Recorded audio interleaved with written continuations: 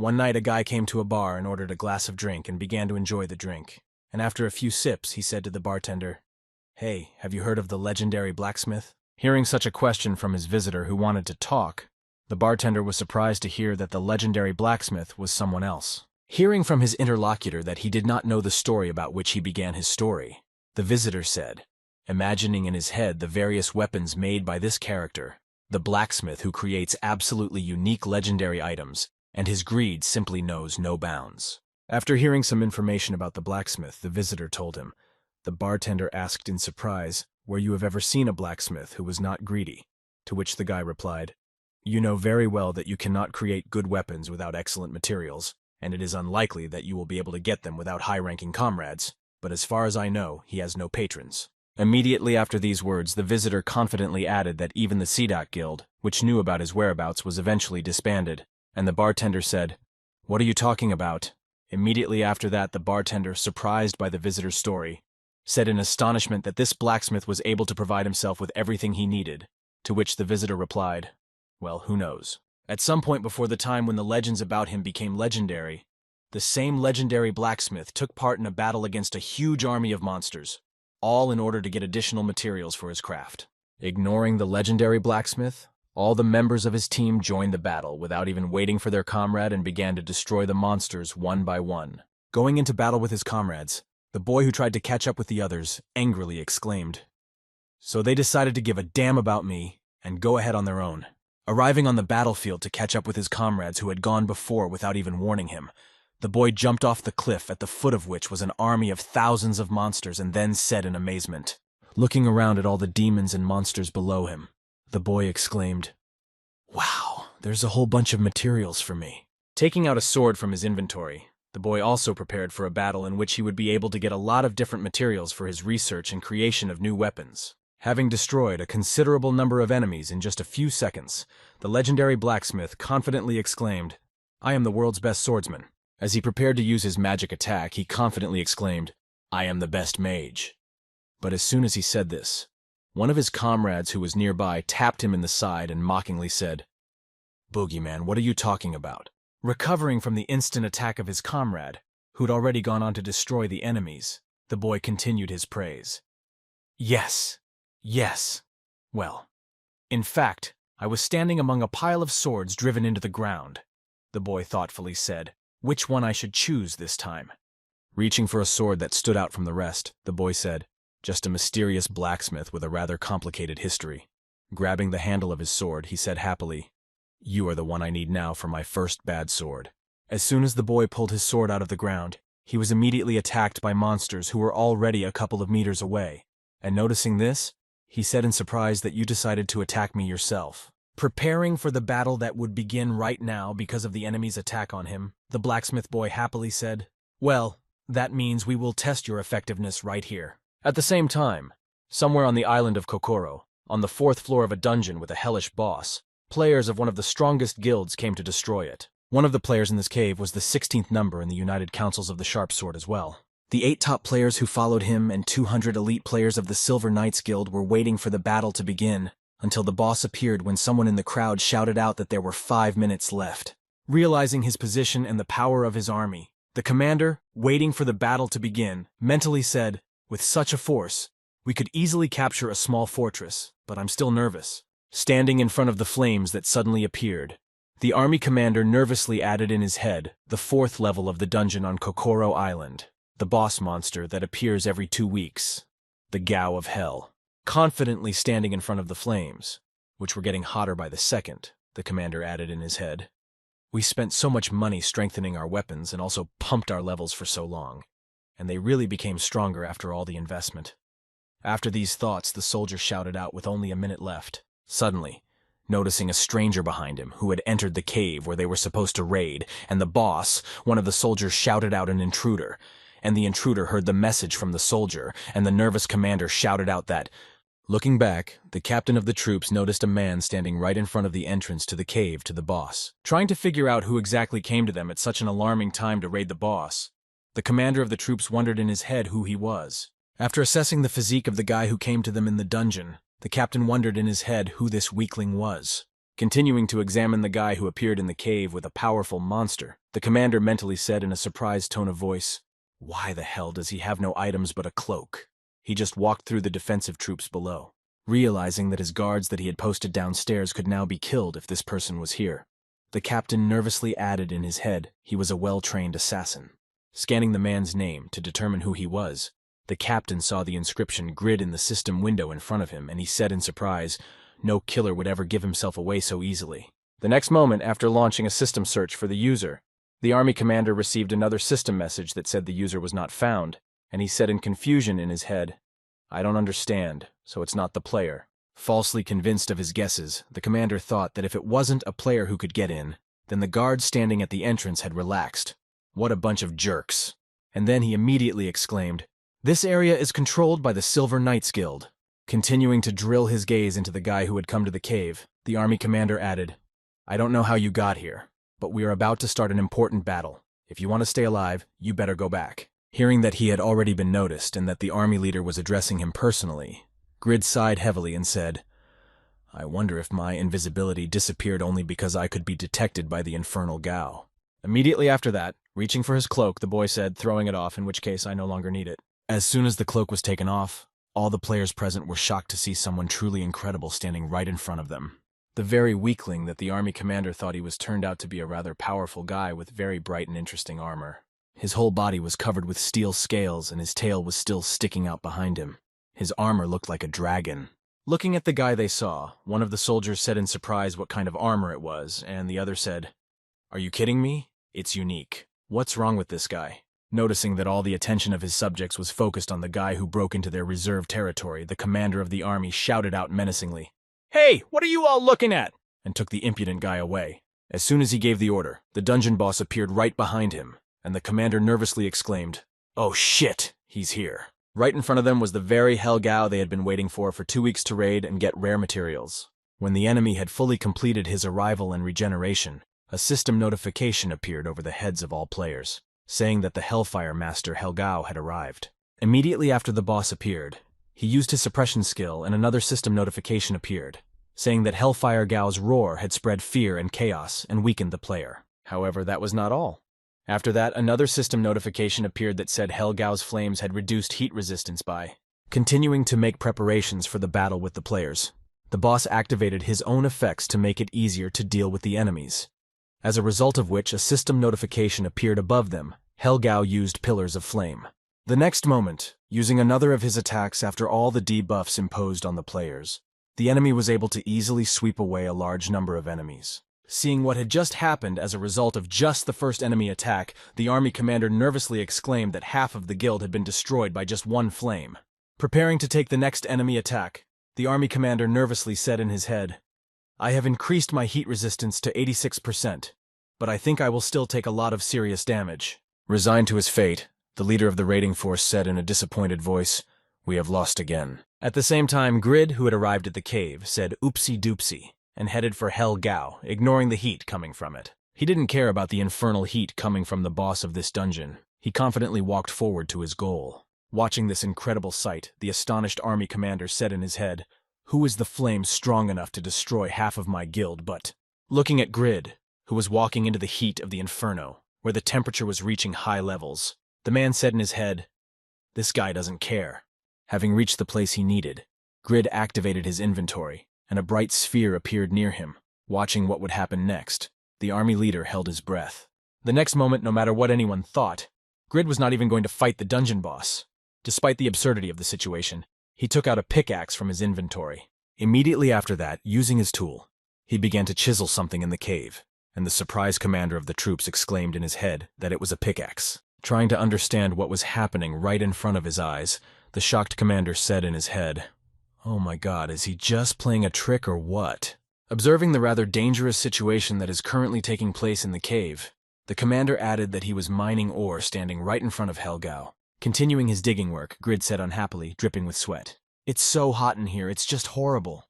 Why is it getting harder and harder every time? Why does this ore only appear when the boss revives?" Not even realizing that Hell Gao was aiming at him, Grid continued to mine ore, muttering under his breath, "I can even visit the dragon's lair with this pickaxe." With a wave of his weapon, Helgao prepared to deliver a devastating blow to the impudent boy who dared to ignore him in his own lair. The next moment, the boss hit the boy with a direct hit, and the blast wave hit Grid with all his might to teach the impudent boy a lesson, even hitting the leader of the troops.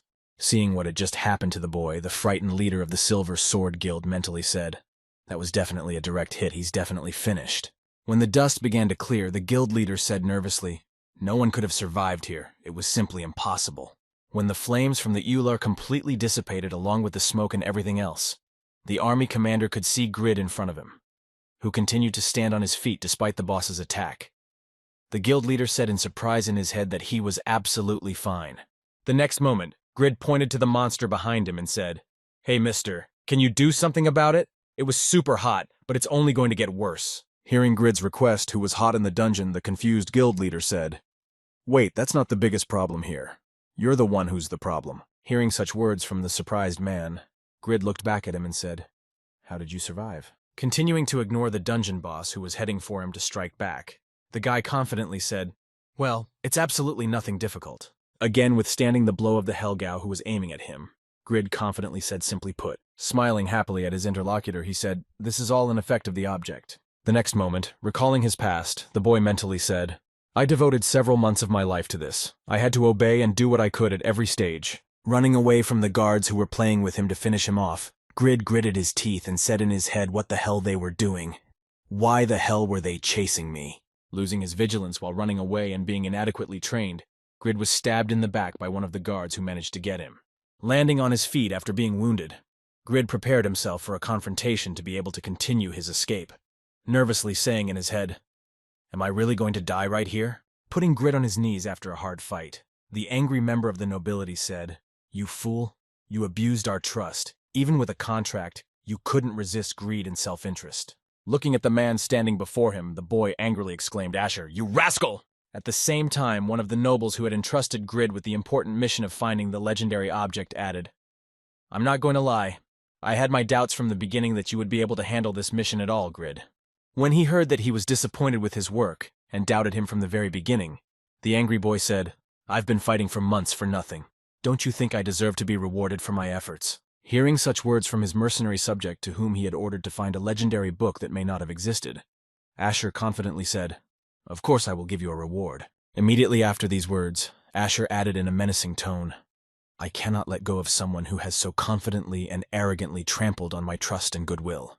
The next moment, calling one of the soldiers behind Grid's back, Baron Asher said firmly, "I give you death." Looking back at the soldier who was preparing to finish him off, Grid nervously said in his head, "I've been risking my life for the past few months for this mission. Who would have thought I would end up like this?" As he watched his death inevitably approach, Grid nervously said in his head, "I can't just let this go. The best virtual game in the world is called Satisfy. It is played by about 2 billion unique players around the globe.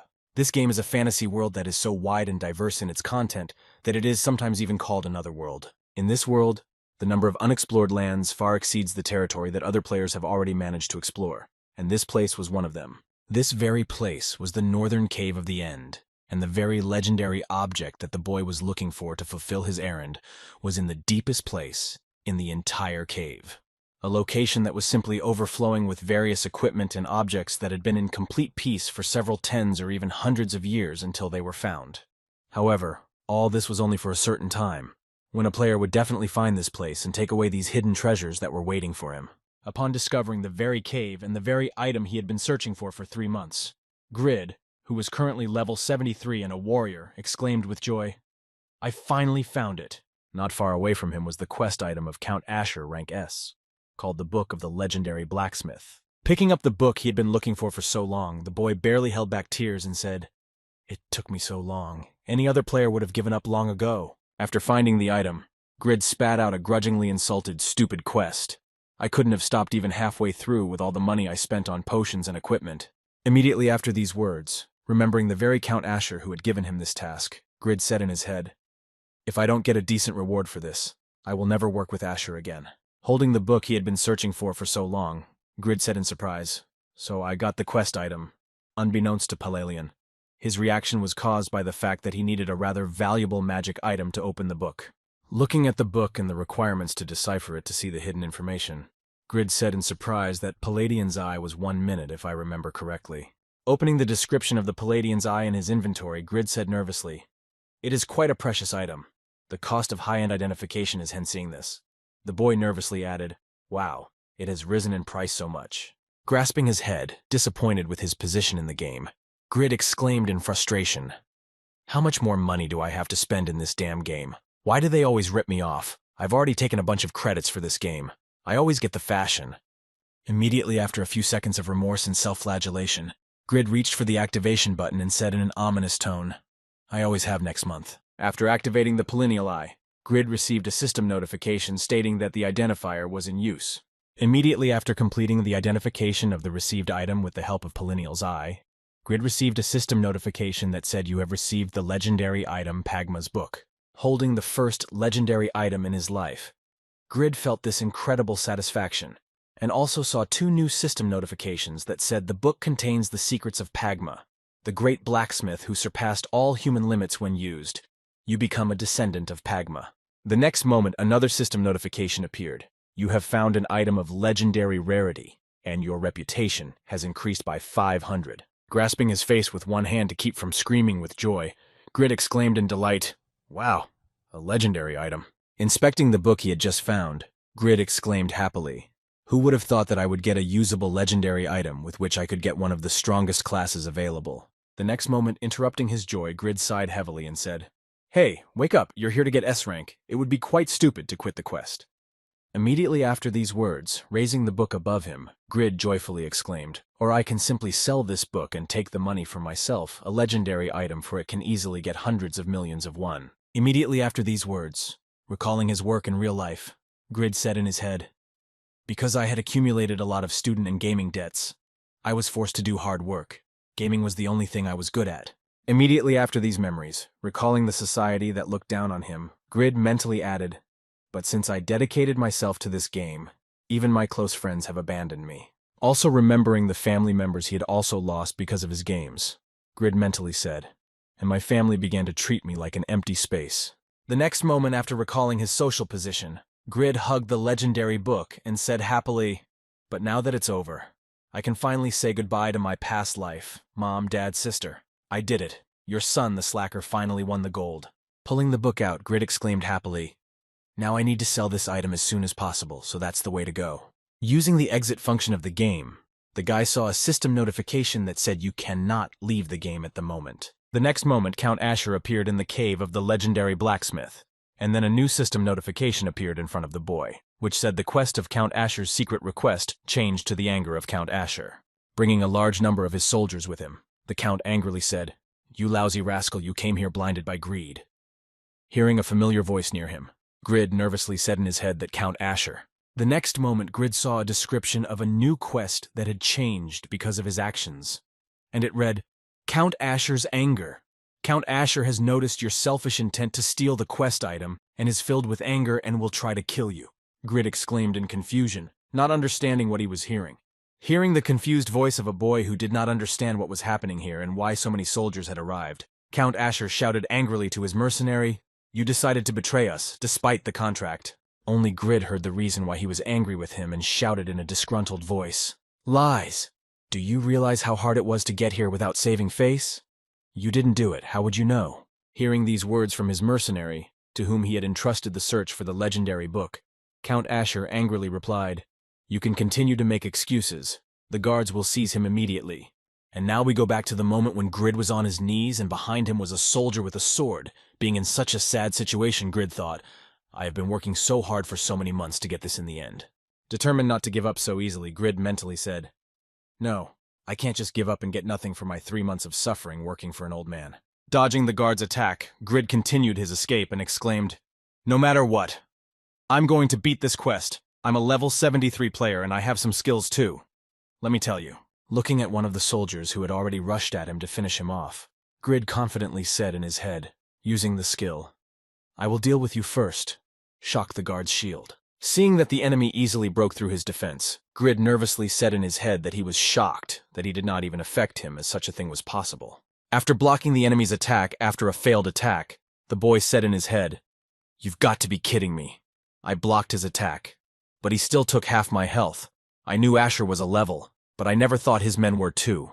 looking at how many enemies were still coming at him. A nervous Grid mentally said, realizing that he could not win. But I should not have started my journey with this quest like this. Shedding tears in the situation that developed at the end of the mission, Grid said in disappointment in his head, "Oh shit. Everyone could have just left and died. Of course I knew that could happen. My luck was not enough." Immediately after these thoughts, the boy turned his attention to the book in his bag and said, "Wait a minute, but if I suddenly die, what will happen to this book? It will also disappear." Immediately after these thoughts, a voice appeared in Grid's head and kept repeating in a depressing tone that I cannot replay this quest, and I cannot win. I will not even get gold for this item if it also disappears from my inventory. The next moment, reaching for the book to activate it, the boy mentally said, "Then I have only one option left, and I can only do one thing." Seeing what Grid was about to do, Count Asher, who was standing at a distance from the battlefield, exclaimed in alarm, trying to open the book. "Stop him immediately." Activating the book and applying its skill effect, Grid shouted out, "Too late, you stupid bastard, now I'm taking her with me like this." Applying the new profession of the descendant of the legendary blacksmith, the boy added insultingly, "You should have been more careful in this situation, you fool." When everything was ready, Grid applied the Book of Profession change and saw a system notification that said the changes would begin soon, and at the same moment a bright light appeared around him. As Grid made the changes to his body after changing his profession, he thought to himself, "Well, try it. Who knows? Maybe I can replay this quest after getting the legendary class." After these thoughts, a system notification appeared in front of him, saying that all skills and characteristics had been reset. The next moment, a system window with new skills appeared in front of him, showing the characteristic dexterity was opened. The skill blacksmith skill was obtained. The blacksmith skill score was improved. The blacksmith patience skill was obtained. The blacksmith dismantle repair was obtained. All the skills and abilities of the blacksmith were improved to a high level. The legendary level of the blacksmith skills and abilities was opened. Feeling the changes in his body after gaining the new grid class skills, he mentally said, "I am now a working class laborer even in the game. Well, I just had no other choice, but I still feel quite strong. I guess it's a class effect." Looking at Count Asher, who was boiling with rage because his precious item had been used, Grid happily said in his head, "Seeing you in pain, Asher, is such a pleasure." The next moment, turning his gaze to the enemies who were approaching him, Grid confidently said in his head, "Let's start beating these dumbasses and complete this quest." Immediately after these thoughts, the boy saw a system notification in front of him that said the changes were complete, and then he happily said, "Everything is ready." When the entire transformation was completed, Grid, left in only his underwear on the battlefield, received a system notification that said your level is now equal to 1. Immediately after that, Grid's cocky smile was quickly erased from his face with just one blow from the head of an Asher guard who was level 300. After receiving only one hit that barely missed him, Grid saw a white screen in front of him and a system notification plate that said "You are dead." At the same time, an urgent call rang somewhere in the game developer's house, and picking up the phone, he heard that the task force report said the class change had taken place 5 minutes ago. Hearing the report, the game creator, who had been waiting for this to happen, replied in a stern voice, "I'm leaving soon, I'll be there," and was told, "Yes sir, I'll start preparing the briefing right away." Approaching the door of his house, the game creator said thoughtfully, "So a change of class, well, I wonder who could be the same. I'm already burning with impatience." Leaving the house, the creator of the game, Satisfy smiled happily before going to the meeting and said, "This should be quite interesting." Lying in front of Asher Grid, who was living out his last seconds, he said in a hoarse voice that he would have really killed for this just for using the item. "Why the hell did you really chase me? You knew everything from the beginning." Trying to find out the truth as well as say what he was thinking when he had nothing to lose, Grid added dirty, "You scoundrel thief, stealing what is rightfully mine is a game, though." As he took his last breaths before breaking into tiny pieces, Grid said, "Eat well and live in peace." Finishing the game after he had died once again and lost everything he had, Grid deactivated the full immersion capsule and began to crawl out of it with a groan. Taking a sitting position, the guy who had been playing the game for hours and had bags under his eyes sighed heavily and said, "It was like that." After a short pause, the guy added, "It was exciting." The next moment, he added 100 million won. "I could have earned a lot more pain." Before he could finish, he heard his mother's voice behind him, saying angrily, "You saw what time it is, son." Meanwhile, somewhere in the operational headquarters of Satisfy SA Group, where a meeting was supposed to be held about the discovery and activation of the first legendary ability. Seeing that the head of the company had already arrived at his office, the head of the Satisfy task force named Choi Nahi entered his office and said, Welcome back, sir. Hearing that his subject, the head of Satisfy, had come to him, he immediately asked, You said that someone changed their class 5 minutes ago. I couldn't even imagine that this would happen. How interesting is this? Immediately after these words, the chief developer of Satisfy Group, S.A. Im Cholho, got up from his seat and asked, I hope you have managed to prepare a field report on this. A few minutes later, the head of the task force said his name was Grid. He was level 73, and he currently possessed level. His real name was Shinyonu. Through a secret request from Count Asher, he had received the Pagma book, and according to the information department, he was an unremarkable unemployed player.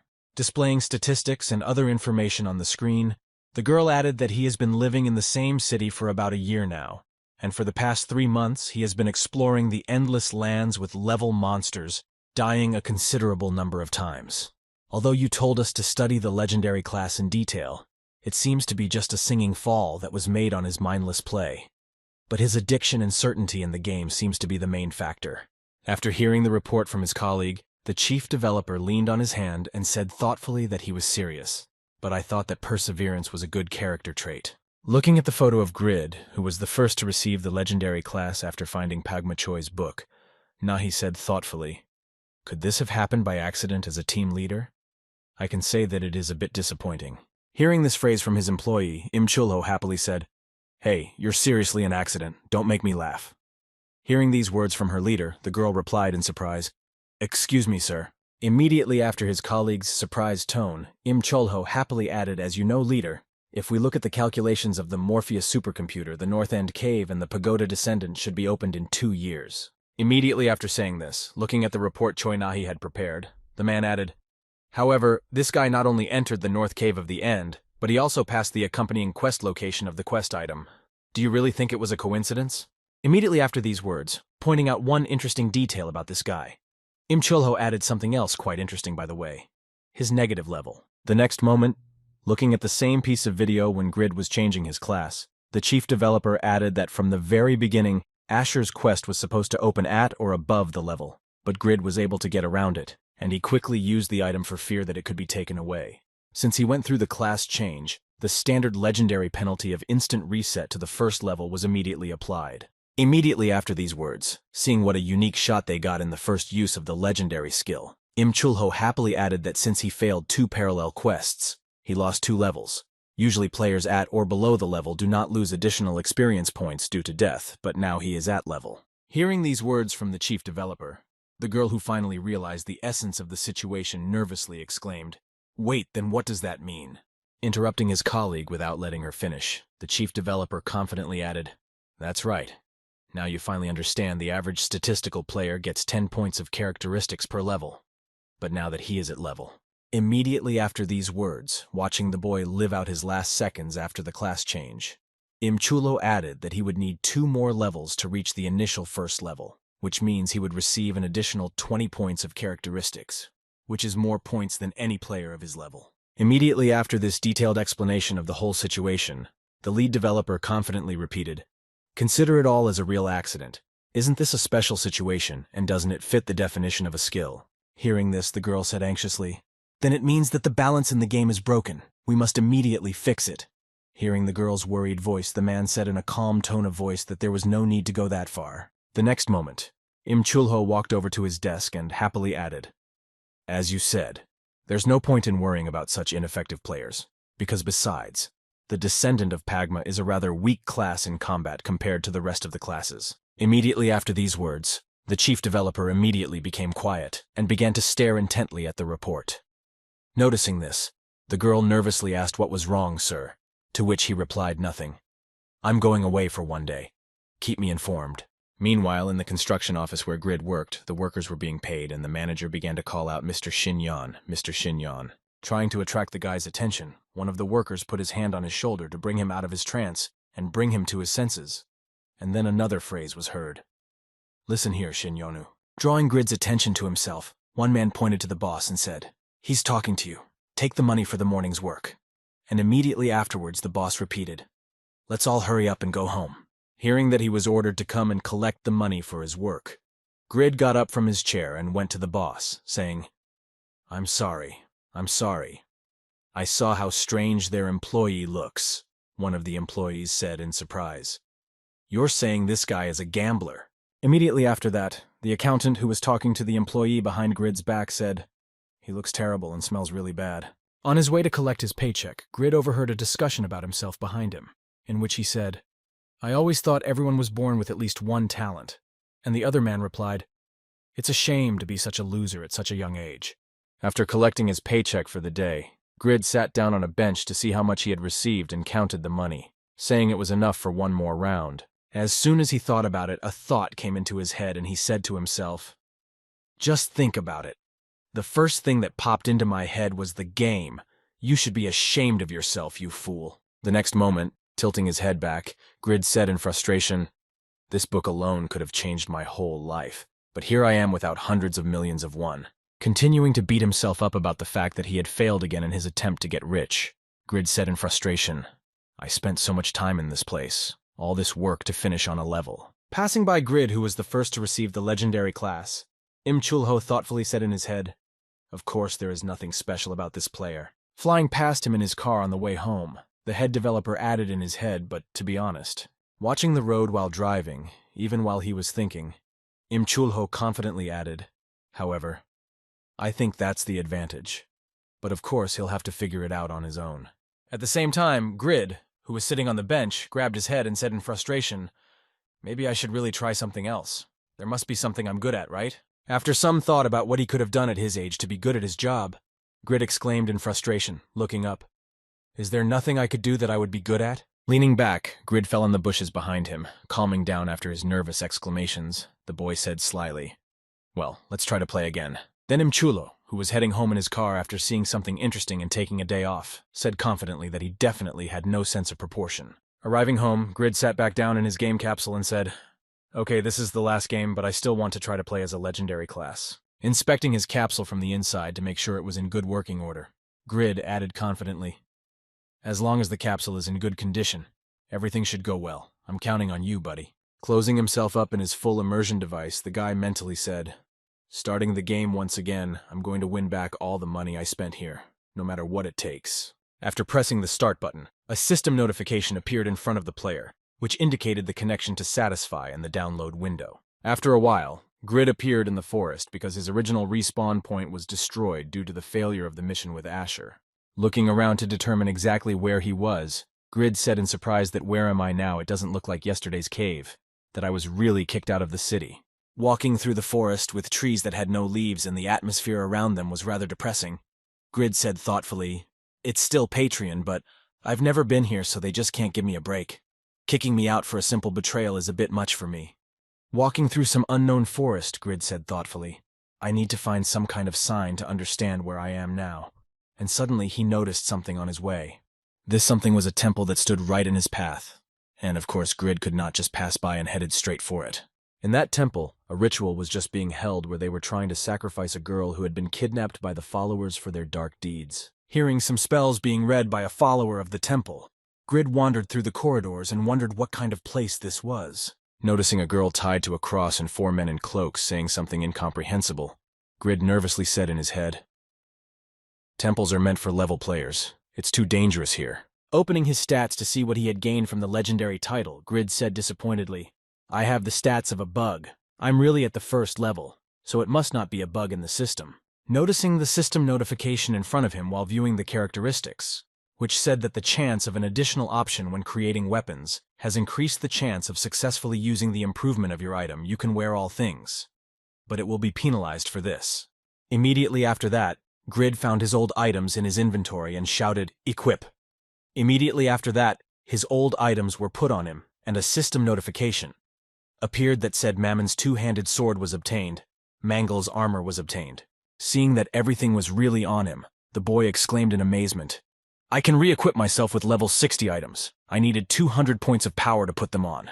Immediately after that, Grid saw system notifications in front of him that said penalties were applied due to imbalance of characteristics.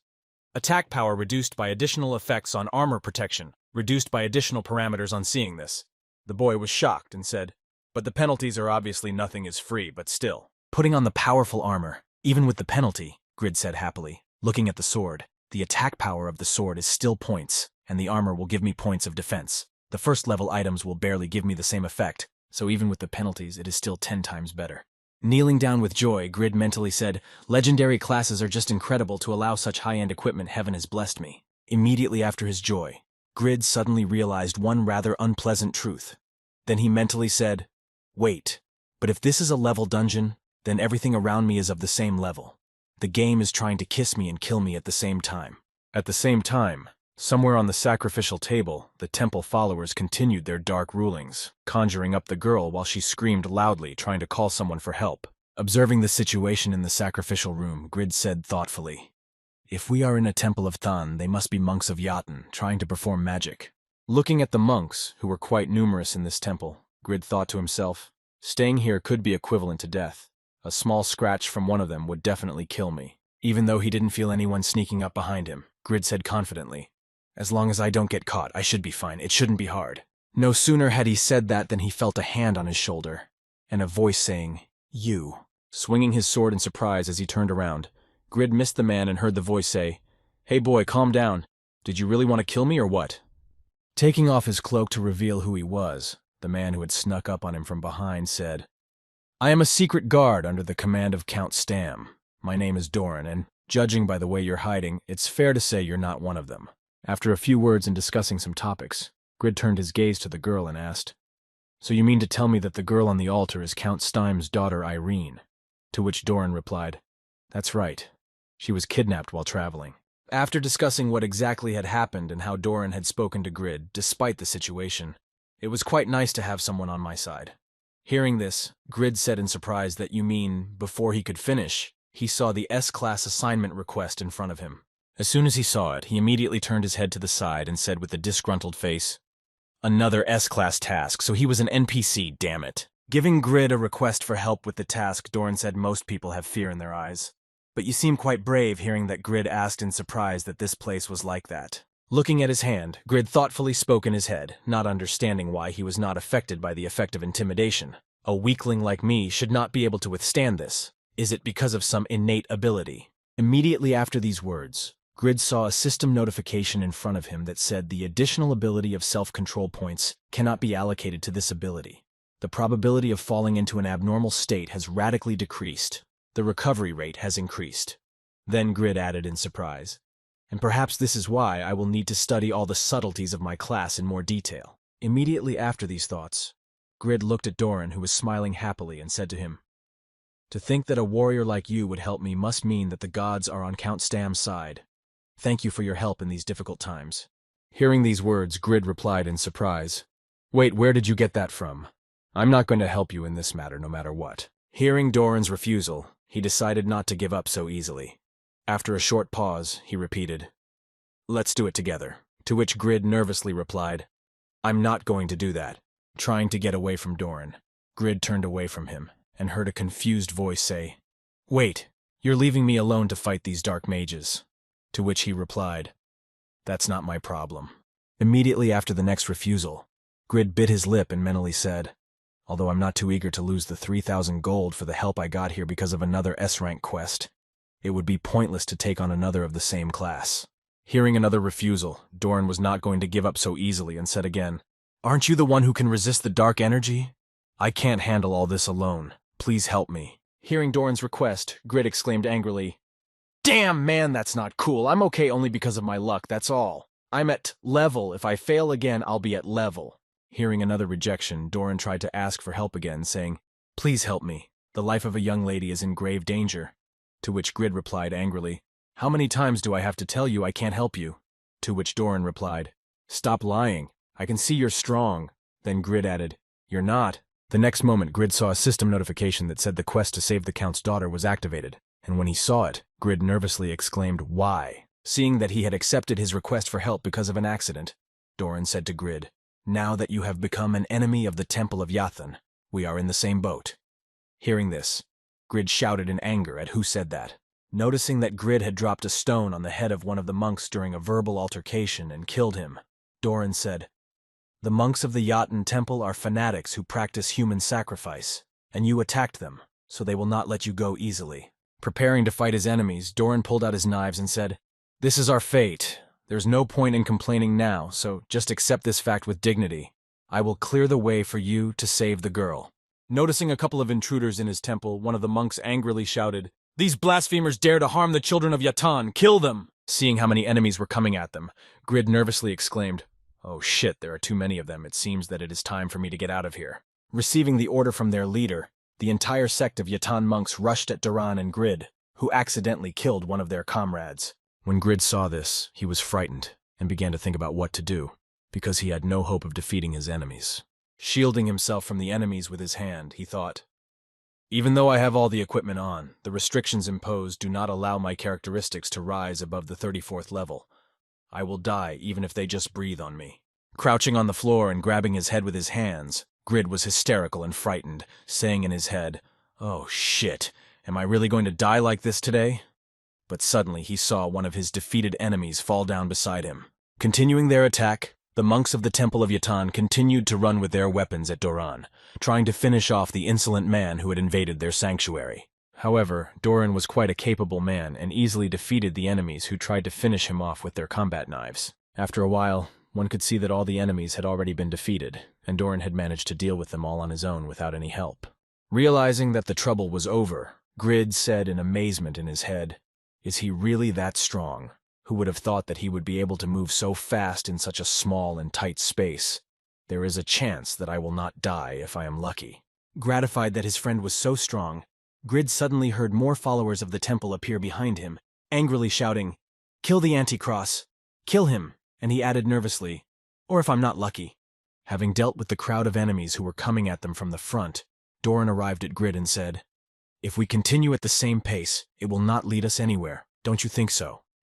The boy nervously replied, "I don't know." Immediately after that, Doran pushed his friend forward to run to save the girl and said, "I know you want to finish this as soon as possible and not waste your time on this trifle." And Grid said in surprise that he had been pushed. Falling down from a fairly high altitude, Grid screamed out in fright, "I'm done now, I'm definitely done. I'm gonna die here." After flying half the distance, Doran used his skill to soften the fall and said levitation. Landing softly on his feet, Doran said in surprise, "This spell can prevent you from falling. You're quite modest if you think such a simple spell is something special." Putting his hand to his chest, Grid said happily, "And yet I'm still alive because of you." While he was rejoicing in being alive, Doran told him, "And now it was time to show the very power you had been hiding." Once in the middle of the hall where the sacrifice was taking place, Doran announced that the mission to save the young maiden had begun. Seeing the enemies in front of him, one of the main followers of the temple shouted to the others to kill all the heretics, and immediately after these words, all the monks present began to recite spells, saying to the souls of the underworld, "We fulfill your wishes." Seeing what the enemies were doing, Grid said in fright that they were doing some kind of witchcraft, and Doran replied that it was dark magic, which would be quite problematic if we did nothing. Immediately after these words, Doran rushed into battle, destroying all the monks who stood in front of him, angrily shouting, "Did you really think I would just let you finish your spell?" Noticing that the enemy is destroying those who recite the spell first, the leader among the crowd of followers shouted out, "Children of Yathan, buy some time. Kill the heretics at any cost." Standing behind his comrade, who was single-handedly dealing with the crowd of enemies, Grid said in his head, "He's doing well despite the level of the temple, and Doran is a pretty good fighter."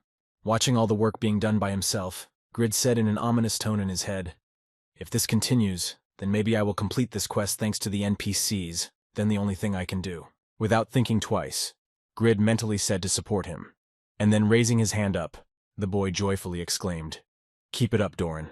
You are my hope and support." The next moment Grid, who was fighting against his enemies, heard them finish their spell, saying, "Your mind and will be suppressed, and you will become a doll with an empty soul." And Doran nervously exclaimed, "Ouch, spell!" Seeing his friend completely covered in dark magic from the spell recited by Grid's followers, he nervously spoke up, taking back his words. Unable to contain his joy, one of the temple's followers smiled ominously and exclaimed, "Look what heretics who live miserably under the feet of the Great Ones will become." The next moment, Doran prevented the spell from reaching him and harming him. I confidently said, "I am the shadow of Stam Doran." Having activated some hidden power that protected him from the curse of the monks of the Temple of Yatan, Doran angrily added the sword of mist that protects the family. I must serve to the very end. Seeing that his comrade could still fight even though a powerful manipulation spell was cast on him, Grid wondered in his mind if he had broken through the black magic.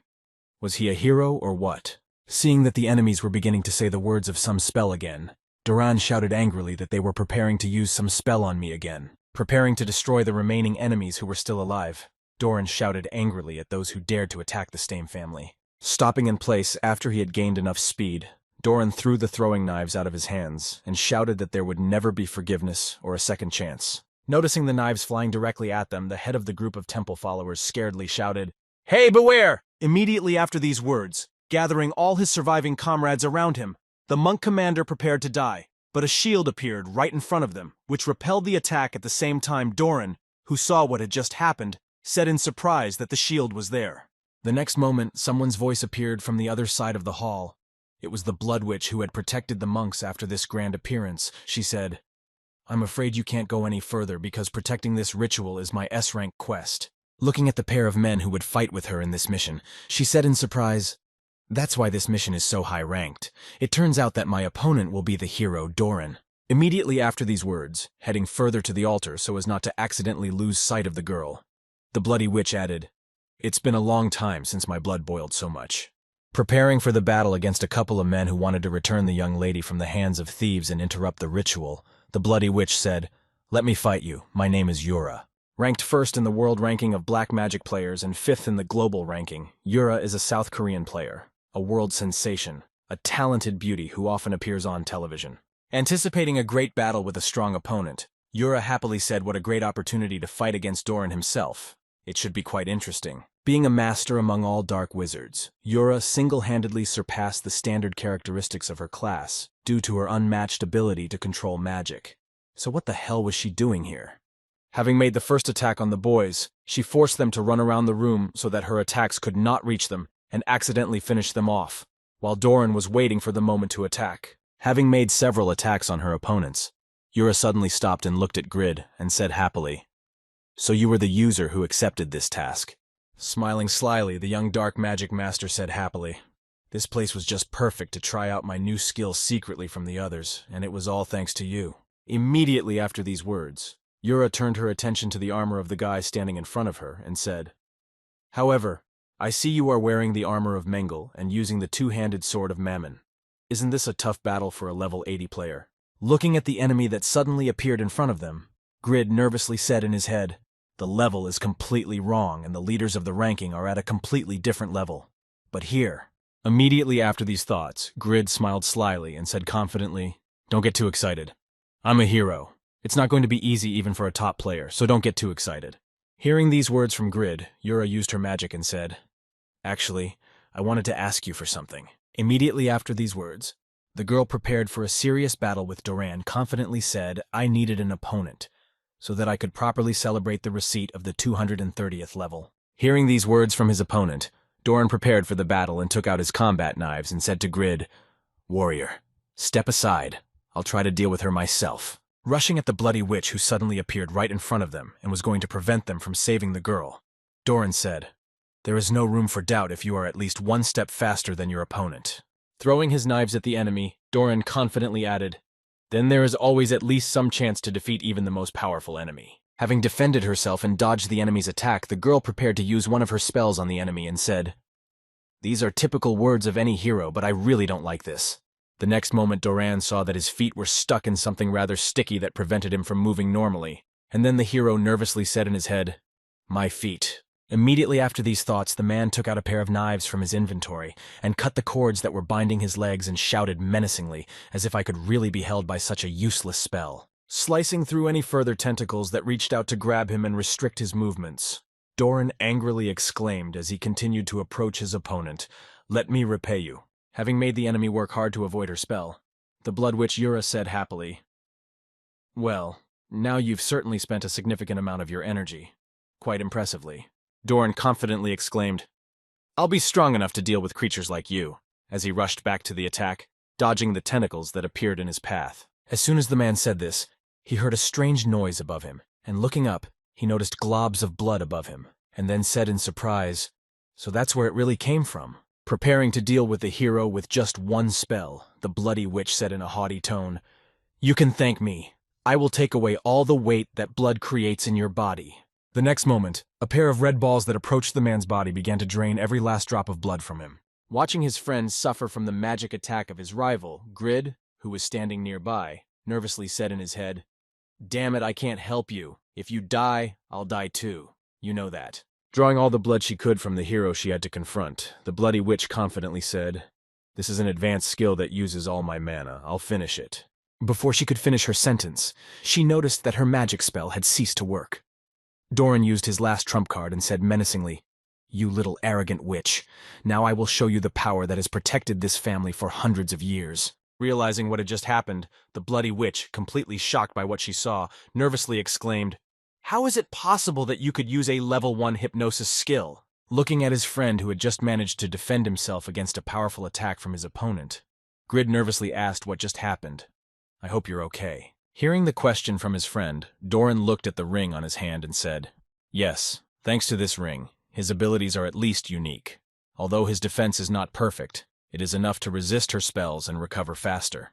Upon learning what a wonderful item his friend Grid possessed, he didn't even hesitate to say, "Give it to me." Hearing such a request from the boy, Doran said nervously, "You know, that was pretty straightforward." Immediately after that, Doran prepared himself to confront the enemy again and said confidently, "In any case, it is not omnipotent. It is time to make it retreat, warrior." Taking up a fighting stance, Doran fired several of his combat knives at the witch to hit her from a distance. However, his attack was ineffective, as the bloody witch neutralized all the knives that flew at her with one swing of her bloody staff. Having repelled the enemy's attack after he should have been dead after her last attack, the girl gritted her teeth and nervously said in her head, "He was stronger than I thought." Immediately after these thoughts, the bloody witch thought about her battle tactics and said in her head, "Even if I used the last fortress, they should not be underestimated." The next moment, turning her gaze to Grid, Yura added worriedly, "The only variable I can't take into account is the warrior standing over there, but how dangerous a low-level user can be in this area." While Yura was thinking about how to deal with her enemies, Grid noticed a trio of monks behind him, who had just appeared almost out of nowhere. As soon as Grid noticed the enemies behind him, he immediately went to Doran, nervously exclaiming, "Sir Doran, those cultists are here again." Seeing that help had arrived to help her, thanks to which the enemies lost their vigilance, Yura prepared for a powerful attack and angrily said in her head how annoying it was. "I didn't want to do this quest with the help of NPCs. But in any case, now it was my turn." Preparing for a powerful volley that was sure to sweep the enemies out of her way, Yura confidently said, "Now it's over, Doran. This is my last spell. I'll use the maximum power of my mana."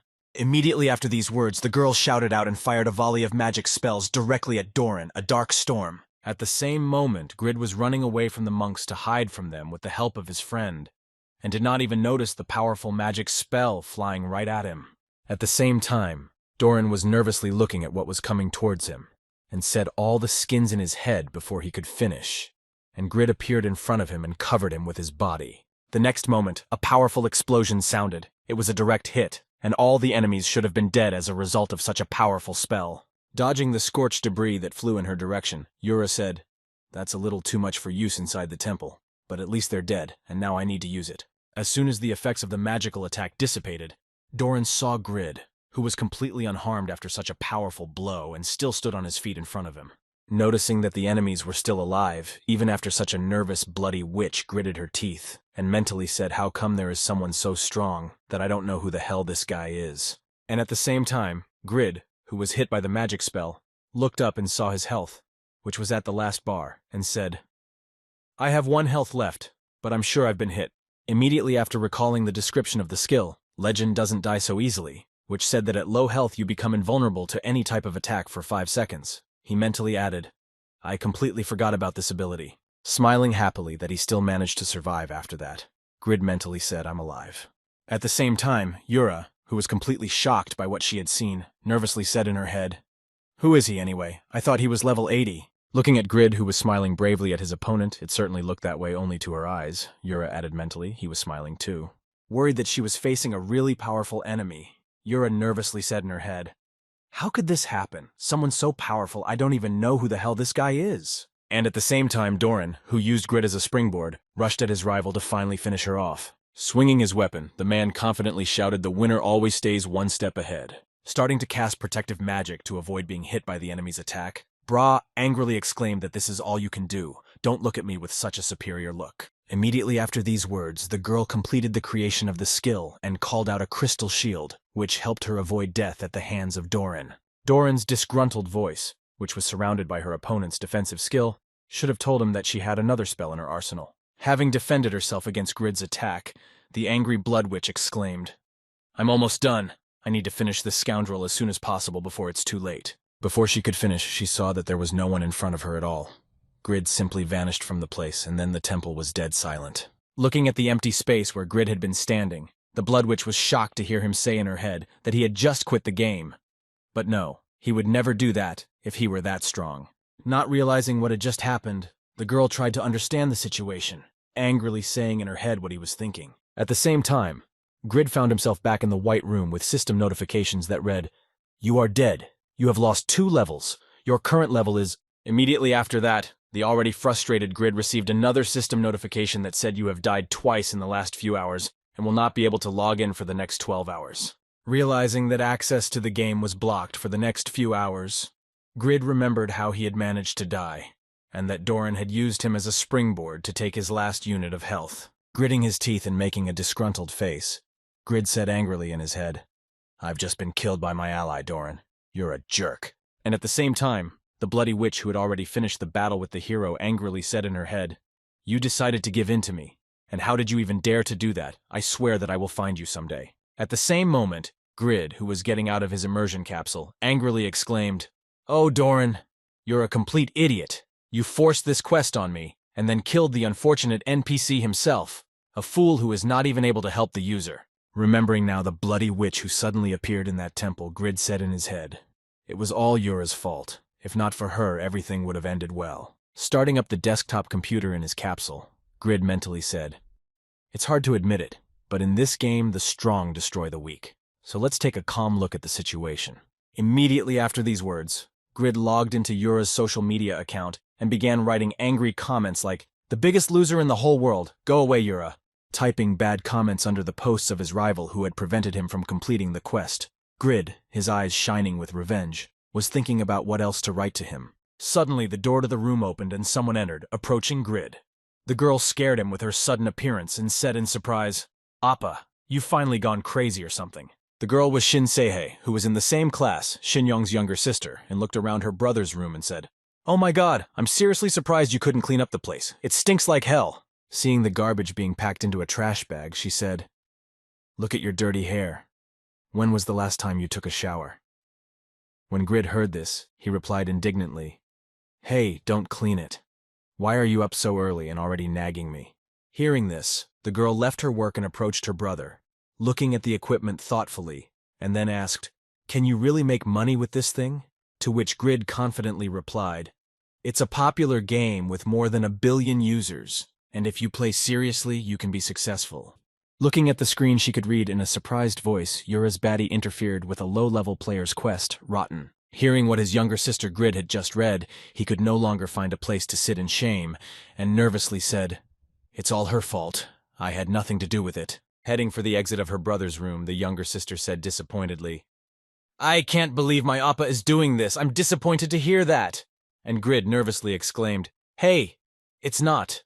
As soon as the younger sister left his room, Grid gritted his teeth and said angrily in his head, "Damn that Yura. She even managed to interfere in my personal life." After a while, when he was alone at home, Grid sat down at the table to eat breakfast and happily said, "My parents are at work and Seiha is at school. I can finally watch TV alone."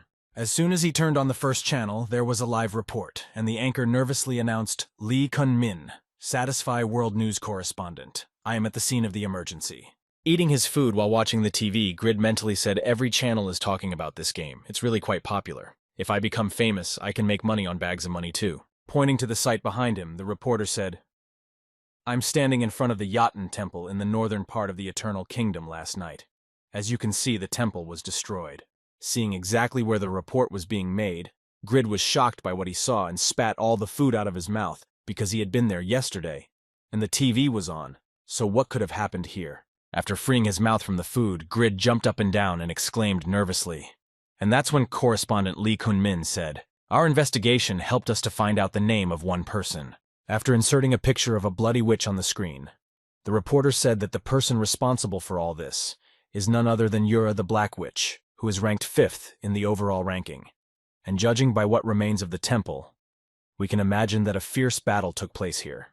Immediately after these words, Lee Kun-ming pointed his hand at the guy standing behind him and said, "Well, now let's listen to the story of an eyewitness who saw everything with his own eyes." Hearing that he was given the right to speak, the boy said, "Yesterday I was forced to run toward the temple because of a monster that was chasing me, and that's when I heard a loud sound and saw Uranim about to use a powerful spell against some guy." Immediately afterwards, the eyewitness turned his attention to the girl's face and exclaimed happily, "Yes, that's right. Uranim is incredibly beautiful in reality." Hearing this, Lee Kun-min said, "Hey, let's get back to reality."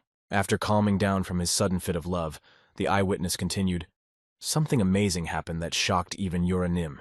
She had to use her strongest spell, but recalling the very moment after the powerful attack hit the boy, the eyewitness said in surprise that the boy did not even get a single scratch. Hearing this amazing news, Lee Kun-ming exclaimed in surprise, "Wait a minute, but then it means that he was one of the top players if he is so famous, while you couldn't find out who he was." Hearing the question from the reporter, the eyewitness replied that a stone fell on me when I was looking at Yura and I died. She is really very beautiful. And Lee Kun-min hesitated and said, "Of course, no more questions." Sitting in front of the TV and watching the morning news, which reported who this mysterious user was who had attracted the attention of the whole world, Grid said in surprise that I was famous. As soon as he turned on Channel 1, a live report came on, and the anchor nervously announced that Lee Kun-min, Satisfy's world news correspondent, was on the scene. Pointing to the site behind him, the reporter said, "I am standing in front of the Yatan Temple in the northern part of the Eternal Kingdom last night. As you can see, the temple was destroyed."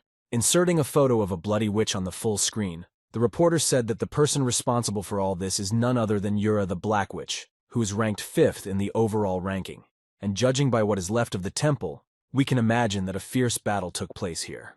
Immediately after these words, Lee Kun-ming pointed his hand at the guy standing behind him and said, "Well, now let's listen to the story of an eyewitness who saw everything with his own eyes." Hearing that he was given the right to speak, the boy said, "Yesterday I was forced to run toward the temple because of a monster that was chasing me. And it was then that I heard a loud sound and saw Uranim about to use a powerful spell against some guy." After calming down from his sudden fit of love, the eyewitness continued, "Something amazing happened that shocked even Uranim. She had to use her strongest spell, but..." Recalling the very moment after the powerful attack hit the boy, the eyewitness was surprised to hear that the boy did not even get a scratch. Sitting in front of the TV and watching the morning news, which reported who this mysterious user was who had attracted the attention of the whole world, Grid said in surprise that I was famous.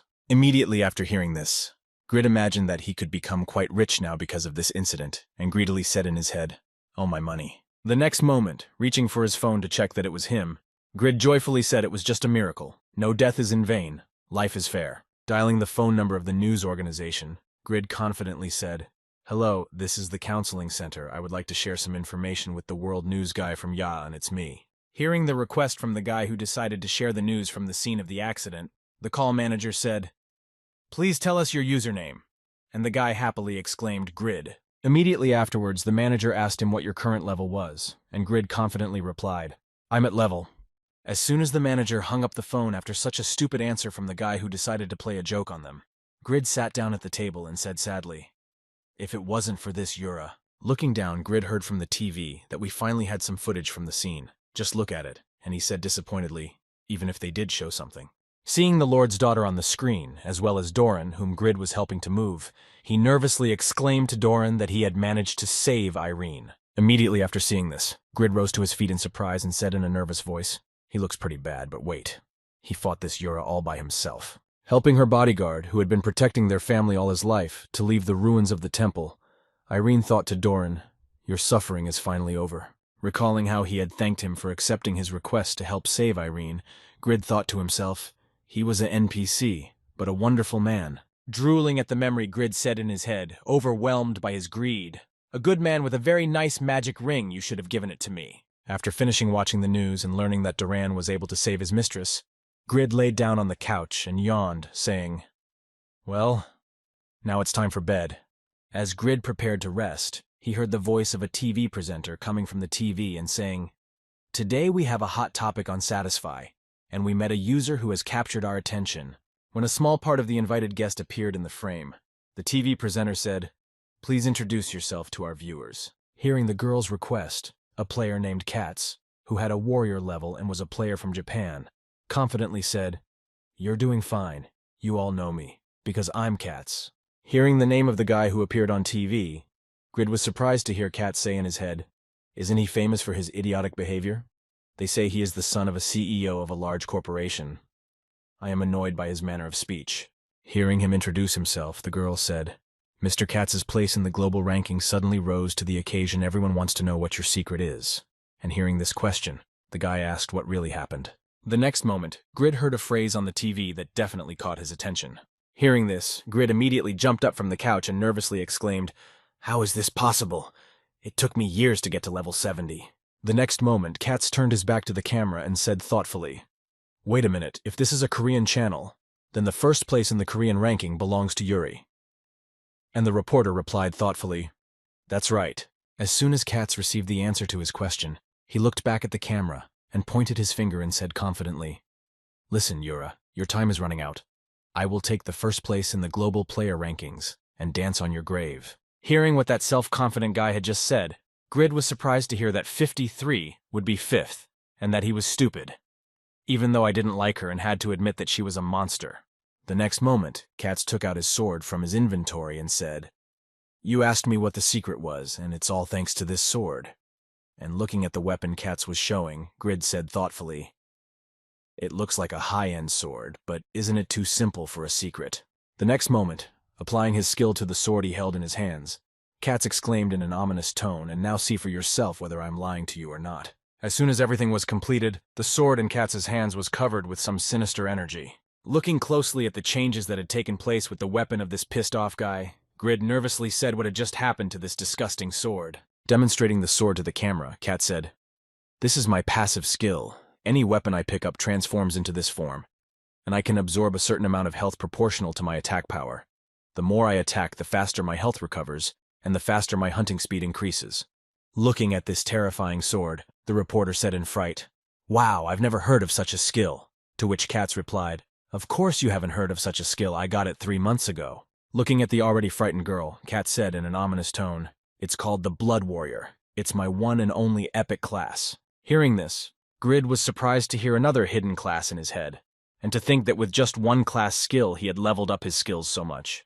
The next moment, having caught the charge of motivation, Grid confidently said in his head, "I also want to use my legendary class descendant of Pagma as it should be." After logging into the game, the guy found himself at the checkpoint and received a system notification that said, "You have entered the city of Byron." Finding himself in a new place of rebirth, Grid looked around and thoughtfully said, "I haven't been here before because of the Ashura quest. I probably didn't appear near the temple because I am now an enemy of the Church of Jotun." The next moment, Grid heard one of the guys who was recruiting for the team shouting out in the din of the city, "We're looking for a mage of level and above to go to the ruins of Mubaid." There were also other requests. For example, in the middle of the square, one man announced that we were recruiting level players for a raid on a forest guardian. We were going to get a blue orichalcum. Hearing the requirements for recruiting people for raids, Grid nervously said, "Wow, they all recruit players with level, so if the monsters are outside the city and around the 100th level, then this is quite logical." Immediately after these words, Grid realized the situation he was in and looked down and said sadly in his head, "And yet a player with a level like me would just be left to starve to death. First, you need to get to a suitable city." Looking around, Grid saw one of the few possible means of transportation and exclaimed happily, "Yes, a trolley. That should be safe enough." Approaching the owner of the cart, Grid said, "Excuse me, are you free now? I need to get to the nearest safe town." And the driver replied, "Of course, the village of Winston is suitable for beginners." Immediately after that, the owner of the cart looked at Grid and said, "The trip there will cost you 10 gold pieces." Hearing this, Grid was amazed and said, "How much? Give me a minute to think about it." Opening his wallet, Grid saw in the system window the current savings of 3 gold and 11 silver coins.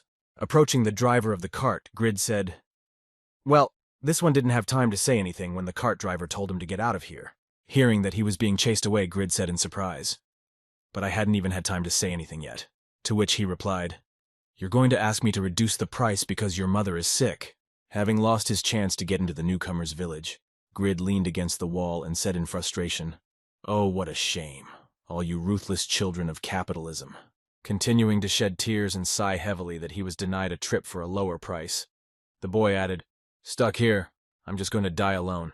Grasping his head in realization of his plight, Grid exclaimed angrily, "Damn it, because of that damn Asher. I've become a starving man. Do you have any idea how much money I spent on this quest and now I have a useless class?" As soon as he remembered the class, he immediately calmed down and said in his head, "Stop the class. Am I not the heir to Pagma?" Immediately getting to his feet, Grid decided that there was one way he could survive even in this village. Then clenching his hand into a fist, the boy happily said in his head, "If I create items I can earn money and level up at the same time. Finally, something good." Opening his class window to view the available skills, Grid said, "You need to be careful because here I can find something interesting. First of all, the characteristics of all items increase by." Looking at the additional effects of his blacksmithing skill, Grid said thoughtfully, "When I create items, my characteristic points and reputation increase." Looking at the levels of his skills, the guy happily exclaimed, "I have already mastered the skill of skill, and the first level of the legend says that the blacksmith with the highest rating only at the advanced level is pretty cool." Looking at the description of the legendary skill of creating a blacksmith, Grid happily said, "Well, the best skill of creating a blacksmith, it allows me to create items myself. If I have 3 slots available, then maybe we can try it." Immediately after these words, remembering Katz who bragged about his epic class, Grid mentally said, "If the epic class is so incredible, then the legendary class must be even better, right? It's good that I know about it." After clicking on the skills, Grid received a system notification that said the legendary skill of creating a blacksmith is activated. Which item do you want to create? And seeing this, the guy happily exclaimed, "Of course, a 2-handed sword with its help. Hunting is faster and easy to level up." Immediately after registering the weapon, another system notification appeared which said what materials you want to use, and Grid thoughtfully said materials, of course, something strong. Immediately after these words, Grid immediately remembered the man from the square and slyly said, "Of course, I heard about the blue orichalcum a little earlier." When the materials were added, another system notification appeared that said, "After creating the design of the item, please describe its characteristics." And then a window appeared that said, "Please enter a drawing." Looking at him, Grid said in surprise that he had done it himself. Starting to draw what he wanted to get, Grid said confidently, "It would be cool and big and strong as a shark, heavy but light, dark but shining." Continuing to draw a drawing of the sword, the boy excitedly added the attack power of more than 10 million meteors will fall after each swing for him. There will be no obstacles to kill with one blow. After drawing the design and blueprints of his sword, Grid happily said in his head, "Everything is ready." Looking at his work of art, a blush suddenly appeared on Grid's cheeks, and he mentally said, "He is so cool. He is like an anchovy and a shark at the same time." After completing the drawing, Grid received a system notification that said, "I'm starting automatic correction. I'm making changes after synthesizing the characteristics of the options and materials." Hearing this, the boy was surprised to hear that automatic correction. Looking at his drawing of the sword, Grid said in surprise, "He was making changes to the drawing without my consent. I agree, I could have made it too absurd. Why so many numbers and screens everywhere?" A few seconds later, another system notification appeared, saying that the automatic correction was complete. Looking at all those signs in the drawing window, Grid thoughtfully said in his head, "Why, I suddenly understood all this information." Looking at the corrected version of his sword, Grid thoughtfully said in his head, "Even though it is a new model, it's a class effect like..." Looking at the newly created sword that appeared in front of him, Grid said in his head, "I feel like I'm really a real blacksmith." When the item was ready, Grid saw the very masterpiece in front of him, rereading the parameters. He said, out loud, "Strength, attack power, defense plus agility is just incredible." Looking through the system window with additional characteristics of the sword, which said low probability of blocking enemy attacks, the ability to activate the skill of combined attacks, high probability of activating the skill of cutting attack power in dark places, plus Grid thoughtfully said the characteristics I said were applied. But besides that, it has many additional options incredible. Now I need to get the blue orichalcus from those guys who are heading to the Guardian of the Forest. Looking a little lower where the restriction was written, Grid saw the restriction on the use of the level of attack power and above the advanced level of sword skills and above. Then he nervously said, "Wait, even if you do not pay attention to the materials where these unfair level restrictions came from, well, the first user of the global rating is only 1 level. Immediately after these words, Grid nervously said in his head, "You will not have any strength points even if you direct all the extra characteristic points to it from the best living blacksmith, only an improved level of skills to reach the advanced level." Sitting down on the ground from the realization of what had just happened, Grid said in frustration in his head, I just made some garbage with a very rare shark-shaped skill, a big and powerful piece of shit. Just as he was about to be disappointed in his legendary class that creates items that are impossible to use, the thought occurred to him for a second. But that doesn't mean I can't use it. The restrictions don't apply to me. Looking at his sword behind him, Grid mentally said, it's going to be the same situation as with my previous equipment. Pulling out his newly created sword in front of him, Grid confidently said in his head, even if there are some penalties for breaking the restrictions, this two-handed sword will still be stronger than any other if I succeed. Immediately after saying that, Grid leaned on his feet and said heavily in his head, it's good that I can at least see the light at the end of the tunnel. I have to be in the group that is going to the Forest Guardian no matter what. Immediately after these words, the boy slyly smiled and added in his head that I should also get out of there in time, because I simply would not survive on the front line with my level. Arriving at the square where the recruitment for the raid on the Forest Guard was taking place, one of the players who was conducting it asked in surprise that you want to join our group. No, I refuse to accept you. Hearing the refusal to his request to join the team, Grid was surprised to hear the categorical answer, this team is for players of at least the level of the player, and judging by the equipment, your level is about the 60th. Hearing such words from the guy who was recruiting, Grid said awkwardly, but don't pay attention to my appearance. I'm at the 100th level. My equipment does not play a big role because I am good with weapons. Hearing such arrogant words from a guy who had asked to join their team, the angry man asked Grid, what are you insinuating? We rely too much on our items. And immediately afterwards, another team member added, yeah, Grid, who are you to look down on us? Immediately after these words, Grid heard a beggar without any accessory in his address. He will run away at the first opportunity. I am sure he is lying about the level. If you have nothing noble in you, then show at least a little altruism. First you must show altruism. Continuing to hint to the boy that he was being too arrogant, one of the group members heard someone behind him say, hey, enough already! Looking back, the man said in surprise, Mr. Regus. When everyone paid attention to him and quieted down, Regus said confidently, since our guild is taking responsibility for the boss, we can leave the rest of the work to him. Seeing the famous guy near him, one of the people on the square was surprised to say, wow, it's really Regus from the Cedak Guild. I've never seen him before. And his friend was surprised to hear him say that. Without taking his eyes off Regus, the surprised man said the first place in the martial arts ranking. His username is Master Taekwondo. The restrictions for equipment items are very strict, so it is quite difficult to raise the level.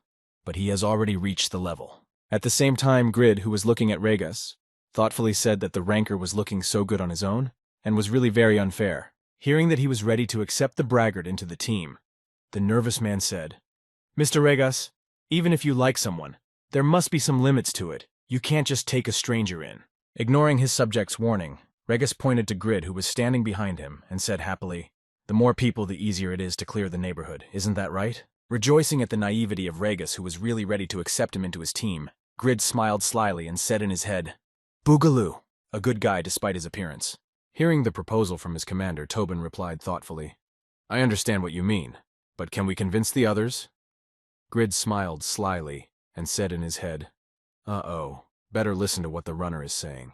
After hearing the proposal from his subject, Regus happily said, okay, then let's have a one-on-one match to test his abilities. As soon as we prove his control skills, the problem will disappear immediately, right? Hearing this suggestion from Regus, Grid turned his head away and began to sweat coldly and thought, well, now I'm definitely screwed.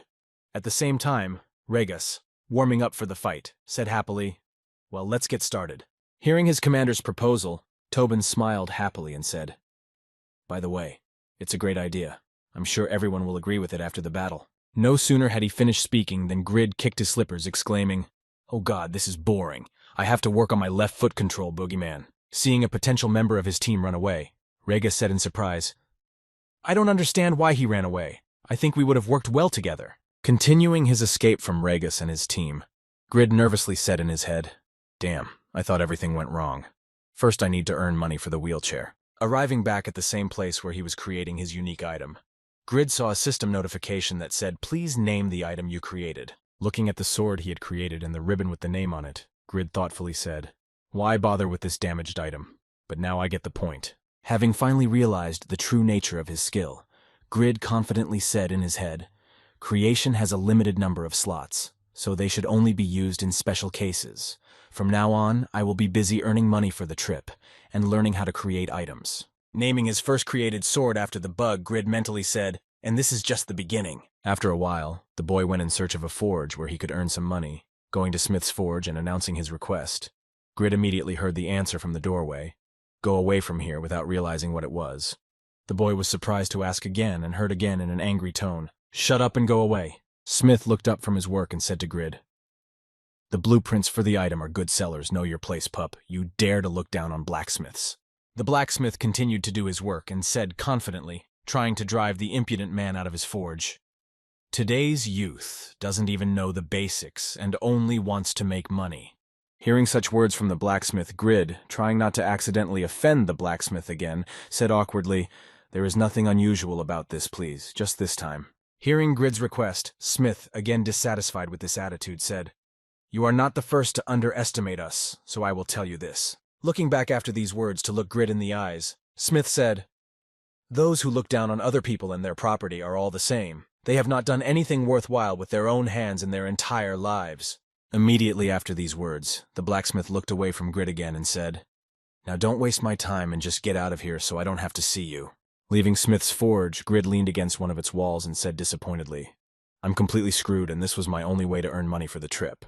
Shedding tears, I leaned against Smith Grid's forge and said in disappointment, am I really going to die in this town? Hearing Grid's compassionate words, who was complaining about his life, Smith came out of the forge and said, I can't even tell you to go and die. Immediately after these words, Smith threw one of the logs that was in his forge into Grid's hands and said, don't disturb the neighbors with your crying at my wall.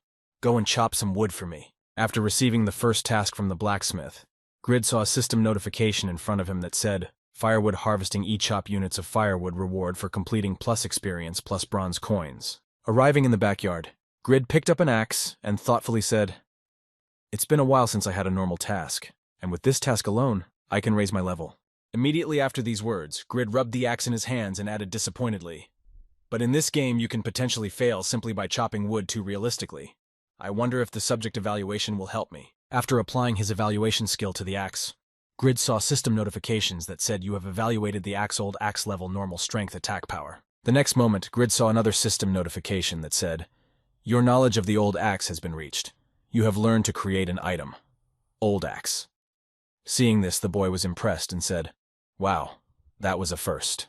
Immediately after mastering the axe, Grid said thoughtfully, but theoretical knowledge is different from practical knowledge. So the next moment he took the axe in both hands and prepared to chop. Noticing a red line on the log he was to chop, the boy wondered why I should hit that spot. Swinging his working tool exactly along the line that was marked on the log, Grid noticed how it easily broke into two pieces. Then he happily said in his head, wow, with one blow of knowledge, it's just incredible. Continuing to chop the logs one by one, the boy joyfully exclaimed, if I achieve the knowledge of the legendary subject, I will soon be successful. I will chop all this wood at once. But after Grid started the task of chopping the logs, 2 hours had already passed, and by then the boy was lying on the ground exhausted. Unable to continue with the task he had been assigned, Grid said in frustration, damn my stamina. I only managed to chop 150 pieces of wood. Gathering his thoughts and his last strength, Grid, who realized that this was not going to work, got to his feet and reached for his axe, saying heavily, I have to do my best. Setting to work again because he had a goal, Grid mentally told me that if I wanted to escape this city, I had to be patient a little longer. Continuing to convince himself that he had to fulfill this assignment under any circumstances, Grid continued to chop logs and said in his head, just be patient one more time. Just one more time. After chopping another log after his stamina was at 0, Grid received a system notification stating that the stamina characteristic was open. Feeling relief all over his body after receiving the system notification, Grid wondered what the hell was that notification that just came to me. Looking at the new ability Grid received, he saw in its description that you don't get tired so easily.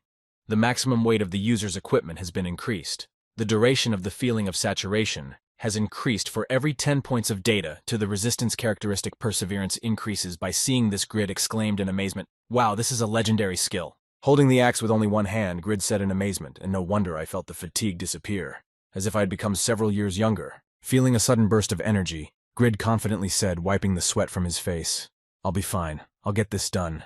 Having worked hard, Grid cut down all the logs in the backyard and was finally able to sit down to rest after a hard day's work. After a while, the blacksmith Schmidt came to Grid and said in surprise, "You cut 1,000 pieces of firewood in 6 hours." Upon hearing this, the boy replied that it was easy.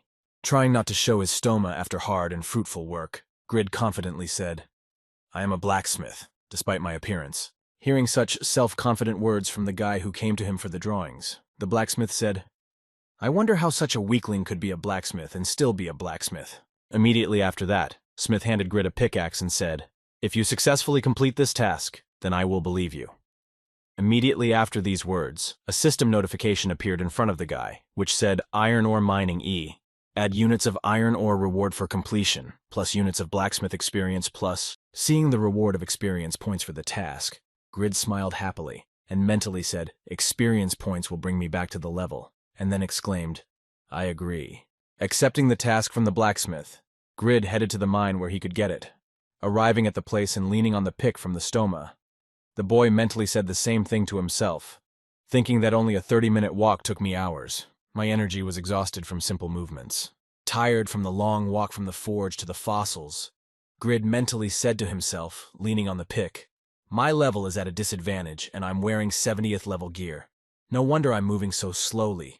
I want to take it off right now." After collecting his thoughts and regaining his strength, Grid walked over to one of the miners who was present in the mine and said in a tired voice, "Excuse me, I'm here to get iron ore from Mr. Smith." Hearing what a weak-looking boy was doing here, one of the miners turned to his friend and pointed a finger at Grid and said with derision, "Wow, but look at him. He says Smith sent him here. What's wrong with this bony fellow?" Talking loudly enough for Grid to hear, the boy had to listen to them discuss him in a haughty tone saying, "I think he's only going to be a nuisance. We're too busy to deal with you right now." After a few minutes of discussing Grid's physique, one of the miners pointed to one of the seats and said, "Don't distract us for now. You can go to that corner and repeat after us." Watching Grid stare at the steel ore fossil, one of the miners said thoughtfully, "Smith did send this guy over to us, even though we were too busy to teach anyone else and would need to talk to him." However, their discussion and mockery of the boy did not last long.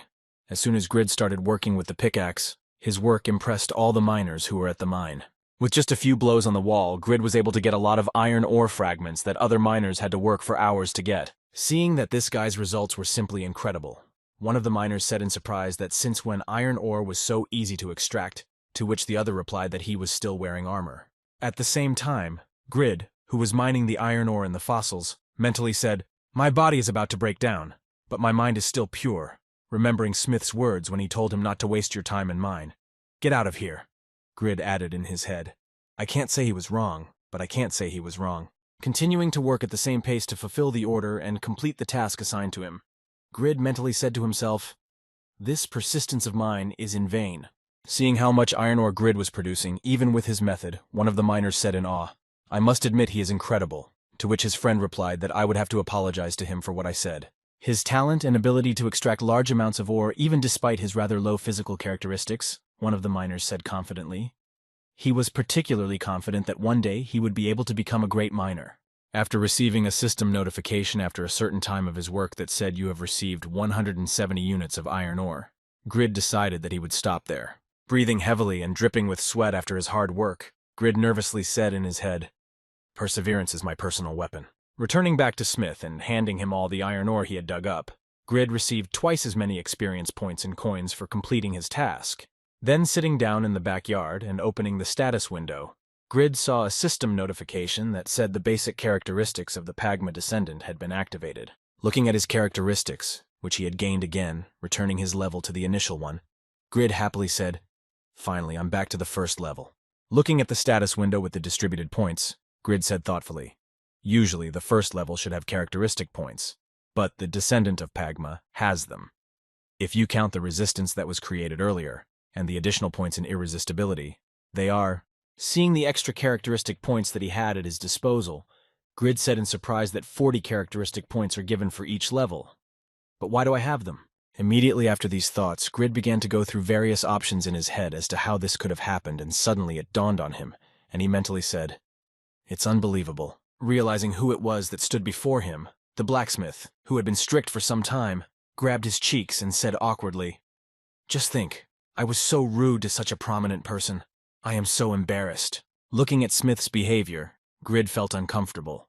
But after completing this mission, his closeness with Smith increased by a point, and his reputation in the town of Byron increased by a point. Clinging to Grid's hand, Smith nervously said, "Come on, don't be mad at me. We're both blacksmiths." To which Grid nervously replied, "Stay away from me." Having unhooked the blacksmith from him, Grid nervously said, "Please recommend me better things that I can sell. I need money for the journey." Hearing such words from the boy, the blacksmith looked back and said confidently, "Well, in that case, I have something specially for you." Taking out an arrow from the chest behind him, Smith said confidently, "I have just prepared something special for you. Look, it's a Jaffa arrow." Looking at the arrow that the blacksmith held out to him, Grid said in surprise that these were ordinary arrows. "You know that cheap consumables don't bring much money." And the blacksmith replied that this was no ordinary arrow. It was made of an alloy of steel and Jaffa. Having said that this item is not ordinary, the blacksmith confidently added its effect is to ignore some of the opponent's defensive skills. It is indispensable in raids against such strong golems as the Forest Guardian. Hearing the main characteristics of the arrow that the blacksmith handed him, Grid said thoughtfully, "Well, this radically changes the essence of the matter. I can immediately evaluate it." After analyzing the item Grid received from the blacksmith, he saw in its description, Jaffa arrow price 6 silver rating. Normal attack power weight G. Your knowledge of the Jaffa arrow is equal. You can skillfully use the Jaffa arrow. Seeing that his recognition and study of the subject did not comprehend, Grid said in surprise 89. And if I improve my knowledge by analyzing the arrow, will I be able to understand how to make it? Hearing that he was interested in the structure and creation of the object given to him, Smith said awkwardly, "I will teach you how to make it." Hearing this, Grid turned his attention to the blacksmith and nervously wondered in his mind why his face was so colored. Having melted the furnace to the right temperature, the blacksmith took a shovelful of iron ore and shoveled it inside, saying, "First melt the ore in the blast furnace, then take out the iron ore and iron impurities." Pouring the finished molten iron into a vessel, Smith added that by cooling the molten iron, you will get pig iron that is not suitable for weapons. So to prevent this, you need to reduce the amount of carbohydrates by smelting. Having completed the main preparatory processes, the blacksmith continued, wiping the sweat from his face. "And now the smelting process begins. Perhaps you can try it yourself with Jaffa ore, although it is a bit difficult to calculate the correct proportion of minerals." Hearing what kind of work he was entrusted with, Grid put on his protective gloves and said confidently that it was worth at least a try. Recalling all the actions of the blacksmith who taught him, Grid mentally said as he threw ore into the furnace, "I carefully watched the blacksmith work. Although satisfy is quite realistic, but the knowledge is quite easy to obtain." The next moment, guided by the hints that appeared from time to time, Grid said in his head, "In addition, I have the effect of class compensation. These arrows indicate the direction and strength of the blacksmith's swings." Fanning the furnace to straighten out the Jaffa, Grid added in his head, "It didn't take 5 minutes for the furnace to fire up, and immediately afterwards the boy received a system notification that said Pagma's descendant is temperature sensitive.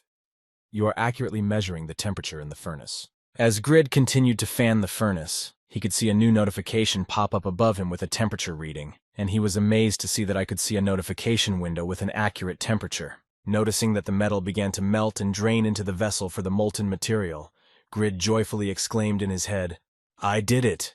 Without restraining his emotions, the boy joyfully exclaimed, "I did it!" And at the same time, Smith, who was standing behind him and breathing heavily with excitement, said, "You are so beautiful and sexy." Hearing these words from the blacksmith, Grid jumped away from the man in fright and nervously exclaimed, "Stop scaring me," to which Smith replied, "Even without experience in swimming, it's just incredible." Looking at Grid, Smith was impressed by his talents and said, "You're not just talented, it's as if Pagma himself was reborn." Hearing these words from his mentor, Grid mentally said not reborn, but received a descendant. After obtaining the desired alloy, Smith took the molten material and began to pour it into molds, saying, "Now you need to make the tips, mix and heat the molten metal, and then pour it into the mold." After some time had passed, Smith broke the mold for the arrowheads and said, "In 40 seconds the metal will harden, and you will get a similar tip, and then we go to the anvil." Holding the arrowhead with tongs and working on it with a hammer, Smith added, "While you're hitting it with the hammer, remember to balance it on the backside and polish the edges well."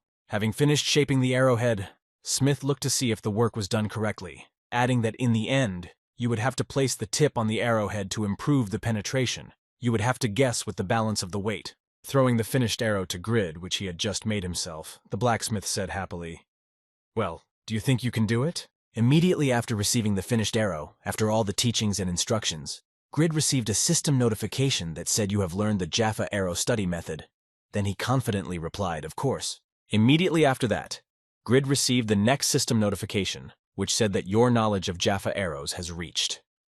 As soon as the blacksmith heard Grid's answer, he confidently said, "For the first time, the materials are free. Start, and I will look after you." As Smith watched Grid work with the molten metal, trying to replicate what he had done, he thought to himself, "He's no ordinary guy. He's handling the molten metal like a pro." Deciding to help his student a little, Smith said awkwardly, "I'm sorry I didn't teach you how to make an arrow shaft. I'll make them for you while the metal cools." Hearing the blacksmith's offer of help, Grid confidently said, "No, that's not necessary. I can do it myself." Recalling his skills, which also included the study of the Jaffa arrow, Grid confidently said in his head, "Because of his absolute knowledge, another way of obtaining it was added to me. I was just watching all the time, but I still improved my knowledge." Continuing to do the work of creating arrows, the guy confidently said in his head, "Now this list is quite short, but the time will come, and it will be filled to the brim. It is quite possible to do it yourself." Continuing to control the vessel for the molten metal, Grid mentally said to align the curved parts and add feathers with glue after cutting. When he finished making the arrow shafts, Grid said in his head, "The efficiency is amazing, thanks to my skill and the compensation effect." Seeing that Grid had done it himself, even without being taught, Smith was amazed and said, "It's just incredible. You made them after watching me. Wait, what's this?" After preparing water to cool the arrows, Grid heard from the blacksmith, "What are you doing?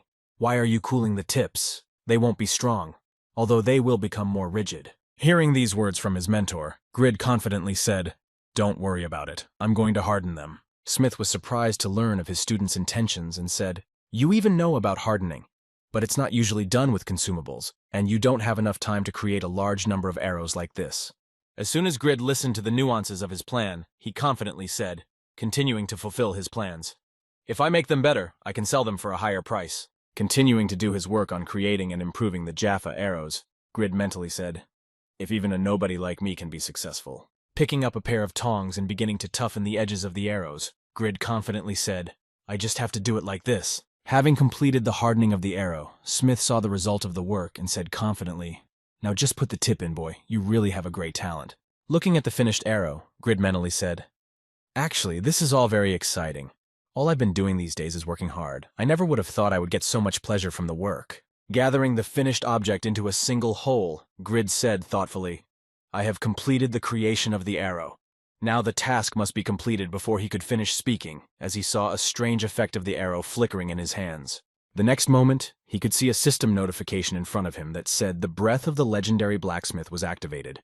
And immediately after that, the arrow was enveloped in a purple aura that illuminated it. Not understanding what exactly was happening to his creation that he had just made, Grid nervously exclaimed what was going on here. Immediately after these words, everything became clear. A system notification appeared in front of him, stating that the task was completed. All characteristics were raised due to the creation of an epic item. "Your reputation across the continent has risen to seeing this," he was surprised to say in his head. "I created an epic item and even raised my level." Seeing what had just happened, Smith exclaimed with joy. "It's just incredible to think that a guy who doesn't even look like an assistant can make such an incredible arrow. Aren't you amazing?" Hearing this, Grid shed a few tears and said in disappointment in his head, "I wanted a sword and got an epic arrow." Looking at the boy, the blacksmith said in surprise, "What happened to your face?" Having calmed his disappointment, Grid looked at the object he had created and said in his mind, "Still, among all the existing arrows, there is not a single one that would deal more than 40 units of damage. And sometimes it can completely ignore the enemy's defense." Looking at the arrow he had created, Grid confidently said in his head, "The effect of my class is simply incredible. It is probably better than most one-handed swords of this level." Having created his first work of art, Grid prepared to leave the forge, and seeing this, Smith said, "It's a shame you're leaving." To which Grid replied, "If the stars align, we'll meet again, so don't worry." Before Grid was to leave the forge, he heard Smith say, "I can't keep this wonderful weapon. Take it with you." And the boy received a Jaffa arrow and 3 Jaffa bars. Seeing what he got as a parting gift from the blacksmith, Grid happily said in his head, "He gave me so much as a parting gift because of the high level of relationship between us." And immediately after these thoughts, the boy said, "You took care of me, Mr. Smith. Thank you for that." Hearing these words from the boy, Mr. Smith put the index fingers of both hands together and said awkwardly, "It would be nice if we could live together." Seeing this, Grid nervously exclaimed, "Please don't say such touching things." Throwing all the farewell gifts he had received from the blacksmith on his shoulders, Grid mentally said, "This weight may slow me down. Although the gifts are quite good, the journey to the city will take a long time." Immediately after these words, the boy confidently said, "In any case, I will be able to leave this place as long as I sell arrows." After waving goodbye to the blacksmith who had taught him and helped him get up from the bottom, Grid mentally said, "Wait for me, fighters. I'm Grid Nim bringing you some cool stuff." And at the same time, somewhere in the forest where the forest guard lived, he was being raided. The fight was quite intense, and many fighters had already died in this confrontation. The boss himself was not alone. He was also helped by the golems he summoned, who also took over and eliminated a large number of fighters who arrived at the raid.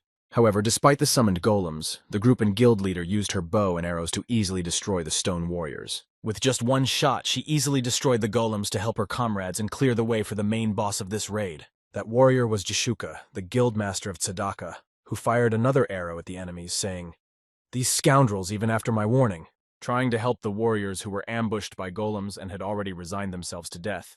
Jishuka angrily exclaimed, "If you want to live, then move, Tsadaka Guild." One of those present in this battle was the same melee master Regas, who was a member of the Tsadaka Guild. Also, one of the members of the guild was the same man with whom Grid had encountered on the square. His name was Tobin. There were many strong players in this guild, one of whom was also Vantner, the axe-wielding warrior. Looking at the rest of the mercenaries they were looking for to fight against the forest guard, Jishuka cycled and said in disappointment, almost all of them had already died from ineptitude. After finishing the battle with the enemy, the girl added disappointedly, "Although we dealt with the boss on our own, these guys managed to die from some pettiness."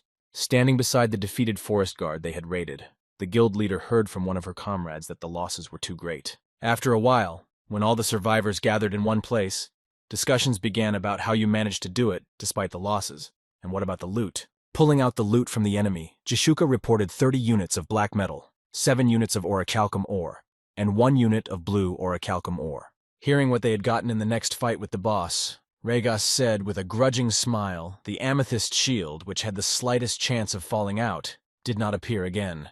Hearing these words from his comrade, Vantner added confidently, "But at least we got the blue orichalcum. We fought all day and even suffered material losses because of it."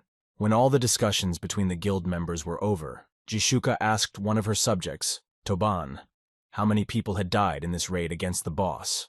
After counting all the remaining, Tobin lowered his head and awkwardly said 75 people, including the guild members. While the main troops were fighting the boss, the number of golems was increasing, which was a bad factor for us. After hearing the report from her subject, Jishuka gritted her teeth and nervously said in her head, "The difficulty of these interconnected S-rank tasks is much higher than we expected. We need to take some measures." Sitting down on the fountain in the city after they returned from the raid back, Jishuka said disappointedly, "The 4th raid again did not bring any results, and the value of the Forest Guardian is falling among the members at this rate. The user base in the next raids will decrease significantly." Tsadaka's Guild.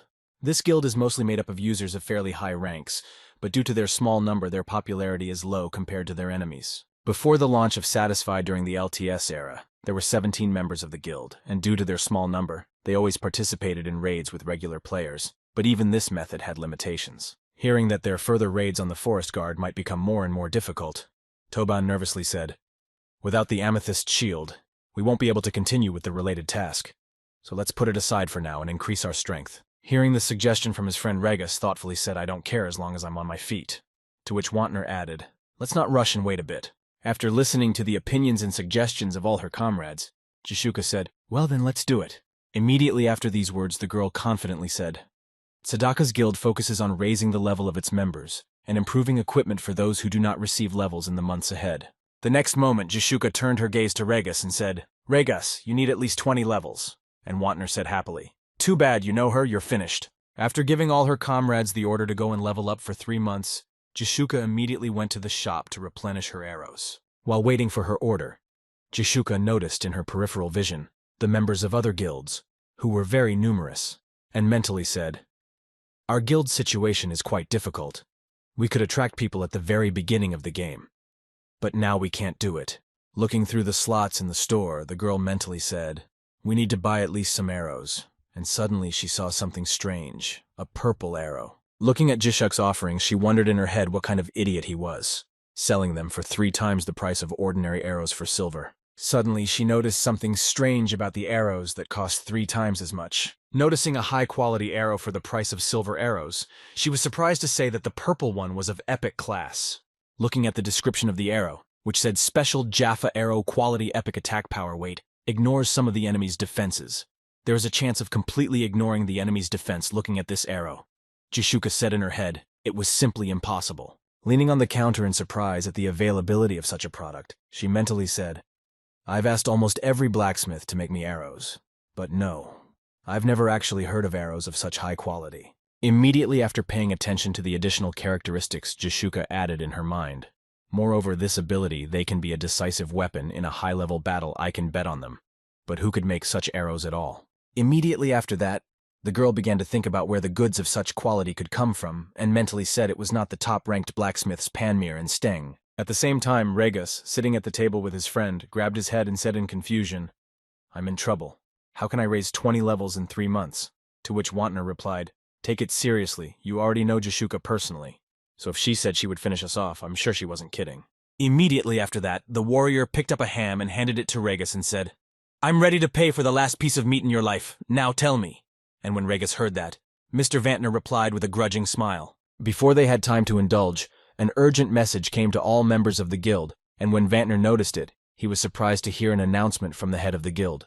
The message said, Find a person among the top blacksmiths whose player level is lower than the skill level. After reading it, he was surprised to hear that she was telling us to look for blacksmiths. Hearing about the new order, Regus exclaimed in displeasure and jumped up from his seat, but she said to level up, Don't you think she's being too frivolous? The next moment, when another message came from Jishuka, Regus took his soft rabbit toy and said gently, We have a good boy here. Regus saw the behavior of his friend Wantner and asked in surprise, Have you seen the message yet? He said, I see that there is no trace of your anger left. The next moment, another message came from the head of the guild to whom she wrote, This player has a skill that will lead us to victory over the Forest Guardian.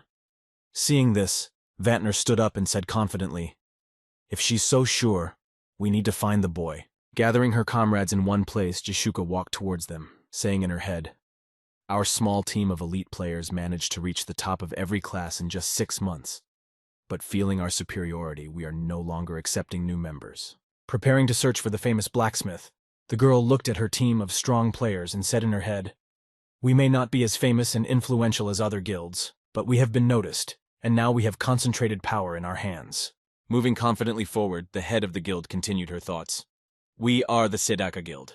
Recalling the epic arrow she had accidentally found in the market, she added in her mind that if he was better than Panmir and Steng, then his level of craftsmanship and performance was beyond imagination. With an overwhelming desire to find the one blacksmith who can lead their guild to the ranks of the best, she confidently said in her head, Guilds from all over the continent will plunge into chaos looking for him. We must find him before they do.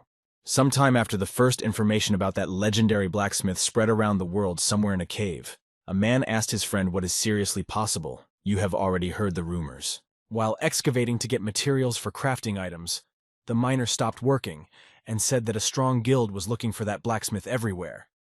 He must have done something cool. Looking at his friend, who was just doing something on the internet, the miner shouted to him, All Satisfy is talking about him. Are you listening to me, Panmir? After looking through all the news to find out what exactly that famous blacksmith everyone was talking about had done to Panmir, who was the top blacksmith in the game, I said thoughtfully, I had just seen the news, an epic arrow means. Looking at the news page, which said a special Jaffa arrow created by a master craftsman with a high level of skill and production, Panmir mentally said, Created by a master craftsman with a high level of skill and productivity, but with a lack of experience and reputation. That's what it says. Even I'm not called a master craftsman in the descriptions. Thinking about what could be happening right now, Panmir added in his head, Although this has happened twice before, I was the first to create an epic level item. I was very happy because I put in more effort than anyone else, but still. At the same time, Grid, who did not even suspect that such a hunt would begin for him just because of the epic level arrows, was waiting for his turn, and mentally said when the labor exchange would open. After a while, at the labor exchange, the manager told the potential staff workers to be careful when you arrive at the place.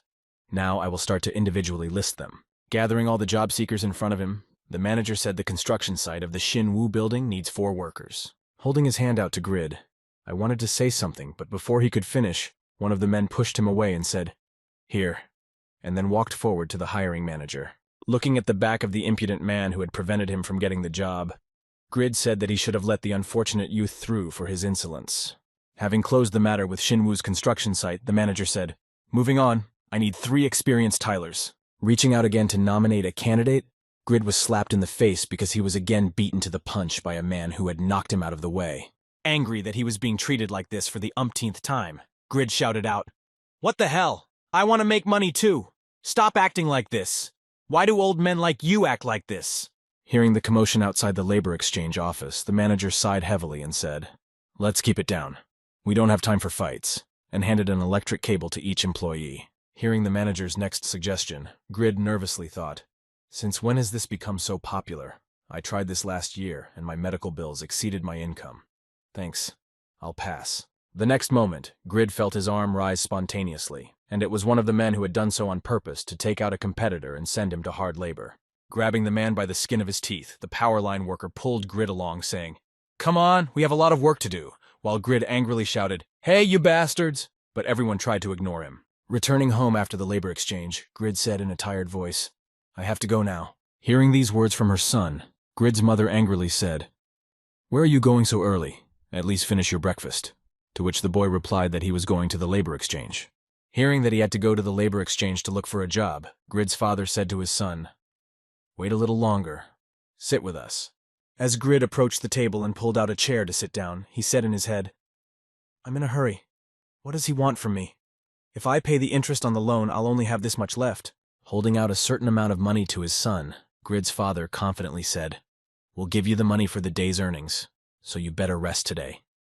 Hearing this, Grid happily said to his father, counting the amount of money he had been given, Grid said disappointedly, "Only 70,000 won. A day's wages now is at least 1,000. Hearing these words from his brother, his younger sister nervously remarked, "God, be grateful for what you are given." The next moment, handing Grid the bath pass, the younger sister added awkwardly, "And don't forget this, we have prepared a bath for you so you can relax a little." Looking at his parents and sister gathered around the table in the morning, Grid thought in his head, "I wondered if he usually goes to work early in the morning to the grocery store. If my dad was waiting for me to have breakfast." Realizing that everyone was here now only because of him, Grid shone with happiness and said in his head, "You are the best family I have." And then immediately added, "Maybe you can pay off my debt too." As soon as he said this, a bowl of rice flew into Grid's head, as it was too impudent to ask him to pay off his loan for the game capsule. Sometime after he had breakfast with the whole family, Grid went to his capsule to enter the game, and after a while he had already loaded and was in the square. Raising his head after downloading the game, Grid said disappointedly to connect the download and play. "Of course, it is quite cool, but after paying off the debt, my savings account is at 0. Walking through the city, Grid thoughtfully said, "I wonder how high the price of arrows has risen. It's my only money. I need to get to another village as soon as possible." Opening the auction for his arrows, Grid exclaimed nervously when he saw what had happened during his absence from the game. When he saw the system notification that said the winning silver arrow bid was completed and the sale was over, he exclaimed in shock that this was epic, but that the bid was so different from the original price of 6 silver coins. Immediately afterwards, while counting his profits for the sale of the arrows, Grid mentally said 72 silver for the arrow, which would be gold and silver since it was gold, so it turns out that I made a fortune in just 6 hours. Quickly arriving at the auction shop where he left his goods for sale, Grid happily thought, "Now I don't have to go to the labor exchange," and then shouted to the seller, "Bring my money here, my money, my gold coin." Hearing the boy's request, the seller said, "Here's your gold and silver, and there's a commission on epic items." Hearing this, Grid immediately became quiet and stood a little impressed, and when he came to his senses, he grabbed the bag of money and exclaimed, "You're damn capitalists." Immediately after these words, Grid moved away from the shop where he had sold his arrows and said thoughtfully, "If I can make money by creating things, then I don't have to go, right?" Immediately after these thoughts, Grid remembered Smith, who, blushing awkwardly, offered to live together, and nervously said, No, this idea is too dangerous here. We need to get out of here." Having paid the carriage driver a considerable sum of money to get to another village, Grid exclaimed in displeasure that the fee was too expensive, and the driver replied, Thank me at least for giving you a discount. Do you really think driving a carriage is that easy? Immediately afterwards, Grid remembered the name of the village and said, By the way, you said the village for beginners is called Winston, yes? Hearing the question from his passenger, the carriage driver thoughtfully replied that due to the high population growth, it would soon receive the status of a city, and perhaps the heir to the Stame family would become the new mayor of this city. Hearing the name of the family that runs the village, Grid said thoughtfully, Interesting, it's a familiar name, as if I've heard it somewhere before. After some time of traveling, the driver happily announced, pointing to the path that led forward, We are almost there. You can see it in the distance. When I heard that they were almost there and the walls of the village of Winston Grid were visible on the horizon, I thought to myself, Finally, I've almost reached the place I need. Looking at the village he had arrived at, Grid said happily, Wow, it's 4 times bigger than Byron was, and the streets are much busier than they were back there. Immediately after these words, Grid decided to take off his armor and said confidently, Let's start our journey from here. It's hard to walk with such a burden. Let's clean up our inventory first. Looking through his inventory, which included potions, weapons, and Jaffa wool, Grid thoughtfully said, I need to put all my stuff in the warehouse, and where is it? Is this all I have? After sorting the items, Grid said thoughtfully, I also need to evaluate Mengele's armor and Mammon's sword. If my skill with weapons and armor goes up, the penalty will be less, right? After applying his learning skill to the items, Grid saw a system notification that said your skill with the 2-handed sword of Mammon has reached your skill with the armor of Mengele has reached. Then Grid said thoughtfully, interestingly, unlike the axe, the skill did not reach immediately. The next moment, the boy received new system notifications informing him that due to the improvement of the skill, the penalties were reduced. Mammon's 2-handed sword was changed from attack power reduction 2 to Mengele's armor was changed from resistance reduction to 2. Seeing that his equipment was now a little more powerful, Grid happily said, Great, at least that's a pretty good improvement. The next moment, looking at his armor's stats, Grid said thoughtfully, The durability has decreased so I can increase my understanding by repairing items. But right now I need to save money. Arriving at the vault building, Grid confidently said in his head, Now I need to get as much money and experience as possible from the institution. I will probably get my equipment, and then said, Please open my vault. Hearing the request of a visitor who wanted to leave his belongings in the vault, the employee said it would cost you 10 silver coins for each item. And hearing the price, Grid said irritatedly, Money, money, and money again. Agreeing to this deal with the storage worker, Grid said, Okay, let's do it this way, but first I'll put my weapons and armor in there. Leaving only 1 Jaffa arrow with him, Grid thoughtfully said, I'll probably keep this arrow as a souvenir. I don't really want to spend 10 silver coins on it. Having moved all his belongings into the vault, Grid happily said, Finally, I'm as light as a feather, so now I can find a smithy. Leaving the vault where he left his belongings for storage, Grid said thoughtfully, noticing the players walking around judging by their equipment, This is a zone for beginners. Then moving a little further, the guy noticed the more powerful players and added, And here the levels are different for everyone. This is a zone for all levels. I think the forge should be somewhere nearby. Arriving at the place he needed, Grid said excitedly, standing in front of the door. Wow, it's so big. It looks like a local blacksmith of an improved class or even higher. Confidently heading inside, Grid happily said, This is exactly what I need. As soon as he stepped into the forge, a system notification appeared in front of him, informing him of the blacksmith's technique, the master effect of the NPC, and that blacksmiths of advanced level and above would treat you well. Upon entering the room, Grid noticed that there was no one there, and that everything was in disarray. So he was surprised to hear that it was empty. But where was everything? Walking a little further inside the building, Grid heard someone's voice saying to him, Who are you? Then Grid said in surprise, Oh, there is someone here. Rising from his bed to see the visitor, the blacksmith of the smithy asked Grid why he had come here. Hearing the question from the local blacksmith, Grid said, I want to craft the most marketable item. Can you help me with that? The blacksmith just laughed at his request. The next moment, the blacksmith of the room looked up and said disappointedly, Mero sells things in bulk for a lower price, so there hasn't been anything for sale here for a long time.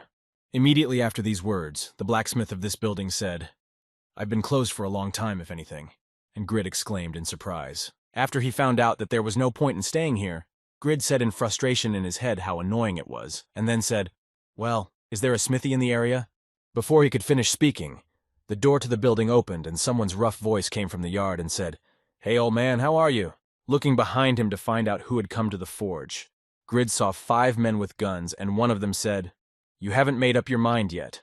I told you to give us this building as long as we ask nicely. Hearing the demand from one of the robbers who came to the smithy, Grid said in his head, "This is not a good idea, but it is still problematic." Approaching the blacksmith who was lying in his bed, the man handed him a sales contract and said, "Sign this paper. Our kindness has its limits. Don't forget that." After looking at the piece of paper and what was written on it, Grid mentally said the contract transferred all rights to this building. If this is Marrow's company, it is very influential. Realizing that he had nothing else to do here, Grid quietly headed for the exit and thought, I don't know what exactly is going on here, but I need to find out as much as possible before a fight breaks out. Noticing the guy who tried to sneak past him, the angry soldier said to Grid, "Hey, did you see the contract? Where are you going, you rascal? You're a scanner spy." Hearing what had just been said to him, Grid said in his head that this gangster was definitely hired by Marrow's company NPCs. Lawless people sometimes kill players. Immediately after this incident, Grid looked around at all the enemies in the room and thoughtfully said in his head, "It seems that these guys are about level 35, so don't fight back yet, just act natural." Throwing his hand behind his head, Grid awkwardly said, "Actually no, I'm not from around here. I came here not knowing that the forge was closed." And the bandit replied, "I can tell by your looks," and quickly stormed out. Picking up the contract, which offered him 20,000 gold pieces for the building, the blacksmith said insultingly, "You damned criminals want to destroy the family business that has passed through 7 generations." Hearing his grandfather speak to his leader, one of the bandits angrily said, "Watch what you say. You know what we went through because of you, and as a reward you will pay us half the amount stated in the contract." Hearing the demands of one of the gangsters who came to buy the building, Grid said in surprise in his head, "But he hadn't even had time to agree to your offer yet." Immediately afterwards, another of the bandits decided to provoke the blacksmith by saying, "Didn't your only son die of a disease? So stop insisting that this is his grave." Trying to leave the building, Grid suddenly heard the blacksmith's angry voice exclaiming, "How dare you say such things about my son with your filthy mouth!" Trying to ignore what was happening behind him, Grid said in his head, "Calm down, you're not a hero. Just go away, it's none of your business." Just as he was about to cross the threshold, he felt an effect and saw a system notification in front of him, which said that the task of the blacksmith's rage had been created. Looking down, the boy saw the blacksmith's rage get rid of Marrow's jesters and break the contract to sell the forge reward for completion. Increase Khan's resistance to alcohol favor, Khan reward for accepting the task skill. Blacksmith's rage will be activated task failure in a few days. Khan will die, all tasks related to him will disappear. Seeing this, Grid was surprised to hear what kind of task at such a moment reward for acceptance. Looking at the skill that is activated when he accepts the task, Grid thoughtfully said in his head that it is a class skill, of course I have to complete it. What are my chances? Looking at the description of the skill that he activates, the boy noticed in the description of the patience of the legendary blacksmith, "Your health, defense, and dexterity will increase by 1 hour. Then the boy said, "Well, first of all, I have a reliable skill of patience of the legendary blacksmith." Immediately after that, recalling his battle with Doran against Jura, Grid also added in his head that if my health level drops to 1, a passive skill will be activated that makes me invulnerable for 5 seconds. My characteristics are like those of level players. Thinking about what he should do in this situation, Grid nervously said in his head, "The only problem is that I left my equipment in the vault and was left without weapons." The next moment, remembering the 1 arrow he had left, Grid took it out of his inventory and mentally said, "Wait, but I have it, and it's an epic level arrow." Picking up Jaffa's special arrow, Grid mentally said, "Although it has quite a bit of damage, it can still work if you ignore the defense completely." The next moment, the bandits heard from behind them, "Hey, watch your words when you talk to your elders." And the gang leader looked back and said in surprise what you just said. Hearing that the others decided to stand up for him, Khan said in surprise that "But why did you suddenly decide to stand up for me?" Looking at the non-local who was still standing in the forge building, the gang leader angrily asked why you were still here, and Grid pointed an arrow at him and said, "There is a limit to everything, even if you are a collector." The next moment, the gang members looked back at Grid and began to shout menacingly that you had just told the scoundrel that we left you alive, you madman, and that you were going to do 1 arrow, so just shut up and disappear. Hearing these words from his enemies, Grid confidently said, "That's not all I have in store, I just got another weapon." After accepting the task of helping the blacksmith, Grid received a system notification that said you have received the blacksmith's rage skill, plus to attack power and plus to attack speed for seconds recharge. Seconds after that, he confidently exclaimed, "Don't be a scoundrel." Without even warning, one of the bandits immediately attacked Grid to teach him a lesson for those words. But even from this sudden attack, Grid managed to dodge, trying to break the distance with the leader of the bandits who attacked him. Grid nervously thought, how did low-level warriors become so fast that I have the advantage? Noticing a great place to continue the battle, Grid headed for the second floor and said in his head, I need to get to the narrow staircase. Having reached the stairs, Grid shouted menacingly, well, attack one by one whose eye I want to gouge out first. As he approached the brazen man they had given a chance to save his life, one of the bandits, approaching Grid with an axe, angrily shouted, you fucking brat! When he got close enough to Grid, one of the enemies rushed at him and swung his axe, shouting, what can you do with that arrow of yours? Preparing to strike back at the enemy who opened up for the attack, Grid confidently shouted out, preparing to hit the arrow with the fury of the blacksmith. After hitting the enemy, Grid's attack was critical and caused additional damage to the enemy. Seeing what had just happened to their comrade right before their eyes, the bandit leader nervously shouted out what had just happened. Lying on the ground without the ability to get up, one of the defeated bandits said in a hoarse voice that an ordinary arrow was not a weapon at all. Taking a fighting stance and getting ready to fight, Grid confidently shouted out to yours truly, this is an ordinary arrow, so come on, open your eyes. Raising an epic quality arrow above him, Grid saw a system notification and a timer in front of him, which said the skill Blacksmith's Fury was activated. The speed and strength of the attack increased by seconds.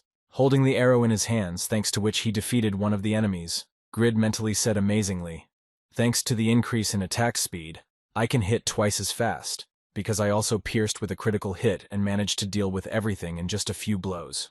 Immediately afterwards, Grid received a system notification saying that you have killed a bandit from Winston. Your reputation in Winston has increased to now you are the enemy of all bandits from Winston, and you have gained experience points. Immediately after that, another system notification came saying that you had raised your level to level 8. Looking at his updated stats, Grid said in amazement in his head, I gained 5 levels for killing a level. My stats increased too. Looking at the enemies approaching him, Grid thoughtfully said, these guys have high attack power and weak defense, so to defeat the rest of them, I need to invest points in strength and agility. After analyzing the battlefield, Grid mentally said, there are 4 of them left, so I'll have to use everything I have now. And then he used all his characteristic points and received a system notification saying, you have invested points in strength, you have invested points in agility. The next moment, another enemy rushed at Grid and tried to kill him. Having dodged the enemy's attack, Grid prepared for a counterattack. As he continued to fight, he received a system notification that said there were 10 seconds left in the blacksmith's rage. So he mentally said, I must kill all the remaining enemies in this time.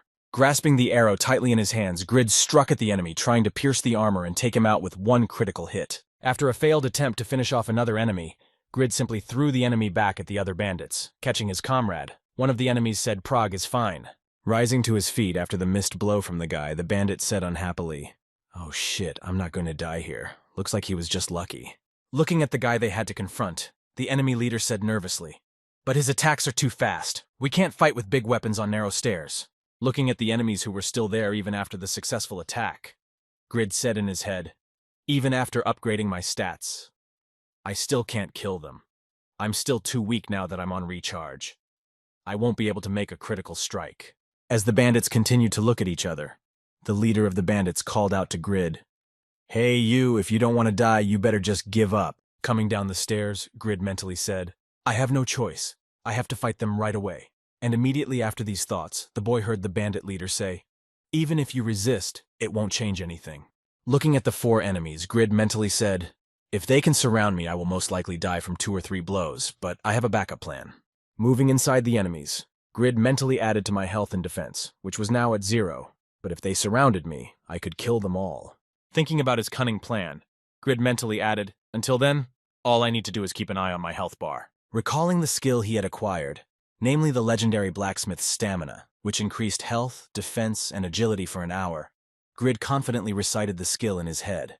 Noticing that the leader of the bandit gang had come out to them, he happily said, thank you for saving our time. I will pay you back in full for killing my friend. Preparing to activate his skill, Grid kept his hand on the button and mentally said, great, the legendary blacksmith's endurance skill is now activated. Clutching his sword in his hands and looking at Grid with a hungry gaze, the bandit leader said menacingly that he was ready to die. A few seconds after the delay, a system notification came saying that the legendary blacksmith's endurance could not be activated, and Grid nervously said in his head, oh shit, hey guys. Preparing to take revenge for his dead comrade and all the insolent words he had spoken, one of the bandits angrily shouted, Die, scoundrel! Having failed in his plan to activate the skill, Grid dodged the enemy's attack and nervously said in his head, "Wow, that's some bad luck. I need to create conditions for activating the skill." After the first unsuccessful attack alone, two enemies attacked Grid, shouting, "Let's all attack him together!" Trying to somehow defend himself from the enemy's attack, Grid was unable to completely block the enemy's attack with his bare hands. After being wounded, the guy took out a regeneration potion from his inventory and began to use it, thinking unhappily, "I have a maximum health, but I have to drink an average health potion for 1 unit. Continuing to dodge enemy attacks, Grid mentally added a recharge for another 20 seconds. "If I can't hold out, I'll die here." Noticing a great opportunity, Grid prepared for the enemy's attack, clenched the arrow in his hands, and hit the axe of one of his opponents. As a result of this attack, he managed to knock the weapon out of his enemy's hands, and thus prevented a serious injury, but he was still injured. Having prevented the enemy's powerful attack and knocked the axe out of his hands, Grid received a system notification informing you that you have taken damage in the amount of units. After using another regeneration potion, Grid continued to stall for time to wait for a recharge, and just tried to avoid being hit by enemies. Taking out all his potions from his inventory, Grid nervously said in his head, using medium-strength potions that increased his attack power by points for minutes, "Damn it, I just have no choice." Throwing away the empty potion bottles, Grid said sadly in his head 2 bottles of gold. "I spent so much money on a B-class assignment." Noticing the great opportunity, the leader of the bandits shouted loudly, "Come on, guys, this is our chance. Let's grab it." Rushing at Grid, a couple of fighters tried to hit him with simultaneous blows, but Grid was able to dodge them and continue the confrontation. Missing time and again in his attacks, one of the bandits exclaimed in frustration, "You're as slippery as an eel. Well, let's see how long you can keep up with these tricks." Dodging the attacks of the enemies again and again, Grid was wounded, and again he thought, "They are attacking me all at once. Can't I do anything even under the reinforcing effects?" When the enemy attack stopped, Grid stood in a stance and mentally said, "I need time for my legs to rest after this." Stopping in place after a flurry of blows, a couple of enemies noticed that Grid was still standing, and one of the bandits exclaimed in surprise that he was still standing. With a sly smile, Grid happily said to his enemies, "Did you really think it would be that easy? I'm not killing you, so just leave the contract and get out of here." Hearing the proposal from his opponent, one of the bandits angrily shouted, "Shut your fucking mouth! Do you know you killed Neil and we don't care about the contract? We'll just kill you for it." Hearing such words from the bandit, Grid smiled nervously and said, "Wow, I'm sure you really want to do that, and it's not too late to save your lives." And then mentally said, reaching behind him, "The potion's almost over. You just have to be patient a little longer." Pointing a finger at Grid, the angry bandit shouted at him and stopped talking. "Nonsense! The only one who will die here today will be you." Immediately after these words, paying attention to Grid's wounds, the bandit confidently exclaimed, "Just look at you! How are you going to kill us with that leg?" As soon as he said this, Grid rushed at him with his arrow, which had already reloaded. Having defeated another enemy from the gang of bandits, Grid finally heard from the enemy what kind of scoundrel he was. Watching their comrade say goodbye to his life, the gang leader nervously exclaimed, "Johnson." The next moment, another of the bandits added in an angry voice, "You fucking scoundrel!" Taking out a potion from his inventory to restore his health, Grid confidently said, "Who told you that you can let your guard down in battle and me?" Immediately after using the potion and healing his wounds, Grid smiled slyly and added, "We are not that close to you to have such deep conversations." The next moment, Grid heard a voice approaching him and exclaiming menacingly, "I wondered what you were saying. It was a trap, you damned collar cockroach." Swinging his sword to finish off the annoying guy, the bandit leader shouted, "Die, you talkative rascal!" Noticing that the enemy was approaching him even without cover, Grid confidently shouted, "You're running away unguarded. I'm level 11 now, and I'm not what I used to be." Preparing to strike and aiming at the captain, Grid struck, but the big man, who obviously had a pumped-up defense, stepped in to block his blow. Noticing that the arrow was stuck in his skin, Grid heard from the enemy, who decided to take all the blows on himself. "You can try to hurt me more if you want to." Immediately after these words, 2 soldiers flew out from behind the team's tank and shouted, "Port, we won't let you do that. You won't die that easily." As a result of this surprise, Grid was seriously wounded in the chest area. After being injured by the combined attack of the enemies, Grid flew back with a groan. Seeing what had just happened on the battlefield, Khan nervously exclaimed, "The guy with you is okay." Gritting his teeth at the bad situation on the battlefield, Grid nervously said in his head, "I need time to drink another potion." Before he could react, a bandit tank grabbed him and lifted him above the ground, confidently exclaiming that he had decided to escape again. Looking around, Grid saw 2 more enemies heading straight for him to finish him off, and he thought, "I'm in the clear. This time I might die for sure." trying to find at least some way out of this situation. Grid looked around nervously and thought that it was definitely over now. And suddenly he saw something interesting.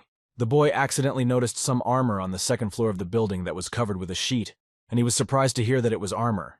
Trying to escape from the enemy's hands, Grid stuck an arrow into his back, forcing him to let go of him. Noticing this, the leader of the bandits angrily shouted to the villain to resist in vain. To prevent another enemy from approaching him, Grid pulled an arrow from the back of the tank. The next moment, the boy threw it at the leader, forcing him to go on the defensive and slow down his pace. Having freed himself from the clutches of the enemies, the boy ran up the mountain, and seeing where he was headed, the angry leader shouted that it was the stairs again, while Grid, holding his wound, mentally said why things had gotten worse now. In an unyielding moment, the enemy leader smiled slyly and said in an ominous tone, "Boogeyman, you threw away your weapon. It looks like you were in a hurry." Meanwhile, Grid, trying to achieve his goal, had already reached the second floor and headed for the armor he had accidentally noticed in the attic. Heading towards the armor, which was not far from him, Grid shouted to the owner of the building, "Khan, you want to protect her forge?" Hearing Grid's question, the old man confidently exclaimed, "Of course, if you help me this time, I will definitely be able to protect this place." Hearing the old man's words, Grid tore off his armor and confidently exclaimed, "Then I will borrow it from you." Seeing exactly where Grid was headed and what he wanted to use, the nervous Khan exclaimed to the boy, "These are the armor." Trying to warn about some nuances in the use of Khan nervously exclaimed that the equipment cannot be used by everyone that you can wear is on this floor. Hearing these words from the old man, Grid dressed in the armor he had found and heard the voice of the bandit leader behind him, who shouted menacingly, "There's no need to warn him. He's finished." All the enemies attacked Grid together and shouted, "Die!" Feeling the power he received from the armor, Grid confidently shouted to his enemies, "And you have heard this phrase before." Preparing for a powerful blow, Grid confidently shouted, "Overgeared." Immediately after that, all the enemies were divided into two parts, and the defeated leader of the enemy said in confusion, "What the hell happened?" When all the enemies were defeated, Grid received a system notification that said you killed the bandits Prague, and Vale. Your reputation in Winston increased by points, you gained experience points, and your relationship with Khan reached its maximum. After climbing up the mountain to see what had happened to Grid, who had decided to use the armor he most likely wouldn't be able to use, Khan said breathlessly, "What happened?" The next moment, when he finally saw Grid in all his glory and all his enemies defeated, the old man said in surprise, "You're just fine."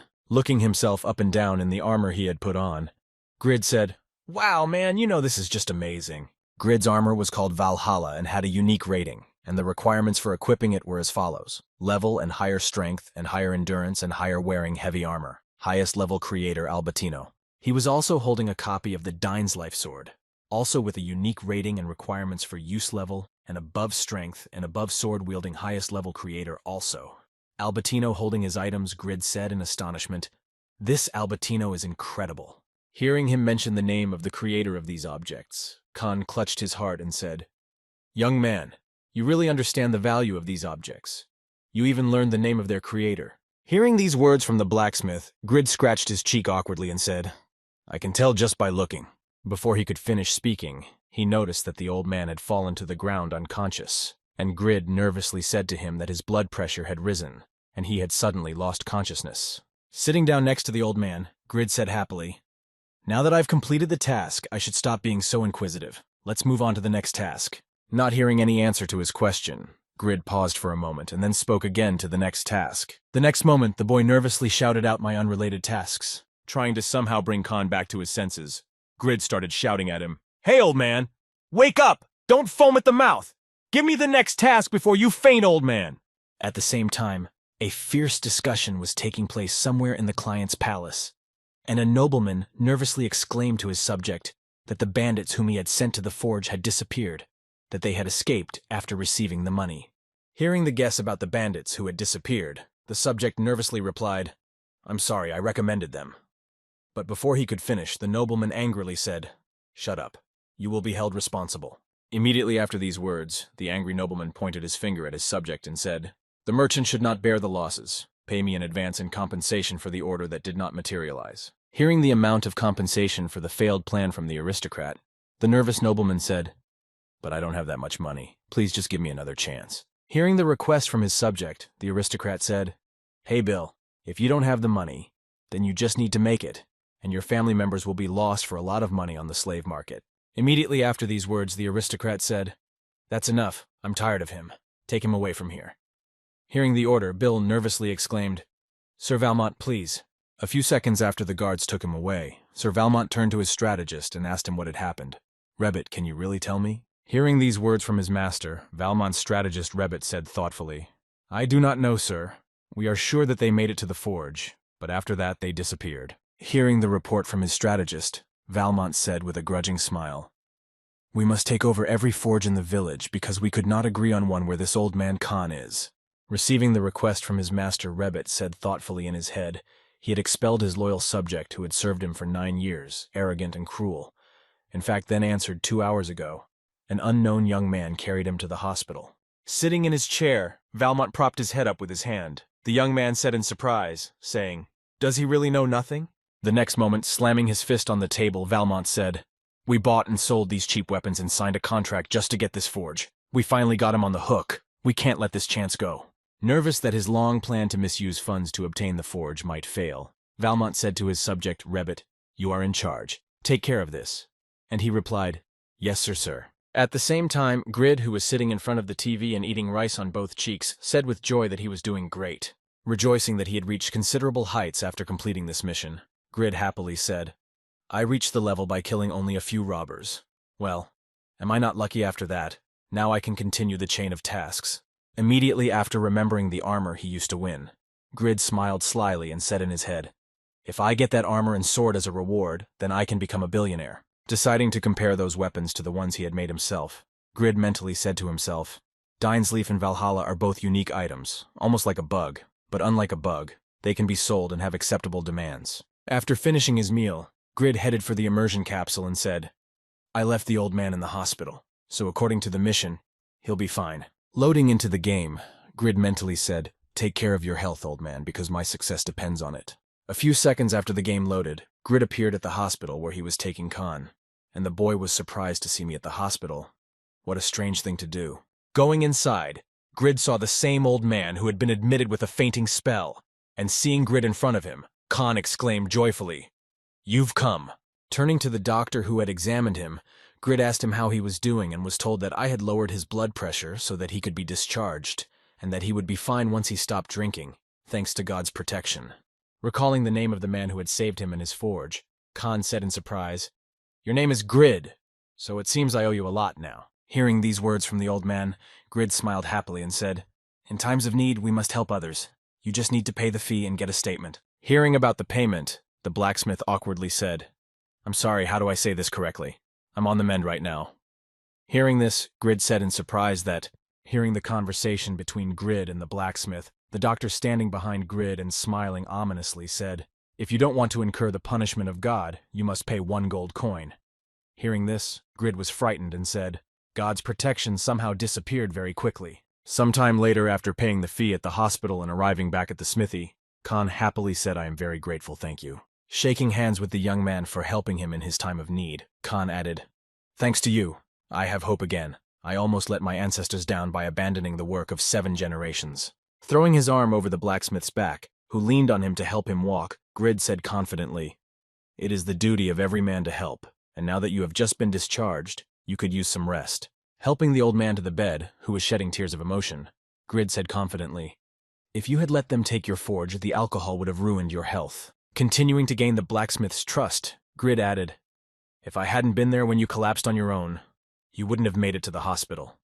Khan replied awkwardly, "Actually, I really wish I could do something for you." Walking over to the armor Grid had used in the battle against the bandits, the blacksmith said, "What?"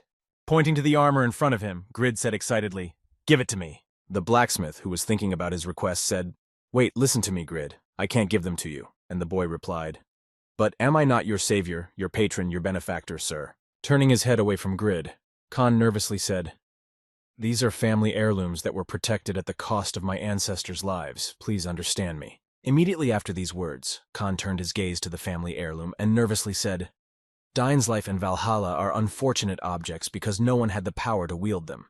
They had been here for hundreds of years, but years ago a man discovered their value." Looking down, the blacksmith spoke in a tortured voice, and that person was Pagma. Pagma was fascinated by these objects, and when he picked up Dinesleif, he demonstrated his amazing sword skills, becoming one with the weapon. The beauty of his movements was incredible, and his swings seemed to pierce the sky and cause lightning.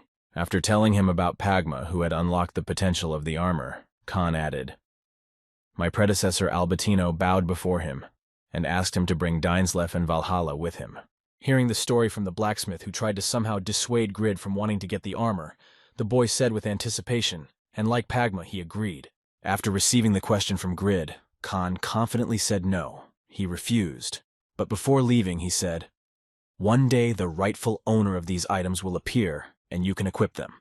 Looking back at Grid, who was standing next to him, Khan said thoughtfully, "Tell me how you did it, and I will decide after I hear your answer." Hearing the blacksmith's question, Grid smiled slyly and thought, "Is there really a continuation of the quest chain? I can't leave it to other users." And then said confidently, "I guess you could say I'm like Pagma." As soon as Khan heard that he looked like Pagma, he was surprised to hear that Pagma, wait, but it can't be that simple. Does it really mean that you are? Looking at Grid, who was standing right in front of him, the blacksmith added in surprise that the descendant of Pagma had heard this, and said confidently, "Yes, it is so." Immediately after these words, a system notification appeared in front of Grid, which said the class assignment was created Descendant of Pagma. Follow the path of the art of wielding the sword of Pagma and collect all the legends associated with it. Having received a refusal even under such circumstances, Grid exclaimed in surprise that you would not give them to me now. To which Khan replied, "I need proof. Please understand me." Immediately after these words, Khan looked at Grid with a stare and smiled slyly and said thoughtfully, "Just as my predecessor met the legend, so now I have met his successor." After these words, he went to his chest where he had alcohol, and in a few seconds he opened it and took out a bottle of alcohol and said happily, "If you are really Pagma's heir, then one day you will prove it for sure.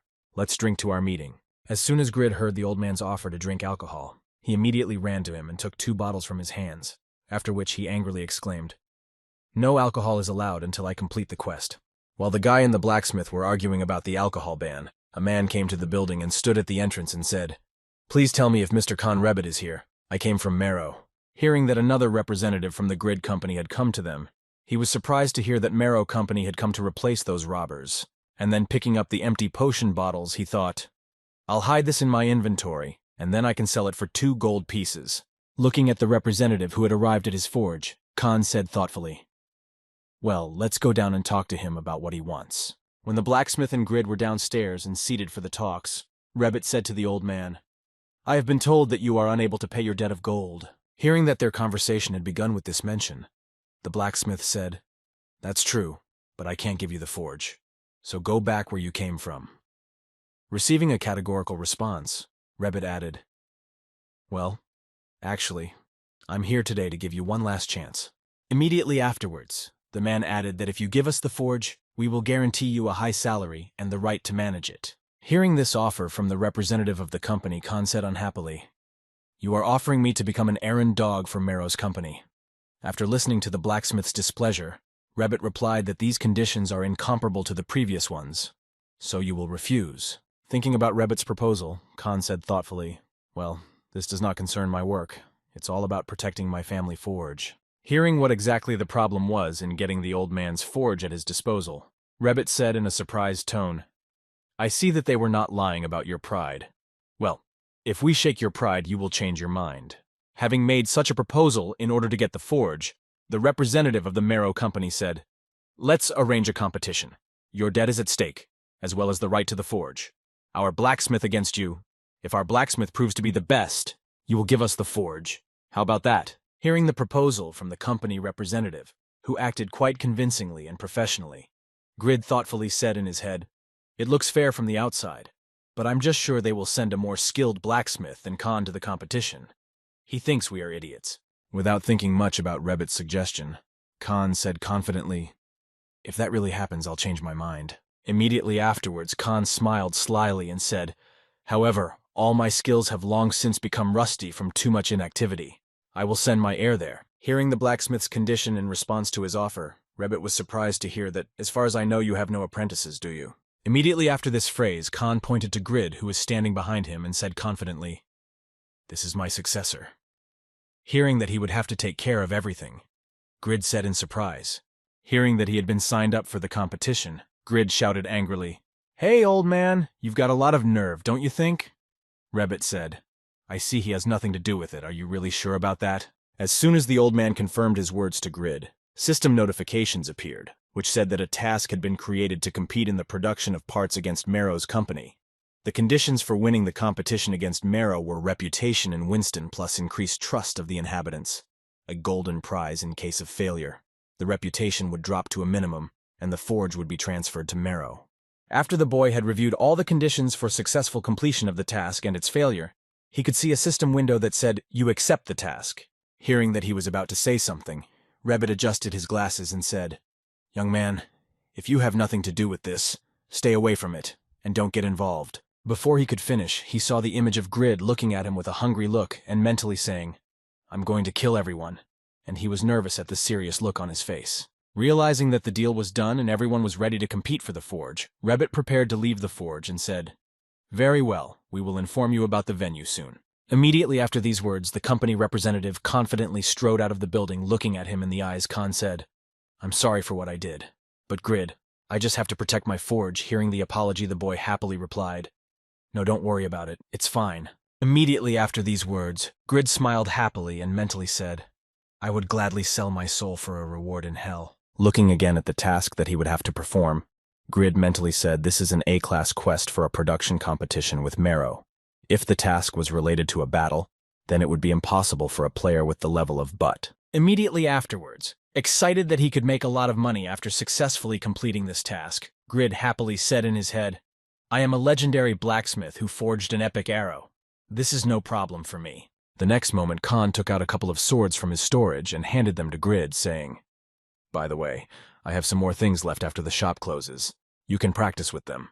When Khan laid out all the swords he had left on the table, Grid picked up one of them and began to examine it, saying thoughtfully, "Why didn't you ask the Lord for help?" After a while, heading to the storage room where the other things were kept and the forge itself was located, Khan, who was walking ahead, said, "Well, it's all because the Lord is also partially involved here," Marrow bribed him. "Hearing that everything here is interconnected and all the authorities are also involved in this case?" Grid said in surprise. "But isn't Winston part of Earl Steam's territory? Why don't you go directly to the Earl?" After gathering wood and lighting the stove to start training, Khan said, "I tried many times, but the Lord always stopped me when I wanted to leave the village."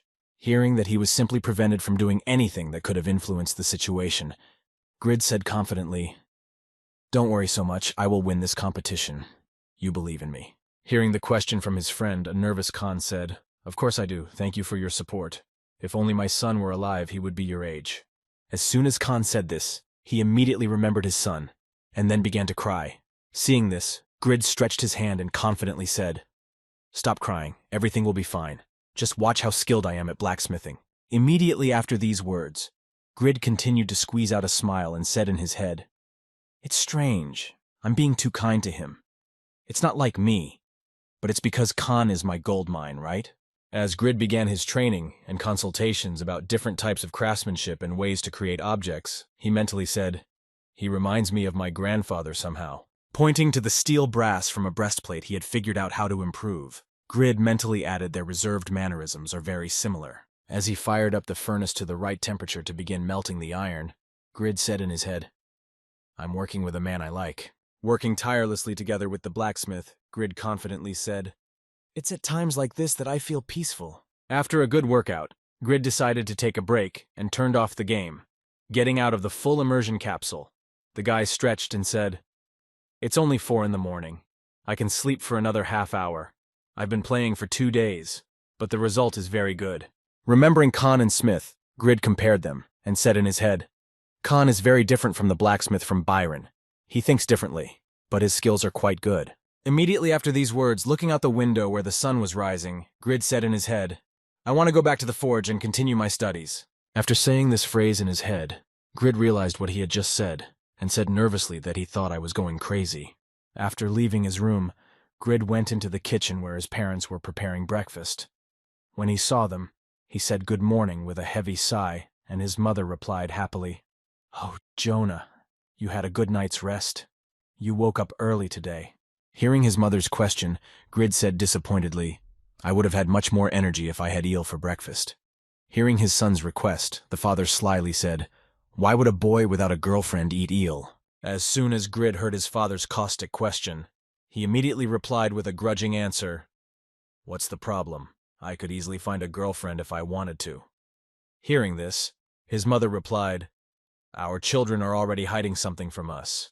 Immediately after that, Grid suddenly brought up a topic that he had rarely mentioned at family gatherings before, and he suddenly asked how his grandfather was doing. Upon receiving such a question from their son, the parents were stunned and stared at Grid, who noticed this strange behavior and asked what the reaction was. When the father came to his senses, he answered his son, Nothing, it's just that it's quite unusual. We don't talk about him. We'll visit him next time. And Grid nodded and said yes. Continuing to eat his breakfast in a great mood, Grid mentally said it would be a great time to see him. Meanwhile, the day after Rabbit went to Khan's forge, he returned and told the Baron what he had done. And when he heard what he had done, he exclaimed in displeasure that you just said. Taking a bite of the apple, the Baron of the land exclaimed angrily and threw the apple at his subject. Why did you do something so reckless? Ignoring the food that was thrown at him, Rabbit heard angry shouts in his direction. If Khan cannot pay the debt, the forge will be used as a deposit. Why are you giving him a chance?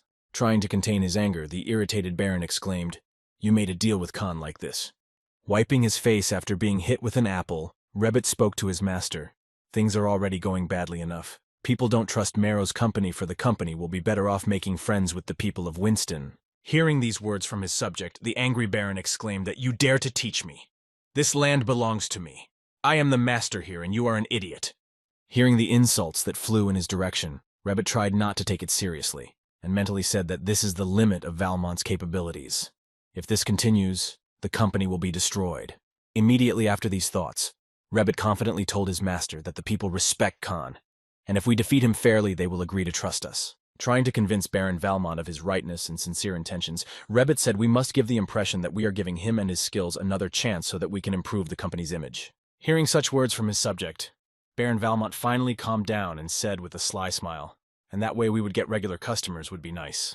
A little pleased with the excellent result of this competition, the Baron asked his subject, what about our opponent? Could he somehow win? Recalling Grid, whom he had judged by his appearance, Rabbit said confidently, according to the information he had received, he was an ordinary young man without a reputation, and we already had a man who would win this competition. Hearing that they had everything ready for victory, Baron Valmont confidently exclaimed, We will destroy them perfectly. Hearing the joyful voice of his master, Rabbit thoughtfully said in his head, Even against a man with no name, we will send the best. But we must not relax. At the same time, somewhere in Mr. Khan's forge, one of the visitors who came to see him said in surprise that this boy had really defeated Bale's gang. Looking at Grid practicing his blacksmithing skills, his grandfather added that he looked like an unremarkable Sala. Hearing such words from his friend, Khan confidently said, Don't underestimate him, he's an amazing guy. Hearing the two old men talking, Grid exclaimed in annoyance, You can be quiet there. After Grid's request, the two old men fell silent, and suddenly an astonished crowd burst into the forge and said, attracting Grid's attention, Old man Khan is really true. Holding a flyer announcing a competition for the right to own his kitchen and cancel the debt, one of the crowd nervously shouted out that these notices were posted all over the city. The leaflet said that the Marrow Company and Blacksmith Khan would compete for the rights to the forge, and the reason we decided to do so was because we respect and admire Mr. Khan. And if Mr. Khan won, we would forgive his debts and help him keep the forge. Otherwise, the forge would be transferred to us, with Mr. Khan allowed to remain in charge of it, and our goal is to coexist with the people of Winston. And we hope you find this interesting. Looking at the leaflet that the residents were holding in their hands, the blacksmith said confidently, Yes, that's true, but what's the real deal? The resident nervously replied, Well, it seems that Marrow is better than we thought. The next moment, one of the residents happily said that by organizing this competition, they were paying tribute to Mr. Khan, and another added that it seemed like they were really trying to get along with us. After listening to the villagers who had arrived at the forge, Grid said thoughtfully, Although they sent bandits to us, I think I have a feeling that something is wrong here. They may be a really good bunch. No sooner had Grid completed his thought than he heard an angry exclamation from Khan, who said, The Marrow have taken over this territory and are dictating their terms to us. Have you really decided to forget everything just because they sent you a piece of paper about some kind of reconciliation? Hearing these words from Khan, one of the residents said awkwardly, and then another added, You see, it's a deception again, and it's not the first time, if you think about it. After listening to the conversations of those present in the forge, Grid mentally said, Well, I was almost deceived once too. As soon as he thought about it, he suddenly heard someone's voice addressing him, saying, "I'm sorry." Looking at the guy standing in front of him, Grid said, "From what I heard, Marrow bought the land from the residents, so you didn't know about the Winston development, and they didn't force you to sell the land to them." Looking at the guy who was trying to shield Grid's company, the man said in surprise in his head. Noticing the mark above the head of the newcomer, Grid said in surprise in his head, "The green mark above his head is a player." The next moment, the same guy added, "After you sold the territory, you were going to leave this place. But you suddenly decided to stay because you learned about the plans to improve it. And this situation is caused by your personal interest, and not by Marrow's fault." Hearing these words from the young man who had arrived at the forge, the angry crowd shouted, "What kind of nonsense is this? Did the company send you to us?" Trying to calm down the angry crowd, the guy stretched out his hand in front of him and said, "I'm not here to fight, but to make a profit for the trading companies. And once you realize this fact, you will understand." Immediately after that, with a sly smile, the guy added that you will be able to coexist with Marrow right away, because after all, the company cannot be named without residents. Hearing these words from the guy who was convincing the crowd that the company was right, one of the residents said thoughtfully, "I think he's right. If we coexist with them, we'll be even better off." When Grid heard that the angry crowd had quieted down and even taken a different stance, he said in his head that their minds had changed. Who was this guy? The next moment, Khan interrupted the conversation and said in a stern tone, "You are absolutely right to coexist with a big company, and it would be quite good indeed." Immediately after these words, the old blacksmith added confidently, "But the village of Winston is part of the territories of Count Steam, and there is a law here called the Law of the People." Hearing about the law that the old blacksmith had just mentioned, the boy was surprised to hear that it was the Law of the People. Hearing that he did not even know about this law, Khan said that people living in the territory of Count Steim should be the first to be informed about the planned changes, as Count Steim personally developed this project. Khan began his story by saying that the pioneers' discovery of new land in the north had a significant impact on nearby villages and towns. Recalling the ordinary people who lived in these estates, the blacksmith added that it was the will of Earl Steim to be ready for changes, and to receive information in time so that people could be in an advantageous position. Hearing this, the boy said thoughtfully, looking at the blacksmith, "So it turns out that the company directly ignored the order of the Count." Immediately after these words, the boy added confidently, "Then the Lord should be held responsible for allowing the company to monopolize information about development plans." Hearing that the visitor began to speak out against the company, Khan confidently added that this was the whole conflict. Turning his back on Khan, the man who had been trying to convince the people in the treasury of the rightness of the Baron's actions said, "Well, you have convinced me. I have to do something." The next moment, turning his attention to the ordinary citizens who were in the smithy, the boy said, "I heard that your appeals to the Count were blocked by the Lord and company, and he heard that it was true." Reaching out to the villagers to earn their trust, the boy said the evil deeds of Lord Marrow and company must be exposed, and I will inform the Earl of the situation in Winston. Glad to see a young man on their side who decided to help them, someone from the crowd of residents joyfully exclaimed, "Oh, here's our hope, thank you." Seeing how skillfully the boy was able to manipulate ordinary people, Grid said in amazement in his head, "It's just incredible how this guy managed to do it." Watching Kuroi, who had just skillfully pulled off something incredible, Grid added in his head that he hadn't received the assignment, but he had forced them to give it to him. As soon as Kuroi left the forge and headed for another task, Grid immediately followed him. Catching up with the boy, he exclaimed, "Hey, you!" Stopping in his tracks and looking back, Kuroi said in surprise that you were the statue in front of the forge. Angry that he was called a statue, Grid exclaimed in displeasure that after a few seconds he calmed his temper and said in a calm tone, "Let's be clear. I'm sure Marrow gave you a task, but why did you change sides?" Looking at Grid with an offended look, Kuroi said, "Oh, for God's sake, show me the information about the assignment." As soon as this phrase was spoken, a system window appeared in front of Grid, which read, "For the sake of the people of Winston, you betrayed the company for the sake of the city's residents. Avoid punishment from the company, and report the situation in Winston to Count Steim. Condition an audience with Count Steim." After rereading the task description, Grid saw the most interesting description of the reward, which read, "Reward title, Apostle of Justice, maximum reputation with the people of Winston. Gift from Count Steim, Apostle of Justice. New skill Courage. All characteristics plus, you will receive the skill Unwavering Justice." Seeing this, Grid was amazed to think what kind of unheard-of rewards these were. Immediately after that, turning his gaze to Kuroi, Grid said unhappily, "I don't envy you at all. Tell me how you got them to give you a hidden task," to which he replied, but you look as if you were jealous. Immediately after these words, Kuroi smiled slyly and said to Grid, "Did you notice that I made them give me a task?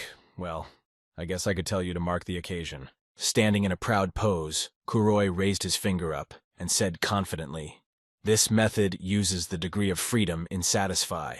I don't wait for the NPC to offer me a task. I try to say the words that will make the NPC give it to me. That's all I know, but it should be enough." The next moment, Kuroi added, "I think this information will soon appear on various sites. Only some of the first players know about it, so don't be disappointed." Noticing that Grid was acting strangely for some reason, he lowered his head to the frowning Kuroi and said, "Hey, what's wrong with you?" Raising his head, Grid did not hide his displeasure and said, "I am also one of the first players." Hearing that he was also one of the pioneers of the game, Kuroi grabbed his stomach with laughter and said that you didn't know either. "But everyone uses this method, Boogaloo. You're funny. Let's be friends." Hearing the offer of friendship from the guy who had started mocking him, Grid shouted out in offense and walked out. Seeing that he had left the game after his offer of friendship, Kuroi said in surprise that he was upset and left. The next moment, deciding not to waste time, the boy headed for Count Stam, saying, "Well, I should hurry up. I don't want to waste time.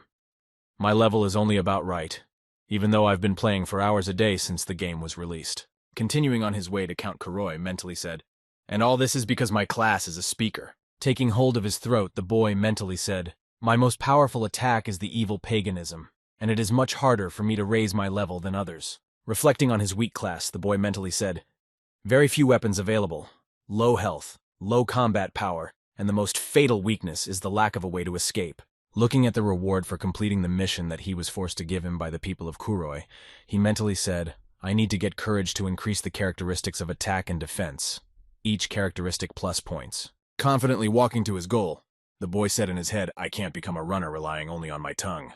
Arriving at the gate that led to the castle of Count Kuroi, he saw the guards who defended it. Then he mentally said, "I need to go through the castle gate to get to Count Steam."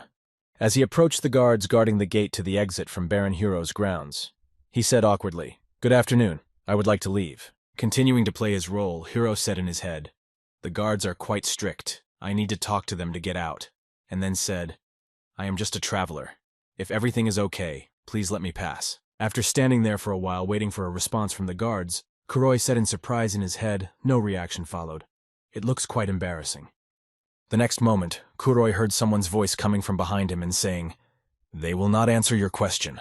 I have given them an order not to do so." He looked back and saw a very familiar face speaking to him, and nervously thought that it was Rebbit.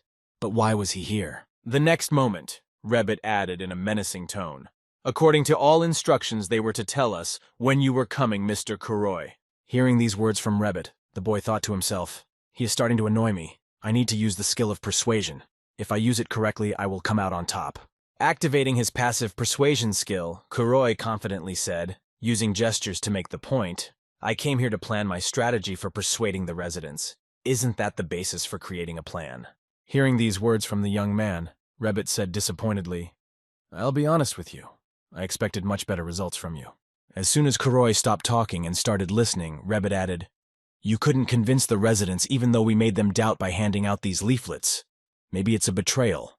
Hearing that he suspected him of treason, Kuroi nervously said in his head, "Persuasion does not work on him, but why?" Turning his gaze to the soldiers standing next to him, Rebbit ordered them to grab the boy and said, "I've studied your skills. They don't work for me. I'm sure you understand why you're under arrest." Realizing that things were going badly, the guy ran away and said, "Oh shit, I can't fail this task. I have to run away immediately." Before he could get far, he was attacked with chains that caught on his neck and made it difficult for Kuro to breathe.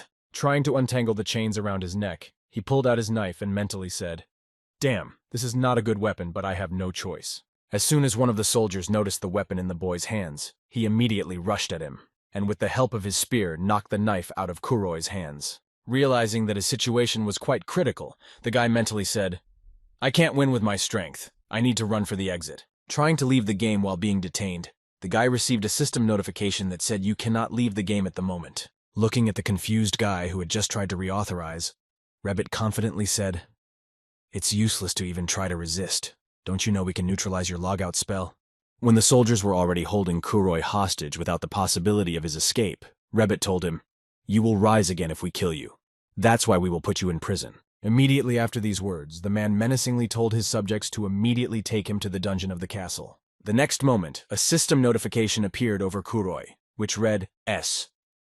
You have been captured by Rebit. You will be imprisoned in the castle dungeon without any hope of escape. But if you are patient, the apostle of justice you failed to become will appear and rescue you. The condition is not to leave the game for hours in real time. This is an extremely dangerous task. We recommend that you refuse it. At the very end of the description of this task, there was a system window that asked if you wanted to accept this task immediately after reading it, and Kuroi nervously said in his head that hours was simply impossible. Recalling his past experience where he tried to play more than allowed, Kuroi mentally said, I played for 20 hours in a row, but if you exceed this time, the system will force you to log out and you won't be able to log in for another hour as a penalty. Looking at Rebit who was watching him, Kuroi mentally said, being confined to days and hours of playing time is a very dangerous task indeed. Immediately after these thoughts, the boy gritted his teeth and said in his head in frustration, but I am a lonely guy with no job and no one around to bother me. Thinking about how he can accomplish this task, Kuroi said in his head, if I put the capsule into sleep mode, then I can hold out. I can't miss the chance to complete the S-class rank. After collecting his thoughts, Kuroi decided to spend the next few hours of real time in the game and spoke forward in his head. As soon as he accepted the task, a countdown timer appeared above him, as well as a description of the task that said, you will receive the second class of Associate of the Apostle of Justice. No penalty for failure of this mission. Putting the capsule into sleep mode, Kuroi saw system notifications that said the capsule was put into sleep mode from now on. Your brainwaves will be monitored to force you out of the game if there is danger. If your health is at risk, a doctor will be sent to you. Also, after that, another system warning appeared, which stated that in case of detection of external interaction, an employee of the SA Group employee to ensure the protection of the capsule. After reading all the warnings, Kuroi nervously said in his head, I beg you, if you help me complete this task, I will be faithful to you until the very end of the game. Preparing to spend a long time in the same cell, the boy mentally said, I'm waiting for you. And at that time, the clock on the company that created the game read, the Satisfy game is a huge system where each player has the ability to change the world they are in by their own actions. 2 billion players who are already playing this game create 2 billion landmines, and that's why no bugs or mistakes can be made to maintain the world. While in his office, the game developer received an emergency message from the team leader Lim Cholho, who said that the task, please allow an emergency meeting. Seeing the task code, the game developer informed the meeting that I would also be arriving soon. As he walked to the meeting room where the case was to be discussed, Lim Chulo thought to himself to think that someone managed to activate an S-class task and was rewarded with a second-class task. While thinking about the consequences that could occur, the developer thought that if he completed the task, he would be able to use the skills of 2 classes. Continuing his thoughts, he added, however, this requires spending hours of game time in a confined space, a task potentially dangerous for the player. Arriving at the meeting room, each of the attendees was presented with a sign with information that read, Nick Kuroi, real name, Dam Alon Batar, age years. The player from Mongolia was able to activate B. After reviewing the information about who exactly received such a test of fate, the game developer was surprised to hear that only all residents of Mongolia play this game. Hearing the surprise from Choi Nahi's supervisor, he was informed that his class was a speaker with low combat power, but he was able to reach the level by completing only tasks. Immediately after the girl's report, Lim Cholho himself told director Yoon Sang-min what the Mongolian branch thought about this.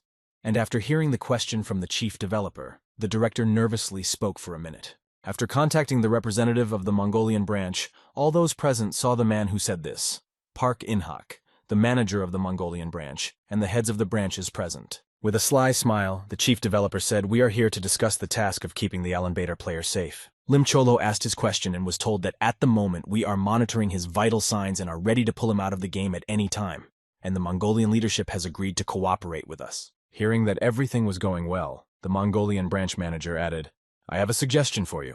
Immediately after he piqued the interest of those present at the game's headquarters, Park In-hak added it was potentially the first player with multiple classes. Looking at the hologram image of the guy's character in the game, the manager from Mongolia added the first player with 2 classes from Mongolia will improve his skills quite well with this. Hearing these words, the director of SA Group happily said, given the small activity in Mongolia, we can increase sales with such news, a great opportunity, to which the secretary replied that so many people refuse to use the capsule.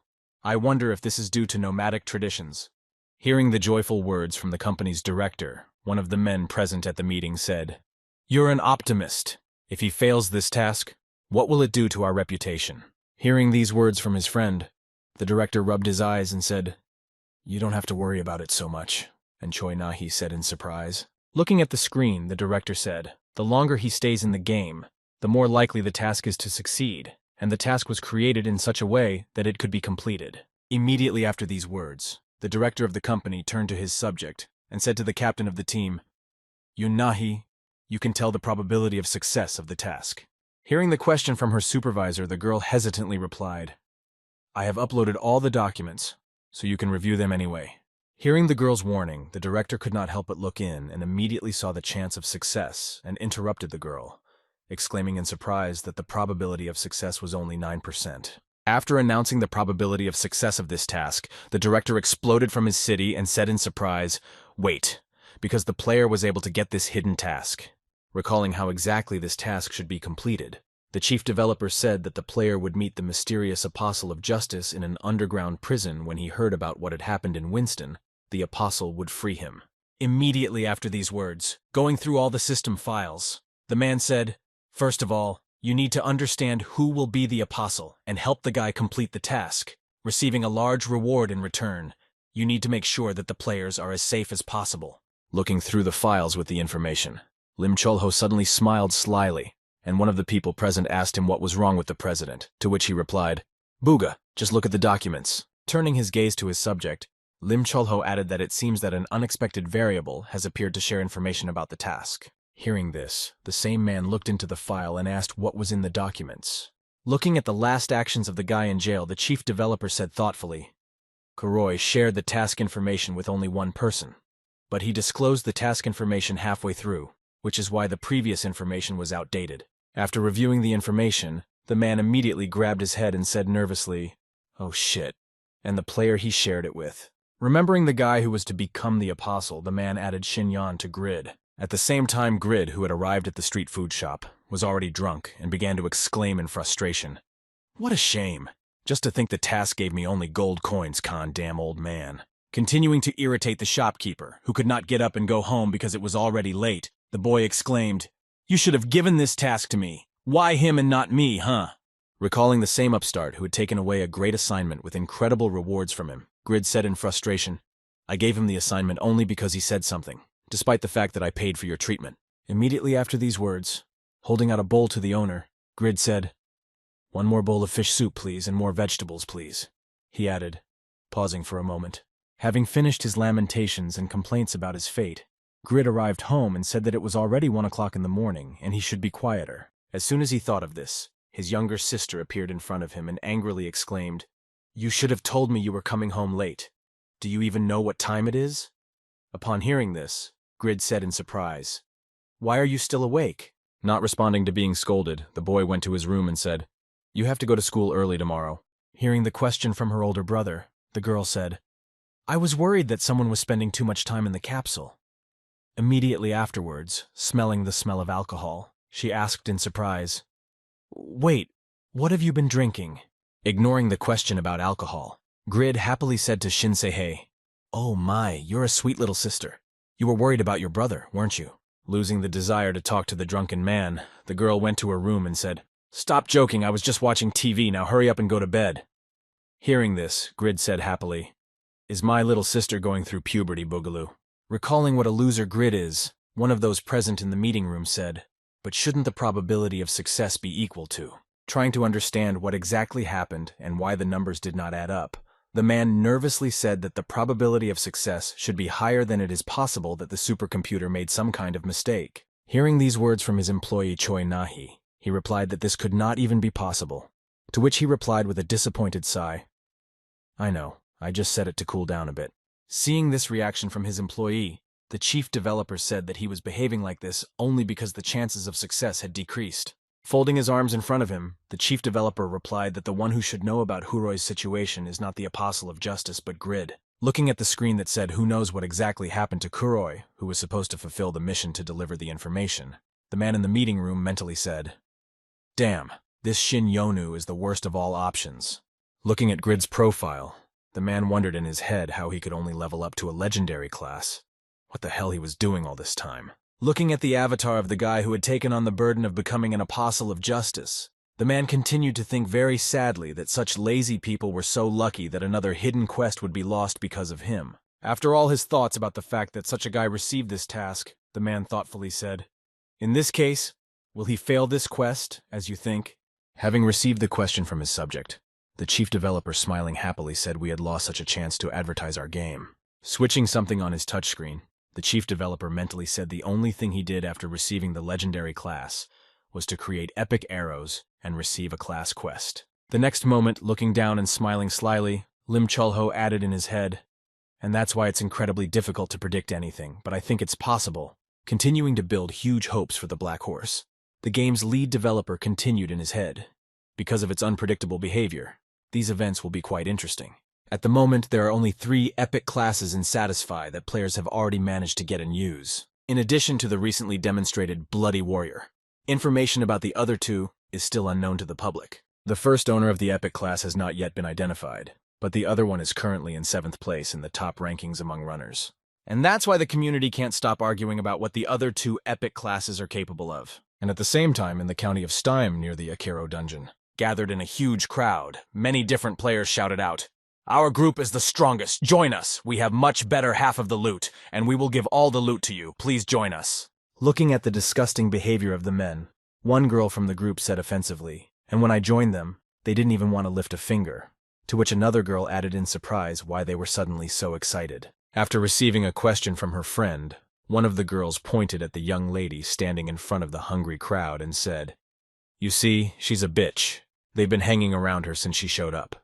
Hearing about the reason for the excitement of the crowd, the girl looked in the direction of the pointing and said thoughtfully, "Her name is Ephemera because I'm right." And then she said to her fans, "I will join the strongest team. You can demonstrate your skills." Hearing the condition of getting a beauty to join their team, all the men present immediately exclaimed, "Wow, of course, everything is just for you." Arriving on the battlefield to clear the dungeon, the excited men shouted over and over again to win the girl's favor, "Lady Ephemera is here, come with us." Preparing to confront the enemies, one of the men confidently shouted out a destructive fire wave using his powerful magic attack. There was also another man who confronted the enemies with a bow and arrows. Using his powerful attack, he shouted out a 1-point gap. There was also a third man who fought with a battle axe. His most powerful attack was called a lightning strike. After evaluating the strength of the men she had charmed with her beauty, Ephemera said in disappointment, "They're pretty mediocre, not what I want." Suddenly, she felt an incredibly powerful skill that gave her goosebumps, and looking back, she wondered in her head who had done it. Evaluating the strength of the guy who used the powerful skill, she mentally said that he seemed to be well-trained by this point. He was just perfect for confronting Piaro. Having found what she was looking for, she confidently said in her head, "Well, now it's time for me to use my skill to activate the duplication of the skill." After applying her skill, the girl received a system notification that said the whirlwind of madness of the level was successfully duplicated. Having received what she had come to this place for, Ephemera, who had the level and class of the duplicator, said, "I hope we will meet again." Having dealt with all the enemies on the battlefield, one of the players wiped his forehead with sweat after defeating the last monster and said, "Well, now you're going to join us, Miss Ephemera." Not receiving an answer to their question, the men looked back, but the place where the girl had been was empty, so they shouted out Miss Ephemera in surprise. At the same time, Miss Ephemera was already far away from those arrogant men who really thought she needed them. As she stood in front of the dungeon gate, she thought to herself, "I have been preparing for this for days, but now, with this skill, I should be able to do it." Moving to this dungeon with the help of the teleportation skill that she had also copied from someone else, she set in her head to complete this S-ranked quest. As she approached the entrance to the dungeon, she said, "Well, now I need to concentrate on showing the information about this task." After reviewing the additional information about the quest she had been preparing for so long, the girl confidently said in her head that it was a good time to start. After activating the dungeon, she noticed that the door began to open slowly, and then Ephemera mentally said the difficulty level of the S-class task is incredibly high, and the enemy is an incredibly talented NPC. Taking the first steps inside the room where the enemy was supposed to be, she mentally said to herself, "He must be much stronger than most boss monsters, because yes." As soon as the door was fully opened and the light spilled onto the throne where the main boss of the dungeon was sitting, Ephemera received a system notification that said the Eternal Hermit Piaro had appeared. Then the girl mentally added, "He was the strongest knight of the Saharan Empire, Piaro." Seeing the intruder who had invaded his domain, Piaro rose from his throne and said angrily, It was Asmuffle who sent you here. Hearing these words from the enemy, Ephemera realized that the battle would soon begin, but her confidence was unshakable. Standing still, she said in her head, I can win. My training is perfect.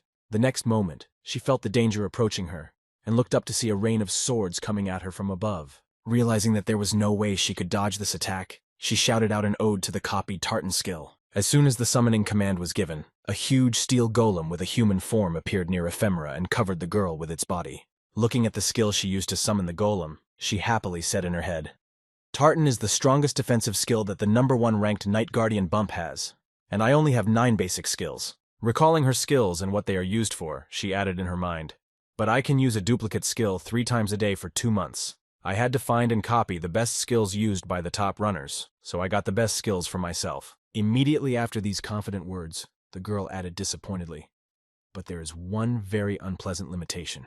You can use them only once. Turning her gaze to the enemy, who immediately launched a counter-offensive, Ephemera continued her train of thought, but it was more than enough to complete the quest. Preparing to strike the enemy at the moment when he would be most vulnerable, the girl confidently said in her head, I am a duplicator. Rushing into battle against an enemy she was more than confident of defeating, Ephemera mentally said the owner of the very first epic class in Satisfy. Then, using her skill, the girl shouted out a counter barrier. Having been seriously damaged by the counter barrier skill that returned the damage from his attack to himself, Piaro groaned heavily and said, But this skill is not. Before he could finish, the girl added more power by shouting a whirlwind of madness and unleashing another attack on the enemy. Looking at her opponent who was caught in her flow, Ephemera mentally said, He won't die just from this, so I'll have to use all my strength. Thinking about it, the girl began to use all the available ranged attacks, releasing them at the enemy to inflict as much damage as possible and win. After releasing a considerable amount of powerful magic skills at PR, the girl sighed heavily and thoughtfully said in her head, He already died like that. Immediately afterwards, looking at the destroyed room she had shelled, Ephemera said in her head, though it was hardly a notification of the end of the quest, he was still alive. Waiting for the smoke to clear to prolong the battle with the enemy, she said in her head, Mana is consumed at an incredible rate when using higher class skills. To avoid a surprise attack from the back in the ruins, she used the levitation skill and said, I should break the distance and use it to restore my mana. Before she could finish, she noticed Piaro coming straight at her, pointing his sword, which was about to reach its target. Looking at the enemy, she nervously said in her head that he was not even wounded. Trying to evade the enemy's sudden attack, she gritted her teeth and said in her head that this was a skill that could kill anyone, that she could not escape her doom. At the same time, Piaro, who had almost reached his goal, confidently said in a harsh voice that all that awaited you here was irrevocable death, which you could not avoid under any circumstances. Gathering her mana in her hand to use the skill and defeat the enemy, the girl mentally said, No, I just have to survive at all costs. Activating the illusion skill on the enemy, she distracted the enemy's attention from herself and made him fight with the air, angrily shouting the name of her hated rival. How dare you come here, Asmuffle? As she descended to the ground, she mentally recited the projection of horror, the strongest skill that would plunge the target into an illusory trap. Looking at the enemy who had forced her to use it, she said in her head, I've been saving it for emergencies. Watching him run around the arena frantically trying to deal with the imaginary enemy, Ephemera mentally said, For a short period of time, he will be enveloped in the illusion of fighting Asmuffle. I should use it to restore my mana and continue the battle with him. The next moment, she received system notifications that said due to the continuous use of the skill, you have reached your limit. You temporarily cannot use the skill.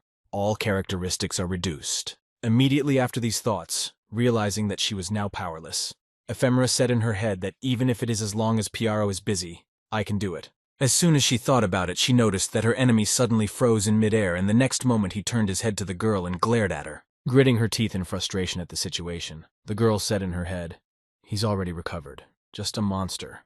My characteristics as a duplicator are too low. Deactivating the mission of the battle with Pyre, Ephemera saw system notifications in front of her that said you rejected the quest failed.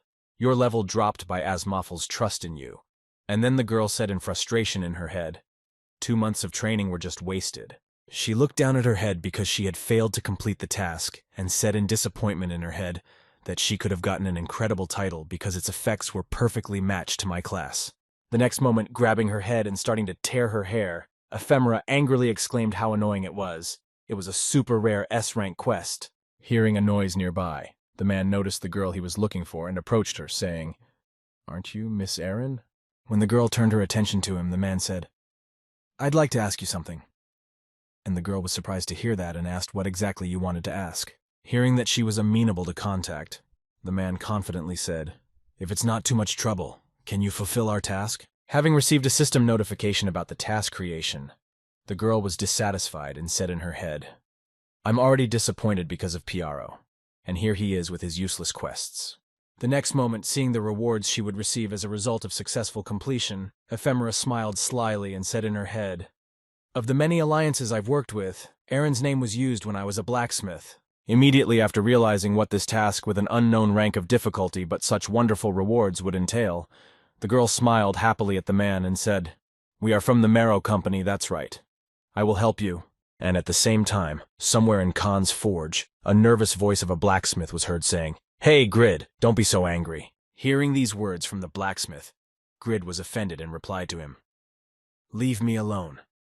Leave me to give such a unique quest to the first person I meet," Khan replied. "The company is watching everyone in the village, and if you tried to leave Winston, they would have caught you." Immediately after these words, the blacksmith added confidently, "But someone as outsider as Kuroi would not arouse their suspicions." Continuing to convince Grid that he had entrusted this task to Kuroi for a reason, the old man added, "I cannot put my benefactor in unnecessary danger." Covering his face with his hand and sniffling as if he were crying, Khan added, "I would have killed myself if something happened to you. You are like a son to me." Hearing this, Grid replied, "Calm down, don't cry." Having calmed the blacksmith, who felt guilty for being offended by him, the boy said happily, "Let's get back to training." And they had already announced the date of the competition. Hearing that Grid was interested in the date of the competition, Khan told the boy that it would take place in 2 days. "Are you ready?" As Grid practiced his blacksmithing skills for the upcoming competition, he thought, "If I use my skills often, my skills will improve." As Grid pounded the steel with the blacksmith's hammer to shape it into the desired shape, he continued his train of thought. "I am beginning to work better and more efficiently." Feeling like he was becoming a much better version of himself during the training, and his skills were growing rapidly, the boy happily said in his head, "This feeling of development is simply divine." After finishing his training at the forge, Grid exhausted himself and sat down on a bench. "I'm completely exhausted." Deciding to check the results of his fruitful training, Grid tiredly raised his head and said, "I wonder how much I've improved during this time." Seeing that his blacksmithing skill was only leveled up to the legendary blacksmith's breath, Grid said in disappointment, "And that was all. Even considering how many items I created, it was different from what happened with the Jaffa arrows." Turning his gaze to the armor they had created, Grid said in disappointment, "Well, there's nothing to be done about it because of Marrow's company. We don't have quality materials. We can sell a few epic items, but..." The next moment, switching the system display to his own profile stats, Grid mentally added, "Despite the stats, I can feel my skills have improved, and I've earned extra stats points by creating items." Thinking about how to use the extra characteristic points, the boy thoughtfully said in his head, "I definitely need to invest them in agility if I want to win the competition. But if you think about how hard it is for me in battle, it is worth pumping the rest of the characteristics as well." After thinking a bit about what he should do, Grid confidently said, "Okay, I'll do that. 60 points in agility and 70 in stamina." Scattering his characterization points, Grid looked at the overall picture of his character and said in his head, "Wow, this doesn't look like the characteristics of a level 21 player." Amazed at how high his stats were at his 21st level, Grid happily added in his head, "They match those of a 75th level player." The next moment, looking back at the breastplate he had created, Grid mentally said, "Moreover, my stats increase every time I create a high-level item, so I can replace my lack of combat skills with it." He clenched his hand into a fist and said confidently, "Of course I'll have to work hard, but I'm used to it." Immediately afterwards, Grid confidently said in his head, "At tomorrow's competition, I have to show everyone the results of my work." The next day, the central square of Winston was filled with local NPCs and players on the day of the competition. Upon arriving at the central square where the task was to take place, one of the players who had also come to watch the event said to his friend, "There are so many NPCs here." Hearing these words from his friend, another player who also came to watch the competition confidently replied, "Of course they want to protect the forge from Marrow, but we are not involved in this conflict." Trying to support their favorite, the locals shouted from the stands, "Grid, we believe in you. Show them your skills and protect our forge." Looking at Grid standing at his workstation, one of the observers was surprised to see Grid. What is this with his equipment? Is he a newcomer? It looks like this will be a competition between novice blacksmiths. What a waste of time, let's go. Looking at his opponent, who was already standing in the square waiting for the competition to begin, the Baron asked his subject how our training was going, to which he replied that everything was going exactly as planned. The next moment, the main host confidently said, "Now, let me introduce you to the main star of today's competition." Pointing to the girl standing next to him, the host happily announced Irina from Mero. Seeing Grid's rival, all the players and fans present, who were on the neutral side, immediately began to exclaim in a loving voice, "Wow, she's just incredibly cute. Look at her. We believe in you. Beautiful. Come on. I don't know who you are, but you have to win." Hearing the support from the stands, Ephemera blew the fans an air kiss and gently said thank you for your support. And the boys saw this sweet gesture, and the stands erupted with shouts of her name. Listening to these shouts that were heard over and over again, "Win this competition. Aaron, I'm rooting for you," Grid thoughtfully said in his head. "She's enough, can it be that she will be a rival to the Black Witch Yuri?" Immediately after these thoughts, Grid said confidently in his head, "This support is incredible, but the locals are still on my side." Looking back, Grid saw that they were speaking uncertainly, and she was so cute. The fact that no one was rooting for him now really bothered Grid. Seeing that he was depressed, the host said to the guy, "Please get to your feet." When the two opponents stood face to face, Ephemera said to the boy, "Mr. Grid, fate itself brought us together today, so please take care of me." Hearing these words, Grid looked at the girl with a fearsome look and said, "You're not my type, so don't you dare interfere with me, you little brat." The girl, who had always heard only compliments, was surprised to hear him speak to her, saying, "Wow, isn't it rude to address a beauty like me like that?" As soon as the girl spoke these words to the boy, Grid said, "You do look pretty, but little kids like you shouldn't be allowed to call themselves beautiful." Gritting her teeth in anger at the way Grid was talking to her, she said in her head that he was wrong. "No one has ever treated me like that before." The next moment, looking around to see how many people were here, she confidently said in her head, "Well, look, I'm going to humiliate you in front of this crowd." Immediately after these thoughts, the girl shouted out to Grid, "Who did you call a child? I'm 20 years old." Grid confidently replied, "It doesn't mean anything to an adult like me." The next moment, the host announced that the competition was officially starting. Immediately after announcing the start of the competition, the host announced to the whole square that the theme of today's competition would be a dagger. You have 3 hours to make it, and the one with the best dagger would win the competition. Hearing this, the girl happily said in her head, "If I win, I will be rewarded with a new title of gold and characteristics. But there is something that worries me very much." Looking through the description of the task she had accepted, the girl thoughtfully said in her head, "The difficulty of the task is unknown, so could it mean that the skills of my opponent are unknown to anyone?" Throwing coal into her furnace to melt it and raise the temperature to the right one to melt the metal, she said in her head, "Well, don't let anyone notice, because my plan is perfect." Thinking about her diabolical plan, the girl slyly said in her head, "As soon as he starts creating an item, I will simply copy his skill." Turning her gaze to Grid, she continued, "If we use the same skills, the lucky one will be the winner. Even if I take the risk, the odds are still in my favor." Thinking about her diabolical plan to get the same results and hope to win, she thought in her head, "But can I win?" Looking at the boy, Ephemera noticed that he had already heated the metal and began to forge his hammer. Realizing that he was ahead of her by a good amount of time, she was nervous and wondered in her head how he had already started to forge it. Starting to take out her tools as well, in order to keep up with the guy, the girl said in her head, "Don't be nervous, because I'll just copy his skill. And then the one with the best tools will be the winner." Taking out her hammer, which had an epic rarity rate, the girl mentally said no matter how good the item is, "Because if I don't have the right skills, it's just useless." Immediately after that, she looked back at Grid and prepared to use her copying skill and said, "I'll just copy your skill of observing skills." Noticing that his opponent was looking at him strangely, Grid said, You wanted something from me." After she used her skill on Grid, she said in her head, "That's impossible. My skill observation is at the 7th level. I was able to copy the advanced blacksmithing skill on the E." She turned her gaze back to Grid and thoughtfully said in her head, "Could it be that he had already become a master blacksmith and had only reached an intermediate level of skill? So how could my skill not work?"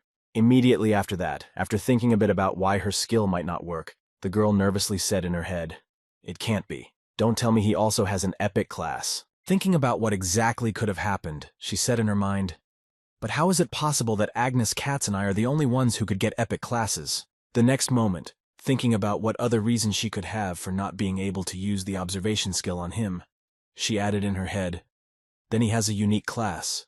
Nervous that her plan hadn't gone according to plan, she nervously said in her head, "It doesn't matter, but if things go on like this, I'll lose right after." She looked back to where the Baron and his subject were and called out Rebet. When the man came up to her, he immediately asked her what was wrong, and she nervously replied, "This guy has a mentor, so let him participate." Hearing the girl's demand, Rebet was surprised to hear her say, "You're asking me to change the rules, but the competition is already underway." And Ephemera replied, "You're the one who has to decide whether you want to win or not." Hearing such a tone from the girl, Rebet confidently said, "Okay, I understand." The next moment, Grid noticed that something strange was happening behind him. Rebet approached the host and started to say something to him, and the boy was surprised to hear that something was wrong. As soon as Rebet left the square, the host shouted out, "Mr. Khan, please come to the stage. Miss Aaron wants to see you." Hearing that he was being called to the stage, Khan said in surprise that I was, to which the host replied that she said that the student should perform with his mentor. As soon as these conditions were announced, the dumbfounded crowd shouted in surprise 2 against 1. "Aaron is just incredible, Aaron!" Hearing that he was obviously underestimated, Grid said insultingly, "They don't put me in anything at all." After which Khan said, rolling up his sleeves, "If they ask, let's work together." Immediately after these words, the old Khan said to his student, "I am grateful for the opportunity to work with you, because I respect you as a blacksmith, and for the chance to defend my forge myself." Hearing this, Grid happily replied, "Well then, let's destroy her plans together." Concentrating her gaze on old Khan, Ephemera slyly said in her head, "You are the one who will be my target. Let me borrow your incredible skills."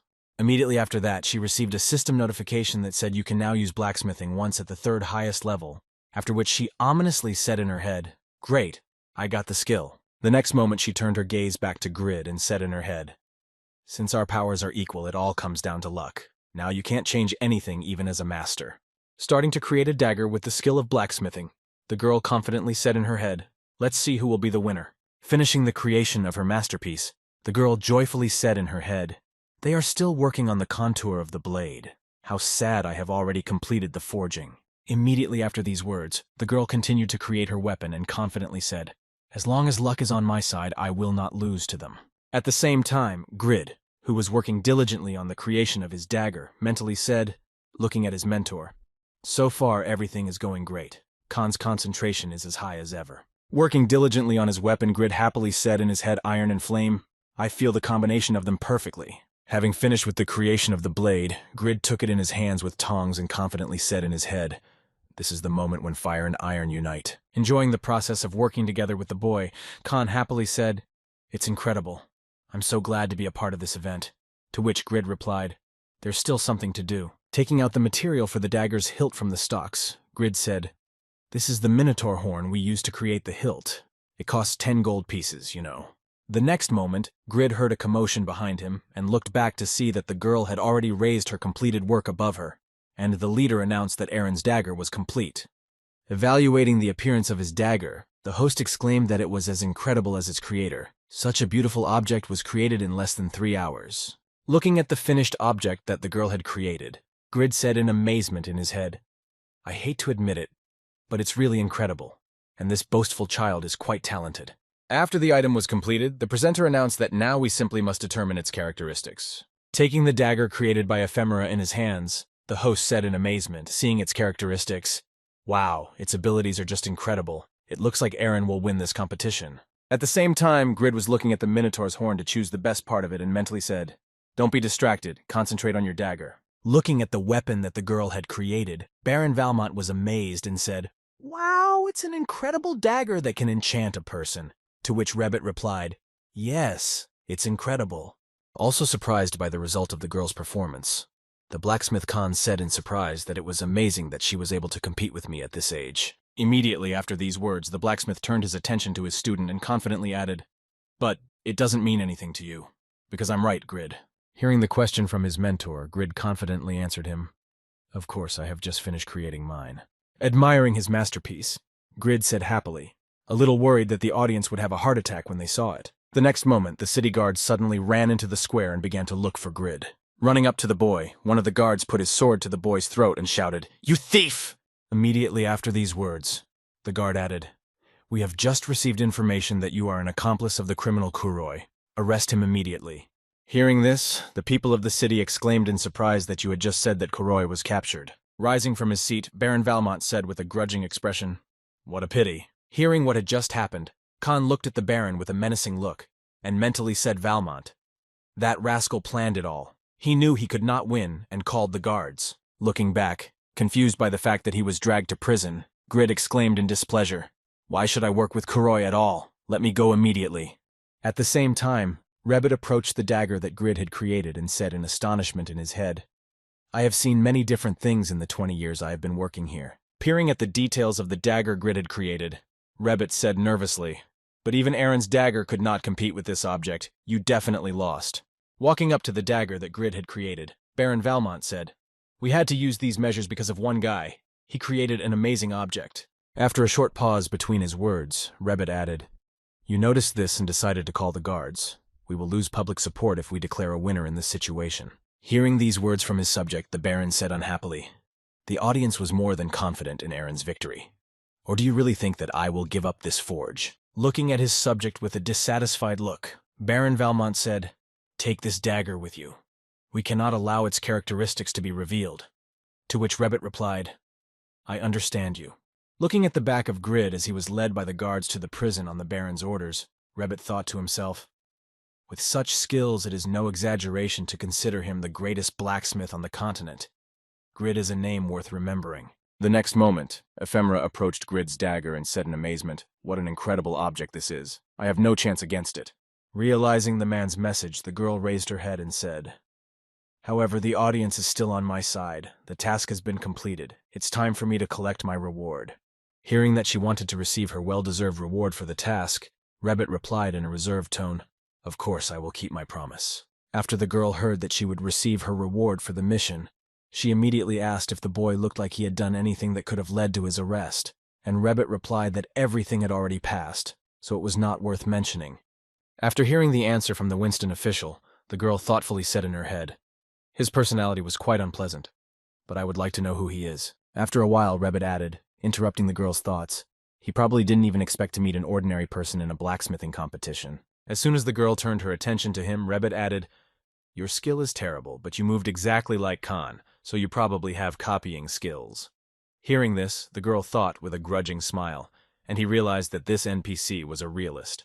The next moment, walking away from the girl, Rebet added, "Someday Mero will be held accountable for all its misconduct, which is why I want to leave the company and find another way to success." Immediately after these words, Rebet looked up and said confidently, "And Khan's forge can open it for me, and it's only because of Grid's skills." Recalling the image of the boy in his mind, Rebet said, "When he gets enough connections and resources, his skills alone will be able to compete with medium and large companies."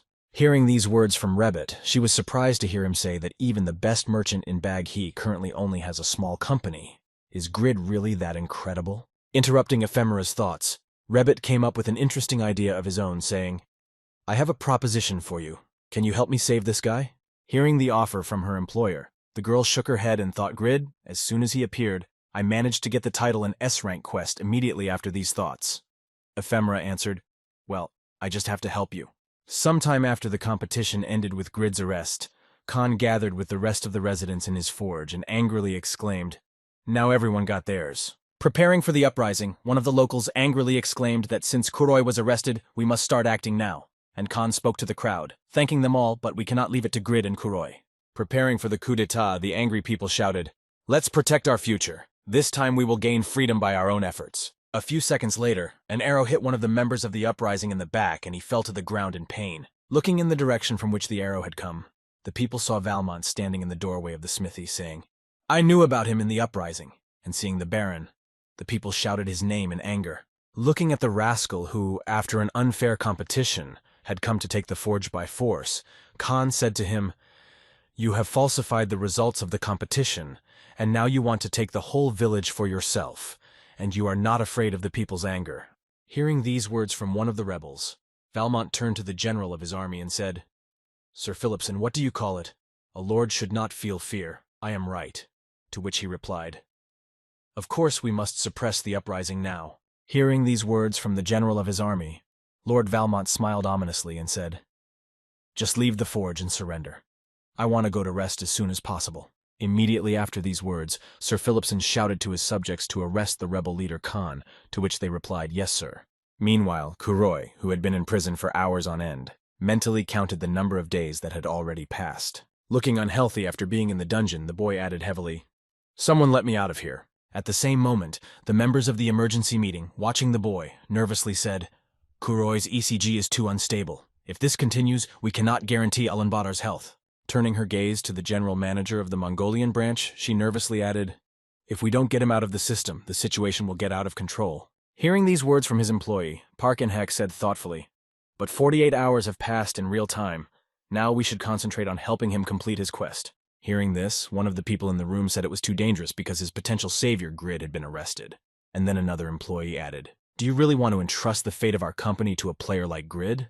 Immediately after these words, one of the men nervously added that the probability of his rescue at the moment was only 9%, and the manager replied nevertheless. Changing the subject, the manager added that because of his arrest, he had become much closer to Kuroi, and we still had hope. After these words, the general manager of the Mongolian branch mentally said, "Even in such a desperate situation, I still feel that something must happen. Maybe he is a low-level and incredibly greedy player."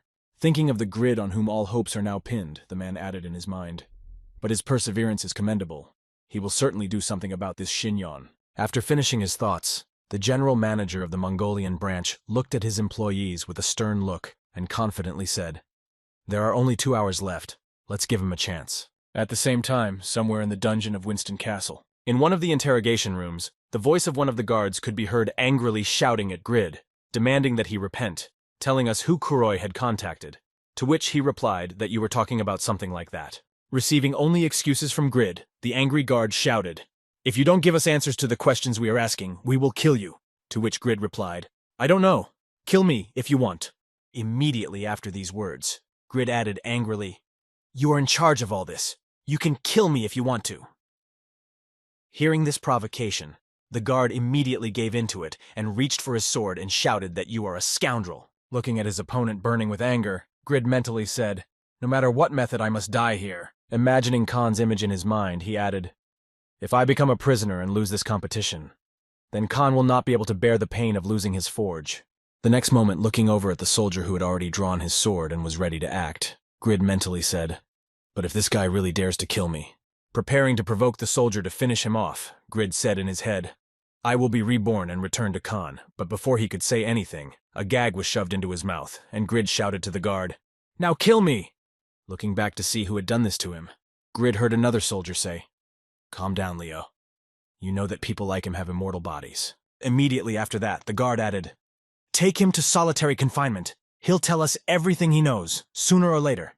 Hearing this, Grid nervously exclaimed that, realizing that they knew about his immortality and that no one would kill him, Grid nervously thought, "This is very bad. If I am imprisoned, then Khan's life will be in danger, and I will not be able to leave the game while I am in the cell." Looking at the guard with a nervous look, Grid mentally said, "I'm ready to tell you everything. Just take the gag out of my mouth. Forgive me, Khan." Looking at his friend, who had gone to prepare a solitary cell for Grid, the guard added, "Don't let him out until he cooperates with us." Hearing this, Grid exclaimed, "I'm ready, you fool." Throwing the boy into the cell and hearing him groan, the angry guard shouted at him, "Shut up if you want to get out of there, then tell us everything." As soon as the guard left, a system notification appeared in front of Grid, stating that the Apostle of Justice quest had been created. Rescue Kuroi. Conditions: rescue Kuroi in 7 hours. Reward: the title Apostle of Justice will be created. Task associated with Kuroi: penalty for failure, leveled up to the title Coward. When Grid saw that he had a new mission, he was surprised to hear in his head that it seems like I've seen these rewards before. This is the quest that Kuroi showed me. After reviewing the conditions and penalties for failure, Grid mentally said, "But I'm in a dungeon now. This task is simply impossible to complete in 7 hours. The penalty for failure is just terrible. What a stupid quest, I will never take it." Just as he was about to refuse, a system notification came in saying that you can't refuse a quest. The quest was accepted. Being tied and gagged in the dungeon, Grid said in frustration in his head, "It's been 3 hours, of course there's no one to come and free me." Banging his head against the wall, frustrated by this situation, Grid mentally said in his head, "In 26 years of my life, I have not won a single cent. I should have realized what was behind the legendary class." Shedding tears because he was in such a hopeless situation, Grid said in his head in frustration, "The goddess of luck has turned her back on me forever." Suddenly, somewhere in the corridors of the cave, a woman's voice was heard. It was Ephemera, repeating over and over again, "Grid, you are here. Hey, Grid." Hearing this voice, Grid immediately got to his feet and began to look where she was going. Recognizing the voice, the boy was surprised to think that it was Irina, but what she was doing here was not important right now. She was my last hope. Continuing to search for Grid, who did not respond to her call, the girl said unhappily, "Where is this ill-mannered boy?" Hearing such words in his address, Grid said angrily in his head, "That damn child." As soon as he thought about it, a system notification appeared in front of him that said, "You have 2 hours left to complete the quest." Seeing this, Grid began to bang his head against the door, thinking, "Damn it, time is almost up. I need to get her attention somehow." Hearing a noise behind her coming from one of the cells, the girl was surprised to hear that it was around here. Looking around, she noticed Grid not far from her, who was looking through the window of one of the cells with a bruised head. Looking at the guy who didn't look good, she nervously said, "Oh my God, you scared me. But it doesn't matter. The main thing is that you're here." Trying to say something, Grid only managed to groan awkwardly, while the girl fumbled in her bag for something and said, "Wait a little longer. I'll get you out of here soon. But for now," taking out the dagger that he had made at the competition, the girl handed it to the boy and said happily, "Here, take this. It rightfully belongs to you. You have done something really incredible."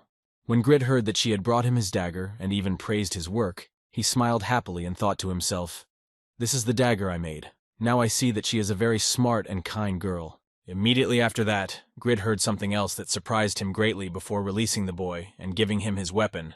Ephemera said, "But I have one condition." Folding her arms and smiling happily, the girl said, "You will make me an orb that can hold as many different spells as possible." Hearing what the girl wanted, Grid was very surprised and then thought that the orb was a magical object. But why she was asking me to make it? I had never done anything like that before. Not long after thinking about the girl's proposal, Grid confidently said in his head, "Oh well, it doesn't matter. Let it be as she wishes."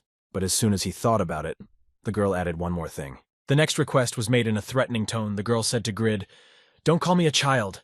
I have a name. My name is Ephemera, so please call me that."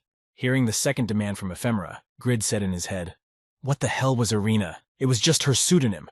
There are so many conditions here." After releasing the boy from the cell and freeing him from the ropes that bound him, the girl heard him say as soon as he removed the gag from his mouth, "Phew, I'm finally free," and handing him the dagger, Ephemera said, "Here, take it." Grid picked up his weapon and looked at the girl and said, "Why do you need to save me? But wait a minute. How did the blacksmith get into the dungeon?" Hearing the boy's question, Ephemera looked back and confidently said, "I am not a blacksmith." And Grid said in surprise, "But how could he have done that?"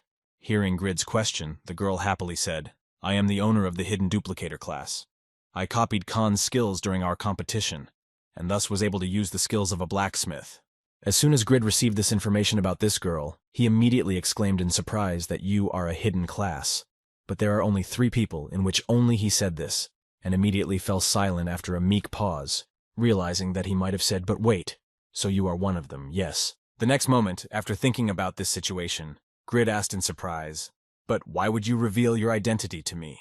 Because before that, you had been using a pseudonym." Immediately after her answer, the girl added, "But you also have a hidden class, because I'm right, at least with a unique rating." Following Ephemera, Grid said in surprise, "Is such a development possible? I like you. I like girls with shapes." To which she replied with displeasure, "Stop talking about what you don't know." The next moment, looking back at Grid, the girl replied, "I don't know what class you're in, but you should fight to the best of your ability."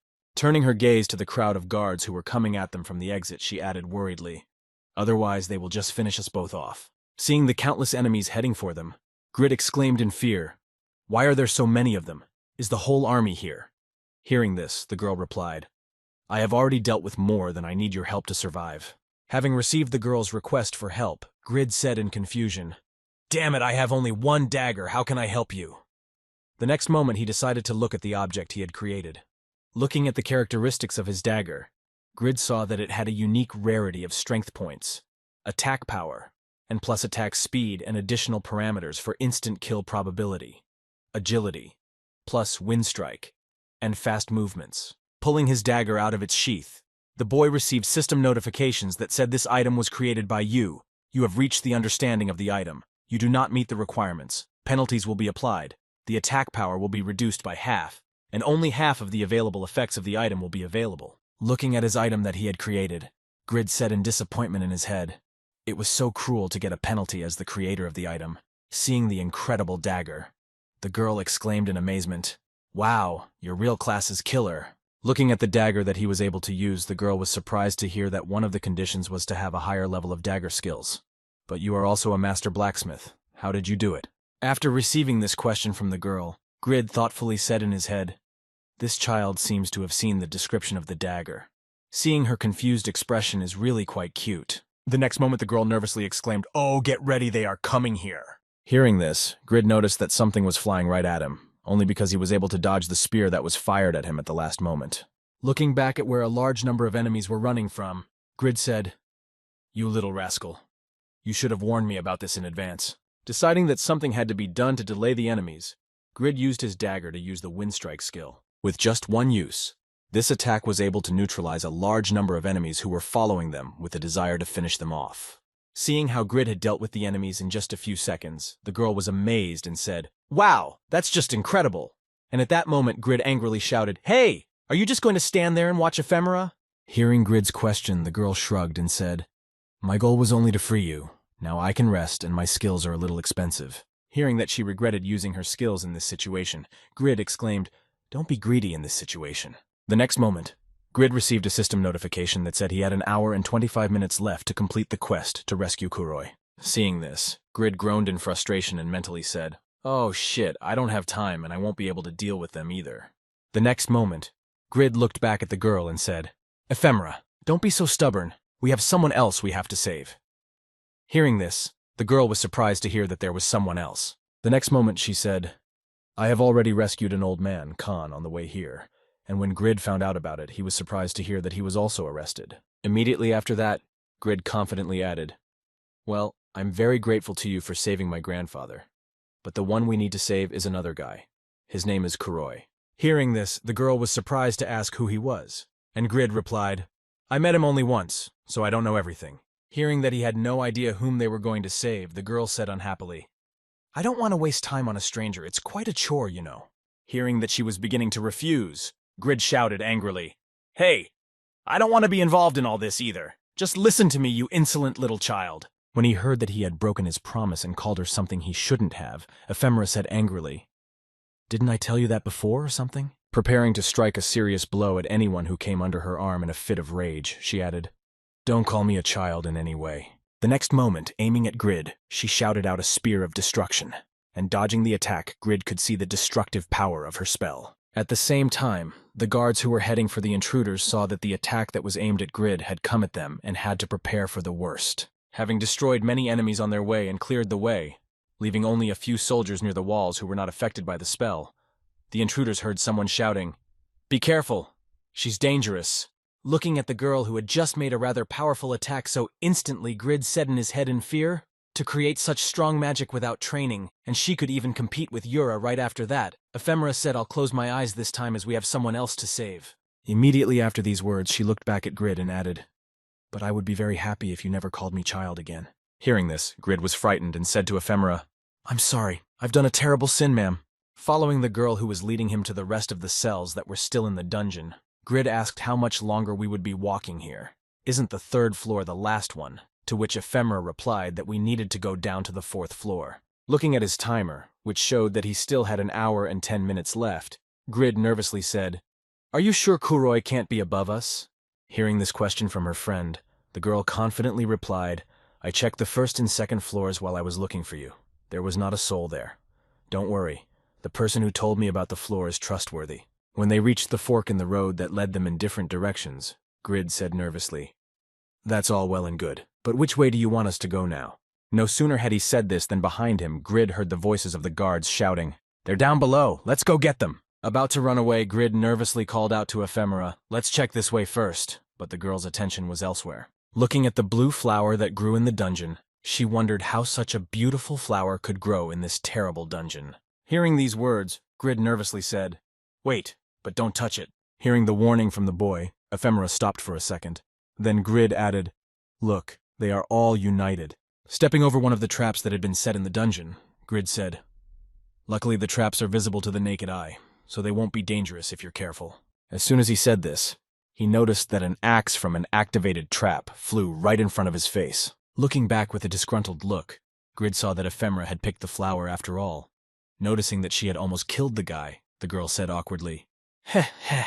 That was enough. Sweating from this sudden danger, Grid said to his partner, "Please be careful," and then mentally added, "How is it possible for this child to be so distracted?" The next moment, Grid had to dodge another activated trap. Looking back at his partner, who had done something stupid again, Grid heard her say, "I was eating a banana. I was hungry." Continuing on his way, Grid suddenly heard the girl say, "Oh, Grid, look, there's another flower here. This flower has activated another trap." Dodging another trap activated by the girl, Grid said angrily, "Hey, Ephemera, be smarter. How many times do I have to repeat that these are all traps?" Hearing these words from Grid, the girl confidently said, "We need to activate them to ensure our safety when we leave. That's what we should have done in the first place. If you don't know about it, then why should I listen to you?" As they talked and slowly moved forward, activating each trap, a couple of guards checking one of the passageways called out, "I found them. They're here. Come on, everyone." Hearing the sound of them being overtaken, Grid jumped into the hole, and seeing this, the girl exclaimed in concern, "Hey, what are you doing?" To which he replied, "I'm going to leave the soldiers on you." Once on the 4th floor of the dungeon, the guy added, "I have no armor, which is why I will simply be useless in battle. Destroy them with fire magic or something else. The search for Kuroi remains on me." Having gone in search of Kuroi, Grid shouted to the girl, "I'm counting on you!" And hearing this, Ephemera exclaimed with displeasure how selfish this guy was. The next moment, the girl exclaimed, "If I use fire magic in a closed space, we'll just fry, you idiot." Going in search of Kuroi, Grid mentally said duplicator. So it turns out that she can copy other people's skills. Usually it takes a long time to activate higher level magic. Continuing on his way, Grid also continued his thoughts, saying in his head, "But she can use it instantly. It's a cheat. But thanks to her, I don't have to worry about the soldiers." As Grid set out to fulfill his mission, he mentally said, "I believe in you, little one." At the same time, Ephemera had just used her powerful skill called the Ice Queen's Breath. Having already dealt with quite a few guards, the girl sighed heavily and said, "They keep coming even in spite of this incredible magic." Choosing which skill to use next, the girl thoughtfully said in her head, "It would be much easier if I used fire magic with area damage, but then the whole dungeon would blow up." As she prepared to use her next skill, Ephemera thought, "I still have 11 skills left over from the quest with Piaro, and that's why I can't lose to ordinary soldiers." After saying such confident words, the girl nervously added in her head that the problem was that the 5 Winston Knights were not among these people. Noticing that the girl was alone, one of the guards shouted out to the rest of the group to track him down. As soon as the guards said this, they were immediately attacked by a sword of light attack that killed a large number of enemies. Watching his comrades die so fast right before his eyes, one of the guards nervously said, "This girl is really strong." Trying to hold back the enemies who kept coming, Ephemera nervously said in her head, "I beg you, please come back as soon as possible." As she prepared to use her next skill, she thought to herself, "I only have 10 skills left. I won't be able to hold this army back for very long." At the same time, Grid, who was traveling on the 4th floor of the dungeon, exclaimed in surprise, "Oh, it's the same voice as Hooray!" Running around the corner from where the boy's voice was coming from, Grid confidently exclaimed, "This is where I have to endure all this torment because of him." After a short pause, the boy added, "As soon as I see him," and before he could finish, he saw one of the guards in front of him. At the same time, the guard, seeing Grid in front of him, exclaimed in surprise, "You are surely you. I am Leo, the Knight of Winston." Preparing to fight the intruder, the knight confidently said, "I know you escaped from prison. If you have any connection to Kuroi, you must know why I'm here." Seeing the enemy in front of him, Grid nervously said in his head, "Damn, knights are at least a level. What should I do after these thoughts?" He said to the enemy, "You have the courage, I see. Everyone I've met before could only make noise." Hearing such provocative words in his address, Leo said angrily, "You don't know how to keep your mouth shut, you idiot." Rushing at the guy to get even with him for everything he had said to him this time and last time, Leo exclaimed, "I will have to teach you some rules of cultural behavior." Seeing that he had rushed at him, Grid nervously thought, "What a mess, and why did I provoke him?" and then shouted out the blacksmith's rage with quick movements. After activating the skills, Grid received system notifications that said in the next few seconds, your strength and attack speed will be significantly increased in the next minute. Your agility and probability of evasion will be significantly increased. Then Grid mentally said, "I will have to fight him." As soon as he thought about it, he saw that the enemy was already right in front of him, forcing him to act immediately. Trying to block the enemy's attack, Grid nervously said in his head, "What the hell happened to him so quickly in front of me?" After the attack was repelled, Grid was thrown back some distance and he mentally said, "Oh, he's too fast. I barely blocked his attack without the dagger skill. If I hadn't moved quickly, I would have been finished." Seeing that his attack did not reach its goal, the angry Leon shouted out to insult me and also to block my attack. Some blacksmith decided to humiliate my pride. Immediately after these words, using his full combat power, the knight angrily shouted, "I will have to fight to my fullest. Get ready to meet my death." Immediately after that, Grid received a powerful blow, after which he received system notifications that informed him that you had taken damage as your health reached the minimum mark. The skill Legend does not die so easily. You will be invulnerable for the next few seconds. Taking a healing potion from his inventory and immediately using it, Grid nervously said what kind of incredible power he had. He needed to drink the potion immediately. Immediately after he resumed his mileage, Grid noticed an enemy standing in front of him. Not realizing what he was expecting, the boy said in surprise that why he suddenly stopped. The next moment, one of Winston's knights fainted after being fried by the rascal. Looking at the enemy who had taken a considerable amount of damage, Grid immediately recalled the words of Ephemera, who had told him that if I use fire magic in a confined space, we will fry fool. And then he added it was an explosion of dust or something.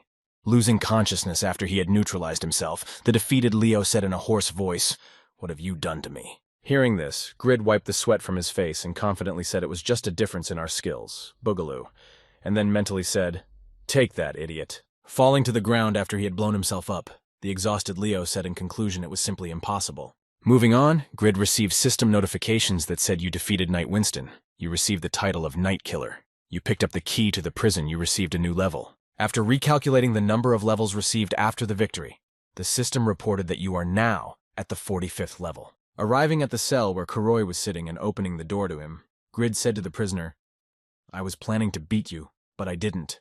Immediately after these words, Grid smiled happily and added, "You look like you're going to die, Kuroi." Seeing his savior, Kuroi nervously said, "You're the same Kanya." The next moment, Grid received a system notification that the mission was complete. When the mission was completed, Kuroi also received a system notification that said you have received the second class of Apostle of Justice, after which the guy said, "You are my savior." Upon completion of the quest, Grid received his title of Apostle of Justice as well as other rewards that were also described in the rewards section of the task. Bowing his head to his savior Kura, Mr. Grid said, and then mentally added, "It doesn't matter who it is because he helped me complete the quest." The next moment the boy confidently added, "I will be faithful to you." Immediately after these thoughts, the boy said, "I am Dam Alan-Batar, descendant of the Blue Wolves." Lowering his head, Kuroi solemnly said, accepting the title of Associate of the Apostle of Justice, "I will follow you and return the favor." Looking at the rescued boy with a surprised look, Grid mentally said in his head what was happening to him. A duplicator is someone who is able to copy the skills and gain the benefits of each class. And even at first it may seem that this is the best class in the game. Together with the right combination of skills, a duplicator can even defeat a boss alone or become an army in the person of just one person. It all depends on the owner. However, it can copy only 3 skills per day and use them only once. It has only 9 basic skills that cannot be used in combat, and it has terribly low physical abilities. Based on this information, the duplicate with a huge number of skills can be considered the strongest player in the game. But when all of his saved abilities are used up, he is the strongest. At the same time, Ephemera will be completely helpless. Looking at the girl whom they have been unable to capture for a long time, one of the guards said in surprise that it was incredible that she had single-handedly destroyed several hundred soldiers. At the same time, watching the enemies, the girl said tiredly, "The elite knights are still alive. I have used all my skills, but they don't know about it, and that's why they are afraid to attack me." After these thoughts, she remembered the moment when the boy jumped down the hole to the 4th floor, shouting so much faster than walking up the stairs. She thought that a powerful explosion had occurred earlier. Since Grid had not yet returned, it was possible to imagine that he had died. The next moment, the girl gritted her teeth in anticipation of the enemy's attack and thought, "Even if he managed to save Kuroi, why am I so sure that he will return here?" While the girl was thinking, one of the guards said to his friend what we should do if that boy Grid runs away. To which the friend replied that the Lord's guards would be waiting for him at the exit. "We should worry about this girl, and not about Grid."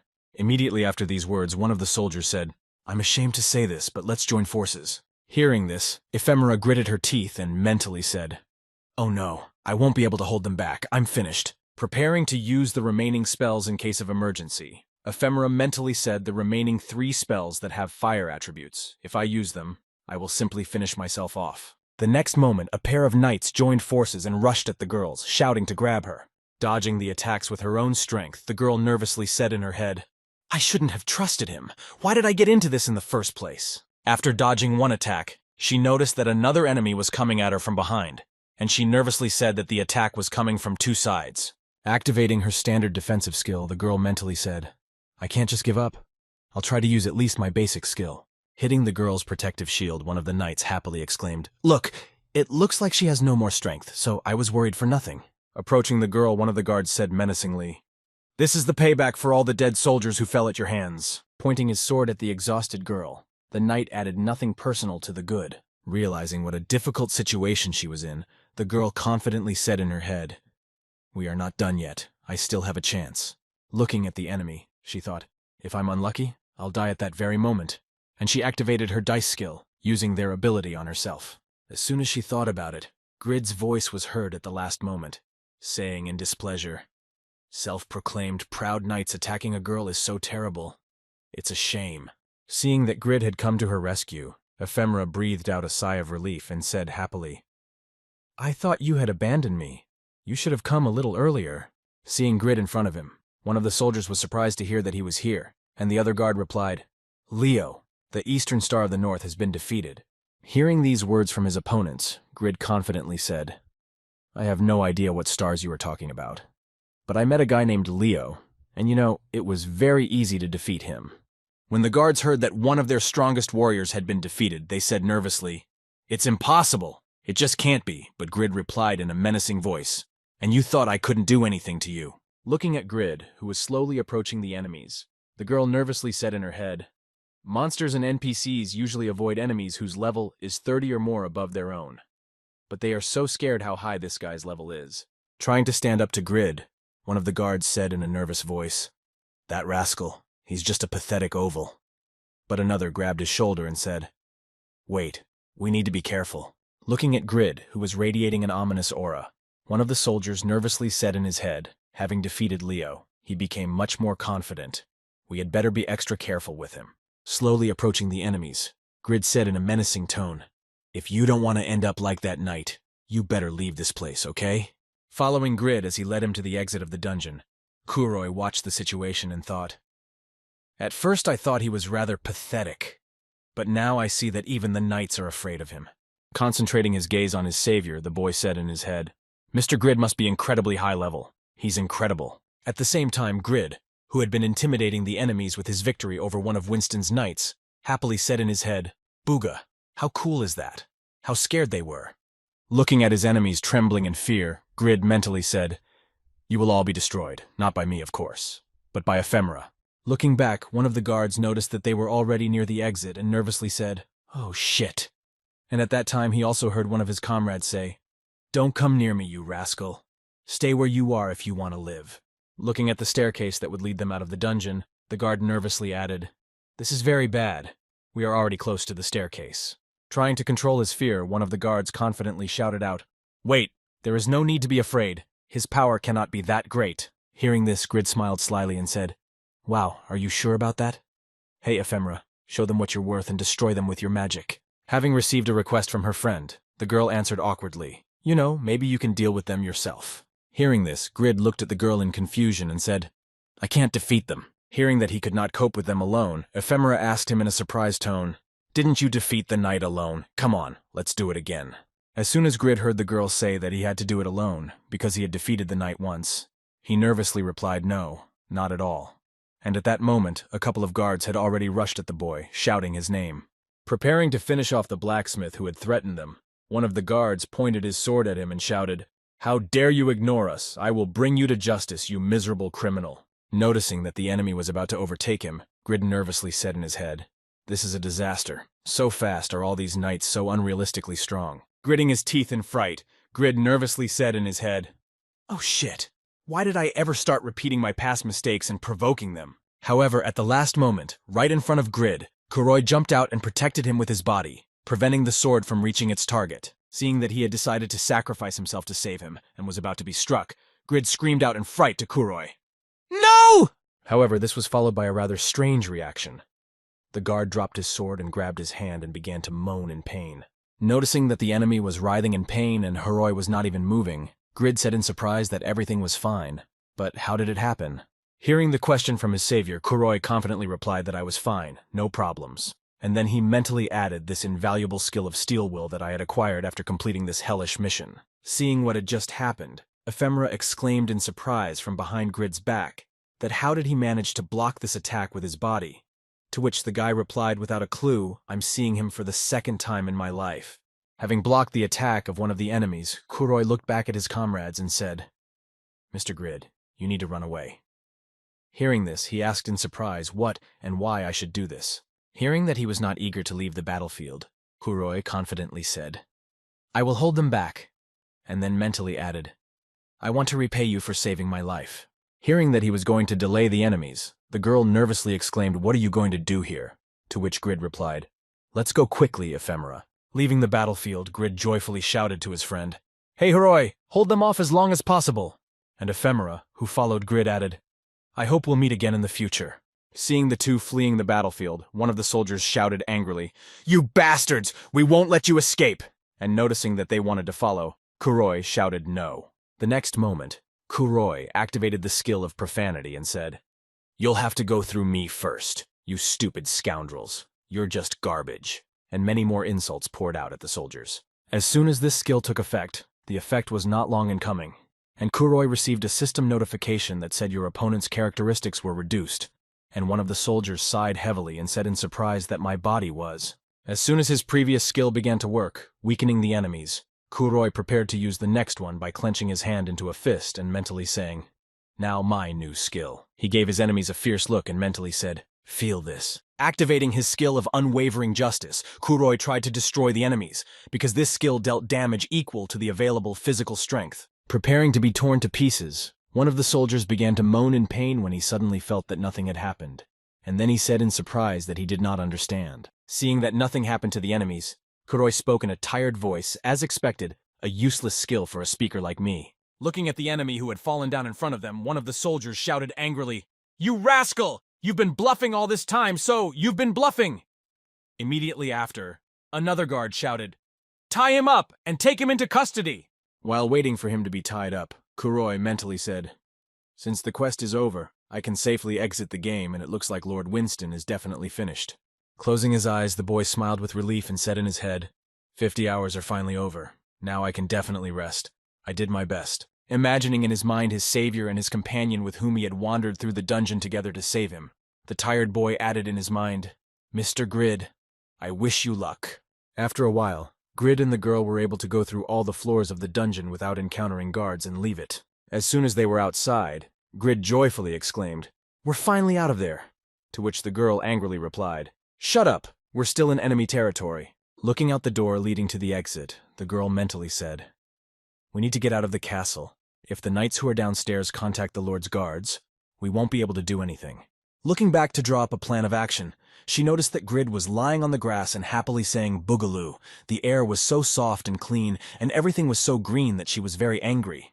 Immediately afterwards, the girl approached Grid and said angrily, I told you to shut up and listen to me, or you will die. Grid was frightened and said, I'm sorry, I understand. Gritting her teeth after telling the boy off, the girl said in her head seriously, Even in situations like this, he behaves like a child. It's annoying the way he talks to me, but his class is much better than mine. The next moment, Grid pointed his finger behind the girl's back and said nervously, Hey, those guys are our enemies. Hearing this, the girl turned her head and said, Who are you talking about? Seeing who was coming towards them, the girl screamed out in fright that the Lord's guards were in the same army of guards as the Lord himself, who shouted out menacingly, Hey, criminals! Arriving at the prison exit, Lord Winston, Baron Lowe, said in displeasure, I can't believe all my knights were killed. Being in a situation where the enemies have already noticed them, Grid said unhappily. All because you heard it so loudly, the girl angrily replied. But your mouth never closes. Looking at the pair of fugitives who escaped from the dungeon, Baron Lowe nervously thought, If I let them escape, the locals will definitely report me to Count Stam. We can't let that happen. The Earl of Winston, holding out his hand in front of him, shouted menacingly and ordered his soldiers to stop these rebels. Looking at the army of enemies advancing on them, Grid nervously said, Ephemera, stop them. You can do it, can't you? Looking at Grid asking for her help again, Ephemera gritted her teeth and said in her head, he will seriously continue to pretend to be weak. Calmly, girl, calmly. Immediately after these thoughts, preparing to use the remaining skills she had left, she mentally said, since we are no longer in a confined space, I can. Activating her skill, the girl shouted out the fire tail of the Demon King, destroying the enemies. She mentally said to do whatever I want. With just one attack, the girl managed to destroy a huge number of enemies who were heading for them. In addition to the knights themselves, this attack also managed to hit Lord Winston with a shockwave, and he was knocked backwards after the explosion, groaning heavily and speaking so powerfully. Rising to his feet after being knocked down, Baron Lo looked at the destroyed battlefield and said in amazement, it's just impossible. All my guards were destroyed in just one blow. As a result of the destruction of all the enemies, Ephemera approached the Lord, who fell backwards and began to crawl, slowly approaching him. She said unhappily, I feel uncomfortable using all the skills I have accumulated, and all because of one guy who likes to bother people. Immediately after these words, the girl confidently said, thanks to you, I was able to throw out all my anger that had accumulated in me. Thank you, Baron Lo. Immediately after these words, the girl looked at the lord of the city with a formidable look and said, now show us a good time before I ask to leave the castle. Looking at Ephemera, who went to ask Baron Grid himself about the way out of the castle, he nervously said in his head, this woman is so terrifying. You shouldn't provoke her, but who made her so angry? Following the Baron to the exit he showed them, the pair of rebels finally found themselves free, and Grid said happily, we finally got out. As soon as Grid said this, he heard someone's voice coming from nearby and saying, great job. Looking at the source of the sound, the boy saw a very familiar figure. Looking at the man who greeted them and the crowd of mercenaries behind him, Grid wondered in his head if he was Rebbit from Marrow's company and what he was doing here. Seeing the subject of Baron Valmont in front of him, Baron Lo joyfully exclaimed, running out from behind Grid's back. Oh, Rebbit, I'm glad to see you. Thank you for coming to rescue me. Hearing these words from the nobleman who ran to Rebbit, Grid nervously said in his head, oh right, I forgot that he worked for the Marrow Company, damn, is this the end? At the same time, however, Ephemera, who had gone to Rebbit, said happily, oh, so they're the ones you called to help us. They look pretty strong. And Rebbit replied, yes, Miss Aaron, concentrating his attention on Ephemera and Rebbit talking to each other. Grid nervously thought, she's also working with Marrow. Wait, why did she save me? Is this a trap? Opening his characteristic window to activate skills and distribute points for the confrontation, Grid nervously said in his head, shit, what the hell is going on? Everything is going against me. It will be hard to resist them. Looking at his titles that gave him additional characteristics, Grid mentally said, my characteristics are quite high for this level.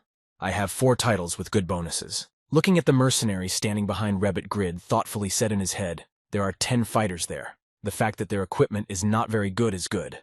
Immediately after that, turning his attention to the free characteristic points for the levels he had gained, Grid thought, but I don't have any armor now.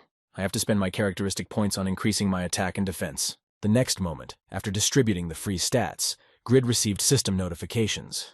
You have invested characteristic points in strength. Now you have strength. You have invested points in endurance. Now you have endurance points after that. The boy took his dagger and gripped it tightly in his hands.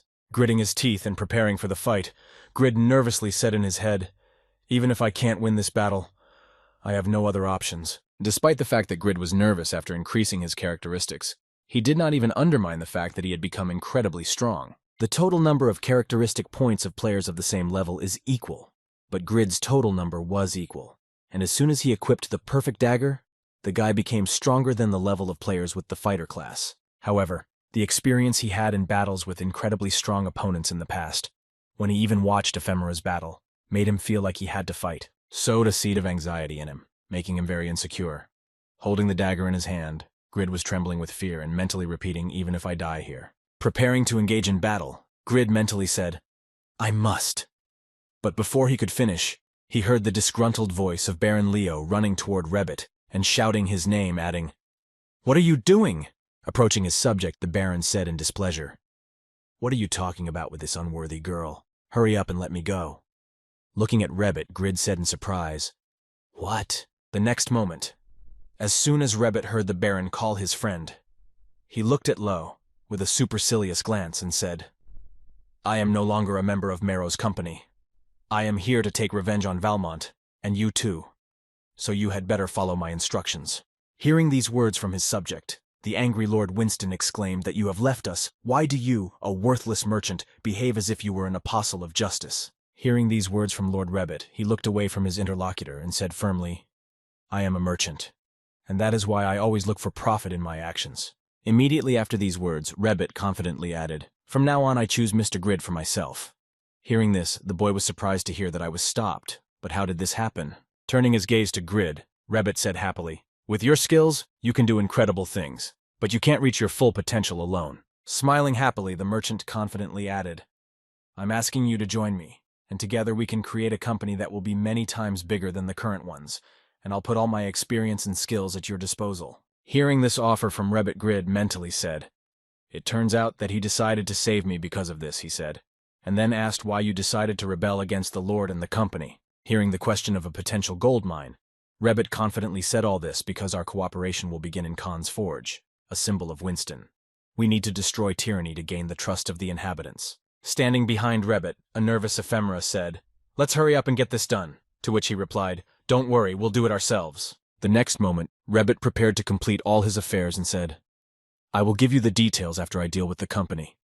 I promise I will make you the richest man in the world. Immediately after these words, Ephemera happily added, before saying goodbye, I hope you haven't forgotten about my order for a bullet with a unique rating. Hearing the girl's request, Grid replied, No, of course I remember. But you need to find the materials and the production method for it very much. Hearing this, Grid smiled slyly and confidently answered, Because I always keep my promises, and then said in his head, I will have a production method for free, thank you. Hearing that he would keep his promise, the girl waved goodbye and said happily, I'll let you know when I find something worthwhile. Looking back and smiling sweetly, the girl added, It was a lot of fun, and I'll see you soon. Looking at the trail of Rebbit Ephemera and the crowd of mercenaries, Grid said in his head, Ugh, is it finally over? I'm so tired, it's time to go. As he walked out of the game, the boy happily said in his head, I have managed to find a gold mine of owning a small or medium-sized company. Clenching his fists after a small victory, Grid happily said in his head, Well, the time has finally come. Soon I will be rich. Walking further down the path, Rebbit looked back at Ephemera and said in surprise, It looked like Grid was afraid of you. Something happened inside or something. Hearing the question from her friend, the girl waved off his guesses and said, He's not afraid of me. He just likes to play dumb. Immediately after that, the girl added that this guy had enough strength to defeat one of the Lord's knights in a fair fight. And Rebbit was surprised to hear that he was even stronger than the knight. Immediately afterwards, Rebbit nervously added, But a blacksmith can't be that strong. And before he could finish, the realization of the situation finally dawned on him. Recalling the legendary blacksmith who had existed before, Rebbit said in surprise in his head, Pagma is the one who fits all the requirements. Recalling the same Grid about whom he was now dialoguing with Ephemera, Rebbit thought to himself, My God, if we take into account his blacksmithing skills and strength, he is a descendant of Pagma. Immediately after these thoughts, the man lowered his head and smiled happily, and continued his train of thought. I never thought that I would meet the work of a descendant of the legendary blacksmith, and now creating a large company does not seem like just a dream.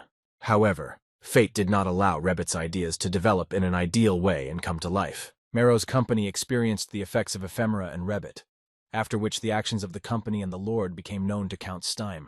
After that, Baron Valmont and Lord Lowe were sent to the fort to serve their sentences for their crimes. When the two criminals were brought to the fort, they were immediately executed by order of Earl Steam. During these events, Rebbit himself was also sent to prison for 10 years. He could not have foreseen that Earl Steim would be such a harsh man and would not forgive anyone from the company. On his way to prison after the whole truth was revealed to the higher-ups, Rabbit sadly said in his head, Although I was able to save my life, how sad it is, Mr. Grid. I was able to take part in the life of a new legend. After all the tyrants were driven out of Winston, the city itself quickly recovered and began to prosper. While telling the children stories about the deeds of the pair of saviors, one of the oldest residents said that this is how a team of a beautiful lady and a novice blacksmith brought peace back to Winston. Hearing the story from a local resident, a girl who was passing by was surprised to hear such a beautiful story, and the resident replied that it was exactly like that. The next moment, the girl handed the old man some coins and said, Here's for telling me this story. And seeing the payment, the old man happily replied, God, thank you so much. Looking at the girl who gave him the money, the man said thoughtfully, I have never met you before. It seems that you are here for the first time. Hearing these words from the man, the girl pressed her hand to her chest and said happily, "We will see each other more often starting today. Please tell me more." And just like that, the story went back to the events of the Temple of Jathan. And it all happened because Earl Stein appointed his daughter Irene, whom Grid and Doran had to rescue earlier, as the new Lady of Winston. After a while, all the TV channels started broadcasting breaking news in which the anchor happily announced the urgent news for all Satisfy users.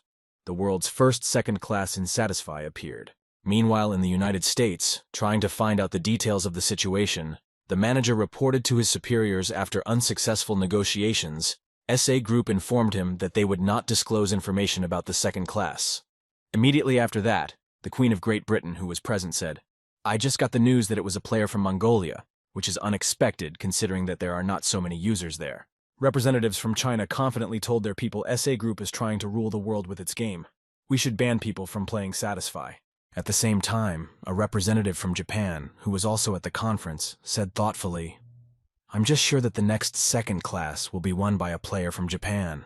Hearing this, one of the representatives was surprised to ask, "But don't you think that Korea can do it? Because the developers of Satisfy and most of its users are exactly like that." To which the girl confidently replied, "No, except for Yura.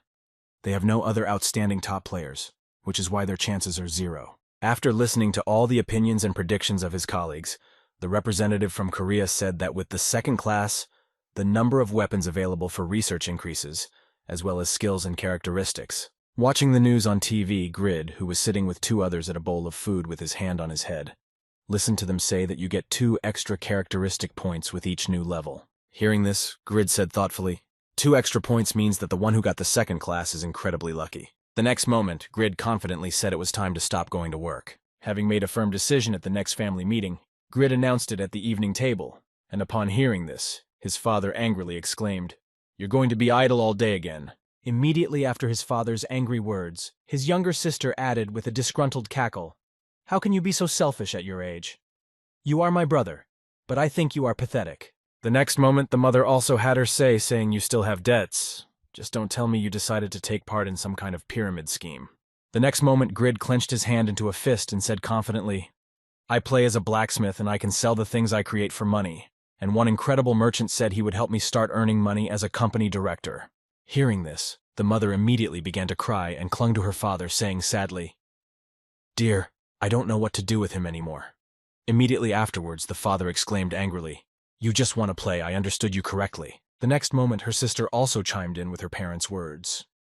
"If you could make money in the game, you wouldn't have so much debt. Face it." Hearing this, Grid said nervously, "But I got the legendary blacksmith class, so everything will change from now on." Before he could finish, his father shouted angrily, interrupting his son's nonsense. Pointing his finger at his son, the father said angrily, "Tomorrow morning you will go to look for a job. I made myself clear." Hearing his father's order, Grid said in frustration in his head, "No one listens to me, it's so disappointing." Going to look for a job the next morning, Grid mentally said to himself, "Like I did, I thought the whole problem was money. I needed to earn their trust to stop working." Immediately after these thoughts, Grid confidently said in his head, "Okay, I should accept Rebet's offer." Imagining Rebet on Khan in his mind, Grid confidently spoke in his head with the knowledge of a second-in-command in a large company in Khan's forge as his base.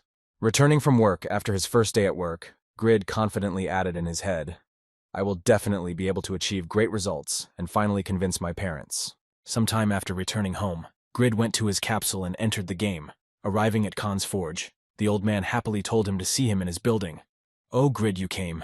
Hearing these words from his mentor, Grid happily said, "It's so peaceful here now, it's good that we have solved all the problems." "Did Rebet come by chance when he heard this question?" Khan nervously replied, "Yes, he did." Immediately after these words, the old blacksmith hesitated. "You haven't heard yet, then. But since we're on the subject, I have something for you." He handed Grid the envelope that Rebet had left him and told him to give it to the boy when he returned. And Grid took it in his hands and said in surprise that it was from Rebet. Unfolding the letter, Grid began to read it in his head with the tone of Rebet's voice, "Mr. Grid, I have not been forgiven for the sins I committed during my time with the company, and thus our business plans were not destined to come true. However, with Khan's skills and your own, you could become the richest man alive, and I hope that one day the stories of your exploits will be known around the world." When Grid finished reading the letter from Rebet, he looked at Khan in surprise and told him that Earl Stein could not pardon him. Immediately after that, Khan added that this was the reason why Rebet was imprisoned for 10 years, And hearing this, Grid immediately turned pale, and all his plans went down the drain. Crouching on the ground and grabbing his head, Grid exclaimed in frustration, "I'm completely fucked! I'm completely fucked!" Trying to calm the disappointed Grid down, Khan sat down next to him and put his hand on his back and said happily, "Don't be upset. I have a request as well." Immediately after that, Khan got to his feet and said happily, "I want you to take over the management of this forge. You have enough rights to do so because you protected it from Mero's company." After announcing the transfer of authority, the grandfather also added his resignation, saying, "I am too old for this work, and I will be very pleased if a descendant of Pagma takes my place." Hearing the request from Khan, Grid thoughtfully said in his head, "He wants to give me his forge, but can the NPC transfer his business to the player?" Immediately after that, Grid nervously said, "I will believe you if you sign the contract," and then mentally said no return. Having done everything Grid asked, Khan handed the boy a contract for the ownership of the forge with his signature and said, "You are satisfied." Taking the contract in his hands, Grid smiled happily and received a system notification that said you had been appointed as a blacksmith's descendant. Holding the paper confirming that this place belonged to him, Grid shed tears of happiness and thought that it was a dream that if I worked hard, I could become the owner of the forge. After handing over the ownership of the forge to Grid, Khan said, "Let's start our training. Are you ready to become the owner of the forge?" Hearing this, Grid joyfully raised his hand and exclaimed, "Yes, let's start." At the same time, Jishuka, traveling to different auction houses in search of the same item, said in frustration as she opened another list of items for sale, "I don't see them here. I don't see them on the list." Disappointed that these items were no longer found, the girl said in her head why I could no longer find the special javelin arrows I had bought. Immediately after these words, she thought in her head, "If we imagine that this blacksmith makes 1,000 arrows each time, and he disappeared after selling them, is it possible that he has already been recruited by another guild?" Seeing the leader of the Tzedaka guild nearby, one of the guys who was passing by excitedly said, "Jishuka, the leader of the Tzedaka guild," to which another guy replied, "Her body is even more beautiful in reality. Maybe I should try it." Taking a few steps towards the girl, the guys saw that she looked back and said angrily, "Get lost now before I kill you here." Seeing this, the guys were scared and replied, "Yes, ma'am." After another failure, the girl opened her guild time to find out about the success of her comrades. Activating the voice recording, the girl menacingly told her comrades, "Listen carefully. If you don't find a blacksmith by the end of the month, you will be doing hell of a lot of training. I promise you." Hearing this, Regas happily replied, "Wow, I want to try this training." To which the rest of the guild nervously replied, "Stop talking nonsense. We haven't recovered from the last one yet." The next moment, someone from the guild told the leader that we don't have enough information. There are not 2 or 3 blacksmiths in the world. To which Jishuka replied, "You have to do it even if it's impossible." Immediately after these words, the girl confidently added that we simply must find him if we want to become stronger. The next moment, Jishuka smiled ominously and said, "Regas, you love training. Reset your geolocation."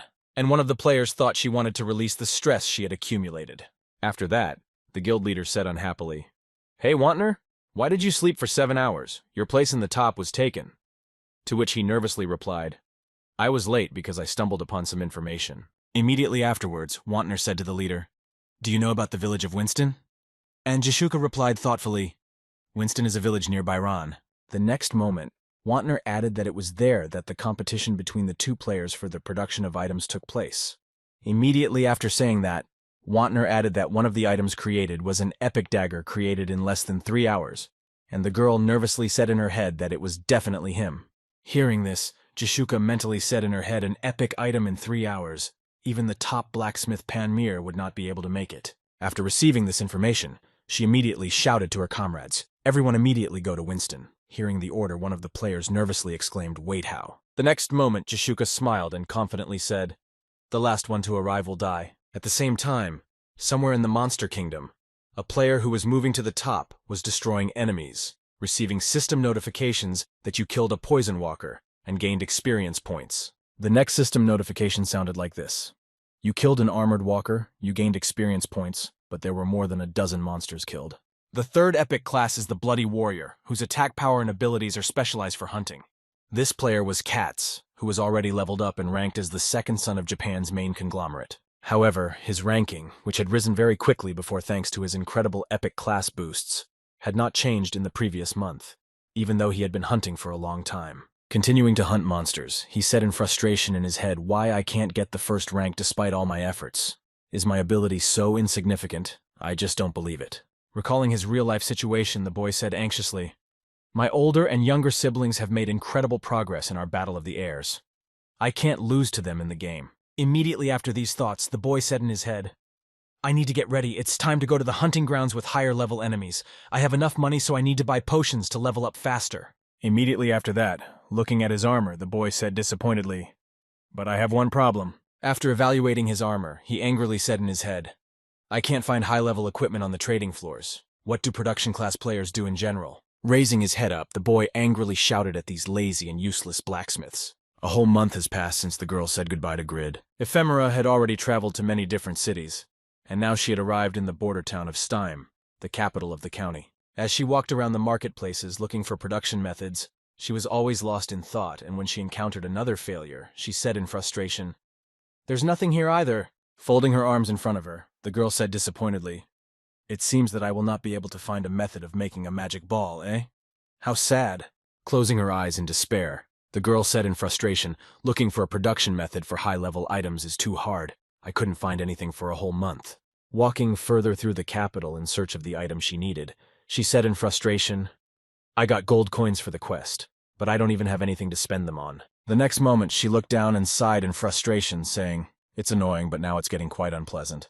Raising her head up to one of the columns, she said angrily, "Show yourself, I know you're there." Not seeing any reaction from the one who was following her, the girl mentally said, "Thanks to my class, my detection abilities are quite high, but I'm being followed when I did not even reveal my name and remained a secret runner." Looking in the direction of the boy who was trying to hide from her, she mentally said, "This is the first time this has happened to me. Who could it be?" Immediately afterwards, she angrily repeated to the spy, "I told you to come out." Hearing that he had been discovered, the spy who had been watching Ephemera said in surprise in his head, not wanting to remove his disguise, "An ordinary blacksmith had discovered my disguise." Reflecting on what had just happened, Faker, who was a member of the Tzedakah Guild and the #1 assassin, said in his mind, "This is simply impossible. I don't believe it." The next moment, the guy received a system message from the guild where one of his comrades wrote, "Don't be fooled by everyone. It's so clear that you have already been noticed." Immediately after these words, the guild members added, "Our guild will lose its reputation because of you, boogeyman." And another line that sounded like you completely lost your grip after becoming the first killer. Continuing to observe the target, Faker mentally said, "After receiving the information about the production competition, our entire guild has gathered here."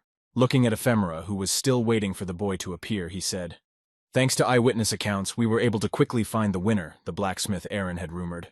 Recalling the guild leader's instructions to them, Faker remembered her words, "I will meet her myself. Do not let her in before I arrive." Looking out for the girl so as not to accidentally lose sight of the boy, he mentally added, "I planned to follow her until Jishuka arrived, but she managed to spot me despite my 7th level disguise." Angry at the spy who ignored her, the girl decided not to hold back. The next moment, Fakir saw a bright glow radiating from Ephemera. Immediately afterwards, this bright blue light changed its color to orange, and a magical attack headed towards the spy. When the building collapsed and all the spies lost their disguises, Fakir fell down the 2nd floor of the building and nervously shouted to his comrades, "Oh, you found us. Everyone is fine." The next moment, she prepared for the next attack to deal with the enemies who had been following her for quite some time, shouting, "Stop following me, perverts!" When everyone was in front of her and in range of her attack, the girl shouted the cry of an angel. Putting his hands over his ears to prevent accidental deafness, Fakir nervously wondered in his head how a blacksmith could use higher-level magic. Immediately after these thoughts, Fakir continued his train of thought, saying thoughtfully, "Could it be that this girl is not the blacksmith we are looking for?" The next moment, Fakir's mind was visited by an interesting thought that sounded like a trap set by a guild that is also looking for the creator of special Jaffa arrows. They want to deter us with false information. When the attack was over, you could see drops of blood pouring out of the guy's ears after the attack, and Fakir added in his head that the production competition was set up for him, and our guild, Tzedakah, was trapped. The next moment, the boy and his comrades, who had also been able to prevent the attack, nervously exclaimed, "You managed to catch us this time. Tell us the name of your guild." Hearing this, the girl said in surprise, "What you mean?" The next moment, she sighed heavily and said in disappointment, "Why is it that all the men I've met these days have been psychopaths?" Immediately after these words, preparing to activate the next skill, Ephemera jumped up and exclaimed, "First you followed my lead, and now you're negotiating. How boring you are, you lightning bugs." Seeing how skillfully the girl used various magic spells in short periods of time, Fakir was surprised to hear her say, "Such power and no training, what nonsense." The killer didn't move from his seat as a direct bolt of lightning flew at him, and confidently said, "It's a pity it won't work on me." The next moment, Fakir leaped into the air and struck the girl with a kick to the leg of her torso. Gritting her teeth after receiving a spanking, Ephemera said in her head, "This is the first time since becoming a duplicate that I've been hit by a player, and this guy is pretty strong." While the girl was trying to catch her breath, Fakir created his clones to dispel the girl's concentration. Approaching her with a dagger, he angrily shouted, "This is over!" The next moment, as his attack failed, Fakir quickly broke the distance and said in surprise that you destroyed my clones in one blow like that. Immediately after destroying her opponent's clones, the girl shouted out an ancient royal knight, and a giant golem appeared behind her. Watching the girl use completely different skills, neglecting her blacksmith class, Fakir nervously said in his head that she had summoned a familiars without being a summoner. It couldn't be. Avoiding the enemy's attacks, Fakir had to move rapidly across the terrain so that he would not be caught. At the same time, he nervously thought, "What kind of terrible power is a knight? This is the most terrible opponent for an assassin. I will use a disguise." Realizing that there was no point in running away and hiding, the boy pulled out his throwing knives and thought, "I can't fight this knight." Immediately after these thoughts, he aimed at Ephemera and fired 3 knives at her, adding in his head that he needed to attack his master. Firing 3 daggers at the girl, Fakir confidently said in his head, "Let's see how good your defense magic is." Looking at the girl who began to prepare for the use of magic, Fakir happily said in his head, "These are explosive throwing knives that react to magic."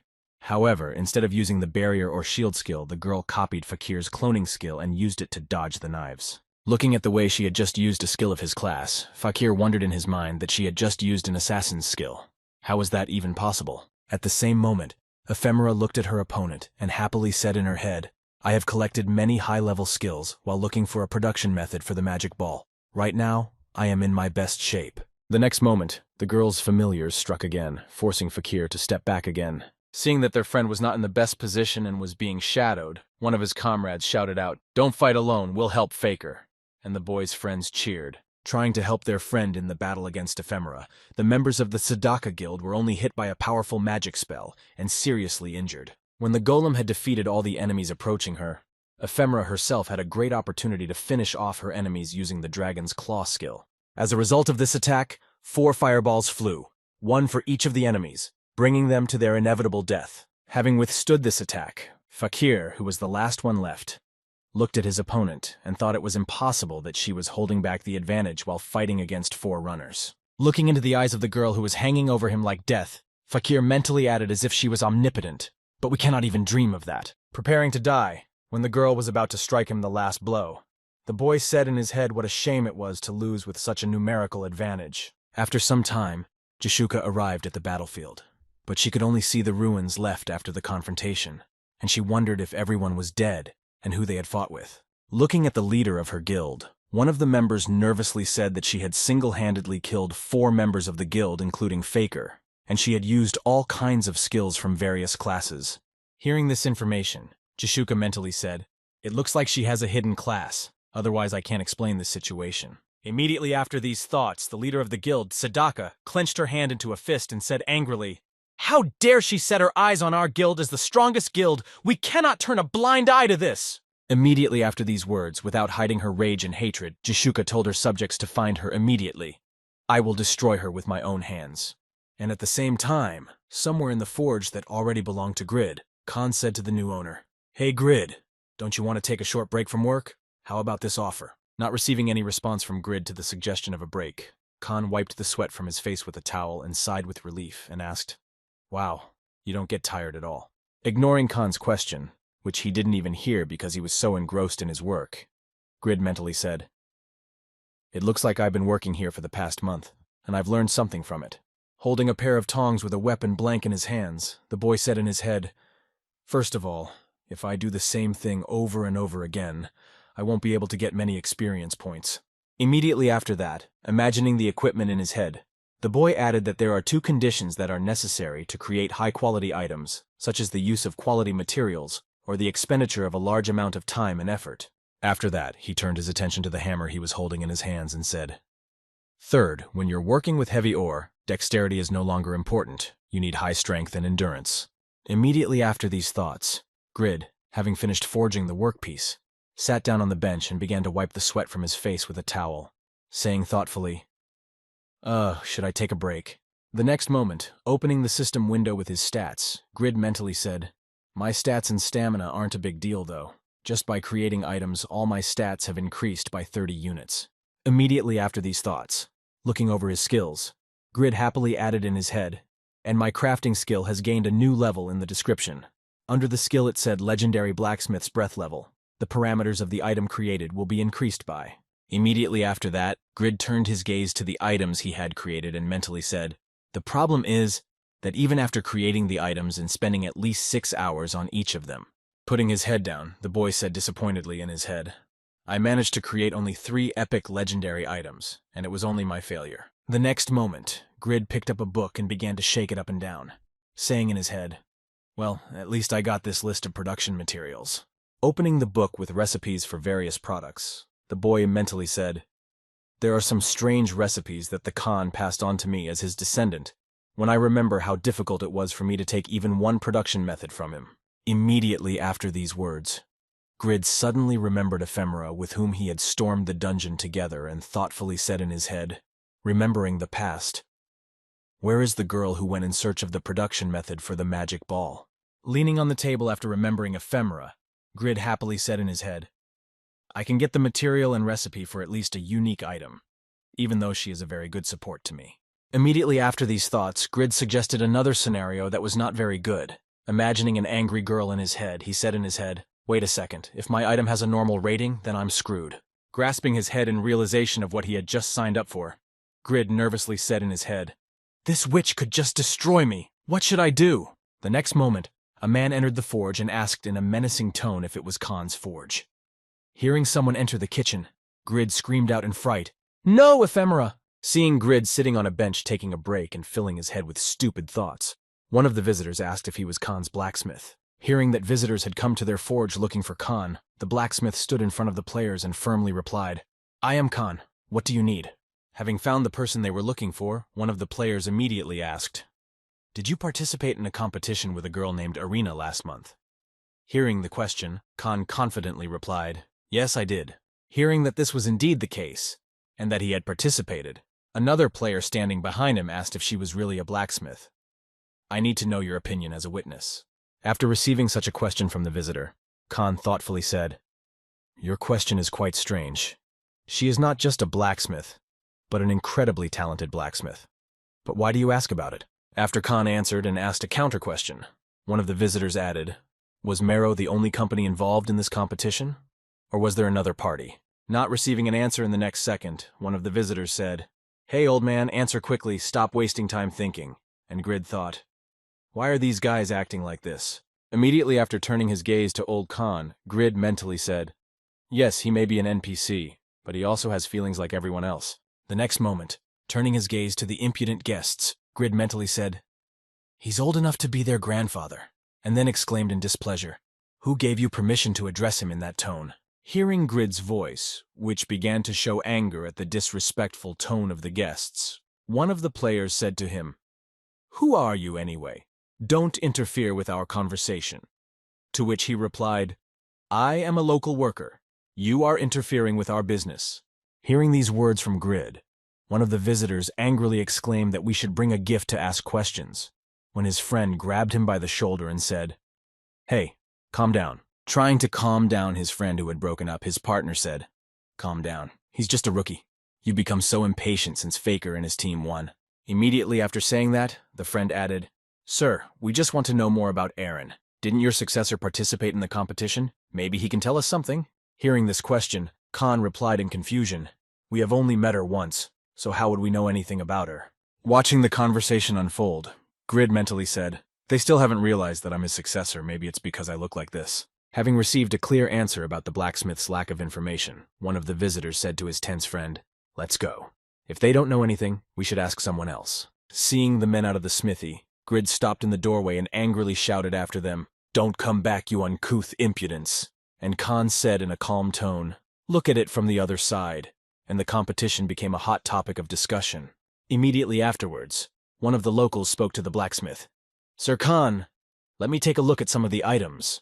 Hearing this, Khan exclaimed happily, "Oh, another customer.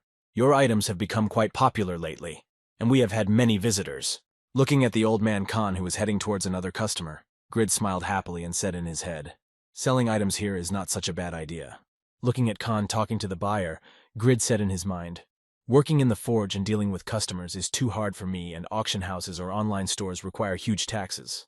Folding his arms in front of him, the boy said confidently, "Unlike them, Khan doesn't charge anything at all, and if I continue to work here, I can become rich quickly." Immediately after these words, he said in his head in a dissatisfied tone, "But damn, this damn class only produces ordinary items. This game system is just a complete mess." At the same time, somewhere in the main building of the operational department of the SA group, one of the employees nervously reported to the boss, saying, "Please take a look at this email." Opening the message that came to the mail from Grid, the boss could read, "Dear Sir, I am a legendary blacksmith. So why can't I create a legendary item? In the last month I created 3 items, 3 of which were epic. It's you who controls these probabilities. Yes, I'm right." Continuing to read the message out loud, the head of the operations department said in terms of, "What the hell do you want me to go crazy? Do you want to fight? Stop doing that," to which Choi Nahi told him in a displeased tone to stop reading it. After reading the entire message from Grid, the head of the operations department said in surprise, "But the probability should increase when his level increases. Why is he behaving like this then?" To which Choi Nahi answered him simply. Immediately after these words, the girl adjusted her glasses and confidently told him that he did not know that he had a legendary class, but he did not know about it. Hearing the conclusion of the employee, the chief of the operations department nervously said, "But still epic items out of 73 using the legendary skill. Now it is clear why he thinks that we are manipulating his chances." Hearing this, the girl said thoughtfully, "It is very strange in this situation. Such results suggest a bug or manipulation." Thinking of Grid, who possesses this legendary class, Choi Nahi thought about his legendary class. Remembering the guy when he was on his way home from work, she added that he was a real bad luck magnet. Looking at his income notebook, the boy thoughtfully said, "I've earned about 60 gold coins, which is about the same as a 1, from weapons and armor of the 60th level. Looking at his results, the guy said happily, "And this is all for about an hour's work a day. That is, working without a break. I would have gotten much more." Immediately after these words, Grid stomped home and said, "But why don't my mom and dad want to change their minds?" The next moment, imagining in his mind an object like the blade he had created, he thought, "If I want to surprise them, I need to sell a more expensive item. That is, a perfect dagger. But so far there is no one who has a higher level of dagger skills." Immediately after these thoughts, Grid sighed heavily and said in disappointment, "Since no one can use it yet, I won't be able to put it up for sale in the store, eh? I'll have to go to the labor exchange." The next moment, a booklet flew to Grid's face, and he pulled it off his face and saw an incredible capsule room. "Everyone who registers in September will get to visit our rooms." Seeing this wonderful promotion, Grid surprisingly said in his head, "This is a life discount today. This is exactly what I need." Heading to the very capsule room he had read about in the booklet, Grid happily exclaimed in his head, "The entrance costs 601, and the discount will make it." Walking to the address on the booklet to the capsule room, Grid happily said, "I'll play in the capsule room in the morning and afternoon and at home in the evening." Turning the corners to get to the building he needed to get to the registration, Grid happily said in his head, "From today on, this workplace will be mine." Arriving at the building with the capsule rooms he needed, Grid raised his hands above his head and exclaimed in his head, "From now on, I will forget about the labor exchange." That day was the day Shin Yunwoo became a full-time blacksmith, and at the same time there was a huge demand for goods near Khan's forge, and one of the customers was surprised to hear that they were out of goods. After that, arriving at Khan's shop, a crowd of people who wanted to buy the wonderful equipment nervously shouted out, "You don't have the equipment made by the unknown master yet." Approaching the crowd that had gathered near the forge, the girl asked in surprise if these items were so popular, and the boy replied, "You haven't heard, mid-level users can't buy them because they run out very quickly." Immediately after that, the guy added, "They are a bit expensive, of course, but their performance is better than any other equipment of the same level, which is why they are so popular." At the same time, near the lots with the sold-out equipment, one of the buyers suddenly asked, "Excuse me, Mr. Khan, where can we find the master we want to order from him?"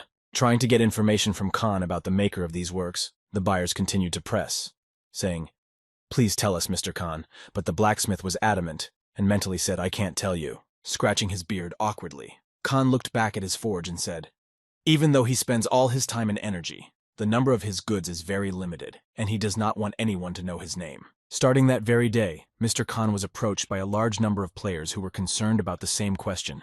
Who is this mysterious master? However, no one had any idea that the newcomer working behind him was the same secret master whom everyone had been trying so hard to find.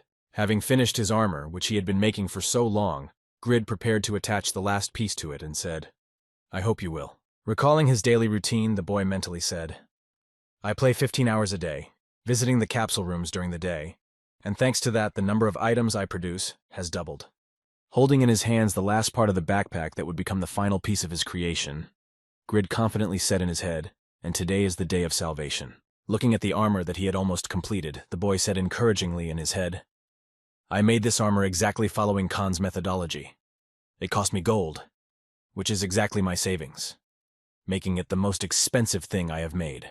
Looking at the armor, the guy nervously said in his head, I wasted 20 hours in all because I didn't want an item with a normal rating for that reason. Putting together the last piece of armor, the guy said encouragingly in his head, I hope you're legendary, or at least unique. After completing the assembly of the armor, Grid saw the delicate armor of epic rarity, and immediately after that the boy exclaimed in disappointment, grabbing his head after another failed attempt to create an item of unique or legendary quality. Grid said in frustration that it was over. Damn it. At the same time, Khan said in surprise that this rating was higher than the maximum possible in my production method is just incredible. Hearing this, Grid sighed in disappointment, and then looking up at Khan, the boy asked in a disappointed voice, so how much can we sell it for? Thinking about Grid's question, Khan said thoughtfully, it's hard to say. We can auction it off and let the knights bid on it. I've seen one incredible set of armor in a parade before, but it wasn't nearly as good as this. Hearing about the method of selling the desired product, Grid thoughtfully said, put it up for auction means, and then mentally added, well, it looks like that. Looking at the armor he had created, Grid said thoughtfully, since the breath and the skill of a blacksmith were used to create this armor, its characteristics were superior to others, and this was not taking into account the additional option. Although most knights had the level of characteristics of this armor, it would be able to attract their attention. Immediately after the offer to sell it at auction, Khan happily announced that this is a good opportunity. You will have to come to the castle to sell it, but this time there will be no tax as you think. Hearing about the absence of taxes, Grid happily said, if there really are no taxes, then I'm in business. Let's put it up for auction. I've been in the forge for a while, so it's time to freshen up. After agreeing on the method of selling the item, Khan told Grid, since we still have 2 days before the auction, it would be better if you did something else. And hearing this proposal, Grid confidently exclaimed, okay, this time I can definitely make a legendary item. And so 2 days passed from that very moment. The very day of the trip came. Sending Grid to the castle for the auction, Khan told the boy to be calm. Immediately after that, trying to cheer Grid up, Khan smiled happily and said, don't be upset, it's just unbelievable that you decided to make ordinary objects. Handing Grid a keychain, Khan said, take this badge. Without it, you won't be able to participate in the auction. It will save you from extra points. Taking the object that the old man handed him, Grid received a system notification that said you have received the Khan's air badge, and then the blacksmith added that it could help as long as you have hope for a better future. Sighing heavily after his mentor's words, Grid said in disappointment, hope and luck are 2 things that have never been in my life. Preparing to go to the auction, Grid took one last look at his mentor before the long journey and said, well, see you later. Despite the fact that the purpose of the auction held by Winston Castle was to find good equipment for knights, it was also used to find blacksmiths with incredible skills. A large number of different blacksmiths gathered at Winston Castle every year, in the hope that they would be chosen and given the right to supply items to the Lord. Arriving at the castle and looking around, Grid thoughtfully said, there are so many blacksmiths here, both players and NPCs. I can look for workers here when I become the owner of the forge. The next moment, Grid heard a woman enter the room and say, the auction is about to begin. Please provide your items and choose a minimum price. Hearing this, Grid mentally said as he took his equipment out of storage, looks like it's about to start. I'll put up the platinum armor first. Taking out his equipment from the inventory, Grid mentally said, and also to this set I will add gloves that were made at the last moment. The next moment, the guy thoughtfully said in his head, looking at his equipment, the problem is the minimum price. I can't sell them seeing the price is too high, but how high can I make it? Noticing a thoughtful guy near him, one of the participants said to Grid, Mr. Grid, there's a problem. Paying attention to the person who spoke to him, Grid heard me Stang the blacksmith. It looks like this is your first auction and I thought you needed help. Hearing the name of the guy who spoke to him, Grid mentally said, he's a player, but where have I heard his name before? Without hesitation, Grid confidently said, I can't decide on a minimum price. And Stang replied that he was right. But didn't your mentor who gave you the quest tell you in advance?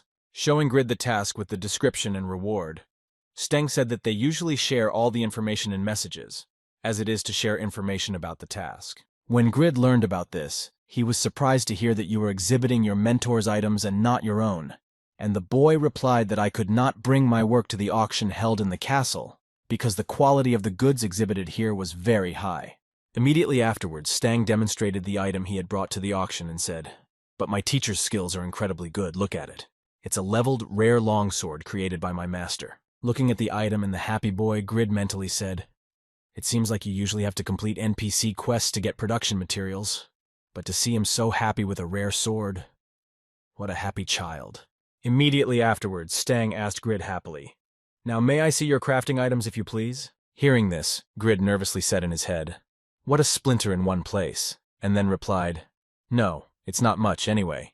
Can you tell me the standard price of level defense equipment? Hearing the refusal, Stang said in anguish, you don't want it, but I was so curious. The price of ordinary items on average varies within the gold. Immediately after that, Grid asked what about epic items, and hearing this, the boy exclaimed in amazement that your teacher created an epic item. It's just incredible. The next moment, Stang added excitedly, even if their options are not so good, epic items cost gold for gloves and about a coin for armor. Hearing the prices of the items he brought, Grid said in surprise in his head, gold is about there. If you take into account the waste, my earnings will be equal to 2 million. But it is still incredible considering the fact that this is only the first week in the capsule rooms. Immediately after that, Grid smiled slyly and said happily in his head, at this rate I will be able to pay off my loan of millions of won. Goodbye to my loans. After that, turning his attention to the nervous Stang, Grid asked in surprise what was wrong, to which he replied, your face is nothing. You need to set the starting price. After a while, Grid, having completed the exhibition and evaluation of the items, mentally said, well, I will put up the items. All that remains to be done now is just to wait. I am counting on you boys' knights. Sometime after the auction, the presenter joyfully announced, and now please take a look at the last item for today. Hearing these words, one of the buyers present said that this was the last one this time. There was nothing impressive, to which another bidder added that it was true that only 3 of the items presented were of any value.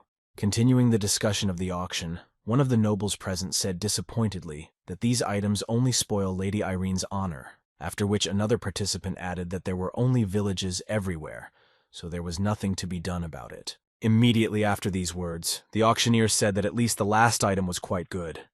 The ward of blacksmith Razvan brought it to us, a long sword in harmony with magic. Hearing the name of the blacksmith, all the buyers present suddenly became animated, joyfully exclaiming that you said Razvan, to which another added, thank you, Lord, we have been waiting for this for so long. Having started the bidding, one of the people present said, I must buy it because it is the last piece of gold, to which the other replied by raising his hand and interrupting the bid, forget it, I will buy it. Immediately after that, as the bidding continued, the room was filled with shouts of nonsense, give it to me for gold, and at that time another maid came up to the host to tell her something. After receiving the information, the auctioneer joyfully announced, dear knights, please calm down. We have another item that was put up for sale late. After a while, Grid felt someone waking him up. It was Stang who grabbed him by the shoulder and shook him awake, saying, Mr. Grid, please wake up. After waking Grid, the boy pointed to the host and said they were announcing the results, and Grid stretched after a good night's sleep and said that the auction always takes so long. While in the blacksmith's room, one could hear various noises and negotiations between the blacksmiths that sounded like knights have high standards. After a while, someone from the crowd exclaimed, oh, here she comes! Arriving at the blacksmith's room, the host happily announced that today there were items on display, but unfortunately only 6 of them were sold. Hearing this, the blacksmith nervously exclaimed that only 6, given that I had put up 7 items. The forecasts were very disappointing. Listening attentively to the announcement of the results, the audience heard Miss Clarissa's necklace was sold for gold, Mr. Grease's armor for gold, and Mr. Pilot's potions for gold per bottle. After reporting on the remaining items, the presenter concluded by saying that Mr. Stang's long sword was sold for gold. Hearing about the sale price of the item, Stang joyfully exclaimed, wow, his teacher's sword got a great price. He will be so happy, won't you, Mr. Grid? Not having heard about the sale of his item, Grid said to the boy in a menacing tone, "Ask him yourself, boy." And Stang answered in a frightened tone, "I understand, sir." Immediately afterwards, Grid gritted his teeth and said in his head, "Damn, he's a good guy who did a great job, and I'm so jealous." After a short delay, the host announced the last one. "Mr. Grid, you are here." And hearing his name, Grid confidently said that I am. Pointing to the door to the manager's office, the presenter said, "The manager would like to meet with you in person. Please follow me." Hearing this, Grid pointed to himself in surprise and asked what I was doing. But why so suddenly? Stang nudged him and said, "Mr. Grid." When Grid turned his attention to Stang, he nudged him and said, "Please follow her. You will have a pleasant surprise." Hearing what his new friend had just told him, Grid asked in surprise what kind of pleasant surprise he was talking about. Arriving at the room, Grid looked around and thought, "This office of the steward, the interior of the castle, is so strange." At the same time, the hostess said, "Sir, I have brought Mr. Grid to see you." Looking at the armor he had brought to the auction, the auctioneer was impressed and said, "It's you, Grid. Please sit down. You've done a wonderful job replicating Khan's work. It's amazing considering your age." As one of the maids brought a set and began to pour Grid some tea, the auctioneer continued to speak. "Heroic blacksmith. I've heard the rumors about you in Winston." Sitting back in his chair, the manager said, "An extraordinary personality along with incredible skills. Khan has taught you incredibly well everything he knew."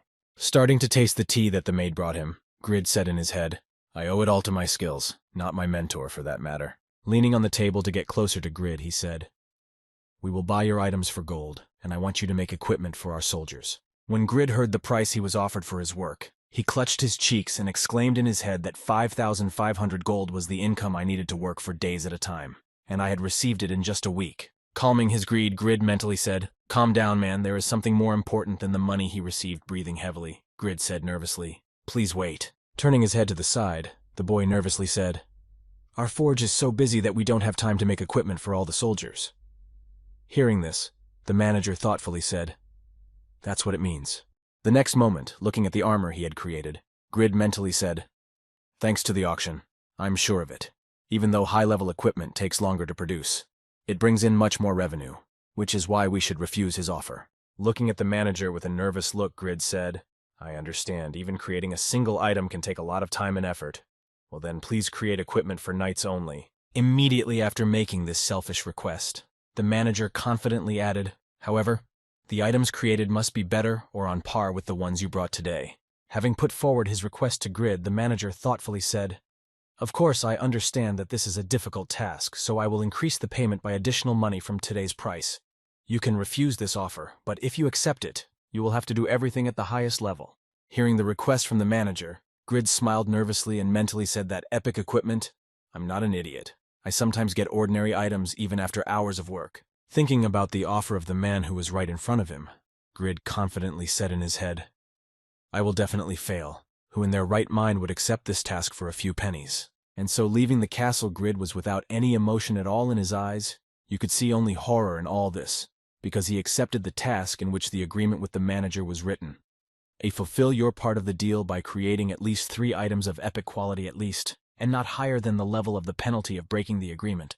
All further tasks will be destroyed. Looking down, Grid, heading home nervously, said in his head, "And yet I accepted this task. I need to get to work immediately." Remembering his skill and the chance of failure, Grid mentally said, "Since I managed to make 3 epic items out of the last 3, this is an impossible task. Each of them took me hours of time, so I have every chance of completing it in a week." The next moment, Grid suddenly remembered Stang, who told him that the hostess had invited him to go to the manager.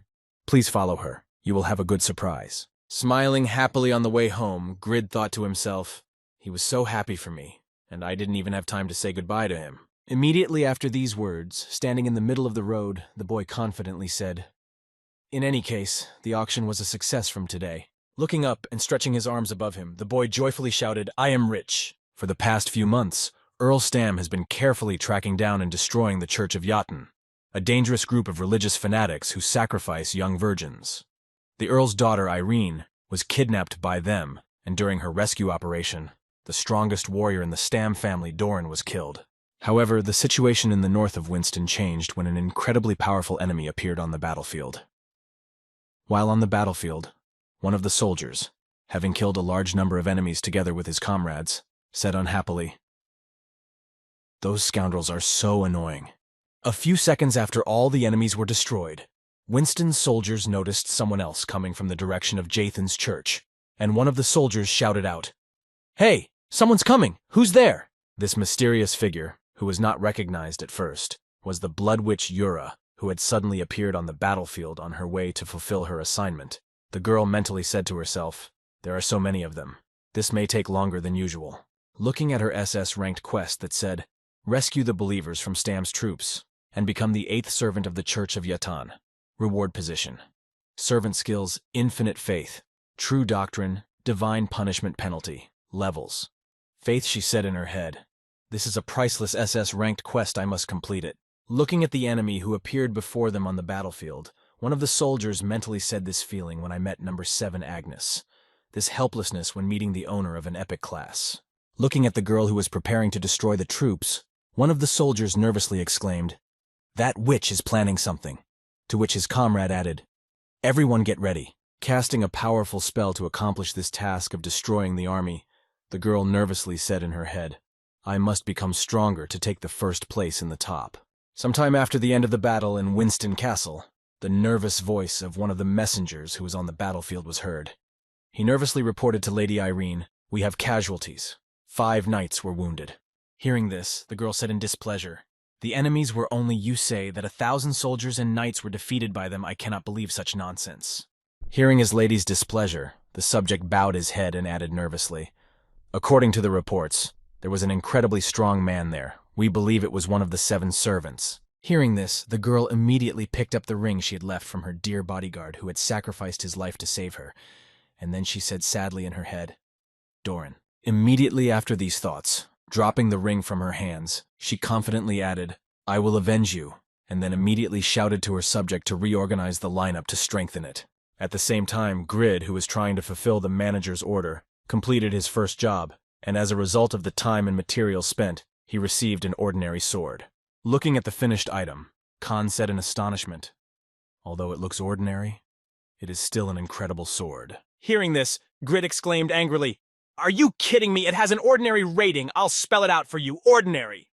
Hearing this, Khan nervously exclaimed, "Wow, you're scaring me. Why are you so angry?" Grasping his head after a failed attempt, Grid nervously said, "I have enough money for materials only for swords, and I just destroyed one of them to fulfill the condition I need 3 epic swords. That is, now my every other sword must be epic." Hearing this, Khan confidently told him, "But if you fail this one, you can still get gold."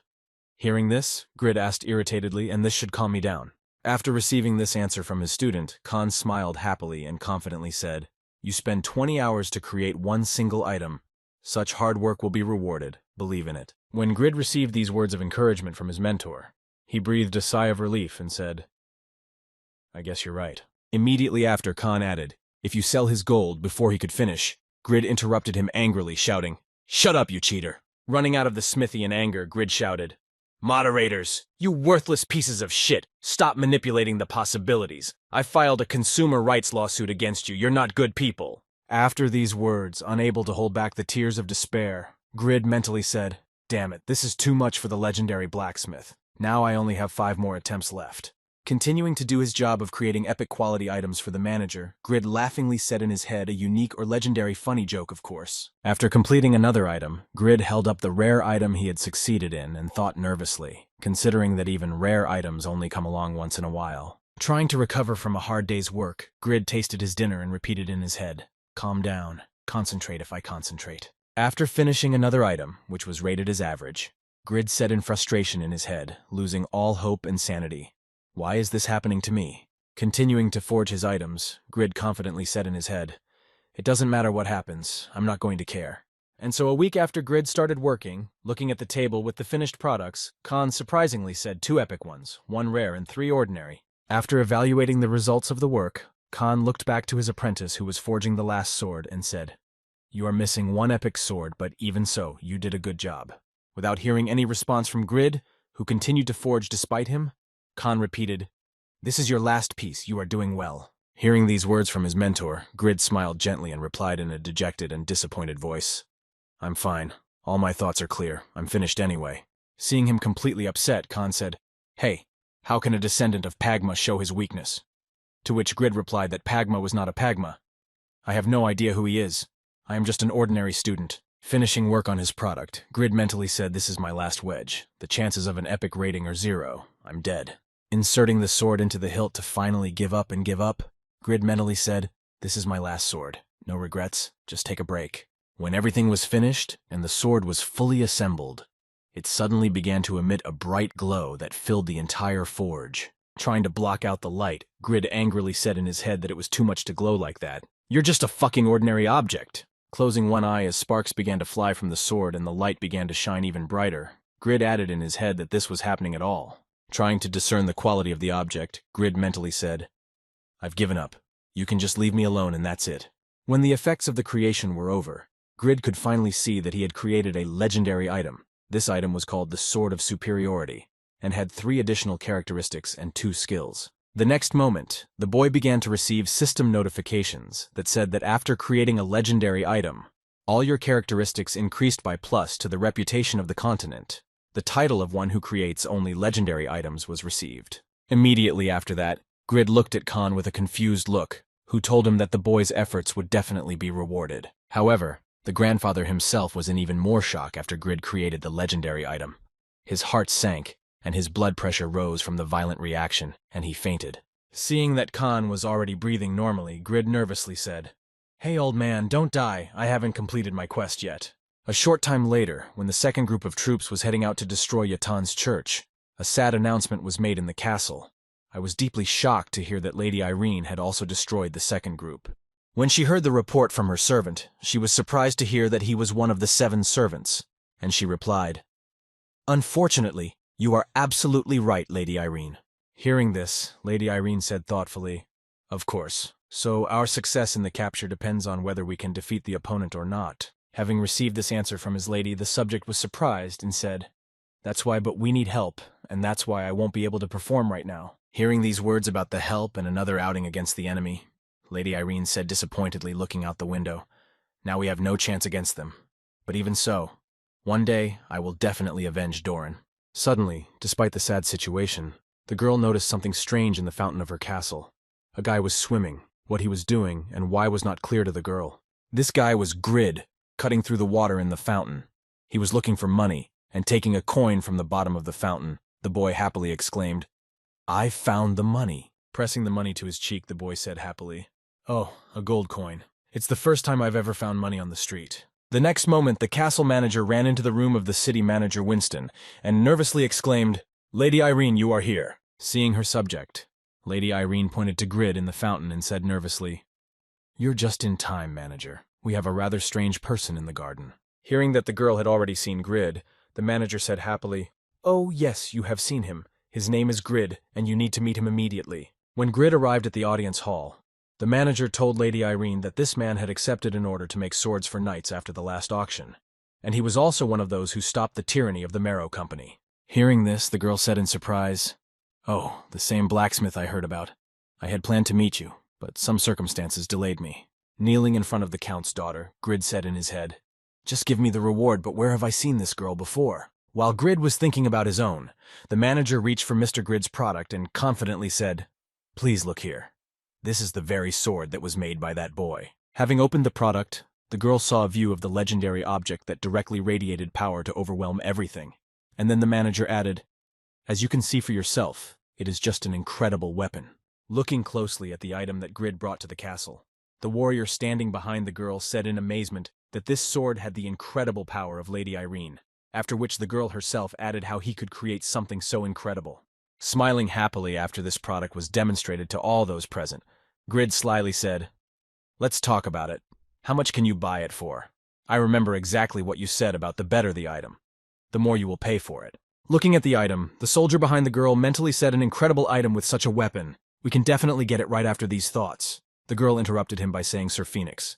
Looking back at herself, the girl thoughtfully said, If you have this sword, will you be able to fight with 7 servants? Hearing the question from his lady, Sir Phoenix said thoughtfully, With such a sword I can resist. But before he could finish, he immediately interrupted after a short pause. The man confidently added, No, I can defeat them. Hearing this, the girl got up from her seat and walked over to Grid, saying confidently, Well, if that's the case, then I think you shouldn't hesitate to take him on. Stretching out her hand to the blacksmith, she said confidently, "Please buy this sword. The price is up to you." Approaching the blacksmith and extending her hand to him, Lady Irene said happily, "Your name is Grid, that's right. We should meet more often, I think." Turning his attention to the girl standing right in front of him, Grid noticed the ring that was tied around her neck and thoughtfully said in his head, "This ring is somewhere I have seen it before." Immediately after these thoughts, Grid reached for the girl's hand to kiss it and thought, "But in general, what does it matter anyway? The new Lord Winston is not bad. I like her flexible and bold decisions." Inviting Grid into a separate room to wait while they discussed the price of the sword, the manager arrived there after a while and awkwardly said, "I've kept you waiting, Grid." To which the boy replied, "Please be quick. I'm tired of forging things for you." Hearing this, the manager replied awkwardly, "I understand you must have had to concentrate all your strength to create something so big." Hearing this, Grid replied offended, "Don't try to deceive me. I had to spend gold on the item." Immediately after these words, the castle manager said, "We are ready to buy this sword for gold." Hearing the offer, Grid said disappointedly, "Gold seems to be too little." Before he could finish, the manager interrupted him, saying happily, "Not gold, but thousands of gold. We have come to this price because we have decided to make this sword a family heirloom of the Steim family." The next moment, noticing that Grid rose from his seat and headed for the bookshelves, the manager nervously asked, "Excuse me, this is not enough. Winston's annual budget is gold, so this is the maximum we can give you." "At the same time," Grid said in disbelief, shedding tears of gold, "it's millions of one. I'll have millions of one even after I pay off all my loans." Immediately after these words, the guy mentally said, "Wait a minute. If I put it on an online platform, then I can get even more. But no, because there is no one who can meet the requirements yet, I will just sell it to the manager." Immediately afterwards, overwhelmed with joy and inspiration after realizing how much money he had earned, Grid happily said in his head, 26 years of my life have been lived for this moment.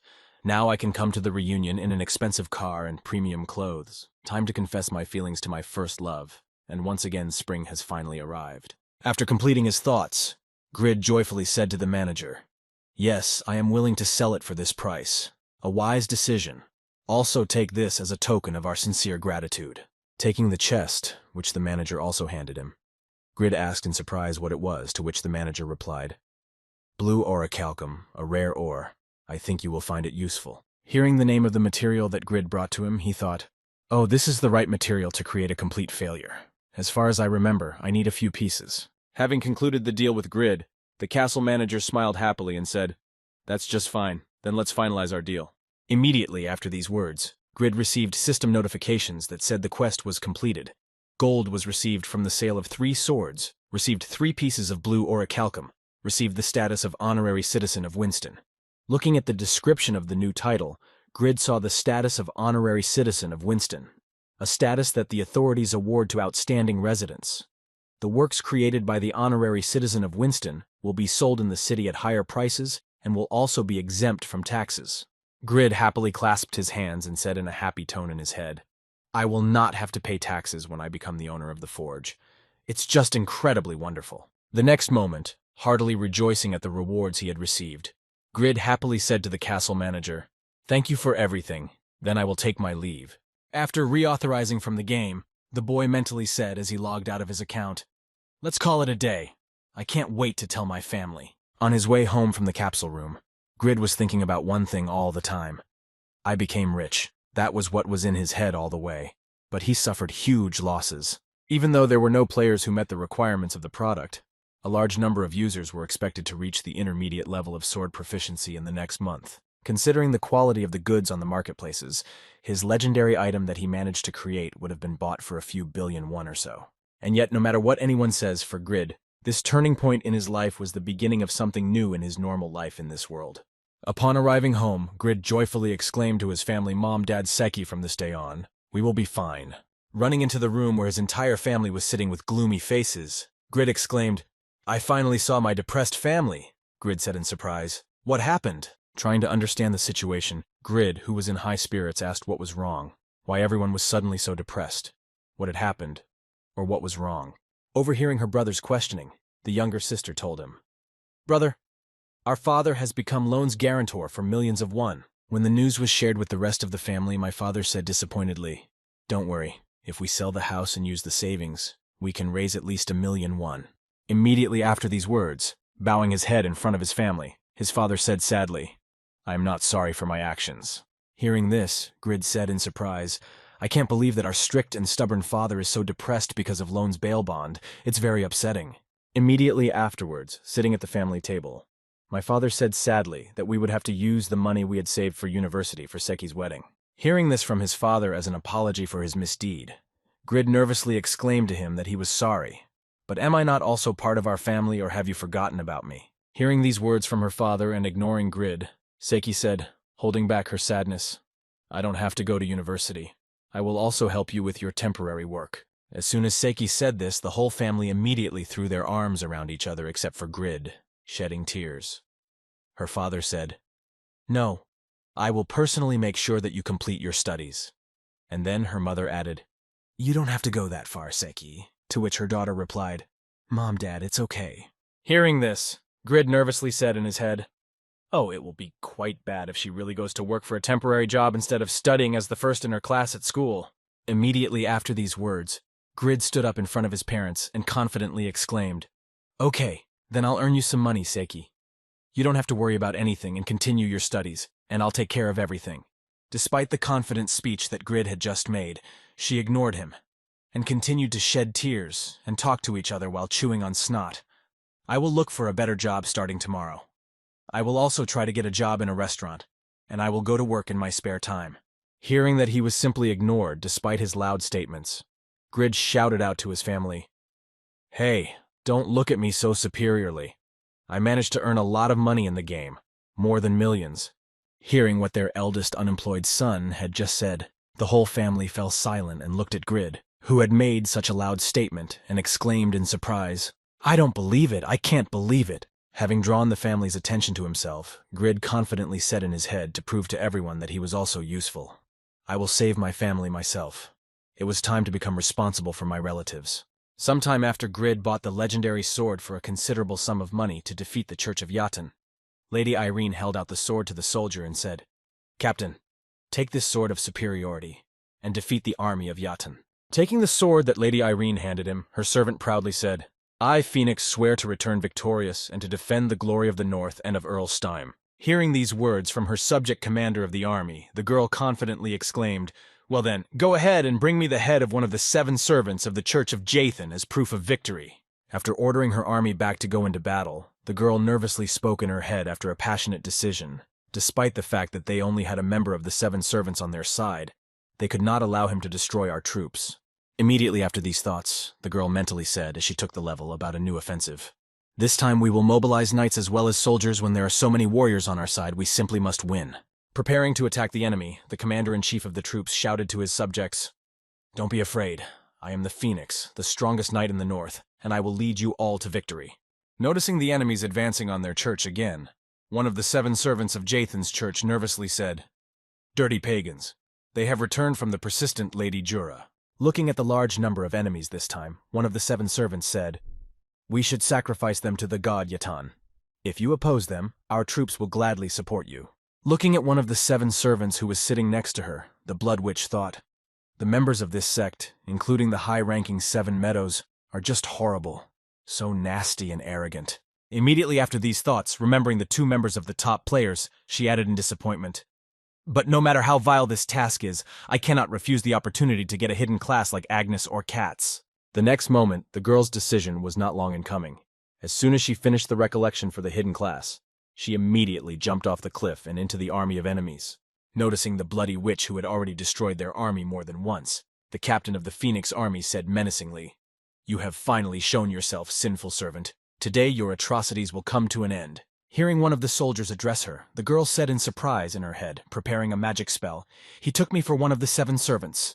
It doesn't matter. The main thing is to complete the quest. Preparing to use the magic skill, the girl said menacingly, Great God of darkness, show your strength to this world. Having completed the preparation for a powerful volley, the girl mentally said, I must protect the believers of the Church of Yatan. Immediately after that, the Bloody Witch activated her skill and shouted out a storm of darkness. Looking at the battlefield after her battle, the girl thoughtfully said, I managed to destroy about a quarter of the enemy army.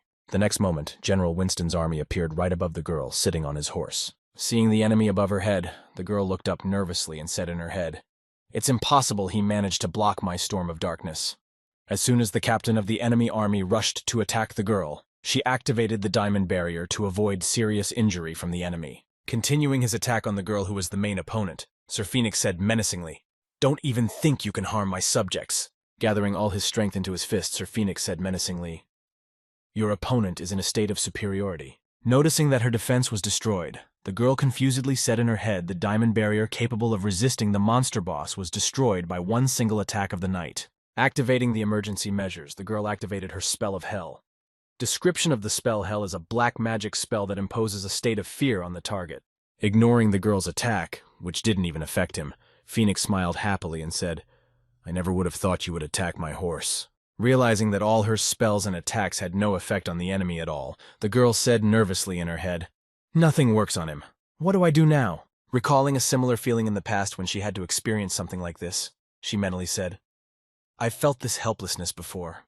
After being seriously injured by Sir Phoenix's attack in a confrontation, she nervously said in her head, "I have nothing to show him. I can't fight anymore." 17 days ago, Yura's faith in the Church of Yatan had reached a point where she heard the voice of the god Yatan in her head. Remembering Grid, whom she had faced once before, she nervously said in her head, "I must become stronger. I need strength to fight against people who can resist dark magic." At the same time, somewhere in Grid's house, his father picked up Grid's card and noticed a 9-figure sum on his account, and said in surprise that he had become a member of some underground business, to which his mother added that maybe it was not a real account. The next moment, the younger sister pulled up Grid's t-shirt and nervously exclaimed, "Hey brother, you didn't sell your organs on the black market.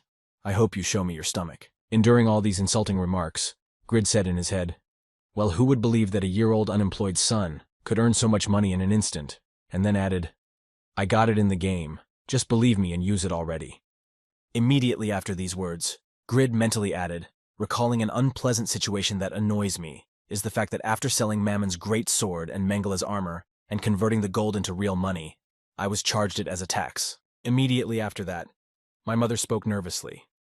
"My friend asked his son, and he told him that you need to be unrealistically famous if you want to make that kind of money in this game." Holding Grid's shirt, my younger sister added in surprise that I had also heard that there were fewer people in the gaming world who could make the same amount of money as my brother.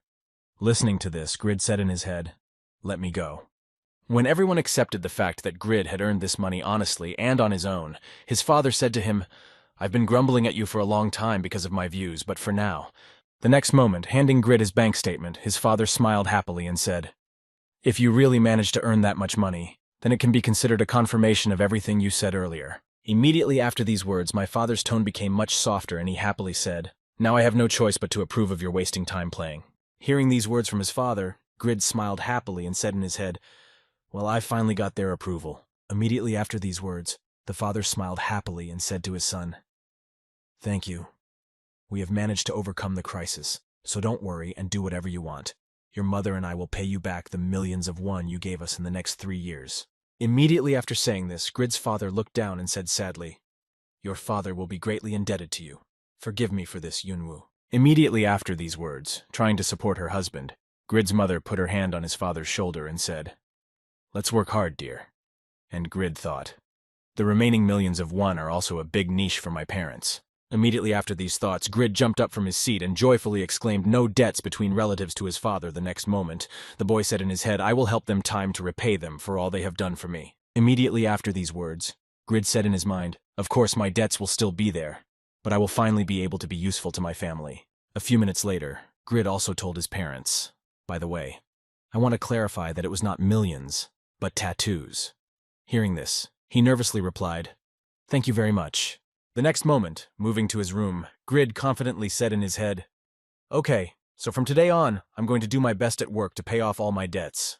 Looking at his balance in the game, Grid thoughtfully said in his head, "I should use the remaining gold coins productively. If I get a regular item with high user requirements, I won't be able to pay for it, even when it has additional options." Continuing his thoughts after appearing in the middle of the city, Grid mentally said it would be just perfect if I could get a high rating. But the possibility of this will have to create leveled items, in which case even the sale of an ordinary item will be able to cover the cost of it. As Grid finished his thoughts, he suddenly heard a rumor spreading through the city behind him. A girl saying to her friend, "You heard the news. The group that was supposed to eliminate the Church of Yatan was destroyed again." Looking back at the girl to hear the news better, Grid could hear that Sir Phoenix, the strongest knight in the north, was seriously wounded, and the companion replied to the girl, "It turns out that the 7 servants are incredibly strong." Hearing rumors about quite famous figures, Grid mentally said that the 7 servants of the Church of Yatanahi had heard about them from the conversations of customers in the smithy. Immediately afterwards, opening his status window, Grid thought to himself, are they really as strong as they are said to be? Looking at his own stats, which were quite high, Grid mentally said, my stats have increased quite a bit since creating all those items. Grid said confidently in his head, his stats were now even higher than a level warrior's stats, so if I equipped the right items I could destroy level monsters. Recalling the past after reviewing his parameters, Grid immediately lost all his mood, and said sadly how much I want to hunt like in the good old days. Oh, right. I need to work to pay off my debts. After a while, when Grid arrived at the smithy and started working, he heard someone enter the smithy. It was Khan. Seeing the boy at work, the old man happily said, I see you're here. You've decided to start working early. And Grid happily replied, oh yes, now I'll work even harder. Hearing this from his apprentice who had arrived at work at dawn, Khan was impressed and said, well, you're really in a good mood.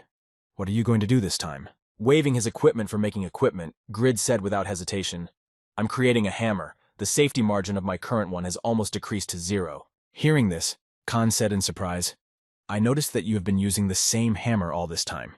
You want to change it, but doesn't it mean a lot to you? Hearing this question from his teacher, Grid looked back at him and said confidently, it doesn't mean anything at all. It's just the only hammer I've ever had. Hearing this, Khan said in surprise, how is that possible? The next moment, approaching Grid and hovering over him like an angry figure, Khan said in a disgruntled tone, are you completely out of your mind, or is a hammer the most important thing for a blacksmith? Seeing this reaction to his words, Grid said nervously, wow, you scared me. Picking up his hammer, Khan sighed in disappointment and said, I thought you should know about this, since you are a descendant of Pagma. Look at my hammer. Picking up the hammer that belonged to Khan Grid, he used the skill of evaluation and heard from the teacher that not only materials and techniques and amplification are important when creating an object. Looking at the hammer, Khan Grid was able to see the incredible blacksmith's hammer rating rare additional parameters probability of creating a rare weapon.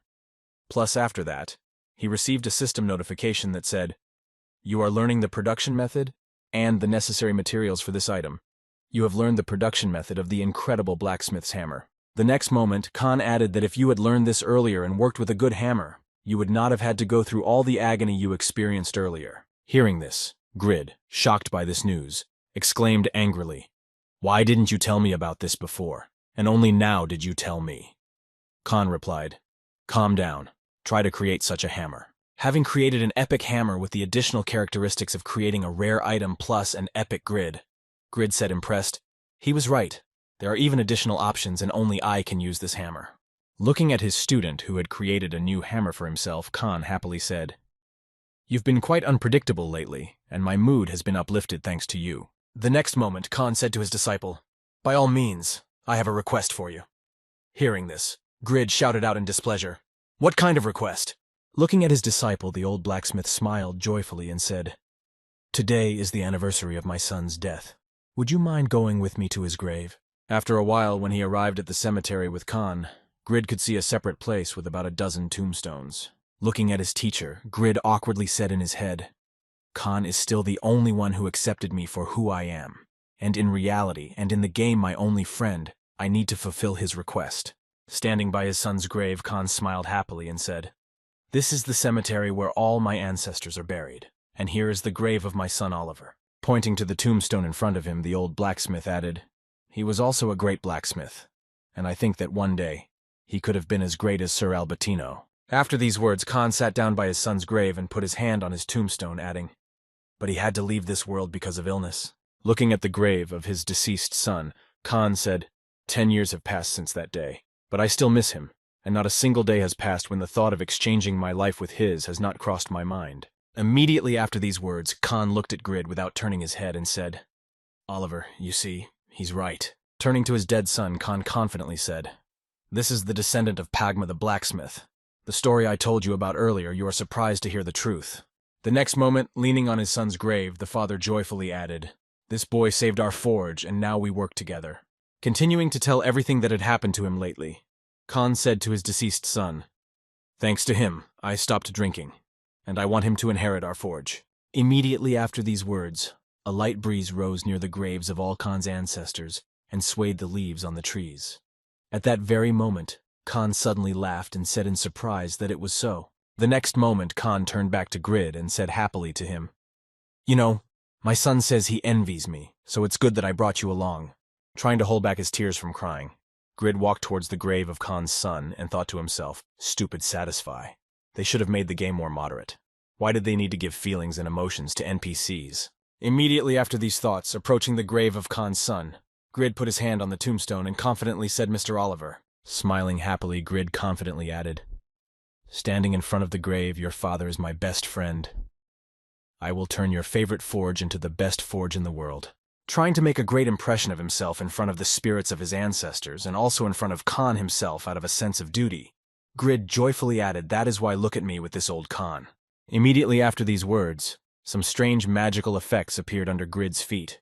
A bright light appeared, and a system notification appeared saying that the connection between you and Khan had improved. The next moment, ghosts began to appear from the graves in front of Grid, and with their appearance, a system message appeared informing him that the spirits of Khan's ancestors, excited by your influence on him, had come out of the ground. Deciding to show this to Khan himself, Grid looked in his direction but saw that he was currently sleeping, so Grid exclaimed in displeasure that how did you manage to fall asleep at such a time, you crazy old man?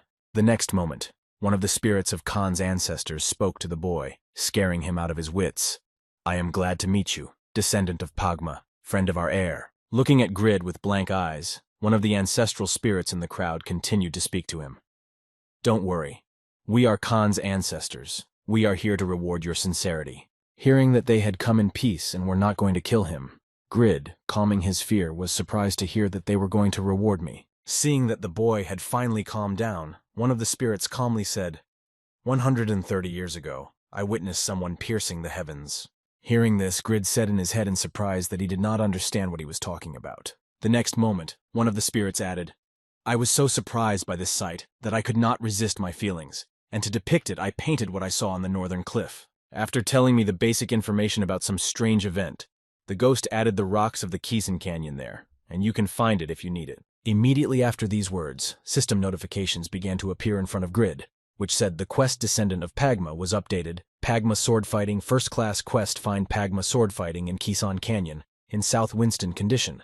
Learn Pagma Swordfighting Reward Dane's Life copy. After rereading the message and description of the updated quest, Grid remembered the very moment the class quest appeared in front of him and mentally said, Now I remember that class quest. Looking at Grid, who was deep in thought and muttering to himself, one of the spirits repeated those drawings again, which will help you learn Pagma swordsmanship. After that, the spirit added, I hope very much that you will be able to become a being greater than Pagma himself, our second descendant. After hearing what the spirit said, Grid saw before him the same son of Khan who had said, I can entrust you with my father. Looking at the young man who had accepted his image and entrusted the most precious person to him, Grid confidently replied, Of course. Watching the image of Oliver along with other spirits dissolve into thin air, Grid confidently added in parting, Don't worry, he's in good hands. After saying goodbye to Khan's son, Grid remained at the cemetery waiting for the old man to wake up. Eventually the day passed, and it began to get dark, and just then Khan woke up and asked when I managed to fall asleep. The sun was already setting, and Grid replied that old people shouldn't sleep anywhere. Looking at Grid, who stood facing the sun with his arms outstretched to his sides, Khan heard from that moment on. The next moment, looking back at his friend, Grid smiled happily and added, Try to take care of yourself a little better. Not understanding the reason why Grid was standing in such a strange posture without turning to face him, old Khan asked in surprise, By the way, I'm interested in this. Why all of a sudden? After a short pause to get to his feet, Khan added in surprise, Why are you standing like that? And Grid nervously replied in his wet pants, Don't pay attention to it. Ghosts are just scary creatures. After some time, Kuroi, who had been in 2 different classes, finally gathered his thoughts and decided to visit Grid in the forge. Standing near the building, the boy sighed heavily and nervously said in his head, What am I going to do now? Will he be happy to see me? Putting his hand over his mouth and covering his face with his scarf, Kuroi nervously wondered in his head if he might even be angry with me because I hadn't shown up for so long. 50 days had already passed since Kuroi completed his quest to wait for me. in which he had to spend hours of real time in prison. After this quest, he first spent a week in the hospital on the advice of SA Group, and he also received an offer to reveal his identity to the first user with a second class, and spent a week thinking about whether to accept it or not. Then he had time to rest and return to the game 3 days ago, and after learning his new class, he finally gathered his thoughts and decided to come to the forge where Grid worked. And all this was only to be greeted by Grid and his foster master when he saw Huro arrive at the door of his forge in the evening. When he saw the door open, and the very person he was looking for come out, Mr. Grid exclaimed with joy. The next moment, getting down on one knee and bowing his head before Grid as if he were a king, Kuroi joyfully added, "My honorable sir, I am Kuroi." Hearing the name of the boy who was bowing at his feet, Grid nervously said that Kuroi heard his name, and the boy joyfully replied, "Yes, my lord Kuroi." Before he could finish speaking, Grid grabbed him by the collar and pulled him toward him, while shouting at him in a menacing tone, "Great! Then it's your fault, you idiot!" Remembering everything he had to go through because of Kuroi, Grid exclaimed angrily, "You know me. I ask you again, you know me. Why would you tell the knights about me if we had only met once? I was disqualified from the competition, locked up in prison, chased by knights and a horrible girl, and all because of you." Looking at Kuroi, who began to turn pale with fear, Grid exclaimed angrily, "You know how much I've been through, listening to all the accusations against me," Kuroi said nervously to my master. The next moment, falling to his knees, the boy nervously began to beg for mercy and apologize, saying to his master, "I am guilty of everything." Listening to some strange addresses to him, Grid said in surprise in his head, "I don't understand why he keeps calling me that. It seems that he has gone crazy because of the time he spent in prison or something." After these thoughts, Grid passed by the boy to finally go about his business, sighed heavily, and said, "Forget about it. Just go." Hearing the direction from his master, Kuroi nervously said that, "But where should I go?" Raising his hand to indicate his freedom of choice, Grid said in an indifferent tone, "Go wherever you want." Hearing this, Kuroi shouted after Grid, "The descendants of the Blue Wolf never break their promise." The next moment, Kuroi said in his head, "It is very beneficial for the Apostle of Justice and the associate of the Apostle of Justice to stay together." And with these thoughts, he called out to Grid, "I belong to you, my lord." Hearing that he continued to impose himself on him as a friend and teammate, Grid looked back and said with dissatisfaction, "Oh, this crazy man." And noticing that he had paid attention to him again, Huroi said happily, "My lord, if you are a member of a guild, then let me join it too, and I will follow you anywhere." Hearing these words from the annoying boy, he angrily replied, "I'm not a member of any guild, so just get lost somewhere, and that's it." Hearing that he had not found a suitable guild yet, Kuroi said happily, "Then we should create our own guild. Many people will join us because of your kind heart." Applying many ways to drive away Kuroi, who could not be influenced, Grid said in his head, "I'm busy creating the items I need to complete my class quest, so just get away from me." And then looking at the boy, he said, "Stop talking nonsense and just get out of here, you understand."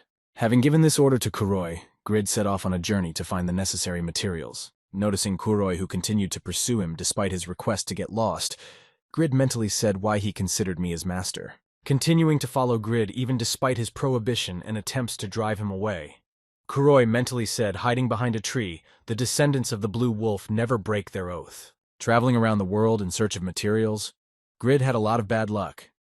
It rained when he was just starting a fire and roasting meat, stones fell on him, or a bird took his food.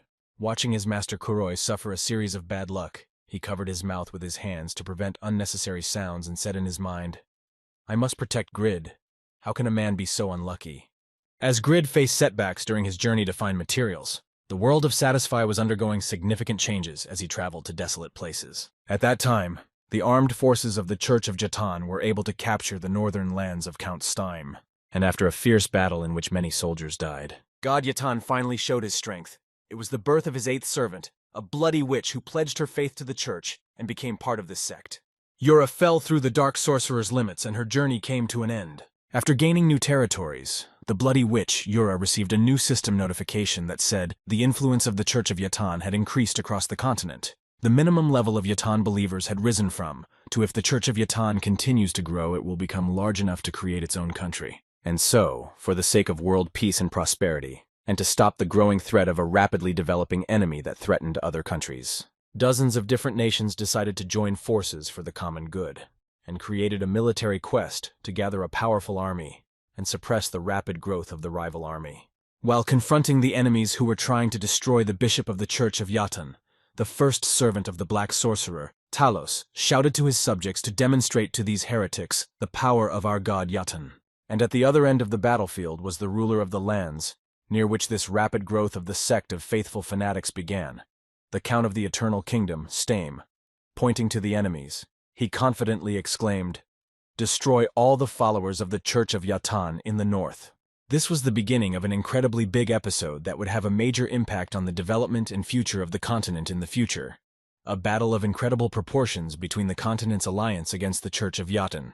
Very soon this news spread everywhere, and even on television it was shown demonstrating a preview of this incident. The news anchor said what would happen if the Church of Yatan created its own nation. It was the largest incident since the release of Satisfy. It captured the attention of the whole world as well. Immediately after these words, the news anchor turned to his guest who had arrived in the studio and asked him to comment on the current incident involving the Yatan Church. Hearing the request from the anchor, the guest confidently said, "As you probably already know, the eighth servant is the cause of the incident. And we also learned that this character is not an NPC but a human." Hearing this comment from his guest, the TV host was surprised to hear the eighth servant is a player. Then only one person comes to mind. Immediately after that, turning on the photo of the Blood Witch on his screen behind him, the TV host said that the Blood Witch Yura, who is in the top spot in the unified rankings, should be paid attention to by everyone around the world because of this unprecedented war. Looking through the news and new notifications that came to his in-game mail, Grid said in frustration that it was Yathan again, which is the second time I've seen this quest. Closing the system window, Grid added in frustration, but what difference did it make? And so there were players in the world who didn't care what was happening in the game world. Turning his gaze to his equipment that was standing next to him, Grid mentally said with his hand on his head, "Completing one single class quest could solve a lot of my problems." Thinking about the quality of the items he had made, Grid mentally said, "I've managed to make several rare and epic items from the ore I've collected over the past 10 days, but there is still one problem." Continuing to look at the armor he had created, Grid continued his train of thought in disappointment. And the problem is that even with this level of equipment, the Kasan Canyon is still quite dangerous for me. Recalling the place he needed to go to for the class quest, Grid mentally said, "Kasan Canyon is one of the worst areas in the north, and its rocky terrain makes it almost impossible to move around." Immersed in the topic of the location he would be going to, Grid mentally recalled all of its aspects. But what was even worse were the caves that were there. They were just full of monsters of at least level. Grasping his head, Grid said in frustration, "This is one of the forbidden zones of Winston. I died there more than 10 times while doing the Asher quest." Peeking around the corner to avoid being seen by Grid, Kuroi nervously said in his head, watching the boy's disappointing behavior, "My master has been acting like this for the past few days." Suddenly becoming nervous about the situation, Kuroi nervously wondered in his mind what I should do. Should I offer to help him? But what if he gets angry? Should I ask his permission before talking to him? And should I help him at all? Immediately after these thoughts, Grid took a deep breath and confidently said, "Stop. This is not an impossible mission. I am much stronger than before." Immediately after these confident thoughts, in order to convince himself of his own achievements, Grid grabbed his head again and nervously exclaimed, "But of course not. I have no chance. Maybe I should try after I reach the level. But no, that would take too long. I want to be armed to the teeth after I get Dine's life, and what should I do?" The next moment, realizing what he had just said, Grid mentally said, "Oh, wait a minute, I just said overload, yes." Immediately after these thoughts, Grid suddenly blossomed. A flame lit up in his eyes, and he got the sense to live on and achieve success. Looking at this, surprised by Grid's sudden change of mood, Kuroi mentally said what happened. Getting up from his seat, Grid mentally said a complete failure. Just a horror. How absurd, and after 10 deaths in the Kasan Canyon. Having discovered his skill in the creations of the legendary blacksmith, whose description said that the number of possible slots was still possible, Grid, when the world was in turmoil due to the war in one part of the continent. Thoughtfully said, "Now, thanks to my past, I know it like the back of my hand since I learned the blacksmithing craft." Clenching his fist as he gained hope, Grid said in his mind, "I'm a fool, of course I can create something incredible that can withstand the monsters in the canyon. I can even try to make a complete failure at the same time," and a brand new item was created. The Eternal Kingdom is one of the 5 forbidden hones called Kaisen Canyon, a location with an infinite number of caves that contained a huge number of monsters and higher levels. Looking at his status window where his skill was open, Grid said thoughtfully, "I had to die there a lot of times while doing Ashura's quest, and I'm still too weak at my current level." Immediately after these words, Grid added in his voice, "However, I don't have much time to raise my level because I need to earn money to pay off that huge debt. The next moment, after weighing all the pros and cons in different situations, Grid confidently said, "I have no other choice," and then mentally said to activate the item creation. After activating the item creation module, Grid thoughtfully said, "I need to make an item that meets the characteristics of the Kizan Canyon. I should not worry about fatigue despite the rough terrain. I will be able to recover thanks to my endurance." Immediately after these thoughts, Grid nervously added in his head, "The only problem is the level monsters that live there. They hide in their caves and attack travelers passing by."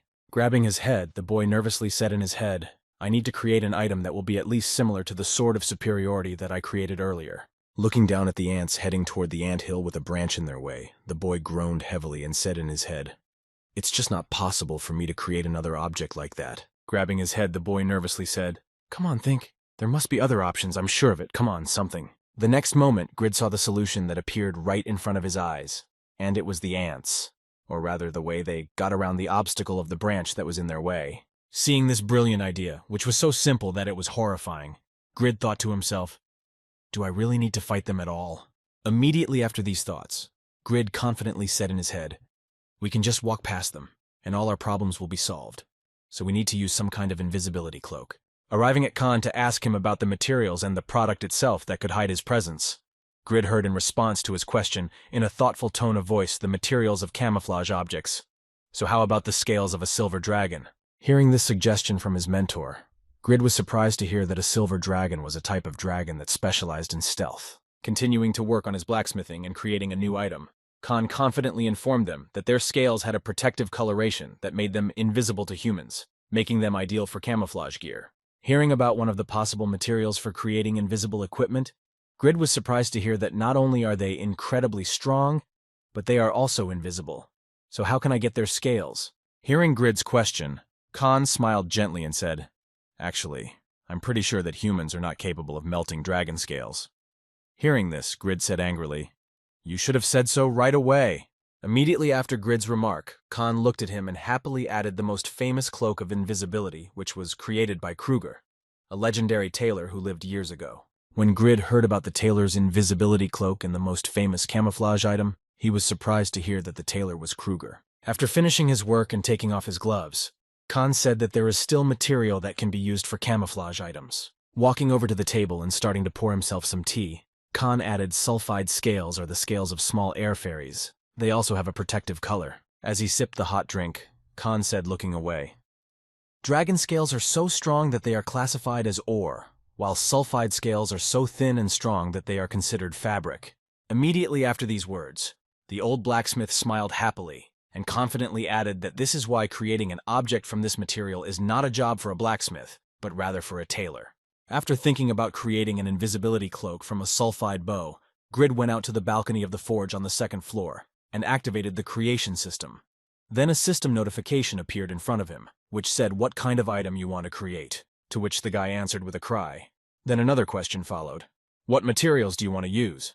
Looking at the system window to create a new recipe that could be used to make new equipment if the materials were available, Grid confidently said sulfide scales. Looking at the results that would be given to him after specifying this material, Grid nervously said in his head, "Sometimes blacksmiths have to use leather to create an item. If I can't create things using this material, then the system will tell me." The next moment, the system told Grid to create a design for his item, and the boy exclaimed happily, "I did it!" Swiping his finger across the system window to create a drawing of his future cloak, Grid happily said, "Okay, now I'll show you my skills. This is a regular cloak, it's pretty dull, so I'll add a hood to it." Continuing to create the style of his item, Grid happily said, "Stop, then it will look like a priest's prayer clothes. You definitely need to add a convenient clasp here." Having completed the design of his invisibility cloak, Grid happily said, "Wow, it looks even better than I expected. I can become quite popular wearing this or not. It's an invisibility cloak after all." The next moment, the boy received another system notification that asked him to describe the characteristics of the item. Thinking about what parameters he should specify in the cloak, Grid mentally said that he could not overdo it as it was last time with a complete failure. After these thoughts, the guy confidently said that he could hide the presence of the cloak. Immediately after processing the last item and recording the abilities, Grid received a system notification saying that you have completed the number of slots available for creation will be reduced by 1. "Do you really want to finish?" Then Grid confidently said, "Continue." A few seconds later, the adjustment of the item's parameters and the creation of the final product model began. And watching this, the guy thoughtfully said, "This is the process of adjustment. Please let me get something useful this time." A few seconds after the correction process started, a system notification appeared, informing him that the automatic correction was completed, and then a model of his newly created item of equipment appeared in front of Grid. Looking at the rarity and characteristics of the item and the materials used to create it, Grid happily said, "It's incredible. This is not a simple item. It even increases movement speed and wind resistance." Immediately after that, Grid happily added in his head, not knowing what disappointment awaited him in the near future, and the materials are quite simple. Just 20 silphide scales. What a success. Looking at the model of the object he created, Grid happily said in his head, "Now let's give it a rather simple name, a hoodie with a zipper." Immediately after that, Grid immediately went to Khan to find out how he could get the materials he needed to create this cloak. After hearing the boy's question, Khan laughed out loud and said to hunt for sylphids, "If you are not an elementalist, you will not even be able to see them. How are you going to catch them?" Hearing that all his hopes had been dashed in an instant, Grid shouted angrily at Khan, "Stop mocking me! Why couldn't you have told me about this earlier?" The next moment, letting a river of tears flow from his eyes, Grid said in frustration in his head, "Shit. I'm in deep shit. I've come up with an item for which I can't get the materials myself." Seeing how disappointed Grid was to learn that he would not be able to see them, let alone catch them, Khan happily said, "Let me finish. There is a way to get the sulphide scales without seeing them." Hearing this, Grid exclaimed in surprise, "You just said that, but tell me." The next moment, Khan smiled slyly and said to his student, "You just need to hunt the frost orcs, the Kori, who live in the mountains to the north, and they have a sixth sense skill that helps them spot and hunt silphide, and they keep the scales." Imagining in his mind the same monsters that live in the frosty mountains of the north, Khan confidently added that even though they are too weak and sensitive to fire, they are still stronger, bigger, and smarter than ordinary orcs. Hearing this advice about how to get materials from the sulphide fairies, Grid said in surprise, "Ah yes, there is still a way to get them," and then added in his head, "Orcs are one of the weakest creatures. As long as I can resist the cold, I will not have much trouble defeating them." Immediately after that, the boy smiled in anticipation and said in his head, "I need to prepare special equipment," and then said to the blacksmith, "I need production methods for cold-resistant armor." Hearing Grid's request for production methods for the armor, Khan thought for a moment and then said, "So, cold resistance? You should use the skin of a giant brown bear." Having received all the materials he needed to create the armor he needed, Grid confidently said in his head, "Since I now have an epic hammer, I can get at least rare equipment." Preparing to get the equipment of excellent quality, Grid confidently said in his head, "I'm just sure of my success," and then asked Khan if it was time to start. After some time, Grid completed the creation of the cold-proof equipment. But despite his efforts and updated forging tools, he turned out an item of ordinary rarity. Angry that he had failed again, Grid mentally said, "Oh, those damn moderators." And Khan, at that moment, walked over to the door and pointed his finger to the sky and said nervously, "Wow, look at that bird." Continuing to create the other items for the complete set, Grid said in his head, "Despite using the best materials and spending hours on it, the furnace turned out to be ordinary." While forging the rest of the items, the boy continued to think in his head, even using his epic hammer, wondering if I was the true embodiment of the ordinary or how it was possible. Resigned to the fact that nothing can be changed, the boy said in his head, "Okay, nothing can be done here. You need to concentrate on other subjects. This will definitely not happen again." Looking at how hard Grid was working on creating other items of equipment for the complete set, Khan, who was standing nearby, smiled happily and said, "Let's do it." After some time, Grid finally completed the complete set of cold-proof equipment. Standing in front of the forge, Khan said to Grid, "Well, the day of the hunt has finally arrived, I'll say it again, but the frost orcs are incredibly strong, so be careful."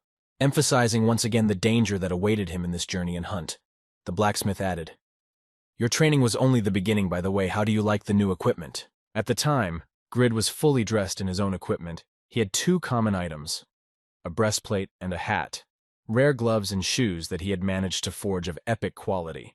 Thinking about the answer to Khan's question, Grid mentally said one rare item and one epic item, and then replied, "Well, it's not that bad, my equipment." Immediately after that, recalling the negative effects that were imposed on him by the system for inadequate equipment requirements, Grid mentally said that the fines were quite unpleasant. Also, after fully collecting the set of items, Grid received a system notification that said you have put on the giant brown bear protection, plus cold protection, plus set.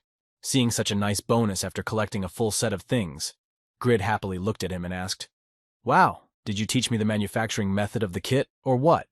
To which Khan replied, "Not really." Immediately after that, Khan smiled happily and said, "I create individual items when I work on us, and it just so happens that you managed to choose the perfect proportions." Looking at his equipment, Grid mentally said, "I just followed the production method step by step. Maybe it's because I'm a descendant of Pagma that complete items can be sold for a high enough price." Immediately after these thoughts, reaching for the weapon he had created in the competition against Ephemera, Grid said in his head, "Yes, and my weapon will be the perfect dagger. My training is perfect. Weak monsters like orcs will be easily destroyed." Getting ready to go hunting, Grid confidently said to his production partner and also his mentor, "Old man, I leave the forge to you." Turning his back on the blacksmith, Grid, who was leaving for the hunt, smiled happily and said, "Well, bye, it was his first hunt, and he was really quite well prepared. But there was something he didn't know, and that something was the probability of an item falling out of the winter orcs. The probability of dropping a sulfide scale from killing a monster was less than 1%. After some time, Grid finally arrived in the snowy plains of the north. Standing in front of the snow-covered location where the blizzard was taking place, the boy happily exclaimed "Boogaloo," but it was a bit chilly as expected from a set of giant armor. Looking at his self-made set of equipment, the boy happily said, "Most players will freeze here in a few minutes, but I'm fine thanks to my resistance to cold." After he finished boasting about how great his equipment was, Grid confidently said, "Now it's time to start hunting." Noticing a monster settlement not far from him, Grid said happily, "Here it is, the Frost Orc camp.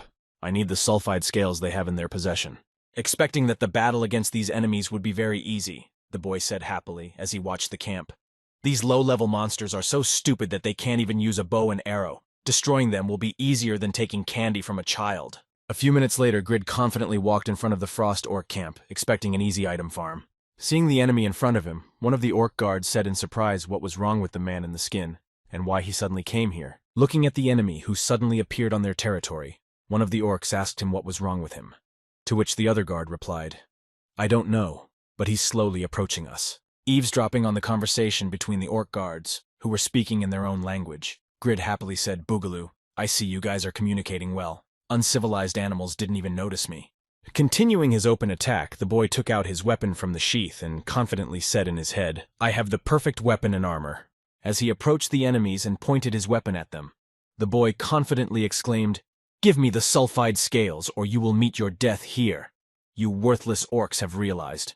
As soon as he said this, he noticed some movements on the wall around the camp, and an orc with a bow appeared right in front of him, pulling a bowstring, looking at him. The boy wondered in his head what an arrow was, why an orc was using a bow, and what was wrong with that accuracy. Immediately after these thoughts, Grid remembered the words of Khan who had warned him, saying that even if these orcs were weak against fire, they were still stronger, bigger, and smarter than ordinary orcs. Realizing that he had miscalculated somewhere and got into trouble, Grid, who had just had an arrow fly in front of his eyes, nervously said in his head, "Did I screw up again?" Immediately after that, the boy found no other solution but to use the fast movement skill, which increased dodging and agility for 1 minute. Dodging the arrows that were flying right in front of his nose, Grid nervously said in his head, "How can they be so accurate shooting at a distance of 10 meters in this wind? It seems their strength and skill is just terrible." After dodging a number of shots, Grid noticed that the arrows fired by the enemy were no longer flying at him, and then he wondered in his head if they had stopped, if they had run out of arrows. However, his guesses were in vain, as he looked up and saw a huge orc above him, preparing to strike a powerful blow with his two-handed axe. Having planned to finish everything quickly and with one blow, the snow orc shouted something angrily in his language that meant "shut up and die brazenly." Dodging the enemy's attack, Grid, who was thrown back by the shockwave, nervously said in his head, "Up close, they are much bigger, you need to be more careful." Landing on his feet, the boy used his perfect dagger using one of his skills, an air slash that deals % of the available attack power. Having made this strike, the boy smiled happily and said in his head, "This skill can harm even a knight in armor, so the orc must be very unhappy right now." Before he could rejoice too much, he saw a giant axe approaching him from the right side, which would surely take his head off if he did nothing. Unable to destroy Grid even after a sudden attack, the snow orc angrily looked at his opponent and said in an angry voice in his language that meant this scoundrel was quite painful. Having blocked the attack, the enemy Grid, who was pushed back, nervously said that this was not enough, but he was not even wearing armor. How strong was his skin?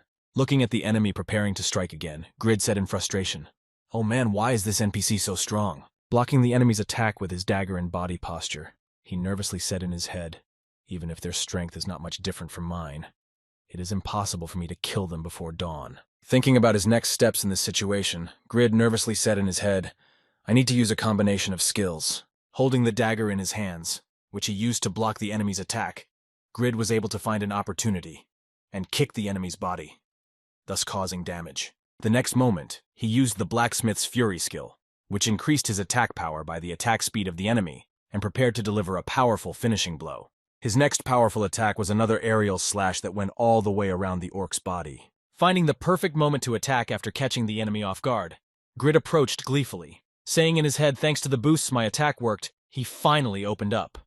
Poking his dagger directly into the enemy's chest, Grid confidently exclaimed in his head goodbye, then he even struck a critical blow. As a result of this attack, Grid received a system notification that said you dealt 1 unit of damage due to the accuracy of the target and the bleeding effect. Looking at the enemy to whom he had inflicted critical damage, Grid thoughtfully said, "I killed him." But unfortunately, the guy was wrong. Because of his carelessness and recklessness, the enemy came to his senses and immediately attacked Grid. Grasping his wounded shoulder, Grid saw a system notification that said you took damage points. Then he nervously said that he was fine, how he managed to survive. After these words, the boy got to his feet and headed for the enemy, and seeing the orc's condition, Grid confidently said in his head, "No, my attack worked, but he has too many health points." Starting a confrontation with the enemy, Grid missed 2 more attacks and received points of damage. Respectively, trying to prevent fatal damage, the boy groaned in pain and exclaimed, "That hurt, you stupid orc." Realizing that he would not be able to continue like this, Grid said in his head that he needed to use a potion, after which he drank a medium recovery potion that added health points to his body. Continuing to exchange blows with the enemy, dealing and taking damage, Grid said in his head, "This will now simply become a battle of attrition." After receiving a certain total amount of damage, Grid immediately drank a regeneration potion to restore his life reserves. Thus, the battle continued for a certain period of time, with both fighters rapidly losing their health. Suddenly, Grid saw a system notification in front of him that said the health level was less than the potion recharge time of seconds. Finding himself in a disadvantageous situation, trapped under a tree, Grid saw his enemy swinging his axe again to finish him off. Realizing that the situation was quite bad, and he had no options to act in this situation, Grid nervously said, "Oh shit, this is bad timing, I'm in trouble." However, at one point, Grid noticed a system notification in front of him that said the passive effect of the title Apostle of Justice had been activated. The next moment, another system notification appeared saying that the Apostle of Justice shows courage and strength when in danger, and that an Apostle of Justice is harder to kill until his opponent is dead. Seeing that his new title was suddenly activated, Grid said in surprise in his head, remembering the moment of saving Kuroi, "Isn't this the title I got when I saved that guy?" Having received additional parameters, the boy charged up for new achievements in the battle against the snow orc, and mentally said, "I did not know that the Apostle of Justice had such an effect. Now I can't blame Kuroi." After these words, Grid got to his feet and received a system notification that said all your stats have increased. And Grid happily said in his head, "For all the difficult moments I had experienced." At the same time, somewhere in the snow orc camp, one of the pack said something in his language that meant, "Hey, why is he taking so long?" And they answered, "Let's go together. We'll deal with him faster." Just as they were about to leave, their comrade, who had gone to fight Grid, flew right at them. Stepping back so that the body of his comrade did not fall on them, one of the snow orcs, not understanding what had happened, nervously exclaimed, "What the hell?" Looking closely at his comrade who had just come from the snowstorm in which he was fighting the invader, the snow orc nervously exclaimed, "He was dead! He had finished off our captain!" Hearing this, the other snow orcs who were standing nearby were surprised to hear that it was simply impossible. I don't believe how he managed to do it. After defeating the enemy, Grid received system notifications that said you defeated the enemy and gained experience points. Your level increased. Also, after defeating the enemy, Grid received a system notification that all his health was restored, and seeing this, the boy smiled happily and said, "I grew up after the first kill. It's incredible." Seeing the triumph of the boy who had defeated the commander of their camp, one of the monsters nervously exclaimed that it was simply impossible, to which the other added that he did not understand, he was completely unharmed. The next moment, deciding that they would not let this go, all the enemies rushed at Grid, shouting to kill him. "We will all attack together to avenge the captain." Seeing that the enemies themselves began to attack him in such large numbers, Grid joyfully exclaimed. We need to use this opportunity to increase our level. So come on, get the experience points. Going to meet the enemies, the boy shouted out unbreakable justice. Activating his skill, Grid was able to deal damage equal to his attack power. And now 3 days have passed since the moment when Grid, excited by the anticipation of battle and leveling up, started farming mobs. At the same time, another traveler appeared in this frosty location who arrived here in Grid's footsteps, breathing the frosty air. He said, It's quite cool in the north. This guy turned out to be Kuroi, who came to this location to support Grid. Trying to find him in this area, he said thoughtfully. I wonder if I should have prepared more equipment. Recalling the words of Khan, whom he had asked about Grid's whereabouts, Kuroi recalled how he had told him that he had gone hunting for frost orcs in the mountains to find materials for items. Throwing off his equipment to make it easier, Kuroi immediately fell to his knees and began to beat his head against the frozen ground nervously, saying in his head, How could I let him go hunting alone? My deepest apologies, my lord. I will have to punish myself. Having carried out his own punishment for doing this foolishness, Kuroi got to his feet and opened his inventory. Looking through the items he had in it, the boy said thoughtfully, I need to look through the items. I have 50 fire cocktails for the battle against the frost orcs. Immediately after these words, looking at his back, the boy confidently said, After I received the class, the partner of the Apostle of Justice also received the opportunity to use a sword and shield that are not available to the speaker. After listing the types of enemies he had available, Kuroi nervously said in his head, This is all well and good, but will I really be able to resist the frost orcs with it? Without hesitation, Kuroi, who was more concerned for his master than for his own life, rushed forward and confidently said in his head, I hope I'm not too late. As the orcs fight in groups, even my master Grid may be in danger. Confidently heading towards his goal, the boy said in his head, Hold on a little longer, I'm coming to you, Mr. Grid. Heading towards the bright source of light he saw nearby, Kuroi arrived at the enemy camp where he noticed a pile of corpses of enemies, which shocked and disturbed him. Not understanding what could have happened while he was on his way here, the boy nervously asked what the hell was going on. Starting to consider different scenarios, Kuroi mentally said, I can't be sure that my master remained unharmed after such a battle. Wandering through the village, which was covered with a pile of corpses of enemies, Kuroi suddenly heard someone's moaning voice saying, Oh my back. Turning his attention to the source of the sound, the boy noticed Grid nearby and called out his name. Hearing that he was being called by his name, Grid looked in the direction of the voice and saw his friend, and said with displeasure that it was you again, Kuroi. Looking at his master, who looked quite healthy, Kuroi smiled happily and exclaimed in his head that he was fine. He had managed to destroy him with that little dagger. Drilling his eyes into Grid's, Kuroi, who admired his master's strength, added happily, That's my master's strength. The next moment, as he approached Grid, Kuroi immediately fell to his knees and buried his head in the ground. Seeing this, Grid said, What are you doing? To which he replied, Please forgive me for leaving you, my lord. After Kuroi satisfied himself with his apology to Grid, he tried to ignore the stranger and opened the status window. Looking at his stats and the result of killing so many enemies, Grid happily said in his head, I managed to get level 83 in a matter of days. Rejoicing at such great results, the guy mentally said, after which his mood went down, I reached the level I had with the warrior class in 3 days, although those who buy expensive equipment reach the 100th level in a month, so it's quite normal. Immediately after these thoughts, Grid looked back and added in his head, Though in any case, why does he still continue to follow me? Looking back and noticing a smile on Kuroi's face, Grid said, Hey, mister, is there anything funny here? Why are you following me with that smile on your face? Hearing Kuroi's question, he replied confusedly. After a short pause to collect his thoughts, Kuroi added happily, I'm just very happy. I was so uncomfortable with you walking alone, but now I see that you are doing a great job. Having received a response of inexplicable joy from his pursuer, Grid exhaled heavily and said in his head why he was worried when there was no reason for it. After these thoughts, summarizing the results of his hunt, Grid looked at the total amount of resources received, which consisted of golden skins, frost orc hand axes, orc bows, orc scales, and sulfide scales. Grid said in his head, I hunted orcs for 3 days, and killed about a dozen but got only 3 sulfide scales. Noticing his master, who was in a bad mood for some reason, Kuroi nervously asked why you are frowning so much, my lord, to which Grid sighed heavily and said in frustration, It's so annoying. Unable to stand Kuroi's constant whining, Grid looked back and exclaimed angrily, I'm annoyed because I did not get what I wanted, and to top it all off, you still call me my lord every second. Why do you keep following me? Hearing the reason for his master's bad mood, Kuroi happily said, You just saved me from that hellish prison cell and pulled me out of a quest that took me hours of real time in the dungeon.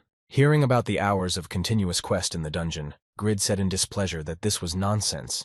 How could a quest make you spend hours in a dungeon? To which Kuroi said confidently, but it was true. Immediately after these words, Kuroi came closer to Grid and added that the reward for this mission was simply a second class. When Grid heard about the reward for completing this task for hours of real time, he was surprised to hear that the Mongolian who was the first to receive the second class was you. And when he heard this, Kuroi awkwardly replied, "Oh yeah." When Grid received an affirmative answer to his question, he exclaimed angrily, "That why should you be the only one who received such an award? I also faced a lot of problems saving your life." Feeling Grid's displeasure, Kuroi nervously said, "Please calm down. Despite the fact that he looks quite attractive, this second class is dedicated to serving his master." Gritting his teeth in anger, Grid said in his head, "Sure, the title of Apostle of Justice isn't so bad, but the fact that he got the class at the expense of my efforts is." The next moment, grabbing Kuroi by the collar, Grid angrily shouted to his friend, "Hey, you rascal! Listen to me carefully. From now on, you will be obliged to protect me until you die." Hearing this, Kuroi nervously replied, "That's what I told you."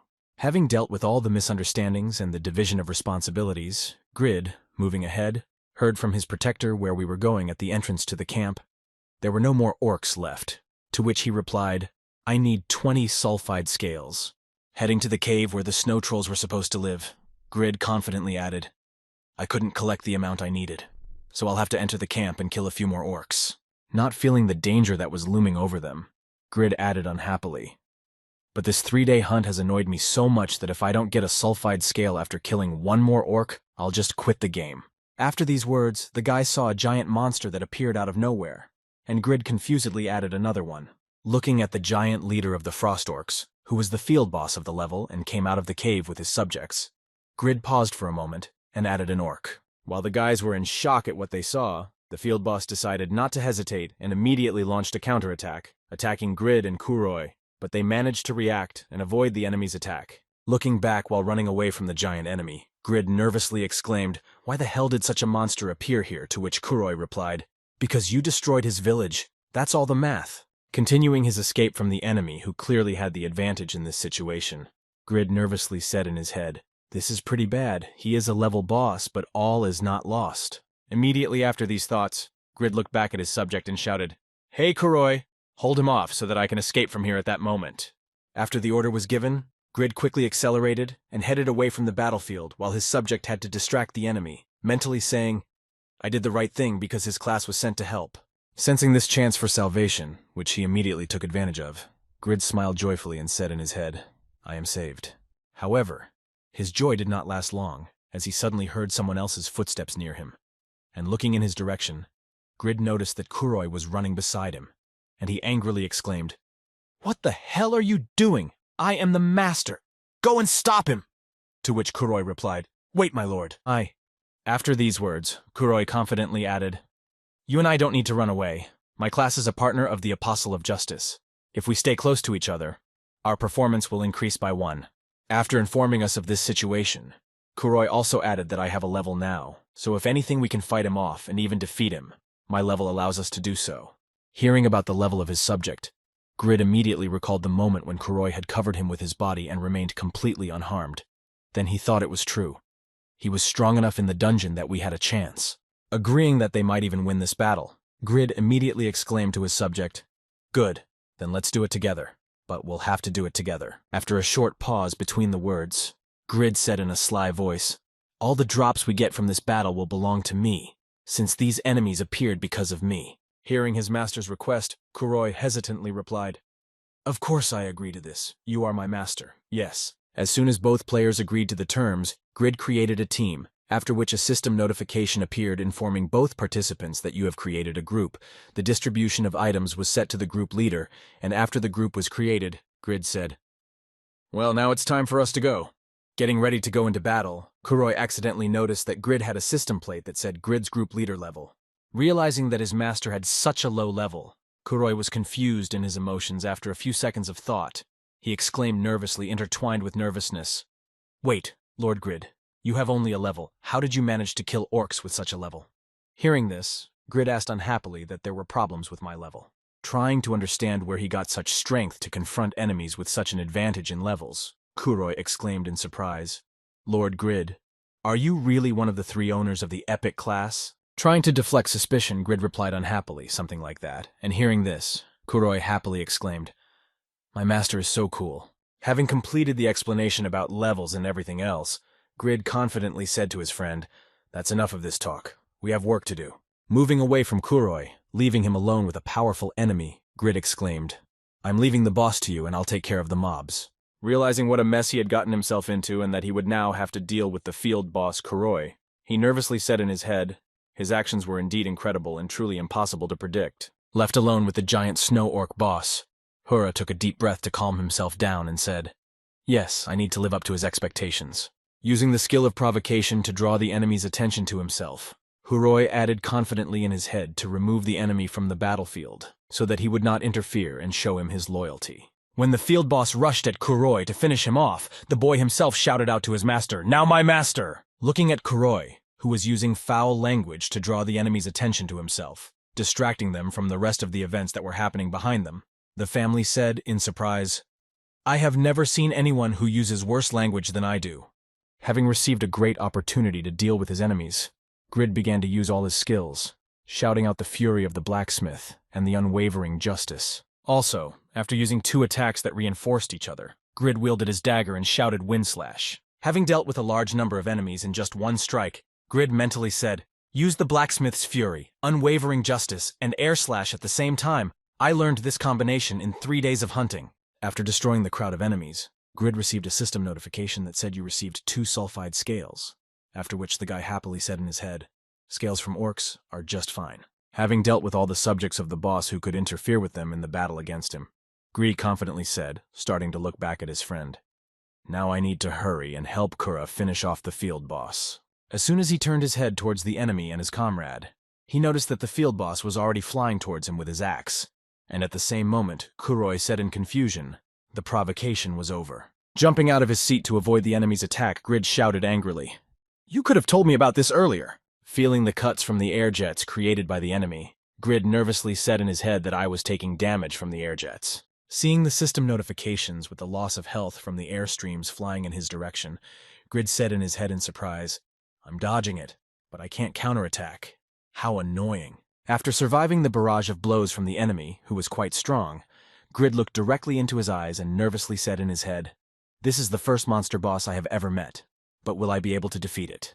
When the field boss used his intimidation skill, Grid saw a system notification in front of him that said the legend does not give in to fear so easily. After receiving additional boosts when activating passive talents, Grid confidently exclaimed in his head, "Well, I'll have to give it my all to win," and then informed Kuroi now. Hearing the order to attack the enemy from his master, Kuroi immediately rushed to the attack, shouting, "Yes, my lord!" Applying the skill of unwavering justice, Kuroi rushed at his enemy to deal him a powerful blow on the orders of his team leader. While the field boss's attention was focused on Grid, Kuroi was able to easily approach and strike the enemy's knee tendon. Seeing that the boy had managed to overwhelm the boss and force him to kneel, Grid said in his head, "Apostle of Justice's partner, Kuroi, uses the same skills as me." Swinging his dagger to strike the enemy with a powerful blow, Grid confidently shouted out unwavering justice. As he approached the enemy, he turned his skill combination to attack with a ranged spell, shouting air slash.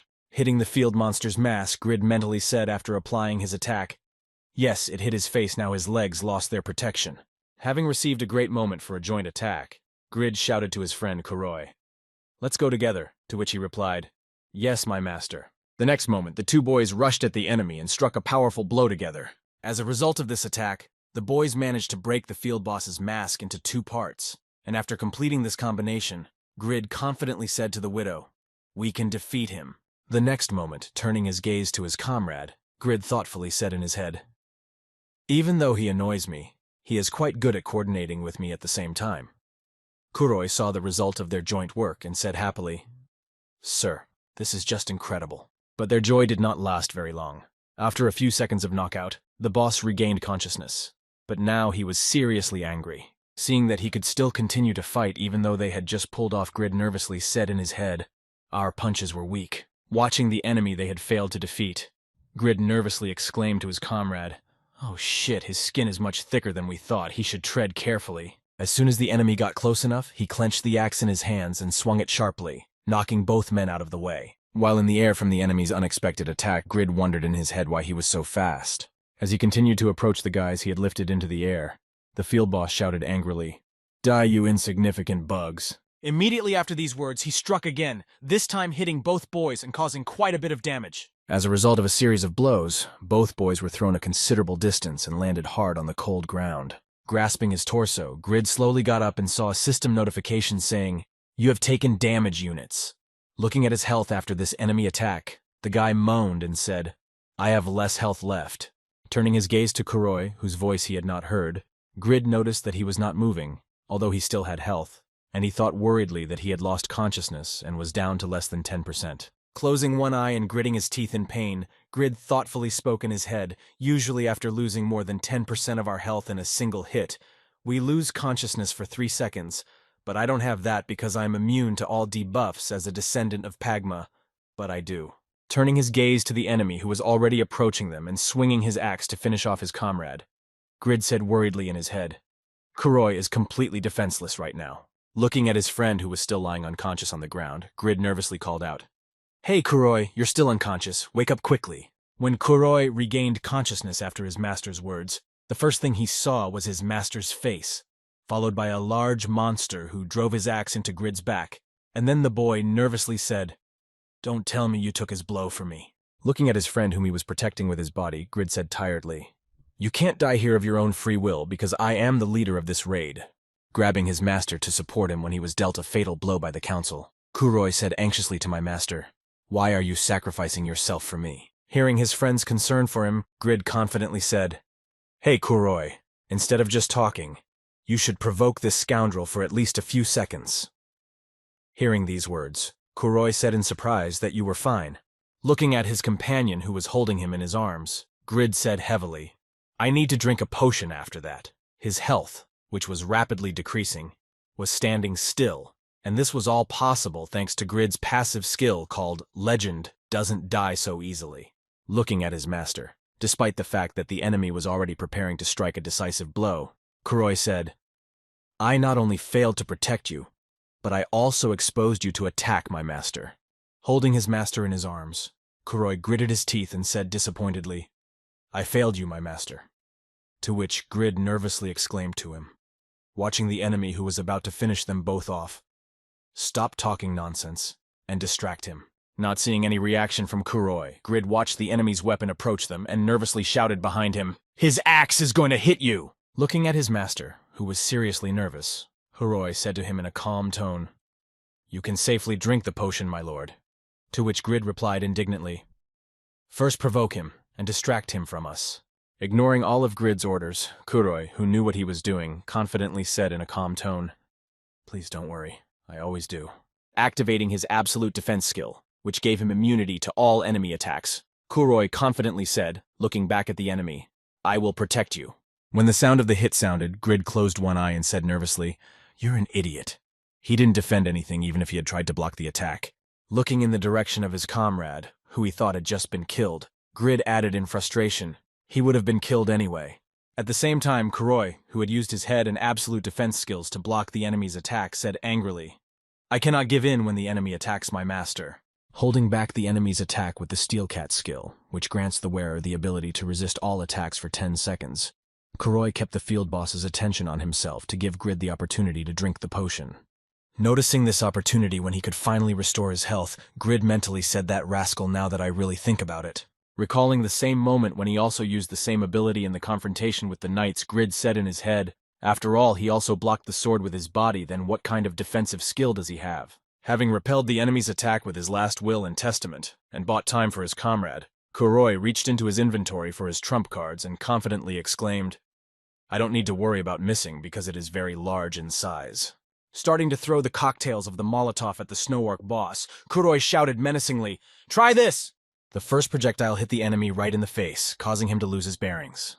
Looking at what his partner Grid was doing, he happily said firebombs, which means "oh yeah." Watching his companion throw the flammable mixture at the enemy, Grid mentally said, "Frost orcs are weak against fire, good move, Kuroi."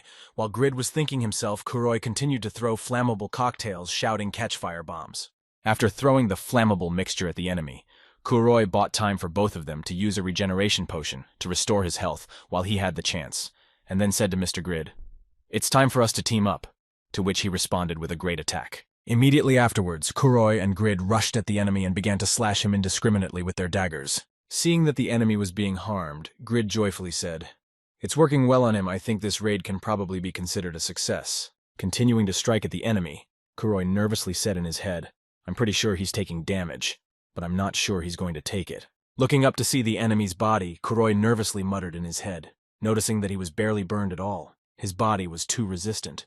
Was he really that much more resistant to fire than we thought? Continuing to cut the enemy to pieces, Kuroi nervously said in his head, "If we don't do critical damage to him, we might be dead soon." At the same time, Grid, who had not received any resistance from the enemy, confidently shouted out, "Boogeyman! He can't move since we fried him. He's just a piece of meat now." Preparing to strike a fatal blow to the enemy and finish him off in a single moment, Grid confidently exclaimed, "Stand at attention. I will give you a quick death." Seeing what Grid was about to do, Kuroi, realizing the danger of this action, nervously exclaimed, "Please don't stand still. He has enough strength to attack."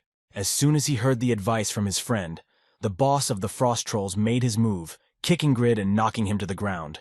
The next moment, he pinned the boy to the ground with his foot and pressed down on him with all his weight, trampling him into the stone.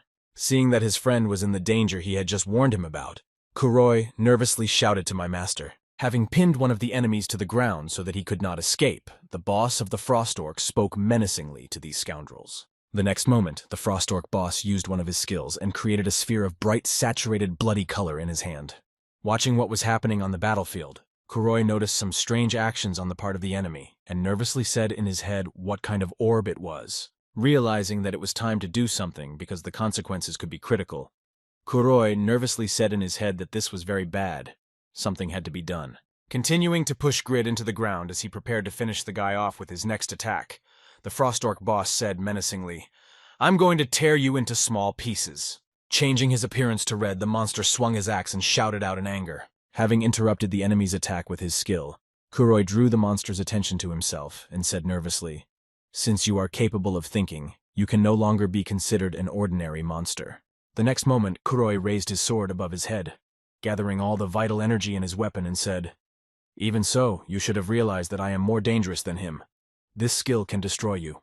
Looking at his friend, who was incomprehensibly conjuring, Grid nervously exclaimed, "Hey Kuroi, what are you doing there?" Gradually lowering his health and charging his weapon, Kuroi confidently said, "Until now, this attack was not necessary at all, but now I have to use it." Looking at his comrade who used some unknown skill, Grid nervously said in his head, his entire health supply disappeared in a matter of seconds. Standing before the enemy in full combat readiness, Kuroi gathered all the life force he could muster to use the skill and prepared to act. The next moment, Kuroi's sword swung across the enemy's body and struck what he thought was the final blow to the enemy, after which the battle should finally be over. However, despite all those incredible light effects and spectacular skills, Kuroi failed to finish off his enemy, and even more so, he failed to leave a cut on him. Looking at the results of his efforts, the guy said in disappointment like I did in general and thought it really wasn't enough. After completing the use of his skill, Kuroi shouted to his partner, "My master, you need to finish him off.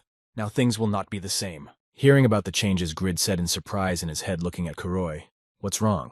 I mean, what are you talking about?" With a sly smile after his words, Kuroi paused for a moment and confidently added, "Now you will see everything with your own eyes." As soon as he said this, the enemy almost got him with his attack, which would definitely finish him off. The next moment, the axe of the Frost Orc boss reached its target and divided Kuroi into two parts, thereby eliminating him from the battlefield. Leaving the field after being mortally wounded, Kuroi said with a heavy groan, "Now everything is up to you. You have to deal with him under the given conditions." At the end of this enemy attack, Grid saw a system notification in front of him that said a member of your group, Kuroi, was killed. Seeing that his comrade was no longer on the battlefield, Grid rose to his feet and spoke angrily, but I did not understand what he was trying to tell me. Activating his skill that enhanced his characteristics, Grid confidently added, "I'm just 100% sure that all this was done just for me, the blacksmith's fury and quick movements." Having identified the vulnerable spots on the enemy's body that he should try to hit, Grid mentally said in his head, "I need to aim for his vulnerabilities." Immediately after these thoughts, Grid used the Wind Slash skill to hit the enemy with a powerful blow that knocked him down.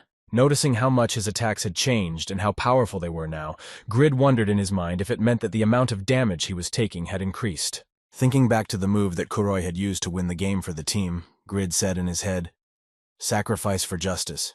It was a skill that used up all of his health, so could it mean that he had lowered the boss's defense? Swinging his dagger to strike the enemy with a decisive blow, Grid nervously said in his head, "Oh shit," even though he already had 1 foot in the grave. Having gotten to a distance where he could reach the enemy, Grid nervously added in his head, "I need an attack to finish him off, but I'll soon die at this rate." Bleeding from his wound, the boy felt his head begin to blur.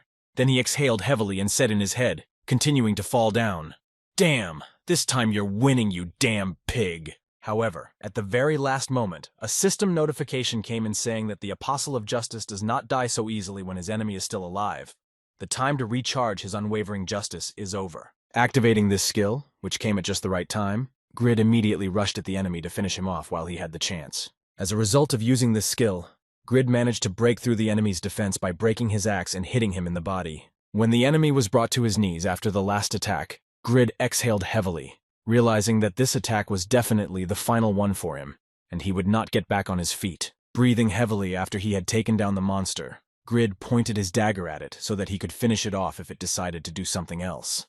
But the enemy just fell to the ground dead. Immediately after that, Grid received system notifications that said, "Congratulations, you have defeated the leader of the Frost Orcs." Seeing this long-awaited plaque for which he had worked so hard and suffered even more, Grid joyfully exclaimed, "Yes, I did it, I did it." This was Grid's first successful boss fight, but the next one will be even more interesting, so get the popcorn ready and we'll continue.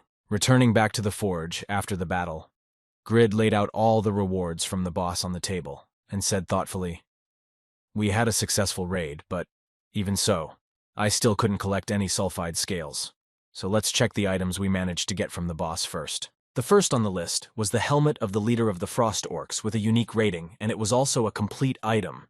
And on the table was a ball of red lightning, which called down red lightning from the sky and increased the attack power of the object that was hit by lightning, and also gave the object the attribute of lightning, the time of summoning, the minute of health of the summoner.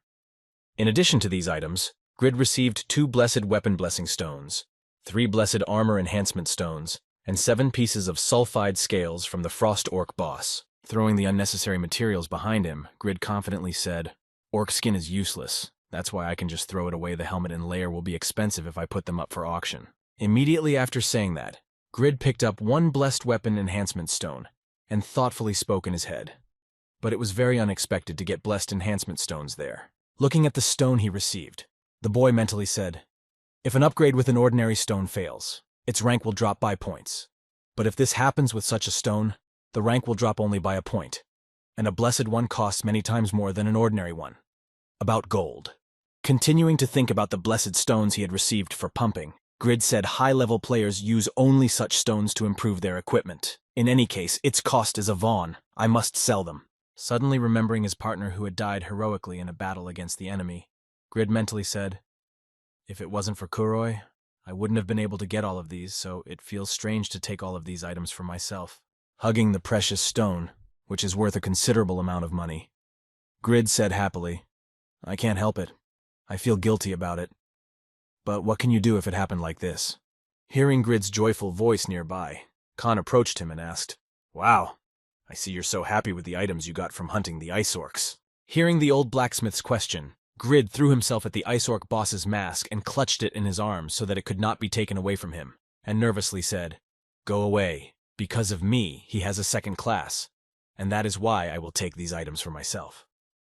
Hearing this remark from his student, Khan said, "What are you talking about?" Leaning over the table on which the items from the snow orc boss were lying, Khan looked at the drop and said in surprise that he had never seen such items before, to which Grid replied, "Go away, they are all mine." The next moment, Khan turned his attention to an object lying nearby, an orc skin.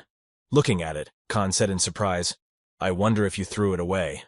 Looking in the direction Khan was pointing, Grid saw the useless object and said in a disappointed tone, "There's the skin of frost orcs. Useless items." Taking the orc skin in his hands, Khan said thoughtfully, "Wow. This skin has a great quality. If I use it as the inner part of the armor, it can cancel the effects of the outer part of the armor." Hearing that this material could be of great use, Grid immediately stretched out his hand and said, "Give it to me. I will die without it." To which Khan replied insultingly, "But you threw it away." Seeing that Khan was not in the mood to return the material, Grid pointed at him and said confidently, Then I'll give this skin to you. Make me an armor out of it, and I need to go to the store. Hearing this offer from Grid, Khan said worriedly, scratching his mustache. Won't I lose out on this deal, but I won't have many chances to work with this material, which is why I won't have many chances to work with it. After a while, Grid went to the market for shopping and thought, I need stones to improve the item. And hearing the buyer's request, the seller told him, You have gold. Having spent a considerable amount of money on materials to improve his equipment, Grid went on with the material and nervously said a whole 1,000 gold. Maybe I'm spending too much. Immediately after these words, the boy plunged into thought and said to himself, Well, there's nothing to be done about it. I need to be prepared for the canyon. Remembering where he would have to go, Grid nervously said in his head, I need to go through the Kizan Canyon to find the fez that contains the Pagma sword. Remembering the enemy he had to fight, Grid thoughtfully said in his head, It was hard to fight against ordinary orcs because there are many orcs who are much stronger than them. Immediately after these thoughts, Grid looked at the equipment enhancement stones he had purchased and said confidently, And that is why I must improve my items. Upon completion of his thoughts, the boy walking through the city's marketplace said thoughtfully, So good. Now I need to find a quiet place to work. Choosing a place away from the usual crowd, where no one walks, Grid took out his weapon and prepared to improve it, and said, I don't want to be distracted, so let's start improving the perfect dagger. As Grid was upgrading his weapon, he nervously said in his head, My family is in trouble, and I promise to help them. I wonder if I can spend so much money on upgrading items when I am in a similar situation. Immediately after these thoughts, Grid confidently said in his head, Upgrades to plus are not very hard. I think that this should be enough for me. It's an investment in the future, that's why it's okay. Bringing the enhancement stone closer to his dagger, Grid confidently said, Let's do this enhancement. The next moment, a bright beam of light appeared, and the effect of the stone merging with the weapon could be seen. Immediately after that, a system notification appeared informing you that you have successfully upgraded the perfect blade to plus you have spent 1 weapon upgrade stone. This was followed by a quick infusion of upgrade stones into the dagger. Grid quickly poured upgrade stones into it, and notifications appeared in front of it, saying upgraded to plus level you have spent 1 upgrade stone upgraded to plus successful. After that, the same situation repeated itself on the 4th weapon upgrade. When Grid spent the last upgrade stone, a system notification appeared in front of him, which made him very happy. You have successfully upgraded the perfect blade to plus by plus. The next moment, looking at the dagger's parameters, Grid said in amazement at the new parameters of his weapon, which had improved significantly. Inspecting his completed work, the boy said in amazement, His improvement is simply incredibly high, since his initial characteristics were high. The probability of success when improving by plus and above drops significantly, so I should stop. After completing his work on the weapon, Grid happily said, pulling his dagger above him, It's time to go back and hunt even better this time. However, on the way home, Grid was constantly overcome by the thirst for the unknown. Looking at his improved dagger, the boy nervously said in his head, I should improve it again. Convincing himself to take the risk, Grid, drugged by the thirst for power and specialness, excitedly said in his head, upgrading to it's rare to see it. I just need to do it one more time, just one more time. Turning all his attention to his unique dagger, Grid thoughtfully said in his head, upgrade to says. Doesn't change the appearance, but when the plus item starts to glow, it will be just incredible. Immediately after these thoughts, the boy tried to convince himself of the unjustified risks and hit himself on the head and said, Calm down, Shinyunwoo. Your family's well-being is at stake, so you shouldn't take such a risk. However, his convictions could not convince him of this, and that is why his excited part took over again, looking at his dagger and the goal that was so close. The boy said in his head, This is quite possible to achieve. Am I not a descendant of Pagma? After a while, near a shop with goods, one guy who decided to make a purchase said to the seller of bottles of potions, please, to which she replied, You will pay gold. Suddenly, out of nowhere, Grid appeared and nervously shouted out, Give me the enhancement stones! Scaring everyone almost to a heart attack. And Grid got what he wanted. After purchasing the items he needed to improve, Grid tried his luck and involuntarily exclaimed, Oh, it's down to plus despite all the stones I spent on it. It's complete nonsense.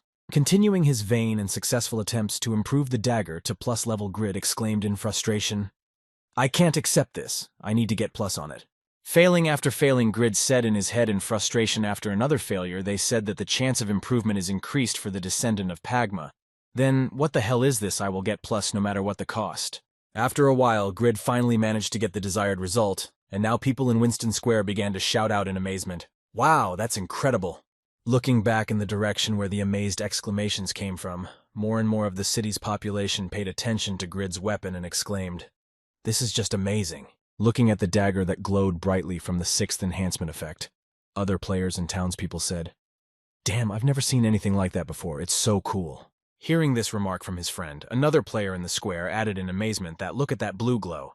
This is an item from plus or higher. I couldn't get higher than that. I feel pathetic." Enjoying the way everyone admired him, Grid happily said in his head, "I did it. So there it is. How does it feel to be admired by other people? I don't feel sorry for the gold that was spent before." Suddenly, somewhere behind the players, someone's voice was heard saying, "Hey, what's all the fuss about?" Looking behind him, one of the players noticed that Katz was standing there and said with a haughty look how pathetic it looked. Seeing who had just spoken to him and called him pathetic, Grid said nervously, "This guy is the Bloody Warrior Katz. I think that's his name." Looking at the warrior who came out to Grid with his shining sword with plus rating, the astonished crowd began to say, "Katz is indeed one of the owners of the 3 hidden classes, also the 40th in the ranking." Taking Grid by the hand in which he was holding his dagger, Katz said to him, "You love this plus so much, you are so miserable with him that it is simply beyond words." Hearing these words, Katz's Grid was offended and replied to him, "How can you talk to someone you met for the first time like that? I don't understand what's wrong with you." Hearing these words from Grid, Katz reached for his sword, which was in its sheath, and said with a haughty smile, "It just seemed ridiculous that someone would try to show off such a miserable object. I thought I'd show you something." Pulling his sword out of its sheath to humiliate Grid with his own greatness, Katz spoke to him in a supercilious tone. "This is what an improved weapon should look like." After exposing his meme and displaying it for all to see, Katz, who wanted to humiliate Grid, said in a supercilious tone, "I would feel bad if my weapon didn't look like this, so it's a good thing you don't have such problems." The crowd that had gathered around him was surprised to see Katz's weapon, which he had just pulled out of its sheath, and said, "Wow, that's a shiny thing. It's a cocked item, definitely." At the same moment, Grid, who also could not take his eyes off Katz's weapon, said in his head, "It is simply incredible." Immediately after these thoughts, Grid, a little carried away by the sight of the object that Katz showed him, said with a grudging smile, "So what?" Hearing this question from Grid, Katz said in surprise, not understanding what the boy was saying, adding, "Why I should be affected by the number of improvements you have on your weapon." The next moment, raising his dagger in front of him, Grid said thoughtfully, "I think my dagger is the coolest you've ever had the pleasure of spending all your energy and effort to achieve a goal." Hearing such words in response to his amazing sword that he had upgraded to plus rank, Katz said arrogantly, waving his hand and walking away, "It even sounds pathetic to live just for fun." Hearing these words from Katz, who had successfully left the square where he had been showing off his weapon, Grid also heard the displeased words of the crowd, who said he was such a scoundrel as they said he was, and said in the rumors he should grow up and stop being a child showing off his weapon because of his fame. What a nerve. The next moment, one of the guys who had also been on the square for a while approached Grid and said, "Hey, you told a pretty cool story. It was great to hear it." And Grid replied, "Thank you." Having received recognition from ordinary people, Grid confidently said in his head, "This rascal, what a way to attract attention in such a way." Immediately afterwards, remembering the materials he had available, which were quite expensive, Grid said in his head, "In any case, I still have the blessed stones. I cannot waste them if I want to help my family." Returning to the smithy after the incident with Katz, Grid set to work to earn money as quickly as possible and help his family during the production process, saying in his mind, "I am not so miserable as to be so greedy." Seeing Grid again at the workbench, Khan, who was standing behind him, happily said, "You have been working so hard lately." To which the boy replied, "I want to make some items to use in the canyon."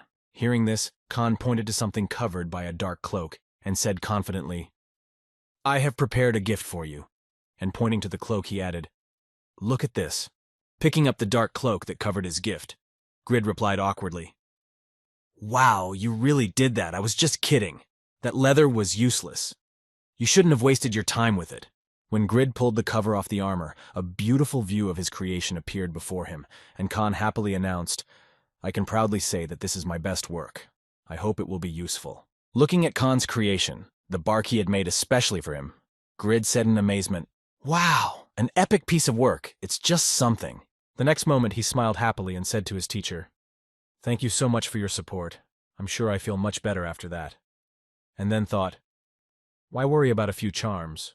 After completing the creation of a complete set of his equipment, Grid mentally said, "I won't be too greedy at this point."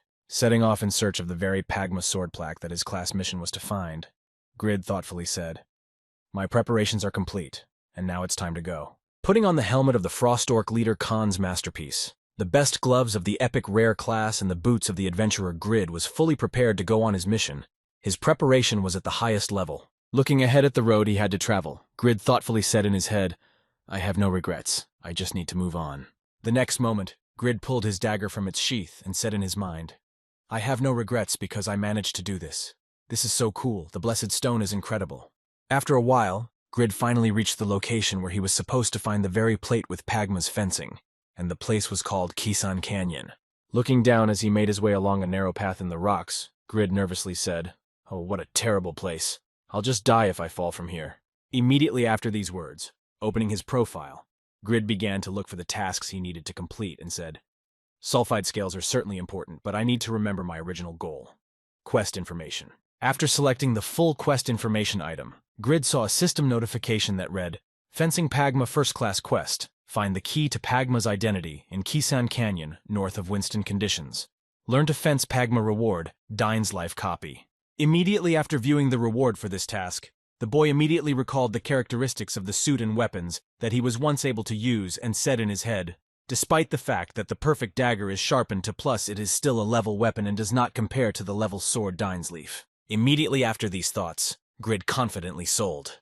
But the most important thing now is not this, but Pagma's fencing, because right now I need to increase the number of my attacking skills. Continuing on his way to gain the skill for which he had started this journey, Grid said thoughtfully, looking at the holes in the rocks, "I must be careful of the caves in the walls." Moving on with some caution, the boy added, "The level monsters that live there have killed me too many times, though I could get used to them, and that's why I'll keep my head down for now." Grid said to himself the tactics of proper traveling in this area, but before he could finish, he heard a noise and looked up to see a level canyon lizard above him. Immediately after that, he added in a nervous voice as soon as he noticed the danger he had discovered, and said in disappointment, "Oh shit, why does my bad luck always show up at times like this?" Looking at the enemy who had noticed him, and was confidently approaching him, Grid mentally said, "Canyon lizard is a level monster, right?" Dodging the enemy's first attack, Grid mentally said to himself, "That blade-like tongue has killed me many times before, and it's as dangerous as ever." Moving along the rock that collapsed after each hit of the lizard's tongue along the path, Grid dodged the attacks and looked down nervously and said in his head, "My body does not stop shaking." Immediately after these thoughts, choosing a good moment to counterattack, Grid confidently shouted to his opponent, "But I am not the same as I was before. Die, annoying lizard." Using two of his skills, Blacksmith's Fury and Wind Slash in combination, Grid managed to inflict considerable damage on the enemy. Having received a system notification after his attack hit the enemy, Grid saw that you dealt points of damage immediately afterwards, the guy said in surprise. "He took much more damage than I expected." Not understanding why there was suddenly so much more damage despite the difference in the monster's defense, Grid thought. But the defense of the canyon lizards should be higher than that of the frost orcs, of course.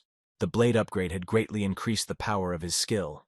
Realizing that his current parameters allowed him to resist and even gain an advantage over his enemies, Grid confidently said in his head, "I will definitely be able to defeat him." Applying his attack of Unbreakable Justice that dealt damage from the force of the attack, Grid physically struck the enemy, knocking him out. The next moment, Grid could see the system notifications in front of him, telling him that you have destroyed the canyon lizard and gained experience points. Overjoyed at his victory over the monster, Grid exclaimed, "I was able to defeat a level monster with such ease, even though I'm just so incredibly cool." However, Grid's joy and sincere emotions played a trick on him, as the noise he made brought more enemies, this time much more formidable than the usual canyon lizard. Hearing the noise above him, Grid immediately looked up to see canyon man-eaters of his own level running toward him.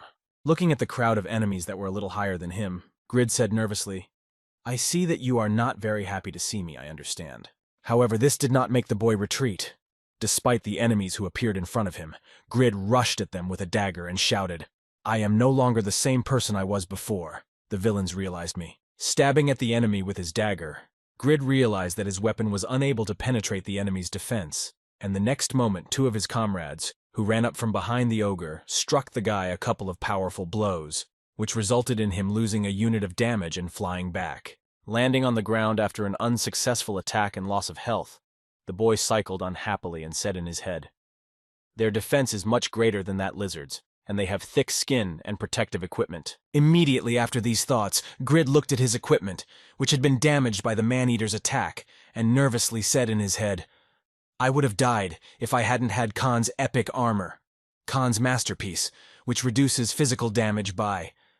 Being in a difficult situation with the enemy's numerical superiority, the boy watched the monsters attack him all at once, while he sat on the ground and recovered from the previous incident. When the enemies were close enough, the boy got to his feet and said confidently, But armor alone is of very little use, and it will be useless if I don't respond to their attacks by waiting for the right moment, he added. Immediately after saying this in his head, Grid gave himself an order and engaged the enemy using the skill of unwavering justice. The boy said in his head, First I will stop them. Seeing that his plan seemed to be working, Grid said in his head, I managed to immobilize them, which means I can do what I need to do. When all the enemies were frozen in place, Grid activated his quick movement skill, which increased his probability of dodging for 1 minute. Then Grid immediately went to close in. Also, his plan would not have worked if he had not also used the blacksmith's rage, which increased his attack power by and attack speed by seconds.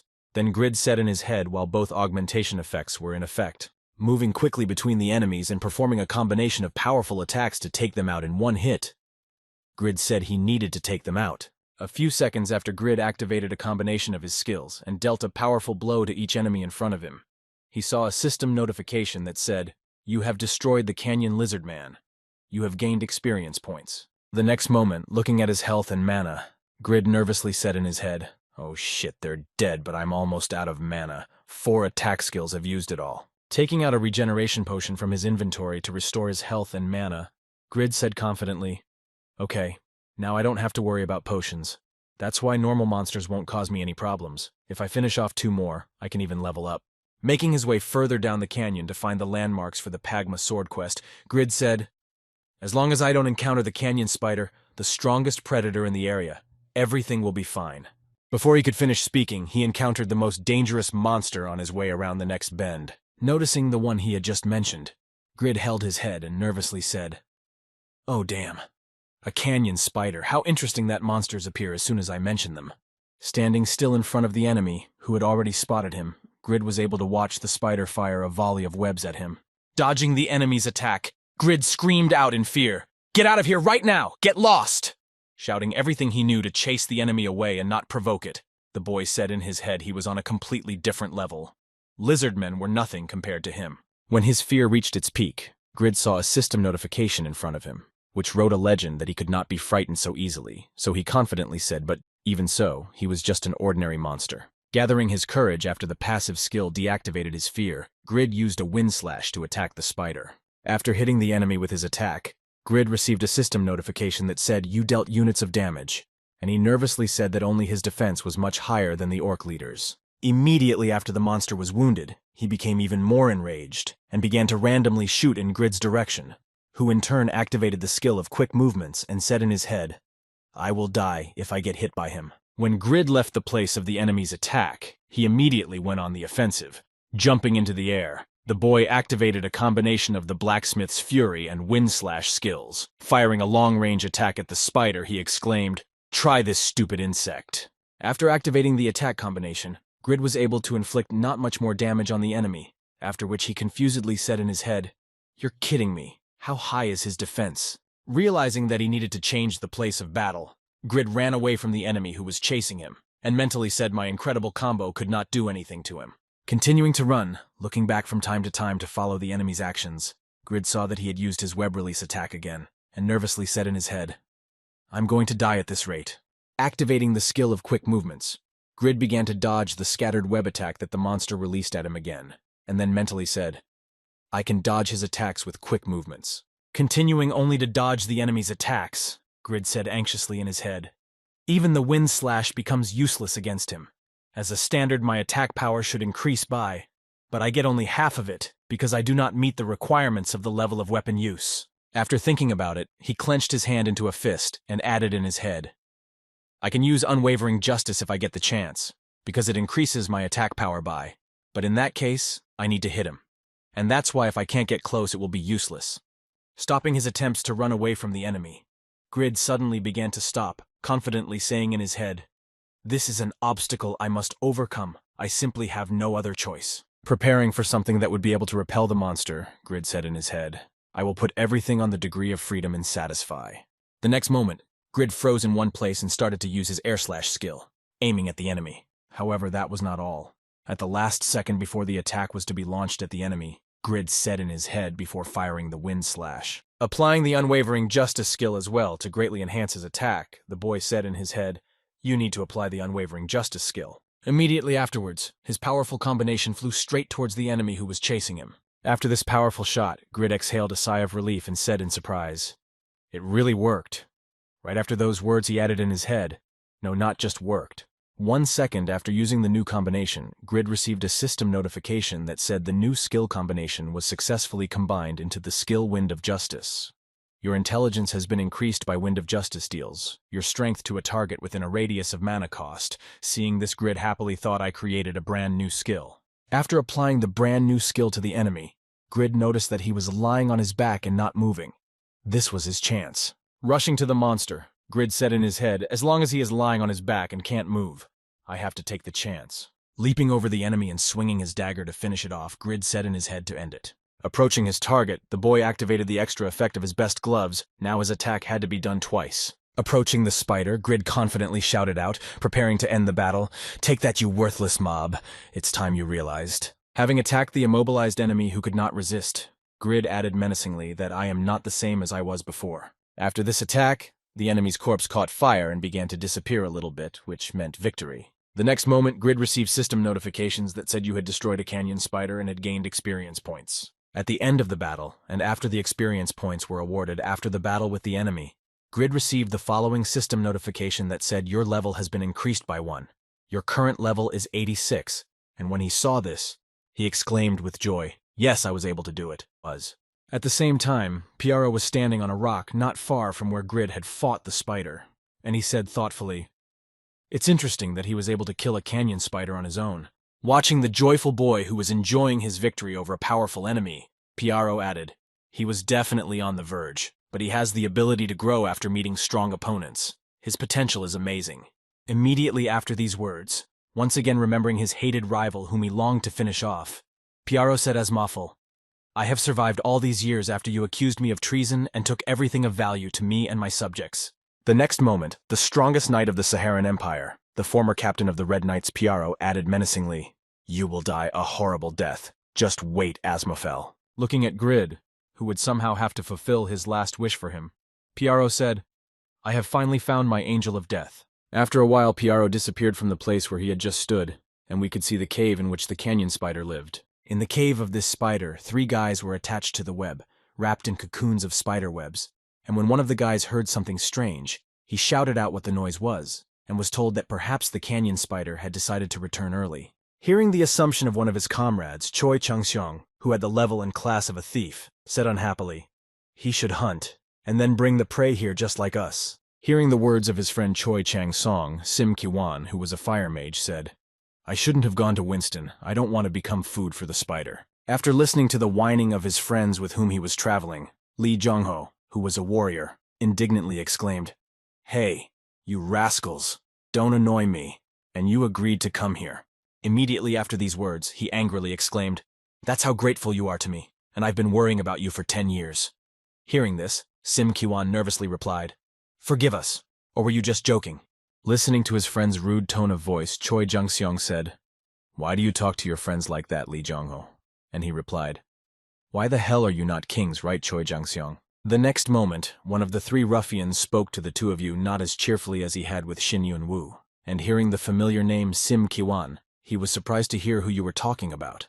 Repeating the name of the guy they had been mocking earlier, Lee Jongho said, That's Shin Yun Woo, don't you really remember him?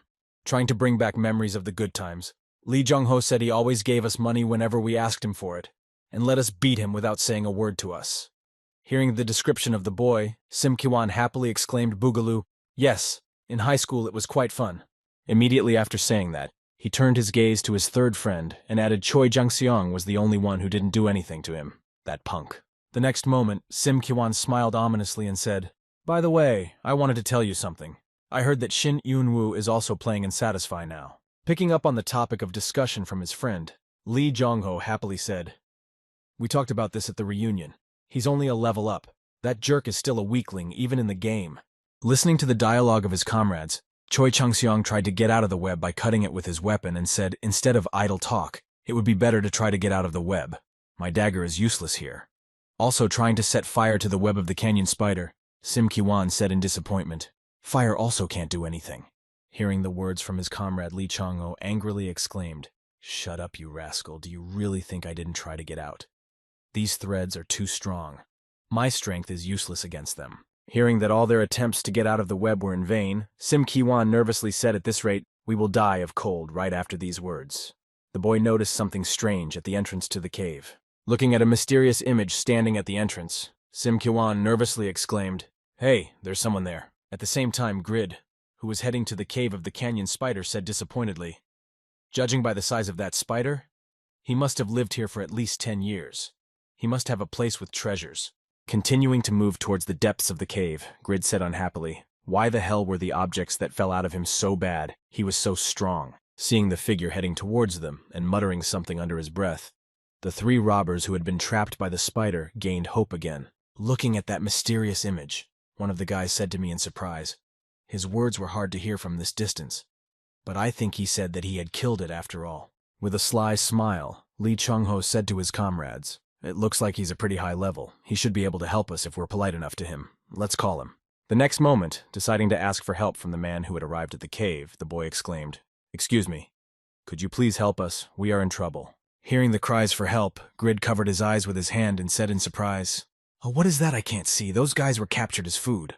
A few seconds after hearing the cries for help, Grid found himself in front of the trio of brigands, and seeing that the traveler was already near them, Lee Chung-ho exclaimed, Oh, he's here. Seeing who it was in front of him, Grid remembered the bad times of the past and immediately turned around and headed for the exit.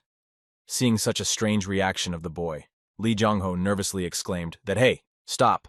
Looking at the trail of Grid leaving the cave after seeing who he saw in it, one of the guys exclaimed that this happened to him. What a terrible person! Running away from the cave at a fast pace, Grid nervously said in his head that Lee Jong-ho was an idiot. What was he doing in this cave with this guy? Thinking back to the last reunion, Grid said in his head, Unemployed, in debt, and a nerd. I still remember how he humiliated me when I came to the reunion. After that, recalling the bad days of his school life, Grid nervously added, Those bastards took my money and beat me up during all the years I was in school, and they'll do the same if they see me playing. Running away from his past, which he remembered in the faces of his old friends, Grid nervously said in his head, I don't want to go back to those days. I'm much stronger now. I don't want to be weak again. As soon as he said in his head that he had changed, Grid suddenly stopped and said thoughtfully that I had become stronger. Realizing that everything was different now, Grid looked back and smiled ominously and said, I'm definitely not the same person I used to be. At the same time, Sim Ki-wan thoughtfully said to his friend, Hell, maybe we should just quit the game. To which Lee Chung-ho replied that if we did that, the game would count it as death. The next moment, noticing that the strange guy stopped and started walking towards them again, Lee Chung-ho said, Wait, don't rush. He's coming back. High-level players like to look down on everyone. Immediately after these words, noticing that the masked boy had reappeared in front of them, Lee Chung-ho said happily, See, I told you he was back. A few seconds later, having gained courage due to the radically different situation that was currently taking place in the game, Grid said to Lee Chung-ho in an ominous tone, Hey, you need help. Hearing the evil tone and seeing the boy who was trapped in this cave up close, the boy nervously said in his head, I'm glad he's back. But why is he so scary? Smiling ominously at the chance to take revenge on the boys for all those years of humiliation at school, Grid said, These scoundrels are tired and my face is covered by a mask. The perfect time for my revenge. The next moment, Grid walked toward the web that held nothing and picked it up and said thoughtfully, Can't you get out of the web? Pulling out his unique dagger with the 8th level of enchantment, Grid easily cut through it and said joyfully, Oh my god, it's cut off. Noticing the bark weapon in Grid's hands, Choi Chang-seong said in surprise that it was a glow, to which Sim Ki-wan added in surprise that it was improved by at least plus he is definitely a high-level player. Seeing that their savior was so strong, Lee Chung-ho smiled slyly and said in his head, Great, we can get out if we follow him right after that. He said, Wow, you're a high-level player, can help us. Hearing the request for help from the hateful people, Grid smiled ominously and said in his head, These scoundrels are only acting like this because they need help. Immediately after that, Grid smiled happily and said, Of course I will help you, but I have one condition. You must give me all your savings. Hearing the demand on which he would help them, Shin Ki-wan exclaimed in surprise that all our savings are only for you to cut this web. Immediately afterwards, Lee Chong-ho sighed heavily and said, "Well, we can be of service to you, but you didn't happen to be in there by any chance." As soon as he said this, he was immediately punched in the face for his careless remarks about Grid. Feeling the beauty of being hit for no reason at all, Lee Chung-ho wondered in his mind what the hell was wrong with being hit for no reason, and what the damage was. Using the fury of the blacksmith to strengthen his attacks, Grid angrily shouted that you idiots really think that your lives are worthless. The next moment, looking at his fist, Grid happily said in his head, "Booga, what a widow's feeling I had the first time I hit him." Hit Lee Chung-ho. Satisfy, you are just the best game. Looking at the guy who had just hit him for no reason, Lee Chung-ho angrily shouted out, "Hey, that rascal, he just did!" Looking at Lee Chung-ho with a stupid look as if he didn't understand why Grid was so angry at him, he said, "You crazy asshole. Do you really think you can do whatever you want because you're in the game?" Immediately after that, having driven Grid into embarrassment with threats, Lee Jong-ho exclaimed irritably, "Where do you live? I will find you and finish you off." Angered by Lee Jong-ho's constant shouting, Grid said in his head, "I'm fed up with him."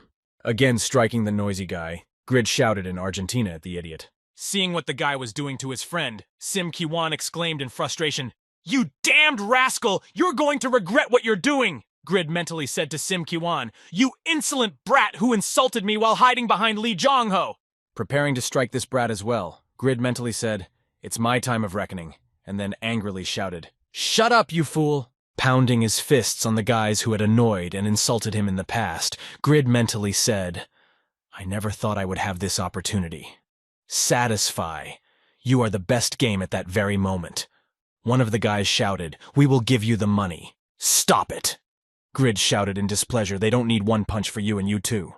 Looking at the man mocking and beating his comrades, Choi Jang-sung exclaimed in frustration, "Hey, you've had enough of that!" And Grid looked in the direction of the third guy and said, "What are you talking about?" Hearing Grid's question, Choi Chang-seong said, "If you don't want to help us, then just leave us alone. Why go so far? We're tired of it." Looking at the guy who had just spoken to him, Grid thoughtfully said in his head, "Choi Chang-sung used to be a little different. He even apologized to me once." However, the next moment, after thinking about his actions for a bit, Grid said thoughtfully, "Okay then." As he prepared to strike Choi Chang-seong, the boy cheerfully exclaimed, "Keep whining, you stupid dog. I'll help you." And then he thought, and he still remains the same as they are. Preparing to strike one blow to take revenge on Choi Chang-seong as well, Grid said, "I don't need money. How can you do that? Am I not kind?" Hearing these words from the guy who was going to beat him up as well, Choi Chang-seong said, "I don't need your help. I'd rather die than accept it." Hearing what their friend Sim Ki-wan had just said, he exclaimed, "That's right, you fool, just kill us." And then Lee Jong-ho added angrily, "Do you think we're going to listen to someone like you fucking psychopath?" Hearing this from his bullies, Grid looked down and gritted his teeth and said in his head, "It's no longer fucking fun to beat them up. And if I kill them, I'll be caught and sent to prison and my reputation will fall." Having received the order from the boys to kill them, Grid turned his back on them and headed for the exit of the cave, saying, "Well then, you guys die and I'm out of here." Hearing that he was leaving the cave, Lee Chung-ho said in surprise that he was leaving, to which Sim Ki-wan added in surprise that he was not lying. Heading for the exit, Grid, who was already thinking of another plan of revenge, said in his mind, "Don't make me laugh. You know how much pain I've suffered because of you. Do you think I'm going to leave you like that?" Smiling ominously as he left the cave, Grid thoughtfully said in his head, "I will gather all the canyon spiders here, and you will die in the most painful way possible." Looking at the trail of Grid who jumped out of the cave, one of the boys said in surprise, "I really thought he was going to save us, but he just left." Seeing that the guy had finally left the cave, Lee Chung-ho said angrily, "It was worth it, and he would have continued to beat us if we had relied on him, you stupid lunatic." Hearing this from his friend, Choi Jang-seong said in displeasure, "It's no use calling him names now. What are we going to do now?" Hearing the request for proposals for action, Sim Ki-wan said thoughtfully, "We can't get rid of our status. That rascal can still come back." Having received one of the options, Lee Jong-ho angrily said we can't let him bully us again. After some time, Grid returned to the cave where the three bullies were and joyfully shouted, "Boogaloo! Hey, assholes, you said you'd rather die like that." Immediately after these words, the boy smiled ominously and said to the bullies, "You don't have to die the way they want. I'll give you the most brutal death possible." Before he could finish speaking, he saw that the cocoons with the cobwebs were already empty, and his bullies were no longer there. Looking at the empty space where the three boys should have been, Grid said in disappointment that they were really out of the game. Immediately after that, Grid, who had brought the canyon spider with him, said nervously, "What am I going to do?" And at that time, the monster was already behind the boy and was preparing to devour him. After this incident, Grid continued on his way and finally found the place where Pagma's fencing skills were. All the pictures on the stones were behind the waterfall, and trying to repeat all the techniques depicted on the wall, Grid got no result and fell tired to the ground, where he noticed the last of after that. His task was completed, and he had to return to the forge in Winston. On his way back, he accidentally ran into the water people of the same level, who said to him in a menacing voice, "Where are you going, and don't you think you should give us your life?" Seeing the enemies on his way, Grid nervously said in his head that the water people of Kisan Canyon are known for their incredible strength, and here there are even 4 of them. Immediately after these thoughts, he put on a frost orc mask and took out a dagger and prepared for battle, confidently exclaiming, "Well then, I need to test my Pagma fencing skills." Applying the newly acquired skill after watching all the Pagma fencing techniques, Grid waited for the enemies to approach him, and said in surprise in his head, "My body automatically performs those complex movements."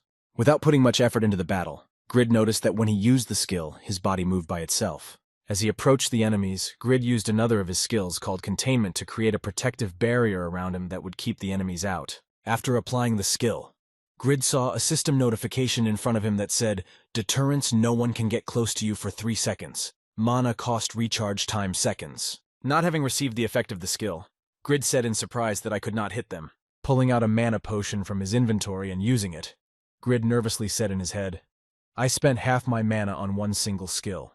I need to restore it before it drops to 0. Immediately after that, preparing to use another skill that was supposed to destroy the enemies, Grid said in his head, "Just stand there, you fish-headed fools. Now I will test my new skill boost on you."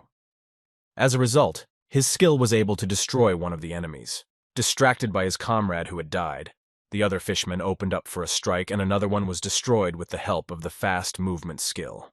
At the end of this attack, one of the fishmen was able to attack Grid by stabbing him in the back with a trident and dealing him half of his total health, restoring all his mana. Using the wave skill and Pagma sword, Grid was able to defeat all the enemies. After the battle, Grid continued on his way and accidentally met Piaro on his way. Having a dialogue with him and finding out that he was an NPC, Grid thought he was a beggar and immediately underestimated him when a giant group of fish people appeared in front of them and asked who killed their brothers. Grid had no idea. He could think of nothing better than to point to Piaro to survive. Realizing that he would have to finish off his enemies with his own forces, Piaro destroyed all the fishmen who were coming at him with one swipe. After the battle was over, he said menacingly, "You are just like the one I hate most in this world." Looking at Piaro's sword, which had aroused his curiosity because of its appearance, Grid said in his mind that with his sword he looked incredibly powerful, but he had destroyed them all with one blow. The next moment, realizing that he could kill him if he didn't apologize for what he had done, Grid said awkwardly, I'm sorry." To which Piaro replied, "Let's dispense with the formalities. I don't want to waste a lot of time talking to him. I'll get to the point."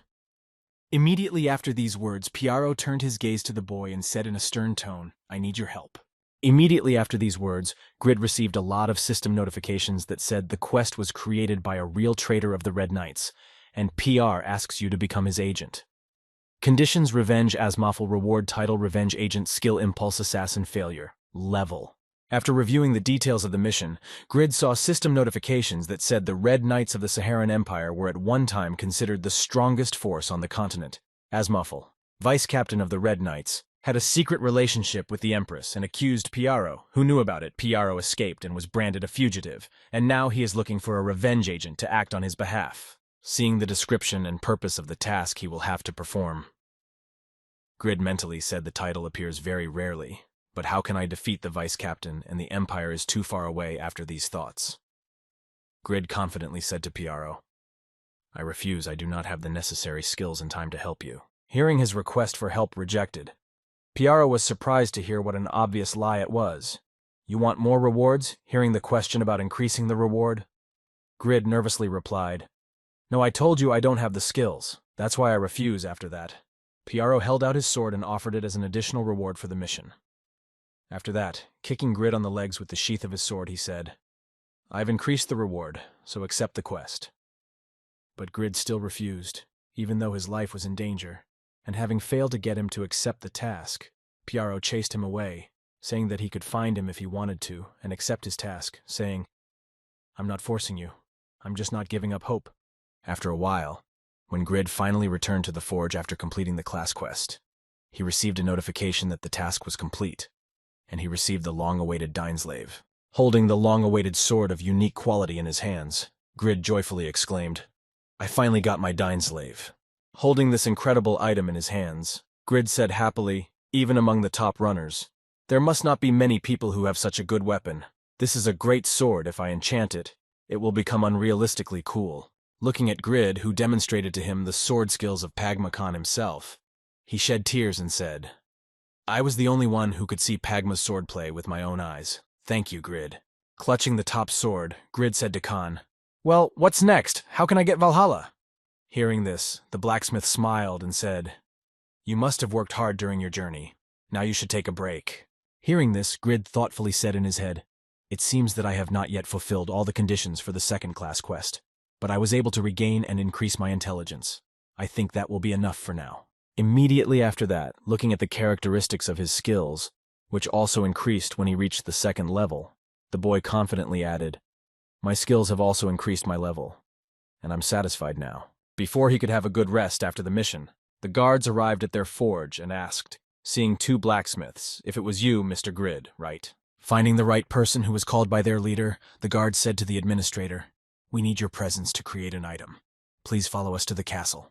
After some time, Grid and the guards arrived at the forge of Winston Castle, and seeing the incredible room, Grid was amazed and said, "Wow, I didn't know there was a forge here." Standing in the room of the forge, which was located at the palace, the administrator happily told Grid, "I want you to create an item right there this time. It's very urgent." Immediately after these words, the administrator changed his face and said nervously, "The Church of Jathan began to grow at an incredible rate due to the appearance of the eighth servant. They have settled near Winston and are destroying all the villages on their way." Hearing about this, Grid looked at the administrator with a stern look and said in his head, "I've also heard rumors that Yura is the eighth servant, and a large number of users have joined Yatan's church because of the bonus of increased experience points, and Winston is under threat." Having reported the threat and the urgent order, the administrator held out a letter with a drawing of the item and said, "To stop their attack, we need to send reinforcements to Kinban Fortress. You can create an item using this production method." After opening the production method, which included the production method of a holy shield with a rating from rare to legendary, Grid received a new quest called Business with the AA administrator to create a holy sword to prepare for the invasion of the Church of Yatan. The condition is to create a shield of at least epic rarity. As a failure, cooperation will be terminated and all subsequent quests will disappear. While looking at the production method of creating the shield he needed, Grid saw a system notification that said Holy Shield, a shield that contains the power of Rebecca, the goddess of light, strong against the dark magic of demons and followers of the Church of Yatan. Looking at the production method of the holy sword that was given to him to create the item, Grid mentally said Holy Shield must be that this is an incredible item. This is an opportunity to get a production method of a level item I need to accept. The next moment, the administrator spoke to Grid, who seemed ready to cooperate, pointing to his right. "I have already called the priest to infuse the sacred energy into the shield." When it was presented to the blacksmith, Cassus himself, who was an NPC and a priest of the Church of Rebecca, said, "Cassus, this body belongs to Rebecca, the goddess of light." Seeing what this priest looked like with whom he was supposed to cooperate, Grid said nervously, "I understood," and then mentally added that for how long he had been standing there, he looked like a devil, not a priest. While making the ordered shield, Grid said impressively, pouring the molten material into the blanks, "Melting mithril is really quite difficult. I think I won't have time to sleep for the next 2 days." As the boy was forming and tempering the billet, he said, "I accepted this quest because I couldn't earn much money because of the trip to the canyon, but the materials are so expensive. The magic stone mithril is gold-plated and represents Rebecca." Looking at the item he was creating, Grid said in his head, "The materials are worth gold. I can only create 2 of these shields if I use all my luck. If I get a rating below rare, will I be able to sell it anywhere afterwards? After all, it can only be used by members of Rebecca's church." At the same time, while watching the boy who was blacksmithing, one of the game creator's company members said to Shin Yunwoo, "Shin Yunwoo does things I just can't predict." As the man watched Grid work on the blacksmith's piece, he added that he works slowly on projects. bypassing all the paths that will lead him to success. Continuing his observation, the man suddenly noticed another person near Grid who aroused his curiosity. Then he said in surprise that, "Who is this next to him? This NPC?" Looking through all the codes of the game, the man was surprised to see Morpheus among the NPCs who are in GHFO. Is Isabel there? The next moment, putting his hand to his chin, the man thoughtfully said in his head, "This is interesting, Shin Yun-woo. No matter how unpredictable you are, I didn't think you would create such a scenario." And so 2 days passed from the very day the forging of the shield began, and the day of the show came. And having completed the shield on time, Grid exclaimed joyfully, "Finally, it has sprung up in time, Mr. Priest. Please pour holy energy into it." Sitting down on the bench to rest from his hard work, Grid said in surprise, "Why have you been praying for 2 days and not sleeping? I would have just woken you up later." To which Cassis replied, "I was trying to attract good luck to your side.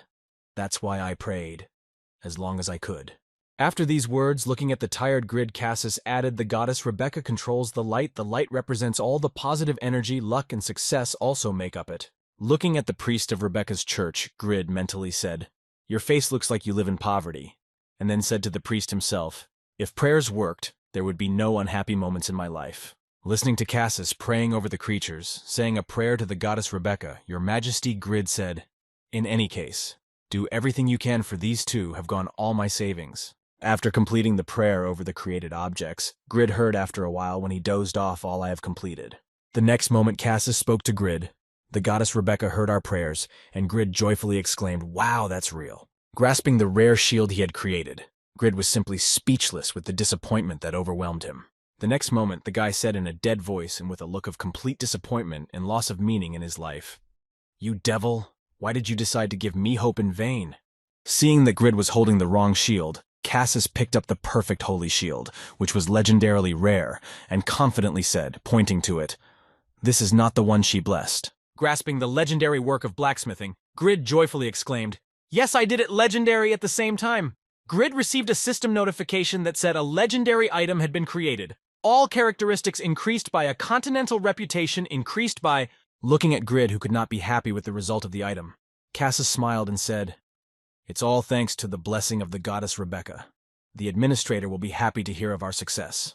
Smiling back at the priest who prayed for him, Grid happily said in his head, "Thanks to the prayers, it's all perfect anyway. Just like last time. Get ready to give me all your money, admin." Looking at the legendary shield that Grid had created, the administrator happily said, "Great job. The money will be delivered to you later. You can come back." When Grid heard that there would be no payment now, he was surprised to hear the administrator say that he should return, and the administrator told him that our financial situation was very bad because of the war. So please return. Hearing the order to return without anything back, Grid angrily exclaimed, "Then give me back the shield. I spent my money on it, so it belongs to me." And then mentally said, "What the hell is this different from the situation with the Sword of Superiority?" The next moment, the administrator ordered his subjects to grab Grid and send him to prison, and when the guards grabbed him and dragged him away, Grid said in surprise, "What are you doing?" Handing the shield to his subject, the administrator said, "Give it to that man," and then told Grid, "You are not behaving properly, Mr. Grid. Do not think I will show you courtesy in this case." Looking at the administrator who handed the shield to his subject, Cassis heard, "The owner of this shield is not someone we can go against." Hearing this, Grid said angrily, "What are you talking about? You're seriously going to do this to an innocent citizen?" Realizing that something was wrong, the holy priest from Rebecca's church used his skill of purifying light to find out what was going on. Immediately afterwards, the priest began to emit a bright light of purification. After completing the purification ritual, Cassis confidently said, "I thought something was definitely wrong." Looking at the administrator who was lying unconscious, Cassis said, "Only members of Rebecca's church can use the holy shield, but Winston only invited a priest to the church and did not ask for a paladin who could use it." Immediately after these words, the priest looked away from the administrator and continued to stare at him, adding that they were going to do something they couldn't control.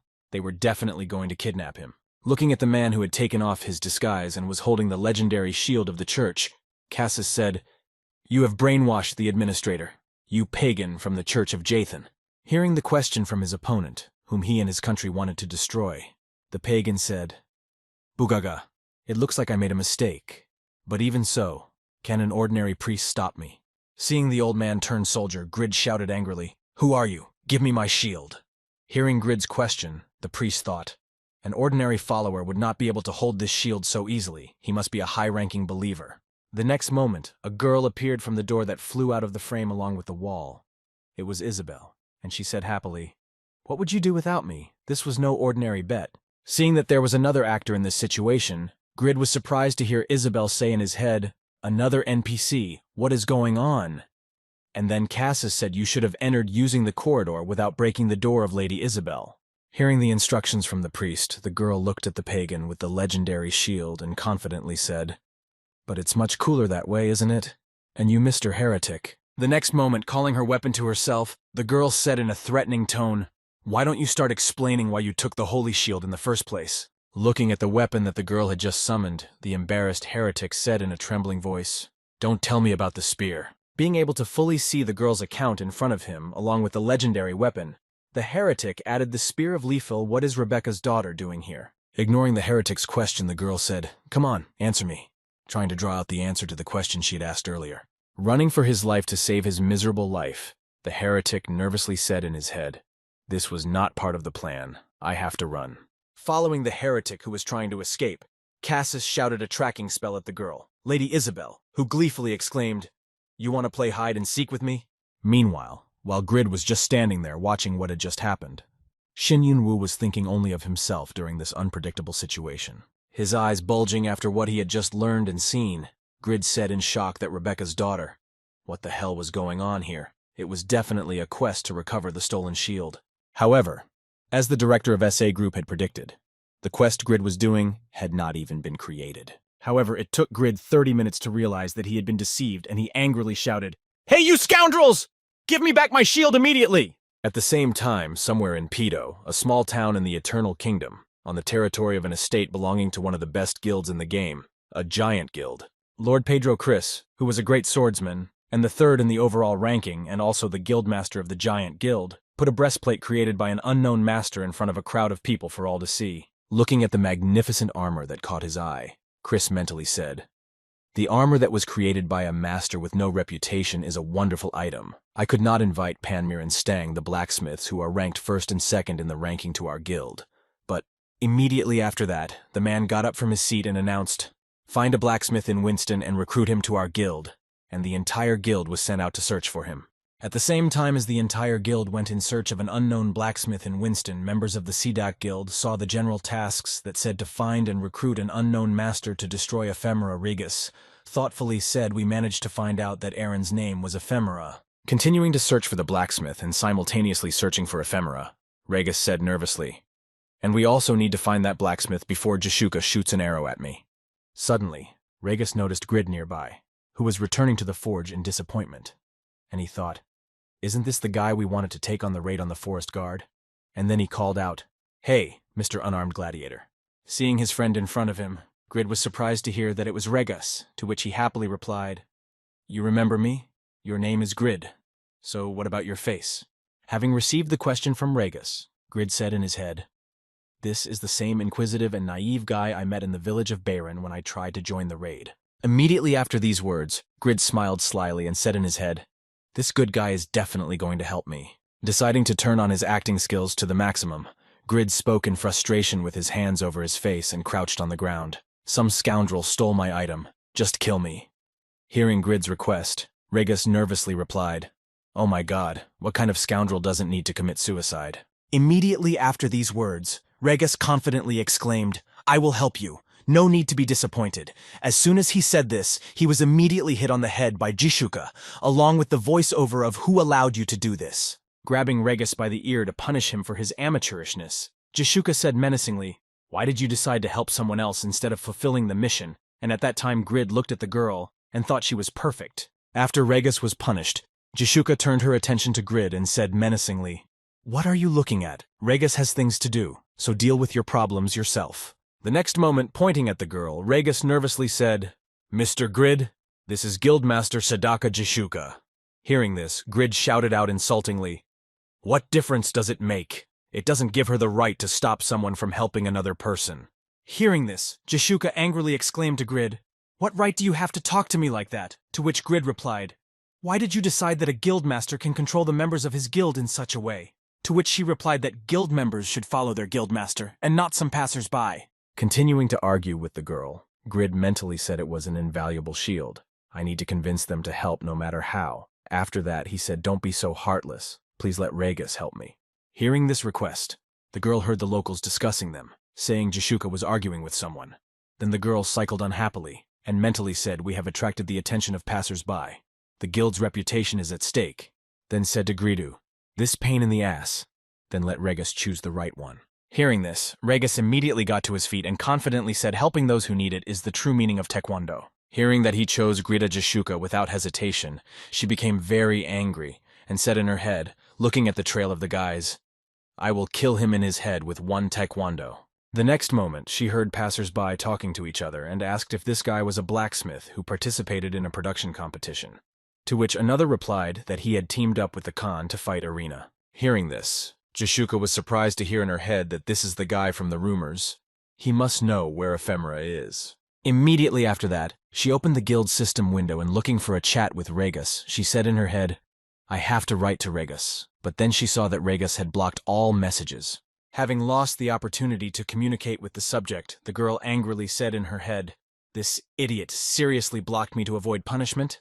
I will find you a head and 2 ears. And at the same time, somewhere in the church of Yatan, preparing for the sacred ritual of sacrifice, one of the priests said, Musta will soon return with the holy shield. Who would have thought that there would be such a talented blacksmith here? Continuing the preparations for the ritual, Malachus, the 6th servant of the god Yatan, a priest of the church of Yatan, said, you know what happens if dark magic is poured into the holy shield. Immediately after these words, Malachus added, oh, you know that Winston's defenders are not that weak, but I managed. Holding the sacrifice for the ritual, the priest joyfully said to find and capture a beautiful and chaste girl to sacrifice to Lady Irene. Recalling the words of Doran who had rescued her from the captivity of Jathan's church last time, the girl heard him say, I was able to save you because of this guy. I would not have succeeded without his help. You must find him so that he will be on your side. Immediately after these words, she grabbed the ring Doran had given her and remembered his last words. He was a young man who would recognize this ring. And so the next day came, heading to the church of Yatan where his holy shield was supposed to be. Grid said tiredly, we didn't sleep at all last night. What will we do if there is nothing on this mountain? To which Regus answered him joyfully, we will check the next mountain. The next moment, Regus noticed Grid's outfit and said in surprise, your outfit is impressive. You seem to be a strong fighter.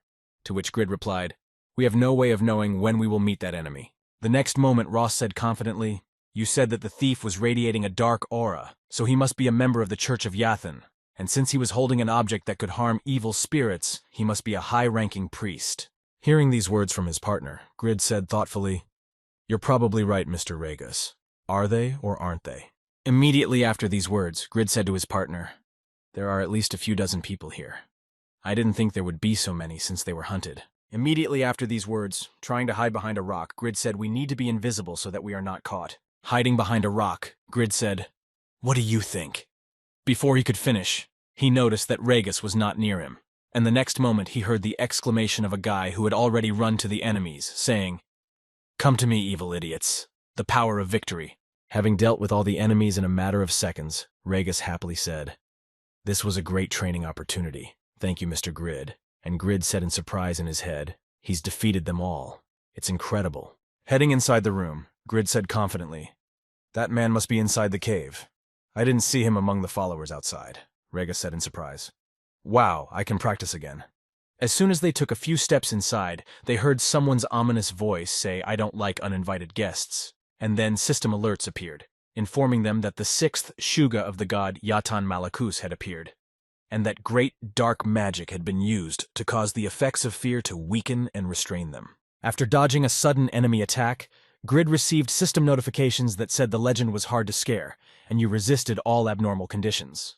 However, despite Grid's abilities, Regus was unable to dodge, and a dark spear that appeared from the ground pierced him through. Hearing a groan from his partner, Grid looked back and saw that he was injured, and then mentally told Regus that he could not dodge because of the restraints. Clutching his wound to stop the bleeding, Regus said hardly a training exercise. Seeing that his attack failed to kill 2 enemies at once, Malachus said in surprise, you resisted my power quite unexpectedly, and you are like Yura. Immediately after that, releasing my next dark spirit grid, which was supposed to destroy him. Malachus said, I will not spare you. Looking at the trajectory of the enemy's attack, Grid pulled out his 8th-level enchanted dagger and exclaimed in displeasure, This angry uncle, stop attacking right after you start talking.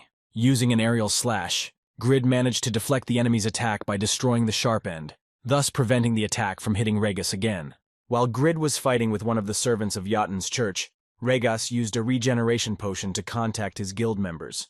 Thinking I didn't think we would meet Malachus, I need help. And then wrote to the guild center of Mount Rolf, I need support here, Malachus. As soon as he wrote this, he immediately received a message from Jashuka, who angrily replied, You have a dying wish. How dare you ignore me? After listening to the guild leader's statement, Regas nervously said, Calm down, master. I don't know what your problem is, but we met Malachus. He's not at the Church of Yatan. He's a level up. So get all your equipment ready and come to me. After sending a message for help, Regas received a message from Jashuka saying Malachus or not, don't let Grid escape from there. He is a disciple of Khan. He must know where Ephemera is. At the same time, Grid was completely absorbed in the confrontation with the enemy, using his skills. Grid even managed to take the initiative despite the great difference in levels. The next moment, Grid pulled out his Dainsleaf. I didn't even think I'd have the opportunity to use it so soon. I've been practicing while I was looking for your slippery thieves. Swinging his legendary sword at the enemy, Grid said angrily, I have to hold it with both hands because of my low strength, but I still like the weight of it. Activating the skill of his enhanced sword, Grid confidently shouted out as he approached the enemy Daneslash plus Pagma Sword link. Looking at Grid fighting the enemy as well as the best warriors, Regas wondered in his mind if someone so strong was a blacksmith. They must have been wrong. Looking at Grid waving his weapon, Malachus said confidently, It's a fine sword, but it's a pity it's useless because it can't reach my body. Hearing these words from his enemy, Grid wondered in his mind how much more damage he could absorb with his cloak. Preparing to end this futile battle, Malachus said disappointedly, Your weakness has ruined my delight. Die a sacred punishment. Noticing the dangerous attack used by the enemy, Grid used the Pagma swordsmanship skill and a combination of restraint to avoid being accidentally killed by it. Not realizing what was happening, Malachus nervously said in his head that I can't get close to him. How is that even possible? Stepping back to Regas, Grid mentally said, I need to restore my mana. And then told the guy Regas, if you're restored, we have to run away. Hearing Grid's suggestion, Regas looked back and said happily, Yeah, I've always wanted to fight a strong opponent, and they arrived pretty quickly. The next moment, a single Jaffa arrow of epic quality flew past Grid and Rega and headed for the enemy. At the same time, preparing the next arrow to attack, Jashuka said menacingly, If you don't want to be killed with this monster, you'd better get behind it. Hearing these words, Regas joyfully exclaimed, Master, you have come to our aid. Seeing her subject in front of her, who was very much in the wrong, the guildmaster said angrily to Regas, We will need to talk to you very seriously. Immediately after these words, the girl turned her attention to Grid and then said, Khan's disciple, you also do not run away and wait for us. I also have questions for you. At the same time, Grid looked at Jashuka's weapon and said in surprise, These are the same Jaffa arrows. Immediately afterwards, Grid added in surprise, I made them, that is, you were one of those who bought them. Hearing what the boy in front of her had just said, Jashuka wondered in her mind that he had made them. So he must be the boy we have been looking for. At the same time, Malachus, who was looking at his enemies, who now became even more menacing, said how meaningless it was. You can do nothing to the servant of the god Yathan, who has surpassed all human limits. Immediately after realizing how valuable Grid was, the girl insistently repeated, I will repeat once again, do not go anywhere and wait for us. The next moment, the joyful Jashuka, who had finally achieved her goal, confidently said that the one who had surpassed all limits and you were just prey. Do not get caught now. You will be finished. Having reported that Malachus was wrong, the girl who stood confidently with all her comrades who were waiting for the order to fight confidently added, And we are the guild of Sidak the Predators. Malachus, the sixth servant of the god Yatan, was a priest who performed all the rituals in the Church of Yatan. He is known for the case in which virgins were sacrificed to turn the king of Bungerstock into a complete idiot, and for the mass sacrifice of girls to create an epidemic in the territory of Count Raven. Hearing the threat from Jashuka, Malachus said arrogantly that I pray to God what can ordinary people do to a servant of the god Yatan who has surpassed human limits. As soon as these words came out of the enemy's mouth, Jashuka pulled the bowstring of her bow and confidently said, Let's see how long you can stay with that thought while fighting the strongest guild, the Sadaka Guild. Hearing the threat from the girl, Malachus began to carry out his attack and said menacingly, I will sacrifice you to the god Yatan, girl. Having blocked the enemy's attack with his shield, Tobin, who was the first in the ranking of paladins and the chief of staff of the Seneca Guild, shouted out the Shield of Patience. Immediately after that, she shot at the enemy with her bow and said, "This is a normal attack. That's all you can do, so take it, Malachus." Having blocked the enemy's attack, Tobin said nervously in his head, looking at the strength of his equipment, "This so-called normal attack reduced the strength of my shield by." The next moment he turned his gaze to his guildmaster and said, "I know you're acting so that the others don't get nervous, but a black mage of this level is not an easy opponent, master." At the same time, Malachus defended himself from the arrows Jishuka was shooting with a haughty tone and said, "The pathetic archer calls my attack weak." Hearing this, Ragus, who was already ready for his attack, confidently exclaimed, "That's why I'm here. My body is not able to withstand a battle with a strong opponent." Having hit the enemy with his attack, Ragus was the first to actually reach the enemy and inflict at least some damage, thereby throwing him back a few meters. Watching Ragus's thoughtless amateur performance, Jishuka exclaimed with dissatisfaction, "Hey, don't move so recklessly, making me waste my arrows, you taekwondo-obsessed idiot." To which Ragus happily replied, "I know you're lining up for me." Realizing her superiority over the enemy, the girl thought, "Our opponent is the weakest of the servants. Since we are all above the level, we have a chance to win." And then she shouted to her comrades, "Do not stand as a pillar, it's time to hunt." Hearing the order to attack, Wantner, who was the first in the ranking of knights and the bodyguard in the overall ranking, rushed forward and joyfully exclaimed that I would go first, while Ragus stood confidently in place after the enemy attack. Vantner, who was heading to fight the enemy, noticed how Malachus drove his tentacles into Ragus's body, and then lifted the boy above the ground. Malachus said menacingly, "It's time to end this circus." Preparing to use his skill, Malachus pulled his mask away from his face and said menacingly, "You insignificant whirlpool dare to go against the will of a god." The next moment, everyone noticed a system notification saying that Malachus had released his magic power. This powerful magical force imposes fear of weakening and binding on opponents, and the members of the Sedak Guild nervously exclaimed that my body was destroyed. Immediately afterwards, Malachus, who at first limited himself to the area in front of him, later decided to fill the entire area with his magical aura of fear. As a result of binding the enemies, all members of the Sedak lost the ability to defend themselves, and as a result, Malachus was able to inflict a lot of damage on the guild members with just one attack on the square. At the end of this combination, all the guild members were on the ground. As Jishuka got to her feet, she received a system notification that said, "You have lost your health in one hit. You are stunned for seconds." And she nervously said in her head, "All guild members have lost more than their health in one hit." Dark magic debuffs as well as various kinds of magic spells, in addition to the incredible ability to regenerate itself as well as a huge amount of magic power, Malachus possessed true power after this attack. The follower of the Church of Yatan said arrogantly, "Boogeyman, who is the hunter now?" Hearing this, Toban, who was acting as Jishuka's protector, nervously shouted out to everyone to protect the master, to which she replied, "I'm fine, Toban, I have a potion." Immediately after that, the girl nervously exclaimed to her subjects, "Listen, everyone, this is the order of the guildmaster. Now your main goal is to protect the blacksmith Grid. Protect him instead of me." Immediately after these words, the girl turned her attention to Grid, worried that he was probably on the verge of death. Then she nervously added, "Even if everyone dies, he must survive." Noticing that Grid was feeling better than anyone else, the girl immediately stopped talking in surprise and said in a bewildered tone that he was fine. But how? Trying to understand who this mysterious guy was, Jishuka said in her head, "Now that I look at his sword and armor, is it possible that he is not a blacksmith? He was lying? No, he definitely said he made those arrows."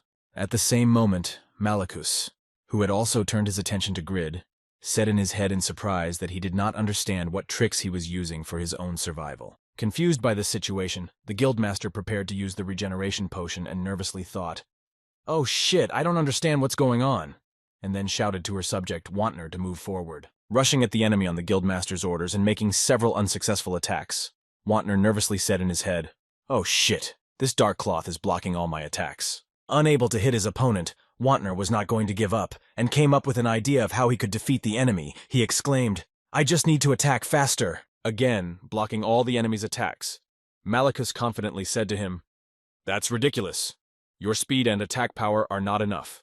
Immediately after these words, Malachus fell silent, defending himself from the attack that could have passed his defense and could have harmed him. Then he nervously said in his head, "The attack was like a beam of light. I barely had time to put up my shield. What about this power?"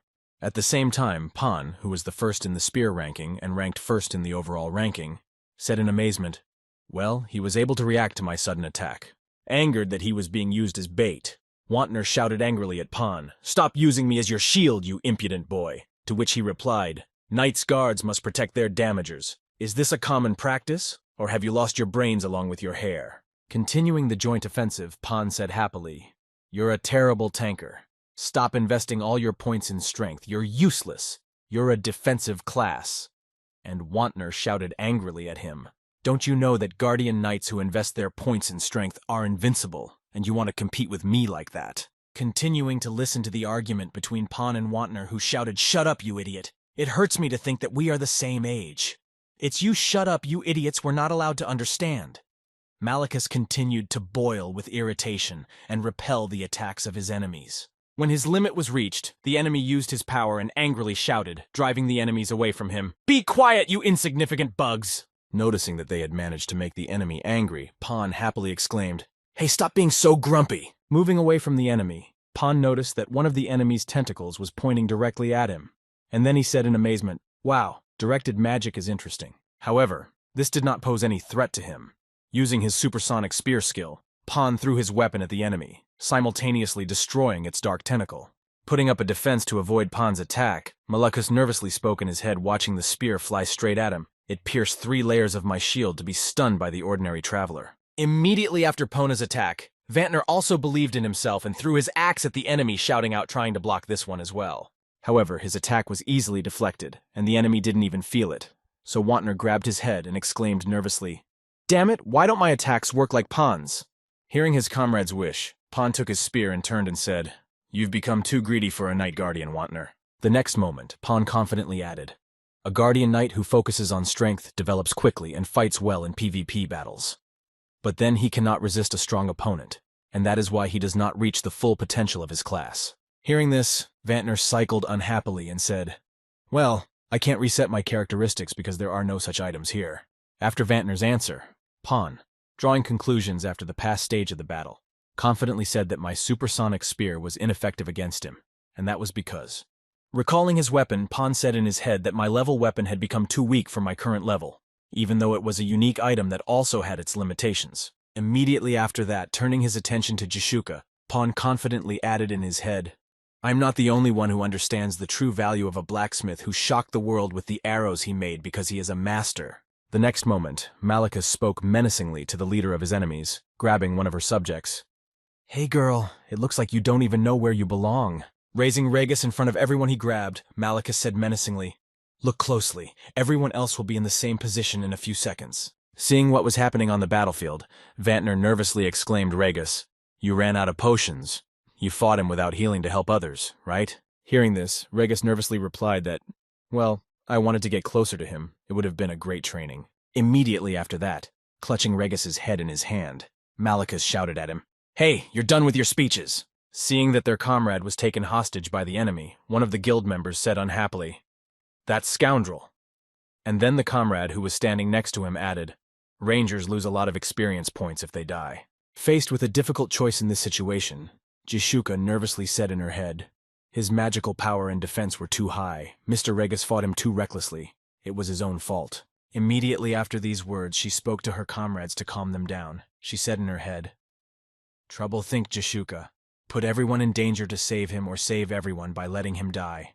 While thinking about what she should do in this situation, Jishuka suddenly heard someone's voice angrily shouting, "What the hell are you all doing? Why are you standing still for so long?" Throwing his sword at the enemy to save Regis, who agreed to help him, Grid confidently added, "Do you know how much money is here?" Immediately after these words, Grid went to the enemy, waving his dagger to deal with the enemy using the Pagma fencing technique. As he approached the enemy, who could not be reached because of his range of attack, Grid said, looking him directly in the eye, "Let him go immediately." Looking at the enemy who was able to get close to him in just one moment, Malicus nervously said in his head to this persistent scoundrel. As soon as a good opportunity to save his comrade appeared, Grid confidently called out the fencing of the Pagma of Deterrence. Watching Grid's movements as he gracefully swung his dagger, Jishuka wondered in her mind about the dance that makes her heart flutter with every movement, his tremendous pressure along with the beauty of his fencing. Immediately after these thoughts, the girl froze in place and held her breath, and added in her head as if time itself had stopped for a certain period. And at the same moment Malachus, who had lost Regus from his captivity, said in his head, "How can I, who fears only the god Yathan, feel like that?" Gritting his teeth and preparing himself for the blow that was about to come to him, Malachus continued his train of thought. "I can destroy him in just 1 second right now in 1 second." Continuing his thoughts and not taking his eyes off Grid, the dark sorcerer nervously added in his head how this weak rascal could even appear in front of me. Having lost all the power in his hands and dropped Regus from them, Malachus spoke in a frightened voice and managed to stun me, forcing me to step back despite my incredible strength. Having gotten what he wanted from this sudden attack, Grid immobilized the enemy and picked up Regus and said to him, "Regus, you're fine," to which he replied, "Thank you, Grid. You're just incredible the more I get to know you." Immediately after these words, Regus turned his gaze to Grid and smiled through the pain and said, "Such incredible strength from a man who is not a runner." The next moment I remembered the situation when Grid said to Tobin that, "Your control is good, but it doesn't mean it's because of your equipment." And I knew in my head that his words were not a lie. Hearing Regus's praise and admiration, Grid was surprised to hear his friend's words of admiration, and he said in his head, "It's amazing to think that the ranker would show me respect when I used only one fencing technique." The next moment Grid smiled slyly and added in his head, "He's an incredibly simple guy, a simpleton, that I have to look for. He'll definitely do whatever I tell him." Immediately after these thoughts, Grid finished lifting his friend to his feet, and noticing the enemy in front of him, he nervously said, "Oh, the binding lasts 3 seconds. We need to get out of here immediately." As soon as he said this, he noticed that the enemy was approaching him with slow steps and looked very angry. As soon as the distance was sufficient, Malachus said to Grid, "Who the hell are you? The pressure I feel from you suddenly disappeared as if it had never been there. How is that possible?" Hearing this, and noticing the expression on his enemy's face, Grid nervously said in his head, "Oh shit, I can see by his expression that he is really angry. We can't escape him now." As soon as he thought about it, he heard a woman's voice shouting to them, "Hurry up and run!" And turning his head toward the voice, Grid noticed Lila, who was the second best wizard in the ranking, standing next to him. Seeing the incredible girl who came to his aid, Grid exclaimed excitedly that Lila is an international singer. "She is in your guild." Hearing this question, Regus said hard, "Yes, she has been with us since the days of LTS." Heading towards Lila, the cat blew up Malachus to gain time to escape and distract the enemy. Grid took this chance and shouted happily as he walked towards the girl, "I'm a fan of yours. I love your acting. I mean your songs." Not realizing what he meant, the girl ignored Grid's words and nervously exclaimed, noticing the danger behind the boys' backs. Immediately after these words, a powerful explosion occurred behind Grid, a wave of which slowly caught up with the boys. Aiming at the enemy who had not yet died from all Jishuk's attacks, trying to buy time to escape, Grid and Regus angrily shouted, "You idiot, what are you doing? Hurry up and get out of there!" Hearing these words from Jishuka, Malachus, who was not at all happy about this development, angrily exclaimed, "Do you really think I'm going to let you escape that easily?" Firing the arrows that had stuck in his cloak at Grid and Rega, Malachus saw that his attack had hit the residual images, and that the boys themselves had been carried a few meters forward by someone. When the rescuer appeared, the thief said angrily, "To think that there is such a rat in this group of mongrels." The one who saved Grid and Regus from the enemy attack was Faker, who was the first in the ranking of killers. Deciding to thank him for the rescue, Grid looked up at Faker and said happily, "I don't know who you are, but you're just incredible." But before he could finish, Faker disappeared from his sight. Immediately after that, having created copies of himself to mislead the enemy, he simultaneously attacked Malachus, who looked at the number of enemies heading for him and said, "They really think they can defeat me in numbers.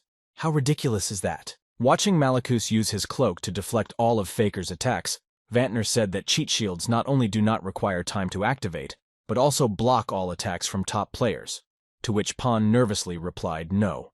He uses them in critical cases to spend mana more efficiently. Immediately after these words, Pon confidently added to his friend, "Remember how Jishuka's arrow hit him. He has weaknesses when he is not prepared for attacks." The next moment, looking at Regus, who was resting after being taken hostage by the enemy, Pon asked if that was why you used the penetrating mirror to confirm that, right, Regus? To which he replied that it was just a training exercise. Having overheard the conversation of his comrades, Faker, who returned after a futile attempt to attack the enemy, said unhappily that he was blocking all our attacks anyway, to which Vantner replied, "You're also Faker." Reflecting on the course of the battle and the options for how he could defeat the enemy, Faker thoughtfully said in his head, "If Malachus is having trouble maintaining the shields, as Pon said, then we just need to." Noticing that the enemy began to cast a spell, Fokker nervously shouted out to attack him at the same time Malachus was preparing to call his helpers for the battle, the great master of hell said. Continuing to read the spell ribbons to summon reinforcements, Malachus added, activating his power to immobilize enemies. Let go of the leashes that have been restraining your dogs for ages. Looking around them, the players of the Tsidak Guild noticed a dark fog that began to envelop them from all sides and nervously exclaimed this darkness. At the same time, Malachus was finishing up his spell to summon the hellhounds that were supposed to help him on the battlefield by telling them to eat the hearts of the people. After finishing the last line, which sounded like this, Malachus managed to summon the devil's pet and a Cerberus appeared behind him. Immediately after summoning the monster, Malachus pointed to the enemies and said, "Kill them now." Seeing what kind of monster appeared after such terrifying words of the summoning spell, the guild members exclaimed in a haughty manner, rushing into battle, and eventually he summoned an ordinary dog, which attacked us, and Jishuka nervously exclaimed, "Stop, don't let your guard down." Seeing that the enemy monster had destroyed 2 comrades from the guild with just 1 magical volley, Tobin said irritatedly with just 1 blow and at such a high speed, after which Jishuka said with a displeased cackle, "You fools." Immediately after these words, Jishuka decided to combine their attacks and use the powers of all her comrades to shout out to everyone to gather and attack with all of them. The next moment, noticing that the Cerberus was preparing to use his magic attack again, Jishuka shouted to everyone to protect Grid. "We must protect him at all costs." Immediately after this order, Faker, Tobin, and Lila stood in front of the boy to cover him with their own bodies. Facing the enemy with his bow and arrows, Jishuka, covered by a barrage of shots, said in his head, concluding that his swordsmanship was not that of a blacksmith, but of a sword dancer. Helping her comrades in the battle against the monster, the girl continued her thoughts, saying in her head, "But how could he recognize those arrows? We must protect him and find out the truth." The next moment, Wantner, who had decided to change his main target, shouted to his guildmaster, "Let the attacking squad take care of the dog. I can't get near Malachus." Immediately after these words, the warrior confidently added, "However, this rascal will be just right for me." After completing his attack, Vantner looked back and noticed that the enemy did not really take damage from his attack. Vantner confusedly said in his head that I am sure that he went through, or could it be that he was playing for damage? Before he could finish his thoughts, the Cerberus used its magic attack, releasing icy fire and poison volleys from its mouth respectively, trying to block the enemy's attack with his axes. Vantner nervously said, "You lame dog! You shouldn't look down on me, someone who has the protection of a Night Guardian." A few seconds after these words, Wantner noticed something strange as the enemy continued his attack on him.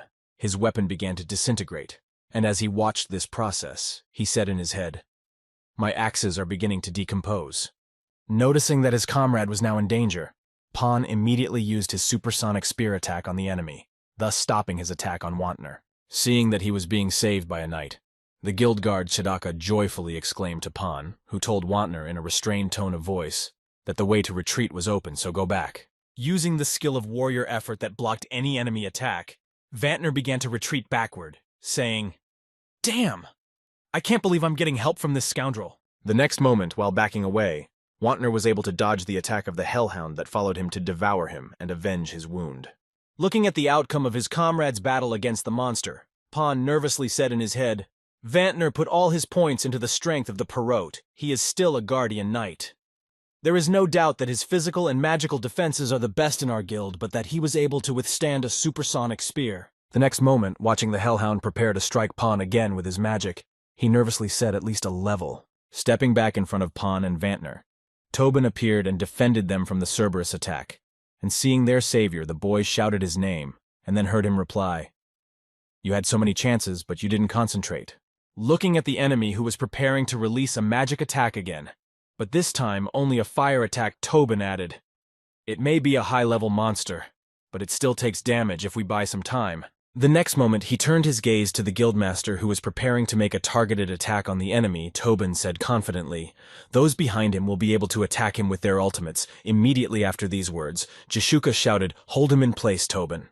Tobin defended himself against the enemy with his shield, watching his strength rapidly decrease, and said in frustration in his head, "My best shield is starting to break. What a terrible monster. But if I can withstand it, then everything will work out." At the same time, Malachus, who was watching the battle, said in amazement, "What amazing travelers, just to think that they managed to hold back the ruthless dog, and even more." Immediately after these words, the man smiled ominously and said they could even defeat him, which was very interesting and unsurpassed for their level.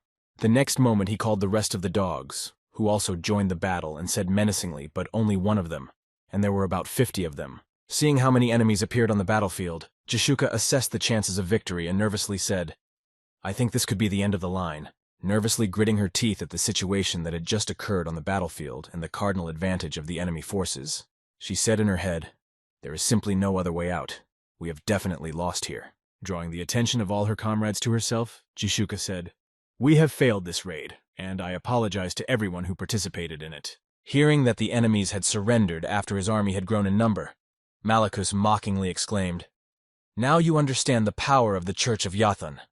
Nothing has ever excited me so much since I became high priest. And now the time has come for your death." Suddenly, Grid took out a sacred shield from his inventory and headed towards the players of the Sidak Guild, groaning tiredly. At the same time, Malachus noticed that his animals were slowly walking back and said in his head, "Why the hell did they just retreat?" Continuing to walk toward the enemies who were afraid of his sacred shield, Grid said in frustration, "I completely forgot about him in the midst of all the chaos on the battlefield." Standing next to Tobin, who was a shield maker in the Tsidak Guild, Grid sniffed in frustration at having to use this junk, holding a rare class of sacred shield that was powerful against darkness magic. All the followers of the demons and the Church of Yatan would be weakened by it. Grid said, "I still haven't found out which scoundrel stole it."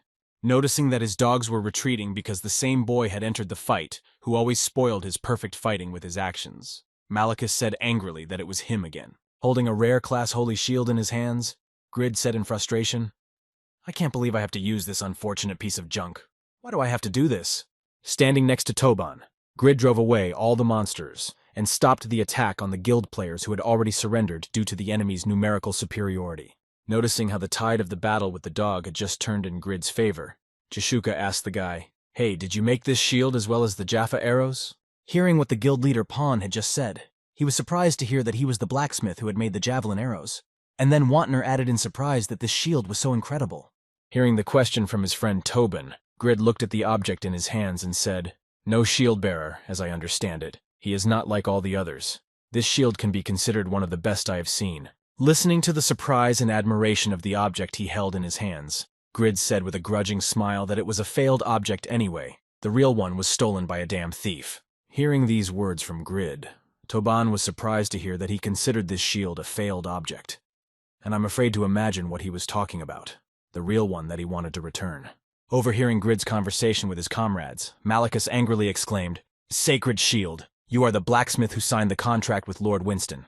If you have that shield, then Meta has failed in his task." Hearing that Malachus had just named the man who was supposed to steal the shield that Grid had made, Grid exclaimed to his opponent in surprise, "You know the rascal who stole my shield, so you ordered him to steal it."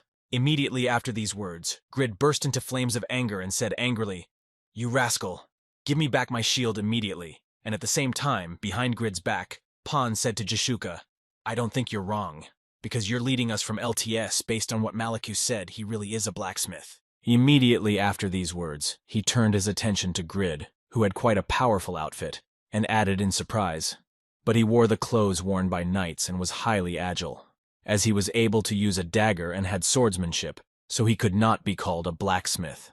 After reporting on the strange details he noticed in Grid, Pawn said that risking the guild for an unknown player can only mean that he has a hidden masterclass. After hearing these statements from her subject, Jishuka confidently said, "Now it's just a guess. We'll know everything after we complete the raid."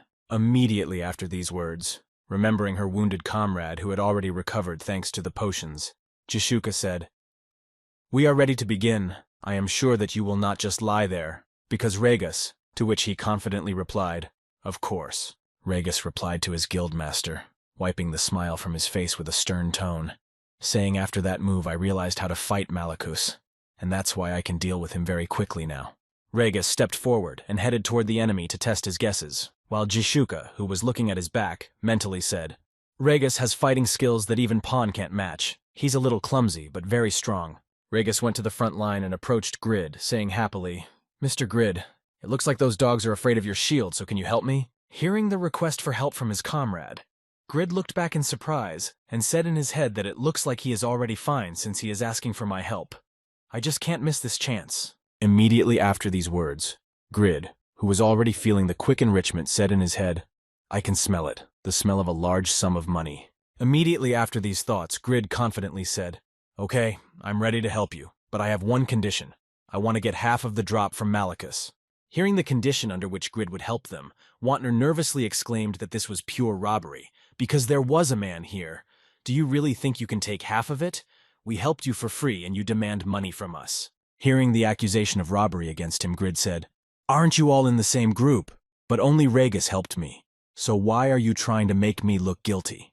As soon as Grid finished expressing his point of view, Pon smiled happily and said to his friend, Forget it, Wantner. This raid was only possible because of his shield, which was simply split in half, but don't forget that we are doing this for ourselves. After explaining all the features and the general picture of the situation to his friend, Pon said to the guildmaster, You don't mind Jishuk? To which he confidently replied, Of course, let's do it that way. Immediately after these words, a system window appeared in front of Grid with an invitation to the CDAC guild group. Hearing from Pon, Join the group when you are ready, Grid reached out his finger to confirm the invitation. After accepting the invitation, Grid was able to see the level of the players, and then nervously said in his head, All the members have more than Jishuk's level. Pon and Regis are in the top 20 of the overall ranking, and the rest are at least in the top. I didn't even think they were that strong. The next moment, noticing Grid's level, a member of the group mockingly said, Hey T, check the group window.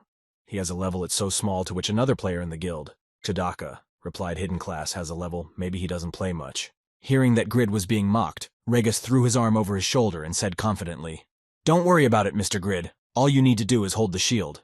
Hearing this, Grid was surprised to hear Regis say that. Turning his attention to the only guy who wasn't mocking him, Grid said happily, I'm a really good guy, but he only said it when he felt himself floating in the air. Launching Grid like a projectile at the enemy, Regis joyfully shouted, Make sure you don't drop it, and in response, he heard a frightened scream. After a short flight, Grid landed very hard, surrounded by enemies who did not attack him because of the sacred shield that repelled the monsters. Seeing that Grid and the sacred shield were right in front of him, Malachus reached out his hand to the object and said happily, Boogeyman, you brought the shield. I'll gladly take it. At the same time, while Malachus was distracted by Grid and his object, Regis quickly closed in and prepared to attack. Noticing his opponent in front of him, Malachus prepared his cloth and confidently said, You stupid boy who doesn't learn from his mistakes, as long as I have this cloth, your attacks are over. Regis didn't care though. He had figured out Malachus's system of blocking attacks and was preparing to see if his guesses were correct. After being slapped in the face by Regis, who managed to bypass his defense barrier, Malachus said in his head that he was able to hit me even though I had a shield. As he watched Regis hit him, Malachus angrily added in his head, That rascal, he was so weak just a few seconds ago. Why is his blow so powerful now?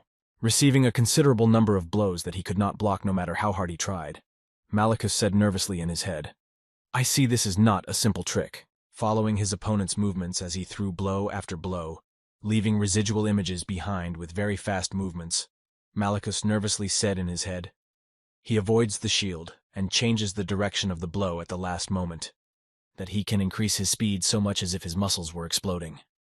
What a monster.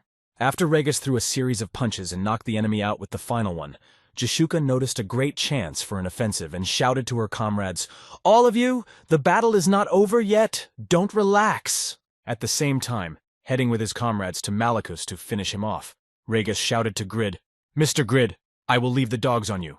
To which he replied in surprise, You think I am a dog person, although it will be much easier here. At the same time, Malachus, who had regained consciousness and began to regenerate after a serious injury, said angrily, You are insignificant insects, preparing for a powerful attack to take revenge for what they had done to him. Malachus angrily exclaimed, How dare you do this to a priest of the temple of the god Yatan? Hearing these words from his enemy, who had just released a considerable amount of his mana to quickly regenerate his wounds, Tobin spoke in surprise to Pon, looking at the enemy, and that was all he heard in response. No, he still has plenty of mana. Looking at the enemy preparing to attack, Pon added, I know that if we don't break the shield, we won't be able to attack him. He used a lot of magic and healed himself. Trying to prove his superiority over his enemies, Malachus, having fully recovered from the enemy's attack, confidently said, Even if you were able to get this far, you will never break through my shield. Before he could finish speaking, part of his face was torn off as a result of Jashuka's attack on him after an accurate hit. The girl happily said that it looked like he was getting through quite easily. Immediately after this development, Regis smiled happily and said to his enemy, You were impressed by my penetrating mirror when I attacked you, and you used 3 layers of your shield to block the supersonic spear, revealing the enemy's secrets about the use of his shield for all to see. Regus said confidently, "This means that you need to concentrate when you use your shield, and when you try to defend against all attacks at once, you have to move your shield, which makes you unable to concentrate." After hearing her friend's explanation of how Jishuka's defense works, Jishuka confidently said, "That means my arrows can get through, so I guess you can still regenerate after losing half your head." After finishing his business with the dogs, Grid said to his friend, "Hey Regus, how are you doing there? It's so sad." And Mr. Grid replied, "Thanks to you, we can sort it out." At the same time, Malachus, who was regenerating the executed half of his head after Jishuka's shot hit him, said angrily, "How amazing it was that you mortals were destined to die.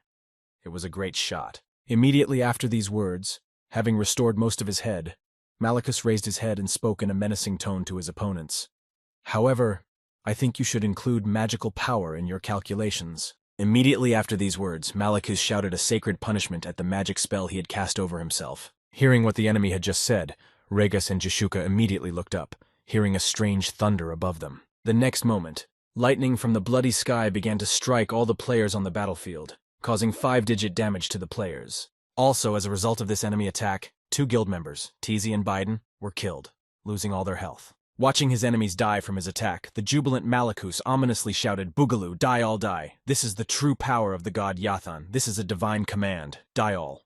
After taking a considerable amount of damage from the enemy's attack, Jishuk sat on the ground and nervously said in his head, "Damn, at this rate we might all just die here. I can't let the guild members die like this." Picking up her spear and pulling the tetev to shoot an arrow at the enemy, the girl said in her head, "We need to kill him right now. I will use my most powerful attack." Using his most powerful attack called the Phoenix Bed, Jishuka managed to destroy more than half of the enemy's body, but it was not enough. The enemy still got to his feet and said, "That was incredible, girl." Immediately afterwards, Malachus used his magical power to return to his original form and confidently said, "I just regenerated again. This is my victory, you insignificant insects." Falling to the ground from exhaustion, the girl heard someone repeatedly shouting "Pant Pant." Then the girl said, "Oh shit." Noticing that now only the 2 of them can protect the other surviving players, Tobin shouted to his friend Wantner, "We are the only ones who can move. We need to kill him before he regains his health." After defeating all the dogs, Grid looked back at his comrades and said in surprise what was going on here. "Why is everyone lying down? Do something." To which Jishuka replied that "You are fine. It's all because of the shield." Immediately after these words, Regus took the initiative and added that we were hit with one massive attack. But only the 2 of us interrupted Regus's words, and Pon said that would be enough. Not understanding how the best guild could not defeat one sorcerer together, Grid nervously said, "Oh shit, how can they be the best guild, especially when I helped them so much?" And then he accidentally noticed a sign with team reinforcements in front of him. Looking at them carefully, the boy was amazed and said in his head, "I was so focused on the members of the group that I didn't notice." And at the same time, when Tobin and Wantner rushed at the enemy, the latter repelled their attack and shouted, "Well then, enjoy it for the last time." Having hit the enemy's defense with the cauldrons, they approached him. One of the guys nervously said in his head, "He has incredible regeneration. We are too late. This raid is lost." However, at the last moment, when all hope was lost, Grid pulled out his Dainsleaf and gave everyone one last hope. Taking out his Dainsleaf from his inventory, Grid, who was tired of just sitting in one place, rushed at the enemy and struck a powerful blow that greatly changed the course of the battle. Immediately after hitting the enemy with his sword, Grid saw a system notification in front of him that said "Critical Perfect Control." The effect of this option was activated.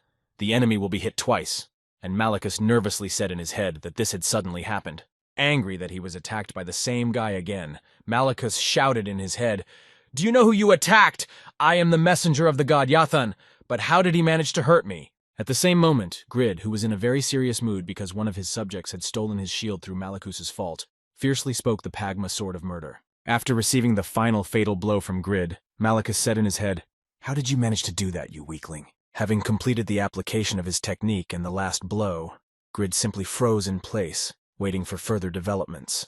But the raid on Malachus was already completed at that moment. Immediately afterwards, Grid and his comrades saw a system notification saying that you have defeated the 6th servant of Malachus, who inspired fear in people around the world. Also, after the victory, The boy received many system notifications that said your continental reputation has increased by the Church of Jathan, forever became hostile to you.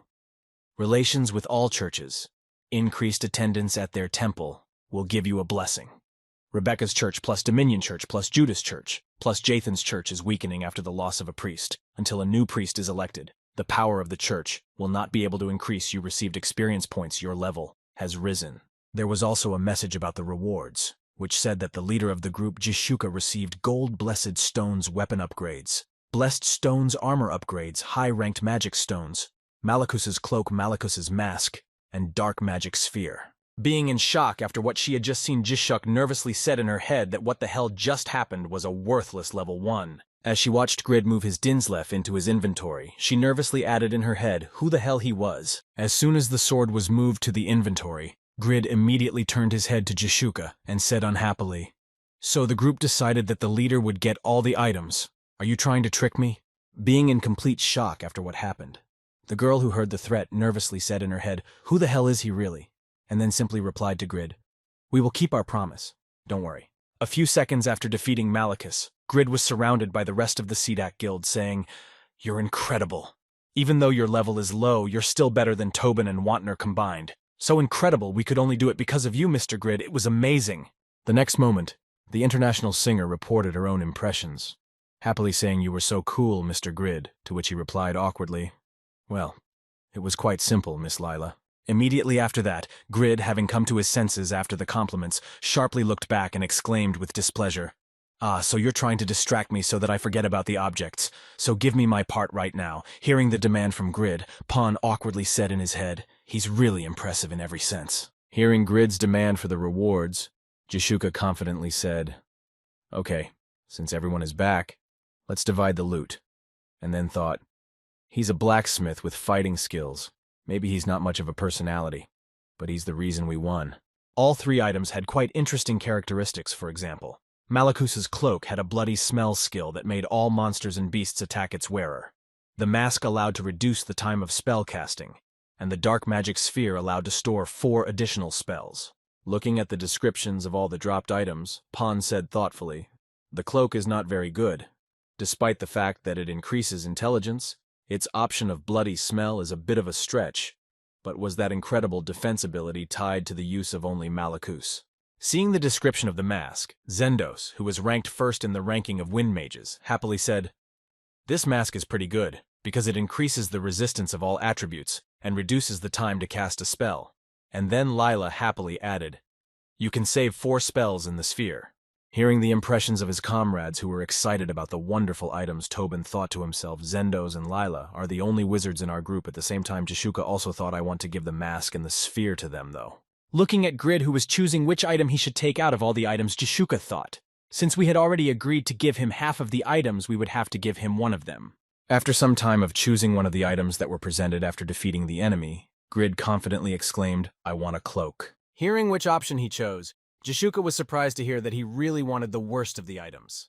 Seeing everyone looking at him with confused looks, Grid said in displeasure, "Hey, why? What a reaction! Didn't you win thanks to me and now you don't want to give it away?" Hearing these words, Pon said in surprise in his head, "He is leaving us good items on purpose. I don't think he is that kind of person." Also shocked by Grid's choice of item, Rega said in his mind, "I don't believe that Mr. Grid made a wrong choice, but because of the benefits to our guild, no one will tell him." After thinking about the rightness of his actions, Regus said confidently in his head, "I must tell him the truth myself." And then Mr. Grid spoke. Before he could finish, he was interrupted by Jishuka, who said, "The cloak is the worst item of the 3, so think again if you really want to take it." Hearing that the guildmaster herself had suggested changing the choice of item, Regus breathed out a sigh of relief and said in his head that I was worried for nothing. The master deserved respect. Hearing Jishuka's verdict on his choice, Grid sighed heavily and wondered in his head why they were saying the cloak was the worst item.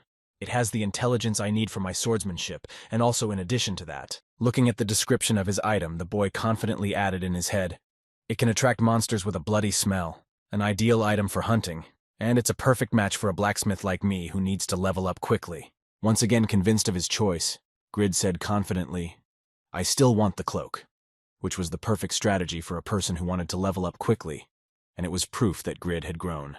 Hearing that he hadn't changed his mind even after repeated thought, Jishuka mentally said even his choice of item was surprising, then smiled gently and said, "We would like to take the mask and the sphere. Do you mind if we pay for one of them?" Immediately afterwards, Jishuka added, "However, since Malakus is not a boss that can respawn, we don't know the price. It will take a little time as we will have to auction them and see what the maximum bid is. Then we will cancel the auction." Immediately after that, Grid looked at the rest of the items and said thoughtfully, "Now we have some magic stones that are worth about a golden piece." And the girl replied, "We'll give them to you." The next moment, Jishuka smiled happily and said confidently, "If it weren't for you, we would have failed this raid. They belong to you by right." Hearing this, the embarrassed Grid blushed in his head. She was not only sweet but also generous. At the same moment, Regas put his hand on Grid's shoulder and said, "Great job, Mr. Grid. Let's continue to search for your stolen item tomorrow." Hearing the proposal from his friend, Grid was surprised to hear Regas say, "Wow, Regas, you still want to help me with this." To which he confidently replied, "Of course, I promised you." Moving from the battlefield back to the city, Jishuka said to Grid goodbye. "Then let's meet and complete our transaction in 3 days. I'll write you a message.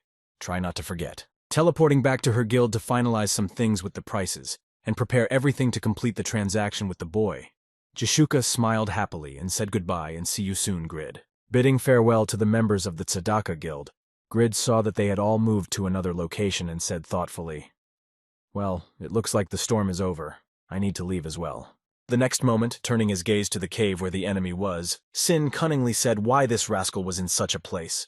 "Just the sight of this cave asks me to explore it." At the same time, Lady Irene, who was lying in the cave without memory, saw a vision, a very vivid vision in which a very familiar voice said to her, "Lady Irene, the time has come." Opening her eyes and looking in front of her, she noticed the protector of her family, and mentally said to Doran, immediately after the man answered her, "Be ready to go back to the castle." Immediately after these words, Doran smiled gently and said, "He came just in time. Please try not to lose him because you remember the boy I told you about." Hearing the question from her favorite protector, the girl smiled gently and asked, "The one who helped you save me from the Temple of Yatan. He will come here like this." Hearing these words from Lady Irene, who continued to daydream, Grid said in surprise, "The Temple of Yatan, exactly. And I wondered why this ring looked so familiar. It belonged to Doran. So you were the daughter of the Count who had been saved by Doran." When the girl finally came to and heard Grid's voice, she stood up and sat down, and noticed the boy in front of her, who said happily, "We meet again, Lady Irene." Seeing Grid right in front of her, the girl was surprised to hear him say, "You are the one who created the Sword of Superiority, Sir Grid." "Yes." Hearing this question, Grid mentally said, "I didn't understand why Lady Irene wasn't in the castle when it was attacked, so Malakus kidnapped her immediately after that." A new automatic quest appeared in front of the guy. When he saw that he had a new task and read its conditions of completion and failure, the boy was surprised to hear that there was another automatic quest that I needed to complete.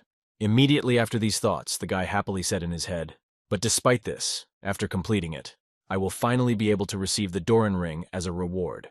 Reflecting on the wonderful reward he would receive if he successfully completed the mission, Grid happily said in his head, "The best item that carries the memories of my time with Doran, I will definitely put it up for auction." Thinking about what he would do with the reward, the boy confidently added in his head, "Plus it carries a bargain," until suddenly his thoughts were interrupted by the screams of Yathan's followers, who shouted, "Whoever killed our Lord Malakus is inside. Come closer to the Lady Irene and take her on your back," Grid said. "It will be difficult for you to move on your own, so you'd better hold on to me tightly." Hearing this, the girl who had climbed onto Grid sighed heavily and said awkwardly, "Sir Grid, I'm sorry I've become a burden to you." Hearing this, Grid, trying to make an incredible impression on the beautiful girl, smiled sweetly and said, "What do you mean by burden? I am ready to work hard as long as it is for your sake." And at the same time, the followers of the Temple of Jatana, approaching Grid, angrily exclaimed that he was right, he was right, he was right. Kill the enemy of our Lord Malakus immediately. Avenge his death. Then Grid, taking with him Lady Irene, who had been kidnapped and taken to the cave for sacrifice, confidently said, "Hold on tight," and then used his fast movement skill to leave the cave as soon as possible and complete the rescue mission as soon as possible. Watching the young man who was heading towards them with lightning speed with their kidnapped victim, the followers of the Temple of Yatan nervously exclaimed, "He's fast enough. How can we catch him?" The next moment, Grid rushed past his enemies with lightning speed and headed for the exit, ignoring everyone in his path. Watching Mr. Grid confidently walk to the exit of the cave, avoiding all danger, Lady Erin said in surprise in her head, He is strong. I can definitely say that because I have always been surrounded by strong people like my father and the Knights of the North. Immediately after these thoughts, she remembered the moment when she and Sir Doran left the temple of Yathan and he was on the verge of death and said to her, "You must stay close to a man who recognizes this ring and rely on him." Leaning against the back of her savior, about whom her best subject spoke so well, the girl shed a tear and said in her head, "Doran Sir Grid." Heading to the exit of the cave to complete the mission, Grid joyfully said in his head, "The best reward than a ring is maximum intimacy with Lady Irene, which means I can marry her." Realizing that he was about to undergo quite a serious change in his life, Grid smiled happily and said in his head, "My taxes." At the same time, the followers of Jathan's church who were trying to stop Grid by using some kind of spell heard one of them shout out, "Don't come near me and put a curse on him." Hearing what one of the enemies had just said, Grid took out his dagger from his inventory and confidently exclaimed, "If weaklings like you could harm me, how would I have defeated Malachus with an air cut?" On the same day, the Church of Jathan lost the power it had had until then, and it was all because one of Malachus's servants had died. And so until a new servant is chosen, players will not be able to become dark mages. These were the conditions for continuing to build up the forces in the Church of Yatan. After this incident, Sidak's guild immediately became the #1 guild because of the raid on Malachus. And subsequently, a large number of players began to send them applications for membership, which shook up not only the Satisfy world, but also affected the real world. Noticing that they were able to leave the cave where the ritual was to take place, and now all that was left was to get home without incident, Lady Irene asked Sir Grid why such a strong man was a blacksmith. Hearing this question from the girl, Grid looked back at her and confidently said, "It's because I'm a little different from the rest." After a short pause for greater effect, Grid said confidently, "I can be called a warrior, a master of all kinds of weapons." This day was also the moment when a new chapter began in Grid's life.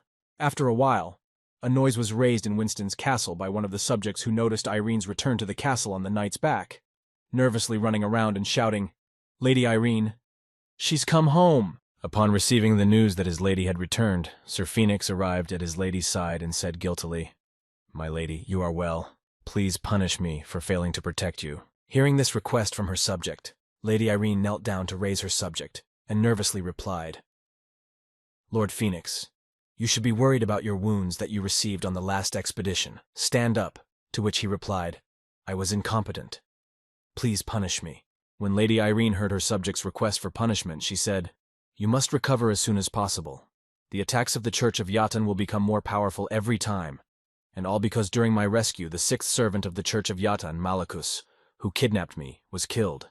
Immediately after these words, the girl got to her feet and pointed to Grid, and joyfully announced, "I was almost sacrificed as well, but Mr. Grid killed Malachus and saved me." Hearing what the lady had just told him, Count Phoenix, amazed by the news, exclaimed, "You are the blacksmith who made the sword of superiority." Looking at Grid, who was standing next to the blushing Lady Irene, Earl Phoenix thought in his head, "He doesn't look strong, like an ordinary blacksmith. And Lady Irene's face, don't tell me she's in love." Immediately after these thoughts, Sir Phoenix looked at Grid more closely and recalled everything he had heard about him, and said in his mind, "As soon as I heard about his deed, he looked different. If he really killed Malachus, he must have an incredible reputation, but I have not heard anything about it. Anything." The next moment, Sir Phoenix bowed before Grid and said, "You are Winston's savior, and I will never forget your kindness." Immediately after these words, Grid received a system notification stating that the quest was complete, and that his proximity to Irene had reached its maximum value, and immediately afterwards, Grid heard Lady Irene's voice speak to Mr. Grid. When the boy looked back at the girl, he saw her handing him a ring, and Doran said happily, "I give you this ring as a token of my gratitude. It was given to me by the man who saved my life, so take it." Taking the object that the girl handed him, Grid happily replied, "I also knew Doran. Of course I will take care of it." Immediately after these words, a system notification appeared near Grid, which said Doran's ring is now connected to you. Seeing that the item was now linked to him, Grid nervously muttered in his head that it was linked, but I wanted to put it up for auction. Looking at the ring that he had received, and that he would not be able to use effectively, Grid said in his head, "Its options alone are worth $1 million, and I can't sell it.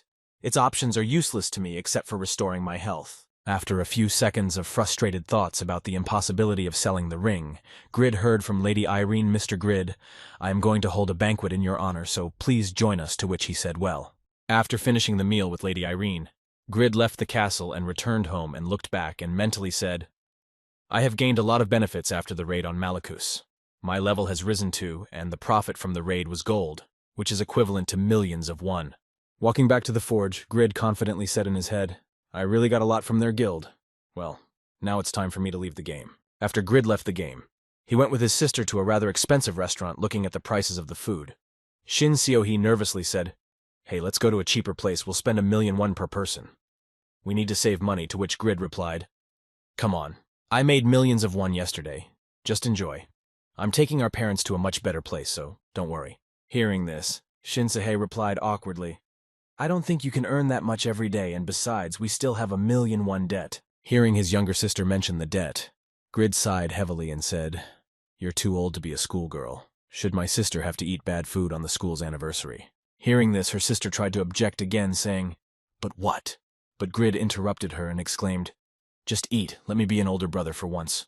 At the same time, by a strange coincidence, Yura was in the same restaurant, and she noticed Grid and said in surprise, This guy from Yatan's church, I never thought I would meet him in real life. As she walked Jura to an empty table in the restaurant, the journalist said, pointing to the vacant seat, Thank you for agreeing to the interview, Miss Jura, and I hope you enjoy your meal.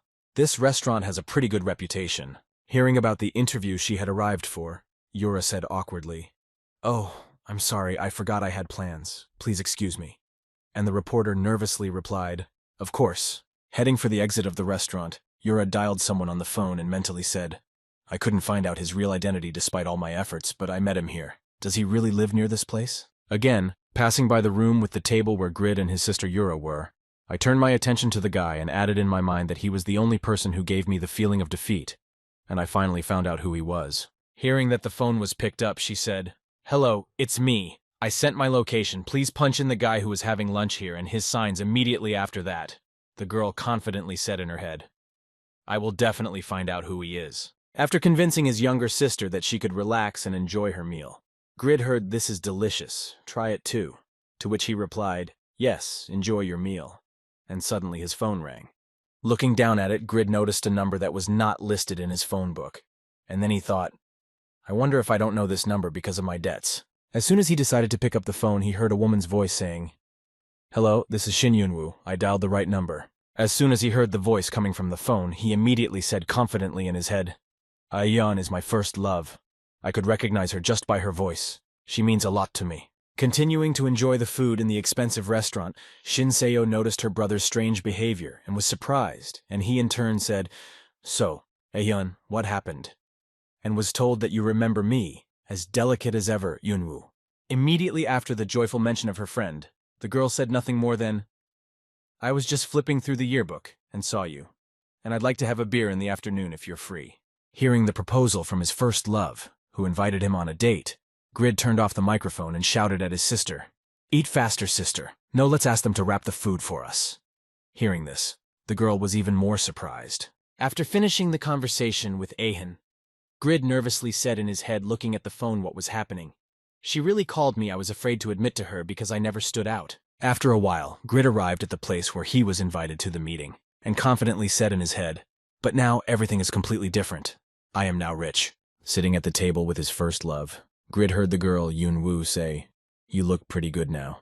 Hasn't it been 2 years since we last met? Hearing this, the guy who had spent a lot of money on hair and a suit blushed with embarrassment and thought, She's still so sweet and beautiful, I think my heart is just burning to be here with her. Trying to tune into the right moment to realize his plan, Grid said in his head, How long I have been waiting for this moment. This time I need to show her my feelings. Continuing their conversation, Aehan said to Grid, You have really changed a lot, to which he replied, Well, I have a good job and I have paid off all my debts. Immediately after these words, Grid nervously said in his head, I spent millions of won on this suit, but what if she is shocked when I tell her? What should I do? As she continued to gain the boy's trust and make him open up, she said, I see you've always worked hard. I knew you would make it in life, and I liked that character trait of yours. Hearing the praise from the girl he liked, Grid nervously said in his head, She liked it. Does she feel the same way I do? Well, since I never asked, we both might not realize it. Clenching his hands into fists and looking down at the ground, he nervously said in his head, You have to be brave once. Now say it, Yunwoo. Just do it. Gathering his thoughts and all his courage into a fist, Grid finally made up his mind and said, I have loved you, Eon, for a very long time. Immediately after the confession, Grid looked down at the ground and breathed out a sigh of relief, saying, "That's so nice. I've always wanted to say that. I have no experience in dating, so it came out stilted. Sorry." Hearing this, the girl, trying to dispel the tense atmosphere, laughed sweetly and said, "Why did you make such a serious expression?" The next moment, deciding to comfort the boy and give him hope, Ahan smiled sweetly and said, "But what you did now makes me happy. You're not kidding.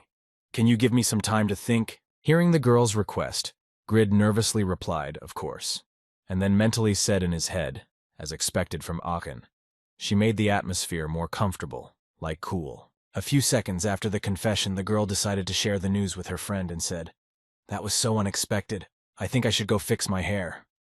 Grid nervously said, "That's good."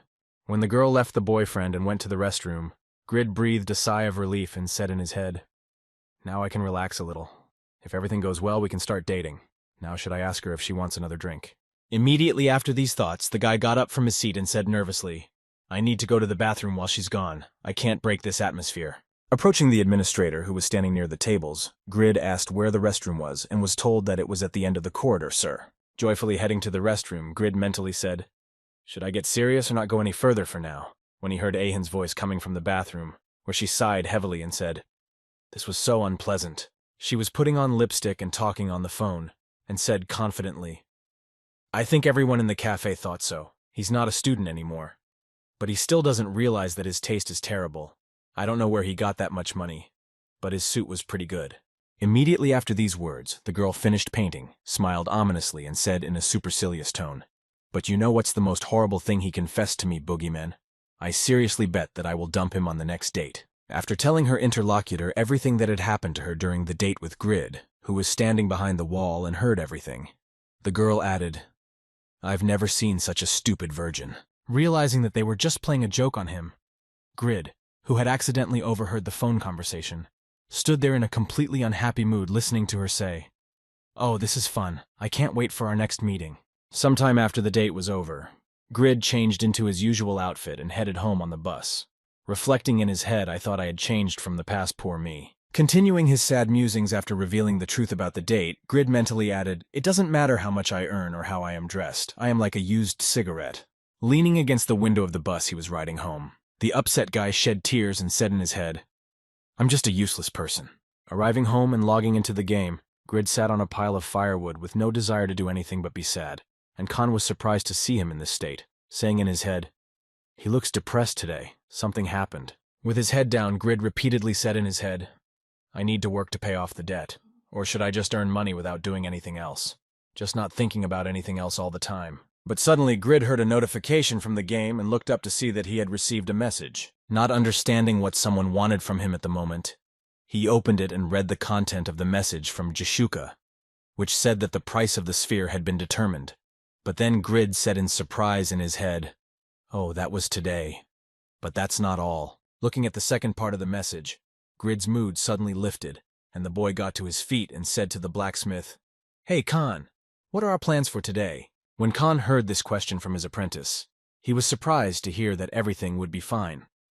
"I wanted to suggest that you take a day off. You look tired." The message from Jishuka continued, "After discussing with the guild, we decided to make you an offer." Continuing to read the message from the girl, Grid learned that we want you to join our guild. I promise to provide you with the best materials for creating items. And in conclusion, the last words from Jishuka in the message are all because our guild needs you, having received such a positive charge from the fact that someone really needs him. The guy smiled happily and said, "I already feel better." After a while, the whole guild of Tseraka arrived at Grid's forge. Sitting down at the negotiating table, Jishuka said, "We need your skills, and I promise to provide you with materials for crafting." Hearing the offer from the girl, Grid thoughtfully said in his head, "I didn't even think that all the members of the guild would come here. I showed them my created items and the dance of swords. It turns out that they realized that I have a hidden class." Immediately after these thoughts, Grid said thoughtfully, "But I can make money working on my own." And Jishuka replied that it would be much more profitable to work with us. "You will get fame, which is much more valuable than any money. I guarantee it." Hearing Jishuka's assurances of unprecedented wealth and fame, Grid said menacingly, "I live here in Khan's forge, and I don't want to move to another place. You will agree." Hearing the demand from Grid, Jishuka said confidently, I am ready to move the guild base here, so there will be no problem with that. You are much more important than that. Hearing that the girl was ready to move the guild base to his city for his sake, Grid smiled and said, well, that's pretty impressive, I agree. And immediately after that, the guy thought, Ahin, my former classmates, I'll show you my success. Immediately after that, Grid received an invitation to the guild and immediately accepted it, as a result of which he received a system message that said, you have joined the Tsidak guild name, Tsidak level reputation master Jishuka number of affiliation. No alliance, no territory, no affiliation, no. Noticing in the guild description a large number of hostile relations with the Kingdom of Rio, the Fire Dragon Traka, the Church of Yatan, the Iron Group, the Helding Clan, the Den Clan, Grid was surprised to hear that it was okay to have an alliance, but not to have territories, and you have so many enemies you are even at odds with the Fire Dragon Traka. After learning all the information about the guild he joined, Grid was surprised to hear that if you are a guild, you need to receive territories from kingdoms and collect taxes because it is easy money. And Jishuka replied that we received various offers, but we rejected them all. Hearing that the guild had rejected all the offers they had received for land ownership, Grid nervously exclaimed, Are you kidding? A lot of guilds are willing to die for a small piece of land. I shouldn't have joined. How are you going to make me rich? I'm out. Before he could say that he was leaving the guild, Jishuka informed him that when the nobles offered us territories, we were busy searching for you. It was impossible to take care of the base while moving around the continent. Immediately after these words, the girl banged her fist on the table and said confidently, We had to find you. It was a priority mission, even at the cost of losing the territory offers. Hearing that they had given up the territories just for him, Grid was surprised to hear that it was only because of me. Immediately after hearing this, Grid awkwardly said, turning his head to the side, I think that the hidden class is really very important, so the whole guild was looking for it, to which Jishuka replied, offended, No, it is not. Immediately after the guildmaster's words, Tobin broke into the conversation and said that there are very few blacksmiths in this game who can make high-level equipment. There are no perfect blacksmiths, and even NPCs cannot always be found in large cities. Immediately after her friend explained the situation in detail, Jishuka added, We weren't looking for a hidden class, but for a blacksmith who creates epic items. Of course we're interested in your class. But if it's secret, we won't ask you. Sometime after the guests arrived at the forge, Khan put the kettle on and brewed tea. When it was ready, he took it to the guests and said, Drink some tea while you talk. Hearing this, Grid was surprised to hear old Khan say this. Taking the tray with the tea and cups, Tobin gratefully said, I'm sorry we disturbed you. Please accept my apologies. Hearing Tobin talking to his mentor, Grid smiled happily and said in his head, I can see it. They respect Khan. They are strict but quite nice people. Immediately after he was convinced that the guild really had good people, Grid stood up from his seat and said confidently, You are not like other people. Looking at Jishuka, who was the guild master, Grid mentally said, They are seeing the real me, and then told the girl, You have come to the right place. When Grid finally agreed to help, all the guild members began to look at him with joy and hope, feeling a bit pressured, and he nervously said in his head, It's a bit stressful to have so many people looking at you at once. And then he said, So you say you'll bring the materials and production methods, yes? Having received the answer to his question, Grid exclaimed angrily, Even if you bring them, I won't work for free. Hearing this, Regis smiled happily and told Mr. Grid that helping the blacksmith was something the guild would do in the first place, as it increased the guild's efficiency. Hearing that helping him was a priority in the guild, Grid was surprised to hear that I was so valuable, such a strange feeling immediately after these thoughts. He asked uncertainly, Well then, which of you should help me first? Hearing that Grid was ready to get to work and help his comrades, Pan immediately shouted out to me, Do it! Before he could finish, he was interrupted by Wantner, who pushed him back and shouted no to me, and Tobin said, Hey, show some respect. Having calmed down all those who wanted to climb in front of each other, Tobin said that the first in line would be our guildmaster, because greed would only consume the guild from the inside. Immediately after such written phrases about greed and respect, Tobin confidently said, And after the guildmaster will be I. Hearing this, Pan and Wantner exclaimed in displeasure, Shut up, you toxic scoundrel. Hearing that he had just been called toxic, Tobin exclaimed in frustration, You assholes. I am responsible for the guild members. Obviously I should be second to Pan. To which Pan replied, What the hell are you talking about? Do you think you are the most authoritative here or what? Looking at the guys fighting for a place in line for the blacksmith services, Grid thoughtfully said in his head. Everyone was angry about the objects immediately after that. He pointed his finger at the three unwanted guys and said Tobin. And this is Rook and Jeep. Hearing their names that Grid had just said, the three boys exclaimed happily, "Yes, that's us." And then Grid said, "Well, then you guys will be the last ones." Recalling the time Tobin had chased him away when he tried to join the raid on the forest guard, and when Rook and Jin had come to their forge looking for him, Grid added, "Rude guys go last." Immediately after that, Grid looked angrily at Rook and Jeep and then said, "Don't even dream of getting the item from me until you apologize to Khan, you two." After listening to Grid's personal whims, Jishuka said, "If you're done, I want you to make a spear for Pon first." Turning her attention to the guy she was talking about, Jishuka continued, "He is one of the few damagers in the guild, and his importance in raids is quite high, but the spear he is using is currently very low level, so it cannot fully reveal its full power." When Jishuka finished her speech, Pon found the blueprints for the spear he wanted to create and said, "We have already prepared the production method, but can you learn it?" Looking at the method, Grid saw a notification saying Storm Spear production method requires a level of advanced blacksmithing. Taking the production method in his hands, Grid learned it in a matter of seconds and said, "You said your name was Pon, right? Well, it's not that hard." Seeing that he had already mastered the production method that Pon had given him, he was surprised to hear him say in his head, he studied it and just imagined that he had an advanced blacksmithing skill level. And then Jishuka thought that even the first blacksmith in the ranking was only average. Plus, he had the fighting skills that we had seen in the raid. Immediately after these thoughts, realizing how powerful and rare this case is, the girl nervously added in her head, even among the hidden classes, he must be one of the best. Looking at the parameters of the storm spear he would need to create, Grid thoughtfully said in his head, "Well, it's not as good as the Sword of Superiority, but it's still pretty good." As Grid began to think about the spear and its creation, Pon happily announced, "I will go and buy the materials, Ragus, and I will find the stolen shield, so concentrate on creating it." Immediately after that, Grid looked at the description of his legendary blacksmith's breath skill, and thoughtfully said in his head, as he did in creating the sword, "I think my breath will be quite important. The final product will be better than usual, since it will have an additional option if I activate the skill." Seeing that Grid was not doing anything yet, Vantner approached him from behind with his weapon and said awkwardly, "Can you help me repair my weapons? My weapons were damaged by Malakus's dogs." Hearing Wantner's request to repair the weapons, Khan smiled happily and said, "Then let me take the anvil and repair your axes." Hearing this, Grid was surprised to hear that there were special items for repair. When Khan heard Grid's question, he replied that if we repair the items, we can earn the trust of the customers. It is the meaning of our ancestors to work on items with a steady income. And then he thought, he asked something so obvious, and then he heard the answer, "Wow, a steady income sounds great." After looking at the weapon that Wantner gave him, Grid said with anticipation, "Now let's get started, that's interesting."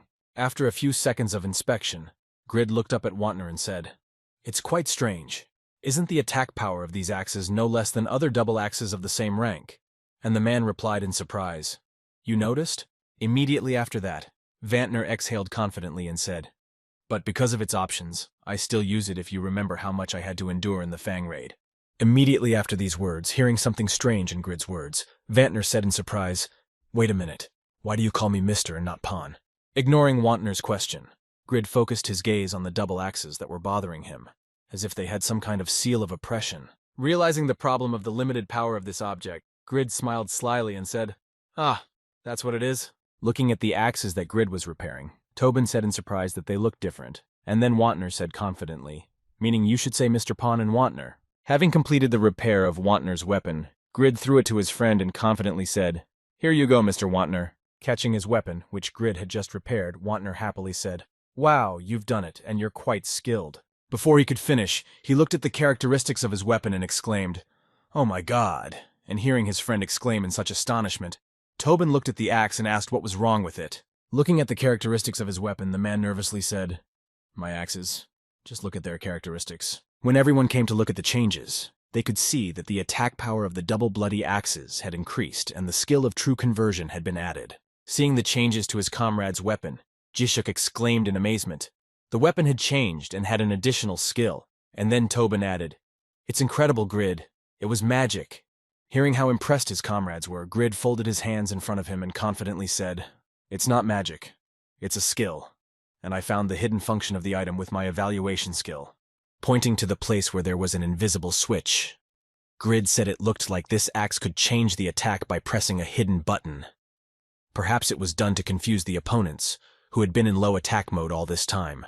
After listening to everything Grid said about the hidden features of the weapon, Tobin was surprised to hear it for the first time when I heard about such a skill, and then Wantner added it was just incredible after hearing the words of admiration from his comrades. Grid smiled slyly and said in his head, Bugaga, you see it's runners. Here is the power of the legendary class. Hearing about the hidden button for switching to the enhanced and weakened mode, Jishuka happily said, then could it mean that all items have a hidden function? Covering his hands from Jishuka's happiness radiation, Grid mentally said, God is so beautiful, no. I need to concentrate. I won't be fooled by a girl again. After these thoughts, he awkwardly said, not all I have to use the evaluation to find out. Hearing that not every weapon can have hidden abilities, all the members of the CDAC Guild handed their weapons to Grid and exclaimed happily, then please evaluate mine and mine as well. How much is your evaluation worth? Hearing the offer to buy this service, Grid thoughtfully said in his head, since this skill is the best eye of Palalian which is worth gold. Should I say, though, I will feel guilty taking money from my new guildmates for a skill with unlimited use. After a few seconds of thinking, Grid tried to calm down the excited guildmates by waving his hands. Please be quiet. I heard you. Immediately after these words, the boy confidently said, in honor of joining you, I will take gold if I find a hidden function in the item. You will have to pay more. Now line up. When all the members of the Tzedaka Guild lined up and prepared their money, Grid happily said, thank you all. Pull out all the items you have, and then mentally said, just looking at the items will bring me millions of won. At the same time, Regis and Pon were wandering around the city visiting shops in search of items and stopped at another shop, and Pon said, Griffin tendons are not available in street shops, and the price at auctions is too high. To which Regis replied, we need a lot of materials to make a better item. Hearing this remark from his friend, Pon said thoughtfully, even an improved level of blacksmithing skill gives only a chance to create an epic item, and I have enough money for only those. Hearing that his friend had enough money for only 3 items, Regis said sadly, if only I had money, I'm sorry. Pon replied, hey, I told you to stop giving money to everyone. Suddenly, Pon noticed some interesting people nearby, and noticing them, he said, aren't they from a giant guild? What are these guys doing in Winston? To which Regis replied, I heard that their master Chris recently became Lord Pedro. Looking at the other members of the guild, Pon nervously said to his friend, I don't know why they came here. Let's just take the materials and go to LTS. They were a few ranks lower than us, but in Satisfy, it's one of the best guilds. We don't need to get into conflict with them. After a few seconds, Regis pointed at the members of the giant guild and said nervously, Pon, all the tendons from the auction belong to those guys. Hearing this, Pon exclaimed in anger, why the hell is that? Returning back to the forge, Pon and Regis heard joyful exclamations and sad sighs combined with the words, wow, I got them and I failed. I also have nothing. Arriving at the other members of his guild, Pon was surprised to hear that Wantner had failed. What was going on here? Hearing the question from his friend, Wantner immediately demonstrated his improved weapon and said happily, look at this, you're jealous, get over it. Seeing how much his weapon had changed, Pon was surprised to hear that there was some kind of mistake, and Wantner replied with a dreamy expression, Grid found a hidden ability with the help of the evaluation skill. Immediately afterwards, Tobin, who had joined the conversation, added that this was why all the guild members were giving him their items to test them, and so far only 3 of them had found hidden abilities. Hearing this, Pon took out his weapon and ran to Grid, shouting, my weapon, please evaluate my weapon too. Looking at Grid, who said to Pon, you have nothing, and Pon himself, who replied sadly with my money for the potion, Tobin said, he increased the guild's strength in half a day. He is worth what we paid for him. After looking at all the weapons of his fellow guild members, Grid made a fist and happily said in his head 10,000 gold in a few hours in money. It is about 10 million won, and in addition to this understanding of hundreds of items. After these thoughts, Grid headed to the forge to get to work and said to his fellow guildmates, I'll start creating items. You're not going hunting. And Tobin answered him in surprise. Oh, it's evening. When the guys went hunting to raise their level, Regis said goodbye to Grid and exclaimed happily, well, then get started and let us know when you're done with your work. And then Wantner exclaimed, don't try too hard with the spear for Pon. And Pon exclaimed irritatedly, shut up, you fool. Looking in the wake of his comrades who went hunting, Grid mentally said, they are quite noisy guys, just like great friends. Then returning to the forge, Grid set to work. Melting the furnace, the boy said in his head the ability to use all items' immunity to any status effects, incredible skills like invulnerability and fencing. Pagma's descendant has no problem as a top class, but Immediately after that, the boy added in his head, while melting metal, it is even better when used for blacksmithing during the melting process. A system notification appeared in front of Grid that said, Pagma's descendant is sensitive to temperature. You carefully measure the temperature of the furnace in degrees. After reaching the desired temperature and pouring the molten metal into the mold, Grid said in his head, to melt the mephril, I need to be between n degrees. To reach such a high temperature and control it is a skill that only blacksmiths of advanced skill or higher can use. After pouring the molten metal into the mold, Grid joyfully said, the color is just perfect, even better and nicer than Aiken. Looking at the work he had done and the metal that had a wonderful color, Grid, waiting for it to cool, turned his head away from it and shedding tears and trying to wipe them with his hand, said in his head, I will not go crazy soon. When the molding process was completed, Grid picked up his epic hammer from the unknown blacksmith and confidently said in his head, after using it, the rating is growing nicely. But if I want to improve the probability of unique items, I'll have to improve it sometime. Immediately after thinking about improving his blacksmith's hammer, Grid confidently said in his head, I will use you to the fullest, as this is the first item I am making for the guild. And so from the moment Grid got down to business, 3 days passed, and when he arrived at the forge to pick up his completed items, Pan said in surprise, what happened? Looking at his companion standing outside the forge, Pan said in surprise, why are you all here? I came to pick up my custom-made weapon. Grabbing his friend and throwing his arm over his shoulder, Wantner said, mocking his friend, we came after we saw Grid's message in the guild chat. I heard your spear was damaged. Look at your face, boogeyman, Pan exclaimed irritatedly. You damn octopus. Get lost quickly. A few seconds later, the door to the forge opened and Grid came out of it. At the same time, Jishuka was saying to her friend, don't be too disappointed, Pan. Even an ordinary object can be used. Hearing the noise outside, Grid said, what's with all the shouting this morning? Taking the 3 weapons he had made with him, Grid said disappointedly, wiping the sweat from his face. I told you it was a bad job. Why are you all here? Take this, Pan. Taking the finished weapon in his hands, Pan said in a worried voice, you've been working on it all night. I'm sorry about that, Grid. No problem. I'm sorry for my failure as well. Immediately after these words, opening the first of the items, Pan smiled in disappointment and said, it's fine. Thank you. I didn't expect much from the materials for 3 copies. Hearing this, Grid wiped the sweat from his face and said, it's certainly not enough. But use it well. I was expecting a legendary, but I only got 2 epic and 1. When Pan unwrapped one of the spears, Grid added a unique one. Holding the unique item created by Grid in his hands, Pan was impressed by the power of this weapon. Seeing the weapon Grid had made for Pan, Vantner angrily exclaimed, no, it's not real, throw it away. No restraining his furious friend who had lost control. Tobin said in surprise a unique item could be created. After presenting the items made, Grid confidently said epic is also good, but unique has more durability and attack power. After these words, Grid mentally said, there is also plus from the legendary blacksmithing skill, and plus divine breath of the legendary blacksmith. After telling about the difference between epic and unique items, Grid also added that there is an additional skill of the creator's desire that allows you to increase the attack power by minutes, can be stacked with buffs of this type, consumes weapon strength, and also has a penalty, but combining it with other buffs will be a clear plus for the main home run.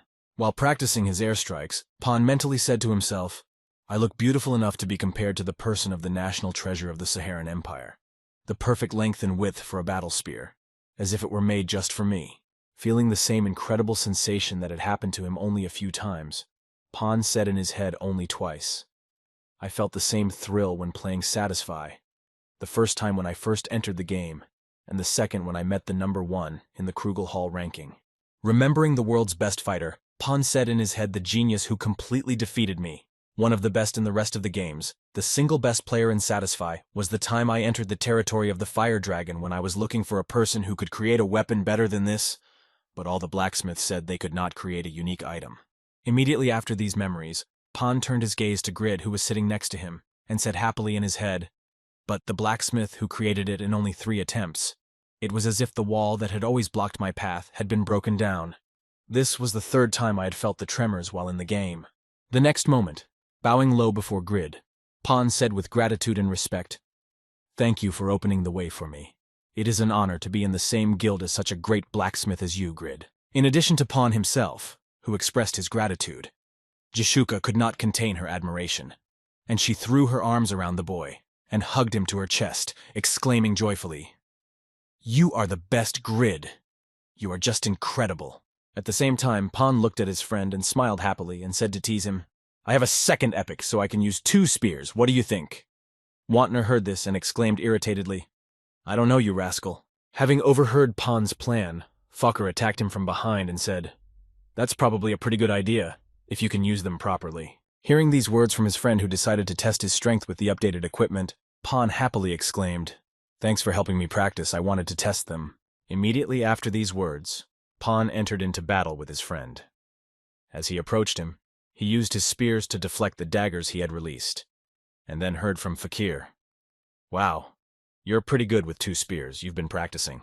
Hearing this question from his friend, Pan confidently said, "It's my main ability. I just adapt quickly, and you're a killer when you do." Having received a remark about his class in high speed, Faker said to his friend, "Your rank is higher, but I have no equal in agility. I am faster than your spear." Accepting the challenge from his friend, Pan spoke confidently, deciding to test the additional acceleration skill that was in the spear. "Let's see how long you can last." The next moment, standing ding in front of each other, Pan began to attack with his 2 spears, Faker in turn dodging the attacks. But this competition did not last long. After a few seconds, Pan managed to get his friend. Flying backwards from the spear hit by his comrade, Faker nervously said that his attack speed was increasing. Immediately after this question, Faker noticed that there was a small cut on his face from his comrade's attack, and asked if this unique option to match the speed of the killer was not cheating. Seeing the result of his additional weapon skill, Pan happily said in his head, "It really works. Now I can resist Krugel." And at the same time, Wantner was already flying at him, shouting, "Attack me too, you scoundrel." At the same time, not far from the smithy itself, Khan stood with a visitor who asked in surprise if this was the smithy, and the blacksmith replied, "I don't understand what you're talking about." Paying attention to what was happening in the courtyard of Khan's forge, the boy awkwardly said that it looked more like a sauna of desires, but not a forge. Hearing the remark from a visitor to the forge, Khan angrily exclaimed, "Hey, what are you doing in Grid's forge, you two?" Hearing the question from his mentor, Grid came to his senses and immediately got to his feet and moved behind the old man, after which he nervously exclaimed that I did it. "You tried to charm me so that I wouldn't pay for anything free, you rascals." Hearing the disgruntled exclamations from the creator of this equipment after Khan interrupted the fun with his appearance, Pan nervously said, "I'm sorry, I was too impressed, but honestly speaking, this is the first time I have seen such a good equipment, so it's hard for me to say the price." After thinking about the price of the item for a while, Pan said, "What about gold? It's not that small of an amount." Hearing this, Grid said in his head, "Gold? That's the equivalent of a gold piece, right?" Immediately after these words, the boy looked at his friend and said in his head in surprise that the legendary sword of superiority cost gold, and he wanted to buy a unique item 4 times more expensive.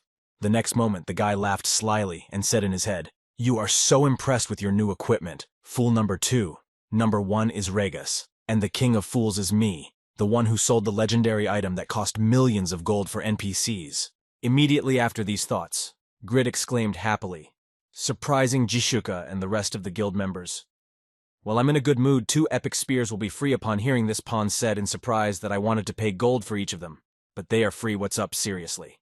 Reflecting on what she had just heard from Grid Jishuk, surprised at the sudden generosity, Grid said in her head, "Usually he is greedy and secretive, but now he's quite generous. This guy is really unpredictable." At the same time, 2 members of the giant guild were passing by Mr. Khan's forge and overheard Pan's conversation with Grid, in which Pan said, "Thank you. You are really the best." And he was serious. Hearing this, one of the giant guild members said, "The Sadaka guild often comes to this forge, so that means we need to tell the master immediately." Concentrating his gaze on Grid, who was in the center of attention, one of the giant guild members said, "If he is the unknown blacksmith, we cannot let the Sadaka guild take possession of him. We will kidnap him." Meanwhile, Regas continued his training to increase his level by destroying monsters, sighed heavily and said, "I have to find Mr. Grid's shield as soon as possible. But why are there so many monsters on my way?" Suddenly, the icon of his friend appeared next to him, who sent a voice message saying, "Did you find something, Regas?" To which he replied in surprise that he had found Ponghyun. Immediately after his friend's question, Regas added, "Well, I'm on my way to the place the witnesses said, and what about you?" Looking at Regas's question, Pan replied, "I'm outside of Winston at the place the witnesses saw, but there's no sign of the shield." When Regas found out about the situation at the scene, he asked his companion, "Well, what about the spear? How about the storm spear? Everyone in the guild is talking about it. After this question, Pon smiled happily and said, "It's incredible. It's a shame to waste it on these monsters." Suddenly, Jishuka broke into their conversation and nervously said, "Hey Regas Pon, forget about the monsters and find that thief," the guildmaster said in surprise. Continuing to walk to the place of the raid that they had been postponing for a long time together with other members of the guild, Jishuka said, "You must find that shield. We need to pay back Grid." Ordering 2 of her guild members to prioritize the mission, she added confidently, "And the rest of you focus on the raids we haven't completed while looking for Grid, as there will be fewer of us to work with." Hearing the guildmaster give everyone instructions, Vantner nervously spoke to his comrade about Jishuka breaking up again, and was told that it was because Pon had spotted those rascals from the Giant Guild in Winston. Looking at his guildmaster, who was very determined, Toban added, "We were stronger than them in LTS, but this is different. She just wants to close the gap between us as soon as possible." The next moment, opening the guild's voice chat, the girl said in a stern tone, "Pon, if you don't complete this mission by the end of today, I will kill you." Having received only silence in response to her words, the girl exclaimed irritatedly, "That you are ignoring me again, you rascal," seeing that Pon was taking the guildmaster out. Wantner smiled slyly and said to Jishuka, "Why don't we wait until I have a weapon made? Then our guild will be stronger." Hearing the question from her friend, the girl looked back at him and calmly replied, "It's not your turn yet, Wantner. Isn't that why we left that guy alone, even though we are so short of hands?" Thinking of the boy who remained at the forge waiting for his new weapon that they had ordered from Grid, she added a second item to be made for him. At the same time, Iblin, the member of the Siddika Guild who was a ranked swordsman and was about the age of years, nervously said in his head as he stood outside the door of the forge, "Mr. Grid." He was completely focused on his work. Slightly opening the door and looking inside, the boy nervously said in his head, "A new weapon for me, I'm really interested. He'll probably get angry if I bother him. I'm just going to take a look." Suddenly, Grid's angry voice came from the forge and he exclaimed, "Oh, it's annoying," and quickly closed the door to the room, frightened, and said nervously in his head, "Oh God, he's in a bad mood." At the same time, in the forge building itself, Grid, who was furious at the creation of the object, slammed his hand on the table and said, "What the fuck does it look like? A fucking Flamberg?" Looking at the method of manufacturing the weapon, the description of which said spike production then Flamberg with small spikes like roses, the target will receive painful scars when attacked by this weapon. Conditions of use level, Grid said with a grudging grin. "What are these useless spikes?" Concentrating his attention on the spikes that were on the blade in the production method, the guy said in his head, "The more the sword warms up, the stronger it becomes. But because of this, it is difficult to handle. But since handling is important for a Flamberg, it will be difficult to get an epic rating since I will spend half the time on warming up." Opening the item's status window, Grid said thoughtfully, "I realize that the shape is important because it adds additional effects, but I don't want to get a common or rare item." Looking at his stats window, Grid said thoughtfully in his head, "I'm almost at my dexterity points, and given the effects of the titles, Khan is an advanced blacksmith with dexterity points, which means I have more dexterity than the best blacksmith in the north." Realizing that he had all the chances and the ingredients to get a great result, Grid confidently said in his head, "I'm going to do it. I'm going to make the best Flamberg in the world." At the same time, somewhere in the dungeon in the basement of Pedro's southern castle, a sweep was taking place, and the sounds of battle were heard. Sometime later, after the battle with the boss was over, the defeated vampire baron said to the people, "I will rise again and pay you back for this disgrace." After the death of the vampire baron, the leader of the Giant Guild received a system notification that said, "You have received a vampire necklace and an elixir of agility." Immediately after that, Chris confidently said, "Yes, yes. Continue to revive so that we can get more rewards." Immediately after these words, the guild leader used the strength and agility potions that he had available and received a system notification saying that your strength and agility have been permanently increased by 1. After using the potions that permanently increased his stats, Chris, who was a great swordsman and leader of a giant guild, looked around. After a few seconds, his gaze rested on his guildmates and he spoke. "Well, it looks like we were able to assemble the complete vampire accessory kit." And the guildmates cheered. "You've become much stronger, congratulations, Sir Chris." Hearing the congratulations on becoming stronger, the guild leader confidently said, "My strength will be reflected in the strength of the entire guild. The deputy leader can also get this set. Let's work hard." Immediately after the announcement of the hard work, one of the members of the Giant Guild said in surprise, "Master, You heard that the unknown blacksmith was recruited by the Tzedakah Guild. Why haven't we gone and taken him away yet?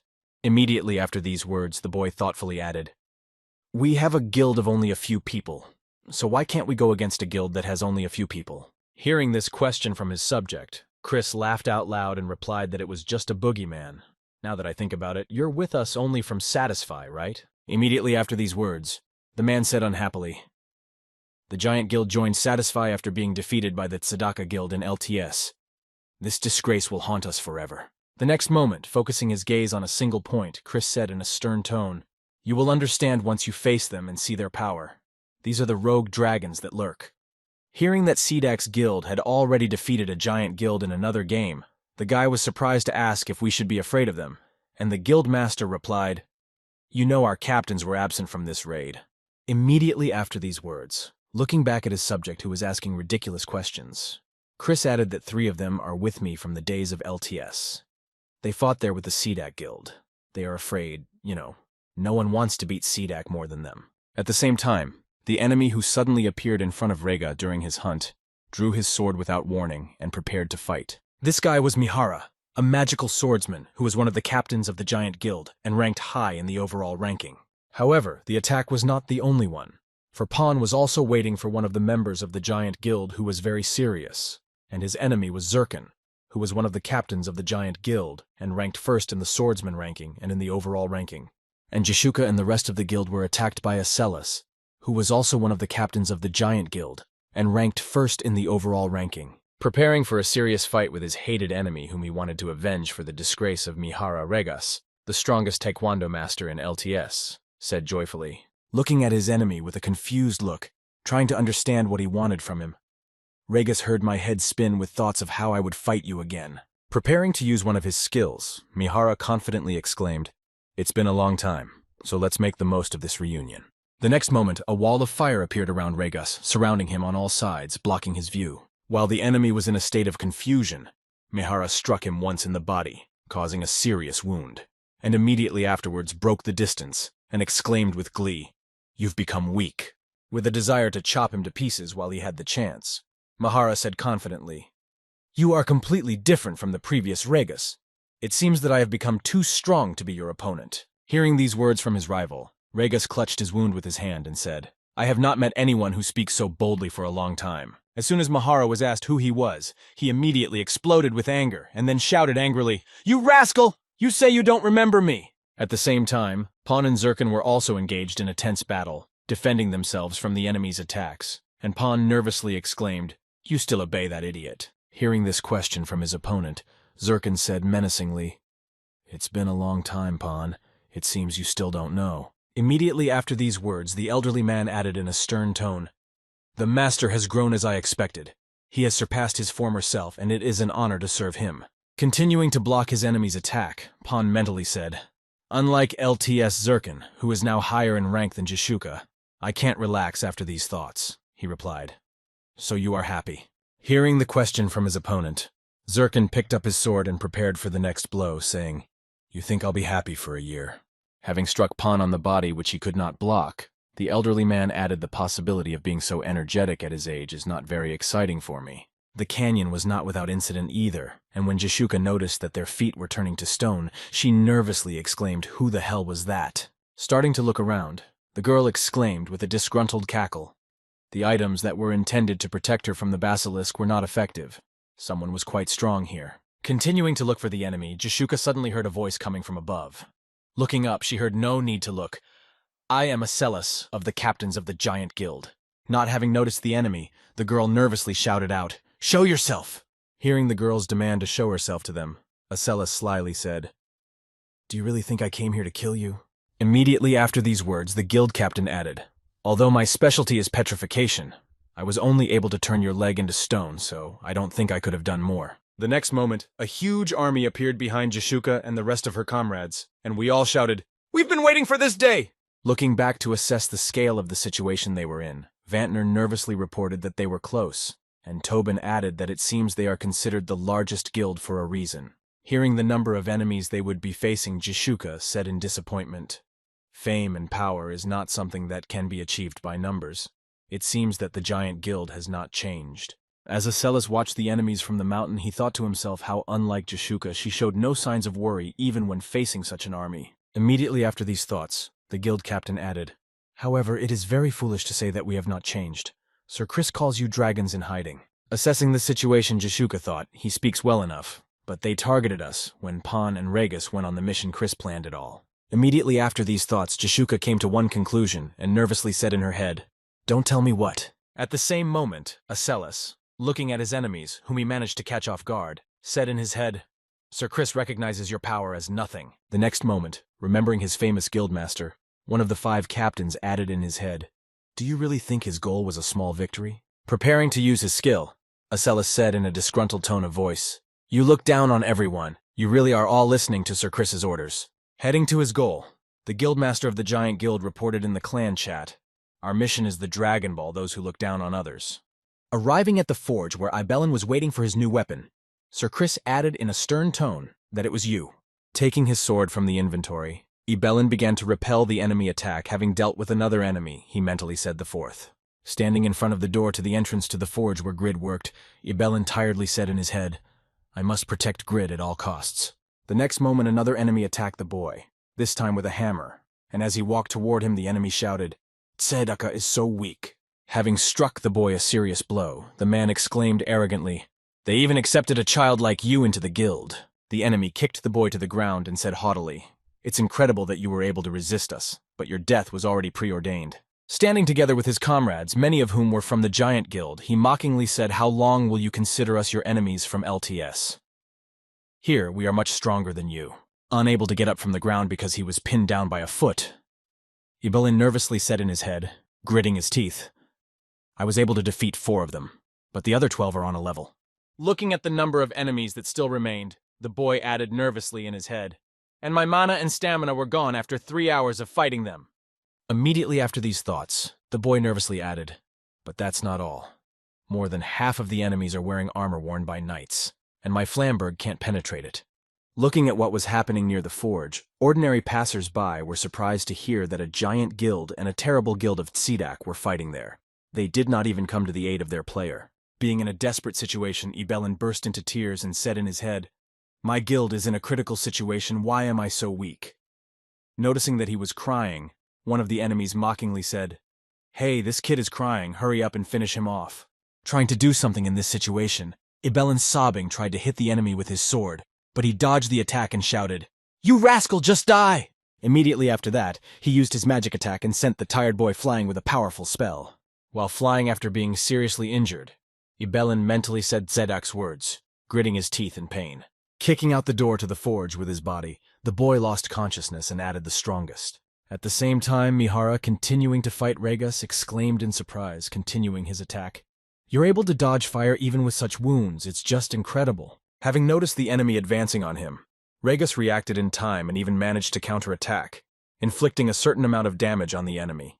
Having blocked Regus's attack, Mihara was not going to give up after a failed attack attempt, and said in his head, "It's not as easy as I thought." The next moment, using his skill, he created a sword and launched it at Regus, thus making a long-range attack. Preparing to take the blow from the enemy, Regus confidently said magic and swordsmanship are both at a high level.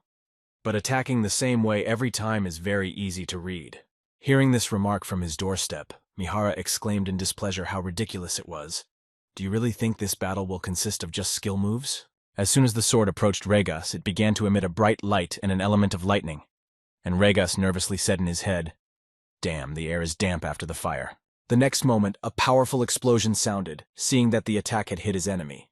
Mihara exclaimed with a haughty tone, "Boogaloo, not bad, isn't it? I will finish you off with my strongest skill that destroyed Yatan's followers." Looking at Regus, who was covered in wounds, Mihara asked happily, "Do you feel how much weaker you have become compared to the past?" And at that time, Regus received a system notification that said you have lost the vision in your left eye. All your stats will be reduced until you heal your wounds. Your head is spinning. Looking at his enemy, who managed to weaken him with this combination, Regus said in his head that I was wounded by a basic element. I need to train more. And at the same time, Mihara combined the crystals of the 5 elements into one magic spell and shouted, "Ruthless Ice Sapphire and Sinister Fire Ruby, become one with the Storm Emerald and manifest incredible power."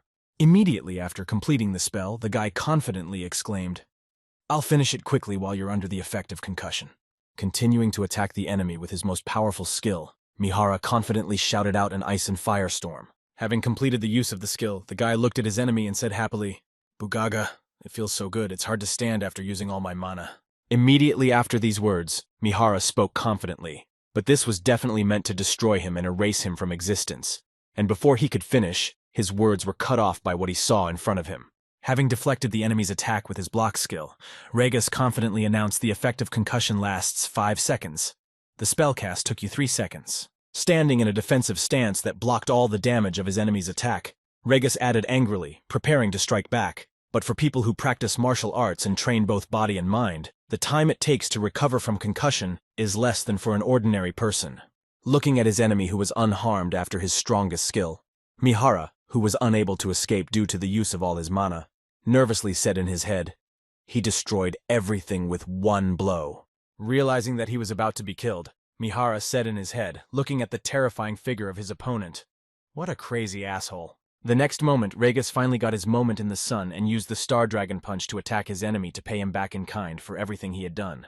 Disintegrating into pixels after receiving critical damage due to Regus's attack, Mihara nervously exclaimed, "I thought I was strong enough that the difference has passed over time." Having finished the fight with the enemy and emerged victorious, Regus said confidently, "You were a great opponent. It was a great fight that took me by surprise and forced me to use all my strength." Finally falling down from the wounds and fatigue, the boy said, "But the thing for which you came here is to become stronger." At the same time, Pan continued his fight with Zirkin, and now he was even able to take the initiative. At the same time, Zirkin moved to the defense position and mentally said, trying to avoid Pan's attacks, "I am sure I have grown to become the first swordsman. But then why?" Dripping with sweat in a difficult confrontation against his opponent, Zirkin nervously said in his head, "Isn't the gap between us too big? Has the time come for the young?" The next moment, Pan began to pour out a barrage of blows that became faster and faster over time, forcing the enemy to act more carefully and spend more energy on defense. Starting to miss attack after attack from his opponent, Zirkin flew backwards in confusion, saying in his head, "The speed of the spear attack has exceeded all my expectations. My defense simply cannot withstand it." Having been defeated in a duel against his opponent, Zirkin, on the verge of death, said wearily to his enemy, "You have become stronger, Pan." Standing in front of his enemy on his feet when he was completely exhausted, Pan confidently said, "Thanks to this spear, I was completely overwhelmed at the beginning of our battle." Hearing these words from his opponent, Zirkin closed his eyes and said confidently, "Even so, you are still strong enough. You don't need to be so modest. It's a pity that this old man can't do anything anymore." Immediately after these words, Pan said to his opponent in a menacing tone, "Tell your Chris to prepare better if he wants to attack the Tsidak Guild next time." At the same time, somewhere in the canyon where Jashuka Vantner and Tobin were attacked by a large army led by one of the commanders, Acellus was watching the battle and nervously said in his head, "It's impossible they started 3 months later than us." As he watched all the members of the giant guild defeat each other in the battle against the Tsidak Guild, Acellus nervously said in his head, "But 10 people can destroy 200 players." Continuing his thoughts about the situation on the battlefield, the boy confusedly added in his head that their strength surpassed common sense. Watching the enemies fight against the giant guild's large army, Acellus mentally said, "Who is creating the advantage? Jashuka is the perfect marksman, but even if we want to deal with her, Tobin won't let us." As he continued to watch his comrades die one by one, Acellus nervously said to his head the plan was to dominate them. "But we can't even do that until the other group takes the blacksmith. We will hold them off here." Evaluating the battlefield, Tobin told Guildmaster Jashuka, "You see how they are stumping us. I don't think we are their target. We heard this." The girl cycled and replied, "I know that, let's destroy them quickly." After taking a short break, the girl began to look for the army commander and exclaimed, "I'm getting tired of this. So stop this circus and show yourself, Acellus. Because your target is the blacksmith, I'm right."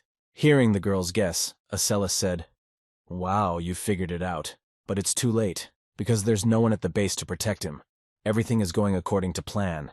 Hearing this, the girl smiled slyly and confidently replied to her opponent, "Common sense only works when you can use common sense." Realizing what could be waiting for the enemies in the forge who decided to kidnap Grid, the girl happily added, "Well, then let's just see what you can do afterwards."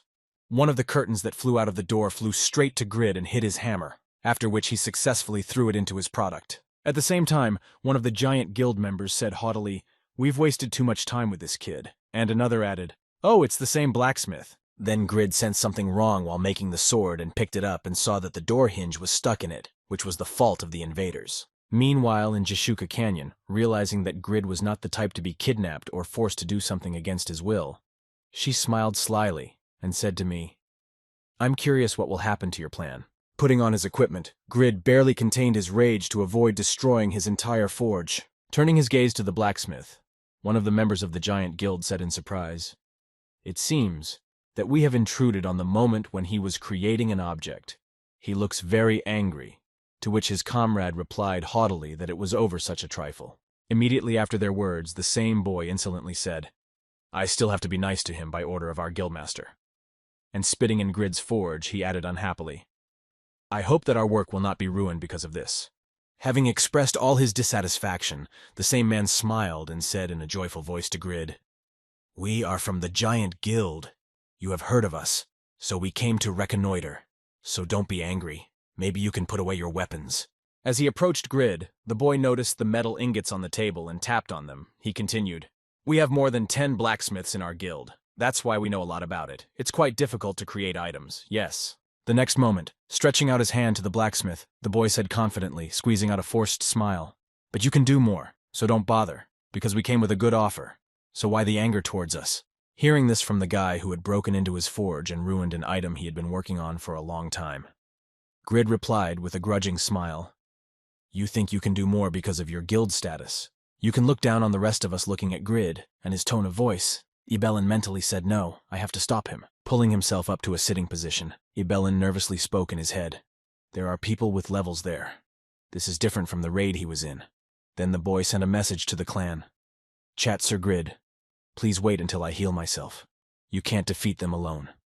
Ignoring the message from Ibelin, who tried to calm him down, Grid shouted angrily to the invaders, "You scoundrels! Your attitude towards me is annoying. I will finish you all off." Hearing this, the boy was surprised to hear that he was listening to me at all. Standing behind his comrade, one of the members of the Giant Guild said in his head, "Our captain is not with us since he was killed by Ibelin. But even so, he dared to provoke us to die. He wanted to." Immediately after, one of the guild members who also entered the forge said in surprise, pointing to Grid, "Hey, are you sure it's the blacksmith? Look at his armor and dagger." Paying attention to what his friend had just pointed out, the man said in surprise in his head, "It looks pretty strange. But don't tell me." And at the same time, the negotiator who was trying to persuade Grid to go with them said confidently, "It looks like you want to finish the item. It's okay, we can wait." Continuing to boil over with rage at what the intruder was telling him, Grid heard it wouldn't take more than a couple of hours. You'll finish it quickly. The next moment, one of the Giant Guild members who was standing behind him nervously shouted to his friend, "Hey, Kido, be careful, something's wrong here." As soon as Kido heard this, he was already cut into 2 pieces by Grid, and at that moment he activated the skill of his gloves and dealt a double blow to the enemy. Losing consciousness after he lost all his health, Kido said in confusion, "Impossible in just 1 hit as a blacksmith." After that, all the group members received a system notification. "A member of your group, Kido, is dead." Seeing what had just happened, the frightened man said in his head that he had died because his base health was low, or simply because the attack of this blacksmith was too powerful. However, not only the enemy was surprised, but Grid himself was as well. Looking at his sword, he mentally said, "Now I know for sure that Dinslayer is a truly incredible weapon." Looking at his sword with the power of attack plus, Grid said in surprise in his head, "I hit him because I was very annoyed, and did not even think that it would turn out like this." Immediately after that, turning his gaze to the enemies standing in front of him, Grid thoughtfully said in his head, "Since this weapon is used in battle against a large number of enemies, I was given additional points of attack power here, people. Then the effect is that it gives points for 1, yes, 1. The next moment, turning his gaze back to his weapon, the boy happily added in his head, "And if I fight 100 opponents, then the attack power will increase by, I'm sure there are restrictions on this weapon, but even so, it still remains cheat." Realizing how cool this item was, Grid mentally said that the item created by the first blacksmith Albertino was on a completely different level than his own, even though their rating was the same. Thinking of his mentor's descendant Khan, Grid mentally said, "Even though I am a descendant of Pagma, my skills are still poor, but the time will come when I will surpass him." Immediately after these thoughts, Grid rushed at the intruders and angrily said in his head, "But first I need to destroy those who have spoiled my item, the blacksmith's rage." Applying the skill, Grid rushed into battle trying to destroy all the enemies at that time. His attack power and speed were increased by seconds thanks to the skill. After blocking Grid's attack, one of the enemies who wielded a two-handed sword said in surprise in his head, "I was able to block his attack but still took damage. This scoundrel is not a blacksmith. It is a trap of the Sedak Guild." Immediately after this incident, the man shouted to his comrades, "Everyone, run away immediately! Retreat from here on the orders of the chief!" And all the members of the giant guild began to quickly leave the forge. Rushing after his enemies, Grid shouted angrily, "Do you really think you can get away from me with your quick moves?" The next moment, Grid caught up with his first victim and struck him with a powerful blow, destroying his armor to pieces. Then the man received a system notification that said, "You were damaged by an explosion and took damage." Retreating with his comrades, one of the guild members saw that one was missing and looked back. Seeing what had happened to him, he nervously said in his head it was impossible to have a Maxivun tank that could hold back even ogres. It had an incredibly large supply of health and defense. Continuing to run away with his tails between his legs, the frightened man continued his thoughts. "We thought we would only face Sibelin, one of the 10 newcomers, but they were hiding such a monster." Hearing the shouts of retreat coming from the crowd of enemies, Grid used an air cut to catch up with them. Having already dealt with several enemies, he said in displeasure, "Who said you could escape from me? I will take care of each of you." At the same time, Acellus, who had suffered a shoulder wound from Jishuka's arrow that killed him, angrily said, "That's all I can do, you damned Sadaka." Seeing that they had defeated the enemy, one of the members of the Sadaka Guild joyfully said, "Perfect hitmaster. Our expectations were not in vain." Having defeated the enemy who had bewitched them with petrification, Tobin said, noticing that the effect was dissipating as the petrification spell had disappeared, "We could return to the forge." To which Jishuka replied, "Damn, we've been here too long." As soon as she said this, Ibelin appeared in the clan chat with a report, and told the master that Ibelin was there, and seeing her friend there, the girl nervously exclaimed to Ibelin. Immediately afterwards, Jishuka asked if you were okay, and the guy who came out of the forge confusedly replied, "We were attacked by people right now, I'm being treated." At the same time, Grid went on a rampage, using his wave skill, which releases a fierce sword dance that looks like a wave, and deals damage to all opponents within 1 meter of the wielder's attack and slows them down. Grid was destroying intruders left and right. Watching his comrades rapidly die, the frightened man nervously said in his head, having lost the opportunity to escape, he inflicted critical damage on all opponents in just 1 blow. Continuing to think about the enemy, the man from the Giant Guild continued to do such a high damage rate in an area attack. Don't tell me this is a rare skill. Watching what was happening near the forge in the direction where the enemies fled, Ibelin wondered in his head what class Sir Grid had. Everyone said he was the owner of the 3rd epic class. Continuing to observe the power of his fellow guildmate, Ibelin confidently said in his head, "However, this attack power belongs to at least a unique class." Using a regeneration potion, one of the enemies who was seriously injured said, "Who would have thought that Sedak had such a monster? Do you really think we can defeat it?" And he replied, "No, it's impossible." Immediately after these words, the man confidently exclaimed, however, "We cannot retreat empty-handed.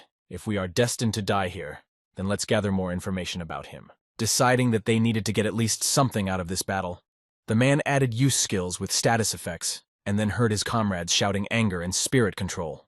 Having immunity from all harmful effects of skills, Grid confidently shouted, ignoring them all, "Your attempts are simply useless." Noticing that Grid didn't even feel the effects of all the skills that several players used on him, the man nervously said in his head that they didn't work on him. The next moment, Grid, who was already burning with anger, said to his enemies, "If this is all you can do, then let's end it all." At the same time, a crowd of onlookers continued to gather nearby to watch the battle, and one of them exclaimed, "It's incredible! The Sadaka Guild against the Giant Guild." Seeing a camera near one of the spectators, the guy asked him what he was recording, and he replied, "I think I can make some money if I sell this video." Immediately after these words, turning his attention to the bloody mess that remains as a result of this confrontation, the guy nervously added, "This is not a battle, but a massacre, isn't it?" Continuing to destroy the enemies, Grid seriously dispersed and ominously exclaimed, "I will destroy you all, you insolent bastards. It was an unexpected counterattack by the blacksmith." Sometime later, after returning with a report to his guildmaster, the speaker heard, "You idiots, an army of men could not cope with 18 people. Looking at the floor after the bad news, Chris nervously said in his head, "The skills of that blacksmith? I'm sure he is at least an epic class. How the hell did you manage to subdue him, Jishuk?" After this incident, the members of the Giant Guild were forbidden to show any activity, Their priority was to level up. This was Chris's order and no one objected to it. On the other hand, the Winds of Change also visited the Tzedakah Guild itself after this incident, and the players began to redistribute their forces. The best runners learned about Tzedak's power and became interested in it, and 7 new members joined the guild after Grid. Looking at the players who had joined their guild, Jishuka said thoughtfully, "We may have strengthened our guild, but all of these people are not ordinary players. I'm sure they came here after that crazy day." The very day the blacksmith plunged into madness because of the broken door, the news spread quickly across the continent. A short time later, an urgent statement was made in the real-world news, and tonight's satisfied discussion will begin with a video recorded by a bystander. Broadcasting the bloody massacre that Grid has unleashed, the anchor reported through scenes of violence. We recommend that the elderly and pregnant women refrain from watching it. On the same day that one single blacksmith appeared like a storm and was dubbed a psycho, pointing to a news caption that said it was okay to ignore psychopaths in the game, the anchor said, "This is our topic today." At that moment, Grid began to recall his total profits for the last time and then said in his head, "I got millions of one when we completed the raid on Malachus." After that, he also recalled the case of creating the Pawn Spear and continued with the $1,000,001 Storm Spear. He also mentioned the case of item evaluation and repair, when he said in his head millions for evaluating and repairing the equipment of guild members, which amounted to $1,000,001,000. Immediately after that, recalling the incident with the message from Jishuka who wrote the price for the dark magic sphere was determined, "We sent you half of this gold, so check your account." Then Grid mentally added in addition, "I received another $1,000,001 for this."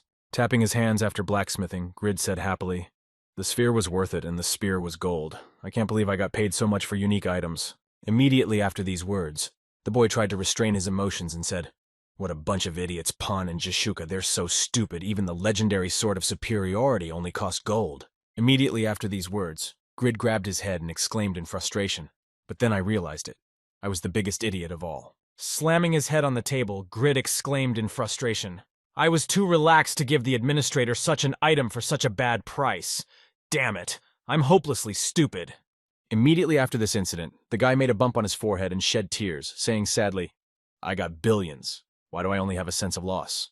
The next moment, taking a deep breath and exhaling, the boy confidently said, "No, you need to think positively.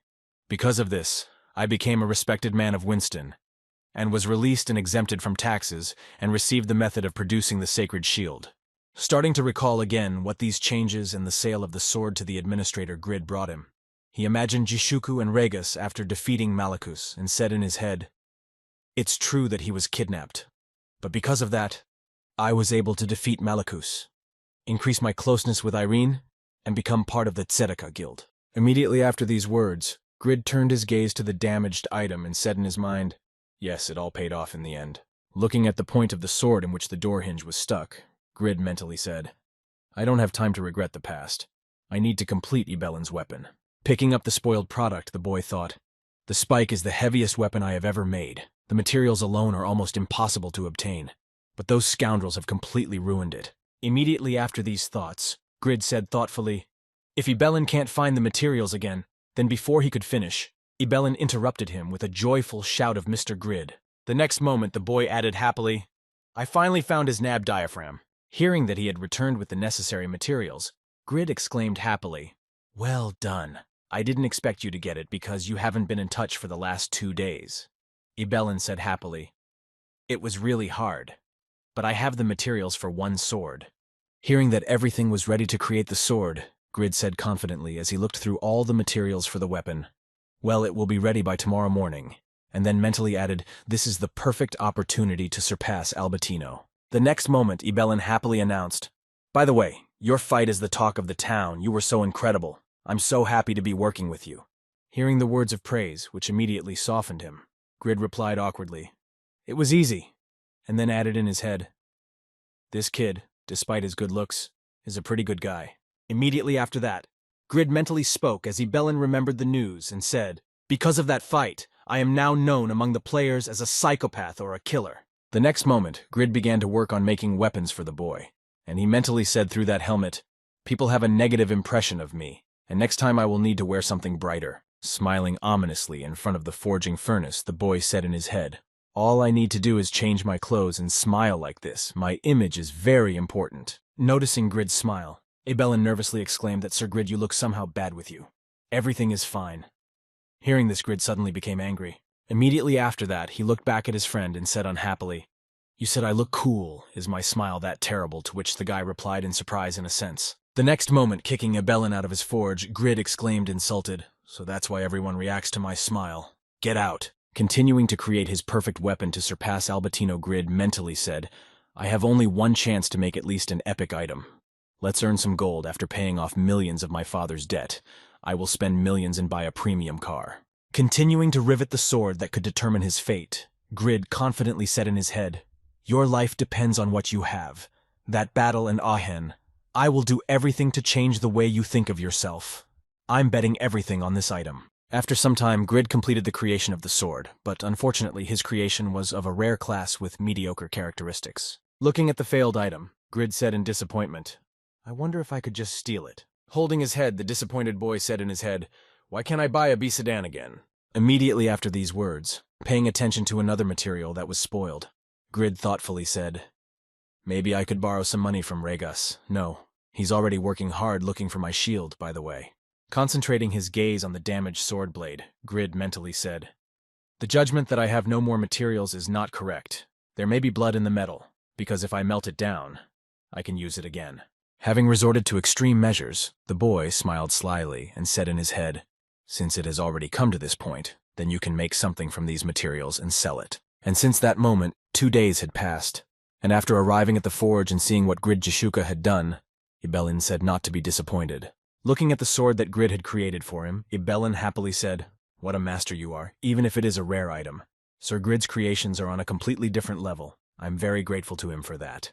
Waking up to the noise in his forge, Grid said in a sleepy voice, "Oh, you're here. I thought you'd already seen it. That's how it turned out." Hearing this, Ibelin replied awkwardly, "Oh, Sir Grid, good morning. Thank you for your work." Getting out of bed, Grid stood up and said, "Life doesn't always give us what we want. I made another one. It can be used even though it didn't turn out so well. It's lying on the bench." And noticing the rag-wrapped object, Ibelin exclaimed in surprise that there was another one since it was a two-handed sword. "One will be enough, thank you." Grid smiled slyly and said, "I made it using parts that were ruined by the scoundrels of the Giant Guild, so don't expect much from it." Unwrapping another sword that was lying on the bench, Ibelin and Jishuka could see a sword of deep insult of legendary rarity. After that, Grid added life, and indeed does not always meet our expectations. Impressed by the quality of the item, Ibelin nervously said to Sir Grid, to which he replied surprised, "I was also surprised when I saw the description." The description said that this object was created when the creator felt strong emotions during the creation of the Flamberg. The Flamberg was rejected by the creator when blood got into it and was left unfinished, so it contains a sense of strong anger. If anyone other than the owner of the blood tries to use it, they will be poisoned. Looking at the description again, Grid smiled slyly and said, "The creator was very angry. How ironic that he received a system notification that a legendary item had been created. So all the characteristics increased by, and the continental reputation increased by." Looking at the legendary creation, Grida Jishuka said in her head, "I've heard of several blacksmiths who have been recorded in history for creating unique items." The next moment, looking at Grid with a loving gaze, she added that it is impossible for player blacksmiths to create a legendary item through the system. But this guy did. Slowly walking toward Grid, Jishuka said thoughtfully, "Relying on the Satisfy system is the only reason you can do things that are normally impossible." Immediately after these words, the girl said thoughtfully, "Grid, you are the owner of the legendary class, right?" Hearing these words from his guildmaster, Grid looked back and nervously said in his head, "She realized I knew it would be impossible to hide it forever, but..."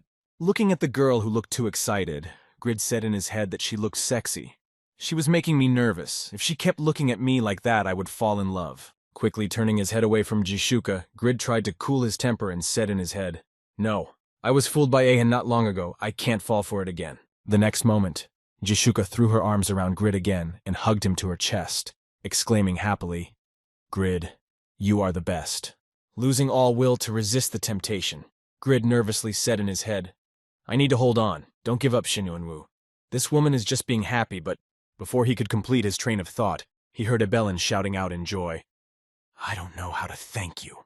I'll send you 1,000,000 gold right now." Hearing this, Grid said in displeasure, "You are completely out of your mind. Give me millions. It is a legendary sword."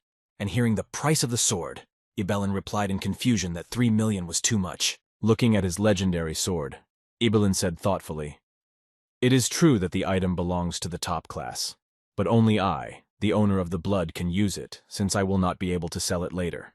Even with this in mind, I did not want to disappoint you, and offered 1 million. Hearing these words from his fellow guildmate, Grid stretched out his hand to him and said, I knew this would happen. Give it to me. Hearing Abelin's request, he nervously held out the sword and said, But it's cursed.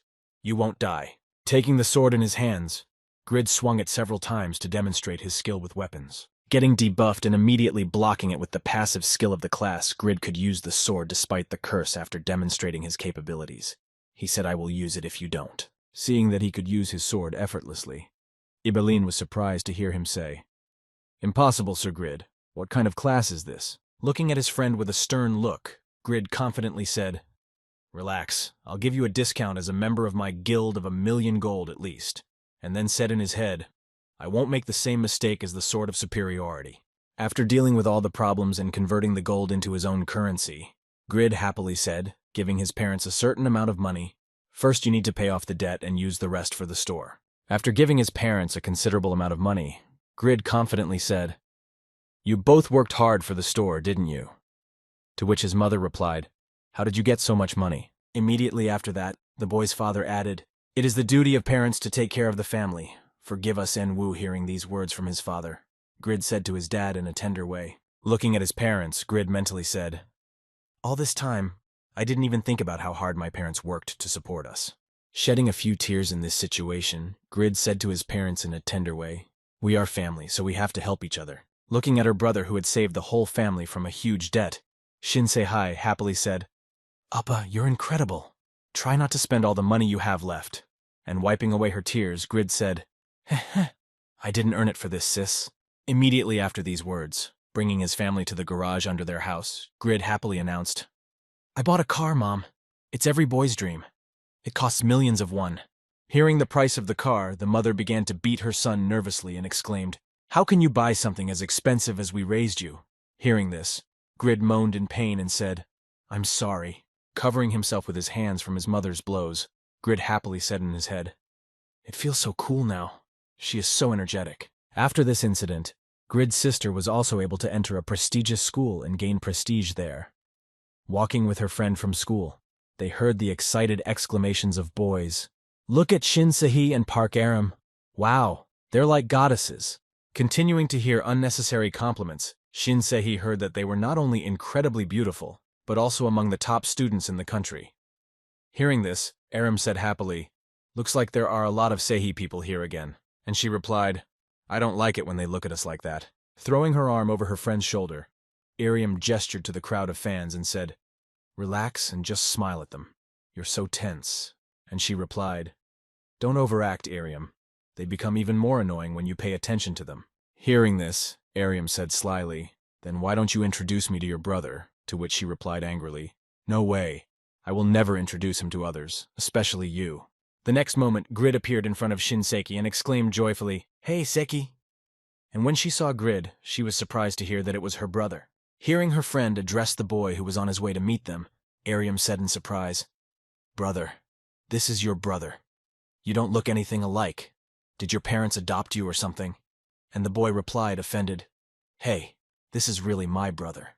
As Grid approached the girls, he said happily, Oh, you're Seki's friend. How did I see her brother in time? And she screamed, Get away from me, you're ugly! And Seki said, Hey, M! Having led the girl to his car, Grid said, Let's talk on the way. Get in the car. Seeing the car, Seiya asked in surprise, So you bought it at the same time? Emil saw Grid's car and exclaimed, Damn, it's a B. As she walked toward the car, Emil exclaimed happily, What are you waiting for, my beautiful brother? Hearing this, Shinsei replied irritably, Why don't you walk home if you're moving so fast, Emil? Preparing to talk to her brother, the younger sister asked in surprise, But what did you mean by the phrase like me on time? Hearing this question, Grid answered awkwardly, Well, I need your help because I have a reunion tomorrow. And so the day of the reunion finally came. Heading out of town to the meeting place, Grid, relying on the GPS, said unhappily why the reunion was taking place so far from the city. They wanted to make fun of me so badly. They would have to be disappointed with my appearance. Confidently heading to the meeting place, Grid said happily in his new car, and my B will definitely surprise them immediately after these words. Grid said to his head they definitely did not expect my transformation. Suddenly, on the roadside, Grid saw a girl who was stopping a car. And when she asked him to stop, Grid said, "What happened to her car? I really don't have time to help people." Noticing the beautiful girl stopping his car, Grid mentally said in his head, "But she is so hot. People should help each other." Stopping in front of the girl, Grid shouted, "You need help!" Looking at the broken-down car, Grid was surprised to hear the girl walking toward his car.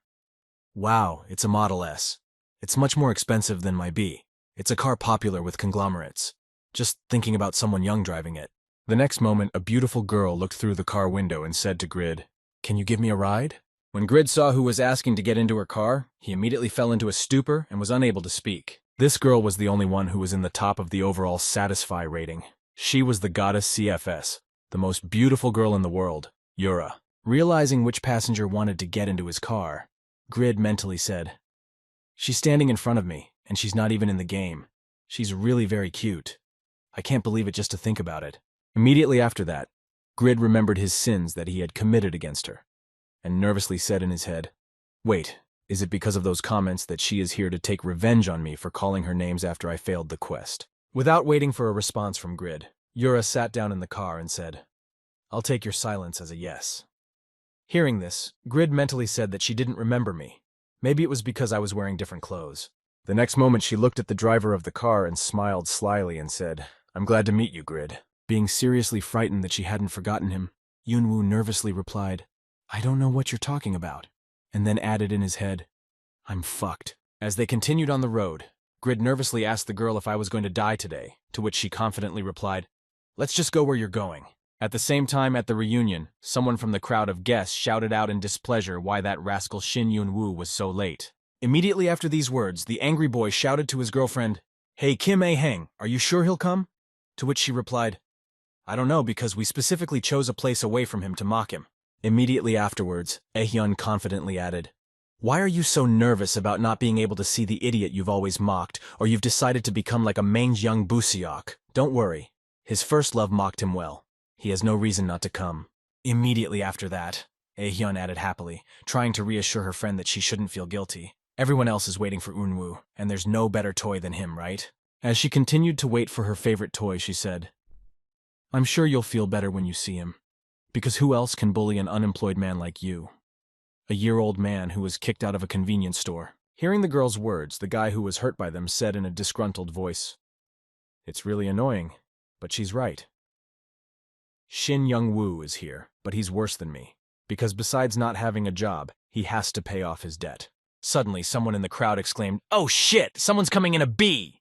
Hearing this, one of the guys ran to the window and exclaimed, "Seriously, it's a limited edition car that costs millions of won!" Seeing the car arrive, Lee Jong-ho exclaimed irritatedly that what the hell kind of premium car is someone who decided to show off their parents' money, to which Aehyun replied that you're just jealous and wonder how you'll behave in front of its owner. Immediately after that, one of the graduates said in surprise, looking out the window, "Oh, someone is getting out of it, that there are two people there." When they saw who it was that got out of the car, they all exclaimed in surprise that it was Shin Yun-woo. Looking at the pair of people who got out of the car, the crowd exclaimed in surprise that this was his car.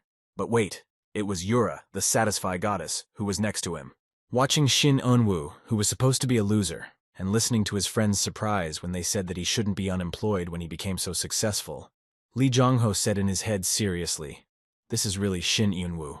At the same moment, Aehyun, who was also jealous of Yunwoo in this situation, heard, "Wow, Yura is so hot. Our girls are nothing compared to her. I wonder how close she and Eunwoo are." Biting her lips nervously, she said in her head, "He really became successful. And this girl." The next moment, Grid saw a limousine pull up to Grid's car and said in surprise that Yura answered him, "My secretary, thank you for giving me a ride." Immediately after these words, Yura walked toward Grid and said confidently, "I want you to think about what we talked about in the car." Noticing that she was approaching him, Grid looked back at her and huffed in surprise, and then she grabbed his face and kissed him. Seeing what had just happened in the parking lot, everyone was speechless, and their minds were filled with the same thoughts of the kissed Yura and Yunwoo. Yura pretended to kiss to impress the boy's classmates, and told him that should be enough to get their attention, and I turned to hear Grid saying in surprise in my head what the hell she had just whispered in my ear. Immediately after this revealing kiss, which only seemed to be that, the girl walked toward the car that came to pick her up and said, "I'll be going now. At the same time, Lee Jong-ho and Ae-hyun were biting their lips and biting their nails with envy, thinking it was impossible that Shin Yunwoo was now living in a completely different world. When Grid arrived at the reunion, he was the center of attention, surrounded by people who started asking him questions. Hey, Shin Yunwoo. You're a runner. How did you get so much money? You're dating a goddess. Can you introduce us? Didn't you want to be friends with us? We should stick together. At the same time, Lee Jin-ho was sitting at a distance, biting his lips and saying angrily in his head, "Damn it, we didn't invite him here for that," when he heard his name called. Looking up, he saw Shin En-woo standing in front of him, who asked him in a stern tone, "How did you manage to change your habit of fighting with everyone?" Hearing the provocation from Grid, Lee Jin-ho immediately jumped up from his seat to start a fight, and then heard a disgruntled tisking sound. Lee Jin-ho grabbed Grid by the collar and shouted angrily, "You rascal! I don't know what you did! But that doesn't give you the right to look down on us. I'll kill you if you start showing off." Hearing these words from his old friend, Grid smiled slyly and said, "Wow, you're losing your temper over such a trifle." The next moment, with the same fearsome look on his face that he had when he met them in the spider's cave, Grid added in a stern tone, "Well, how could you be worse than the one you always mocked?" Noticing that something had changed in Shin Yunwoo, Lee Jin-ho let go of Grid and stepped back nervously, saying in his head, "I've seen that look before." Recalling the incident in the spider cave and the look on his face from the crazy guy who had been beating them up, Lee Jin-ho nervously said in his head, "I'm sure it's him. It's that psychopath." Looking at his frightened friend who had collapsed into a chair in fright, Grid said sternly, "What an interesting expression you have on your face.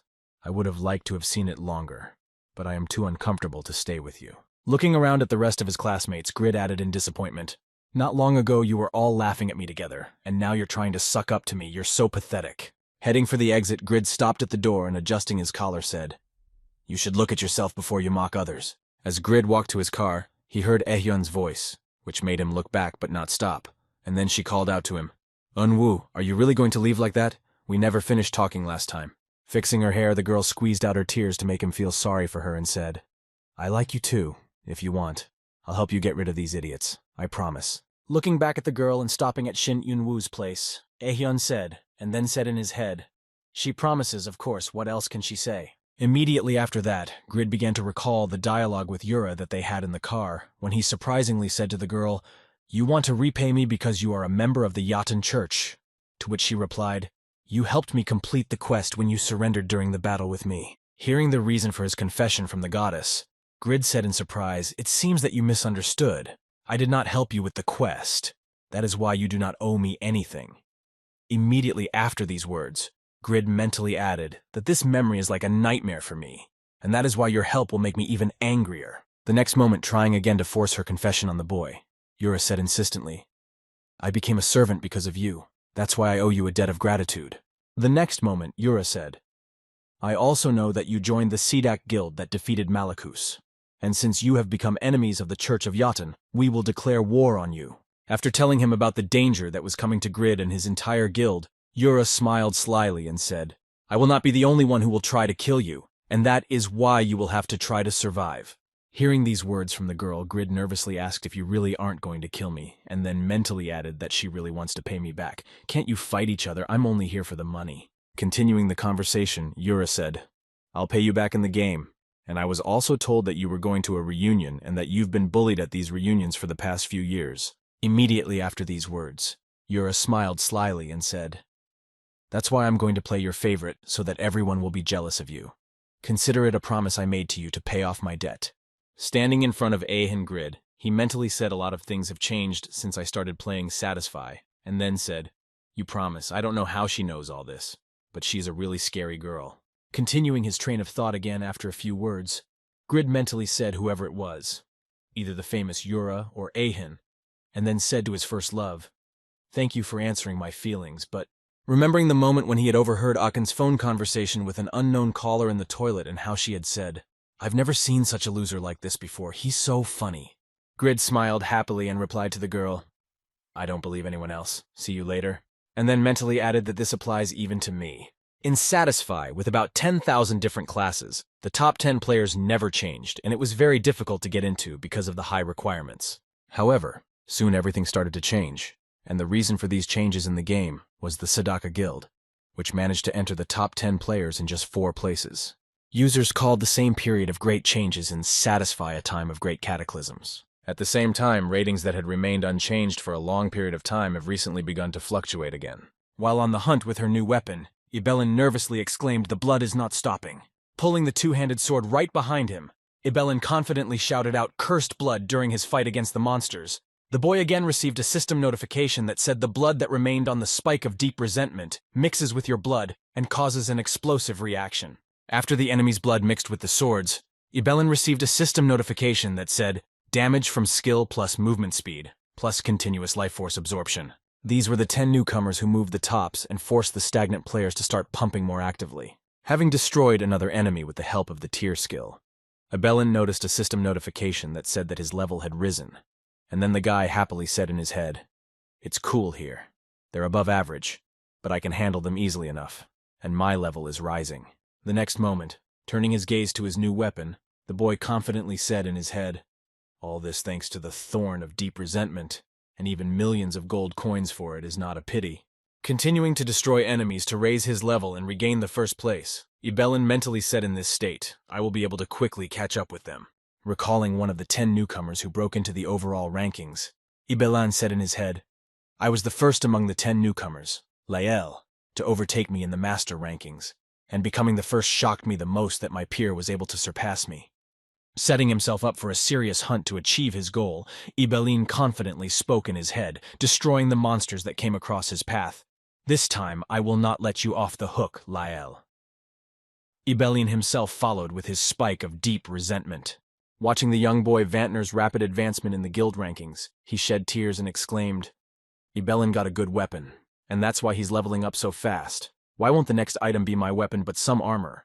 Hearing her friend's disappointed exclamations, Jishuka angrily exclaimed, "Shut up, Vantner. Thanks to Grid, the weapon has become much better in the raid, and it helps to tank." Immediately after these words, the girl looked back at her friend and said, "It seems that you are very impressed with the weapons of the other guys. But even Grid himself does not have the ability to create only unique or legendary items, so you should thank him for being the next Vantner."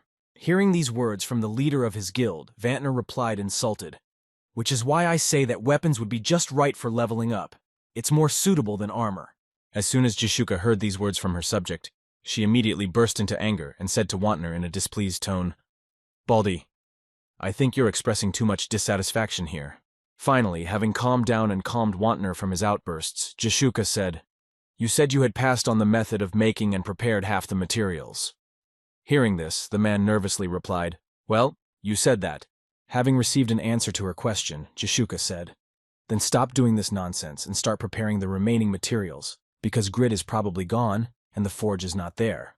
At the same time, somewhere in the maze with golems, one of the raid members said in surprise, "I can't believe he was able to overcome iron golems with strong immunity to physical attacks. This maze of golems is known as a hunting ground for sorcerers." Hearing this, another member of the raid added nervously, judging by his sword, "I thought he was a newcomer," to which his comrade replied that he was indeed. Looking at Grid, who was single-handedly dealing with monsters that required many people to defeat, one of the raid members said, "The psycho they call the Butcher." Nervously watching the frantic pace of Grid's battle and how he laughs during the battle, one of the guys said, "But is it real at all?" And he heard in response that even a dozen players could not defeat this golem. Immediately after these words, seeing how Grid destroyed another golem with one blow, the guy nervously said how he destroyed it with a pickaxe at the same moment Grid destroyed the enemy and received a system notification that said, "You received pieces of iron ore, pieces of high-quality ore, and 1 damaged orichalcum." Looking at his weapon, which he had created with his own hands, Grid said in his head, "A handmade pickaxe works for everything, and a great choice of sword. I was able to take down only half the health of the golem, which was very disappointing."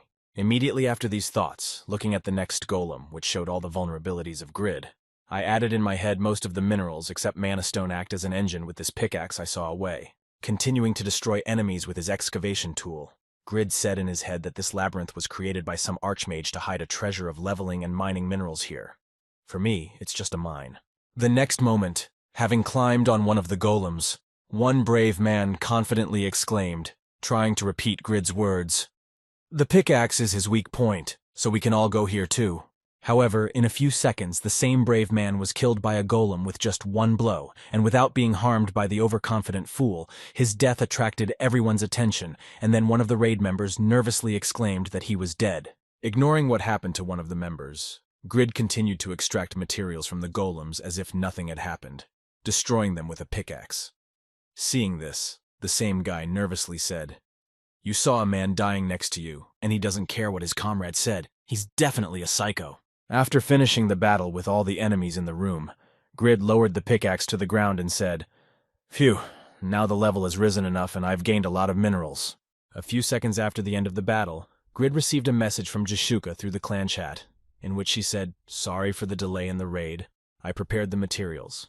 And when he saw him, the boy was surprised to hear that it was time to return. Looking at the return and realizing that he had to go back, Grid looked around nervously and exclaimed, "Damn, where the hell am I while I was hunting like a madman? But there's a maze and those guys are not visible for some reason." Realizing that he would not find a way out of here on his own, Grid stopped in one place and spoke, opening the guild system window and saying, typing the text, "As long as I keep looking for the way, I will only suffer. Maybe I should ask for help from the guild. Hey, I'm in the golem's maze. Help me, someone." While he was typing this, a trap was activated right below him, which fell down and threw Grid into a pit. Falling down, Grid received a system notification that said that the magical traps of Archmage Bram were being launched. Immediately after that, lightning began to hit the guy, and then he began to receive system notifications about taking damage. "You have received damage points, the effect of Doran's ring is activated, and you have received damage points." After taking a lot of damage, a passive skill was activated that prevented him from dying. Then Grid received a system notification, saying that the immortality skill was activated and you were invulnerable for seconds. Taking out a regeneration potion to restore his lost health, Grid looked around while drinking it and said in surprise, "What is this place? I almost died if not for the immortality skill. It will take about an hour to recharge my immortality. It's dangerous to stay here." The next moment, Grid received a system notification that said the Maze Guardian had begun to wake up, after which a giant golem standing in the wall activated, and the boy said in surprise in his head, "Wow, it's so big. It's bigger than that golem by a factor of many." The next moment, Grid picked up his sword and confidently exclaimed, rushing at the revived enemy, "I will have to finish him off, because that's how Pagma swordsmanship works." After using a powerful destruction attack that was supposed to do a lot of damage, Grid saw a notification from the system that showed the activation of the effect of the unrivaled gauntlet attacking the target twice you have dealt damage. Rebounding from his last attack on the enemy, Grid said in surprise in his head, even after the attack was boosted to I only took down a fraction of his health. If the strongest attack doesn't work, I have no other choice. Moving from his position to another, Grid mentally said, "If I keep dodging and dealing critical damage every minute, then taking into account the recovery time from the damage, how many hours will I have to fight for?" A few minutes after the battle with the golem began, Jishuka arrived with Vantner and I came to the meeting as soon as I saw the message about how to defeat the boss monster on my own. Looking at the enemy's resistance, Vantner nervously said to the guildmaster, "We need to help him as soon as possible. Why aren't we doing anything?" Jishuka replied, "Grid hasn't given up yet. Maybe he thinks he can defeat him on his own." Seeing the dangerous situation on the battlefield, Jishuka nervously said to Grid, "You can't do it alone. Run to the small cave behind the guard," and then mentally said that this is the best he can do. Hearing the girl's advice, Grid was surprised to hear Jishuka say in his head that she had arrived before him. And then noticing the cave behind the enemy, he added in his head that he needed to go to the cave first. As soon as he focused on the fight again after a second of concentration, he noticed that the enemy's attack was already flying at him. And Grid nervously exclaimed in his head, "Oh shit, I was distracted for just 1 second and he's already here." Preparing to counterattack the enemy, Grid smiled ominously and prepared a sphere of lightning, saying, "You really think I can die from that? Then try this." Activating the lightning summoning, Grid hit the golem with it, thus disrupting the enemy's attack, after which his sword was electrified when all the effects were applied. Grid said confidently, "If you can't dodge, then you need to fight face to face." Continuing to hold the red sphere in his hands, Grid thoughtfully said, "I wonder how fast this boulder was in the description under the sphere that said Red Lightning Summoner temporarily enhances the attack power of weapons with lightning and gives electrical properties." The next moment, Grid used his destruction skill again on the enemy, but this time with a more numerical boost. Seeing how much damage he managed to inflict on the enemy, Grid was surprised to hear in his head that the damage had more than doubled, probably due to the temporary electrical properties of the sword. Looking at the way Grid was fighting and the weapon he was using, Wantner said in surprise, "It can't be. He can't use magic. How can he?" Jishuka replied in surprise, "I don't know, but I don't know." As she continued to watch Grid's battle against the golem boss, she confidently said this ability is just a trick. At the same time, Grid, who was temporarily fighting the golem with a magic sword, said in surprise in his head, noticing something strange in the place where he was hit, that the part where the electricity had hit had changed as if it were an ingot. Realizing that he could now get a lot of use from the enemy, Grid thoughtfully said in his head, "Then it turns out that..." Taking out a blacksmith's hammer from his inventory, Grid exclaimed with joy, "It's just a mineral that can be melted." Starting to modify the enemy and subject it to processing to maximize the benefits, Grid joyfully exclaimed, "I will make you smooth." Having finished making the golem a great material to work with, Grid happily said it seems that the joints are melted enough that he's unable to control them. The next moment, Grid used his blacksmith's wrath skill and said thoughtfully, "Thanks to this cape, my mana has increased a little. I've never used it before, so I'll try it out." After activating one buff, Grid activated another called Advantage, which doubled the attack power of the base attack, switched to a long-range attack, condition of use of the sword, mana consumption, duration of seconds. Starting to fight the enemy with numerous advantages and reinforcements, Grid struck one blow and joyfully exclaimed Boogaloo double attack power and red lightning. Finally, this shameless face is melting. As soon as he saw that his attacks were effective enough, Grid happily said, "I'll test the Lotus Flower Sword perfectly." The next moment, Grid struck a series of blows at the enemy, knocking out about 1/8 of his total health with just one attack. Seeing the result of his attack, the boy stood away from the enemy and exclaimed how cool it was. "When I first got this skill, I could only use it 6 times, and now I can use it 10 times, he added in his head. "I've become much stronger." Continuing to attack the enemy, which was doing a lot of damage, Grid shouted arrogantly to the monster Boogaloo, "It's useless to block my attacks. There's no point, you sandbag." Watching Grid seize the initiative in the battle against the giant monster, Jishuka said in amazement, "This Grid is far superior to the boss in attack power and stamina.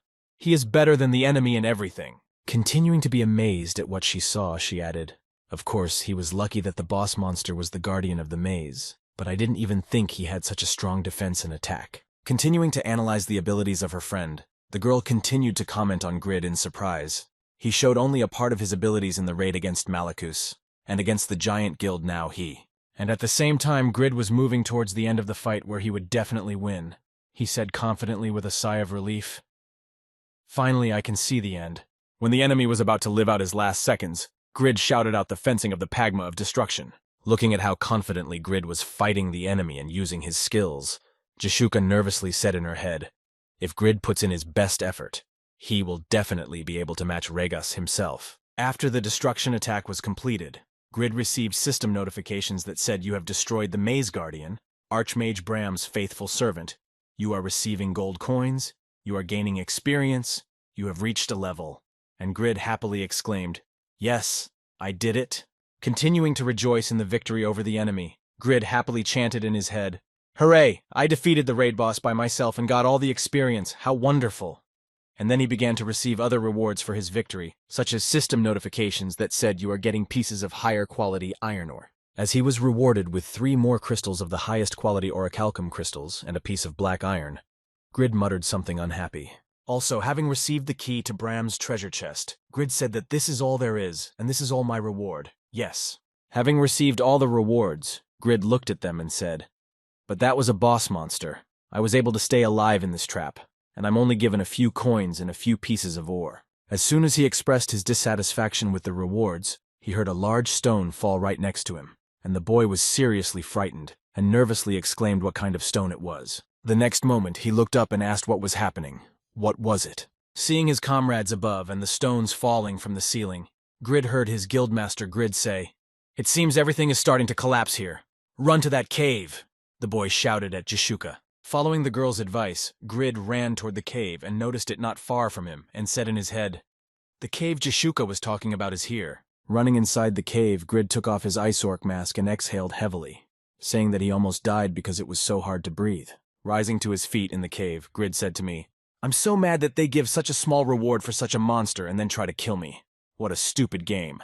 The next moment, when Grid turned his head back, he noticed 3 chests in front of him, one of which stood out very much, and immediately afterwards the key to the treasure chest appeared in front of him. Immediately after that, His mood changed quickly, and Grid said happily in his head, I have a great opportunity to choose the reward for my efforts. I believe Satisfy is the best. Looking at the 3 treasure chests, Grid said happily, Wow, I understand it can't be that they didn't give a real reward to the Terrars, so what should I open first? Noticing the bright chest that stood farthest away from the others, Grid said thoughtfully, Usually, the brightest is always deceptive, but if you think too much, you can fall into a trap. Picking up his key to open the chest, Grid said happily, In short, the correct answer is this kid. The developer used a cheap trick. I can smell money on an instinctive level, Booga. As soon as he used the key to open the chest, it immediately used up and disappeared, having completed its task. Immediately afterwards, Grid saw a bright glow emerge from the open chest, and the boy exclaimed joyfully, Boogeyman, come to me, my true treasure, the result of my efforts. Come to your master. When the glow began to dissipate, Grid, not yet noticing what was inside, joyfully exclaimed from that very moment, You are my beautiful egg. Taking the reward in his hands, which was in the best chest, Grid exclaimed angrily that you must be joking or something. Holding the egg he had received after opening the chest, Grid exclaimed in frustration, I almost died fighting this monster before I got here. Just an egg. What is an egg doing in a chest where there was supposed to be a reward, huh? Disappointed in the reward he received after opening the best chest, Grid said, Well, let's hope the other chests have at least something, but what a shame, there's no key. What does it matter now? Immediately after these words, looking at the closed chest, Grid thoughtfully said in his head, Even if there is no key. Realizing that he is a legendary blacksmith, Grid confidently said in his head, I need to make it. I will create the item I need. Having activated his skill of creating items, Grid happily said, Let's get started. And as soon as he was about to create something new, a system notification appeared in front of him, telling him what item you want to create. About to spend 1 slot to create items, Grid confidently said in his head, If I think about the treasure chests I will receive, it's not a pity to spend a skill on them. The next moment, looking at the treasure chests, Grid confidently said to open any chest. The item must be unchanged. It would be good to use the black iron found in Dine's leaf. Having finished with the selection of materials, Grid thoughtfully said the following. The design. What shape should it take to open any chest? Perhaps it should look like the tools used by thieves in the movies. Having created a drawing of the key in the form of a lockpick, Grid thoughtfully said, This is probably the shape of a failure, so let's finish it. Upon completion of the creation of the item, a system notification appeared that said the automatic correction is complete. Enter the name of the item. Seeing the system's request, Grid smiled happily and said in his head, A key for opening all kinds of locks with an incredibly scientific design is ready. Looking at the general appearance and description of the created object, which said that the key was made of black iron, despite its ugly appearance, it was able to open many different locks. The higher the skill, the more types of locks could be opened. Then Grid said in his head that it would be called the Master Key. Immediately after that, Grid thoughtfully said it was great to make it out of black iron, but it would require strong fire to smelt it, which is impossible in such conditions. But suddenly, Jashuka appeared behind Grid and exclaimed anxiously, Grid, is everything okay? And hearing this, the boy replied happily, Of course you came down just in time. The next moment, turning to face the girl, Grid happily said, You can light a fire for me. I think it was called the Phoenix Arrow. Hearing Grid's request, the girl looked at him in confusion and then said, I need fire to melt metal. I'll make one small item, so hurry up. Realizing that she hadn't heard them, Jashuka said angrily, So you're asking me to use my powers that require my mana.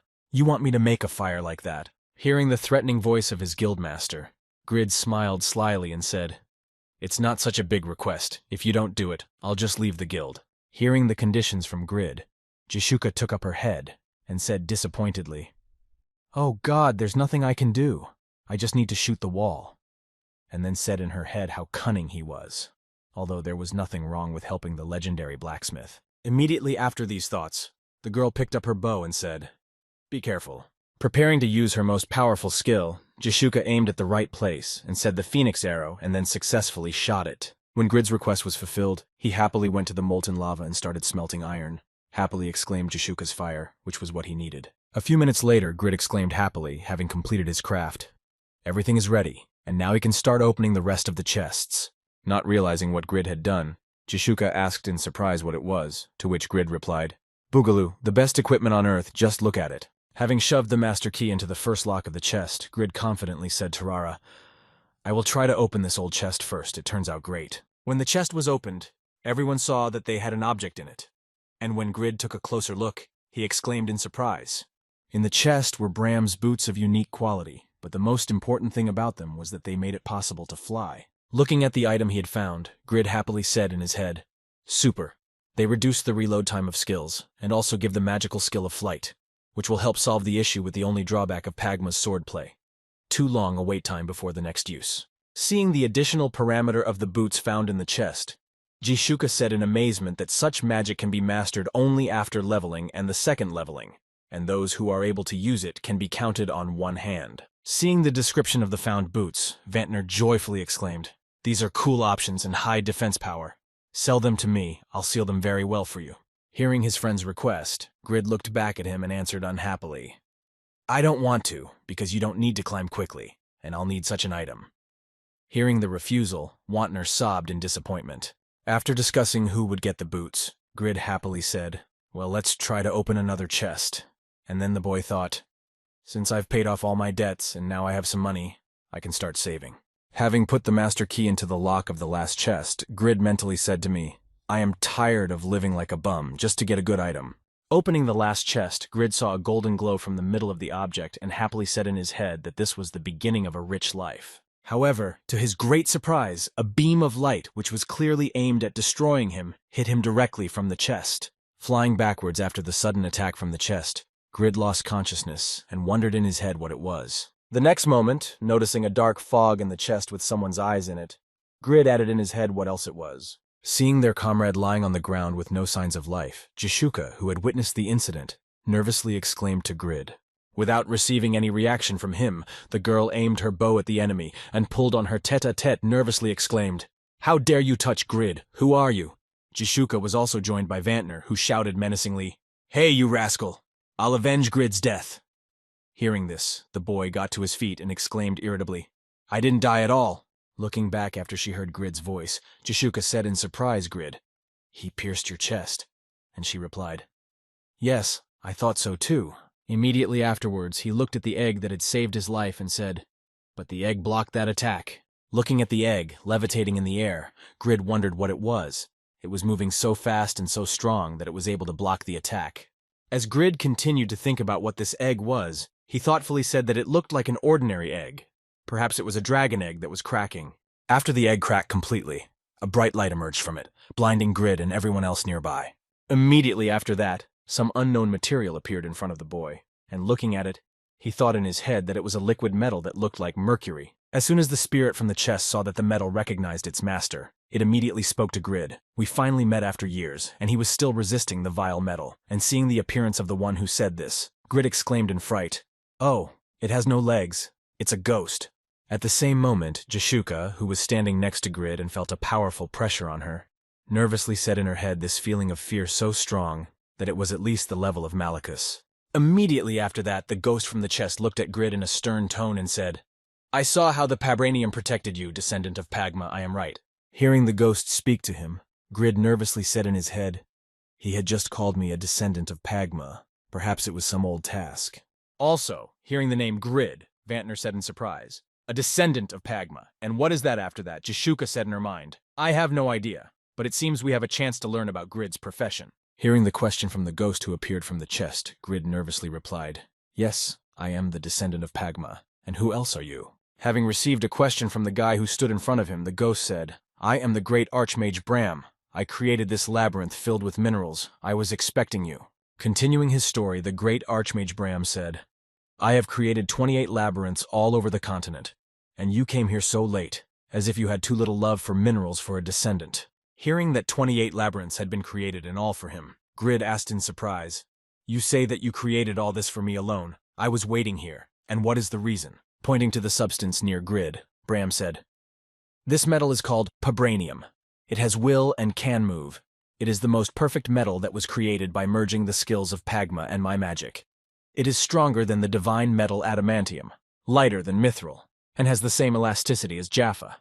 Hearing the explanation of the substance in front of him, Grid said in amazement in his head, this metal was made by Pagma.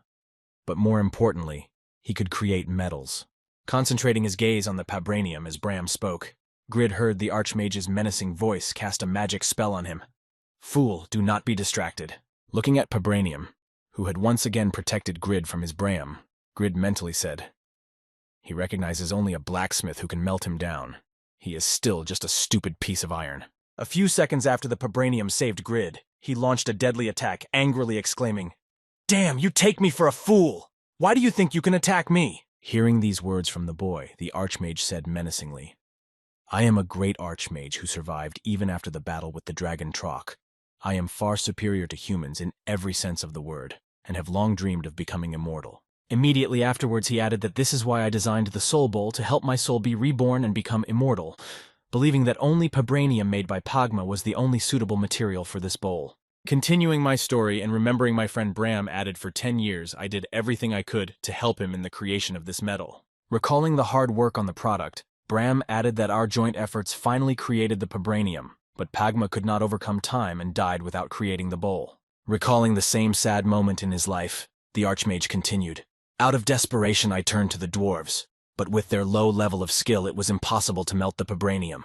I was in despair. My spirit was destroyed." At the end of the story, Bram turned to Grid and said, "But now I have met you, the one who can fulfill my dream, descendant of Pagma." Immediately after these words, a system notification appeared in front of Grid, which said that he was to write a class assignment for the descendant of Pagma. The next moment, looking directly into Grid's eyes, Archmage Braham said to the boy, "Make me a soul bowl, and if you do, I will give you the rest of the Vibranium." Immediately after that, Grid received many system notifications that said the resurrection of the Archmage's second-class assignment. You have met one of the parts of Bram's soul that is sealed in the labyrinths. Bram wants you to make a soul cup for him that will help him resurrect and become immortal. Conditions for completing the task of making a soul cup reward a large amount of Vibranium. Thinking about the reward for completing the task, Grid joyfully said in his head, "This is the strongest object, stronger than even the divine mineral adamantium, and it is a rare object that no one but Pagma could make." After thinking about Bram's offer, Grid confidently exclaimed, "There is no reason to refuse. Then I will make the cup of life." Drawing a rough sketch of the bowl on the ground, Grid said it looked a bit like a dog food bowl, just make it like this. Hearing this, Bram said angrily in his head, "You lousy offspring, this is the sacred bowl of the soul." Immediately after his thoughts, Bram spoke to the god of health and wisdom, Judah, the god of war, Dominion, the goddess of light, Rebecca, the god of darkness and disease. Jathan, accept their blessings on the Vibranium. As long as you can make the bowl from the sacred Vibranium, the shape does not matter. When Grid heard the task, he was surprised and said, "How can I get a blessing, and I am already on very bad terms with the Order of Jatun?" Hearing this, Bram smiled happily and said to the boy, "My time is up. Find some way, whether it is physical or a prayer for forgiveness, choose for yourself." Disappearing into thin air after his time was up, Archmage Bram said in conclusion, "I believe in you and will be waiting for you, descendant of Pagma." Hearing the ways to obtain the blessing, Grid thoughtfully said in his head, "Since I defeated Malachus with 3 other orders of the relation, I have a good problem in how to get the blessing of the god Yatan, who is almost an enemy to me." At the same time, while Grid was lost in thought, Jashuka texted her friend Lila in clan time to give me an answer. Immediately after that, noticing that she had contacted Jashuka, she added, "Do you happen to know Braham and Pagma?" To which Lila replied, "Of course I do. He is a mentor to all sorcerers." Talking about Jashuka's identity, Lila replied that he was a great wizard who created most of the magic in Satisfy, but Pagma was the first time I had heard of him. Having received no information from Lila, Jashuka told her subject Vantner to find out about Pagma. If he is a historical character, the NPCs know more. But Vantner seemed to ignore her. All his attention was focused on Grid. He in turn put on his flying boots and exclaimed joyfully, "Oh, I see the way it seems Bram is showing me the construction of the maze." Climbing up on his new flying boots, the boy confidently said, "Hey, I'm going to the forge," pulling on a mask so that he would not be recognized by accident and setting off. Grid happily added, "See you later." Seeing that he had left them and gone off on his own, Vantner exclaimed angrily at the same time Jashuka said in surprise in her head, "Her boots had a higher level cap, and her cloak a higher level cap." Realizing that something was wrong, Jashuka said the same thing in her head with a hint of deep resentment. He could probably wear any kind of equipment. I hadn't thought about his profession before, but now I was curious. And at the same time, Grid flying over the city attracted the attention of ordinary passers-by who exclaimed in surprise, "Hey, look, there's a man flying over there." Then Grid continued on his way and said, "Oh, these boots are consuming so much mana, I need to get down and walk." When Grid descended to the ground, he happily said to his piece of Vibranium, "How do you like being free after years of imprisonment?" Continuing his flight with the vibranium, Grid said confidently, "You don't look so good now. Let's change your shape. It's too small. If you don't add something else, I won't be able to make anything."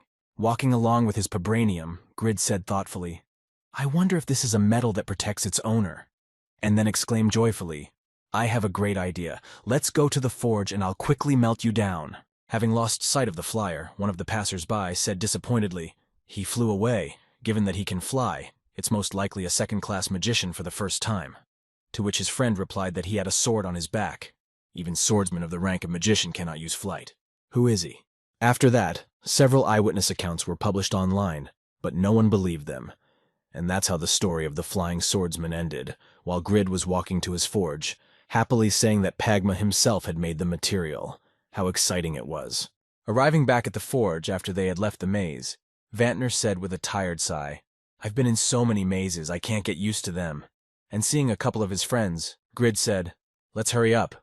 What's taking so long?"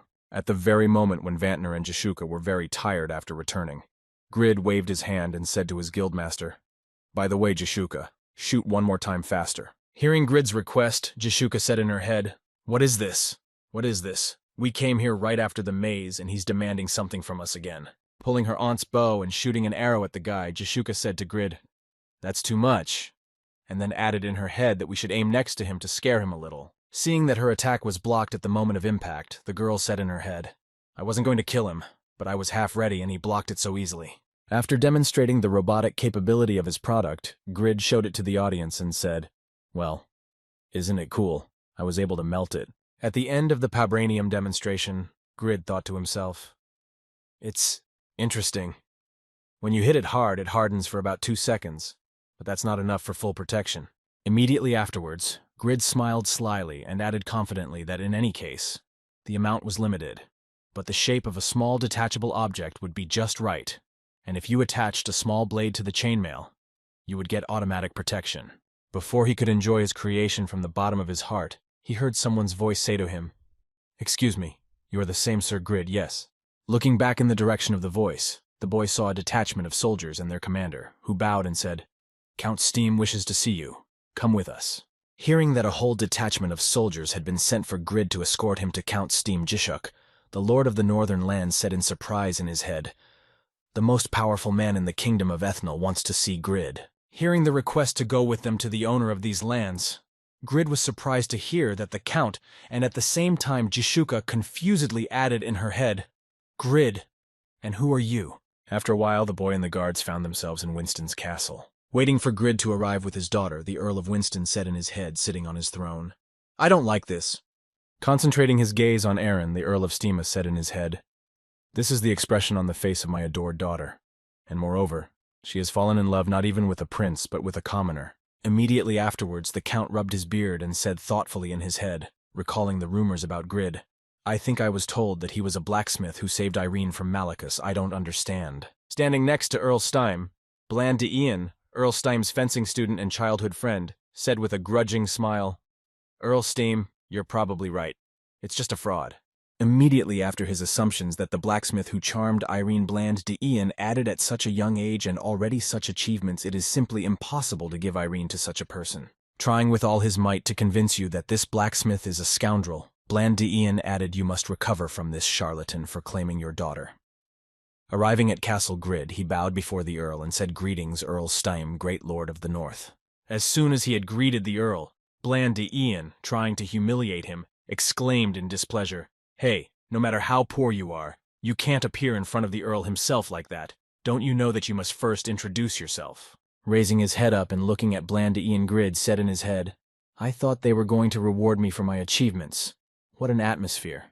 And who is he anyway that he speaks so much?" After Bland de Ian had quieted down, the Count himself was finally able to speak up. Looking at Grid, Stam said, "Despite your age, you have already created a sword of superiority and are a great swordsman who defeated Malachus." Hearing about his achievements, Grid said embarrassedly, "My comrades helped me defeat Malachus, and Yathan's followers were so weak that my skills were enough to deal with them." As soon as Earl Steam heard Grid's words, he spoke to the boy in a stern tone. "For decades, these followers of Yathan have been our headache, and some blacksmith was able to deal with them with his sword, and I suspect that you and your comrades kidnapped Irene. When Grid heard the accusations against him from Earl Steam himself about the kidnapping of his daughter, he said in his head, "I'm saying that I arranged it all. I sold him the famous sword for a pittance and saved his daughter." Hearing the accusations against her lover, Lady Irene nervously exclaimed to her father, "You suspect Grid, this man." Before she could finish, Bland Ian interrupted her, saying to Lady Irene, "Such matters are not so easily resolved." Immediately after these words, Bland Ian drew his sword and spoke menacingly, saying, "We must find out if this is true or not," and then added in his head, "How dare he claim my Irene? I will remove this mask from him with my own hands." Rushing at Grid with a sword, Bland Ian angrily exclaimed, "Try to prove it, blacksmith." Taking out his Dainsley from his inventory and preparing to block the attack, Grid said unhappily, "I didn't know you greeted guests like that. But if only this way you can remove misunderstandings, it will only be easier for everyone." Having dealt a powerful blow to his opponent that sent Bland Ian flying, Grid shouted menacingly, "To be honest, I'm very strong."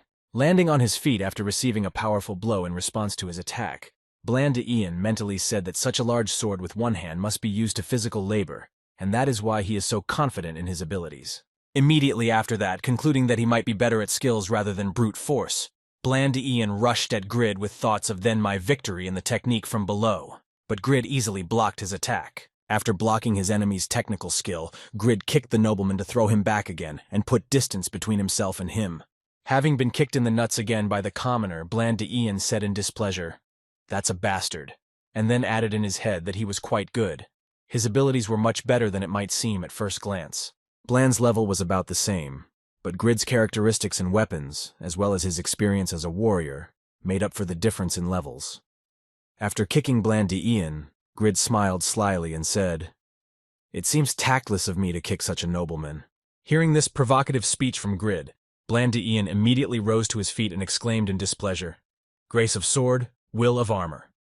Hearing that he had begun to use magic, Grid said in surprise, "You are not just a swordsman, you are a swordsman's magician." Using magic spells on his sword, Bland Ian said confidently, "You can consider yourself as important as a commoner, but I will smash you with the magic my father taught me.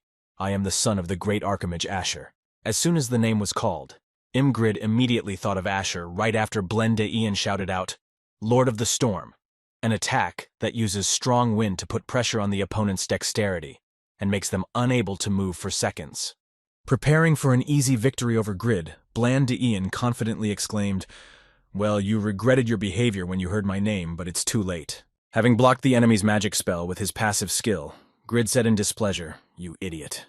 You should have told me about it right away." Immediately afterwards, Grid prepared for a serious battle and angrily exclaimed, "If I had known right away that you were the son of that rascal Asher, I would not have wasted my time talking to you." The next moment, Grid used his Pagma sword skill and the lotus flower to strike the enemy with a considerable number of blows at once.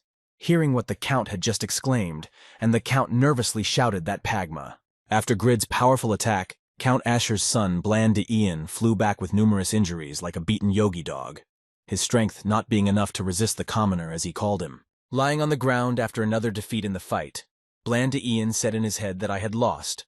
I was the son of Count Ashura himself.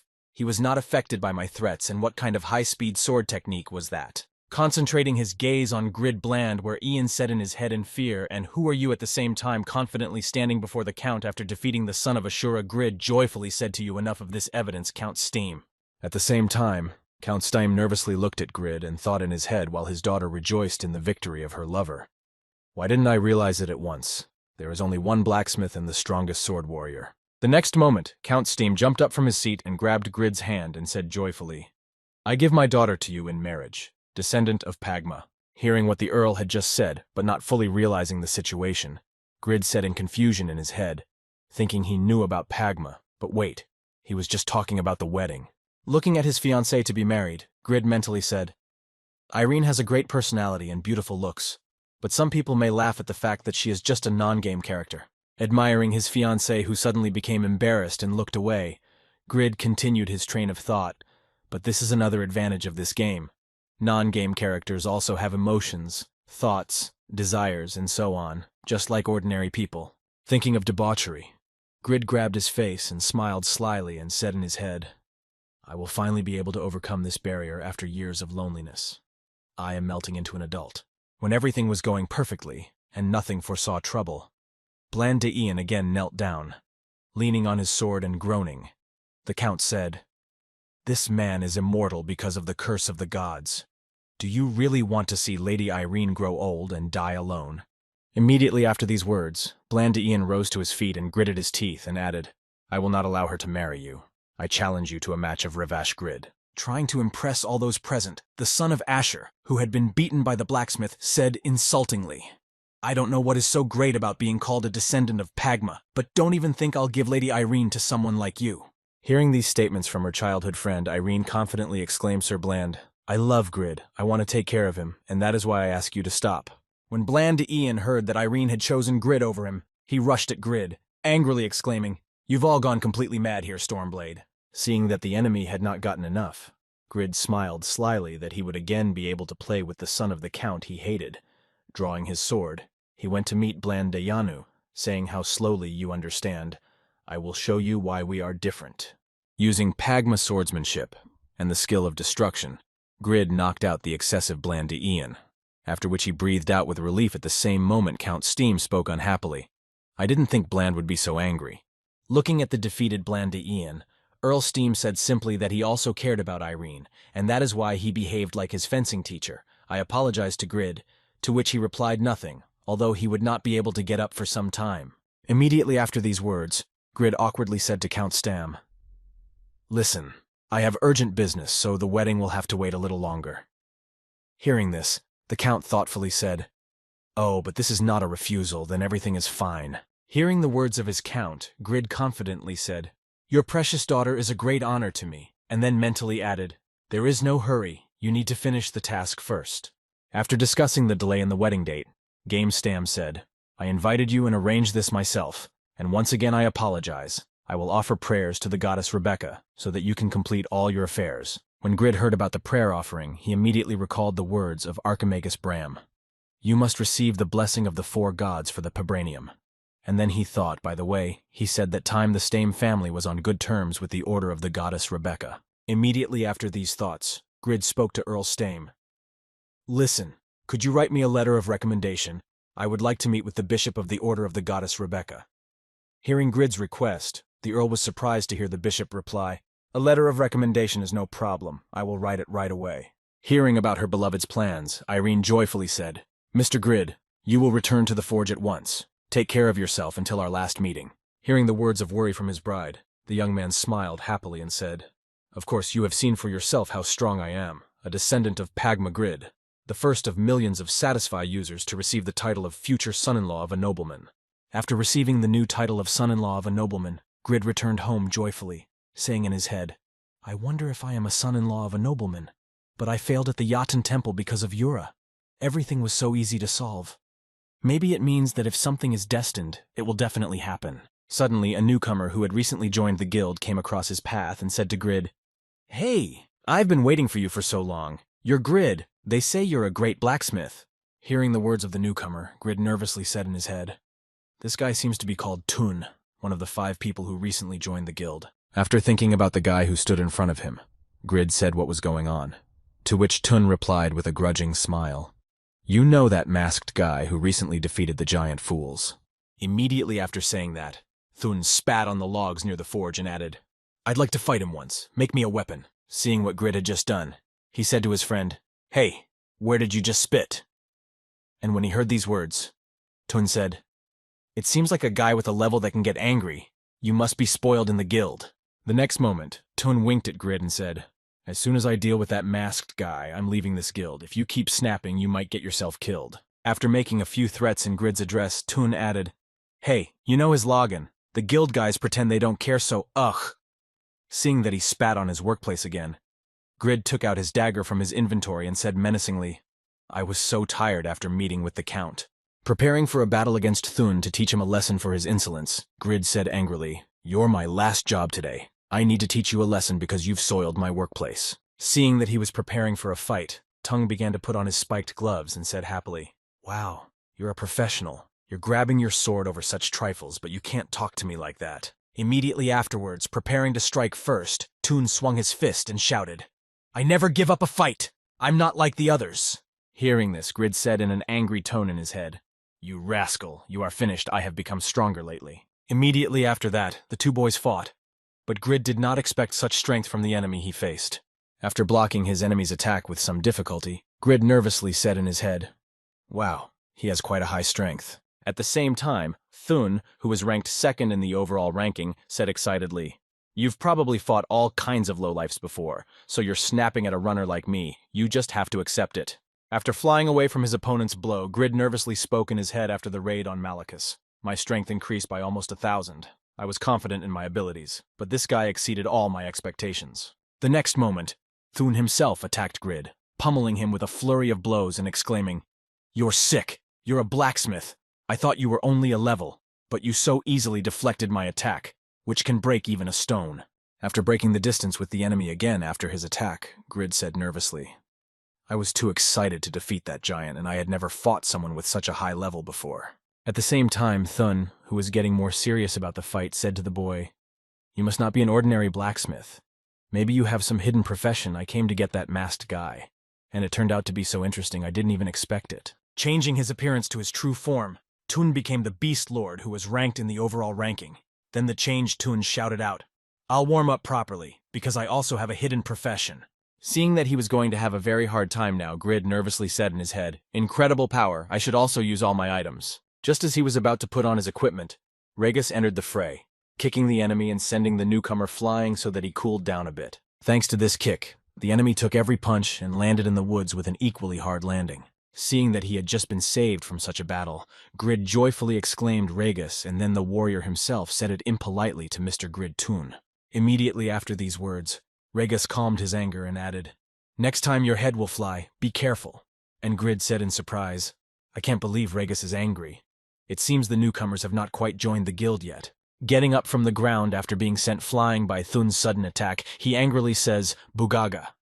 This sudden attack is worthy of a taekwondo master, seeing that he can already get up. Grid nervously says in his head, he gets up after such a blow he has a great recovery speed.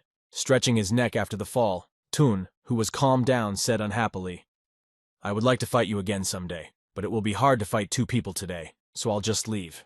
Walking away from the forge, Thun looked back and smiled happily and said, "Hey blacksmith, you're not bad, next time we'll fight properly." To which Grid replied angrily, "You asshole, clean up after yourself first." Watching Thun just leave them, Grid spoke unhappily. The rascal just took off and left. To which Rega replied, "Let him go. If he gets angry, it will be difficult to deal with him." Immediately after that, Regus happily announced, "By the way, Mr. Grid, I found your divine shield. It was with one of Rebecca's daughters." Hearing this, Grid was surprised to hear that Rebecca's daughter had it. Hearing the surprise in Grid's voice after he mentioned the phrase, Rebecca's daughter Rega confidently spoke, "As the 3 best paladins of the order are called, I wanted to meet them, but they refused because they did not want to return the shield." Recalling the girl who ran after the thief of his shield, Grid mentally recalled the speech in his head, Rebecca's daughter. The one who stole the shield called a girl named Isabel. Immediately after that, Regus added, "The goddess Rebecca gave them sacred powers, and it is said that their strength is comparable to the 2nd and 3rd generations of Yathan's servants, and that is the reason why the relatively weak order of Rebecca can fight with the order of Yathan." After hearing all these words from his friend, Grid nervously said in his head, "Oh, how difficult this is. I just need to meet with the bishop of Rebecca's order, and now everything is confused at the same moment." Regus also added that there was a message from the head of the guild. Immediately after the announcement of the message from Jishuka, Regus smiled happily and literally told him that he could do the crafting later. "Don't worry about anything and go on your way. If you need anything, the guild is always ready to help." Hearing that he could go wherever he wanted, Grid happily said in his head that it was really true, and then said, "Then tell him I'm going to meet with the bishop of the Order of Rebecca." The next day, Grid finally reached the entrance to the village of Rolling, which was located in the northern part of the bishop's property. Leaving the forge after a hard day's work, the blacksmith stretched and groaned tiredly, saying how hard it was. "Well, let's try to make the last pick for today." Suddenly, the blacksmith noticed a crowd of strange things in the sky approaching him at high speed, and looking at the flying flock, he wondered what they were. They didn't look like birds. As the flock approached even closer, the blacksmith could see that it was a flock of monsters, and nervously exclaimed that they were gargoyles. But why were there so many of them in one place? A few seconds later, Grid, who was also flying in the crowd of monsters, dealt with them and landed right in front of the blacksmith with a sigh of relief. He said, Thanks to the vibranium and cloak, I hunted properly. The strength of the equipment is almost zero. It's good that there was a forge here. Heading straight to the workplace, Grid said happily as he took off his equipment. This is a simplistic furnace, and it's not bad. I'll pay you. But let me use your furnace. Hearing the request of the guy who had just descended from the sky, the local blacksmith exclaimed in displeasure. But how can you just use someone else's furnace? Judging by your appearance, you are not even a blacksmith. Hearing the objection from the local blacksmith, Grid ignored his prohibition and melted the furnace and mentally said, well, after seeing my effects, any middle-class blacksmith would immediately allow it. But this one seems to be of low grade. It may be worth shutting him up using my abilities. Having melted the furnace to the right temperature in a short period of time, Grid said happily, you look about 20 years old. If you want to succeed, then watch carefully. This is a technique the village blacksmith has probably never seen before. Hearing Grid's words and paying attention to what he was doing, the village blacksmith was surprised to hear that the furnace had already heated up so well. Immediately after that, the blacksmith was able to watch Grid get to work and start repairing his things. And then the boy mentally added a high level of hammering skills in the same breath as the fire.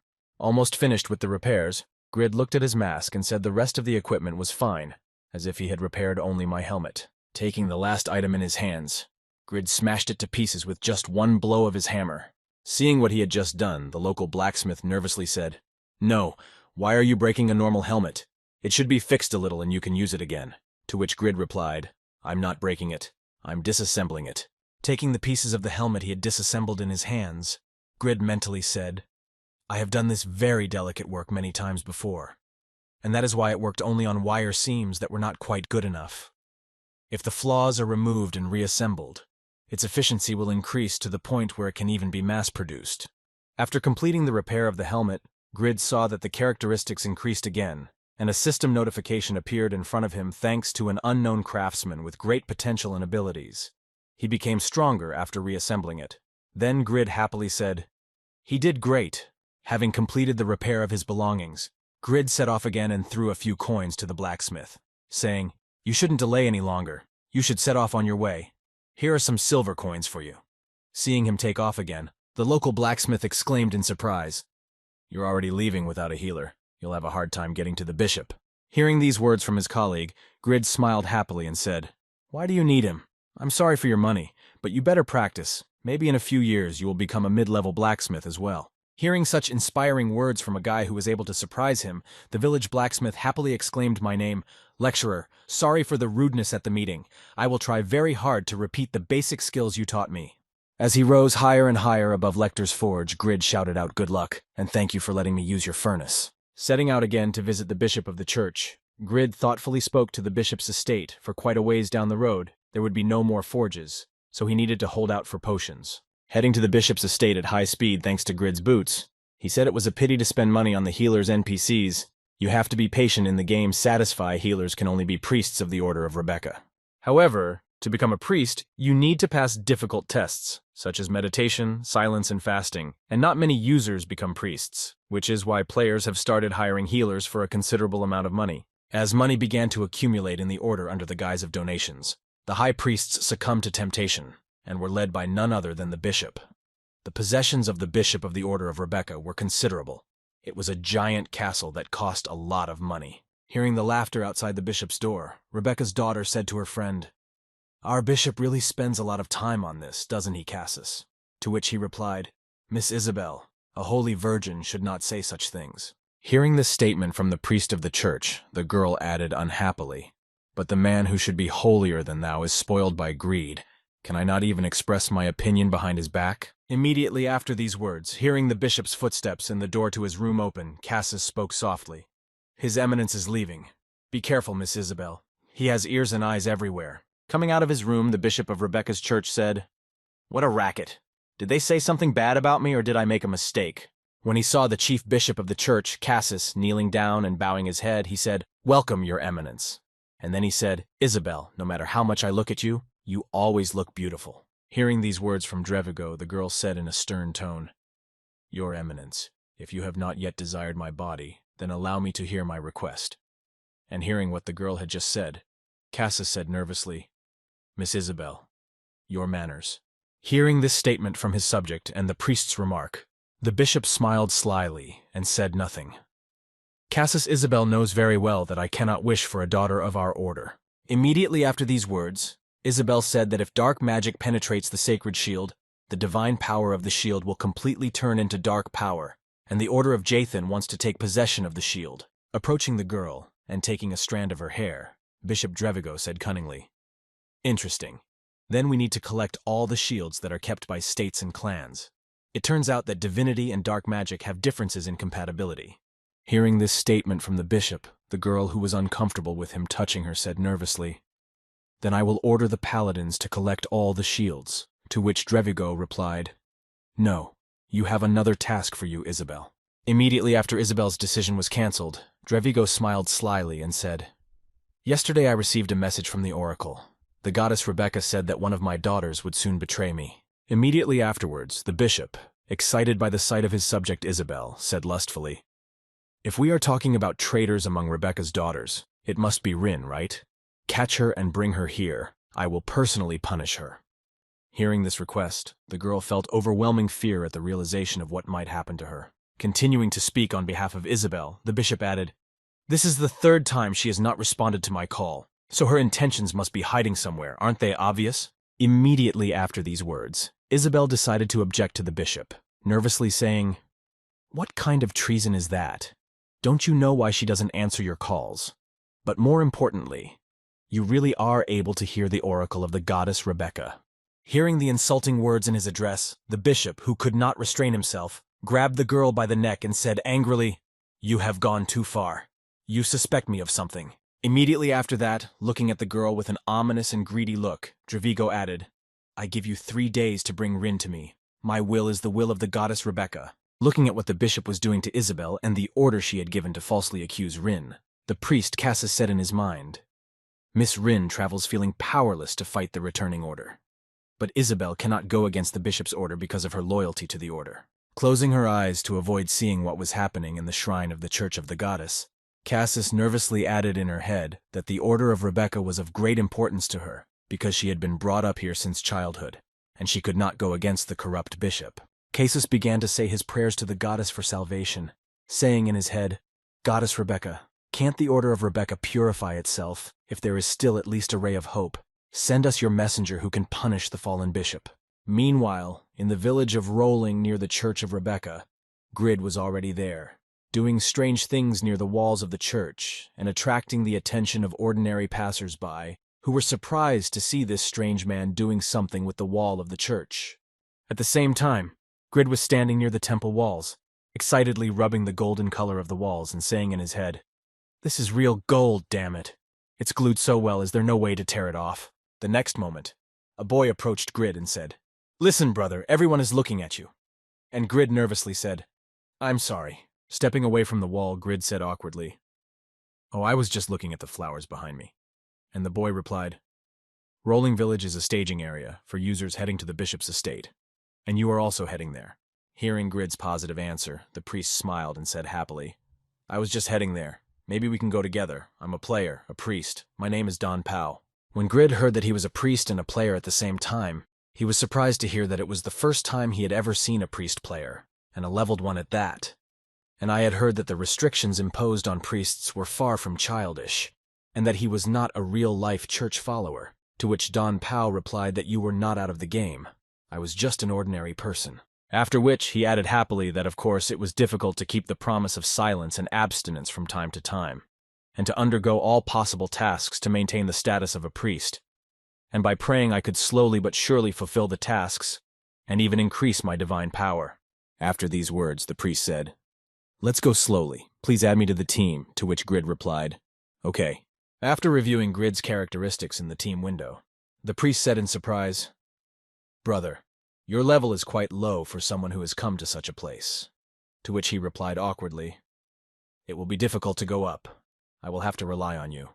Hearing that he trusted him, the priest smiled slyly and said, "Paladins often walk this road, and there are not so many monsters here. On the contrary, I am grateful that you agreed to go together." Immediately after these words, the boy smiled ominously and said in his head, "I will get you to the hunting grounds in one piece so we can get more money out of you." Hearing the stomping of the monster's feet approaching them, L=, Dong Pao nervously exclaimed. Wait, brother, something is wrong here. After a while, a couple of boys came across a pack of monsters, and the priest nervously exclaimed, There can't be so many enemies in these places. Where did they come from? At the same time, Grid rushed at the enemies with his dagger and shouted, Don't stop! Heal me! As Grid fought with the enemies, he thought to himself, Booga, as expected from Lizardman, this is the only way to get health, and yet the power of healing of a priest is cool. If we go to the Vatican at this pace, I can raise my level quite well. After these thoughts, Grid joyfully exclaimed in his head, If this is a free priest, then we should use it to the fullest. And then he said to his friend, Continue to heal me. As he continued to heal Grid and drink the mana potion, the priest said tiredly in his head, He is strong. I thought he was lucky to have passed through the Suds Mountains with such a low level. Judging by the effect of his dagger, he must be fully armed. Wiping the sweat from his face, the priest thought, If he can hunt like this, the reward will be worth it. I shouldn't miss him. And then said, Oh, brother, it seems all the items go to the group leader. Why not divide them among the members? Hearing his friend's request to distribute the items, Grid replied with this approach. The most expensive items can go to one person, so let's do the distribution when we get there, to which he replied. But somehow, interrupting his friend, Grid pointed at the enemies and said, Well, if you don't believe me, then we'll have to die together, so drink the potion and keep healing. After walking some more distance, Don Pao pointed to a cave nearby and said tiredly, Brother, let's rest a bit in that cave. Something is not clean here, where so many monsters came from. Going inside the cave, Don Pao leaned on the wall and said tiredly, You are a warrior, but I am limited. My mana is recovering more and more slowly, so I hope you will understand. Looking at his tired comrade, Grid said it would be better if we went to the Vatican at this pace. But nothing could be done. And then mentally added, I'll probably have to take off my cloak. As soon as he took off his equipment, he received system notifications that said this place is sealed by the vampire countess Marie Rose. The sinister influence of Marie Rose interferes with the circulation of your magical power from this moment on. Skills and spells become inaccessible. After that, Grid nervously said that it looks like there is something dangerous here. To which Don Pao replied, Don't worry. Marie Rose has been sleeping for hundreds of years since she was sealed by the second Kreshler daughter, Rebecca. Immediately after these words, the priest added confidently that she would never wake up, and it is not about her that you should worry. The next moment, 3 assassins appeared in front of Grid with their class ranking, after which Shay said, Where have you been? We've been waiting for you for half a day. Hearing the disgruntled tone of the 3 guys, Grid asked in surprise, What do you mean you've been waiting for me? Do we know each other? And then thought about their outfits. They were assassins. Immediately after these words, Grid heard Don Pao's voice behind him saying, On the way, we met a whole horde of monsters, so we had to go and fight them off without stopping. Looking back, Grid saw a giggling Don Pao, who said he looked so-so, but looking at his dagger in his nose immediately hit the smell of money. Trying to threaten him with the loss of level is useless. He is already low. Immediately after that, the priest added with a sinister smile, But still, you hardly want to die, so just give us all the money and equipment, Mr. Grid. Hearing Grid's demand, he was surprised to hear that this was a robbery. But wasn't there a terrible punishment for violating the doctrine? Could Rebecca's priest do this?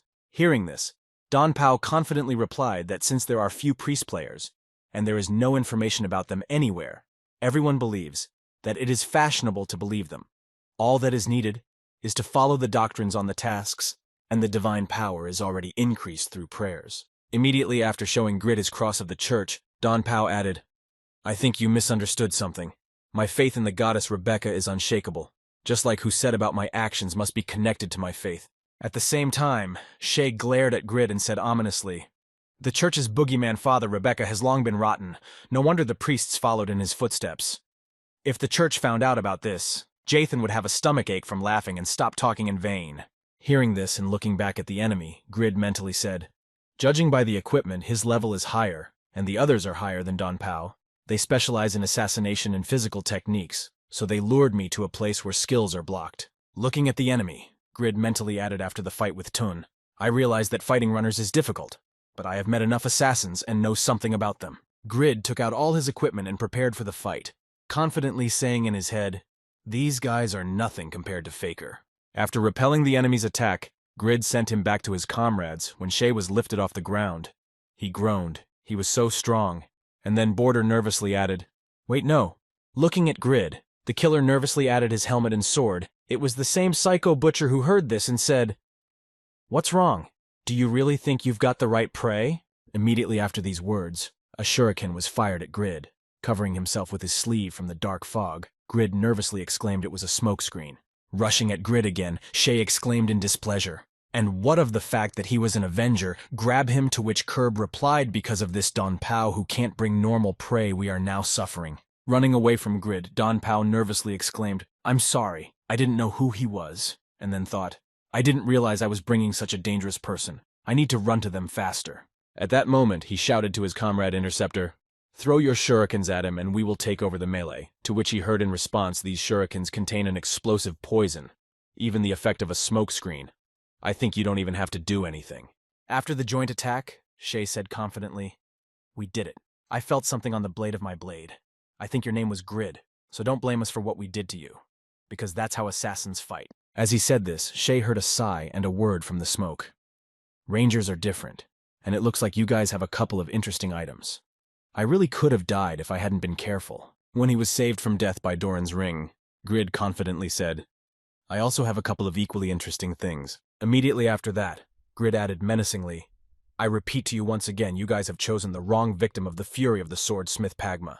Immediately afterwards, Grid used his wave skill and finished off all 3 assassins. Seeing what had just happened, Don Pao nervously wondered how he was using the skill here, and how he was even standing up to 3 top assassins when his level was so low. Shielding himself from Grid with his hand, Don Pao nervously thought, just as I thought he had a hidden class. At this rate, we will lose items and experience. We need to get out of the situation unscathed by any means necessary. Bowing his head to Grid, the priest said guiltily, Please have mercy on me, brother. I have sinned against you. To which Grid replied, How many people in this place have asked you for mercy? How many of them have experienced the same emotions as you are experiencing now? Immediately after these words, Grid added sternly, I don't care about the others, but it's even better that you turned out to be a traitor, because I can take all the items we got on the way here. Hearing this, Don Pao nervously replied, Of course, all this is yours, of course, brother, and then thought he was not going to kill me. He is even more simple than I thought. Suddenly, the priest groaned and began to wriggle out of it, and Grid said in surprise, What are you doing?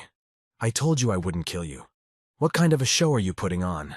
The next moment, Grid heard a sinister female voice saying, I didn't think I could wake up like this. Sucking all the blood out of Don Pao, Marie Rose added, I kept wondering what the smell of blood was in the air, and then I woke up to this delicious meal. It's just incredible. After finishing the meal, the girl said, Nice to meet you. After which system messages appeared in front of Grid, telling him that you had met the vampire countess Marie Rose. All types of skills are inaccessible. The virgin's gaze conquers the lower races. You lose control and willpower. Marie Rose's charm is absolute. But Grid was not affected by the effects thanks to the passive skill of the title then. He nervously thought this girl Marie Rose, what an incredible power Malachus is and does not stand close to her. When the girl started to approach him, Grid exclaimed in fright, that wait, but I heard you were sealed, why are you suddenly awake? Taking Grid's cloak in her hands, the girl said, I can smell the blood of tens of thousands of people in this cloak, and this alluring aroma has awakened me. Hearing this, Grid was nervous and thought Malachus seemed to be saying that there was a lot of blood on this cloak, as he had sacrificed virgins. With a sly smile at Grid, Mary Rose added, You don't seem to have the high divine power of Rebecca's daughters or the strong magic of Braham. But my gaze and presence do not affect you. Hearing the words of the maiden, Grid was surprised to think that she knew Bram and yet spoke so arrogantly of him. Perhaps she was a higher being than Bram. Looking into her eyes, the boy thought, Her beauty seems to be out of our world, but at the same time I can feel the difference in our strengths, and I can never defeat her, so I have to be careful. After these thoughts, Grid said nervously, When you say that it is strange, you mean that you are interested in me. You are really interested in what I have awakened you from the restraining seal, so please let me live. When the girl heard Grid's request, she put her hand on Grid's shoulder and laughed and made such an impudent request. Immediately after the girl laughed, she looked at Grid and said it so sweetly. The next moment, Mary Rose smiled happily and said, Okay, today I'll let you go. I'm awake after all these years and it would be nice to get some fresh air. As she walked past Grid toward the exit, she gave him a sly smile and said, Let's meet again sometime. When the girl left the cave, Grid said nervously, looking after her, She made me feel uncomfortable today. Everything ended well, but something irreparable could have happened while I was trying to get free treatment. After that, Grid spoke sternly to himself. You have to be very careful with freebies. You can't forget that. Suddenly, he noticed an interceptor belt at his feet, and said in surprise that it was the same belt with the shuriken of that killer. It must have fallen out after his death. and at the same time in the Temple of Rebecca. Taking his throne in the Hall of Visitation, Dravigo spoke menacingly to his subject. I heard that you tried to find some other truth under the pretext of prayer. You have always been my sword that smites the enemies of the church. Looking down on one of Rebecca's daughters, Drevian added, and you still dare to doubt me, vicar of the goddess Rebecca. You were still supposed to be a symbol of loyalty and an example to the rest of the church. Looking at his servant, the bishop said, if you are still the daughter of Rebecca Rin. After these words, the bishop displeased these high-ranking priests who were fomenting the rebellion, saying that I am blinded by land desires. Shouldn't you be the daughter of Rebecca, who should have struck them down with your sword? Continuing to press the daughter of Rebecca, the bishop said your loyalty was a lie, to which Rin replied, my loyalty to the goddess Rebecca, and your priesthood is eternal, however. Raising her head from the floor, she added, I was confused because your priesthood was not acting as pope, so I prayed to the goddess Rebecca to get answers and continue to follow your orders. Hearing this, the bishop slammed his hand down on the throne and shouted, how dare you speak of eternal fidelity with such skepticism, you traitor? You no longer have the right to call yourself the daughter of Rebecca. The next moment, the pope shouted menacingly, pointing to the girl, kill her immediately, and take away Eichel's sword. And then a task appeared to kill the girl, with the name of the SS Pope's decision. Immediately after that, other system notifications appeared, saying that you accept the task. If you do not accept the task, the Pope will consider you a traitor. After reviewing the task and the conditions of non-compliance, the boy nervously thought, I'm a reward dice awakening abilities. Does this mean that I can finally become a real paladin of Rebecca if I accept the task? Hesitating with the decision, the boy nervously thought, compared to the churches of Judas and Dominion, which are known for their buffs and outstanding fighting skills, the paladins of the Church of Rebecca can only heal, and this class is difficult to obtain, so it is not popular. Looking at the girl he needed to kill, the boy thought. But despite this, the reason I chose this path is because of the daughters who are the paladins of the Church of Rebecca, the strongest among all the NPC paladins. Biting his lip, the boy said nervously in his head, I have reached the level and passed through the second-class change, but I am still trying to become a true paladin of the Church of Rebecca. Turning his gaze to the girl he needed to kill, the boy nervously added in his head, if only I could just kill her. Leaving the ranks of the knights with his sword, he thought I could finally wake up. However, the next moment something unexpected happened. The knight threw off his helmet and attracted all the attention to himself, he thought confidently. As he hugged the girl and pointed his sword at the bishop, he added, how can I point my sword at Rin when she is so beautiful? And then said, I refuse. The next moment, Damien, who was ranked as a paladin and owned a blog praising Rebecca's daughters, smiled happily and said, don't worry, Rinchan, I will protect you. Hearing this, the girl was touched and said to Damien, I'm not alone, to which he replied, of course I will always be on your side. The next moment, the angry bishop shouted to his knights, this dishonorable scoundrel is a traitor. What are you waiting for? Punish them. After that, Damien was given a new task, God's punishment, with the task of killing the fallen pope, and he was rewarded with the hidden class and received the skills of Patronage of Light and Cherished Wish. The Patronage of Light gave the effect of increasing the strength of the attack of defense and accuracy for minutes, and the Cherished Wish allowed you to instantly resurrect the dead once a day using the maximum supply of mana. Seeing what he got, Damien was surprised to think incredibly, these skills are probably the best of all existing ones. I was chosen. Breaking through the crowd of knights of the church, Damien said in his head using the Patronage of Light, will I finally become the main character? After that, one of the knights nervously exclaimed, what kind of light is so strong? To which the other replied, fight to protect his holiness. Having broken through the defense of the knights who defended the defiled pope, Damien shouted out Drevigo. As he approached the fallen bishop who had succumbed to temptation, the boy added menacingly, your atrocities will end today. However, everything was not as great as it might seem at the last moment. The bishop fired a beam of light at the rebel, piercing a hole in his chest. At the same time, somewhere outside the church, Isabel sat holding her head and saying, I'm the reason Rin was in danger.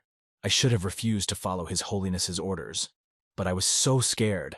I knew Rin hated the Vatican as it was, but I was the one who insisted she come back. Listening to Isabel, Cassis said, even if you had refused to send someone else to get her and force her back here, she would probably be grateful that you did, so don't beat yourself up, Miss Isabel. Raising her head and looking at Cassis with tearful eyes, she told Rin that she would be with Her Holiness did not allow me to be with her Cassis. Hearing this, Cassis thought abjuration at worst, she could lose her life, while there are 3 great weapons Rebecca's daughters can replace at any time.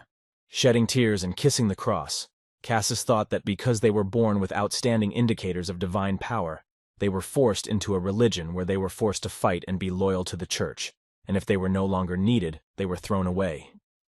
What an injustice. Seeing that Cassis was crying, Isabel wiped away her tears and said, "Why are you crying too? The goddess will protect Rin." To which Cassis replied, "I'm sorry, Miss Isabel." Kneeling down in front of the girl and bowing his head, Cassis said disappointedly, "With our powers, we cannot save her or even you." Seeing his old acquaintances, Grid, who had arrived at the Vatican, happily said that why such a grown man was crying on the ground, such sentimentality did not suit his appearance. Looking back at the source of the voice, Cassis joyfully exclaimed, "You are Mr. Grid," to which he joyfully replied, "It's been a long time, Mr. Cassis." The next moment, Cassis said in surprise, "But why are you suddenly here after that?" Isabel interrupted him, saying, "Wait, Cassis, his cloak." Looking closely at Grid's outfit, the girl said in surprise, "This is the same cloak of Malachus. I heard that a group of warriors killed him not long ago," to which Grid happily replied, "You recognized him." Immediately after that, Grid exclaimed angrily, pointing his finger at Isabel, "Hey, wait! But this girl is the shield thief. No, the one who caught the shield thief. What was your name, right? Rebecca's daughter. Give me back my shield." Immediately afterwards, pointing to Grid, Cassis said, "Mr. Grid is a blacksmith from Winston who forged the shield you have in your possession." Hearing this, the girl exclaimed in surprise, "So young, wait a minute. You mean to tell me that the blacksmith killed Malachus?" The next moment, Isabel bowed before Grid and said it was an honor to meet such a great and brave warrior who was able to defeat the enemy who had always escaped us. Please accept my sincere thanks for getting rid of this bad demon. After hearing the gratitude, Grid exclaimed in displeasure, "Give me back my shield. It's mine. I didn't even get paid for it." Hearing Grid's demand, Isabel nervously replied, "I'm sorry, but the shield has the potential to become a dangerous weapon, which is why the church decided to take it away. Moreover, I would like to ask you to give me all the other sacred shields you have made." Hearing the girl's demand, Grid shouted angrily, "Who are you to take other people's items if you don't give me my shield? Blood will be spilled trying to calm Grid down." Cassis said nervously, "Mr. Grid, please calm down. What brought you here?" Hearing the question from Cassis, Grid said unhappily, "I came here to return my shield, but I also need to get the blessing of the goddess, so I came to meet the Pope." Hearing this, Cassis thought in surprise, "I thought he was just passing by, but it turns out he needs his holiness. Perhaps it is the will of the goddess." Feeling a powerful surge of energy, Isabel rushed to the church, nervously exclaiming, "This divine power means His Holiness has decided to do something about Rin." To which Cassis replied, "No, Miss Isabel. Didn't the Pope tell you not to go in if you disobeyed an order?" Pulling her spear out of her inventory and heading for the church, Isabel called out to Grid aside, "I have to stop him no matter what." Thinking about what he saw in the girl's spear, Grid said in surprise in his head, "I was not thinking straight at the time, so I didn't realize. But this is an incredible spear, much more powerful than even the Dineslave Pagma." Grabbing the girl's hand to prevent trouble, Cassis shouted, "No, please, Miss Isabel," to which she nervously replied, "I'm going to save Rin. Don't stop me." Suddenly, a powerful bolt of lightning appeared in front of the door to the church, blinding Isabel and throwing her back at Cassis with a shockwave. This lightning brought with it Luna, the last of Rebecca's daughters, and she prepared for battle and said, "His Holiness's order is absolute. You cannot enter Isabel." Hearing these words from her friend, Isabel nervously exclaimed, "But Rin could die, Luna. Please get out of the way." Looking at the girl who appeared, Cassis nervously said in his head, Luna was the one who was brainwashed and had been affected by the uprising. She was one of the first to put down the rebellion and was also a favorite of His Holiness. She would never miss Isabel. Looking at Isabel with a stern look, Luna said menacingly that what cannot be done is impossible. "I am very sorry, but—" Meanwhile, Grid looked at Isabel's weapon and said in surprise, "This spear is not quite ordinary. Wait, why all the tension?" At the same time, Grid faced a new task to help Rebecca's church. The condition of fulfillment was the death of Drevigo as a reward for the blessing of the goddess Rebecca. But if he failed, this quest could make it impossible to complete the second stage of the class assignment. At the same time, looking at the spear, Isabel Grid said in surprise in his head, "You're completely crazy to kill the Pope to get a blessing. What incoherent nonsense." And then noticing something strange, he exclaimed. Looking closely at the spear blade, Grid was surprised to see that it was some kind of marking on the spear. Perhaps it had something to do with the task. Smiling happily, Grid thought that his intuition told him that it was a hint, that the higher the punishment, the more the system helps to prevent failure, and that means... At the same time, Isabel shed tears and mentally begged Luna to please get out of the way while we're standing here. "Rin could die, Goddess Rebecca. Will you let Rin die?" Leaning on her spear, the girl closed her eyes and thought sadly, "Can't someone please do something about her father?" Approaching the girl and taking her spear in his hands, Grid asked in surprise, "I just need to kill Isabel's father." Hearing Grid's question, the girl immediately rose to her feet and exclaimed, "You will really punish the Pope who dishonors the goddess." To which he replied, "Some people have also asked me that." Having received hope for a good future, Isabel shed tears and nervously exclaimed, "Please, Grid, I beg you." Grid tightly clutched Isabel's spear in his hands and said confidently, "Okay, I'll save Rin, but in return you have to give me the shield." Immediately afterwards, Grid used his evaluation skill and saw a system notification that said, "The legendary blacksmith has a truly penetrating gaze. Using the legendary blacksmith's evaluation, you can manifest any hidden effect."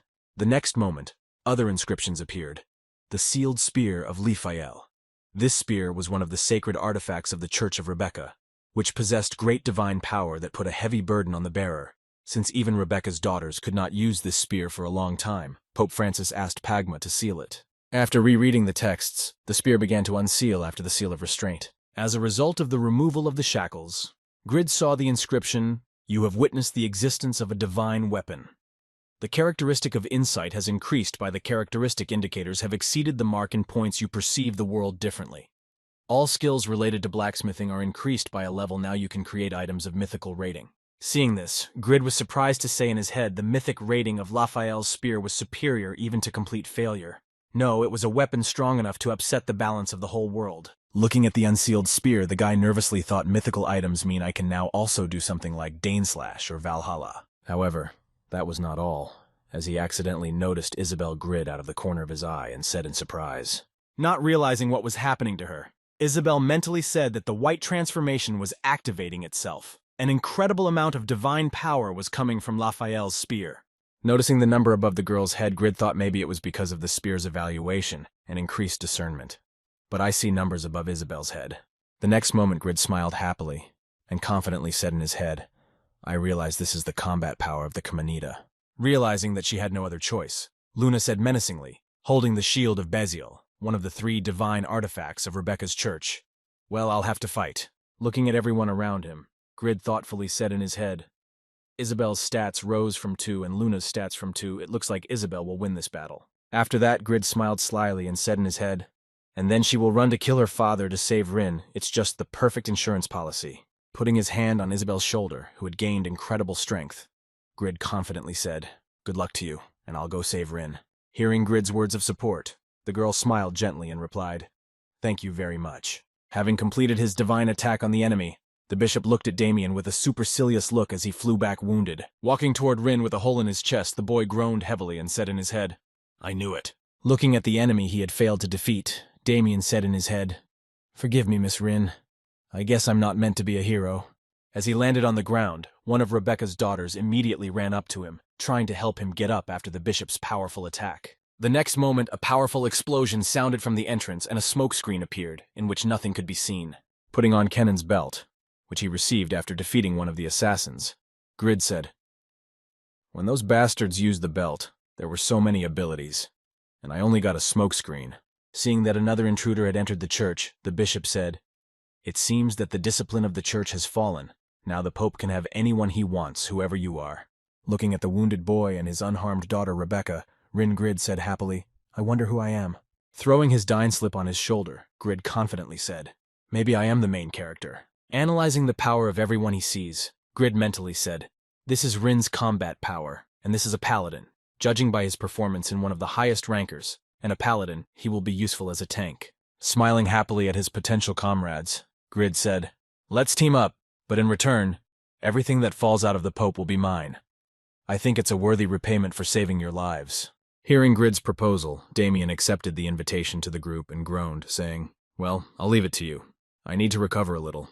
At the same time, pointing at Grid, who had burst into the church, the bishop shouted out in a fierce voice, "How dare you desecrate this place? I, Pope Drevigo, will bring God's punishment upon you." Damien then granted Grid the Holy Radiance buff, which increased his stats. Grid was surprised to see that this was a paladin buff, and he knew it would be useful. After receiving the buff, Grid took out a ball of lightning and said, "Go you know where with your punishment. You have made my task with the blessing more difficult. Now my letter of recommendation from my father-in-law has become useless. Having reinforced his weapon with a ball of lightning, Grid rushed at the enemy to try to deal with him in one blow. Shouting out menacingly, he had to behave well. After the unsuccessful attack, Grid broke the distance and said in surprise in his head, "He blocked my sword even with the red lightning effect and Damien's buffs." Looking at the power of the bishop, Grid thought in confusion. With my attack power, I would have been able to pierce at least 3 layers of Malicus's shield like this Pope with his insignificant combat power did. Immediately after that, Grid mentally said that if Damien Ranker's combat power was on the mark, then Malicus, who was difficult to deal with even with the help of the whole guild, should have had more. Immediately after these thoughts, Grid thoughtfully said in his head, "However, I have a feeling that the Pope is stronger than Malicus, which means that even a small gap in combat power is actually a very big difference."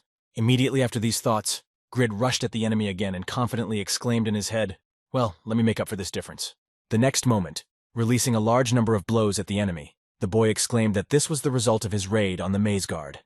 "Let's see how you block such attacks." Preparing to defend himself against Grid's attacks, the bishop angrily said, "So this is your plan, blindly swinging your sword non-stop. I don't think you can break through the magic of light." Seeing that his attacks could not penetrate the barrier of light, Grid smiled happily and said, "You're strong. Let's see how long you can last. I was just wondering what I could do." Using the power-up skill, Grid shouted out the superiority of the blacksmith's fury, after which his attacks became even more powerful, and their intensity increased so rapidly that Grid broke through the bishop's defense. Seeing what had happened to his light magic, Drevian screamed in fear in his head, and he broke through the magic power of light. Watching the attacking waves from Grid fly at him, the bishop nervously said in his head, "The power of the goddess could not stand against such a worthless man." Continuing to strike a barrage of blows, Grid thought happily, the health of this scoundrel dropped below half. After which he joyfully exclaimed, "Boogeyman, I can handle him myself. I wonder what will fall out of the Pope." Taking numerous blows, the bishop angrily exclaimed to his knights, "What the hell are you doing?" he said. "Kill this heretic right now." Hearing the order, one of the knights thought in confusion, "Anyway, this is the Pope's order. We must obey." And then the others shouted to take him. Going into battle against the bishop, Grid exclaimed to his comrades, "Damn it, you're going to stand there and watch the Pope. He has almost no health left." Appearing at the last moment in front of Grid with his shield, Damien said, "I'm sorry for keeping you waiting.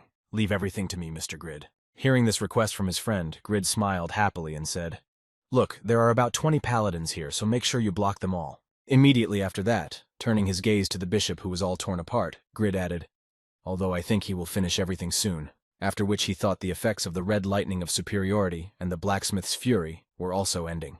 Rushing at the enemy with his Dainsleaf, Grid shouted in his head that he had done his best for the last time, and then shouted Pagma's sword kill.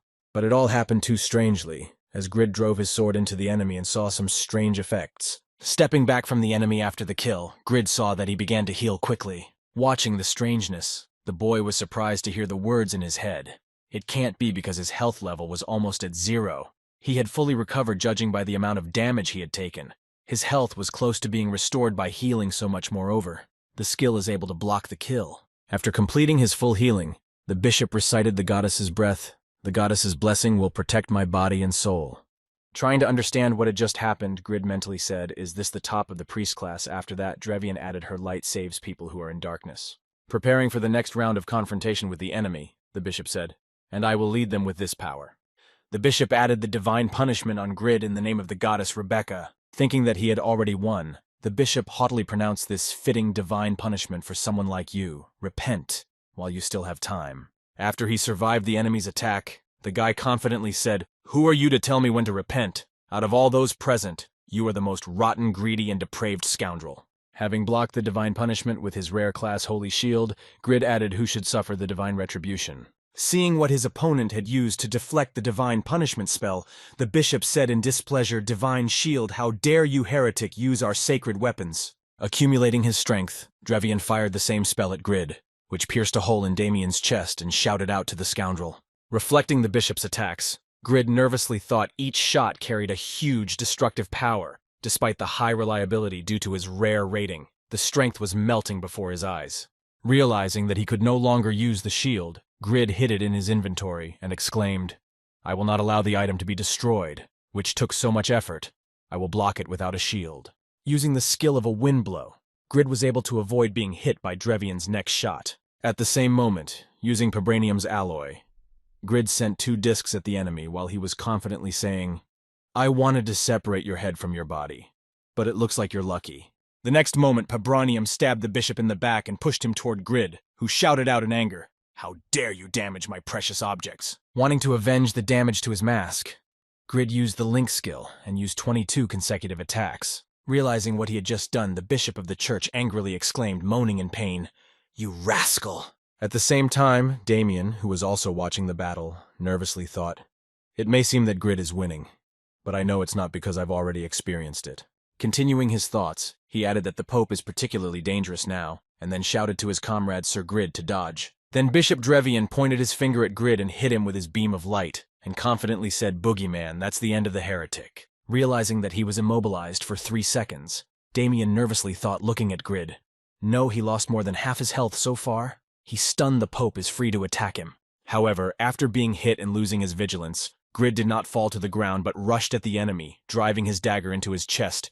Feeling a sharp pain, Drevian said in confusion, What but how? Then Grid, healing half of his lost health with Doran's ring, said menacingly, Didn't I tell you?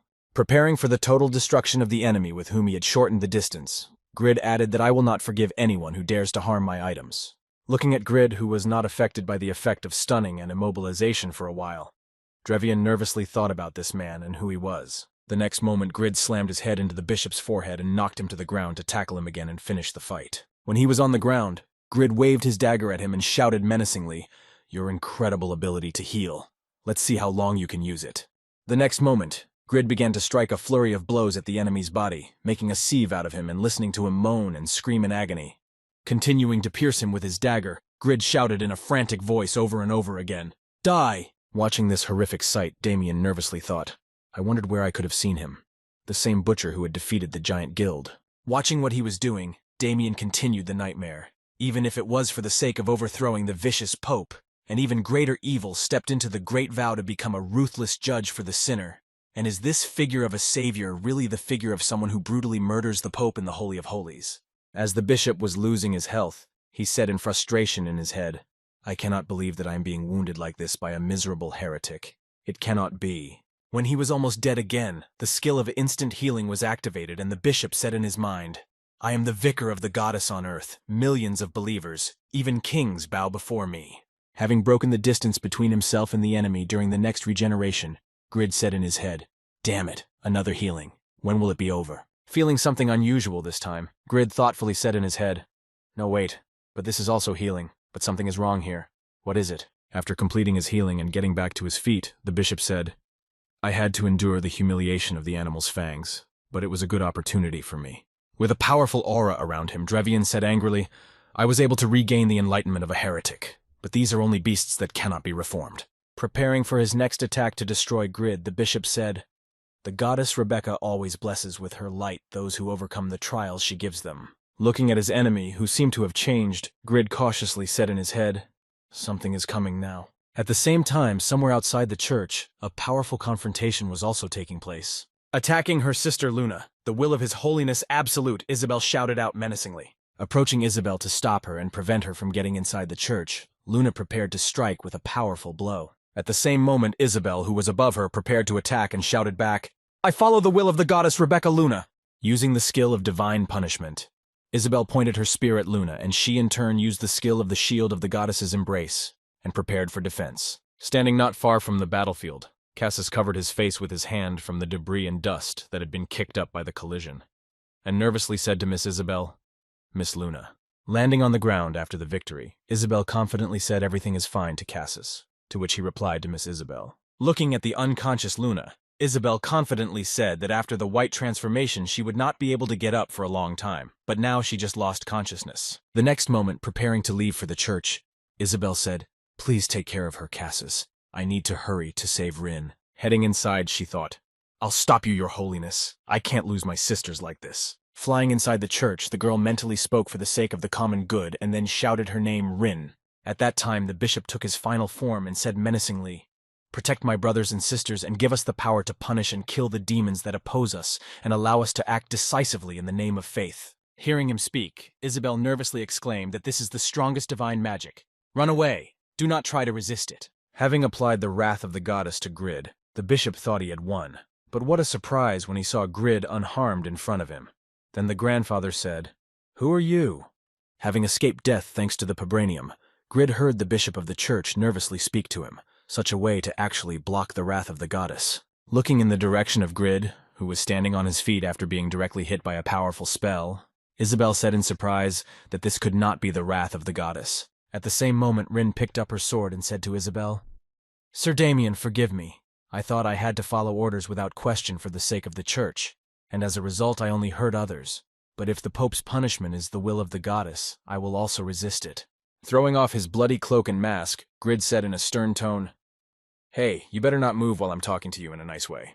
Again, taking out a Dine's life and new equipment from his inventory, Grid added menacingly, "If you try to take my prey from me, you're finished, it's mine." Looking back at the daughters of the goddess Rebecca and Damien, Grid looked at them with a menacing look and said, "Only I will finish this scoundrel." Looking at the back of Grid, who wanted to destroy the bishop himself, Damien wondered if he had blocked the wrath of the goddess Pope Drevian, who he was. Applying the team's power-up, Damien mentally said, "I've awakened my abilities. I've dealt with the paladins. Now I need to do my best to help him." Looking at Grid, who was slowly approaching him, terrified by what he saw, Bishop Drevian nervously prayed in his head in the name of Rebecca that he had just blocked the power of the goddess herself. Gritting his teeth in hatred and anger, the old man added menacingly in his head, "Press on with all the wounds. This scoundrel is standing on his feet as if nothing had happened. I underestimated him." Seeing the shockwave from Grid's sword flying toward him again, the bishop put up his shield and exclaimed haughtily, "You pathetic sword-swinging beast. I'm sorry, but as long as I have my shield, your attacks are nothing to me." Suddenly he noticed that his shield began to crack, as a result of which Grid's attack penetrated the defense and hit him. Leaning on his knee to keep from falling after the damage, the bishop groaned and wondered how he could break through the shield that blocks physical attacks. Heading towards Drevian with his sword, Grid used the golden flash skill to sternly exclaim, "You idiot, you tried to protect yourself with a physical shield from magic!" Reducing the distance with the enemy, the boy added angrily, "First compensate for the damage to my items, and then you can die, you scoundrel." Having used the skill of binding before striking, Grid prepared to strike his enemy with numerous blows. At the same time, the bishop who was watching Grid's movements nervously thought, "I can't believe he used a magic attack. The wounds are heavier than I thought.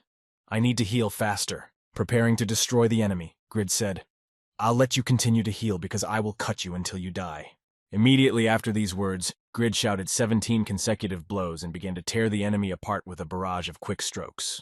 Experiencing new painful sensations every moment, the bishop of the church moaned heavily in his head, wondering how long this barbarian would attack me. Trying to stop the series of blows from his opponent, Bishop Drevian used the skill of goddess protection. As long as his defense was in place, the bishop prepared to relaunch his most powerful attack and angrily exclaimed, "Oh, you annoying fly, just die already." The next moment, the bishop himself used the goddess wrath skill again, which was supposed to end the confrontation with his victory. Watching his enemy and the vibranium alloy that was trying to protect him, the bishop thought that even with this golden disc he would not be able to block all attacks. He was finished. Rejoicing that his powers still prevailed over those of the heretic, the priest confidently exclaimed, "Boogaloo, it's over at last. Disappear without a trace." After the time of the divine punishment had expired, someone's hand appeared from the pile of dust on the rubble and grabbed the bishop's arm. When the bishop felt the touch, he realized that he had not yet won and said in fright, "How can this be possible?" Recalling all those moments of critical blows that were supposed to finish him off or bring him closer to death, the bishop added in his mind that he had already had to die so many times. Recalling how he had gotten up after each of those times and continued to resist him, the bishop added nervously, "Why the hell is he still breathing?" Looking at Grid, who was still standing even after being hit by the divine punishment again, Drevian asked in confusion how you survived this time, to which he heard in response, "I told you already, idiot." Having survived with the help of the passive immortality skill of the legendary blacksmith Grid with a minimum health reserve, he said to Drevian, "You are no longer a survivor." Realizing his weakness before the enemy he faced, the frightened bishop exclaimed, "Who are you and why can't I kill you?"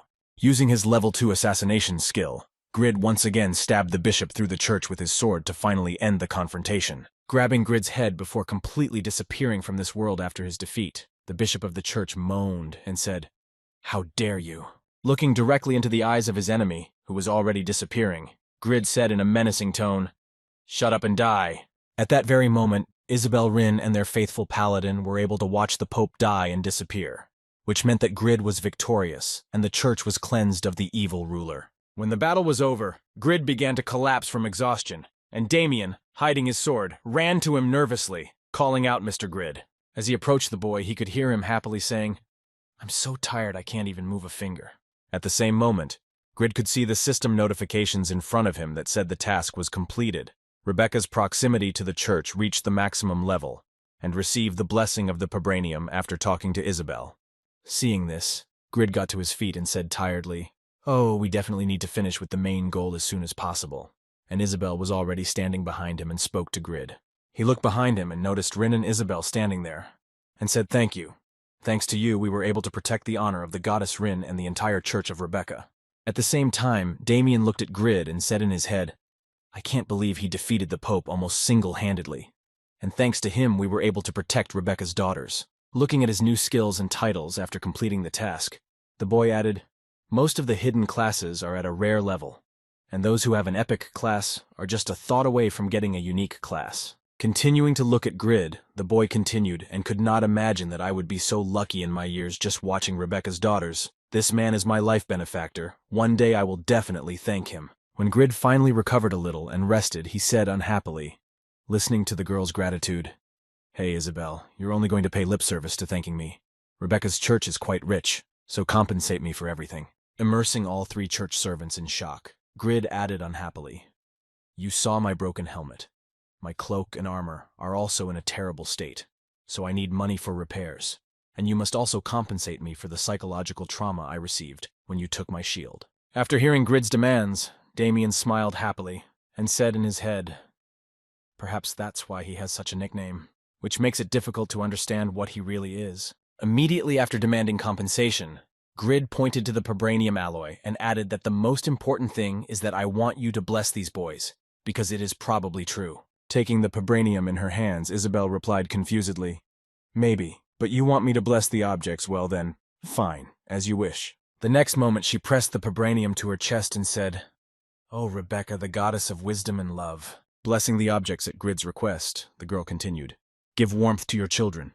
Upon completion of the prayer, Grid received a system notification stating that the goddess's blessing had come to the Vibranium, after which the golden discs of the Vibranium received the additional effect of an additional rate of vitality recovery by. Seeing this, Grid was surprised to think that not only does this mineral have its own will, but it can also acquire skills. So does this mean that with each new blessing, the skills will become more and more? After blessing the item, Isabel handed it to Grid and said, "I will return the divine shield, as I promised," and the boy happily shouted out, "My shield." Taking his object in his hands, Grid nervously thought, "Something is bothering me. Will I be able to get a blessing from the Church of Jathan, given that I am their enemy? If not, I will have to force them."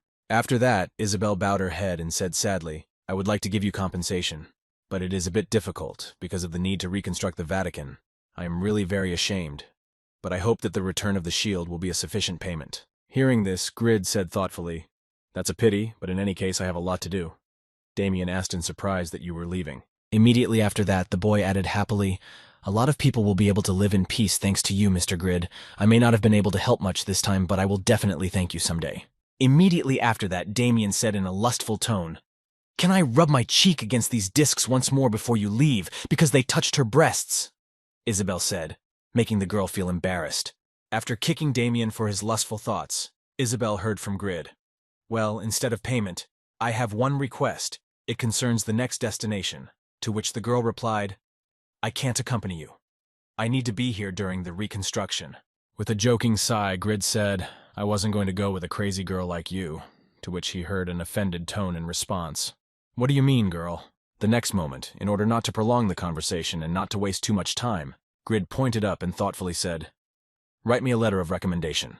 At the same time, somewhere in the forest, Tobin was sitting on a rock and saying, "What kind of people are these? I asked them to help me with my task, and they all ran away. Even this volunteer I can't reach. Maybe he's practicing again." After expressing his dissatisfaction, the warrior thought, "But still, this is a SS-ranked task for which a legendary level sword is given, and it is such a rare chance that I could get as the best paladin of the Church of Judah." Continuing his thoughts, Tobin added, "Considering how high the level of difficulty and risk is, it's no wonder they decided not to participate in this until he heard Mr. Tobin. We are all here." Seeing that the recruits had already shown up, the man thought, well, at least the newbies have agreed to help a little awkward with strangers, but they are real rangers with them. I have a chance after that. He heard what we need to do. Leaning his hand on his leg, Tobin confidently answered, "We will need to pick up something." Getting to his feet to start walking, Tobin added our destination was the church of the goddess Rebecca. The god of health and wisdom, Judar, the god of war Dominion, are the sons of the goddess of light, Rebecca. That's why the Church of Judah and the Church of Dominion serve the Church of Rebecca, and having the highest god in power, all three have always been in good relations. But each of the churches had growing ambitions. At the same time, when Tobin arrived at Pascal's reception, he heard that I cannot stand to see Dravigo disgrace the title of pope, and that the parishioners of Rebecca's church would like to appoint a new pope. Leaning his head on his hand, Pascal, the head of the Church of Judara, added thoughtfully that if there were no suitable candidates within Rebecca's church, then I should become the new pope. Hearing these words from his ruler, Tobin replied, "The most respected pope in history, Pope Francis, was also elected from our church, and if there is such an example, it is quite possible." Bowing his head to Pascal Tobin, the strongest paladin of the Church of Judah, the head of the headquarters of the Tzedakah Guild, and the highest-ranked paladin in the ranking of paladins, said what I need to do as a leader. When Pascal heard the question from his subject, he thoughtfully replied, "Take Pope Francis' equipment that he used during his lifetime, which is stored in Rebecca's church, and with its help, I will be able to prove Francis' lineage and take over as pope." Seeing the mission and the reward, Tobin thoughtfully said in his head, "The rating of a top runner can already change with experience, and here, with a level increase, I can rise a level at once and become in the overall rating." Also remembering the weapons he would receive, Tobin added the legendary Sword of Wisdom. Looking at its characteristics, Tobin thought that for the legendary level, the attack power is average, but given the ability to roll back the waiting time of skills, I will be able to raise my level like Ibelin or Pawn. Remembering Grid's words that he was the last in line for the weapon, Tobin thought it was a difficult task, but I must do it, given that he was Grid. I would not be able to get the item soon. The next moment, Pascal got up from the throne and added the location of the artifacts you can find out from the spy we have placed in the Vatican. I hope for good results because you are the best paladin of our church. Hearing these words, Tobin confidently said, "Just tell me what artifacts I should bring, and I will immediately set out." Recalling how it all happened, and moving back to the day of departure, Tobin thought at first many agreed. But after learning that the task was related to the Vatican, I immediately ran away. I thought we were close, but nothing newcomers will do just as well. Looking around at his comrades, Tobin said, "Listen, thanks, but you may have to fight Rebecca's daughters," to which Box replied, "We need to get the items. I'm sure we'll manage somehow." After that, Box, who was on the first place in the ranking of communicators in general, added that all we ask in exchange is to let us meet the man in the bone helmet. Hearing these words, Tobin nervously thought, "This is the playboy I heard rumors about. The one who made so many girls cry that they formed a special group called Deathbox." The next moment, Tobin imagined his abilities and mentally added a class of the highest difficulty level. A binder who manipulates the opponent by binding him or objects with magic, imposing buffs or debuffs. He has the lowest rank in the overall guild ranking, but he is the first in his class and can't wait to see him in action. After transferring Asuka, who was a berserker, and Blackbear, who was a summoner, Tobin added that both members are top runners, which is reassuring. Immediately after, he added in surprise that all the newcomers seemed to be very interested in Grid, and then said to them as I said before, "Until I trust you completely, I will not be able to reveal his identity." Hearing this remark from Tobin, Joshik replied, "You really care about him a lot, we understand, and that's why we agreed to help you." Covering his face with a fan, Joshik added that by helping you, we will gain your trust, and in the future, we will be able to meet that person. You are the guild advisor. You are probably very close to him. Hearing these words from the newcomer, Tobin nervously replied, "Of course we are very close, and I am probably his best friend in the guild." After spending a lot of time talking, Tobin said to his subjects, "Well, let's call it a day. We've spent 2 days already, and the Vatican will soon be visible."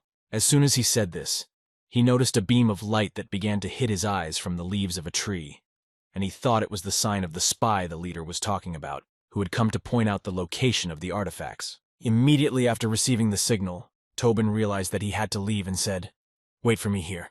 I'm going to get a message from the church." Hearing this, Asuka said with a grudging smile, "Damn, this is boring.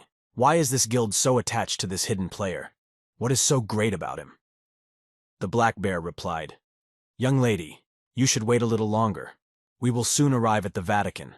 Deciding to go ahead, Asuka said, "Hey, Box, We can really meet that bone helmet if we complete the task, to which he replied, I can't be sure about that, but now we can only rely on Toban. After receiving the answer, the girl said, what if he's stalling for time to come up with some excuse? I'll go ahead with the black bear, and you can catch up with the advisor later. Hearing Asuka's suggestion, Joshik was surprised to hear that it would be better to go together, and she replied with a displeased expression, I'm tired of waiting. Let's go, Black Bear. At the same moment, in a dialogue with the spy, Toban exclaimed in surprise upon hearing the news that this could not be true, to which he replied, I could not believe it myself, so I personally saw it for myself. Toban was shocked to hear that Pope Dravigo had recently been brutally murdered by a man like you, a man blessed by the gods. Trying to find out more information, Toban asked what his name was, and the spy replied, I couldn't find out. But he was strong enough to defeat the Pope with his sword technique. Hearing this, Toban was shocked and thought it couldn't be a person blessed by the gods, so it was a player. The Pope is considered one of the strongest NPCs, but the player killed him alone. Recalling the stories of his friend, he thought maybe it was Krugel, the first in the ranking about whom Pan was talking. I heard that he was so strong that our whole guild would not be able to resist him. Immediately after these mentions, Toban thought, no, there are many hidden masters we don't know about, even Ephemera, who defeated Faker's team, and that was the first time I heard that name. Immediately after that, Toban nervously asked, weren't Rebecca's daughters protecting their father? Were they also killed? To which the spy replied, no, they are all fine. Immediately afterwards, the spy added that lately the Pope had been restricting Rebecca's daughters too much, so when his control was loosened, they joined the rebellion and abandoned their roles as the Pope's bodyguards. Hearing this, Toban thought in his head that the situation inside the church was so terrible that after the Pope's death, Rebecca's church must be in chaos. Then he added that it would be easier for us to steal Franz's equipment. And after finishing his thoughts, the man said, great, tell me where the artifacts are. After receiving the information from the spy, Toban returned to his squad, but there was only the box, who said in surprise, you've already finished. And he heard in response, why are you alone? Hearing the question and pointing forward, Miss Asuka said, she could not stand it and went forward, and the black bear followed, as far as I know. In reality, the black bear is Miss Asuka's companion. Immediately after that, paying attention to the man's posture, Box asked, by the way, what happened to your face? To which he replied that nothing special. The situation with the task suddenly changed a little. The next moment, Toban added that it seems that we don't have to go to the Vatican itself, to which Joshik happily replied, isn't that great? Hearing this question from his friend, Toban said correctly, but the location of the artifacts has changed. I will share information about the changes in the general window. Suddenly, Toban heard a loud noise, looked back and saw a column of smoke, and exclaimed in surprise that it was smoke, to which the box replied, I think it was Miss Asuka. She said she was bored and probably decided to go hunting. Hearing the explanation about the smoke, Toban jumped up and down and nervously exclaimed, okay, let's catch up with them as soon as possible. And Box replied, yes, sir. Heading towards the column of smoke, Toban thought, we don't have to go to the Vatican. Everything has become much easier because now we don't have to fight Rebecca's daughters. Immediately after these thoughts, Toban added, however, there is one thing that does not give me peace of mind. This task is still SS rank. Shouldn't the level have been lowered? Following the map exactly, the crate reported to the manager, Mr. Toban. It looks like the target of your task is right in front of us. It seems that they have already started the quest. Arriving at the battlefield, Toban heard Box shouting out, Asuka, let's go faster. Standing not far from the girl, Black Bear nervously exclaimed, are you okay? To which she replied, don't talk, help me. Hearing the order from his mistress, the Black Bear confidently shouted out a Black Bear challenge that he understood. The next moment, a large monster black bear of considerable size appeared right behind the man. Seeing that the man had activated his skill, the box shouted out to Toban that the black bear had used the summoning and needed to help them as soon as possible. To which he replied, great start. Before he could finish speaking, he froze in his tracks, and the box shouted to Asuka, we'll help you. To which she replied, it's definitely a task to return the artifacts. Hearing the question, the boy confidently exclaimed, Toban shared information about the changes in the task, to which she replied, but they are not here, and I did not try to find them.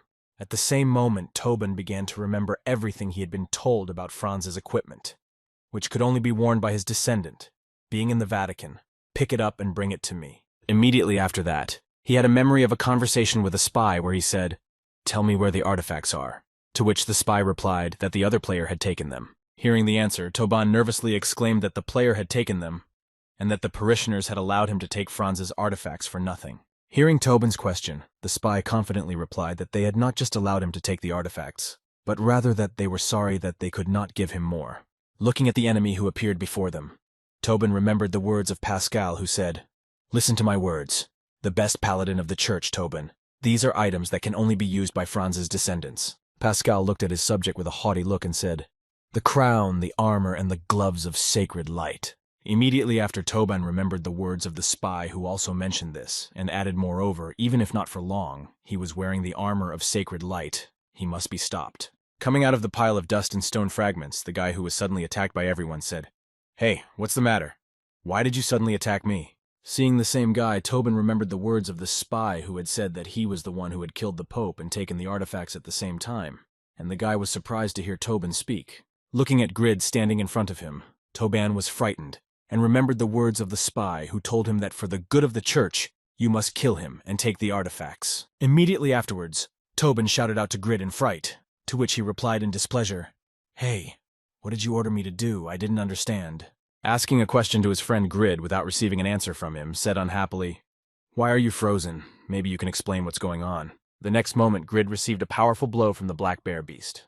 Having blocked the loss of health, Doran's ring restored Grid half of his lost health, and at the same time, Grid thought that it was the health of the beast that summoned him.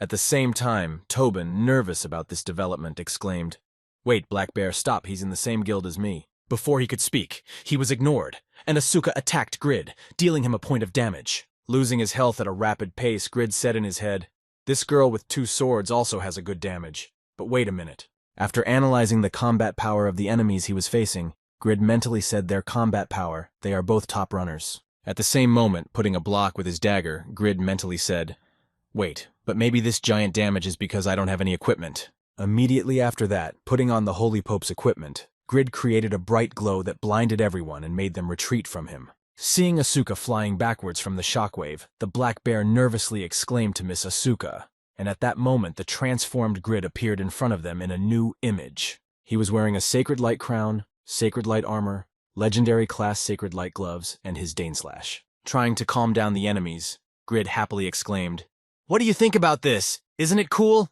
Check out my new gear, assholes." Looking at Grid and his new equipment, Tobin nervously said in his head, "This is the same set of sacred radiance. I couldn't believe it when I saw the information in the task." Immediately after these thoughts, realizing what had happened in the Vatican Church, Tobin nervously said in his head, "Wait, so it turns out that Grid killed Pope Drevigo and took his equipment." Looking at Grid in his brand new holy set, Tobin nervously added in his head that only a few days ago, he was at or near the level of taking down the Pope alone. The next moment, rushing to Grid, Tobin mentally said no, it would be even better if I asked him to help with the assignment right after that. He called out to the boy, "Listen, Grid." Walking towards the boy, Tobin saw Asuka attacking him again. Tobin thought nervously, "Stop pissing him off, you crazy people." Trying to resist Grid, Asuka crossed her swords with him and said arrogantly, "This is a great sword.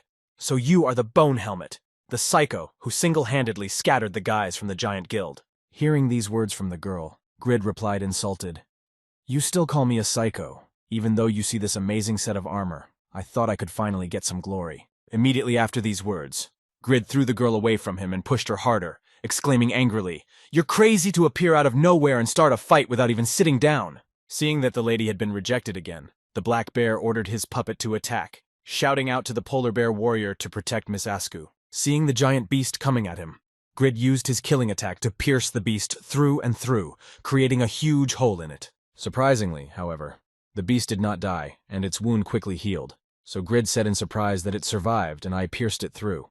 Looking back and seeing the black summoner, Grid thoughtfully said, "I guess it's the power caused by that duck."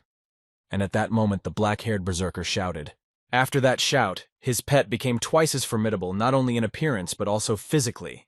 Its stats doubled and it became immune to everything for a few seconds. Seeing that his enemy was threatening him with serious problems, Grid used his deterrence skill to prevent him from getting hurt. Seeing that his bear instantly lost the advantage to mine, the black bear was shocked to think that he had not only wounded a polar bear of the warrior level in berserker mode, but was also pushing it back. Having avoided a fight with the white beast, Grid again rushed at Asku, shouting menacingly, "If you started a fight, you need to finish it, baby."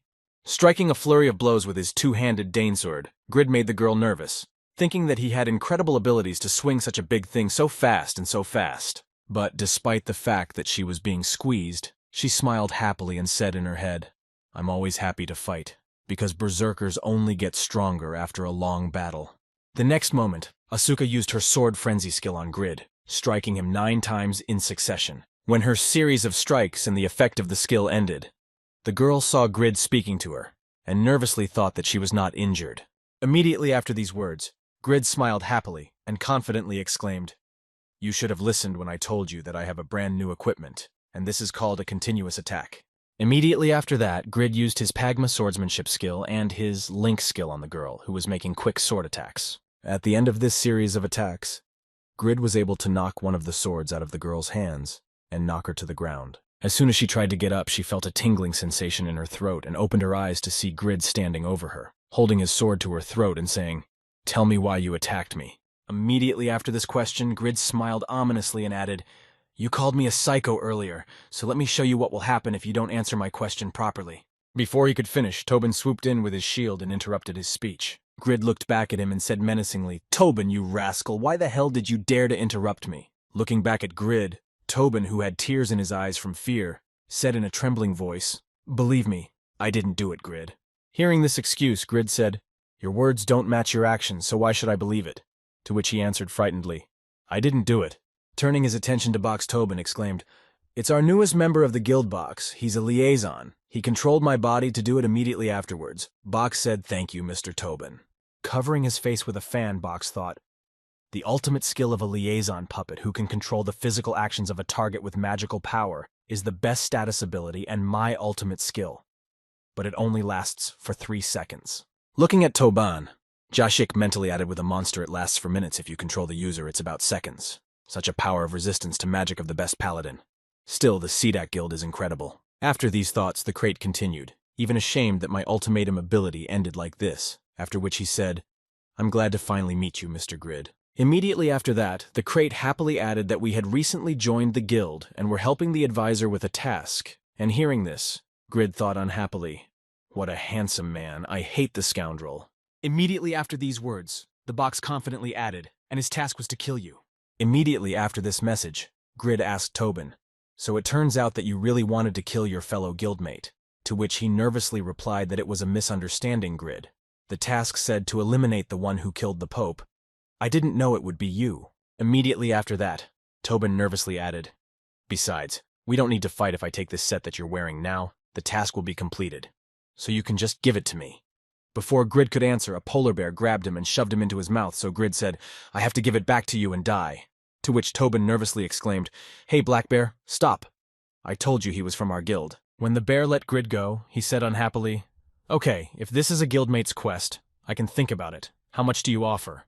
To which Toban happily replied, "Thank you for everything, just like you." Hearing the price, Grid replied unhappily, "You're crazy. You have to give me at least millions of gold for each item." Hearing Grid's price, Tobin nervously replied that this is an absurd price.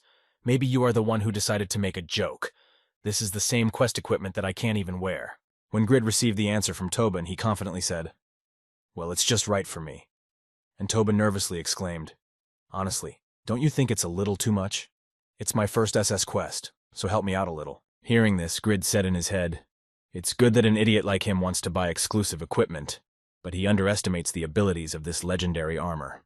Kneeling down and taking the boy's hand, Tobin said sadly, "Grid, please, I'll give you a gold piece each. I really need it." And the boy shouted angrily, "I've had enough of you." Hearing that he did not agree to his offer, Tobin thought, "What the hell? If you put the price aside, this guy does not compromise when it comes to objects. He will never give in." Suddenly Tobin saw a message from the box saying, "We can just beat him, Mr. Tobin." After that, he sent 2 more messages saying, "You know we're ready to fight with all our might. We'll defeat him and get the items, and you just stand back and buff us." Thinking about the proposal, Tobin thought, "But you can't kill your own guildmate like that."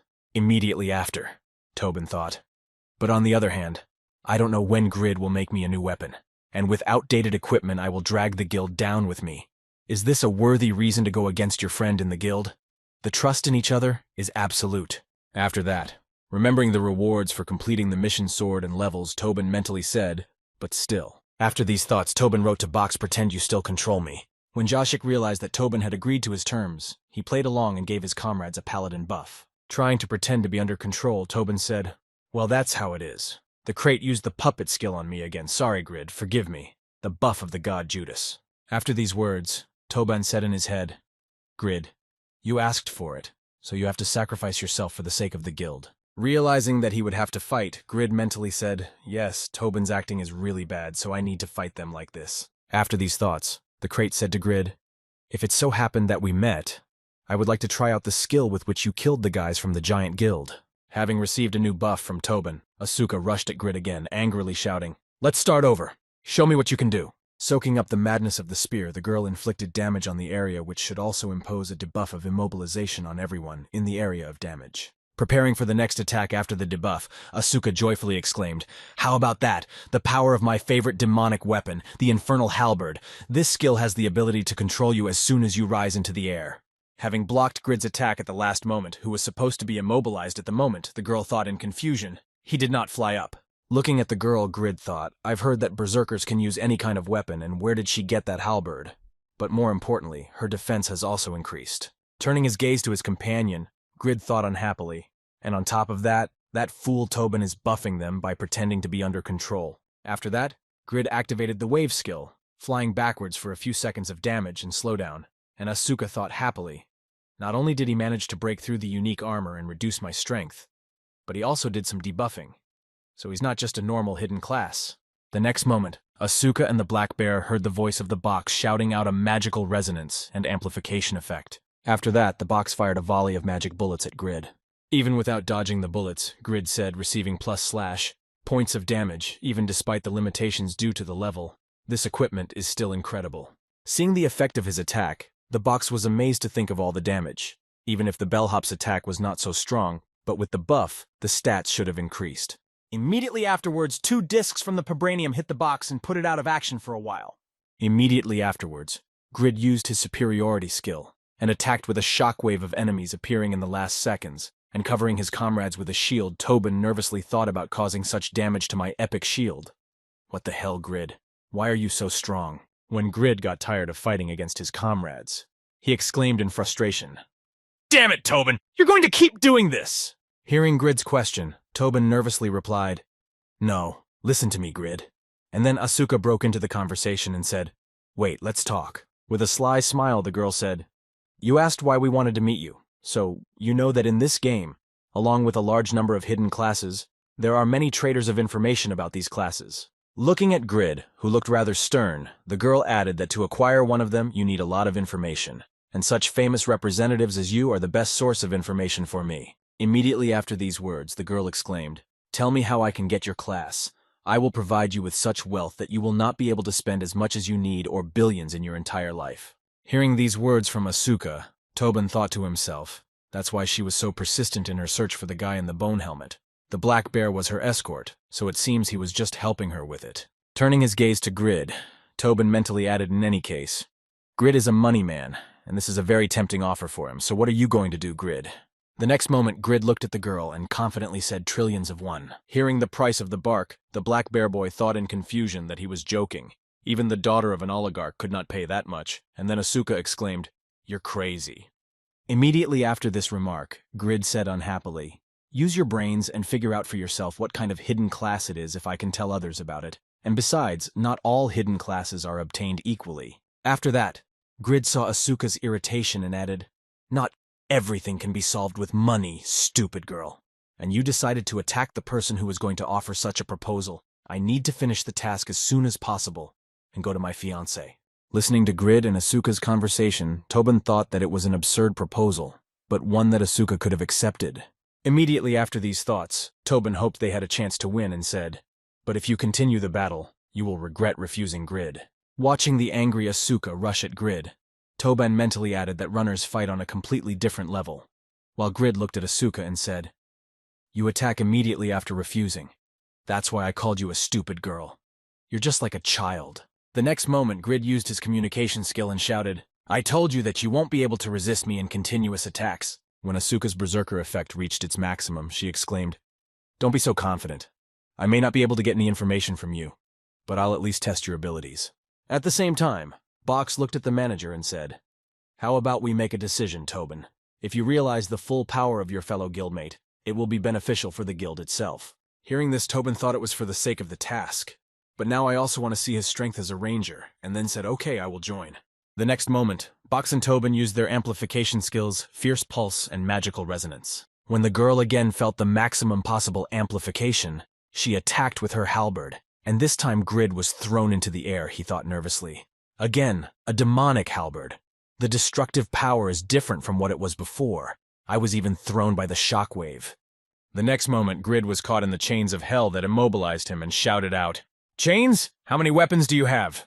Seeing that Grid was immobilized, a polar bear rushed at him to block him, and Grid used Vibranium, shouting, "I'm tired of you! Get out of my sight!" Seeing that he had used his trump card, the girl said menacingly, "It looks like you don't have those golden discs with you now, so let's see how you can hold out with just your body." Preparing to attack, the girl shouted out the sword of a mad dog in a crazy tone, looking at Asuka. Grid thought this little crazy berserker. The next moment, Grid could feel his armor and body being pierced by the girl's sword. Looking at what was happening to his friend, Tobin nervously thought, "I'm sorry, Grid, I have no excuse." After receiving critical damage, Doran's ring triggered, along with a buff with his equipment. It restored his entire health, creating a blinding regeneration effect like the Pope's. Smiling slyly after the instant regeneration, Grid happily said, "Damn, I thought I was going to die this time." Seeing that he was unharmed again, Asuka nervously said, "You can't be human." The next moment, grabbing Asuka and taking her away, the black bear shouted to the lady as the polar bear warrior blocked him. Looking at the beast heading towards him, Grid said angrily, "Do you really expect to escape alive after putting a hole in my chest?" Using his killing skill on the polar bear, Grid easily sliced it into two pieces, killing Asuka and the black bear at the same time. Seeing that two of his comrades were killed by a single blow, Box was speechless. Watching Grid approach him, he thought, "This power against the runners is beyond my expectations. Meeting him is definitely worth all the trials I had to endure." After these thoughts, the boy joyfully exclaimed, "Mr. Grid, leave the Tzedaka Guild and join us. I've come to invite you." Trying to recruit the boy, Box added to the overall rating of our guild before he could finish speaking.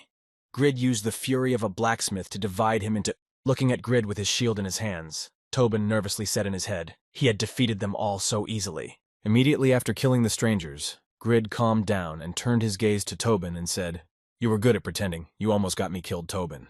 Hearing this, the man thought nervously, I had no idea he was so strong, but that's more important now. Kneeling in front of Grid and lowering his head, Tobin said guiltily, "No matter how many apologies I make, I turned against my comrade for my own benefit. I can't say anything. I'm sorry." Trying to apologize for what he had done, Tobin added, "I just wanted to become stronger, so I had to complete this task, but it still doesn't change the fact that I did something that is unforgivable." After hearing Tobin's apology, Grid said sternly, "If Jishuka finds out about this, you will be expelled. You know that very well." Hearing these words from Grid, the man lowered his head even lower and said guiltily, "I will accept it." Hearing that his friend was truly sorry for what he had done, Grid said, "I will take your despair into account because you were the last in line to make the item, and I also owe the guild a lot, and that is why I will not tell anyone about today's incident, but in exchange for that." Looking at his friend, who began to blossom, Grid added, "You will do whatever I tell you to do. I will make you an item that you say." Hearing that he was not angry with him and forgave him, Tobin nervously said thank you, but that would really be enough. Trying to raise the morale of his friend, Grid smiled and said, "Get up, we have a task, and then some." Immediately after that, Grid confidently said, "You still have to answer for your behavior. Give me all the money you have right now, or I will tell the others." Hearing the order, Tobin said in confusion. At the same time, the SA group held a meeting at the beginning of which the director said, "Thank you all for coming. The situation is quite urgent, so I called you all in such a hurry." Continuing his speech, the director added, "As you already know, Satisfy is a great achievement that has made SA Group has become the best not only in Korea, but all over the world. Now, we have about 1 billion regular users and hundreds of branches in the world with our influence and wealth no one can match." Without interruption, he continued, "And of course, Korea now depends on us in many ways, because our company's jobs and charitable projects are second to none, and yesterday we received a very interesting request from the Korean government." Folding his arms in front of him, the director solemnly announced that today's meeting was called because of him, so today's agenda is for an international competition, so let's start our meeting on this occasion. Hearing the reason for the meeting, one of the attendees was surprised to hear an international competition, To which he was answered that this was the proposal of the management. Continuing his speech, the man said to gather the best runners from all over the world who are in the top 100 of the combined rating, to divide them into teams by country and to organize a competition in South Korea. The organizer will be Korea, so our company SA Group was asked by the management to plan the advertising and sponsorship of this competition. Hearing this, one of the attendees replied that we always receive some requests from them. We are not a charitable organization. Large enterprises and television companies hold many different competitions. Why should we spend our resources on this? To which another added that inviting famous runners from the top will cost hundreds of millions of dollars. The next speaker was director Yoon Sang-min, but if we are talking about an international competition for a game enjoyed by a third of the total population, it will attract a lot of attention. After that, Lee Hong expressed his opinion. Given the popularity of some runners, success is guaranteed, and the broadcasting rights will bring huge money, and this is what the Korean management is trying to achieve. Kim Ji-young said, "How about making the Satisfy International Competition a prestigious festival from this year?" Hearing this, Im Chulho said that perhaps the Satisfy world will revive patriotism in people, which is so necessary for the management. I think it is good to convey our opinion to the authorities and accept their request. Hearing Yoon Nahi's proposal, she said, "Wait, before you accept the proposal, there are a few improvements I would like to suggest." To which Im Chulho replied, "Please continue."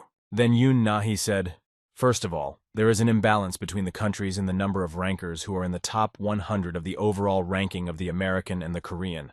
With such a disparity, the competition cannot be called fair."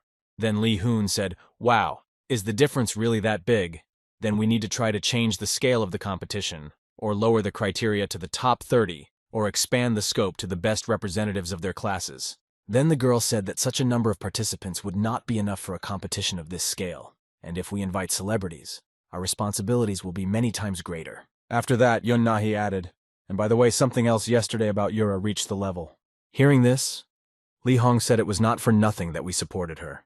There is no better news than this, because the once strongest esports South Korea has recently lost ground. To which he was answered that all the top rankers who are in the top 5 have moved beyond the level. After that, one of the participants added that the speed of raising the level of runners is too high according to Morpheus's prediction. The appearance of runners of the level should be only in months. Maybe there is some kind of virus in it or something. Hearing this, Yoon Nahi replied that there's no malfunction in Morpheus. The ability of the runners is beyond the usual, to which she heard in response that they are beyond the usual by how much. Then Yoon Nahi brought up Rega on the screen and said we can easily understand this by looking at the user with the nickname Regus. He fights with his bare hands without using weapons, and yet he maintains the first place in his class of martial artists. Understanding the skills and feeling of battle distinguishes him from ordinary people. Hearing this, Yoon Sung-min said the same thing to the Englishman Ronald Hoffman, as he still believes that the use of weapons is contrary to his spirit of Taekwondo. Regardless of whether weapons affect fighting skills or not, he would be much stronger with brass knuckles. After that, Yoon Nahi said, "So back to the topic. The reason I mentioned Yura's level is that if we agree to compete, we will need at least 3 months to prepare and promote him." After that, looking at Lee Chulho, the girl added that with the rate of development in top runners as it is now, by this point, they will have already reached levels that mean a lot. Looking at the developer, the girl confidently said that there will be users with the 3rd class upgrade. After saying this, Yoon Nahi added that over the past 5 months, the number of users above the level has exceeded 1,000 people, but looking at the screen in front of her, she added, "As you know, even 1 level is considered a significant difference when it comes to upgrading from the 1st to the 2nd level of the upgrade, which is equivalent to levels. The difference between the 2nd and 3rd will be much higher." Hearing this, the developer said that this is likely to be the case, because we made the 3rd upgrade in order to equalize regular classes with hidden ones. Users who have passed the 3rd upgrade will outperform other players, which will make the results obvious. After that, he added that now we can't change the system. Isn't there any way to deal with this? To which Kim Ji-young replied that we can't restrict access to the national competition based only on the level of the participants. After that, Kim Ji-yeon added, "How about selecting candidates through a quest? We will inform players about the tournament through a quest and allow them to choose the category in which they want to participate by checking the appropriate task for each. We will observe users while completing these tasks and select promising representatives from each country." Hearing this, Lee Chulho said that this way the players will not only start the tasks from the same starting point, it will make it easier to promote the competition and select candidates. A great idea. Meanwhile, at the Dominion Church, Rhonda asked the guest if they wanted to receive the blessing of the Dominion god. Immediately after these words, the head of the Dominion Church, Rhonda, added the blessing of the Dominion is a sacred ceremony that is held once a year and is given only to the most faithful believer as a result of a strict selection process. Looking at Tobin, she continued, even if you have the support of the best paladin of the Church of Judah and the letter of recommendation from Rebecca Isabel, it is still not an easy task. Looking at the head of the church, Grid mentally said she looks stubborn, but her eyes are so sincere a strange impression. After all that Tobin said, the head of the church said, "This guy's name is Grid. He is the vicar of the goddess who punished Malachus and the fallen Pope Drevigo."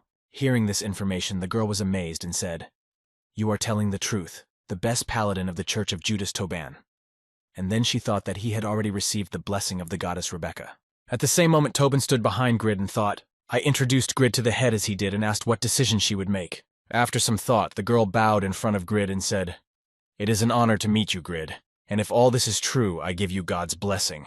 Pulling out the vibranium alloy, Grid said, That was easy, please, here." Seeing that everything had gone according to Grid's plan, Tobin thought to himself, the Pope and the head of the church are followed by thousands of millions of believers. They have such power, even the respect of kings themselves. Watching the girl blessing the vibranium, Tobin wondered how powerful Grid must be to bow to some player. Looking at the vibraniums after the blessing, Grid exclaimed happily, now they also have the option to increase the attack power. Hearing the noise from Grid, Tobin whispered quietly, "Grid, a level griffin might appear in this place. If it spots us, we're finished, by the way. I didn't manage to get Pope Francis' equipment. If I come back with nothing, my head will be angry. I'll definitely go with you." Grid said ominously, "That's your problem. Stop grumbling. Come on, my slave paladin. Let's go to the Church of Judas." Hearing this, Tobin thought, what a sick bastard. I should have realized everything as soon as we set foot on this road. And then he said to Grid, "Please, let's at least crawl. It's really very dangerous here." Hearing Tobin's request, Grid said, "Look at him. You're an American. You served in the army. You're suggesting that I crawl, and I was a sergeant, by the way." And he replied, "You've got it wrong, Grid. It's all for your sake." Immediately after that, Grid spoke to Tobin and told him that I had always wanted to hunt griffins, and you know how expensive their skin, bones, and tendons are. And I remembered that when I was making the storm spear. Hearing this, Tobin hid behind a rock and said nervously, "I know. Judging by your attack power alone, you would be in the top 10 overall, considering you defeated 3 runners by yourself." Looking at the path in front of him, Tobin added, "However, there are too many level griffins in this canyon. If they start to gather, even the first-ranked Kruger will not have a chance." Continuing to tell Grid about the danger, Tobin looked back at his friend and asked Grid, "Are you listening to me? We don't just have to hide. We have to." Before he could finish speaking, he caught a strange look from Grid, and the next moment Tobin looked at himself and said in surprise that he was wearing Malachus's cloak. Not understanding why he was wearing Grid's equipment, Tobin confusedly said why he was wearing it. And at that time, the Griffin leader, a level boss, was already standing behind him. Then Grid pointed in the direction behind Tobin's back and said sternly, "Run away so I can hunt them." Seeing that he was being hunted by griffins, Tobin was frightened, running away from the monsters, and mentally said my task was a failure. The gods have abandoned me. Scared, Tobin shouted along the way and added in his head that their field boss had appeared, and wondered why I had to do this. Seeing that the enemy was following him, Grid jumped out of the net and exclaimed, "Well done, Boogeyman. Run, Tobin. I'll take care of this. It's been a long time since I hunted like this." Looking back at his boss, Tobin said in his head as he was running away, he was afraid, watching him destroy the griffins. He was not a man. "I can't do anything about my life. I have to take care of it myself." Continuing his escape, Tobin was hit by a shockwave after the griffin leader attacked him. Falling to the ground, he thought the bosses in Satisfy can be divided into 3 main subspecies. Having protected himself from the enemy's sound wave, Tobin continued to think. The first hidden boss like Malachus or Drevian, the second dungeon boss which are located in the deepest levels of dungeons, and the third field boss like this one. Looking at the enemy coming at him, the man thought he was the weakest of all the bosses, but his characteristics are 4 times higher than a normal monster of his kind. Even a simple griffin is difficult to kill alone. Preparing for the worst, Tobin nervously said in his head, "I can't hold out on my own." At the last moment, when the boss was almost close to him, Grid used his killing skill to stab the enemy several times with his sword. Seeing that the enemy was defeated, Tobin was amazed to think that he had killed a field boss with 1 blow. How great is his attack power? Even when he fought against the crate and other runners, he was not that strong. After defeating all the monsters, Grid looked at his sword and thought, I'm surprised doesn't Pope have about 1 health of killing power? Raising the sword in front of him, Grid mentally added plus the blacksmith's rage, increased attack power due to DPS. And all the stacks I got after killing Drevian I invested in stamina. Looking at his sword with an ominous smile, Grid added the effect of the Vibranium attack boost and the 5 times the damage of the Gloves of Light as well as the critical hit. No wonder the damage was so high. At the same moment, Tobin asked the guy Grid in surprise, "How did your attack power just happen?" To which he replied, "I was just lucky. Just lucky." Immediately after these words, looking at the rewards, Grid said unhappily, "By the way, why is the reward for the field boss so unimpressive?" One old book of spells, and all he answered was that it was a very rare thing that could only be obtained from the leader of the Griffins and then with a chance. Immediately after that, Tobin added happily, "I never expected to be able to hunt a field boss. I would have never dared. I almost died. But thanks to you, I now have the items and experience." The next moment, realizing that he hadn't gotten anything because he wasn't on the team, Tobin said piteously, "Grid, you can have me." Hearing Tobin's request, Grid saw more enemies nearby and said menacingly, "You traitor who does not deserve any reward, run away." Hearing the order and noticing more enemies, Tobin shed tears and began to serve as bait again. But at that moment he did not know what good fortune this life of a slave could bring him. Meanwhile, in the city of Winston, where the Cedak Guild and Grid's Forge were located, in the throne room, Lady Irene opened a piece of paper and said, "It is an honor to present you with awards for your contribution to preventing the threat from the Church of Yathan and the destruction of Malachus, Lady Winston." Looking at the girl who was kneeling in front of her, Irene said to Jishuka, "I award you the title of Baroness and give you the village of Byron." Then the Sedeka Guild came under the control of Lady Irene. According to legend, once every 4 months there is a night when 2 full moons become one, at which point a secret path appears off the coast of Brinish. Stepping on the beginning of the path that opened up, the girl joyfully said, "I finally found it. This path leads to the very depths of the ocean years ago. The master dwarf Mylef married a mermaid and settled in this place." After playing Lorelia's pipe, the girl had the opportunity to breathe underwater for minutes, and then she thought the final destination of the journey was to find Mylef's descendant. Going to the trail, the girl received system notifications. "You have discovered a place that is known only in legends. In the case of creating a map of this area, you will receive a lot of fame and gold if you sell the map to the prince of the Sakaran Empire. You will activate a related task. You have become the discoverer of the Kingdom of Sirens." Seeing the new title, the girl happily said, "The discoverer among billions of players. Just because of this, I want to dance. But now the priority is to find the descendant of Mylef." Recalling why she was here, the girl mentally said, "And all in order to learn the method of making the sphere that the first disciple of Archmage Bram Mumud used during his lifetime." Smiling happily, Arena said to Grid, "I wonder how much you've grown. You still remember your promise to make a sphere for me, don't you?" Moving on, the girl confidently said, "I will bring you a way to make it. Just wait a bit. I will come to you soon, Ephemera." At the same time, in the village of Bayran, Tun, patrolling the streets, exclaimed with frustration, "God, I'm so annoyed." Scratching the back of his head, the man said, "I joined the guild on purpose to meet that guy in the bone helmet, who is also the head of public order in this place." Immediately after that, the man added Asuka and the Black Bear box. They were also supposed to look for him and then suddenly left the guild. What was on their minds? Immediately after that, having found the contacts of one of them, Tun said that he needed to send them a message. "Hey Box, what the hell? Weren't you going to stay in the guild until you revealed the identity of that guy in the bone helmet?" After receiving the message, the crate replied that it was Yutun. "To be honest, I already met with him but did not get the desired result, so I left the guild." Hearing the reason for leaving, Tun exclaimed in surprise that we had already met and who he was, to which Box replied that it would not be interesting if I just said that this was a very unexpected person who would search properly. Immediately after that, the crate added, "By the way, do you remember my offer? As soon as you figure out the bone helmet, join our guild. With such combat power as yours, you are always welcome." Reminding me of the invitation, Box said finally. Seeing that he disconnected the connection, Thun said with a displeased tick, "That slippery bastard." Opening the list of guild members and starting to look through them, Thun thoughtfully said, "Who could it be anyway? Because I've met all the guild members. Not this one and not that one. But he's just a miserable blacksmith from Winston."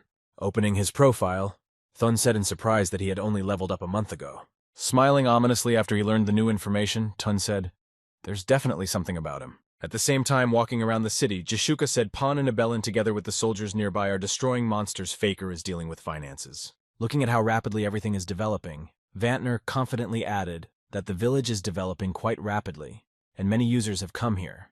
to which she replied that it has always had the potential for development. There are several high-level dungeons here, and Winston is only half a day away. Hearing that everything was developing so well, Tobin said with a grudging smile and wondered where the advisor was at this time. It had been a week since we had refused to help him, and there was no word from him. Hearing this, Jishuka, who was already the Baroness of the Eternal Kingdom and Lord of the village of Bayron, said nothing as an advisor. Tobin is not needed now. Then Vantner exclaimed in displeasure, and Grid is not there. This rascal does nothing but hunt. He doesn't even think about creating new equipment for me. You saw in a month he managed to level up. Immediately after that, Tobin added, he said he had gone on a mission. Maybe he was actually holed up in some dungeon and hunting there. Hearing the muffled sound of Wantner's head, Jishuka went into thought, mentally saying the speed of leveling up like Regas on his best days. Immediately after that, she added in her head, after meeting Bram in the maze, I began to make inquiries about Pagma. He was the best blacksmith in history, and the strongest swordsman. Remembering Grid at that moment, Jishuka continued, I could not imagine that Grid was the one who passed on this legendary power. Given the difficulty of the task for his legendary class, it is understandable why he was gone for so long. Looking at his village after these thoughts, Jishuka confidently said in his head, Come back as soon as possible, Grid. I want to see how much stronger you have become. At the same time, somewhere in the Canyon of Griffins, sitting by the fire, Tobin said tiredly for the fourth day, Grid, I beg you, let's take a break. Hearing his friend's request, Grid said, I want to reach the level and get the awakening of characteristics. Hearing this, Tobin replied, At least let me rest a little. I've been a decoy all this time without gaining a drop of experience, thinking about what Grid wants to achieve. Tobin thought that the awakening of characteristics increases stamina, attack power, and other stats every level, which is noticeable for an ordinary user. But it does not seem to affect those who have a legendary class. Remembering Grid's exploits, Tobin added that he had already defeated top-level runners and killed several hundred-level griffins on his own, a power of a completely different order, much stronger than the currently known strongest epic class master. Immediately after these thoughts, Tobin said to Grid, How did you manage to get a legendary class? Remembering his past, Grid thought, If you think about it, it started in a cave at the very edge of the north. It was a terrible life in which I was constantly dying, and I had a lot of debts. Immediately afterwards, Grid sternly told Tobin not to ask such questions. Hearing this answer, Tobin thought disappointedly. It seems that he had a hard time with it, and of course he would not have gotten the legendary class so easily. I can't just take the reward for such efforts. Immediately after these thoughts, Tobin said to Grid, Let's stop hunting and go to the Temple of Judah, although I have no right to express my opinion. Immediately afterwards, Tobin added guiltily, bowing to him, I will help you get a blessing. I have been too easy on your efforts and time. Forgive me. Hearing the offer, Grid smiled happily and said, Well, let's go, after which he thought I was too hard on him. Immediately after these words, Grid confidently added, But if you don't obey, I will tell everyone now that I obeyed you only because I was very kind. To which he replied, Thank you very much. And the next day, Grid and Tobin arrived at the main temple of the Church of Judah.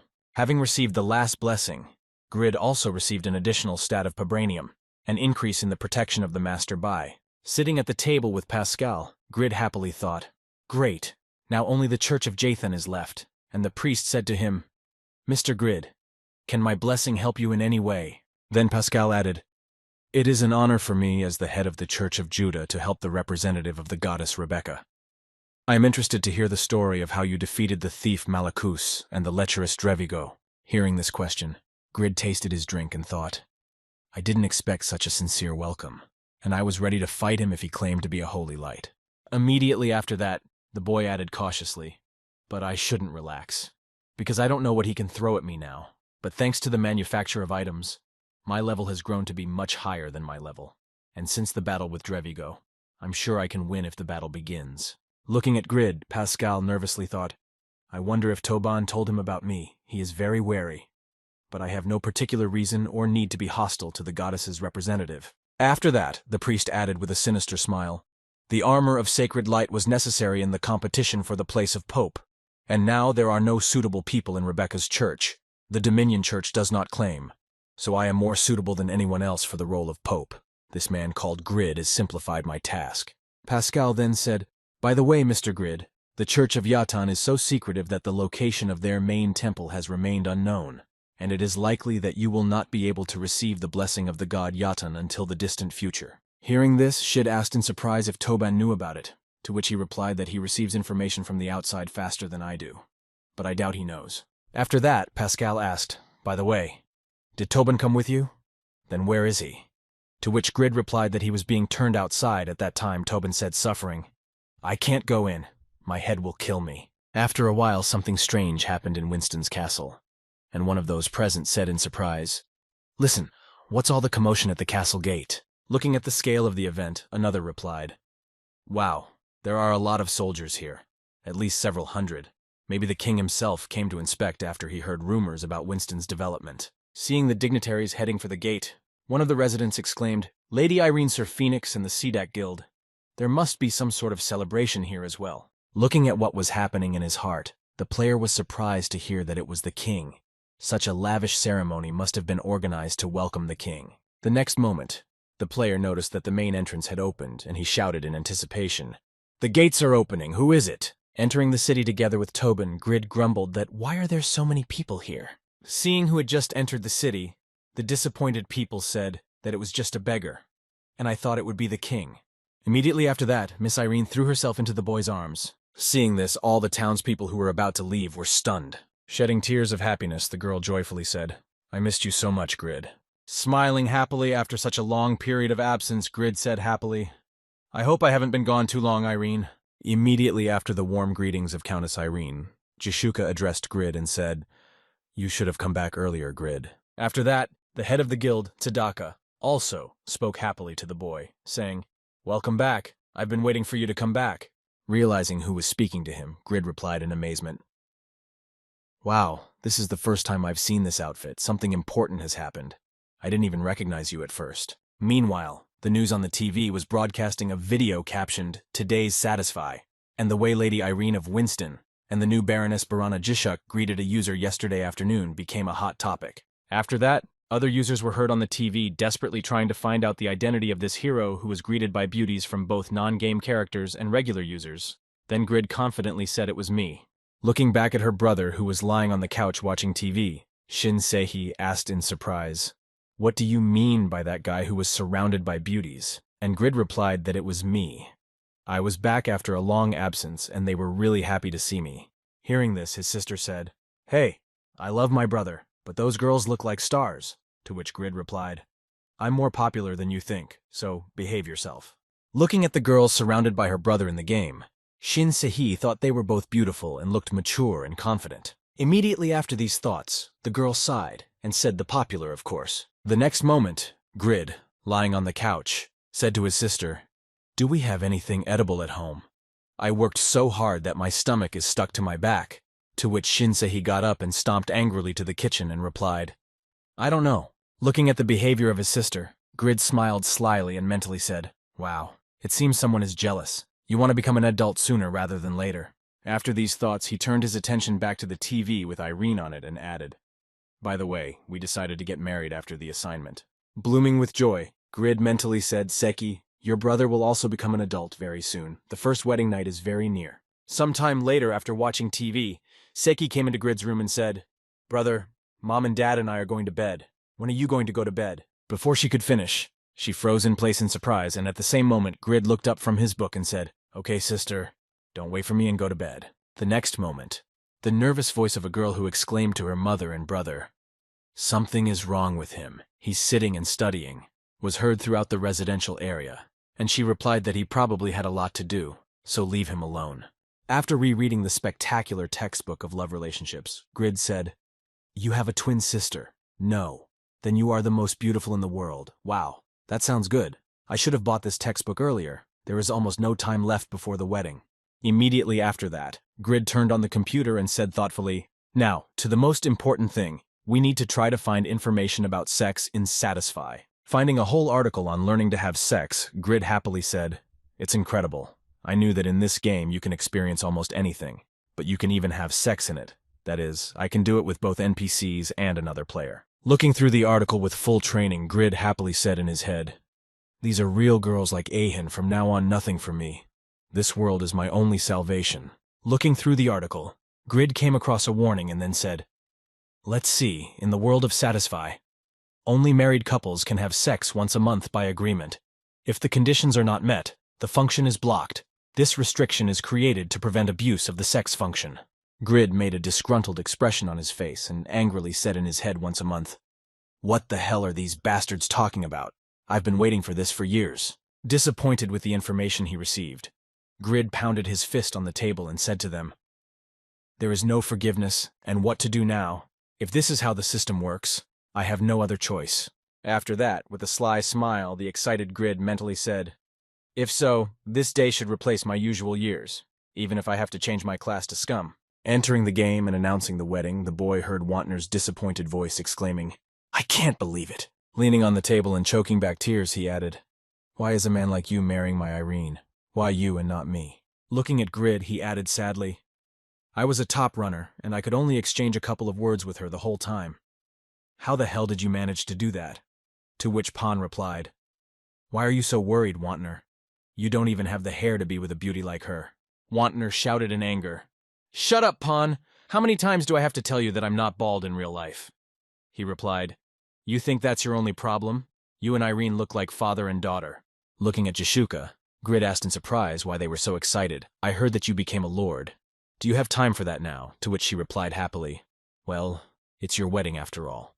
Immediately afterwards, Jashuka smiled slyly and added, "I finally returned after 40 days and immediately married Lady Winston, and everyone was shocked because you are the first NPC to marry an NPC." Immediately afterwards, Jashuka said in surprise, "By the way, I see that you don't react at all to Wantner's words. You have really matured, I'm right." To which Grid replied, "I think so." After the conversation, Grid stood up and asked, "Oh, right, Faker. He's around here too. I need to ask him something." To which Jashuka replied, "I think he's hiding again. He's a pretty quiet guy, as you know." As Grid headed toward the wall, Pan added, "Well, he is still the first in the ranking of killers. Hey, someone find him." Arriving at a certain place, Grid said, "Fucker, here's where I got this equipment after I defeated the killer. Please teach me how to use it." Standing under the invisibility, Fucker nervously thought, "I use stealth. How could he detect me so quickly? He was definitely not the reckless Grid he was a few months ago.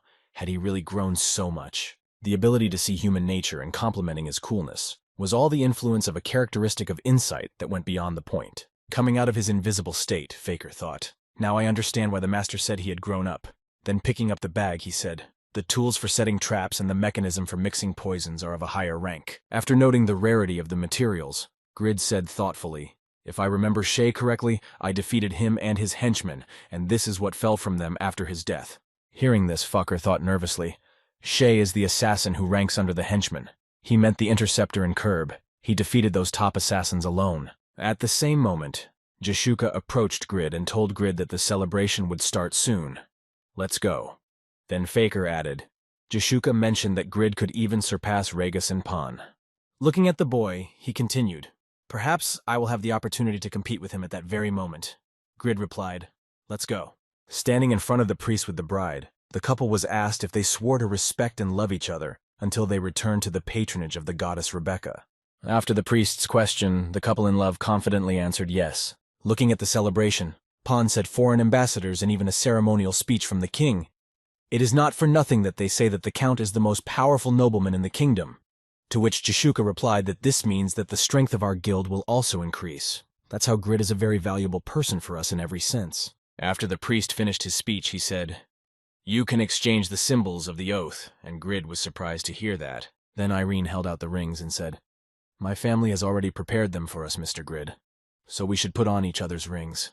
Seeing that the ceremony is complete, the priest said, "Now that the rings have been exchanged, I hope you will be a support to each other." After putting on the wedding ring, Grid received a system notification informing him that you have put on the vow ring.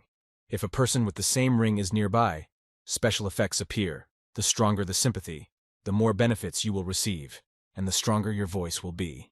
If your partner's sympathy is low, it can lead to divorce. Be careful. You have become the son-in-law of a Count Open Characteristic Nobility.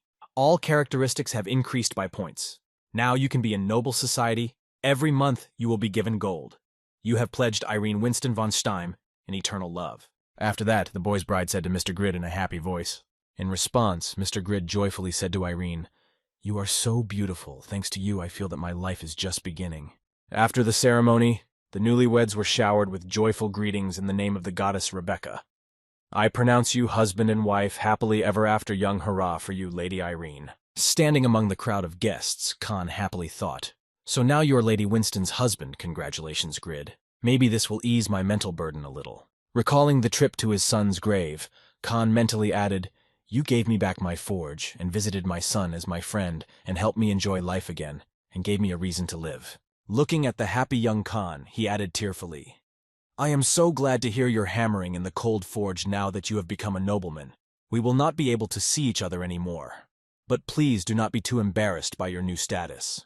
Leaving the ceremony square, Khan said in conclusion, "I will always support you. Be happy, my son Grid."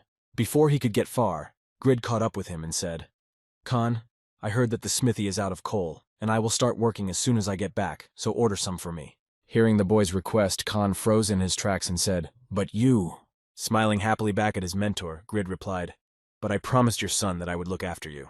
Approaching Grid and Khan, the king said, "I have heard that you and Grid are good friends," to which the blacksmith nervously replied, "Your Holiness, what can an ordinary old man do for you?"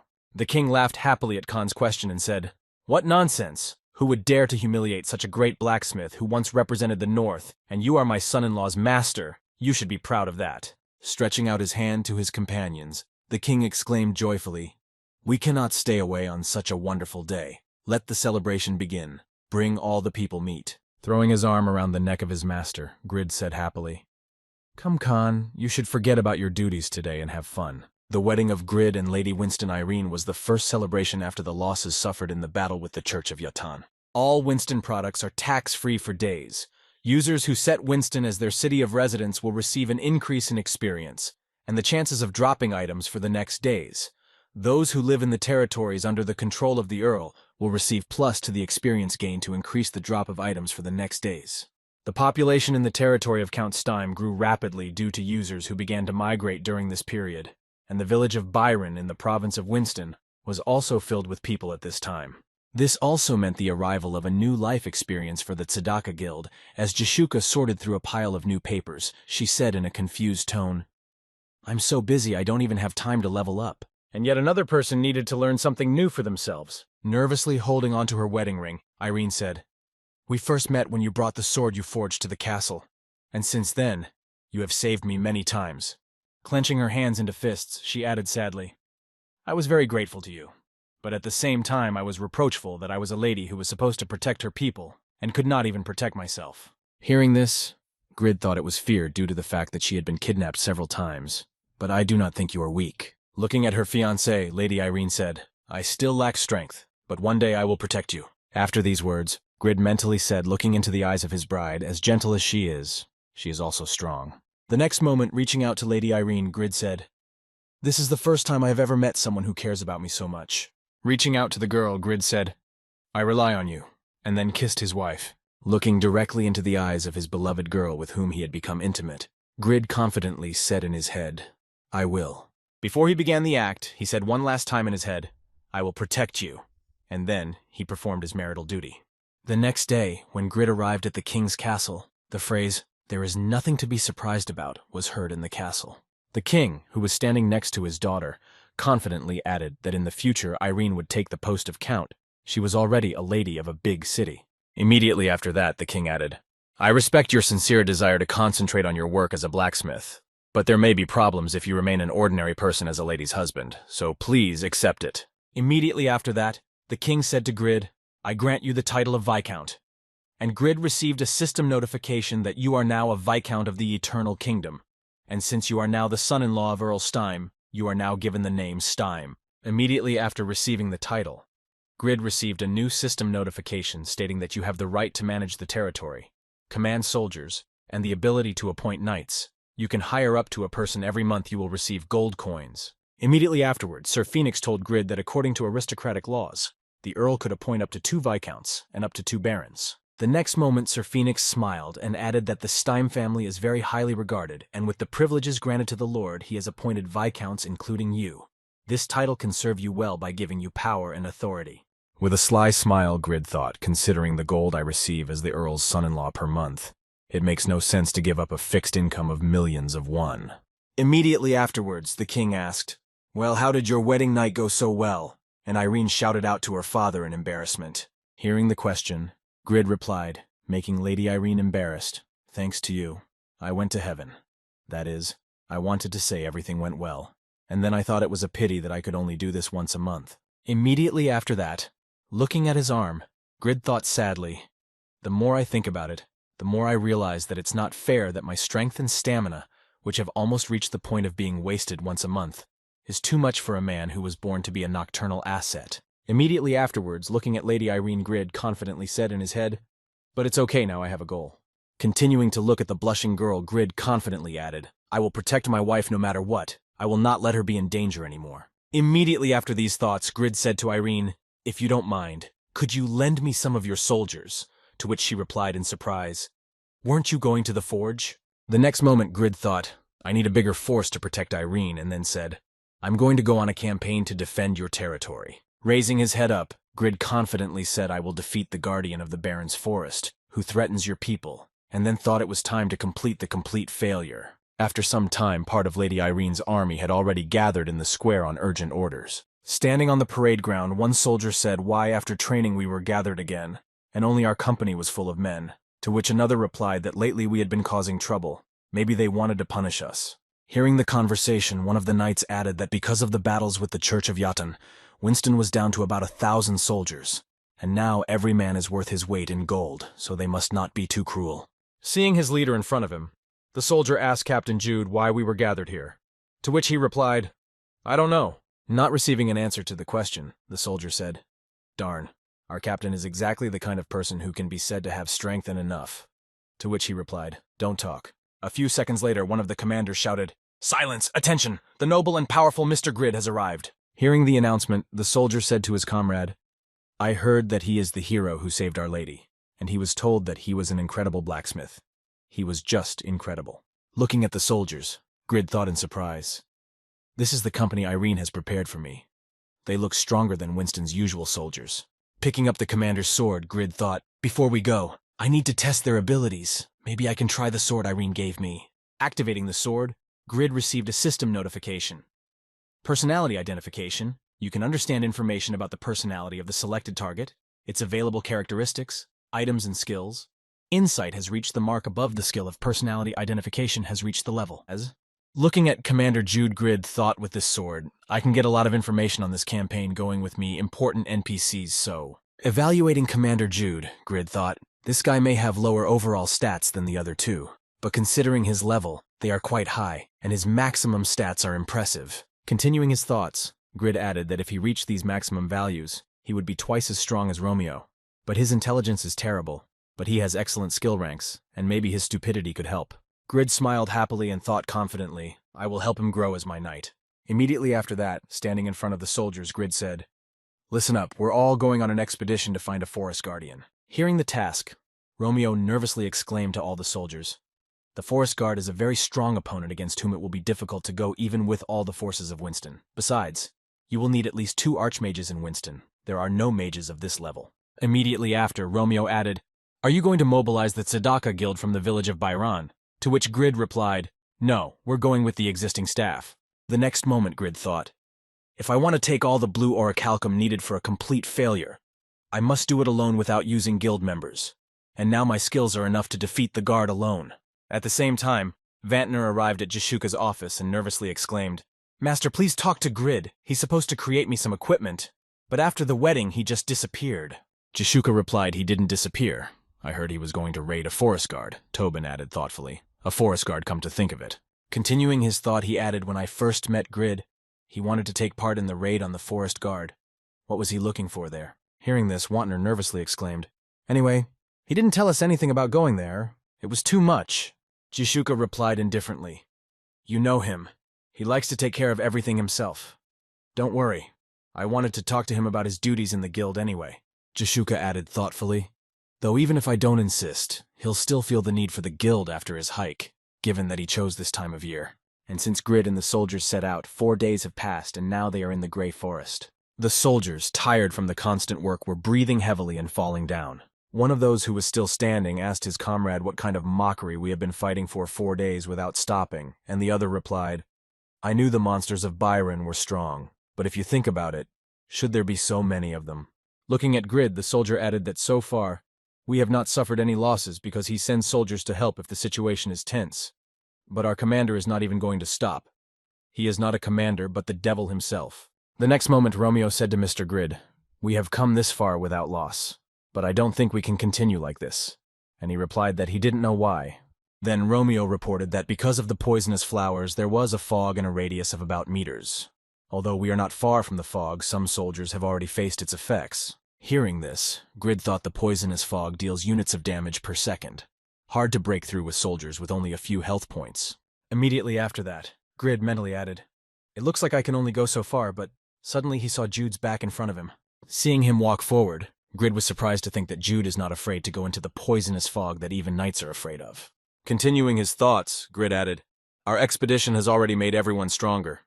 Jude fought on the front lines, and thanks to his potential, he was able to reach the level. Immediately after that, he happily continued this potential, more than covers his problem with intelligence. No wonder he caught my attention." Looking at his soldier, Grid thought right. "Jude, keep growing, you will definitely become a useful knight for me." But suddenly he fell to the ground. Then Grid heard nervous shouts, "He is dead. Captain Jude is dead." Why he did not hesitate to go there. Then Grid thought disappointedly, well, his intelligence is only points." Seeing the enemies in front of him, one of the soldiers exclaimed cautiously. Tentacles of poisonous goblins were also advancing. Captain Jude was in danger. Trying to rush to the rescue, the knight stopped in front of the fog, exclaiming, "I can't go any further because of the poisonous fog. We can't risk the lives of all the soldiers. What should we do?" Then Grid and his swordsmanship skill Pagma stepped in and used his wave skill to destroy all the enemies and plants in one blow. Seeing what had just happened, the knights were stunned in amazement. Then, approaching Jude Grid, he said disappointedly, "They died from one blow. I missed the opportunity to train the soldiers. You should feel better now that the fog has cleared." The captain stood up and said, "Jude is fine." And Grid replied, "Your resilience is impressive, but take this potion just in case." Handing the potion to Jude, Grid said confidently, "Be brave, but in the future, think before you do anything, because you don't have 10 lives. I can't lose you so easily." Looking at Grid, Romeo was amazed to think that he had defeated all the monsters with one blow. But more impressive was the fact that a nobleman would risk his life to protect an ordinary company captain. The next moment, Grid shouted to the soldiers, "There are many hobgoblins here. Gather in groups of 1 and protect each other. We are heading to the forest guard." Romeo followed his general, who rushed into the battle and thought in amazement, "This man is our commander." At the same time, Vantner said in surprise, "But master, what did you mean when you said that Grid would understand the importance of the guild because it is the season?" Hearing Jishuka's question, she answered, "We all raided the forest guard. Even though all the guild members participated, he was strong enough to injure each of us." Looking out the window, the girl added, "But now every 4 months the 2 months overlap and today is the day." Turning her gaze to Vantner, she added, "And at this time, the blue orichalcum that makes up the forest guard has infinite magical power." Informing Jishuka of the danger, she added that the awakened forest guardian would be stronger than the father, so even Grid could die if he was so arrogant. Arriving at the place, Grid said in disappointment, "There should be a forest guard right away, but why don't I see him anywhere?" Remembering the monster, Grid thought, "I know what he looks like and that he definitely appeared. So why does he not want to be seen? All debts are paid. So you need to create a complete failure before you start enriching yourself. Since the blue orichalcus cannot be bought on the market, there is no choice but to get it yourself." Looking back, Grid mentally added, "Thanks to my status and dignity, I could barely get the frightened soldiers here, so there is no turning back." Looking around, Grid nervously thought in order to forge a complete failure, "I need a piece of orichalcum I got from selling the Sword of Advantage, so it's all I have left." Kicking a pebble on the ground, Grid thought unhappily, "I bought this information on a private website with tactics, was I deceived?" But suddenly one soldier pointed to the stone and said, "This rock is moving," to which Grid replied that it was. Smiling happily, Grid said, "Aha, there's the forest guard. I wasn't deceived after all. It's better to find out for myself than to wait for the goods to appear on the market." Seeing the enemy emerging from the ground, Romeo shouted to all the troops to prepare for battle. Looking at the enemy who appeared before them, Grid said in surprise, "Something is wrong here. He looks like a human." Immediately afterwards, Grid mentally added, "I thought he would be about 1 meter tall and about my height, but his body is covered in orichalcum. He is definitely a forest guard." The next moment, the forest guard struck a sudden blow, killing one of the soldiers. At the same moment, Grid received a system notification that Knight Deck was dead. Grid nervously thought, "A level knight was killed in one blow. How damn strong is he?" Trying to evaluate him with his skill, Grid saw an awakened forest guard level unknown. Then Grid confusedly added, his combat power is incalculable, what is wrong with him? After a while, Vantner arrived at the forge and exclaimed in surprise that Grid had not yet returned, to which Khan replied that he would not repeat himself. You can go back where you came from. When he heard that Grid was still missing, Vantner thought, I'm only here because according to Jashuka, Grid's raid must fail. And then he said to Khan, when he returns, please tell him to start making my equipment. When Khan heard Wantner's request, he said, I heard that you spoke ill of Grid on the day of his wedding. You have no shame. Wantner thought he was so cruel. No wonder he was so close to Grid. The next moment, someone in a cloak came out of the forge and said, Thank you for the tea, I have to go. And Khan replied, I'm leaving. Why don't you stay a little longer? Looking at the strange person, Wantner wondered if this was the first time he had ever seen him, and why Khan was so friendly to him. The next moment, a wyvern appeared in the sky, heading for the forge. Seeing that the monster had landed near the mysterious person, Vantner nervously thought that the wyvern was his pet, and at that moment the unknown person said, Since I've found out where he is, I will immediately go in search of him.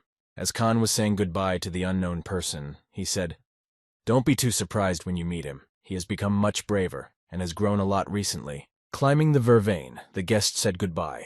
He has been growing with his surroundings since then, and it extends to me. I am glad to see that you are healthy, and will see you again. Thinking about the situation, Vantner mentally said, Was there ever a person like him among the ranchers who have a wyvern as a pet? And a promising newcomer has appeared again. Going in search of Grid, the stranger mentally said, Where is Grid? And he shouted to his soldiers to retreat.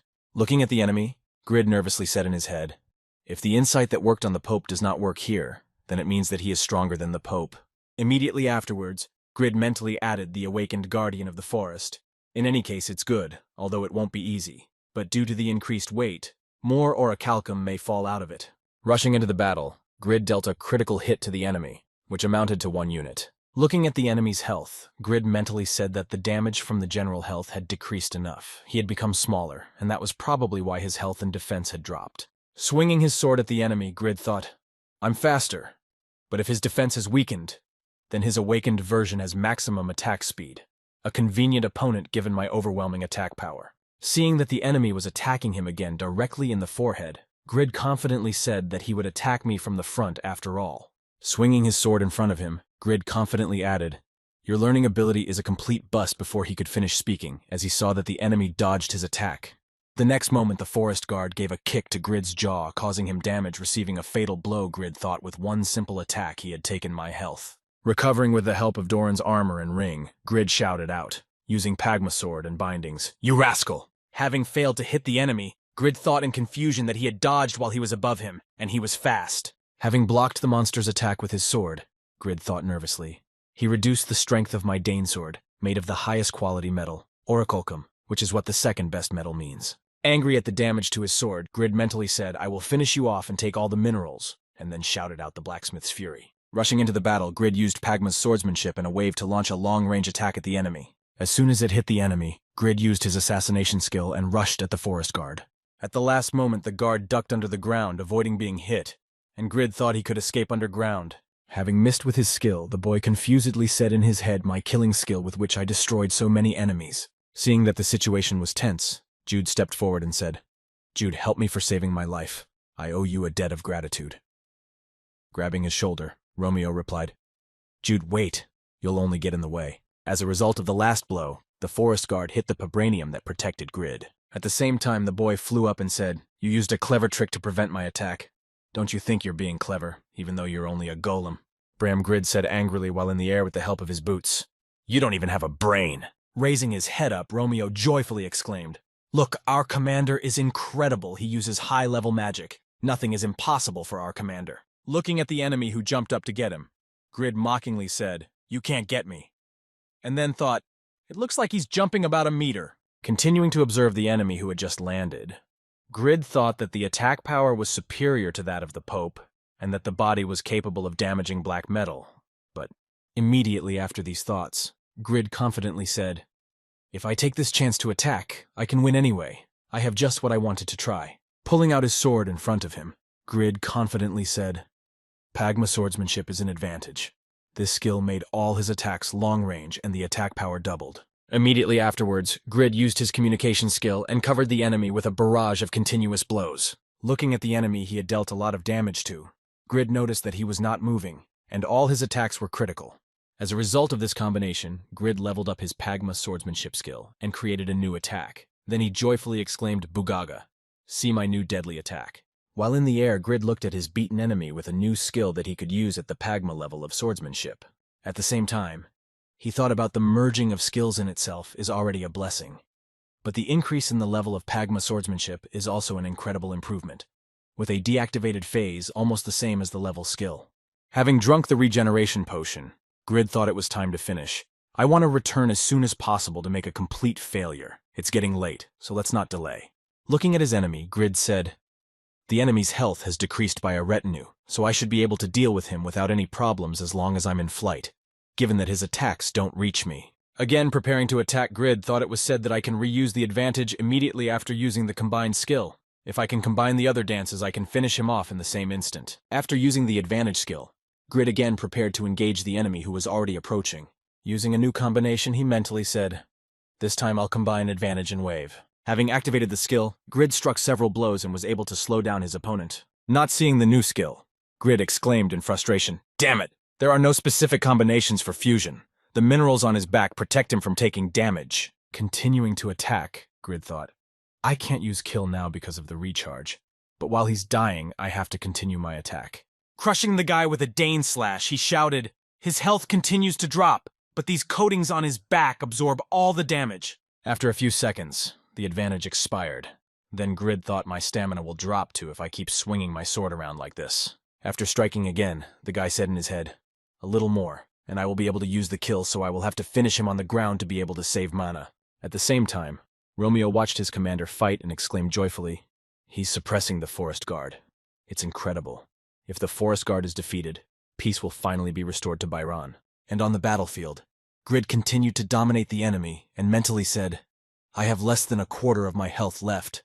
I need to prepare for the gathering." Concentrating all his attention on the monster, Grid saw the changes in the enemy and wondered in his head when he had time to change his color. Having gained even more power than before in the darkness of the day, the monster screamed, creating a blast wave that threw Grid back, who in turn stopped in stone after the impact, groaning and saying, "What the hell?" Immediately after Grid was incapacitated, the forest guard struck him a powerful blow, not understanding why he became stronger, and the boy wondered what had happened to him.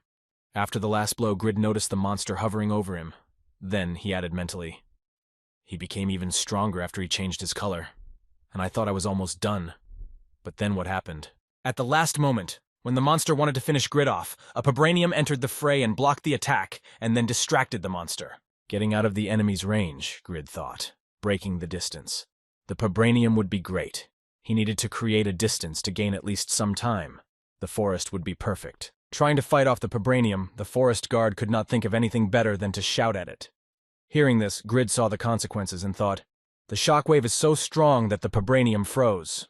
When the threat was eliminated, the monster followed Grid while he was running away, thinking that its power was similar to Jishuka's ultimates. As the enemy approached Grid, he had to block its attack and lost some more units of his strength while blocking with his Daneslash. Looking directly into the enemy's eyes, Grid nervously thought, "His strength has decreased even more than the last attack, so his attack power has increased. But why?" The next moment, Grid suddenly realized everything and said in his head, "Blue orichalcum. I thought of it only as a material for complete failure and completely forgot its characteristics." Blue orichalcum is a material that appeared from the magical power of a forest guard who was exposed to the light of the moon. It cannot be created artificially and becomes stronger in the dark. Trying to escape, Grid thought that the forest guard's awakened state was already causing a lot of problems with flying, but the monster managed to grab his leg, preventing him from flying. Pulling the guy back, the monster slammed him to the ground, causing him to take damage. Trying to get to his feet, Grid noticed the Vibranium and gritting his teeth in pain, he thought, "Great, the Vibranium can move again. Now I can throw it off its tail." Before he could finish speaking, the monster used the same attack to immobilize the Vibranium again. Then Grid mentally added, "This rascal can even get rid of the Vibranium. I can't count on his help now." Taking a barrage of blows from the enemy, Grid nervously thought, "Kill Vibranium or United Dance. I can't use any of these on him. There is no way I can defeat him." Looking at the enemy that was overwhelming him, Grid thought in frustration, "He was overwhelming me in strength and speed. I have never met such an unrealistically strong monster before." Trying to somehow avoid and block the enemy's attacks, Grid said in his head that this raid was over, that it was over to die like this. But suddenly the effect of self-possession activated at the same moment Grid thought during its activation. I instantly calmed down. After realizing the whole situation with a cold head, Grid smiled and said, "If you think about it, it's very funny. The items helped me a lot, which is why I'm used to it being easy." Thinking about his strategy, he added confidently that when there are no easy ways, it's worth going back to the basics, skill or other nonsense. The last one standing wins, right? Immediately after that, Grid swung his sword again and struck the enemy again, receiving a blow in return. Noticing that the enemy was shocked by his actions and stepped back, Grid said, "Boogaloo, it looks like it's driving you crazy. Let's keep it up and see who will be the first to die." Using the regeneration potion and continuing to fight the enemy with normal basic attacks, Grid continued the fight again. Exchanging blows with the enemy, Grid received a critical blow to the back of the head after another exchange. After that, Grid activated his Doran's ring, which, in combination with his holy armor, restored twice the amount of health he had lost. Seeing that the guy was still not giving up, the monster started to fuss, and at that moment Grid shouted out, "If you are a monster, then behave accordingly, and don't even try to run away." Using a combo of blows, Grid threw the enemy above the ground and mentally said, "I will return every blow I receive to you." Preparing for the final stage, Grid said menacingly, "Pagma fencing if this is the end." Preparing to strike at the enemy, Grid noticed that he was preparing to attack and had to suddenly switch to defense to deflect the enemy's beam. Having withstood the next attack of the enemy, Grid confidently said in his head that the winner is the one who last stands on his feet. When the monster noticed that the boy continued to fight even after that, he began to get even more nervous, and then Grid noticed his look and happily said, "Yes, this is the expression on his face." Having received immortality for a few seconds at a low health level, the guy said menacingly, "This is what the face of someone who sees a real monster looks like." The next moment, Grid used his killing skill and dealt with the enemy, after which he mentally said that the one who lasts longer should win. As he got to his feet after defeating the enemy, he confidently said in his head that it would definitely be me, as I had been holding on and trying my best for years. After defeating the enemy, Grid managed to immediately level up and achieve a level that duplicated his stats and improved his unique characteristics. Joyfully shouting about his victory, Grid received a system notification that said you have received a blue orichalcus, a purple orichalcus, and an amethyst shield. The next moment the boy realized what he had done and grabbed his head and nervously exclaimed, "I had to get it out of him before I killed him, idiot! How could that have slipped my mind?" Immediately after that, Grid looked at the inventory of materials and said, "I would need another ore of blue orichalcum to make a complete failure. If I didn't have what I got from the administrator, I would have been furious." The next moment, looking at the description of the purple orichalcum, Grid said thoughtfully, "This orichalcum is used to make accessories. I already have enough rings, so this time I'd better make a necklace." Looking at the item he had been dealt along with the ore, Grid added thoughtfully, "I'm most interested in this shield." Looking at it, the boy added that it was definitely a quest item. If you think about it, the old man in the Kasan Canyon asked me to catch Asmophel. Hiding the window with the rewards, Grid said thoughtfully, "I heard that Asmophel is a citizen of the Saharan Empire. If I ever go there, I will have to return to the Piaro quest again." Upon completion of the inspection of the items, Romeo ran up to Grid and nervously exclaimed, "Sir, everything is fine with you," to which he replied, "I'm fine, don't worry." Immediately after these words, Grid bowed his head and said guiltily, "But I could not protect Dean. I'm sorry, Romeo. I apologize to everyone who blindly trusted me along the way."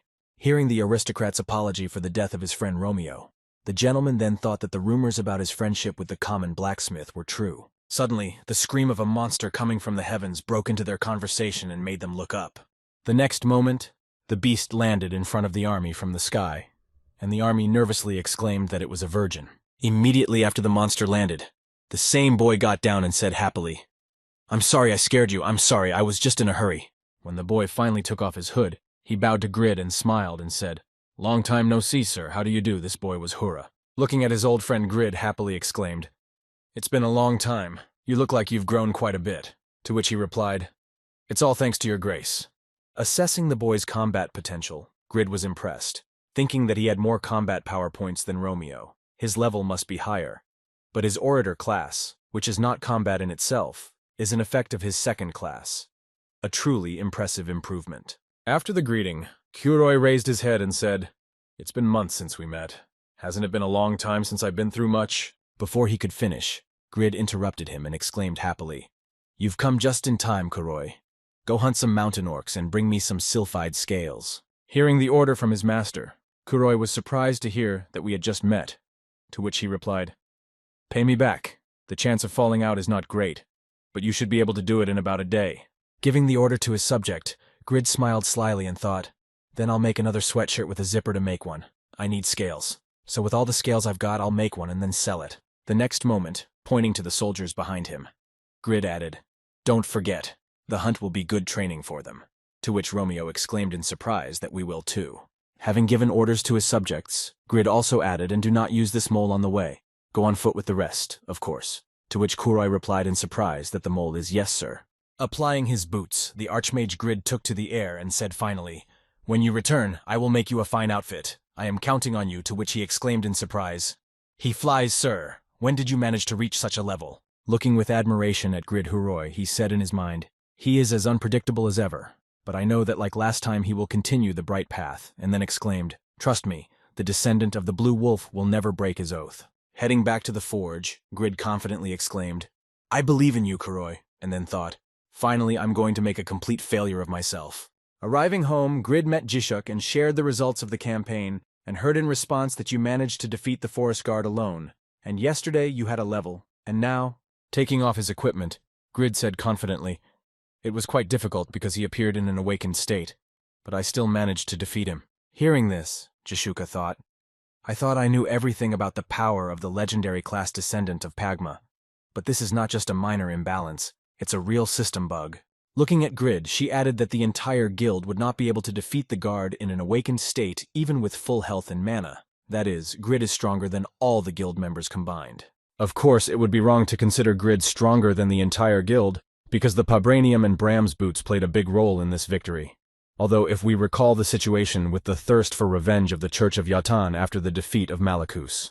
His power made Jishuka nervous, and she thought it was really normal to leave such a strong asset behind as an ordinary blacksmith. Realizing that she had to do something, she said to Grid, "I know this is your base, but I'm not sure what to do." When he looked at her, Jishuka thought, "I need his power. I have to convince Grid by any means necessary, even if I have to seduce him," she added. "Have you thought about moving to Bairan?"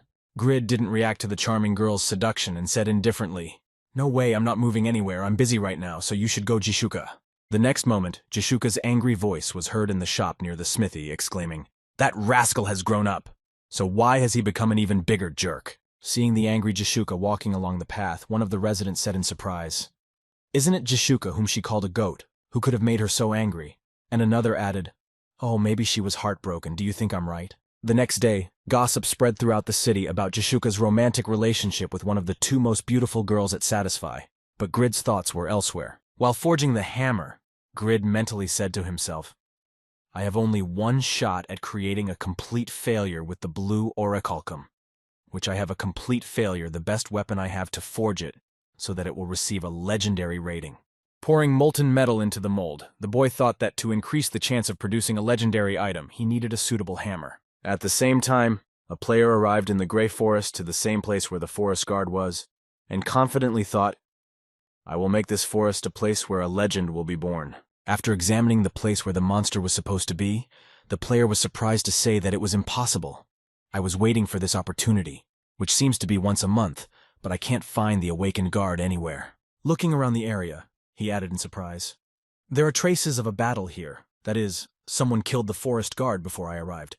But how could anyone defeat him even with a decent guild level?" The hooded man smiled ominously and said, "How dare they make me, Agnes, waste my precious time." Displeased with those who had taken his loot, Agnes added, "What an insolent scoundrel." 4 days had passed since the day Grid started his work. After all this time, Grid looked at the failed attempts to create the hammer and said, "I haven't slept for days and couldn't even accept customers. I can barely keep my eyes open." Holding the legendary blacksmith's hammer in my hands, Grid happily said in my head, "I succeeded." Having received bonuses when creating a legendary item, Grid thought disappointedly, looking at the hammer, my legendary item. Picking up his work in front of him, the guy thought disappointedly, with this incredible hammer, the chance of production increased by only. Immediately after that, he added, "Although all the legendary items that were created before were created with a chance, so this is a big increase, if you think optimistically. It even exceeded my expectations." The next moment, Khan came to Grid and said to Grid, "How much longer are you going to stay here? Are you okay?" to which he replied, Old Khan, I needed to finish with this hammer. Looking at the object that he had created, Khan asked in surprise, Is this the result of your efforts? Hey, you made a really amazing hammer. But what about your face? Hearing Grid's question, he answered disappointedly, I don't know. This hammer is definitely better than the previous one, but I'm afraid I won't be able to create the sword I want with the chance I have. Looking up at Khan, Grid added, I know things are better now, but it still irritates me. At the same time as Grid was opening his soul to Khan, a customer walked in and said, Hey Khan, I want to place an order for some equipment. Approaching the visitor, Khan told him that the smithy was closed until tomorrow, to which he replied in surprise that there were a lot of people waiting outside. As Khan escorted the man out and closed the door behind him, he said that he was sorry. Seeing what he had just done, Grid asked Khan in surprise if he would not accept their order, to which he replied that it was not important now. Come sit next to me. The young man complied with his mentor's request and asked him why he was doing this, to which he replied, Look at the hammers you made. Pointing to the objects on the table, Khan added, This one has a different color, and this one has a different shape. Given that you are a blacksmith with an incredible level of skill, none of them are identical, are they not? When Grid looked at the hammers and realized Khan's message, he immediately added, Do all these hammers look like just another failure to you? Shifting his gaze to the boy, the old man added that the only thing you should never lose in important situations where both the present and the result matter is love for the result of your efforts. Instructing his student, Khan added that you should look with pride at everything that has passed through your calloused hands. Then you will look with admiration even at an ordinary scratch on a hammer. Immediately after that, smiling happily, the experienced blacksmith added for the visitors, Don't worry, work hard, and I will look forward to seeing your results. Whatever the result, the main thing is that you have a good experience. Hearing the advice, Grid happily replied, Yes, thank you, Khan. Sometime after this conversation, the head of the SA group's phone rang, and picking it up, the man heard the chairman's voice was Yun Nahi. Immediately after introducing herself, the girl nervously added, You now have the opportunity to check the latest news, to which he replied something happened. Opening the game news, the man saw the satisfying breaking news at the moment it is reported that all the users of the game have received shocking news in the message it is reported. That there is someone who has inherited the skills and will of Pagma. He is the one who can create legendary items, and is a legend himself. After that, the girl added, I am you, and predicted the president. Making the president watch the news, Yun Nahi added Grid Shin Young. He successfully created his 5th legendary item, and thus announced to the world the birth of a descendant of Pagma. Upon completion of the sword, Grid and all players received a system notification announcing the birth of Pagma's descendant. After viewing the fragment of the completion of the item, Yun Nahi said the legendary blacksmith's patience is activated. And then the manager added this moment, when the world's first player of the legendary Grid class creates a complete failure. Then Yoon Sang-min said nervously, And you think it's funny that a user with a legendary class now has the best weapon? Won't that upset the balance in the game? While sharpening his sword, Grid received a system notification. Your concentration has increased significantly by an hour. Your health, agility, and defense have increased by. Watching the video fragments, Yun Nahi added that I don't think everything will necessarily turn out this way. The balance will be adjusted naturally. After the highlights were completed, Grid saw other system notifications. The legendary blacksmith's breath was activated, and the effects of the item being created were enhanced. Seeing this, Grid mentally said the crafting is complete, after which he had a complete failure of the legendary class in his hands. One of the advantages of this sword was a small blade that stuck out of the sword and helped to defend itself. It was light, so it did not reduce the attack speed. Looking at the result of his efforts, Grid happily said in his head, I've done it. I've created legendary items several times before, but this one is clearly different. Comparing it to other items, Grid thought, all those legendary items are nothing compared to the unique sword of Albertino Dinsleaf. But the one I created is a complete failure. It is definitely an absolute weapon. The next moment, Grid joyfully exclaimed, I have the best weapon in the world, and now I have the best sword. Now I am the best bloody witch. Yura doesn't care about her because now I am the strongest. Inspecting his sword, Grid noticed an inscription on it and said in surprise, My name is engraved on it. It's an effect of the creation skill. When using blacksmithing creation, the name of the creator of the legendary blacksmithing craft is engraved on the item. Something special will happen after each legendary item created. The creator's initial G will now appear on all created items. Your potential blossoms. You're no longer a nameless blacksmith. Seeing these notifications, Grid joyfully shouted, Hooray! So now I have my own brand. He was also expecting other bonuses, such as a reduction in the penalty for not matching the level 2, and understanding of items will be twice as fast. Excited about these buffs, Grid thought that lowering the penalty means that I can use the item to its fullest, which is an incredible privilege. And finally, a notification with a limitation that said in connection with your enlightenment, the growth rate is slowed down. The characteristics when creating items are reduced. You will receive points for unique and legendary, and seeing this, Grid nervously exclaimed why I would receive so little. After there were other notifications, the information about legendary blacksmithing is updated. Witness God's weapon. Legendary blacksmithing level. You can create replicas of mythical items. After reviewing the chances of creating items, Grid happily said that he would finally be able to create items close to the mythic rating with ease. He also found out that when he reached the reputation points, a reputation store would open for him, the location of which always changes. Then Grid happily jumped up and down and exclaimed, "A special store." I was all excited. After the overwhelming joy of seeing the new restrictions, Grid angrily exclaimed that even the amount of reputation for crafting has fallen. You do this, and expect me to use the reputation store. Immediately after that, he angrily added, "Scoundrels, are you kidding me? Is it a crime to have a legendary class? Why did the bonuses go down, stupid developers?" After receiving an offer to register in the general ranking, Grid angrily exclaimed, "No shit, you're scoundrels! If my stats are so weak, why do I need it?" After that, the registration was cancelled. Arriving at Grid's cries and seeing his sword, Khan exclaimed in amazement that what an incredible sword you finally did it, Grid. At that moment, two personalities were fighting in Grid, and his lines and mood changed rapidly when he said this initial, by the way, "Very cool. If there is some kind of reputation store, you should have told about it earlier. Damn developers, Bugaga mythic items. How unbelievable. Why did you reduce the bonuses for crafting items, idiots?" Surprised by what he saw, Khan asked, "Hey, are you okay?" To which he replied, "I'm okay, but not okay." Seeing what happened in the game recently, Yoon Sangmin said the debuff was imposed too late. If you look at the stats he managed to get, I'm not even sure that it can be called restoring balance. Why did you decide to introduce a debuff now that his class has become common knowledge? Yoon Nahi answered this question by saying that we have never changed the system, only in cases of adding episodes and quests. This debuff was already programmed in the Satisfy system. Hearing this, the manager asked if she meant that it was thought out by the system, to which she answered correctly, it could not be a mistake. Looking up at her husband, Yoon Nahi added in non-combat class, "Should be limits, we can't let them continue to grow using their effect of increasing characteristics. I think the reason for this is that," turning her gaze back to Yoon Sangmin, Yoon Nahi added that Morpheus couldn't predict Grid despite his legendary class. He created low-ranked items to make legendary items. It took him months longer than we expected. Immediately after these words, the girl added ironically, but it helped him to benefit more from the effect of gaining stats, so he is unrealistically lucky.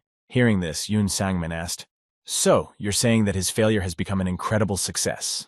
Looking at the video fragment with Grid, Yoon Nahi replied that she wasn't sure whether it was a failure or the opposite, but if I were to describe him, I would say that he was a terrible and incredible user. Despite the fact that his incompetence exceeded Morpheus's expectations, the news of the appearance of Pagma's descendant spread around the world. The legendary blacksmith and fencing master was the first user of the legendary class, and many theories about his personality and abilities arose, followed by fame. The first-ranked blacksmith in the report said, "I am not a descendant of Pagma. A user of the epic class Cats, an ordinary blacksmith in any case you can hire," his arrogant remark is a hot topic. But the hot topic among runners and guilds was a descendant of Pagma. Embarrassed by this inflammatory atmosphere, SA Group came up with a solution. Their director announced a quest for an international competition so we could shift all the attention to him. At the same time, in the Forge, Jashuka was trying to convey information by saying there is a high probability that there will be a war with the Church of Yatan. You must make items for all guild members this month. After that, Grid replied unhappily, "A month? I don't have that much time considering that I'm going to participate in the quest of the international competition. It's still months away, you know." Having received Jashuka's refusal, she said to Grid in a menacing voice that she was going to participate, "And you will withstand all the attention that will be paid to you when the descendant of Pagma learns about your identity." Hearing this, Grid was frightened and asked if it would be so problematic. Why she'd been so cold to me lately. After overhearing Grid and Jashuka's conversation, one of the guild members happily said it will be held in South Korea. So there are many competitions including boss raids and sieges.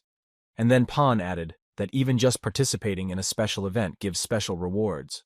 Hearing this, Grid happily exclaimed that special reward then. I need to hurry up, crafting is not a priority now. Hearing this, Wantner, who had waited too long, grabbed Grid by the head and said menacingly that standing crafting is not a priority. Immediately after that, he added, "It looks like you're finally going to make me some armor so I don't die in the next battles without it.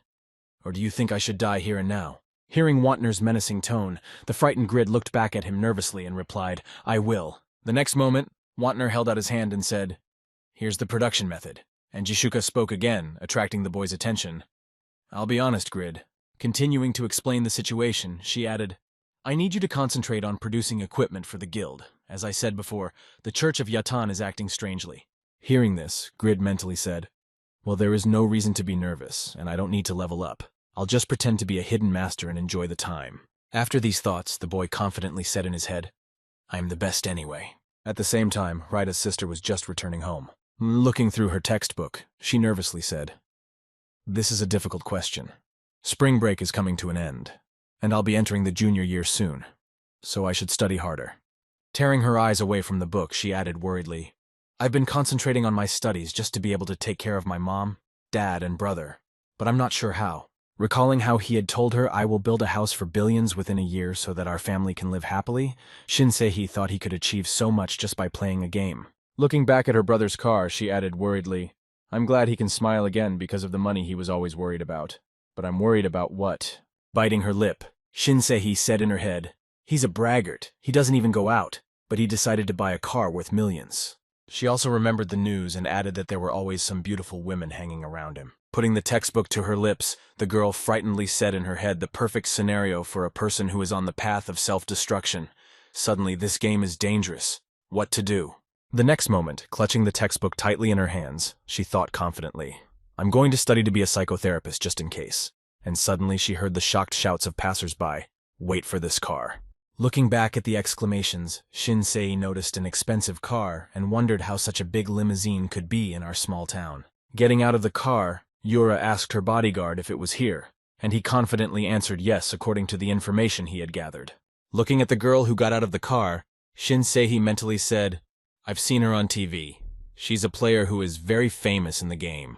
As soon as the woman looked at the house and said, This must be Shin Young's house, Shinsei added, Miss Yura, why would a person like her be looking for my brother? Immediately after that, Shinsei called Grid and hurriedly told her brother to get out of the game quickly. The next moment, when Yura approached the girl, the passers-by were surprised to hear her say, She's a celebrity, what a crowd. And the other man replied, Yes, mister, she's a superstar in the Satisfy game. The next moment, the first passerby said in surprise what a person like her was doing with the daughter of a vegetable shop owner, who had heard that their unemployed son had bought a very expensive car, but that it had something to do with her. And the other man replied that the car belonged to Shin Young. Immediately afterwards, the man added thoughtfully, Well, Yura is quite rich, so it could be related. Looking at the girl with whom Yura was talking, the passerby thoughtfully said, Sei is right. The younger sister of Young. She is not at all afraid of this incredible superstar. Hearing Yura's request, Shinsei replied cautiously, Why would a person like you come to my brother? You're going to use him. How do you even know my brother? Hearing this question, Yura replied with a gentle smile, I met Yang at Satisfy, and we became a little closer when we played each other's lovers. Hearing how they met and what happened between them, Shinsei nervously said in her head that they were lovers. Looking at the girl in front of her, her sister nervously added lovers with my brother and played what it meant. But the dictionary said a relationship is when both parties love and miss each other very much. Immediately after that, she mentally added with my brother, really everything is fine. After these thoughts, Jura asked if I could see Jang.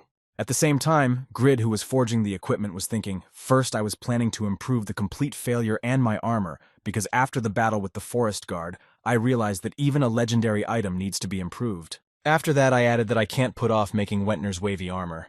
And if it becomes good enough, I can sell it as one of my main products. With these thoughts in mind, Grid turned his gaze to Wantner and thought nervously. But there was one problem. Looking at the man, he nervously thought this look and then said, Hey, I'll call you when everything is ready, you can go about your business. Hearing this, Wantner joyfully exclaimed, No, I want to see the birth of my new armor. Maybe I should pray. Yes, I must help you in this way.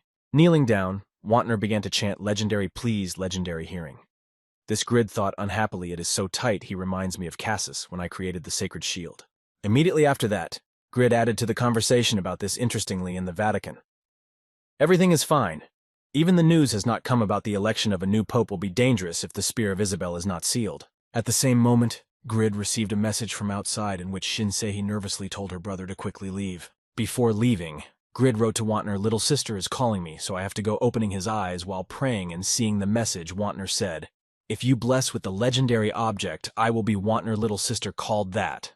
Exploding with rage, Wantner shouted out that rascal and ran away again. The next moment, another urgent message came from the head of the guild, and seeing it, Vantner asked Jashuka what was going on. Opening it, Vantner saw a message that said to immediately gather in personal areas. At the same time, Grid quit the game and left the capsule, wondering why Sehi called me so suddenly. She had never distracted me from the game since I started earning steadily. Rushing to the door, he mentally added, "If she called me so urgently, could it be a robbery in the past? I would have been very scared, but I'm different now."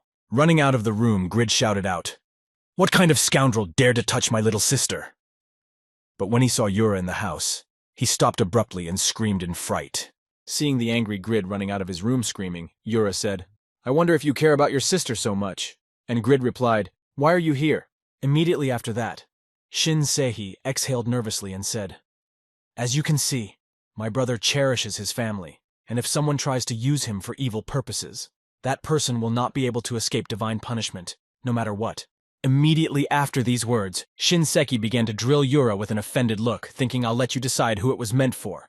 Seeing what was happening between the girls, Grid asked in surprise what the atmosphere was like. Immediately afterwards, Grid folded his hands in front of him and said confidently, "Anyway, how do you know where I live? We met once. Isn't that too much to know about me?" Hearing these words from Grid, the girl was surprised to think that something had changed in him. He was afraid to even make eye contact with me, but now... Immediately after these thoughts, Yura said in surprise, "Mr. Shin Young, you have changed. Your physique has also become better." Hearing the compliment, Grid thought, "When our life became stable, I began to take care of myself, including my body. But have I really become so good that such a woman is interested in me?" Immediately after, he replied awkwardly, "It's an honor for our family." And then suddenly changing his tone sternly, he added, "I don't care about your interest in me, so let's get down to business like a real girl." Hearing this, Sehi happily thought, "Great job, brother. I'll go make some tea." Hearing Greta's request, Yura replied, "I want you to participate in an international competition as a representative of Korea." Immediately after that, she added that the Korean government had unofficially requested that I form a team under my leadership so that Korea could return good results at the international competition that will be held during the days starting in May. Hearing this, Grid was nervous, thinking that the top rankers had connections even with the management, and then he heard Korea's reputation as one of the best countries in the games was just history. Continuing the campaign, Yura said that the management wants to establish Korea's competitiveness in the gaming industry through the results that the Korean team will get in this international competition. But it is actually difficult, because the assessment that said that we lack top players compared to Western countries is spread in the media. Hearing this, Grid replied, "I understand the situation, but why am I so many other Korean users? Aren't you overestimating me?" The next moment, Yura confidently answered Grid, "Because I am sure that you are the first epic-class user who has not yet revealed himself." Hearing this, Grid thought, "She still thinks that I am an epic-class user because I remained normal after her ult in Yathan's church, which makes sense considering that it was not revealed that Ephemera is the first epic-class user." The next moment, Grid spoke, "But in the international tournament of the entire competition, one person can compete. You can just win 3 gold medals, can't you?" As she handed Yura some tea, Shinsei thought, "If she's not seducing him to use him for some dirty deeds, I guess I can give her some tea, thanking her for the tea." Yura said, "Huh, easy to say." Recalling the types of competitions in the international tournament, Yura said, "Out of the 9 events in the tournament, boss raid, maze breaking, crafting, and treasure hunting are not my specialties. And in the case of the pet marathon, users with ververs will have an advantage, but there are no ververs among the Korean players." Picking up a cup of tea, Yura added, "I would be interested in the siege, but this battle takes into account the number of people, so it will be difficult for the Korean team to aim for a medal because we are much inferior in strength." As soon as she was about to take a bite of tea, she looked down and saw a note that had been brought with the tea that read, "My brother is not an idiot. Don't look down on him." Immediately after that, Yura added that the only thing left was PvP, but at least people stronger than me, so it would not be easy. After that, the girl sipped her tea and thought that for some reason she didn't like me very much. Hearing this, Grid asked in surprise, "You're in the top of the rankings, but there are people who are stronger than you. And aren't you Yathan's servant, so you didn't get any special powers?" Bowing her head after the question, Yura said the overall ranking is just official information in Satisfy. There are unknown runners, and there will be at least as many of them. The next moment the girl added Krugel, Zibel, Chris, Agnes, Hurent, Bondre, and How among the discovered runners. I think that this 7 is stronger than me. Hearing this, Grid said Agnes is an epic class user, so it's understandable. But even those who are lower in rank are so strong. To which Yura replied, yes, their level is much lower than mine. But each of them has powerful physical strength, but they can't even come close to Krugel. Immediately after these words, she added Krugel is a genius not only in understanding and calculating skills, but also patterns and weaknesses, but also in his understanding of the course of the battle, the effectiveness of combat tactics, and so on. He is a genius who cannot be overstated. I believe his talent in the game far exceeds mine. Hearing this, Grid said without mincing his words, which impressed Yura. Well, if they are all stronger than you, then it turns out that you are useless. Immediately after that, Grid slyly thought, no matter how strong the physical strength of the guy in first place is, you won't be able to repeat those words when you see my complete failure. The next moment Yura spoke again. The management promised big rewards if we get medals. It's a tough situation. But as an epic class user, please prove yourself. Hearing this, Grid mentally said disclosure of identity is a rule of official competitions. If it becomes known that I am the owner of the legendary class, it will be too problematic. But she is so eager to ask for help that I cannot refuse if the way to participate is not to reveal myself. Immediately after these thoughts, Grid confidently said, okay, then I will participate in the pet marathon. My pet is not a living being, but it has its own will and an endless supply of health, and it obeys me. Hearing Grid's answer, Yura joyfully exclaimed, you accept the offer, thank you very much. Immediately afterwards, Yura said, but I have never heard of inanimate pets, with the exception of golems created by great mages. To which Grid replied, well, there is something similar in any case. Animals fight on the way to a certain destination, so if so, I can win. Immediately after that, Grid said cunningly, but I have a condition. I don't want to be exposed, so pretend that my pet belongs to you, of course. The reward for the victory will be mine if you give me your word, then the gold medal will go to you. Yura stood up and said, it's hard to believe because I've never met anyone with such pets. But if you said you'll participate, I can be calm. As soon as the girl headed for the exit, Grid shouted goodbye to you. You've been lying all your life. Come home and log in. I'll show you. Hearing this, Yura said to Grid, I advise you to come back later. And by the way, remember how I said at the reunion that I would pay you back. Recalling the words of Yura, who said that as long as you are the target of Yatan's church, the battle cannot be avoided. But in this battle, I will not touch you. Grid asked you again about it. Then Yura said it's been about 40 minutes since you logged out of Satisfy, and it's been about 2 hours. Imagining what's happening there now, the girl spoke there. Singing the approximate development of events over time, Yura added the village of Byron in chaos. At the same time, Vantner ran outside and nervously exclaimed that it was Jishuka. What the hell was the hole in the inner sanctum? The next moment, somewhere among the ruins and flames, one of the servants ominously said small and miserable land too miserable for me to tread on Malachus was defeated by these weak mortals. After comparing the time, Jura added through the 4th servant of the god Jathan Niberius and the 5th servant of the church Balak. Hearing this, Grid was surprised to hear that you came to me when you decided to attack the church of Jathan. And Yura replied that although we are weak, there is no one who can resist us. Immediately after that, the girl said it was the only way to save my savior from certain death. Please understand me. At the same time in the game, Jishuka took out her weapon and put on her combat gear and shouted to everyone to get ready for battle. We must protect Byron. Then Grid asked, so you came on purpose before the attack of the Jathan church? To which she replied, I'm sorry, but there was no other way. Hearing this, Grid thought it was a waste of time and effort for the blacksmith to be involved in such a battle, and then said the servant asked the question by the way. When Yura became interested, Grid added that they have the power to give Yatan's blessing, to which she replied that only the first servant can use advanced skills like blessing. Then she added that getting an audience with him to receive a blessing is quite difficult. Even I, being a servant, could not do it. And why do you need the blessing of Yatan's church if you are enemies? Hearing the inappropriate question, Grid waved his hand and said, for all your incompetence, you are too inquisitive. You should go. With the help of the hunting grounds, the marriage of Lady Irene, and the support of the Sedeca Guild, the village of Byron began to revive and become a thriving city, with a population of more people than the NPCs.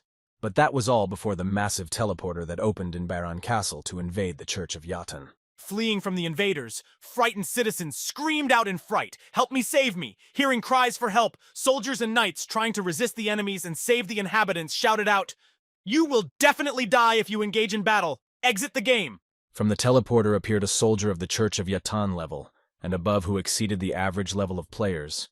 Hellfire burned everything that touched black magic and poisonous fog.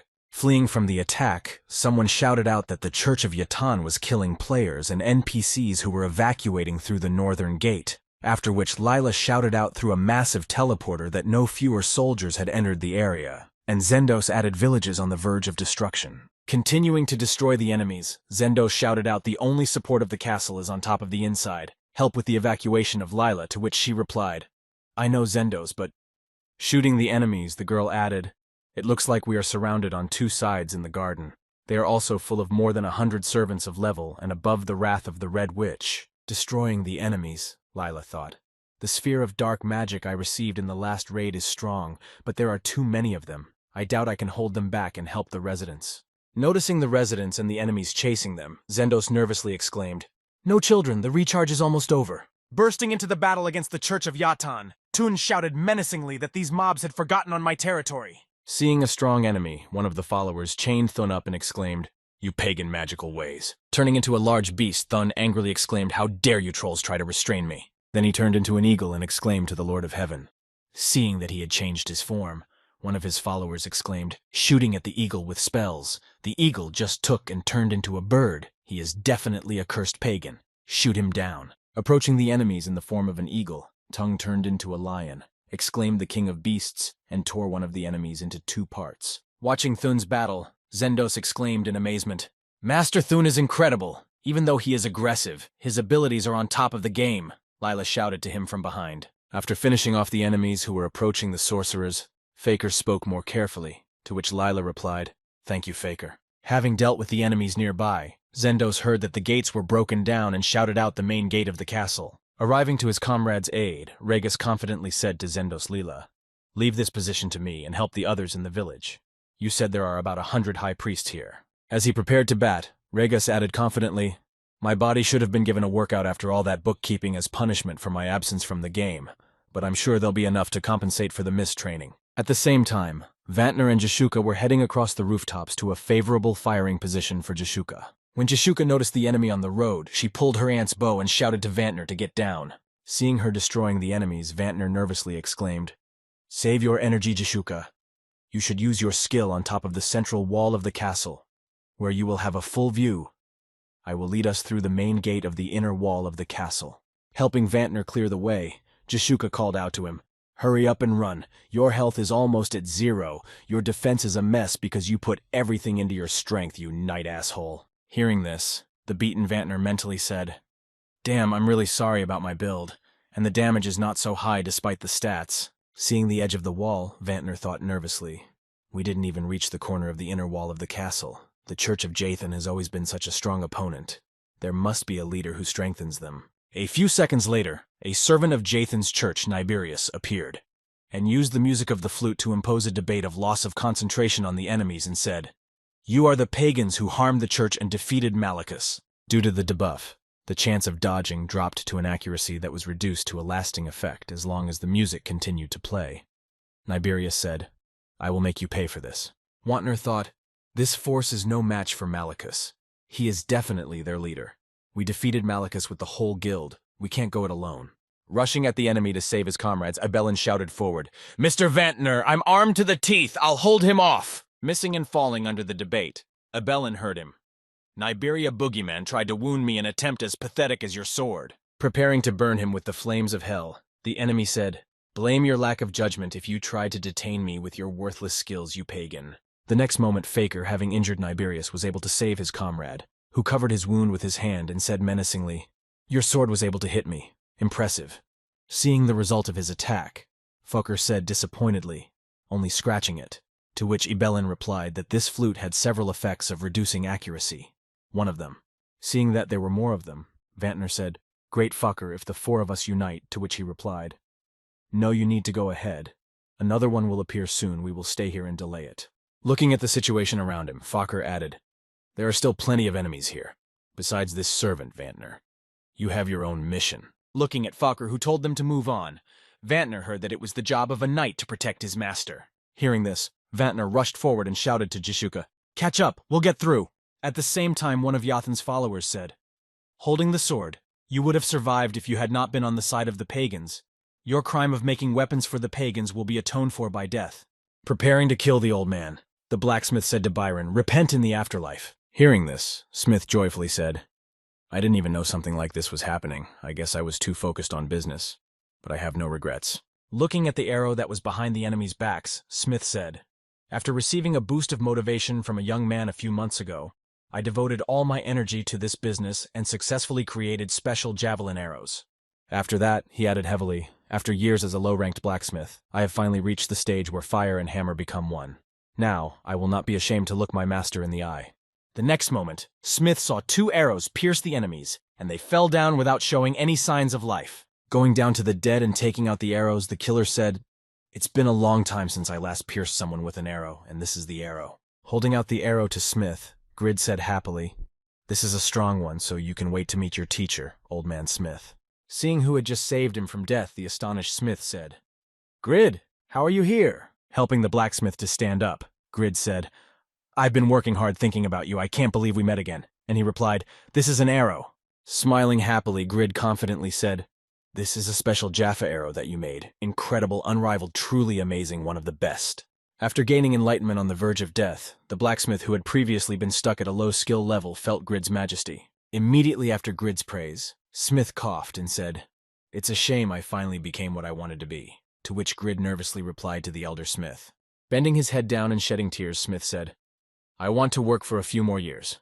I want to work." Hearing the desire of his first teacher and mentor, Grid nervously told Elder Smith. Recalling the moment of the battle with the robbers, Grid thought, "This is the same situation as that time when I was enraged by the robbers who were chasing Khan and Winston, and in the end I received the wrath of the blacksmith." Putting a towel to the blacksmith's wound to stop the bleeding, Grid said to Elder Smith, "You have a shallow wound, so hold it tight.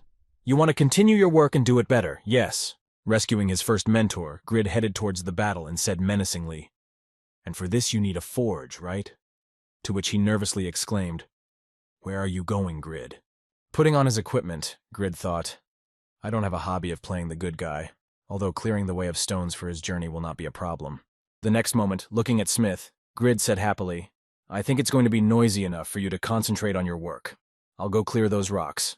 At the same time, a powerful explosion occurred near the outer northern wall of the castle. Trying to stay on his feet after the powerful enemy attack, Tobin tiredly said in his head why there was so much fire damage.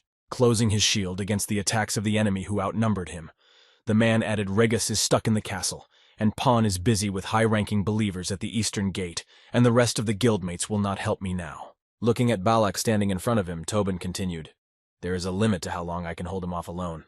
This guy is too strong." Attacking Tobin again, who was holding on with his last bit of strength, Balak said menacingly, "What's the point of continuing to hold me back when you're in this condition?" Having received damage from the flames of the blocked enemy attack, the man thought, "Even if I continue to block the blows, his passive skill will simply finish me off with points of damage per second, and the average health of a level player is only about..." As he prepares to block another direct hit from the enemy, Tobin thinks, "This one is impossible to block, and it's a direct hit, so even flame resistance doesn't work. I have to run out of range of the skill. I need to hold him off until the others come." Seeing that his opponent began to back away, Balak spoke menacingly, continuing to shadow the man. "You're trying to create distance between us. Another pathetic sight." Circling the block and getting behind Tobin, Balak added, "I admit I'm a little offended that only one person came to restrain me, but learning that he was a holy knight heretic who could even resist a demonic voice made me feel satisfied."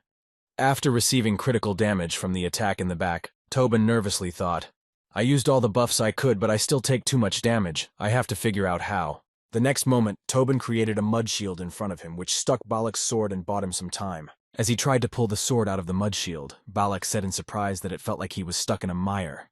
"The more desperately I try to get out, the more stuck I get." Unable to draw his weapon, Balak spoke menacingly to us. "It would be better if you just accept your death and become a servant of the god Yatan. Your burning desire to survive by using such primitive tricks disgusts me." Hearing this proposal from the enemy, Toban replied, "Huh, I'm going to keep using those primitive tricks, so you better get ready." The next moment, 3 guildmates appeared above the enemy, and one of them shouted to finish him off with his ultimatum skills. As they approached, all 3 fighters used their best attacks, shouting out Foxfire, Two-Handed Strike, Diamond Strike, and Moonsword. After a combo of attacks on the enemy who felt almost nothing behind the reinforcements, Thone appeared and angrily shouted, "Move over, losers!" Preparing to inflict powerful damage, he confidently added, "If this is your best skill, then go back and use it on the mobs." A few seconds later, Thune's Lord's strike attack flew near the target, and should have dealt damage from the user's attack power. Balak steadfastly remained standing in one place and confidently said to Thun, "I'm not going to dodge your pathetic tricks. You've worked so hard for this, but Niberia's flute will handle them for me." The next moment, Balak smiled menacingly and added, "I am very pleased that you and your friend think highly of me, but do not underestimate our believers." Preparing to use an attack to strengthen the strength of his believers, Balak exclaimed, "They will lead you into the fires of hell, the triumph of hell." Using the attack, Balak released a volley of demonic flames that covered a large area around him.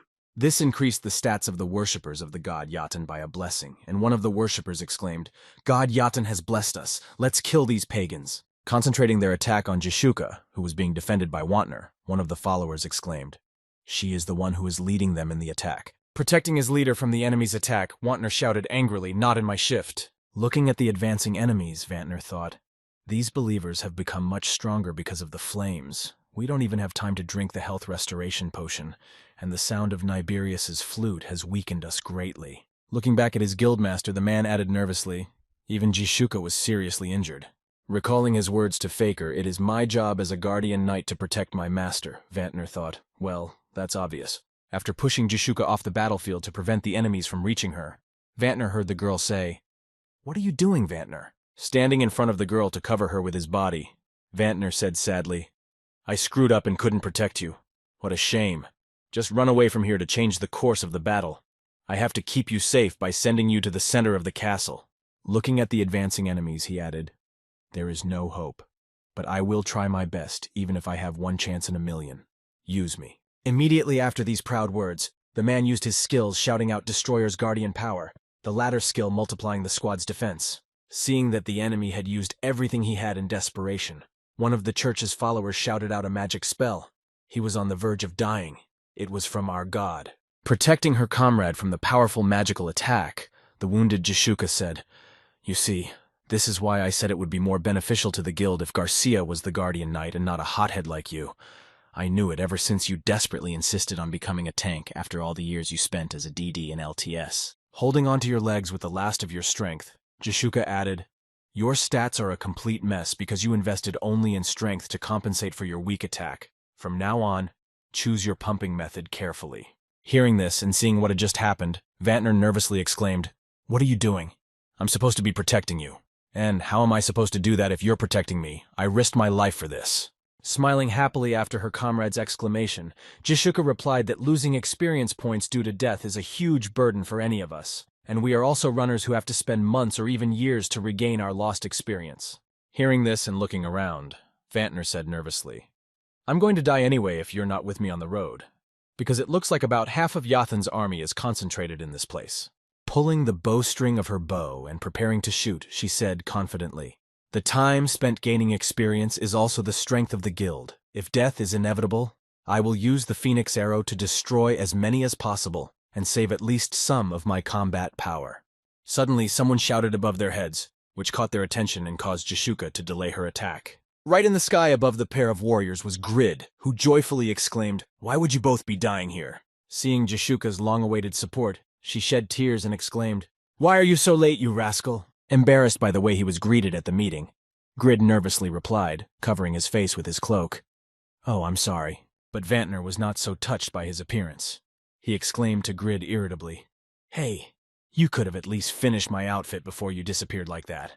I got beaten up because of you and became a night guard who can't even tank." Throwing down Vantner's new armor, Grid said, "Stop complaining and put it on. Now you can make a significant contribution to the battle." To which he angrily replied, "Fuck you.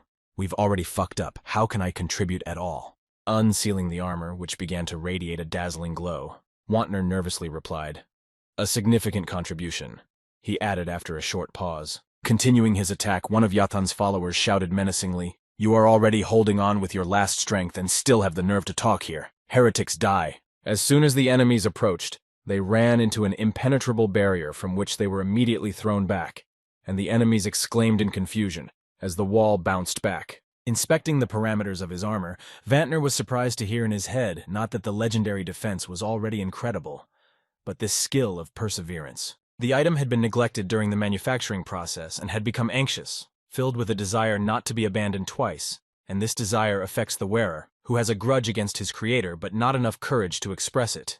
Putting on the armor, Vantner thought. It's as good as the Guardian's power, an absolute ultimatum skill of a Night Guardian that can neutralize even ultimatum enemy attacks. Of course, I won't be able to use it every time because of the recharge time. But it even has the effect of instant health recovery. After collecting his thoughts, Vantner said in his head, "Thank you, Grid," and then clenched the weapon in his hand and confidently shouted, "I'm going to break through them all. Follow me, Jishuka." After handing over the armor, Grid said, "Since the rest of us are defending the north and east gates, you had a tough time, didn't you?" To which Jishuka replied, "Yes, but how did you know where they were?" Hearing this, Grid raised his hand to the level of his chin and thought it was because my insight had increased, helping me to see the situation better, and then said, "There are reasons. But in any case, you are fine. I leave this area to you." At the same time destroying the village further, Balak ominously said with the same speed, "This miserable land will burn to ashes in less than a day. The flames are unbearable for melee fighters." Keeping his sword at the ready, he added on successive blasts of triumphant hellfire too powerful to handle in ranged combat. "I was thinking about inviting you to the sword festival, but..." Looking at the exhausted enemies, Balak disappointedly added, "Your bodies are too mediocre to use as entertainment." Staying on the battlefield, Tobin thought wearily, Pan and Regas are holding back the high-ranking believers, so I don't even dare to dream of helping. I couldn't get experience points, because I had to be Grid's bait. But now they will fall even more. After these thoughts, Tobin turned his gaze to Tuna, and added, "The only one who can break through this passive skill and attack is Tuna, who is both a tank and a DD. Tuna alone will not be enough attack power." Gritting his teeth in frustration, Tobin thought, "Damn, if only I could get this missing power, but maybe I as a tank could give us a chance." Immediately after these thoughts, Tobin saw a sword land from the sky right in front of them, and he thought that it was a Dynaslash. Attracting all the attention to himself with his sudden appearance, Grid said, "This green firework is one of the bosses. Just look at his face. But there are guildmates here, so I think you'll deal with him with this weapon, right?" Immediately after these words, moving on, Grid said goodbye. "It seems that there is a need for help to deal with the boss at the western gate." So I ran to Tobin, who nervously exclaimed to him, "Wait, Grid." Immediately after, he added in the conditions for using your sword, the level of strength and advanced sword skills. I don't even have that level, and there is no one who would meet these 3 criteria. Hearing this, Grid confidently replied, "There is one, of course. I don't like him very much. But you can trust him now." Reaching for the sword that had been sent to them by the land lizard, Thun said happily, "So you were just pretending to be a low-level blacksmith to hide your true identity. Now I like you even more." Preparing for battle, Thun confidently added, "Nevertheless, the butcher's sword I've been looking for so long is becoming more and more interesting." Meanwhile, on the TV, in the Satisfy breaking news program, we are currently in the Byron fortress occupied by the Church of Yatan. The Sadaka Guild is known as one of the strongest to resist the enemy, but the situation leaves much to be desired. The strongest players of the guild, Regas and Pan, are surrounded by enemies, which only worsens the situation. Several hundred fanatics who have become stronger under the influence of the Devil's Flame pose a serious threat. Their numbers are too large, and the central district is strategically important for the complete extermination of Yatan's servants. But this is impossible because, except for local wars, the only ones who provide support for the central district are Lila and Zendos, who defend the inner wall of the fortress. Arriving at the fortress wall, Jishuka shouted to Lila to freeze, and then destroyed the enemy who was approaching her. Having crossed the entire city to the inner fortress, Jishuka arrived, her incredible skill in archery allowing her to slow down the attack, at which time the girl tiredly said, "Sorry for the delay."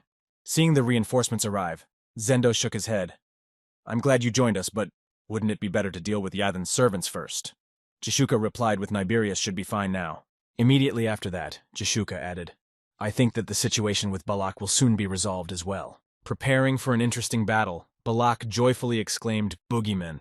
Who is that scum that was just here? Do you think some sword will save you from certain death? Die already reborn as the IDs of the god Yatan, your only salvation, idiots." Defending himself from the flames of hell, one of the players nervously exclaimed that it was dangerous, Sandra, don't let it touch you. Before he could speak, the flames dissipated, and Wantner appeared and joyfully exclaimed, "Wantner has fulfilled his mission. I join you, people." Seeing his comrade, Tobin exclaimed in surprise that Vantner could not be wearing this armor. Smiling happily after hearing this, Vantner said happily that it was true that he was a little late, just as he was. At the same moment, pulling the bowstring of her bow, Jishuka confidently said it was time to start the sweep. Having been wounded by Ibelin, the followers nervously exclaimed retreat. This devil's sword does not stop bleeding wherever its blade touches. Hearing this, the boy spoke sternly. I would not say that it is devilish so a little cursed. I advise you to be careful not to get caught on the spikes.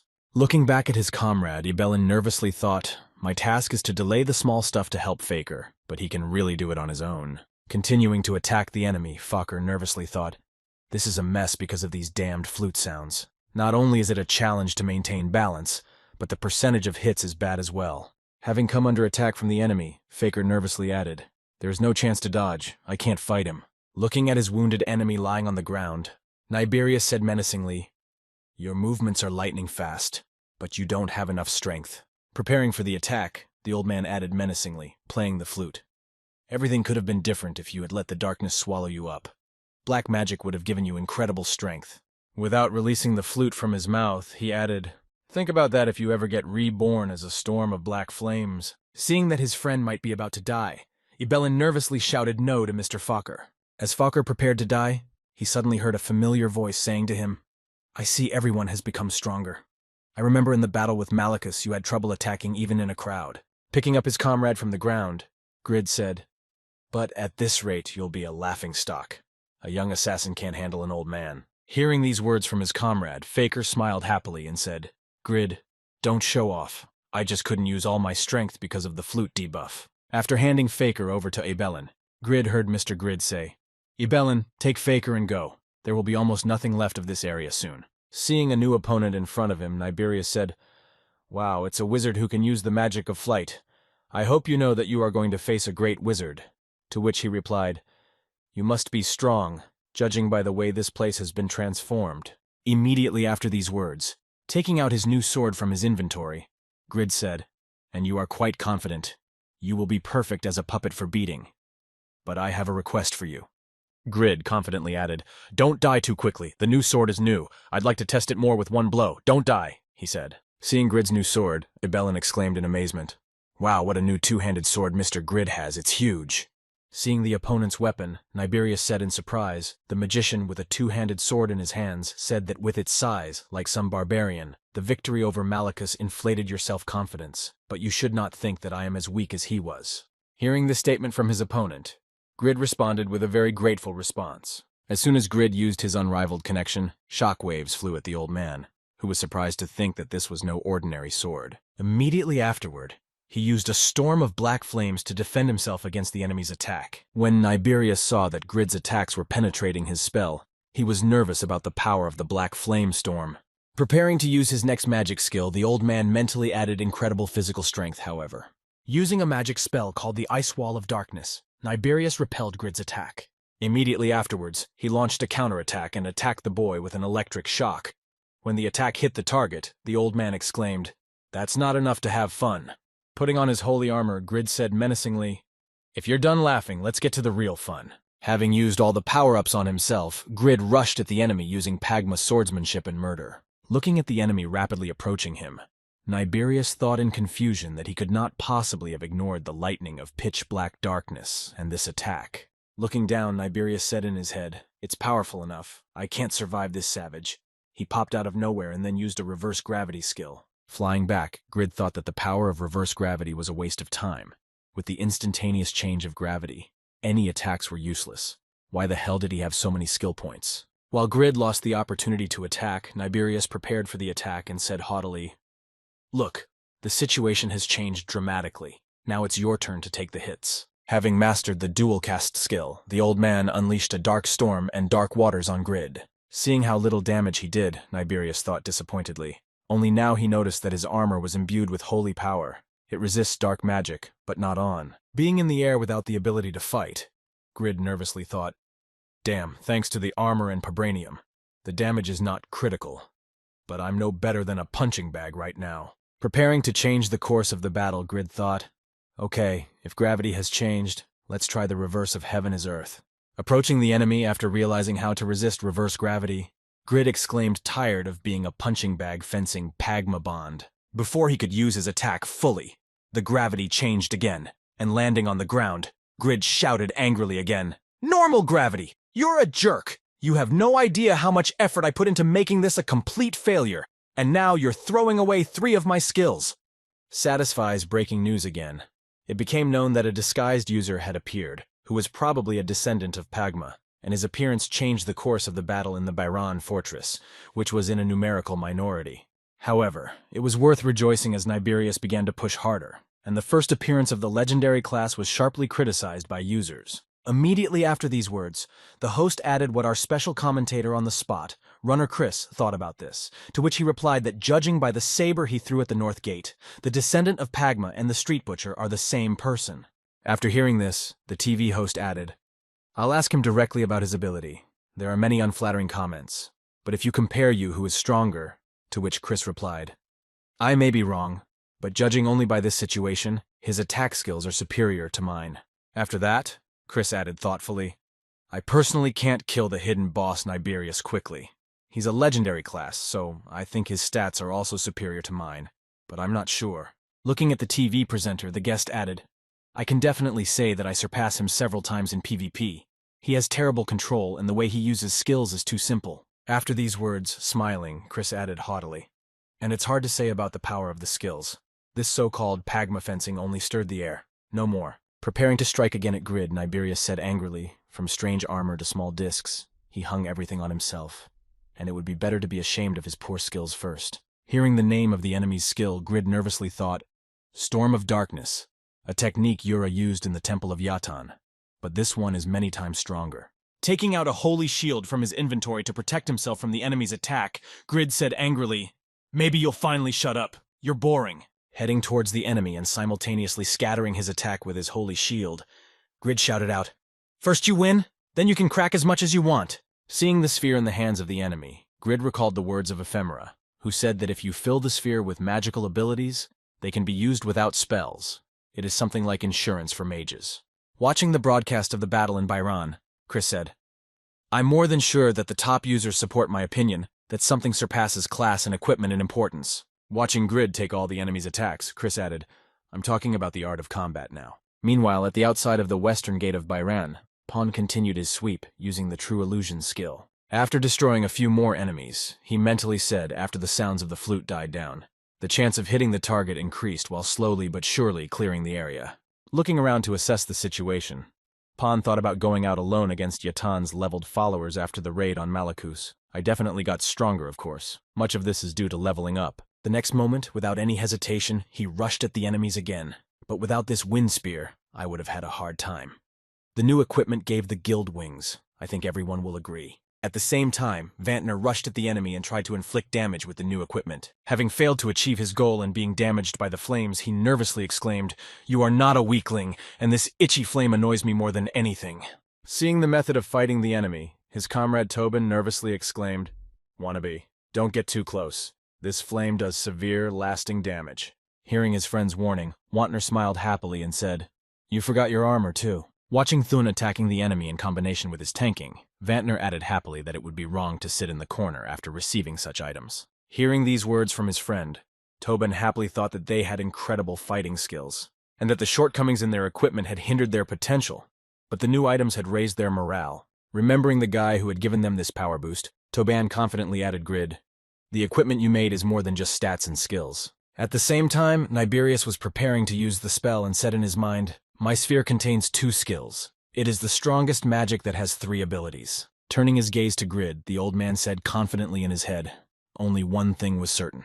It could bring all heretics to their knees. A young man like him and his filthy faith would not be a big problem."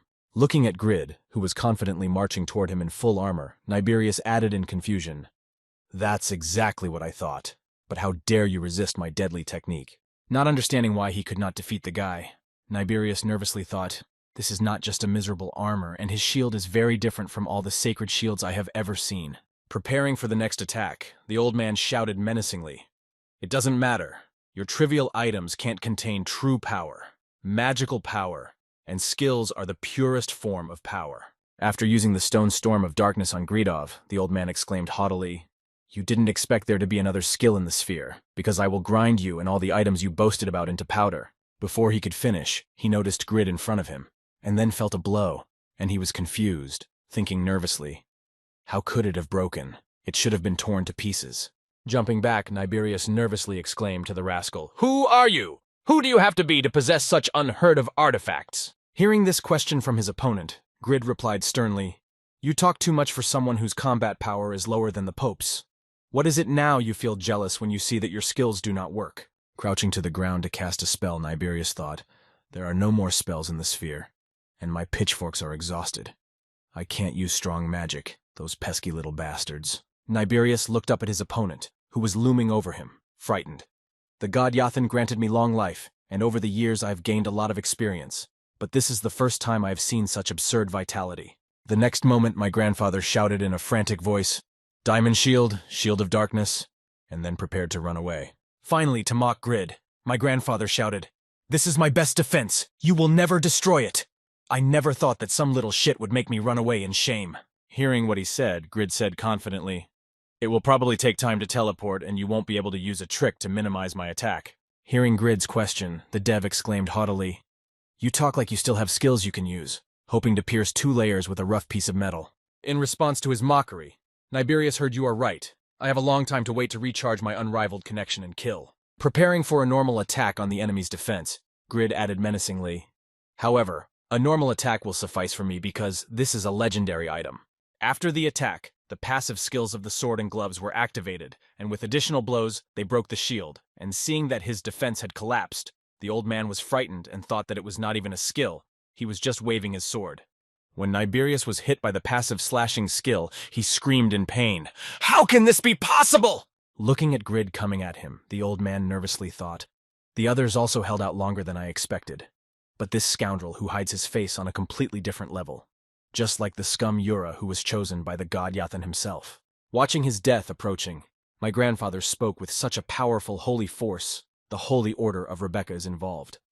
"I heard that the Church of Rebecca has a secret branch that trains Rebecca's daughters and assassins, so you are a Templar of the Order of Rebecca." Hearing this question, Grid confidently replied, "I'm not. I'm just a fully armed man you've been ignoring for so long." Having pierced the enemy with his brand new sword, Grid confidently exclaimed, "And now fuck you." Having received a critical blow, Niberius fell back and said, "I am the messenger of the god Yatan, who died at the hands of some heretic. I need to go to the god Yatan to repent of my sins and go to hell." Watching the enemy begin to disintegrate into thin air after the system message about the death of the servant, Grid mentally said, "I finally killed him." After defeating the 4th servant, Grid received a system notification that said he had received Niberius's flute and Niberius's bracelet. After receiving the trophies, the boy joyfully exclaimed, "Wow." The old man was generous with the gifts. Looking around after defeating the envoy, Grid said disappointedly, "I wish I could properly examine the trophies, but now I need to put things in order first." Immediately afterwards, Grid threw his complete failure on his shoulder and confidently said, "Well, it's time to go and clean up the place." Moving to the location where his comrades were fighting with the servant and stopping on the roof of the house, he heard his name called out. Then he said, "I cleared my area and came here, but you guys aren't even close to finishing him off." Hearing Grid's words, Balak raised his head and thought, "This kid was heading towards Niberia. He fought him, but he doesn't look strong." As soon as the enemy lost his concentration on the battle, Tut immediately attacked him and struck a blow that he managed to block, shouting, "Don't be distracted." Sitting nearby in horror and watching the fight, Grid joyfully exclaimed, "Wow, I see you like my sword. Will you buy this garbage from me and give it to me for millions of gold?" Hearing the offer from the guy, Thun replied calling it junk and putting a price tag of millions of gold. "Don't make me laugh." And then thought about calling a weapon that can easily be called one of the best in existence junk. He's definitely a psycho.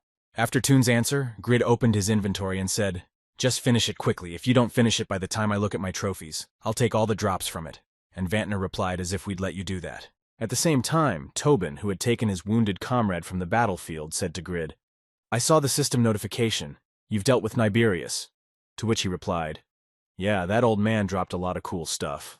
Pulling the flute to his mouth, Grid said, "The bracelet is so-so, but the flute is interesting, like the way they play it. My class is limited by buffs and debuffs, but with this thing, they're not needed anymore." Playing a melody on the flute, Grid put debuffs on his comrades and strengthened the enemy, who eventually harmed them. And Vantner thought angrily about this fool. Having taken a dominant position in the battle against Tsudak, Balak confidently exclaimed, "It looks like you have found the greatest fool among you. Thanks to you, this sword will bring even more fun." Deciding that he was out of luck, Grid jumped off the roof and burst onto the battlefield, smashing Balak's sword into pieces, saying, "That was your favorite sword. Don't get me wrong, I have to make amends for what I've done." Seeing what had just happened to his weapon, Balak thought in confusion, "My sword was broken in one blow, and more importantly, his huge blade with such powerful energy, I'm sure Niberius was definitely killed by this boy." While Balak was still in shock after losing his weapon, Grid said menacingly, "Hey, I haven't used a kill yet. Let's do it in one blow." And Balak was nervous, thinking he was dangerous. At the same moment, Balak ran away from the battlefield with his tail between his legs, thinking that the outcome of the battle had been decided at the moment when Niberius died. Seeing that the enemy had fled the battlefield, Grid said with a grudging smile, "That rascal runs so fast it's annoying. I never got to try my sword with the ultimatum skill." At the same moment, Grid received a system notification stating that the blacksmith's binding task was completed and Smith's life was extended by years. Immediately afterwards, Grid smiled happily and said in his head, "I think that's enough to say that it all ended in our favor." The nighttime siege of Byron Fortress ended in victory for the Tzedaka Guild. But the damage was enormous, as the guild had invested all its resources and strength in Byron Fortress in recent days. Even so, it was only thanks to Grid's appearance that things didn't end in the worst way. The press and society around the world were filled with talk of the mysterious man who had killed Yathan's servant, and there was a whole controversy over Niberius's terrible fighting skills and his exhaustion from fighting other guild members. But one thing was certain. He remained the hottest topic of conversation. At the same time, somewhere in Miami, USA, a man who owned a villa on the beach said that he had single-handedly taken out Niberius's level and that Asuka and the Black Bear had lost to him. Throwing his head back in his chair, the man added, "I'm almost sorry to give up the place to these two." And his advisor told him that we need Asuka's money and can't lose her now. Hearing his comrade's remarks, the man stood up and said, "Our Snake Guild will gather the best from each region and create a new nation. If we continue to occupy fortresses and conquer dungeons, it will be easier to supply legendary items." The next moment, Zebal Graven added a place in the overall ranking, wanting to watch him as the only one who can create legendary items. But it's a shame to waste time on such garbage. At the same time, Jishuka, carrying out repairs to the city again, said disappointedly, "In just half a day, what we have been rebuilding for a month has collapsed, and I have no more strength." When Jishuka saw the notification of the new character, she said happily, "I'm glad to hear it. A talented leader is very helpful now, although the conditions are quite difficult." Looking at the requirement that said the character could be discovered in rare cases if the feudal lord or his subjects had insight or higher and carried the sword of the leader, the girl said disappointedly. The insight stat was only formed after a long time as a commander or leader of a guild with mine it would be difficult to find. Immediately after that, remembering a certain person, Jishuka confidently said, "First of all, I'll visit the one whose insight is definitely higher than mine." After a while, when I met Grid, Jishuka heard that you asked me to find an unknown talented character. Picking up the manager's sword, Grid said, "I'm actually a blacksmith," and she replied, "But you have a high insight score." Recalling how he had said when he appeared that the others were defending the northern gate, Jishuka said happily, "Isn't that why you quickly assessed the circumstances in the last battle?" Looking at the sword, Grid thought it was like an updated version of the commander's sword. "I feel like there will be a lot of trouble for nothing but giving himself away." Immediately after that, he looked at the girl and saw her wink and say, "Do me a favor. I'll personally reward you later, please." Feeling strange, Grid nervously thought why she suddenly became so attractive. My heart is going to jump out of my chest. I'm going to have a tachycardia. Maybe she likes me. Maybe it's love. The next moment, Grid made a stony expression and added, "Yeah, but what about all the women except Irene who are a threat?" And then said, "Forget about the reward. Just help Vantner and Thun. They don't have enough money to pay for armor and Dineslice." Going to his inventory after hearing Jishuka said, "Now the guild budget is 0, so please wait a little longer, and by the way, here's everything that the guild members managed to collect earlier." Having received the rare ore, Grid was surprised to hear that these are very valuable minerals, and you are giving them away for free because you have already given me resources and all those production methods. In response, Jishuka joyfully said, "You are our irreplaceable, precious blacksmith. We must treat you well, so you will start to see the guild as a place dear to your heart." Hearing this answer, Grid smiled happily and thought I was invited to the Tzedakah Guild not only for the benefit of it, they respect and value me. Immediately afterwards, Grid confidently said, "If you want to get along with me, call me Appa." To which Jashuka nervously replied that the guild's Appa cannot afford such frivolity. Having walked around several people in search of the same one, Grid said in amazement, "Wow, Insight has already grown by units in terms of stat growth rate. The Sword Commander is inferior by half." Realizing how much work he still had to do, Grid said nervously in this village, "I'll have to check the NPC, but I'll kill some birds with one stone, and at the same time pump up my insight and find new cadets for the knights." As soon as he said this, he received a notification that said the user Yura was asking for permission to dialogue, and Grid was surprised to hear that Yura was there. After accepting the request, Grid heard I was watching the broadcast of the battle in Byron, but I was a little late with the call. "A man in a veil, a descendant of Pagma, a member of your guild." Hearing this, Grid was nervous, thinking that the battle was broadcast well, so he thought to cover his face just in case, and then said, "Well, it looks like it is, except why are you calling me?" Hearing the question, Yura answered, "I thought I'd come to see the pet you were talking about. And it was interesting to hear about the descendant of Pagma." And Grid added that you were Yathan's servant, and the guild would definitely not approve of your appearance here. Hearing this, Yura replied, "I'll disguise myself. Everything will go well if you keep it a secret. We have a special relationship, but you don't need to think of me as an enemy." Before Grid could answer, he heard her say, "See you later in the village of Bayron." And then she disconnected and Grid nervously exclaimed, "What special relationship? Don't say that, it could be misunderstood." The next moment, behind him, Grid heard a familiar voice saying, "There you are."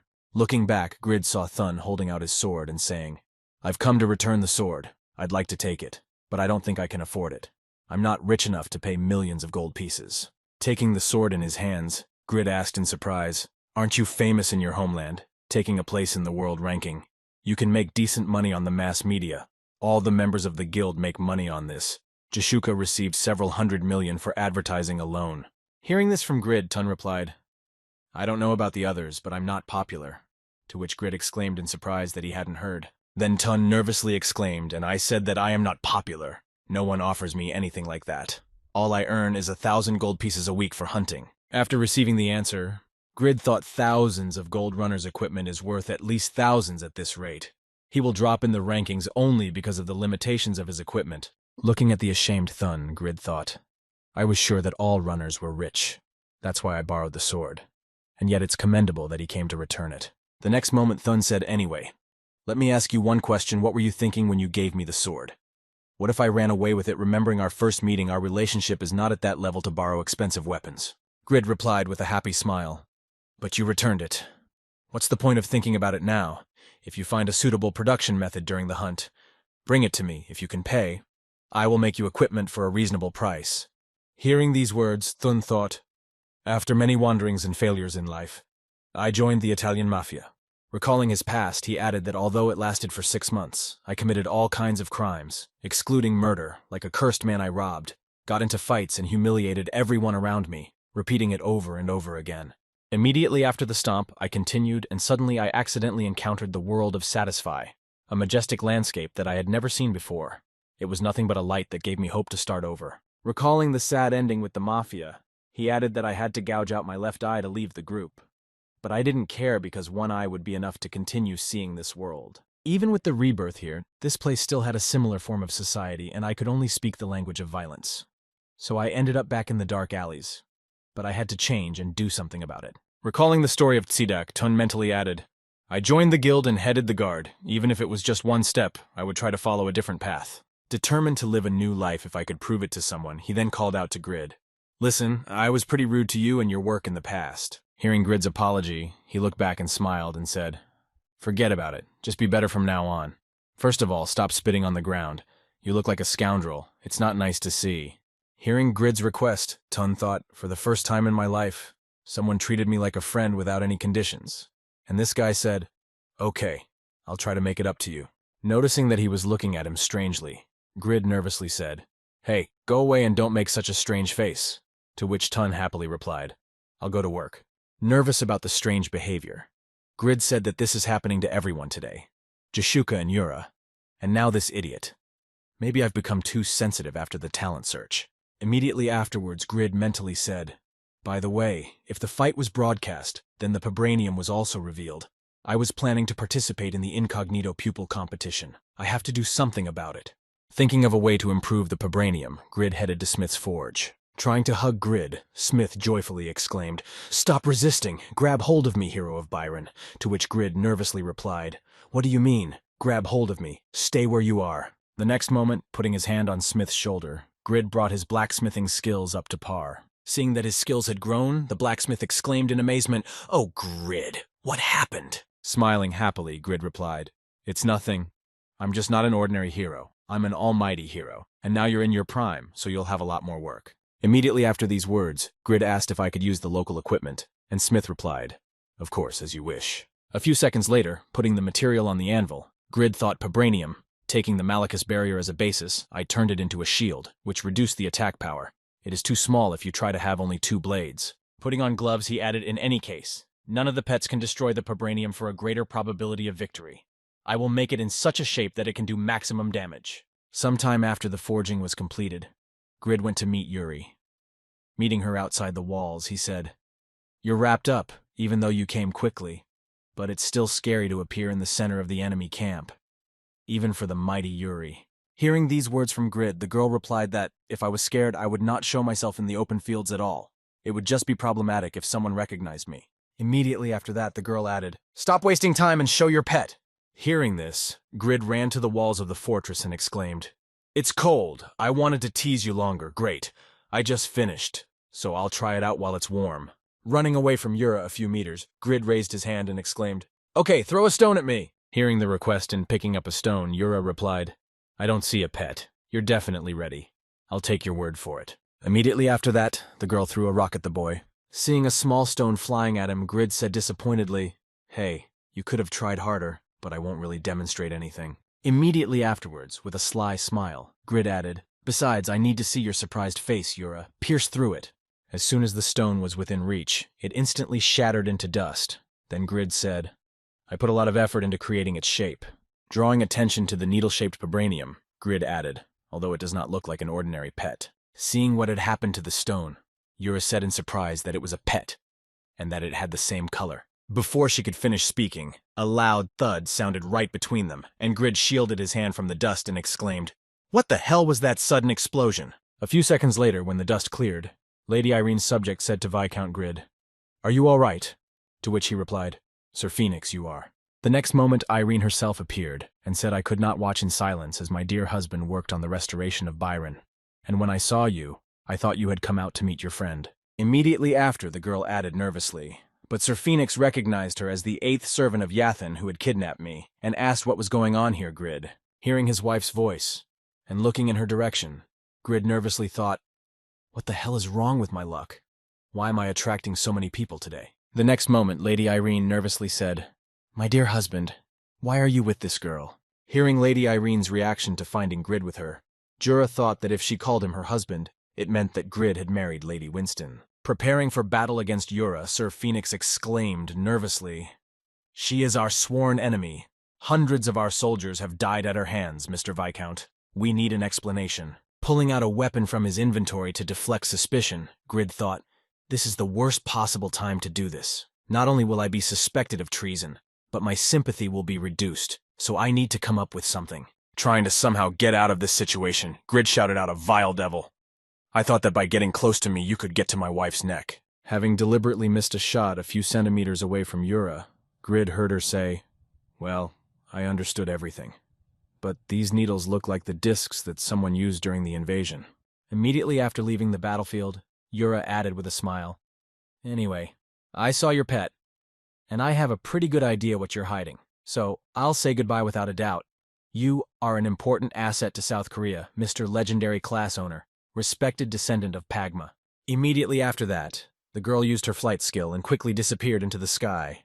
Turning to his wife, who had fallen to the ground from nerves, Grid said to Irene, "Don't worry, it's over." Looking at his worried wife, Grid added confidently, "I know you were surprised, but trust me, you have nothing to worry about because I am on your side now." And so 4 days passed after Grid's discovery of Jura and the demonstration battle. Bowing before Jishuk's assistant, she said, "We were able to rebuild the village of Bayran only thanks to your soldiers and support. I will never forget your mercy and will repay the debt in your time of need. Hearing Jashuka's gratitude, Lady Irene replied, Grid's comrade's business and mine. I hope you will continue to be someone Grid can rely on. Turning her gaze to her husband, Lady Irene said, Then I will take the warriors and return to Winston, continued to guard the peace of the village of Byron Baroness Jashuka. At the same moment, Wantner, who was standing behind Grid, said angrily, Grid, you are so happy you spent several days with Lady Irene and did not even leave the fortress. Apparently your honeymoon is in full swing. Hearing this, Grid looked back at Wantner and looked at him with a look full of hatred. Grid said angrily, You better shut up if you don't know anything, Wantner. You know the agonizing pain of restraint when you can't even share a night together and just go to bed. To which he replied in surprise, What are you talking about? Immediately afterwards, Grid shed tears and said, If you're so jealous, then go ahead and get married yourself. To which Wantner nervously replied, I don't know what happened, but I'm sorry. Interrupting Grid's conversation with Wantner, Lady Irene said to Grid, I have to go back. And he looked around and replied, Irene is fine. Immediately afterwards, the girl said shyly, I suppose such a great man has many troubles, but I expect your soon return, and I was happy to see you after a long separation and more. Trying to control herself, the girl added excitedly, Next time let's have a more pleasant evening, I'll be waiting. Hearing that the girl herself could not wait to repeat the first wedding night again, Grid covered his mouth with his hand and cried in despair, saying in his head, Forgive me, damn developers. As he said goodbye to his wife, Grid thought, Full of regrets, I've spent a lot of time with Irene, but I can't dwell on it. Looking at the trail of his wife and the army, Grid mentally added, I must hurry up and finish the business here if I want to return as soon as possible, and then said, Well then, let's finish the talent search. Walking along the rocks where the village of Grid still had possessions, I arrived at the mines of Bayron in search of prominent personalities. Walking tiredly downhill and picking up a pebble, the boy said disappointedly, I didn't find any talents among the scanned ones, but it's cool that I've improved my insight and patience, and God knows when I'll finish scanning everyone here. Seeing the mine workers in front of him, Grid thought it was logical that if the work on restoring the outer wall of the fortress was almost complete, everyone would return to their duties. Remembering his past, Grid thought, If you think about it, I used to mine ore here during my low levels. Then even going up took all the juice out of me. It seems like it was so long ago. Suddenly, his thoughts were interrupted by a piece of ore mined by one of the miners, who saw that it had hit Grid, and the man said awkwardly, Oh, I'm sorry, it happens. Don't be offended. And he replied, It's okay. It's a common thing in this kind of work. But suddenly an angry voice came from behind the man saying, Again, Mr. Meikle, you're throwing stones again. And the man nervously said, Oh shit, he's starting again, that bastard. The next moment, a young man appeared on the horizon and added in an angry tone, You shouldn't take flying debris for granted, but minimize it, as I've told you many times before, or can be easily preserved if you pay close attention to the texture of the mineral. Nervously watching the young boy who was telling off the experienced miner, Grid said, Seriously, you're so grown up and you haven't learned how to hold a pickaxe. Just look at you, you've turned all the ore into sand. Watching the boy scold the man, Grid thought, He looks years old, but he has incredible power of influence. In the past, I would not have even known about the existence of such a small man. Immediately after smiling slyly, Grid added, But with the current level of my insight stat, I can confidently say that this boy will grow up to be quite interesting. At the same time, somewhere in Bayran, where the Tsidat Guild had gathered, Vantner asked Tobin that the population had exceeded 1,000, and wasn't it too much for the village, to which he replied that they needed to raise internal policies as soon as possible and expand to the city. Immediately after, Tobin confidently added that things had taken a pleasant turn thanks to the broadcast of the battle. The Tsidat Guild had gained new fans, many of whom had settled here. Hearing this, Vantner exclaimed happily, I wonder why girls are looking at me differently. And Pan replied, I have more dreams. I'm just lucky to be a hot topic thanks to our leader's defense. Continuing to talk about the last battle, Tobin sighed heavily and said it was a big problem that Pan and Regus could not fight at full strength. Of course, they could try to break through and continue the battle, but then the village would be unfit for recovery. Suddenly breaking into the conversation, Fucker added that somehow the village blacksmith Smith had achieved advanced skill and therefore would increase the power of weapons and armed forces, to which Tobin said to him in displeasure, scared him, warned him or something before appearing out of nowhere. Ignoring Tobin's words, Fucker confidently added, It's all Grid's fault. At first he seemed selfish to me, but something has definitely changed, and if our friend is not standing still, we must keep up with him. Keeping up the conversation, Ibelin happily exclaimed, We saw the broadcast even in camouflage. He looked so cool. And then Lila added, I also watched Jishuka's rescue. It was just fantastic. Hearing the comments of his friends, Vantner said slyly, maybe that's why Jishuka has been looking at Grid in a strange way lately, to which Toban replied seriously. She finally started looking at the men. Immediately after that, Tobin added thoughtfully, we were all called to the library, so she must be around. And there she is, so let's ask her directly.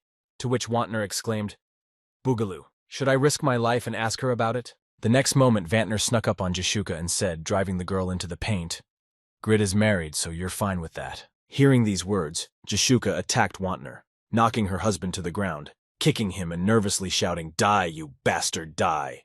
Just as Grid was about to sing along to the meeting and saw this picture, he was surprised to hear everyone gathered.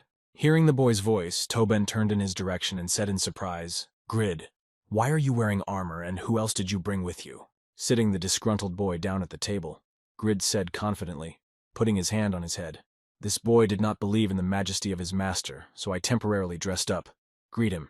His name is Minor.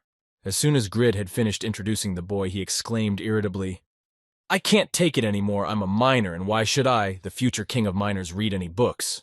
Giving the agitated boy a slap to calm him down, Grid said, Stop doubting my words and learn to read 2 books at a time. Grabbing his forehead, Minor exclaimed in displeasure that what a mockery. Why should I spend all my time on books? And then thought this devil, you'll see, one day I will take revenge. At the same time, looking at Minor, Grid mentally said, Of course, now he does not understand the book in the hands that held the pickaxe every day. Then turning his gaze to the weapon, Grid added, Thanks to the sword of the manager, I can see in detail the skills of the object, the threshold for the development of stats in the ordinary inhabitant of the units, but he has unacceptably high rates. Smiling happily, Grid confidently thought, A hidden talent seems rather strange, but all his skills are not lower than S level for me as a blacksmith. He is an indispensable partner. I have found a great character, my mineral detector. The next moment, Grid's thoughts were interrupted by a soldier who informed Viscount Grid that there were guests at Smith's Forge, to which he replied that they had finally arrived. Hearing the soldier's report, Jishuk asked in surprise who the guest was to meet, to which Grid replied, I was expecting someone, and I've almost finished my work here, so I'll stop by on the way to Winston. Taking with him the sword of command for assessing his subjects, Grid smiled happily and said, I'll borrow it for a while. I'll need it. After a while, when Grid arrived at the forge, he heard the voice of Kuroi, who joyfully exclaimed, Mr. Grid, I have returned with the task. Everything is fine here. Hearing about the completed mission, Grid smiled happily and said, well done, and the level of the soldiers has risen on average by a degree of casualties as well. You have become stronger. Immediately after these sit-downs, turning his attention to the captain of the 13th Company, Grid mentally said, but Jude is the one who catches the eye the most. Evaluating his changes, Grid nervously thought, his level went up by 1 and all stats went up by 1. So it turns out that his characteristics went up by 1 and his level went up by 1, an impressive increase. After finishing the evaluation of the soldiers, Grid thought in general, I checked the information about the skills with the sword, and then said to Kuroi, what is the most important sulfide scales? Hearing the question from Grid, Kuroi happily exclaimed, That's right. I've prepared everything that you're going to do with them. And then I thought he would praise me. Looking at his subject, Grid said, You've gotten the sword skill after receiving the 2nd class. We've gathered the materials, so we're going back to Winston. With a sly smile, Grid said, We'll make you a sword and my special armor, and I need to gather some things before the international competition. At the same time, in the real world, one of the huge televisions on the building showed a data portal statistic that was published today that was worthy of attention. Displaying the announced statistics, the TV presenter added that according to their information, the number of tourists who visited our country this month exceeded the mark of thousands of people. Showing the statistics in close-up, the presenter added that the number of visitors during the Olympic Games ranged from thousands of people, and given the financial failures in recent years, it is safe to say that a new successful international event is coming. Putting the statistics aside, the TV presenter added that with the international competition satisfied to be held next week, a huge capital gain is expected. 4 months after the siege of the Byron fortress by the Jotun Church, the village of Byron was completely rebuilt, and in the real world everyone was buzzing about the upcoming competition. However, none of this could attract Grid's attention at the moment, as he was fully concentrating on a small cave in the north of the Eternal Kingdom. At the same time, lying on the stones near the cave, Minor tiredly said this last one, Let's finish it already. Suddenly, right in front of him, he saw a crowd of orcs appearing from somewhere in the forest. Drooling after the discovery, one of the orcs said in his own language, "Let's grab the human cub." To which the other replied, "It's a delicacy." Without showing any signs of fear, Miner yawning said, "You guys who didn't hear the explosions, I advise you to run away." Hearing these words from the boy, one of the orcs swung his axe and shouted angrily, "How dare you not show fear? I will disembowel your corpse." Before he could strike, all his comrades and he himself fell from the weapon of Grid, who returned from the cave, and one of the orcs said in confusion where this huge sword came from. Holding his complete failure in his hands, Grid said in frustration, "I had prevented the encounter with the golems, but I was trapped by Bram. He reveals my presence, so even with the stealth skill I had worked so hard to develop, nothing changed." Hearing Grid's disgruntled tone, Miner replied, insulted, "Give it back to me if you don't need it. I'm in danger here while I wait for you outside, or get it over with." Taking off his invisibility gear, Grid happily said, "Do you have any idea how much effort it took me to make this? I want it to be worth all this money and effort. Isn't it gorgeous? My hoodie with the zipper." Ignoring the question about the equipment, Miner asked, "What did you find? What were you looking for?" To which he replied, "Well, it means that the traps are not difficult to prevent." Holding the egg in his hand, Grid happily announced that this is the 7th Pabranium I found. "Thanks to you, we have collected all the Pabranium in the north of the Eternal Kingdom." Taking his little assistant under his arm, Grid joyfully exclaimed, "Miner, your information was correct. It was not for nothing that I trained you. Now it's time to go back." Hearing these words from Grid, Miner said unhappily, "I asked you not to bring up this topic. Because of this, I constantly catch flashbacks of those months of imprisonment in the library." After receiving the last piece, Grid happily said, "You'll get better at it when you get smarter." To which Miner replied, "How many times do I have to tell you that this body should be the king of miners?" Continuing the journey back to Winston, Grid mentally said to me, "I myself would like to leave you alone, but remembering Bram who had told him to create a bowl of souls if you can, I will give you all the Pabranium that remains." Grid mentally added the conditions for receiving all the Pabranium that the great magician Bram had left on the continent. Recalling that very moment, Grid continued his thoughts. To create a bowl of souls from Pabranium requires the blessing of the 4 gods, and since I have become a blood enemy of the Church of Yathan, it is now impossible to do so, but it has shaken them up. Shifting his gaze to Miner, Grid happily added in his head, "I was incredibly lucky to run into Miner thanks to his mineral detection abilities, which is enhanced by his intelligence. I can now find the Pabranium at the same time." Miner sighed heavily, thinking what is in this guy's head. Smiling happily, Grid added confidently, "Now I don't have to craft this damn dog bowl to help the ghost resurrect. I can collect all the Pabranium on my own." At the same time, somewhere in the cave from which Grid had taken the Pabranium, Bram angrily said to the descendant of Pagma sitting in the chest, "You rascal!" Being in one of the still unopened chests, he added that not only did you make a fool of me by breaking your promise, but you also simply took the Pabranium, ignoring my fragment of souls. Continuing to express his dissatisfaction, the part of the soul imprisoned in the chest added angrily, "What a vile scoundrel." Did the descendant of Pagma begin to doubt my identity? Gathering all my strength, the angry spirit said, "If I can't revive with his help, I need to prepare a plan B, but I will never forget what you did." At the same time, the nervous voice of a girl, Cora, was heard in the game developer's office, telling the director an urgent message, to which he replied what was wrong with Yun Nahi. Then the girl hastily reported that the condition for obtaining the new legendary class descendant of Bram had been fulfilled. Hearing this, Lim Cholho smiled slyly and said, "Wow, this is getting interesting. Grid has finally learned the truth about Bram, that he was the biggest liar and thief in the world." Hearing this question, Yun Nahi nervously replied, "You know he can't have guessed that." To which the principal replied, "That's true, but he's applied to the national competition, so it should be fun." After hearing the message from the director, the girl said that it was also not worth counting on. There was a high probability that he would not show himself. Hearing this, the director smiled and said, "You never know what to expect from this guy, so let's bet whether he will participate or not." At the same time, somewhere in Khan's cousin's house, Grid, having accepted the order from Tobin, said in surprise, "Wait, you think that by giving me a production method without any materials he needs?" Looking at his friend with a bewildered look, Grid added, "Your fire shield, which you are so obsessed with, will create itself. Tell me how I will make the fire shield you want so much if all you give me is this air, huh, Tobin?"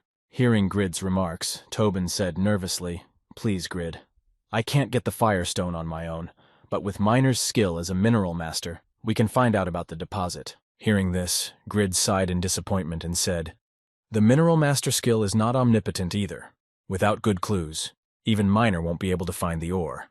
I've been saying that for months. Slamming his head on the table in frustration, Tobin said, "But I need the fire shield and its high resistance to fire attribute to raid the Phoenix in a few days," to which Grid replied, "But not with willpower. Firestone is an ore that has absorbed the energy of powerful flames, a material for creating fire-type items with a high probability of obtaining when hunting a certain boss," Grid thought so Firestone. Immediately after, trying to comfort Tobin, Grid said, "I already told Miner to investigate, and you should stop with these scenes," to which he replied sadly. The next moment, Miner burst into the forge and nervously exclaimed, "I found out the location of the Firestone and how it was obtained."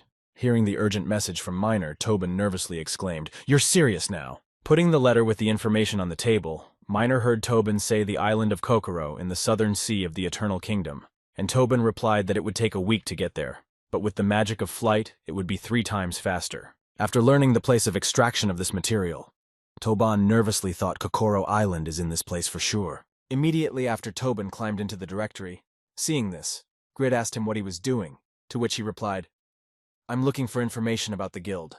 Finding the information he needed in the directory, Tobin nervously said in his head, "Silver Knights Guild." Immediately after that, Tobin said, "Listen, Garrity, thanks for finding out about it, but it looks like we have to give up this area belongs to the Silver Knights Guild." Tobin looked away and added, "On paper, they are inferior to us, but they are a cohesive guild with more members, and their leader is one of the top-ranked players in the world." The next moment, Tobin added, "I want to get the ore, but an unauthorized invasion could lead to a war between the guilds. According to the guild's charter, you cannot enter someone else's territory without permission.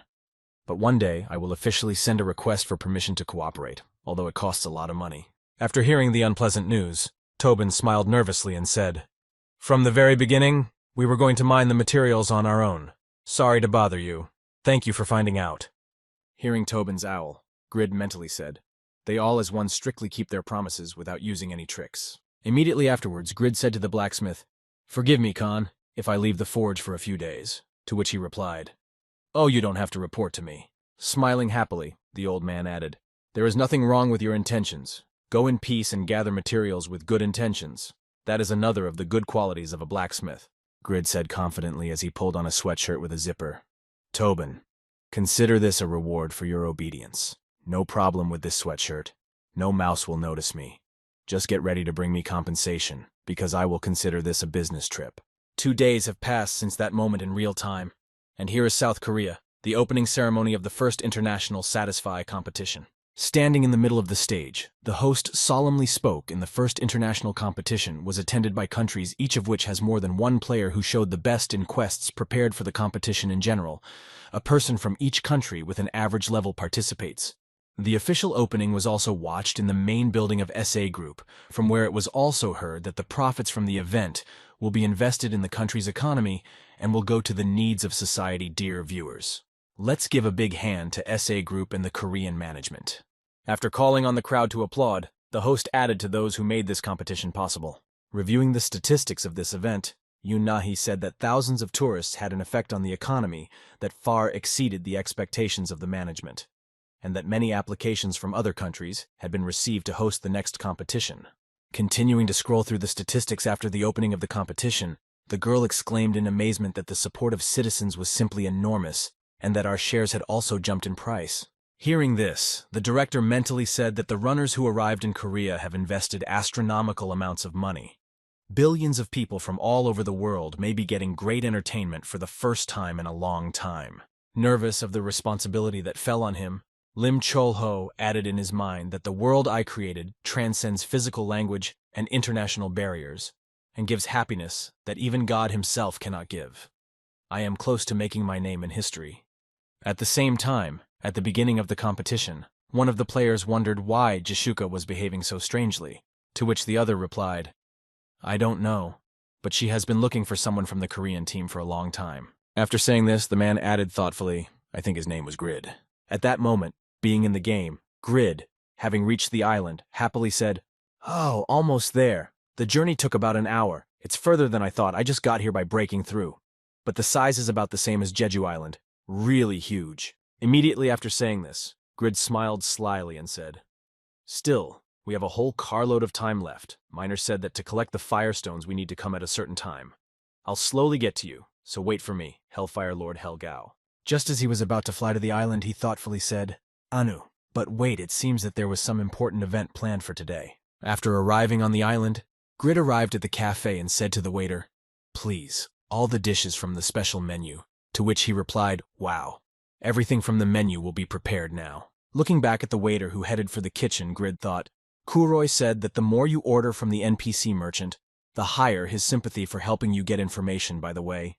The infrastructure here is very developed for the island, as if the Silver Knights Guild runs it, so they did their best. Immediately after these thoughts, Grid exclaimed, Excuse me, I came to see the monster Helgao. You do not know where to look for him, too. Which the merchant exclaimed, frightened. Why do you need this devil cannibal is a real suicide? Immediately afterwards, the man added in confusion, You know the legend of the strongest swordsman Muller, who sealed demons years ago. He burned the devil's flesh but could not seal his soul, which is said to still appear in the world sometimes.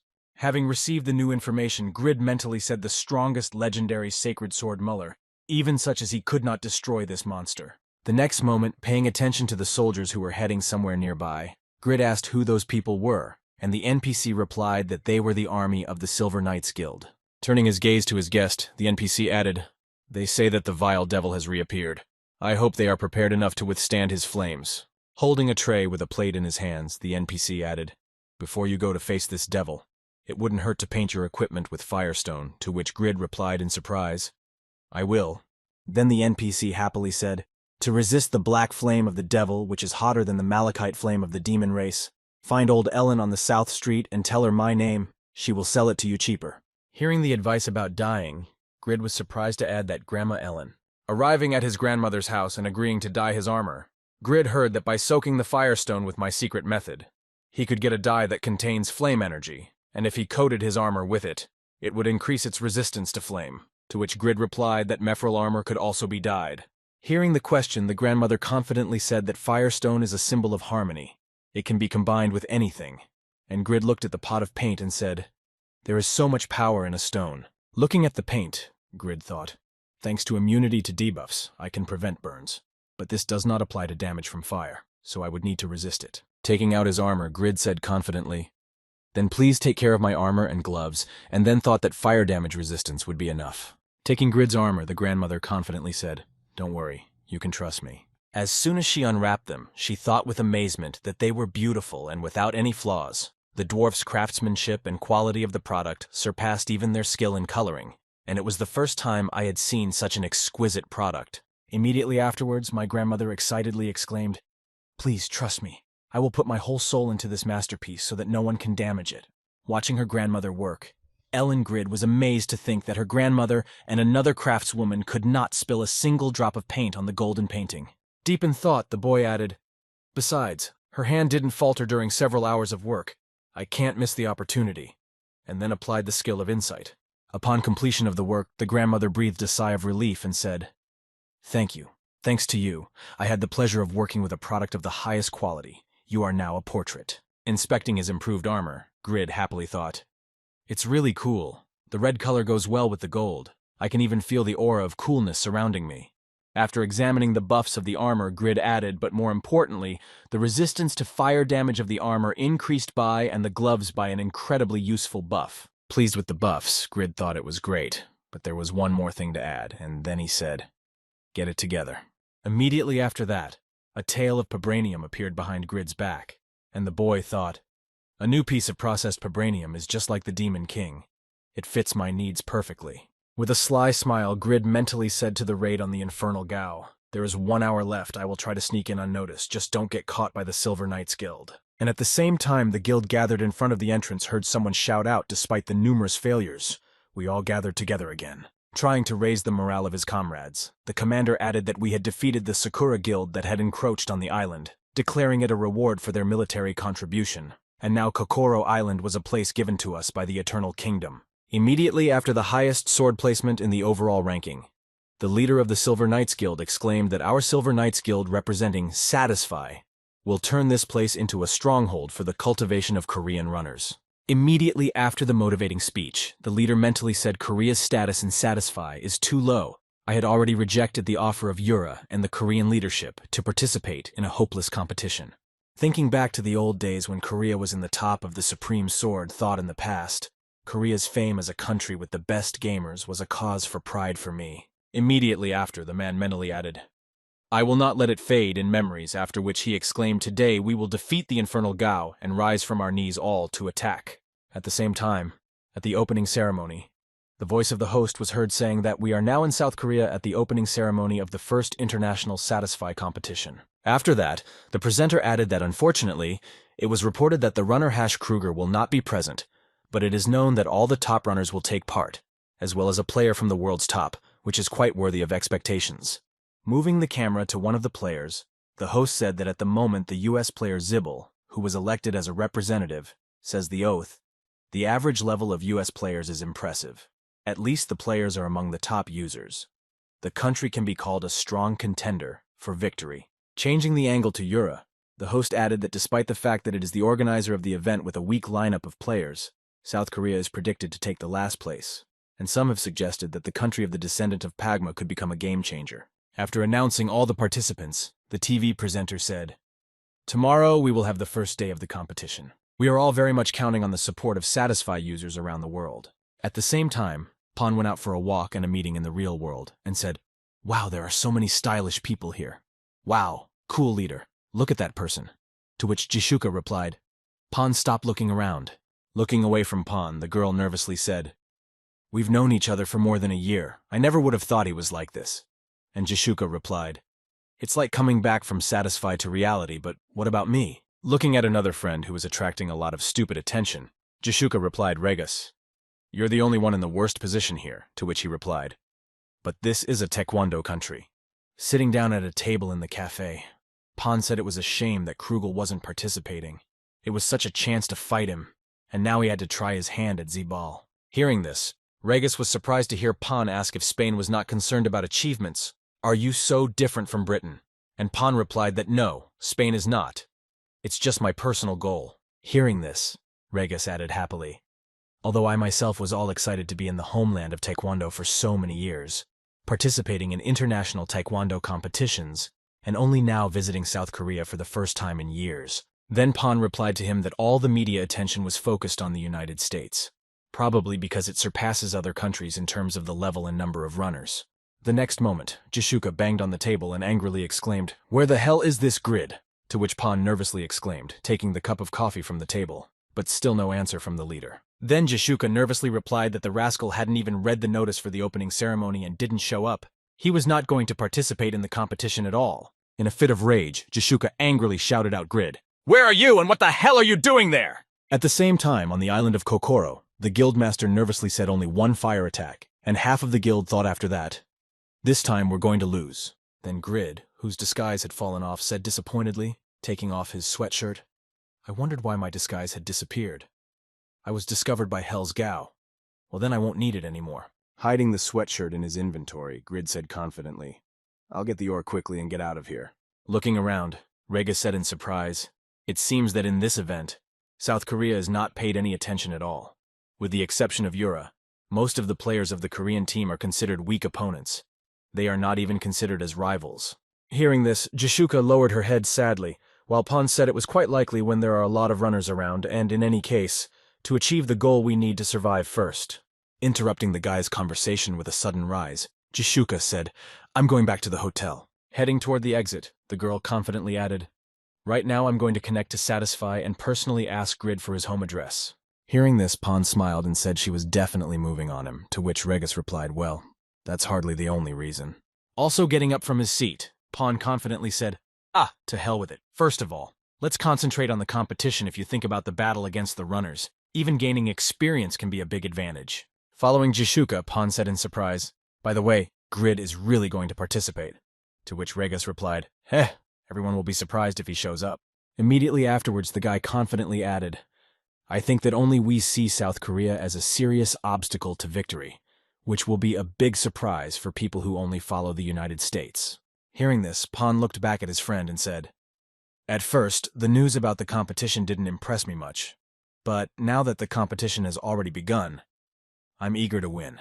Jashuka joined the conversation of her friends and looked back at them and said, "All three of us are in the top places in the world rankings, and I am sure we will get a lot of points." The next moment, smiling happily, the girl confidently added that no matter what the outcome, the Sadaka Guild would regain its former reputation in this competition. Recalling the guy who was currently mining the materials for Toban's shield, Jashuka said, "The equipment that Grid has crafted for us in recent months has made us all much stronger." At the same time, Grid was mining ore under the attacks of the boss's hellfire, and he felt almost nothing and could continue without any problems. Looking at the boy who was completely indifferent to the boss's attacks, the Silver Knight's guildmaster said in surprise, "How can you be okay?" Heading with her comrades to the hotel to plunge into the world of Satisfy, Jashuka confidently said, "Our guild has a unique advantage that no other guild has." Looking back at his comrades, the Supreme Sword nervously thought, "A pillar of fire mowed down half of my men at once. Even fire resistance doesn't help." After that, turning his gaze to Grid, the Supreme Sword added in surprise, "By the way, who is this guy? The flame does not take him at all."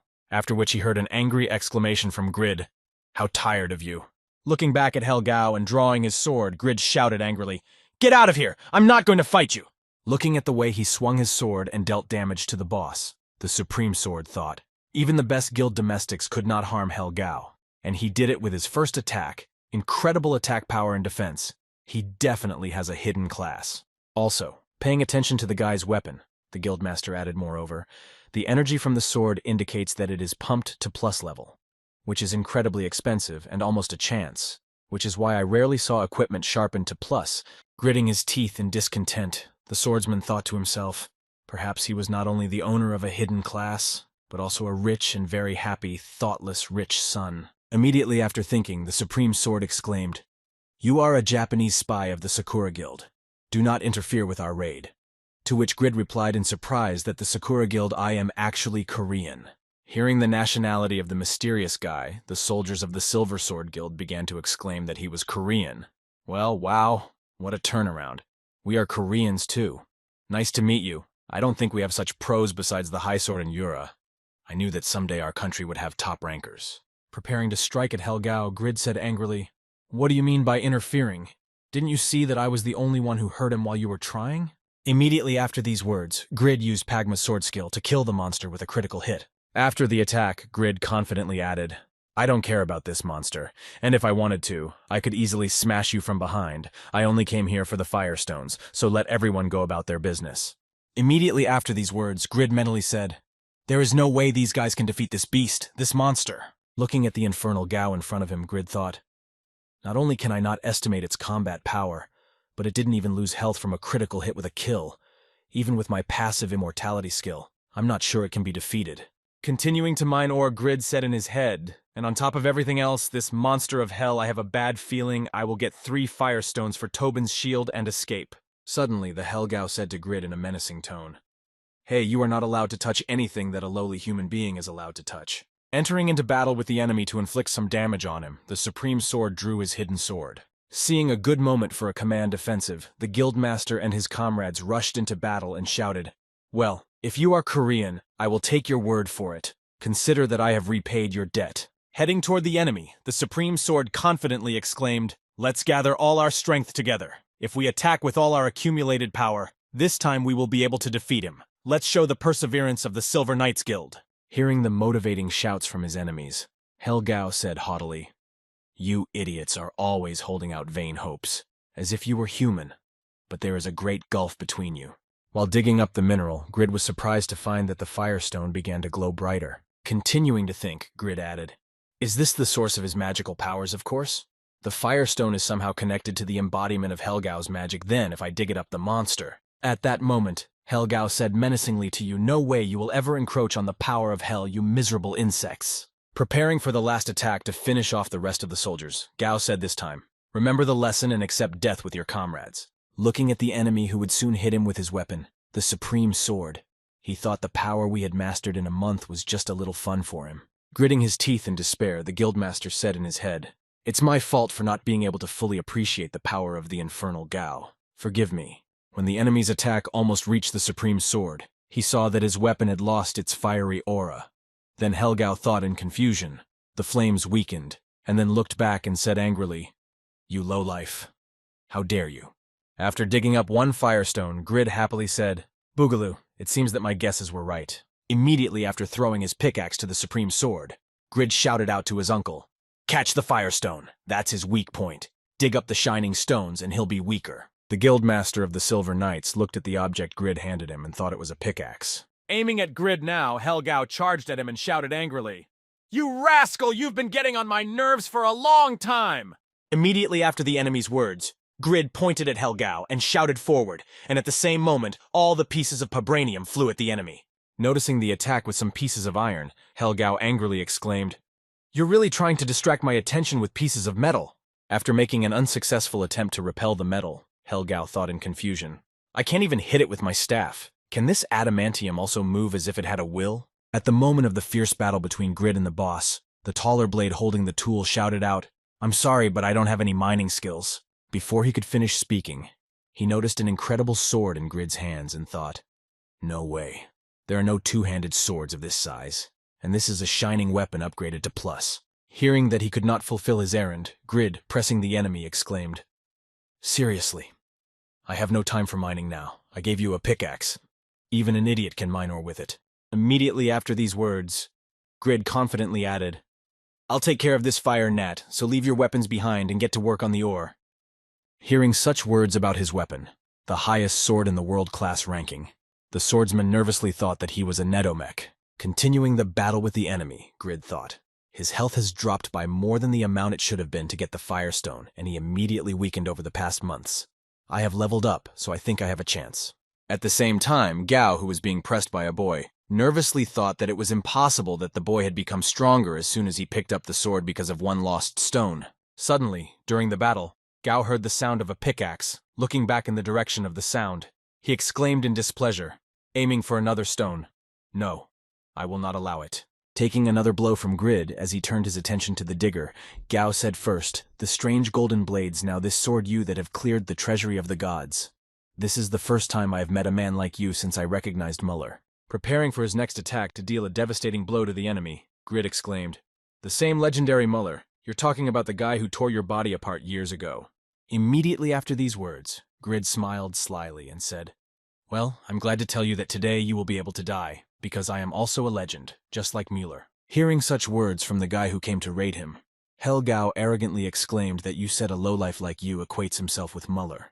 After firing the hellfire at Grid and causing damage, Gao arrogantly exclaimed Boogaloo, The hellfire will never go out until it turns the opponent into ashes, and even his boastful mouth cannot extinguish it. Seeing how the fire went out after his words, Gao took a blow from Grid and thought that the hellfire did not work at all, and that the man was really a legend like Muller. Thinking of Muller, Gao mentally said, The most powerful legend is that as a mere human being, he sealed great demons with his own hands.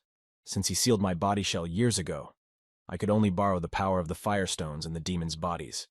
But, continuing his thought, he added, I am the unquenchable flame of hell itself, and I will burn such pitiful little people like you more than once. So what kind of great demon will Helgao allow you to disgrace himself again? Having received a flurry of blows after Gao Grid's reflection, he lost a lot of health and thought nervously, but he became stronger. Having sent the vibranium into battle, the boy mentally added not only strength, but his account and aura underwent tremendous changes. Continuing to receive blows, Grid added in his head, despite the fact that all the armor was reinforced to plus damage, is simply colossal. Trying to somehow fend off the enemy's attacks, Grid gritted his teeth and thought nervously, and the chance of a critical hit is impossibly high due to resistance to debuffs. I do not get burned. But the hellfire cannot be ignored. Marveling at the enemy's strength, he thought such power even with one firestone is the power of hell. And then he shouted out Pagma Wave Sword. After taking damage from the enemy's attack, Helgao angrily said, You still have a couple of cheap tricks left. I admit your efforts made me think of Muller. Immediately afterwards, with a sinister smile, Helgao said arrogantly, But you are not Muller. Looking at his opponent, the wounded Grid mentally said, At some point my health has dropped too, and yet if I hold out a little longer, I will take the initiative into my own hands. Turning his gaze to the higher sword, Grid confidently said, Very soon he will dig out the firestone. Then the higher sword stopped to wipe the sweat from his forehead and said tiredly, Listen, it's always so hard to use a pickaxe, but in any case, be patient and I'll get to the base soon. Seeing that he had stopped, Grid exclaimed in displeasure, You want to die here with me, you fool. Be kind and go without me somehow. At the same time, the voice of the TV presenter was heard on all the TV screens, happily announcing that today was the first day of the National Satisfy competition, and the raid on the boss and the maze-solving competitions had passed to the applause of the audience. Turning to the guest invited to the studio, the TV presenter added that the results were quite expected. The strongest contenders for victory were the United States, Canada, and France, and these three countries shared the medals and formed the Big Three, and Radeon the boss giving balanced orders and playing the role of an ideal DD, and at the same time tanking Javal's place in the world rankings won gold for the United States. Bondra also grabbed gold for France on the spot in the maze, as he quickly figured out the structure of the maze and outsmarted the runners from other countries with his skill. Continuing the report, the presenter added the last of the Big Three, Canada, a little sad but still a good result, as I expected. The strongest player in Canada, Chris, participated in 2 events at once, but in each of them he was 1 step behind the United States and France and received only silver medals. After announcing the results, the TV presenter noted that if we take into account the important point of the competition, which states that each player can enter the battle no more than once, the results of the strongest player in Canada, Chris, are still disappointing. After displaying the medal table of the countries, the host said, "But nevertheless, the competition is off to a good start. Tomorrow we will have to hit the targets. I wonder if there is a winning strategy." Hearing the question, another presenter confidently added, "Of course there is, but it's not hard to win. You just have to hit the targets." At the same time, somewhere on the island of Kokoro, a high sword miner nervously exclaimed, "You're kidding me!" Listening to Grid's remarks that any ranger could do it, but you can't break one stone, the high sword continued to feel even more inept. Looking at his comrades' failed attempts, Grid exclaimed, "Look at the ore itself at the base. The ground should be looser. The main thing is to hit it. Then digging up the stone will be easier than ever." Hearing Grid's concern for his friend and his complete disregard for the battlefield, Helgao shouted out that he should have taken care of his sewing instead. Grid used his sacred shield to protect himself from the hellfire that the enemy was shooting at him. Seeing that even this attack was repelled, Helgao said angrily, "You have a whole warehouse of artifacts in your pockets. You've saved something else for last." Hiding behind the shield, Grid released the Pabranium and thought, "I can't relax, Pabranium. Buy me some time." Before he could decide and do anything, Gao pounced on him and grabbed the guy with his own hands. Grid immediately groaned in pain as he fell into the hands of the enemy who began to squeeze him, and then thought that the forest guard's speed was no match for him. Holding his opponent in his arms, the Helgal said arrogantly, "You have mocked hell. Now die for your frivolity." Using his attack, Gao's hand began to glow. Then he added menacingly, "I will clear your head so that you can think more easily." After creating a flame that engulfed Grid's entire body, Helgao laughed and shouted confidently, "Bugaga! I burned everything to ashes, not even a pile of ash left." But this was only in his mind, having survived the attack with Doran's ring. Grid smiled slyly and exclaimed, "I'm sorry, but it's too early for me to die." Seeing that the enemy was still alive and in even better condition than before, Gao exclaimed in confusion, "How the hell many artifacts do you have with you?" Hearing these words from his opponent, Grid gripped his sword tightly in his hands and said, "You're a little too resilient." Applying an attack with his sword, Grid activated the slashing skill, resulting in a critical hit.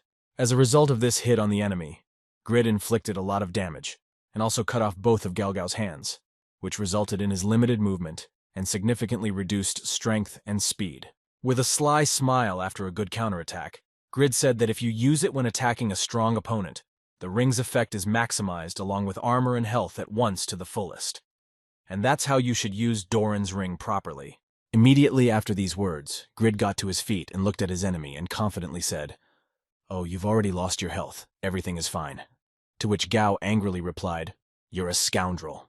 Suddenly he felt something wrong and looked in Gao's direction and nervously exclaimed, "What a vile insect!" Holding the firestone in my hands, I confidently said, "I finally managed to do it." Hearing these words from his friend, Grid smiled ominously and said, "Well, what are you going to pretend you're not the best? So let's start the second round." At the same time, having gotten the ore, the Supreme Sword mentally said, "It seemed easy to me. Or rather, I never even thought about starting to mine ore." Smiling happily, the man added, "I was so excited when I was digging up the ore. It was a different kind of curiosity that I had never experienced before, and it would be good to master the skill of mining." Seeing that he was able to do his job, Grid joyfully exclaimed, "I told you it would work if you did what I said. You're good." And I heard back, "I really did it." Immediately afterwards, the man exclaimed in confusion, "What is wrong with me? the leader of the Silver Knights Guild, who is ranked in the world, craves praise from a boy of his years. Turning his gaze to Grid, he mentally added, though it was not surprising if you think about his true identity, for the boy with the sword is actually a descendant of Pagma, who has set the whole world on edge. Keeping his eyes on the guy, the higher sword added, most people's assessment is that he has poor control and nothing worthwhile except for the items of equipment. But I see something else, by the way. The way he uses the equipment he created in his combat reads like a first-class blacksmith. Continuing his thoughts, he added a monster that destroyed the trained fighters of the level. Here it is, the Korean legendary class. Picking up the pickaxe again, the man confidently said in his head, I have found the hope of South Korea with such effort, and I cannot let it feel despair. I will pave this road for you with the help of ore mining. At the same time, somewhere in the eternal kingdom of Byron Fortress, biting his nails, a nervous Tobin repeated over and over again, I don't count on anything. This guy makes me nervous. Seeing his friend's not-so-good condition, one of the guild members said to him, Hey Tobin, you look embarrassed. To which the girl sitting next to him replied, Grid told him to trust me and ran off to get the Firestone. Hearing this, the guild member was surprised and asked what was the reason for the worry, to which she replied, You also left Grid an order for crafting. The girl said, Grid has crafted about a dozen items of equipment for the guild in recent months, but no common or rare items and no legendaries. And he replied, But raiding is a roulette game. Everyone is probably too hopeful like little children. Hearing this, the girl added, By the way, you heard everyone encroached on the evil lesson, of course, that guild members received failed common items. Continuing her speech, she added, and hearing Grid's request to trust, Tobin immediately exclaimed, Enough, I figured it out. Immediately after that, Tobin put his hand to his head and said nervously, anxiety rising inside him as he listened to me with joy, so he knew what was going on without the fire shield. We needed to postpone the raid on the Phoenix. Seeing Tobin's reaction to these words, the girl turned her head to her friend and nervously said, Hey, it's just bad luck, I'm right. Despite her attempts to defuse the situation, she saw another nervous guy who said, I can get a regular weapon, and she replied, He said the same thing to you. Then Grid, who was raiding the boss, used his favorite phrase, shouting to the higher sword, Just trust me and dig for the second round. Rushing at the dungeon boss, Grid heard Gao's displeased voice in his address, You nasty boy! Defending himself from Grid's attacks, Hell Gao nervously thought curse again, because of some kid I have to go through this hell. Feeling some changes in his body, the monster wondered in his head if the vile shell of the supreme demon Pewdus that I borrowed had reached its limit. Looking at Grid, who was approaching him again with his huge sword, Gao mentally said to the human world, I brought the Firestones, and they have already been taken away if I cannot finish him with the rest of the magic. Having struck Grid so that with his magic the monster thought in hell I would be laughed at again by everyone. Having received serious damage, Grid flies back groaning and wondering what other ways he has to attack. Using the maximum of his abilities, Helgao said menacingly, I admit I didn't think I would meet someone with such a high power again. Using all of his available magic reserves, Gao added, However, I need an excuse to avoid becoming a laughingstock in hell, so I will take your soul with me and make you a slave forever. Gritting his teeth after receiving the blow, Grid was surprised to hear the monster's words in his head, even while bleeding, which was expected of a monster. Waving his hand, which was covered in flames, Helgao confidently exclaimed, Let's start the second round, you wanted it so badly. Deciding to retreat from the boss's attack zone, Grid thought nervously, even after losing 2 Firestones. Breaking through the fireballs that were flying at him, Grid nervously added a ranged attack. Seriously, with a staff, it was somehow easier to cope at this rate to not even get close to him. Looking at another fireball flying straight at him, Grid thoughtfully said in his head at a long range, I can use the advantage, but I won't last longer than seconds. Besides, the advantage is my secret weapon. It must be protected. Using the Vibranium as a shield, Grid confidently said in his head to deal with him, I need to get closer. As soon as he thought about it, he flew upward from a sudden attack from the ground. Then he thought that the fire vortex was from underground. While in the air, Grid thought nervously, the damage from the flames of hell has definitely decreased. But I still can't measure his combat power. If he can do this even with his injuries, it's hard to calculate his mana. Seeing Grid in the air, Gao smiled ominously and shouted, You found a great place to roast. It's time to get this over with. Seeing that again a bunch of fireballs were flying directly at him, Grid mentally said to me not to dodge. The only thing left is to go all in. Feeling the explosive wave from Gao's attack hitting Grid, the Supreme Sword nervously thought, Where the hell did so much explosive power come from? Even the best equipment can't withstand such damage. Also watching the magnificent spectacle, Helgao smiled ominously and exclaimed, "Boogeyman, insignificant bug, I finally turned you into a pile of po." Before he could speak, he saw the smoke from the shuriken quickly dissipate, and Gao thought, "The smoke on the shuriken means I've charged at them." The next moment, Grid, who was already standing almost in front of Gao, received a system notification. "Hellfire Lord Helgao has sensed your cloak is deactivated," removing his disguise and reinforcing himself with the lightning sphere. Grid spoke. "Fortunately, the smoke quickly dissipated. I used my sword and it almost touched me, but the damage was great." Seizing the perfect moment to attack, Grid rushed at the enemy and shouted happily, "But if I couldn't escape, I would at least strike once." Approaching the enemy almost to the point of death, Grid said menacingly, "It's time to end the blacksmith's rage." Looking at the enemy standing right in front of him, Helgo nervously thought, "He was able to get around the attack. My senses are dull without the firestone." The next moment, Grid used his kick to shout out "Kill on" and took a point of damage thanks to a critical hit. After losing a lot of health points, Helgao nervously thought, "Damned human. How did he have the power to cut his health in half in a moment?" At the same time, Grid, preparing to quickly finish off the enemy, nervously thought that even with gloves and complete failure, 5 continuous attacks did not knock him out at once. At the same time, Grid received a system notification informing him that his skill level had increased, and he thought it was about time to consider it a reward for all the months of training. Seeing that the enemy continues to advance, Helgao shouted menacingly, "Your sword has become much heavier, but it's still not enough. This body will last a long time." Using all of his skills to win, Grid used a combination of wave and containment attacks. Frozen in place after this combination, Helgao mentally said, "Raise up the magma and bind me by my legs." As soon as the effect of the restraint wore off, Helgo launched a fireball at Grid and shouted at the rascal what you were up to this time. Dodging the enemy's attacks, Grid mentally said, "I must do my best to prevent Helgo's magic attacks and not let the battle drag on. The difference is enormous. Even if I use all my passives, the result is obvious." Looking at the battle between Grid and Helgao, the Supreme Sword said in surprise in his head, "He is different from his past enemies, who only needed to come up with some strategy to defeat this monster with colossal damage." Looking at his sword, Grid thoughtfully said in his head, "If that's what they thought, the unrivaled connection only came about after the connection reached a level.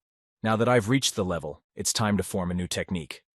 Pulling his sword to attack the enemy, he added a few fatal kill attacks are needed in any way to combine them into a continuous fencing along with the binding. Looking at Grid coming at him again now with a new stance, Helgao thought the brute barbarian energy of this attack could be dangerous. Deciding to resist Grid, Helgao swung his sword and shouted, "Don't look down on hell!" Preparing to attack with a new combination, Grid said in his head, "Although it is a weakened kill, it is definitely more deadly compared to the 5 random attacks."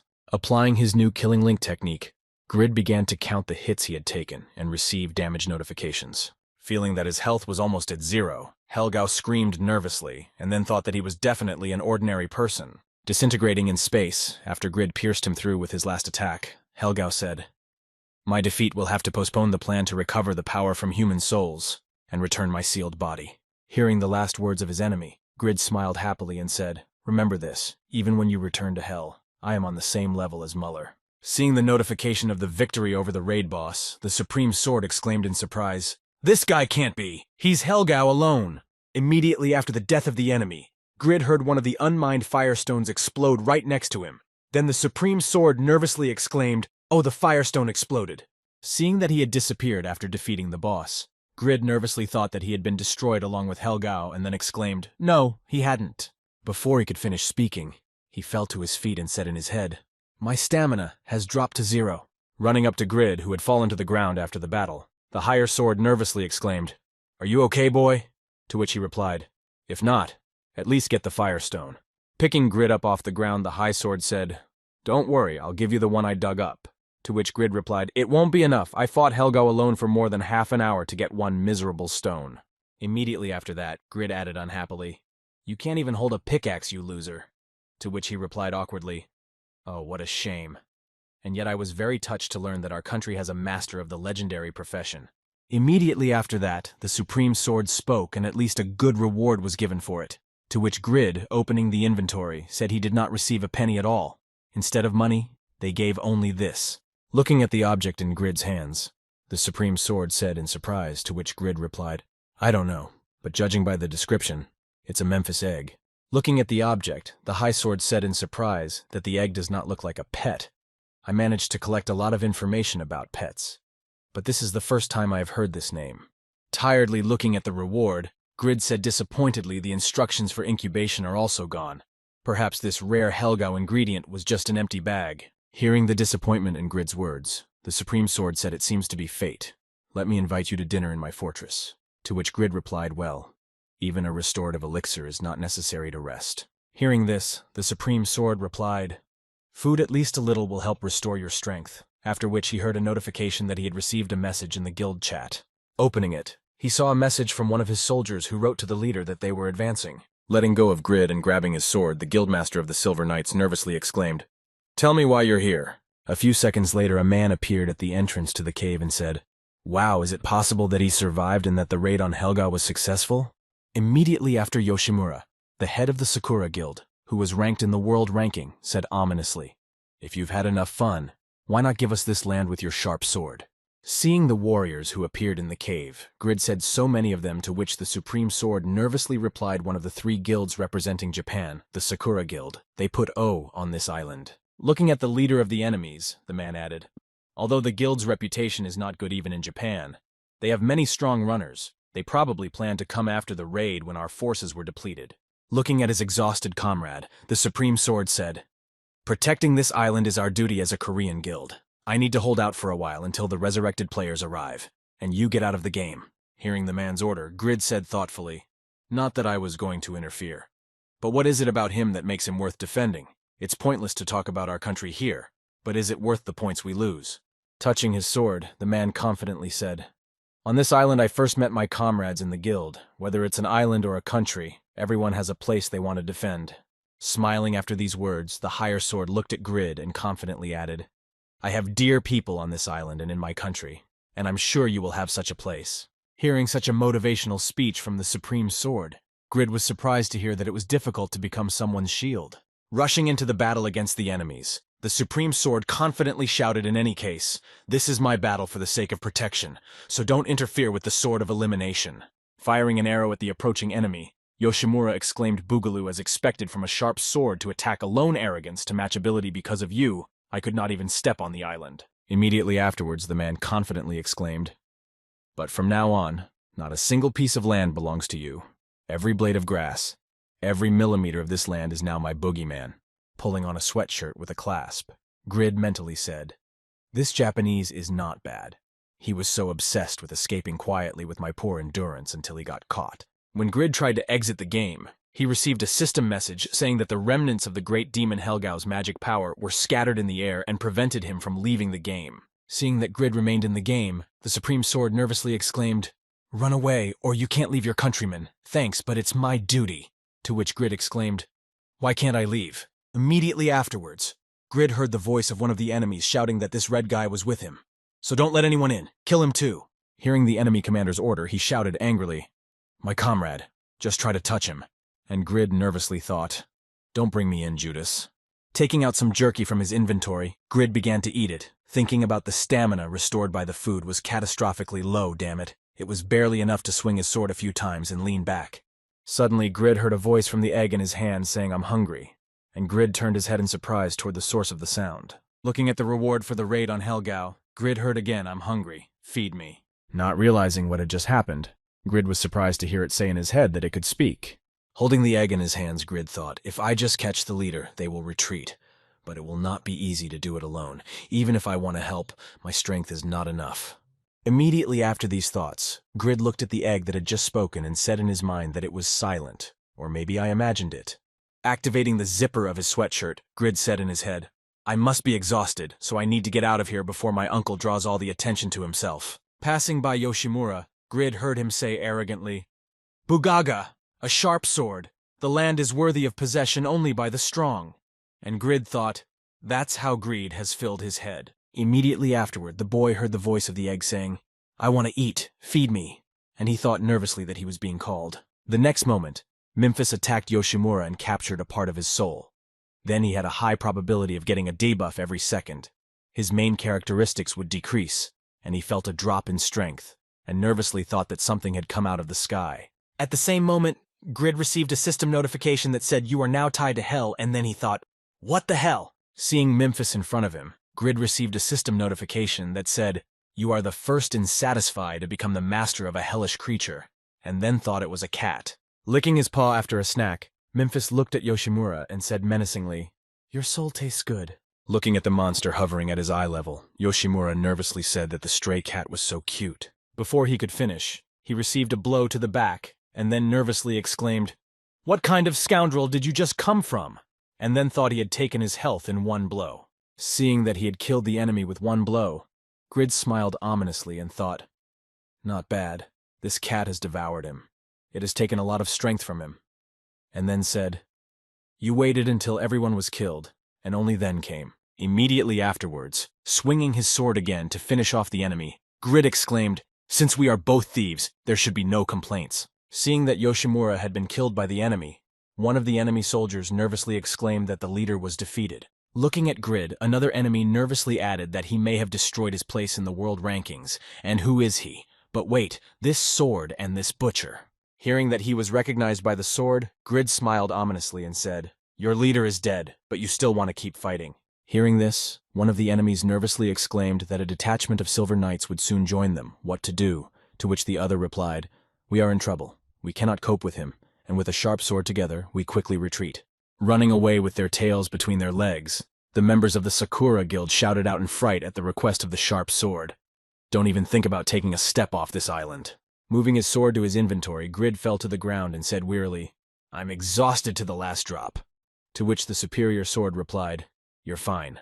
That's why I told you to leave." Immediately after that, turning his attention to the pet behind Grid, the high sword added, "By the way, boy, there's a strange cat here." To which Memphis replied, "My master is a killer. My master is called a killer meow." After Memphis recognized Grid as his master, he received a system notification that said, "Demonic power, you can contact a demonic beast with increasing power, increasing the possibility of entering hell." He thought hell is the price for killing a Japanese idiot or something. The next moment, he received another notification that said Memphis, because of her outstanding fighting skills that surpassed high-level demons, was popular as a familiars of great demons, and then thought a rare creature of hell. Starting to clean himself up, Memphis joyfully said, "It was worth it to be born as I absorbed a human soul with my own strength. I have been strong since birth, as is typical of the strongest demon beast of hell, meow." Grid looked at him and thought, "I'm not going to get any experience points from RK, but he has incredible skills and characteristics, especially soul absorption, and Seiki would love him, so I might as well buy a capsule for her." The next moment, Memphis said to Grid, "Master, I like you, meow."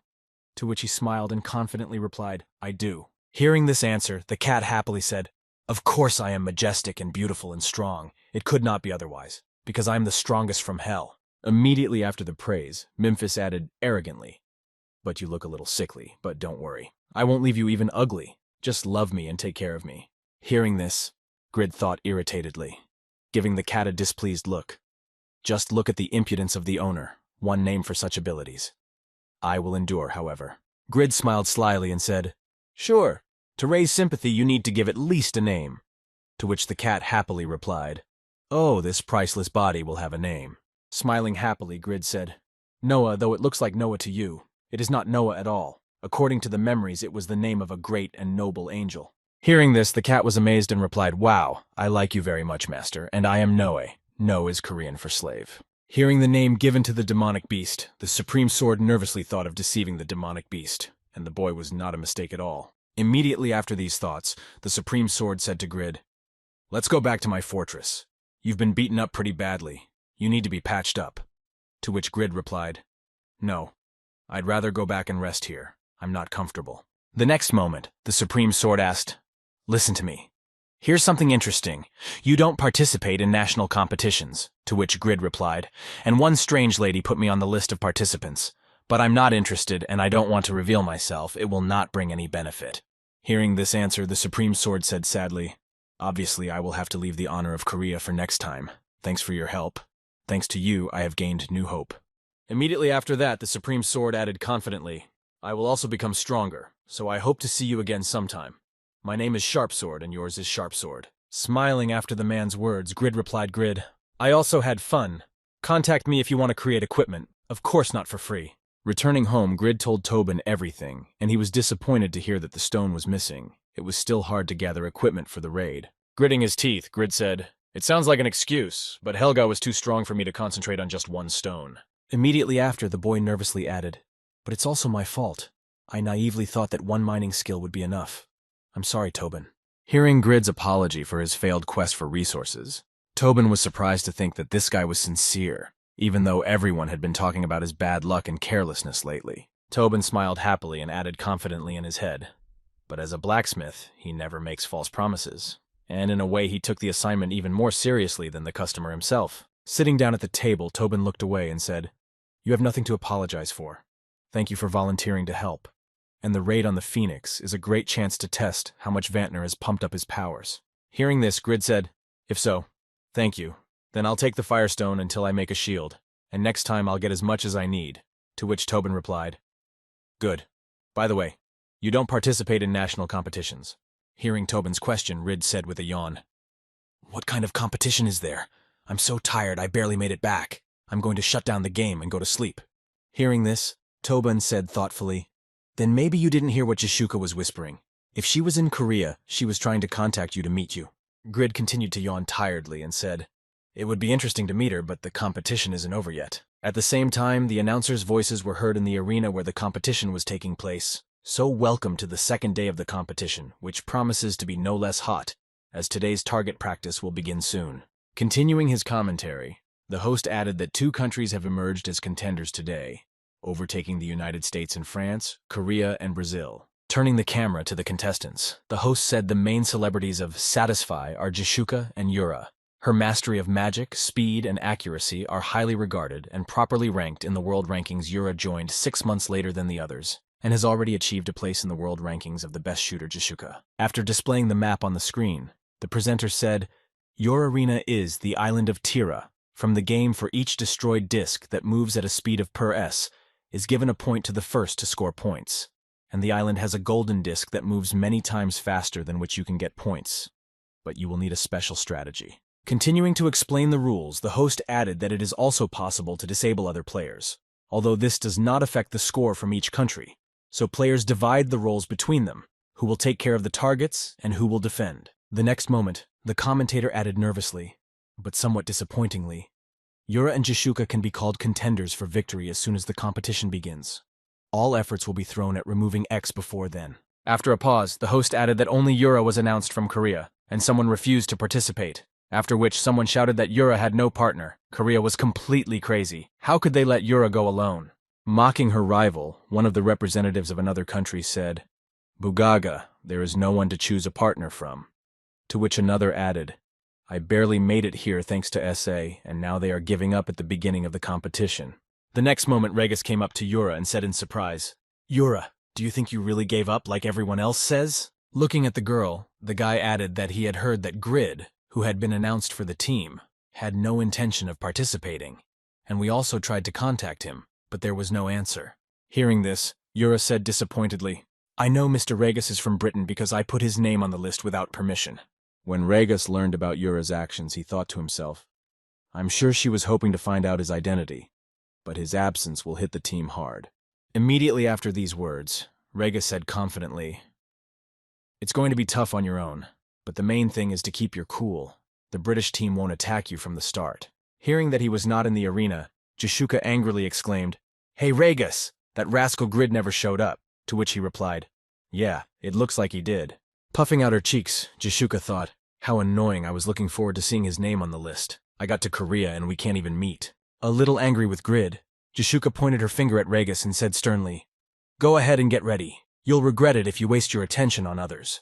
Joining the conversation between Regis and Jishuka, Yura said, "I'm not here to give up, Mr. Regis, as I said." Logging into her account, she said, "The battlefield will be full of strong players representing their countries." After logging in on the new device, Yura confidently added that there is no one here who would not pursue the title of the best, either alone or together. Starting the competition and shooting down the discs that flew in front of them, Samuel exclaimed in amazement, "Wow, there are a lot of discs to shoot down. You need to collect maximum points at the very beginning." Having destroyed all the targets in one area, Samuel said to Jishuka, "Maybe we can also find a place higher up where the targets are better visible." To which Jishuka replied, "Try to climb to the top, Samuel. As soon as the top of your head lights up, you'll be killed." Changing the location of Jishuka looking for targets added in the round of participating countries will definitely appear hunters for players will earn points during that time. At the same time watching the live broadcast from the venue, one of the presenters exclaimed in shock, "God's passes, all the greenery of the fifth part of the island was destroyed in an instant. The entire Italian team logged out." Watching Yura destroy everything in his path, Jishuka nervously said the beginning of the scene, a scene for butterflies who are unable to realize the whole situation. Looking at the powerful girl who continues to cast spells and destroy enemies, Jishuka added predators whose power suppresses all life. Watching the broadcast, one of the players heard the TV scoring Korea's points, and then the man said, "Yatana's eighth servant is not inferior to the boss Yura. You're not bad." Watching her destroy everything and everyone, the man added, "I thought I'd figure it out quickly, and sure enough, now is the best time for a single person to score points, a decision worthy of the unshakable fifth-place winner." Leaning on his arm on the couch in front of the TV, the world-ranking number Jeeval added with a sinister smile, "It's just for the fun of the audience at the career event. You should flash and disappear as you should." Commenting on the hot events of the competition, the host exclaimed that the second day of the competition was the day the teams were approaching Yura to immobilize her. Looking at his friend, one of the Spanish players said, "Honey, maybe we can earn better points," to which he replied, "Then we will be pushed down in the rankings. We'll deal with it later." Looking at Yura, who had to stand alone against the crowd of players, Med added, "We're lucky that all the countries agreed to this. With 16-1, we'll get an advantage and catch Yura." Also watching what was happening in the hunt for Yura, Samuel nervously exclaimed to Jishuka that so many players had been hit in one hit, to which she replied, "Forget about them, Samuel. Concentrate on the points." Aiming at the silver plates and shooting arrows at them, Jishuka repeatedly destroyed everything that caught her eye, while the host said that the Brazilian team was scoring points. At the same time, Jishuka said to her partner that even if you make the right decision at the moment, there are always variables, and the best players of each country are here. Immediately after these words, Jishuka turned her gaze to the enemies who opposed Yuri, and everyone who is now on the battlefield said the same. Watching the incredibly large number of enemies approaching Yura Jishuk, she added a really strong one. Watching the battle through the screens, the presenter said that the countries that chose the tactic of catching the first place concentrated on eliminating Yura from the people of entire players in the top. The lack of a partner adds unnecessary problems. Watching the broadcast at home from the TV, Grid said in disappointment that I would participate so that she would leave me alone. But after her request, I did not feel the spirit of patriotism. Continuing to watch the broadcast, Grid heard her desire to fight alone was unwavering, and he wondered what was driving her. Perhaps it was the duty of a man who had represented Korea for many years. Moving to a close-up of the girl's expression, the host added that all this time Yura has been sincerely living up to all expectations, and now, because everyone is relying on her, she continues to move despite the difficulties. Immediately after these words, Grid was overwhelmed by flashbacks, recalling his trip with Khan to the grave of his son, where Grid confidently said, "I will continue your work and make this forge the best," as well as the words of Jishuka, who told him at the entrance, "Because you need you, Grid." Grid also recalled how on his wedding night with Irene, he told her that even though I don't have enough strength yet, I will be your shield someday in the future. He also recalled the moment he met a sharp sword and confidently told her that there are people I care about both here and in my country, and you will have a place for them. Continuing to watch Yura stand alone against a crowd of enemies, the commentator expressed the joy of fulfilling hopes, as everyone has probably experienced at least once. Jumping up to dodge an enemy attack, Yura thought to herself, "They're not as weak as I thought. If you don't prove yourself at the very beginning, you can't expect to win." Noticing that as soon as she was in the air, enemies attacked her from all sides, she nervously thought that if the battle dragged on, I would have a hard time. Suddenly, out of nowhere, a lightning-fast image appeared and neutralized all the enemies, and then said, "I'm sorry, I just can't pass by when the crowd insults one person in a strength competition." Looking at the tired girl, Regus confidently added, "You didn't give up your promise to become better that you gave me before the competition, Miss Yura." Seeing that another representative of another country had intervened in the confrontation with Yura and sided with her, Med angrily exclaimed, "You better take care of your partner, Regus. If you respect your cheap justice, you can give Yura the gold medal."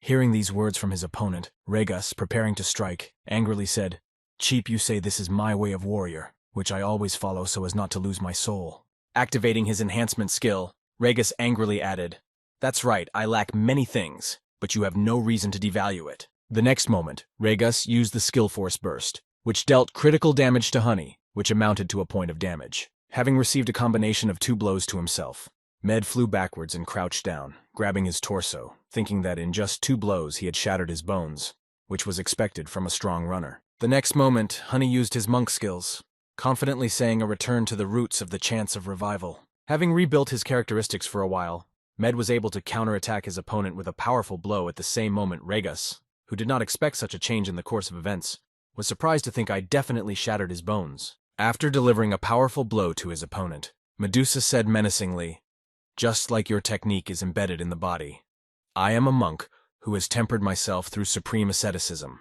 Again preparing to attack the arrogant fellow, Med added, "Don't try to present your way as something unique. The only goal of this battle is to win the international competition." Rushing at Regas and beating him with a club, Med angrily added, "The result will be my proof." At the same time, Bubat, who had the Destroyer class and was ranked in the world rankings, thought that Destroyers had a hidden rare class that allowed them to become the best initiators. As he approached Yura, Bubat confidently added in his head that this attack after a breakthrough was unstoppable. It was a masterful control that was established within seconds of being under the influence of the SS. Preparing to strike the girl, the guy shouted menacingly, "But after a fierce attack of people, your mana is almost at 0. It's over. Surround her." Having used an emergency spell on the enemy in the sphere, Yura fought off the danger and nervously said in her head, "If not for the skill saved in the sphere, I would most likely lose. The low-health DDs are defeated. Now you need to distribute mana to destroy everyone." Rushing at the girl again with his 2-handed axe, Bubat angrily shouted, "Show me what else you can do, Yura." Having knocked the girl down and thrown her back, the enemies began to push her back. Then the host said, "Ouch." The players who suffered fixed damage began a fierce attack. The mages have very low defense and health stats. They will deal with her very quickly. Nervously watching the battle, one of the commentators said Korea was the closest to the medal, which is a shame. After which another surprised exclaimed, "But wait, I was told that the second representative of Korea had just arrived."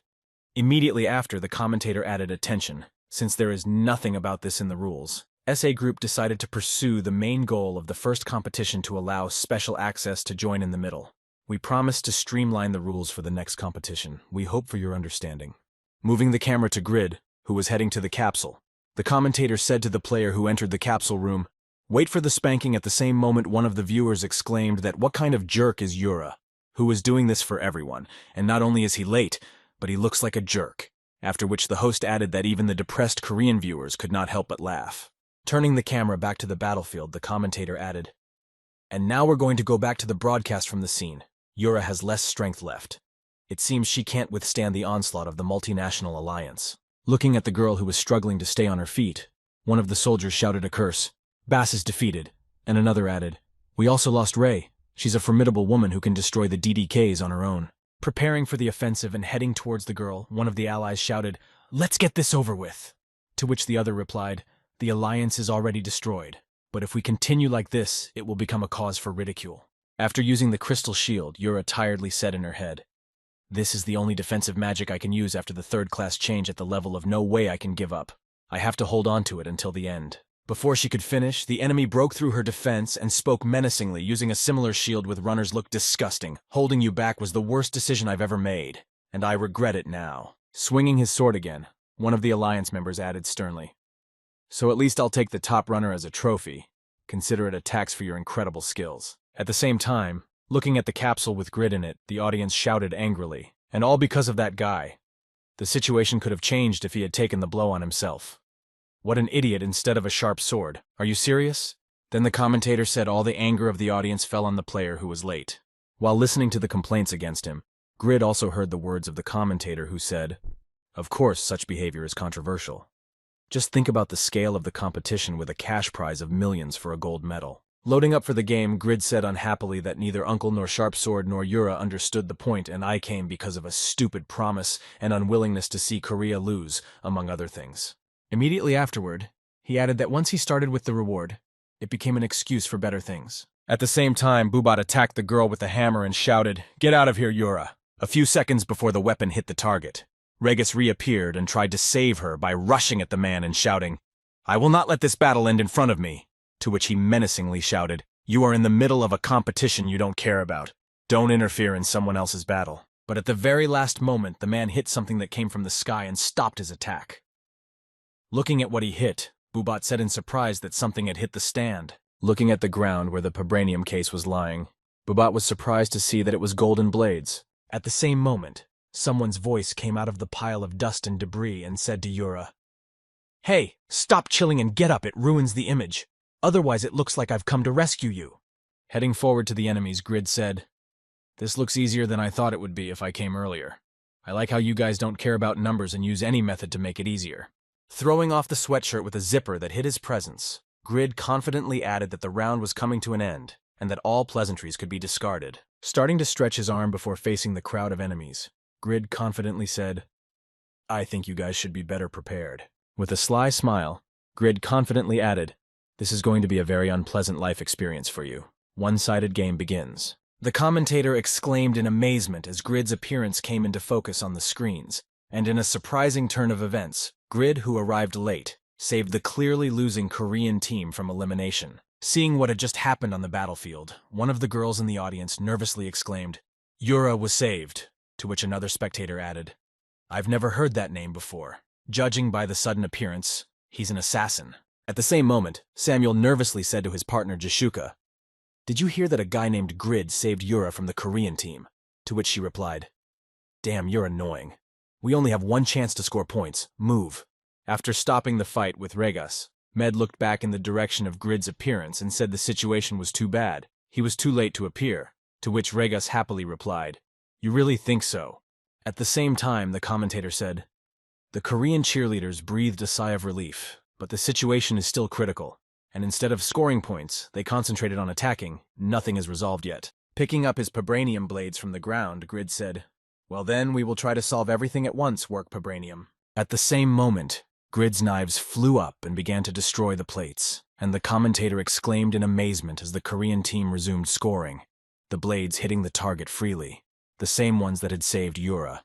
So it wasn't the protective equipment. Seeing that the Pabranium was destroying the plates, one of the attackers said confidently, "You threw the equipment that might have been useful then at collecting points," after which the other added, "What you should be worried about now is your lives." Pulling out his Danesley from his inventory and taking 3 hits, Grid could hear the confused voices of the other enemies shouting, "What the hell?" And it was just damage, to which the other added, "Stop and do the same." Looking at Grid's weapon, the enemy exclaimed a large sword that had wiped out a giant guild. "Is this guy a mad butcher?" Rushing at Grid with the skill of a bull kick, Bubat spoke as he swung his sword to the right and left as if not to let him get close. Having rammed the boy to get closer to him, Bubat swung his hammer at him and exclaimed, "Do you think you can hide your weakness behind this, boy? You wish for a star?" Changing his Dunslayer to full fail with which he prepared to strike the enemy, Grid said, even with plus Dunslayer tailored for crowd battles, "I still lost less health than the runners. I didn't expect that. But don't get me angry, or I'll have to kill you earlier than planned." Preparing to put on a spectacular show, Grid mentally said from the very beginning it was clear that I would not be able to hide my identity, and if that was the case, I would make my debut as spectacular as possible. The next moment, Grid used his Pagma swordsmanship and unrivaled communication skills to defeat 3 players in a single moment, after which they were thrown out of the game. A few seconds later, his attack killed 3 more players from the multinational alliance. As Bubat watched his comrades die, he nervously wondered why the hell the SS didn't take him out with a skill like his that could mow down several people at once. Having made unsuccessful attacks on Grid, Bubat nervously thought while Grid used the fury of a blacksmith to wonder how it was possible to wield a giant sword with such speed. After receiving the fatal blow, the warrior mentally said in closing that he had forgotten that in Korea at the end of the battle, the commentator exclaimed Bubat was dead, logged out unbelievably. He had forced the players out of the game. Looking at how Grid defeated all the enemies single-handedly, the girl thought in amazement the shaky hope of Korea Yura had entrusted herself with this knowledge not out of a sense of duty simply. Looking at the boy who returned to her after the victory, she added in her head, "After my parents died, I had to do everything by myself. And this time I believed that I would prove to myself that I could overcome everything by myself." Looking confidently at her savior, she continued her thoughts. "I thought that I always had to overcome everything myself, that everything would fall apart if I couldn't prove it to myself at least once. That's what I was thinking." Looking at his poor and battered partner, Grid said, handing her the potion, "You're quite persistent. It's not hard to drink the elixir and get some rest." Closing her eyes and smiling happily, the girl said, "I knew you were a descendant of Pagma," and then added in her head, "I'm the one who let me take a break." Extending her hand in response to Grid, who helped her up, Yura said, "If it's not too much trouble, I'm counting on you." Then the commentator exploded with emotion, shouting Grid Yura. Wow. The Korean audience is chanting the players' names, wondering if Little Korea will be able to change the course of events. After that, the presenter switched the camera to the Brazilian team and said, "Let's see how the other team is doing." And the Brazilian shooter scored points at an incredible rate, destroying all the plates that caught her eye. Jishuka, holding back tears, said in her head, "The rascal ignored all my calls, and we are here to save Yura." The next moment, the TV screen showed them surrounded, and the presenter said, as expected, Brazil claimed victory against the united teams of China and Canada, and the battlefield moved again. At the same time, a couple of players from the United States, watching the development of events, said, "Wow, not only did he destroy the people, but also the first place in terms of points. And isn't it too much for the legendary class?" To which he was answered, "You're right. Especially since medals are given in turn after someone scores points." Immediately after Herent, the Aura Master ranked in the world rankings said to his partner, "I wonder if these golden blades can be removed somehow, Raoul." After receiving the question from his friend Raoul, the first-ranked Key Master and the best of the newcomers, thoughtfully replied that it was possible to hit them, but it seems to me that they are made of the same material as the golden discs. In the battle for Byron, they will not be able to break them. Immediately after, he added more than that. "Only in this forest there are too many teams gathered, and Japan is preparing to attack us, and our scores are almost equal, so soon it will turn into a destruction of each other." The next moment, Raoul added, "Spain and Britain, who are confronting each other, are not a threat. But France, who hid in the mountains to collect points, worries me." Turning his gaze to his friend, the guy added, "Let's exclude the possibility of rivalry with Korea. They are a descendant of Pagma and Jura, and besides, the points gap is too high. At best, we can count on a silver medal." Hearing this, Herent smiled slyly and replied by offering the second place and didn't even flinch. What a cold-blooded tactician. Immediately after these words, heading towards the enemies in the mountains, Herent exclaimed, "Okay, I'll deal with France and come back. Give me a minute." To which his comrade replied that who did I tell? Japan was aiming at us. How could I cope with them alone? Moving away from Raoul, Herent exclaimed, "Why are you afraid? You have enough to deal with." And after a minute of talking, the guy noticed the enemies near him and shouted out to the Japanese team. Seeing what had just happened, one of the commentators nervously exclaimed that it was risky to split up in the middle of the game, and the other added that he agreed that the battles on the island were nearing an end. At the same time elsewhere, one of the commentators exclaimed Regas from Britain had easily defeated Meta for Natasha from the same team, single-handedly earning points is good news. Switching the camera to the battle again, one of the commentators said from the other side, "The Brazilian team is forced to fight off simultaneous attacks from Canada and China. It looks like this is where the battle will be decided." Preparing to use her Jishuka skill, I thought the battle was coming to an end if I couldn't evenly distribute my power between scoring and killing. Using the Phoenix Feather skill, Jishuka rained arrows on the enemies. And seeing this, the host exclaimed Jishuka fired with the accumulated power of the Chinese team deadlogging out. Immediately after switching the camera to the battle between the United States and Japan, the presenter added Raoul from the US team, also successfully single-handedly held off the Japanese attack. Defending himself from the enemies with the help of a barrier, the boy said, "Mr. Hewart, whoever throws tactics on the battlefield, you have no education at all." Immediately after, Raoul used a space skill that destroyed one of the enemies, to which the host said Kokoro from Japan was dead on as expected from one of the best newcomers. When the enemy saw that his comrade was defeated, he said, "Damn boy, your joke is getting long enough that you're going to cry and call your parents." The next moment, Hurent appeared from the sky and exclaimed the return of the guardian and finished off the enemy, after which he said, "Although I'm not your guardian at all, I was late." To which he replied, "You were not a minute and seconds after." The host added, "Wow." With Hurent's easy serve, the entire French team was defeated. Continuing to follow the hot battles, the commentator said the situation on the battlefield suddenly changed from a small alliance that decided to remove the contender for victory. Only Canada remained sandwiched between Brazil and the United States. Deciding not to delay, Hurent rushed into the battle, saying, "Don't drift, I'll deal with you anyway." To which the commentator said Hurent quickly rushed forward, activating the Aura Blade. After closing the enemy's attack, one of the Canadian teammates said to Hurent, "Aura Master is a rare class, but you're too arrogant." To which his friend added, "We're actually runners too." The next moment, a poisonous arrow flew into Hurent's hand. Seeing where her attack hit, Jishuka exclaimed in disappointment, "Damn, the poison arrow should have hit his heart. He's a real monster if he was able to dodge a high-speed attack in this situation." Hearing these words from his opponent, Hurent confidently exclaimed Jishuka, "You were smart. You didn't waste any time, Mr. Canadian. You should leave the stage." Immediately after that, Hurent used the Aura Spear and destroyed the Canadians. Then the host said the entire Canadian team was also dead-logged out in just a moment. Aiming at the rapidly approaching enemy, Jishuka nervously thought his attack speed was clearly superior to mine. I needed to stop him by any means necessary. At the same moment, Samuel rushed at his opponent with his fists and shouted menacingly, "Try to pierce me, Hurent!" Seeing the support from his friend Jishuka happily said in her head, "Well done, Samuel. Thanks to the second you won, my target is bigger." Blocking Jishuka's attack, Raoul said, "I can't hold them off any longer. Turn the residual aura into a shield. This is your punishment for abandoning tactics, Mr. Hurent." After these words, Hurent rushed at Jishuka and said, "Thanks to you, I may look like a hedgehog, but you've held a grudge for too long. That's what youth is all about." Looking at the enemy's attack approaching her, Jishuka nervously said in her head, "Instability and incredible control are the top of the game." Preparing to strike, Hurent said finally, "It's a little scary to have Jishuka's shooter behind me. I guess I'm too close for a one-on-one fight."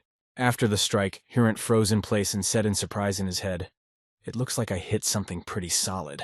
At the same moment, Grid reached for his sword, which he drove into the ground, and said, "You have great instincts, but I almost cut you to pieces." Seeing that he had stood up for Jishuka, Hurent smiled wickedly and said, "Wow, so you really are a member of the Tsadaka Guild, but don't you think it's a bit much to mix friendship with national competition?" Putting his hand on Jishuka's shoulder, Grid said confidently, "Then you're suggesting that I just walk by. It's my duty to protect her." Hearing these words from Grid, Jishuka said offended, "That's too much. Why didn't you answer the fool?"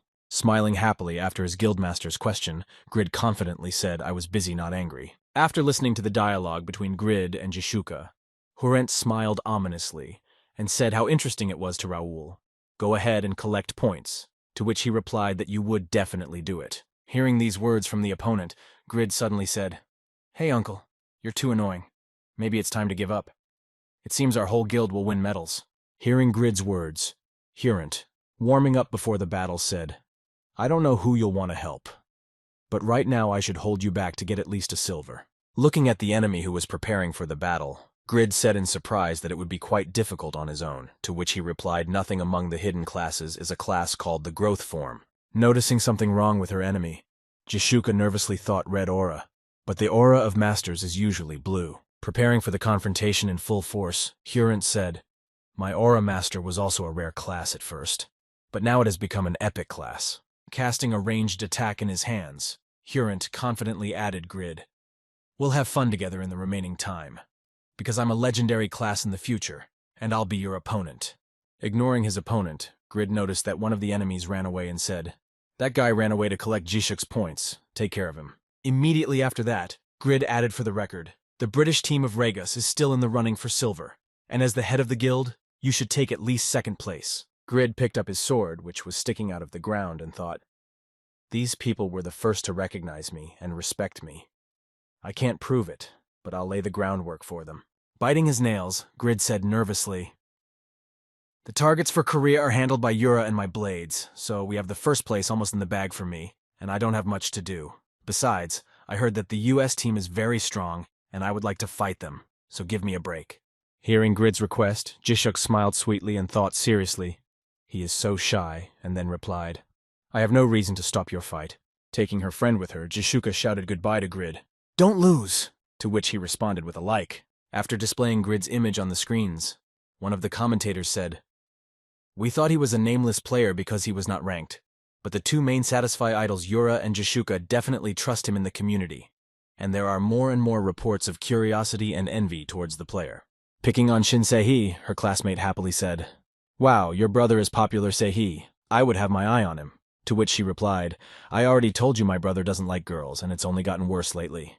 Watching the broadcast, her sister nervously wondered in her head if her brother had gotten involved with these people, how he had started to indulge in some kind of false hope, and what was going on in this game that a person could change so much. Leaning against Shinsihi, her friend slyly asked what your brother likes, and Sihi answered without a second thought, "Money." At the same time, Hurent, preparing for the battle, said, "It's good that we've figured it out, but the kid on our team is very talented and it's not so easy to snatch the silver from him." Rushing first to attack the enemy, Grid confidently shouted out that it was my job to help, and then they would figure it out. Immediately after these words, Grid mentally added, "If everything has been revealed, what's the point of me doing nothing now?" and then shouted out Pagma's fencing. Having missed the enemy with an attack and received a counterattack in response, Grid nervously said in his head, "I'm wearing legendary armor. Where did such damage come from?" At the same time, Hirant, who had already increased the distance, said, "Looking at Grid, when you go out one-on-one, it is better not to delay the preparation. This is advice, so just a thank you will suffice." Having repelled Grid's next attack and counterattacked again, Hirant said in surprise, "Wow, that's a lot of power. So the rumors that you have the strongest class in existence were not an empty rumor." At the same time, Grid rebounded after another enemy counterattack, and thought nervously, judging by the stable damage numbers, this is a fixed damage aura that ignores defense, and his smile was starting to irritate him. Again dodging Grid's attack and counterattacking him, Hirant said, aiming at the enemy with the skill without auto-targeting, "First paralyze him, and if that doesn't work, try to at least predict the opponent's movements." Continuing to look at Grid with a disdainful look, Hirant said, "It seems to me that you have no experience in combat at all. Even your class cannot be realized." Rushing at his opponent again, Grid shouted angrily, "Don't be ridiculous! You know how many raid bosses I've killed on my own." To which he replied, "Those are static targets. You think they count as experience?" Preparing for the next attack, Grid angrily exclaimed, "I dodged the skill once, and let's talk about Pagma's swordsmanship." Watching Grid repeat the same mistakes over and over again, Hirant said with a grudging smile, "Even his training is at 0, and we gave up the gold medal too soon." Having missed the enemy again, Grid nervously muttered a curse in his head. "It takes from to seconds to prepare a technique that I freely used in boss battles." Angered by a series of failures, Grid added some childish fun for the runners in his head, and then angrily shouted the fury of the blacksmith. After applying the enhancement skill, Grid launched a normal physical attack at the enemy, and upon hitting he angrily shouted, "Don't show me your teeth!" Blocking Grid's attack, Hirant nervously spoke in his head. Even his aura trembled. If we take into account only the strength, it is quite consistent with the world's assessment. Throwing the enemy back after being hit, Grid joyfully exclaimed that he was afraid of the skill, "I will crush you with force, so let's go all the way to the end." Hearing this, Hirant thought nervously, he used a powerful technique several times, and took a lot of damage, but there was no sign of a stoma on his face. Defending himself from Grid's attacks, Hirant added in his head that the equipment gave him such unrealistically high stats. If the fight drags on, I'll be the first to run out of breath. Having transferred the aura to his feet, Hirant received plus speed and attack power, and then thought it would be good to get more information from it. Noticing the strange glow of the enemy's legs, Grid thought that the aura was in his feet. Deciding to gather information about the opponent, Hirant said in his head, "I have a rough idea of the strength, but what about the speed?" Noticing that the enemy was running away, he used the skill of quick movements to catch up with him. Seeing that he was catching up with him, Hirant said nervously in his head, changing his weapon to a dagger and quickly increasing his speed, a set of equipment that compensates for the lack of experience. Deciding to get away from the tail, the enemy used the aura spear skill, which he directed at Grid to delay him. After activating it, Hirant stood in the dust curtain and said in surprise that I had hit him. Appearing above the enemy, Grid joyfully exclaimed that I told you I would grind you into dust. Seeing that Grid was approaching him from the mountain, Hirant smiled joyfully and said, "I'm sorry, but we're done with you." At the same time, one of the commentators said that the Korean team had reached the score and was winning the target shooting competition. Hearing this, Grid was disappointed and thought, "Damn, I should have left the target destruction to the Vibranium." After the host added that according to the rules, the team that has achieved the goal cannot stay on the battlefield, so the Korean team is being forced to log out. Waving goodbye to Grid, Hurt said as soon as the aura spear hit a few targets, "I went to have fun, further good luck to the newbie," after which the host added Hurt joined the US team for a point. Hearing that he was being removed from the battlefield, Grid angrily exclaimed that who decided that? After interesting fights and competitions, the commentator solemnly announced the second day of the competition had come to an end. And of course, the hotly debated topic of the day was the appearance of the legendary class, Descendant of Pagma. Having said that, the host left the conference room to finish the interview that was just taking place at the time. One of the journalists asked Grid, "But player Shin-Yun Woo, you still got the gold medal." Looking at the representative of the Korean team, the reporter said, "Please calm down." Standing in front of Grid, the journalist said that by winning the target shooting competition, Korea entered the top for the first time and gained hope, and was especially impressed by the fact that it pushed the United States to second place. While Regas tried to escape unnoticed when Jishuka was scolding her partner, the journalist added that thanks to Regas's actions that distracted Jishuka's attention, the bronze went to the British team. Many criticized Samuel from the Brazilian team for not being strong enough to stop Regas. Immediately after, he added, by the way, saying that it seems that you and Yura have a special relationship. you are dating, and what connects you with Jishuka. A large number of fans are interested in this question. Hearing the question, Grid replied unhappily, I'm not going to date a woman from the planet Earth, but he was interrupted by Yura, who nervously exclaimed, we are colleagues, and I know that she and Jishuka are in the same guild. Immediately after giving the answer, Yura whispered to Grid not to say anything strange. Otherwise the interview will be delayed. To which Grid replied in surprise, what's so strange about it? The next moment, Grid was bombarded with a bunch of questions. What level are you? If you are a legendary blacksmith, you can craft legendary equipment. How old are you? Are you married? Why are you not in the rankings? Did you hide your identity? Hearing Yura's question, she whispered to Grid, answer briefly, and to quench curiosity. Don't give away details of your personal life. Whether you like it or not, you've now attracted the attention of the whole world. The next moment, another question came from the audience. About a day ago, I received a notification that the first player who changed his class to legendary appeared. Or maybe you got a descendant of Pagma. After listening to Yura's question and advice, Grid mentally said to himself, so the whole world is within my power, but is it within the power of someone who spent every day in his room? Immediately afterwards, Grid confidently thought, let's introduce ourselves to the world. And as a result, he said, it's hard to explain in detail, but I can make legendary items, and you're right. This is the same moment when I changed my class to a descendant of Pagma. The next moment, the man added a question to the world for the legendary class. You were too easily defeated by the American player Huirant, which made Grid angry. Next, another person asked his question saying, your class is claimed to be the best fencing class, but you are too weak. Users think you lack too much in ability. What do you think about that? Hearing the question and looking at the angry Grid, Yura thought, I don't know. My skills are also not so well honed, but that's not the point. Continuing the thought, Yura mentally added the advantage of the descendant of Pagma in passive skills and crafting. This class does not have powerful combat techniques. Recalling his battle for the village, Yura mentally added even the skills of the unsurpassed link kill and wave used in the fortress of Byron. They are sufficient in number and have high power, but there are limitations in high recharge. Continuing to look at Grid, who had already calmed down, the girl added that this was the most fatal weakness in the face of one of the strongest runners in the world, whose combat counts in seconds, which is beyond production class. Then Grid replied in surprise, but isn't it obvious I haven't completed the class quests yet, so I couldn't inherit all of Pagma's skills? Hearing this answer from Grid, everyone was shocked, and together with Yura, the man exclaimed in surprise, that is, you are still in the process of completing. Immediately after, the man added that it means that as soon as you complete all the tasks, you will be able to defeat the player Huirant. Then Grid thought, why does it all come down to Huirant? I just threw out of the system. After that, Grid mentally said, I could immobilize him with deterrence and crush him with superiority. I had enough skills in my arsenal to defeat him, starting with Unwavering Justice and ending with Golden Flash. But I didn't want to reveal all my cards, so I didn't use them. Immediately after looking at Jura, Grid asked if there was a PvP competition, and if Huirant was participating, to which Jura replied yes, because he is in the US, and by the way, you are also signed up. Having received information about the competition, Grid said, I don't know if this will be an answer, but compared to the legendary Pagma, I am really still a beginner.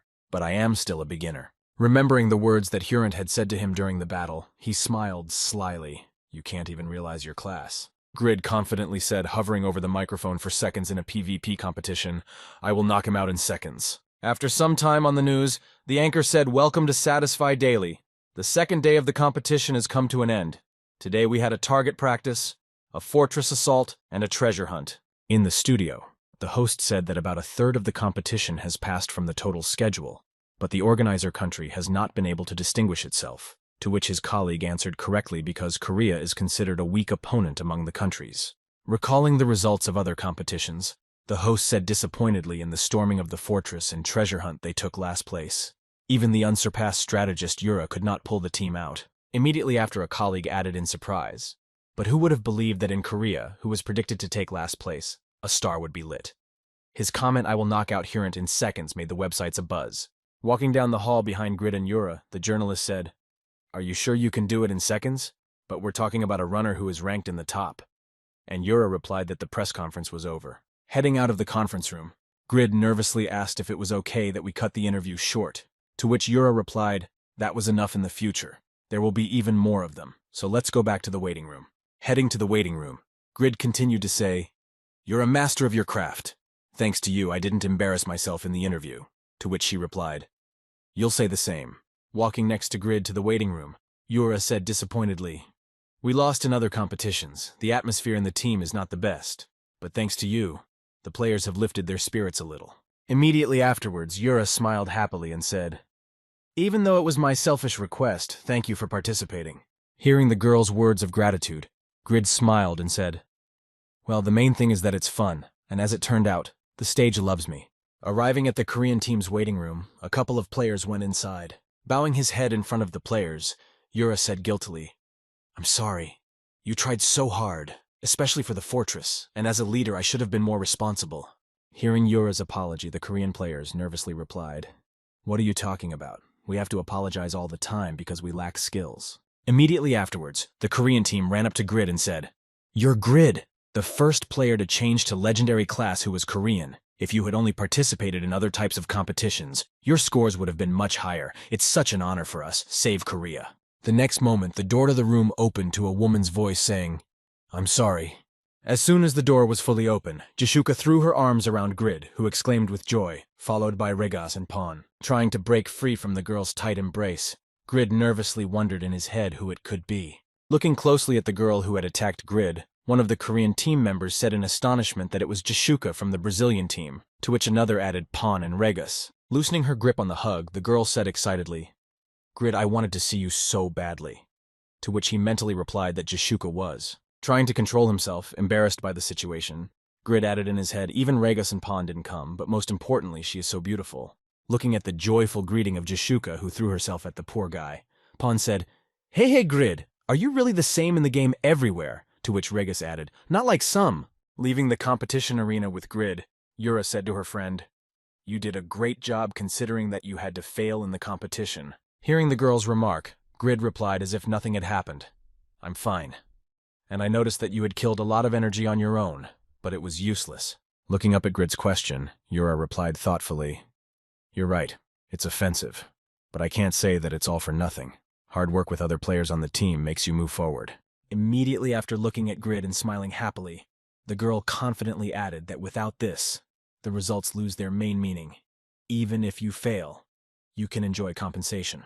Having received an answer from the girl who looked very cute, Grid looked away from her and nervously thought about the crafting process, and then said that it was not bad when there was a result. Immediately afterwards, Yura looked at Grid and asked him in surprise, "By the way, what are you planning to do next?" To which he replied confusedly. Then looking back and pointing to the 3 players from other countries who were looking at him with a twinkle in their eyes, Yura said, "Your fellow guildmates are really stuck to you." And Jishuka said happily, "Give us a tour of Korea." At the same time, Regas said, "Let's go to the Taekwondo Museum together." And then Pawn added, "Then let's go to the club." And Jishuka shouted angrily, "Listen, go wherever you want. Grid will stay with me." Looking at his teammates, Grid nervously said in his head, "That's right. Why are they following me around so noisy, but I don't understand a word of it?" At the same time, Yura looked at the nervous Grid and his company and said, "Well, there's nothing you can do about it. You'll need a translator." To which Grid replied in surprise. Heading to his car, Yura happily announced, looking at Grid, "I'll book a table in a cafe. Let's go together." Arriving at the restaurant and having already had a good meal, Pawn, holding a vase of sake, exclaimed with joy, "Bugaga, real Korean food is delicious. Let's have some more." At the same time, Regas was eating his food and said, "Oh, the taste of fumse." And Pawn replied that it was delicious. The next moment, Jishuka exclaimed angrily, pointing at Jur, "Someone explain to me why this lady is following us, and you also quickly pack up the food and leave. Grid and I will have fun together." Hearing the girl's question, Pawn replied without letting go of the alcohol in his hands, "But Yura knows languages. It's not convenient to translate, and it's not bad to make new connections," to which Jishuka replied offended by what connections with the yacht and church could there be. The next moment, trying to feed Grid, Jishuka picked up the bag and said happily, "I'll take it easy. I participated in the competition only to see Grid, eat a dumpling, and maybe I should move to Korea." Hearing Jishuka's suggestion, Yura looked at Grid and said excitedly, "I don't like Korea at all, and if it wasn't for the competition, I wouldn't have come here." After shoving the food into Grid's mouth, Jishuka exclaimed angrily, "You're not going to translate properly, you mean bitch, I know a little Korean." In response, Yura said, "I must have heard wrong. Maybe your vocal cords are swollen." And she angrily replied that you only said that you know what to scratch your tongue at that moment. Being between 2 fires, Grid nervously thought, What's wrong with them? Why are they suddenly quarreling? Regas, where are you looking? Starting to look for the boy, Grid mentally said to him, I'm sorry. But before he could finish the thought, he saw that he was full and asleep and would not help. The next moment, turning his gaze to his other friend, Grid added hopefully in his head, Pan, at least you are. But Pan was not there either. He moved to another room where he began to hit on the girl, saying, Lady, you're the only one here. Would you like a drink? After getting out of the fight between the two girls, Grid nervously said in his head, I'm completely off my rocker. These are exactly the same people I knew wouldn't go this way. I need to catch my breath. Arriving at the restroom and washing his face with cold water, Grid stood in front of the mirror and nervously said, Oh my god, they're crazy in the game. They seem completely different. Immediately afterwards, Grid smiled happily and added, Come to think of it, it's been a long time since I've met people in real life, and I wouldn't have dreamed of it. Blooming with happiness, Grid confidently added in his head, A lot of things change in life when you have friends. Leaving the men's room, Grid wiped his hands with a towel on his way back and said in his head, It's about time I got home with Yura, and the rest of them probably have a dorm somewhere. Not noticing Pan in his usual place, Grid approached the waiter and asked him where the man was sitting and where he had gone, and he replied that he had left with the girl he was talking to. Going to his room, Grid sighed in disappointment, and then opened the door and left without saying a word. Do what the people want. We have to go too.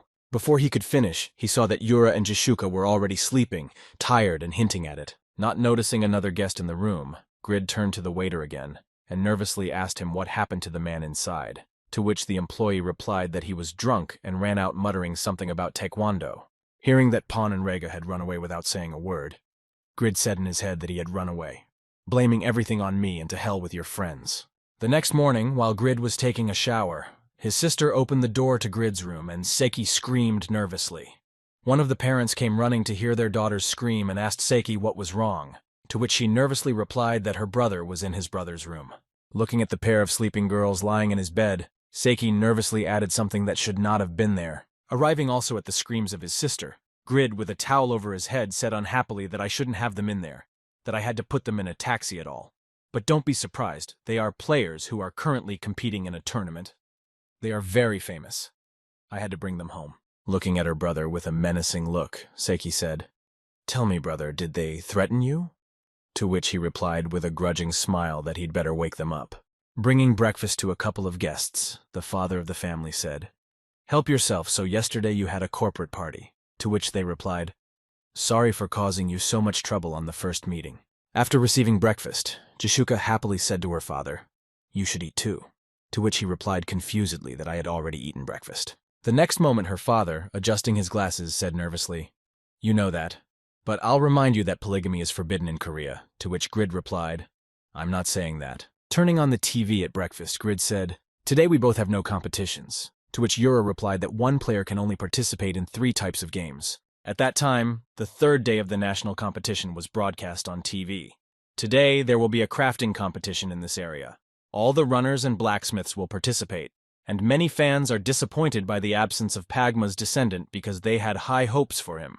Hearing this, Yura said disappointedly, It's a pity, of course, your participation would have been useful. To which he replied, Well, what can you do if the number of competitions is limited? And with the new news from the TV, let's take a moment to focus on Hurrent, who became the star of yesterday's controversy. Player Hurrent, in a few days there will be a PvP competition in which you will take part as a feeling. Hearing a question from a journalist, Hurrent happily answered, And you about that statement about seconds.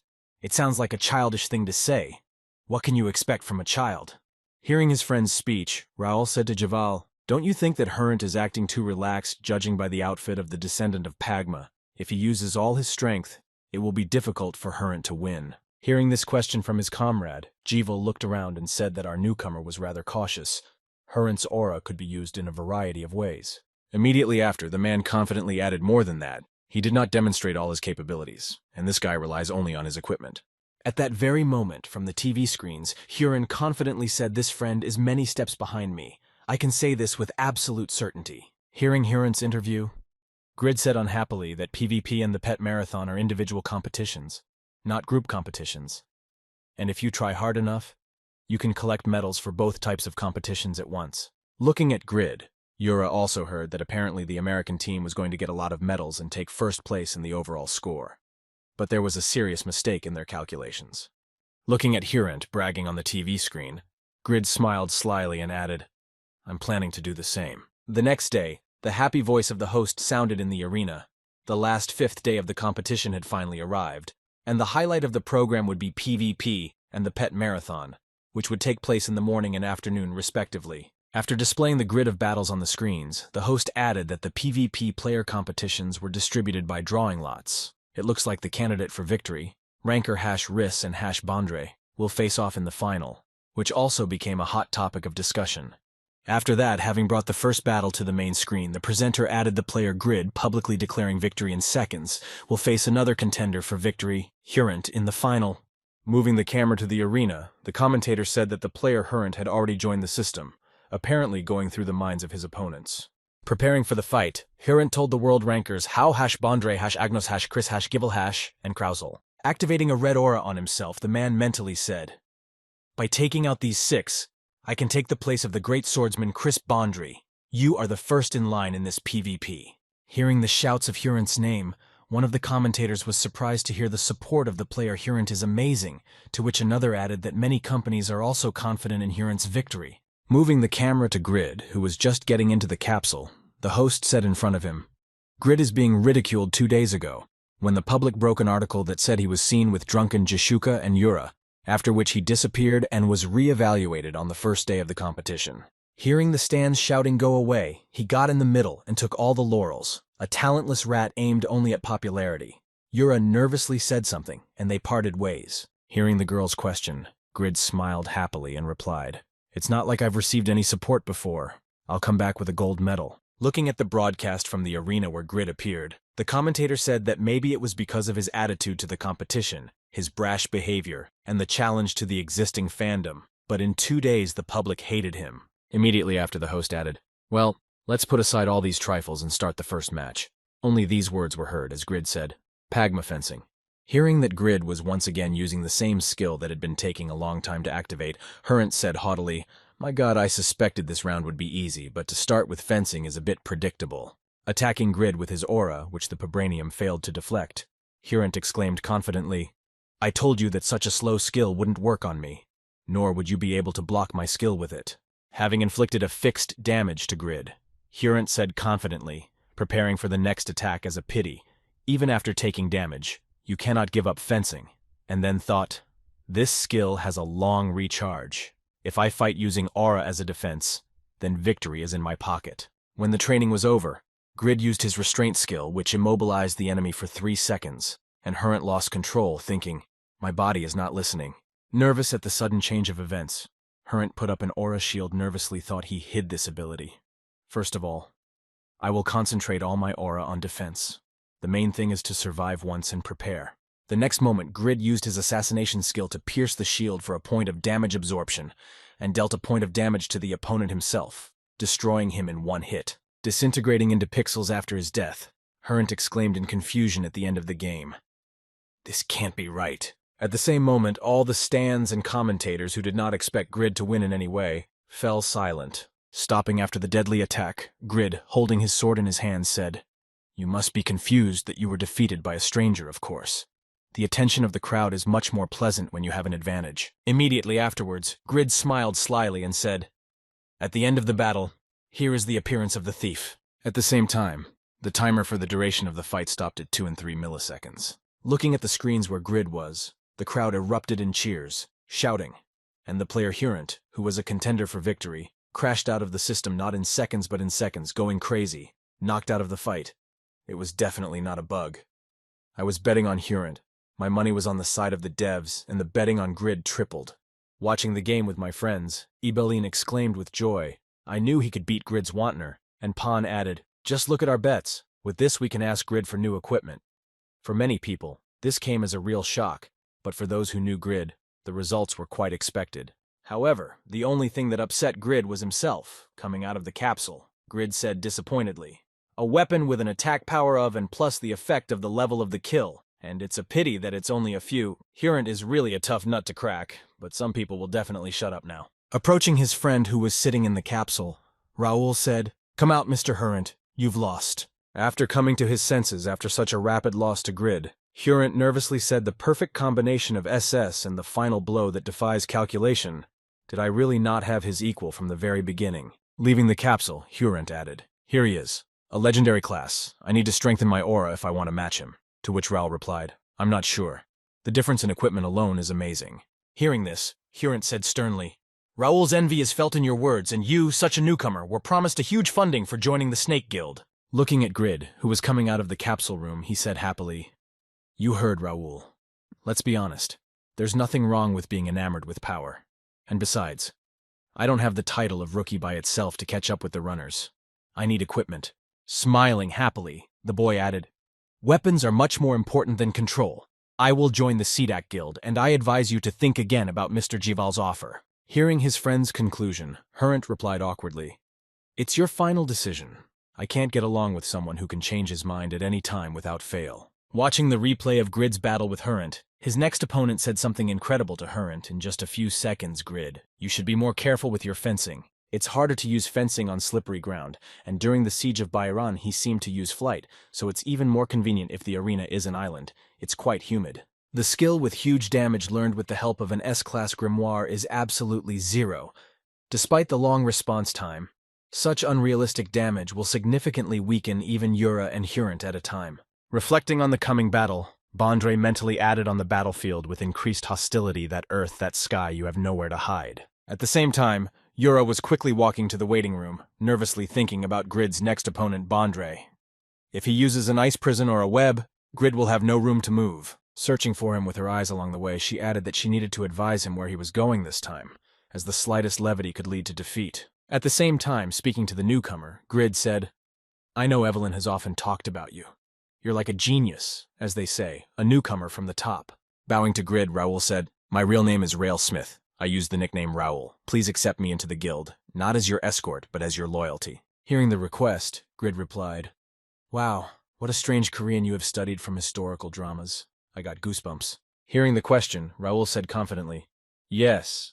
Then Grid happily added, "I praise you for your honesty, but I don't mind. The more slaves, the better." Looking back at Raoul and smiling slyly, Grid thought lately, "Miner hasn't put me in anything at all. He only knows what to send to harsh places of extraction. Of course I have Jude as a bodyguard. But how can you refuse a slave with resurrection abilities?" Having received a positive response to the proposal, Raoul said in surprise, "I didn't think you would agree. As a thank you, I will give you advice about Bondre." Immediately after, Raoul said, "Everything depends on whether you can block the ice prison and the web during their response. If you can't destroy the battle barrier in time, you will lose and won't be able to move." Hearing the advice, Grid smiled happily and said he understood, so he needed to smear him before he started playing with the ice. Hearing Grid's self-confident words, Raoul said in his head, "What arrogance, what bitter experience, nothing will hurt him, as long as he shows that he can contribute to my growth." Turning on the broadcast of the battle, the commentator said that all the matches have come to an end. "Now, we are watching the contender for the victory, Chris, that the winner has already been determined." Looking at the state of Regus, the commentator said he was the strongest in LTS. However, now it is in the past. We can clearly see the signs of defeat of the player in the world ranking of Regus. The gap between him and the place in the world ranking is too big. Looking at his beaten opponent, Chris said to defeat Hurent in seconds, the furious butcher. No Grid is worthy of attention. There is a point to have fun with him in the final, however. Swinging his sword to finish off Regus, Chris angrily shouted out, "Don't be conceited that we are on the same level. You don't even deserve a place in the rankings." Before he could make an attack, he received a sudden blow to the liver, after which Regus got to his feet and said, "This is an unaffordable luxury for a melee fighter, so I didn't plan to use it at that time." Chris thought nervously, "I lost half my health in one blow. What the hell?" Having received a new power with Grid's equipment, Regus exclaimed joyfully, "But with them the difference is strongly felt. I mean the glitch." Preparing to strike the enemy, Regus said menacingly, "So feel free to speculate about who is worthy and who is not, but I will catch up with you soon." Immediately after, Regus began to strike a combo of continuous blows. Reaching a certain combo, an additional effect from the gloves was activated. Having lost the battle against Regus, who suddenly took the initiative, Chris nervously shouted out again. Grid tried his best. Seeing what had just happened on the battlefield, the commentator exclaimed in shock, "Player Chris from Canada logged out. An unexpected turn of events. Player Regus had blown the impenetrable defense of player Chris to pieces." The next moment, one of the commentators said that this was to be expected, to which another added that it may be due to the influence of the descendant of Pagma. But the Guild of Sadaka is incredibly strong. and the player pawn also easily made it to the finals. Immediately after the second commentator spoke, however, it is too early to draw conclusions because the Tzedakah Guild gained fame during the LTS. For the guild to come together, the last frontier must be overcome. Moving the camera to the arena, the host said that back in the competition held by the large Japanese company Jin, he had won a stunning victory by destroying his opponent Katz, a regular class player who holds the title of Invincible Legend of the Finals, Bondre, the world's #1 ranked runner, and a cryo-catalyst from France. Despite the low health line, specializing in freezing and defense, he applies a combination of continuous attacks, binding the opponent with ice magic. Cryo-catalysts are not called rivals of physical dominators for nothing.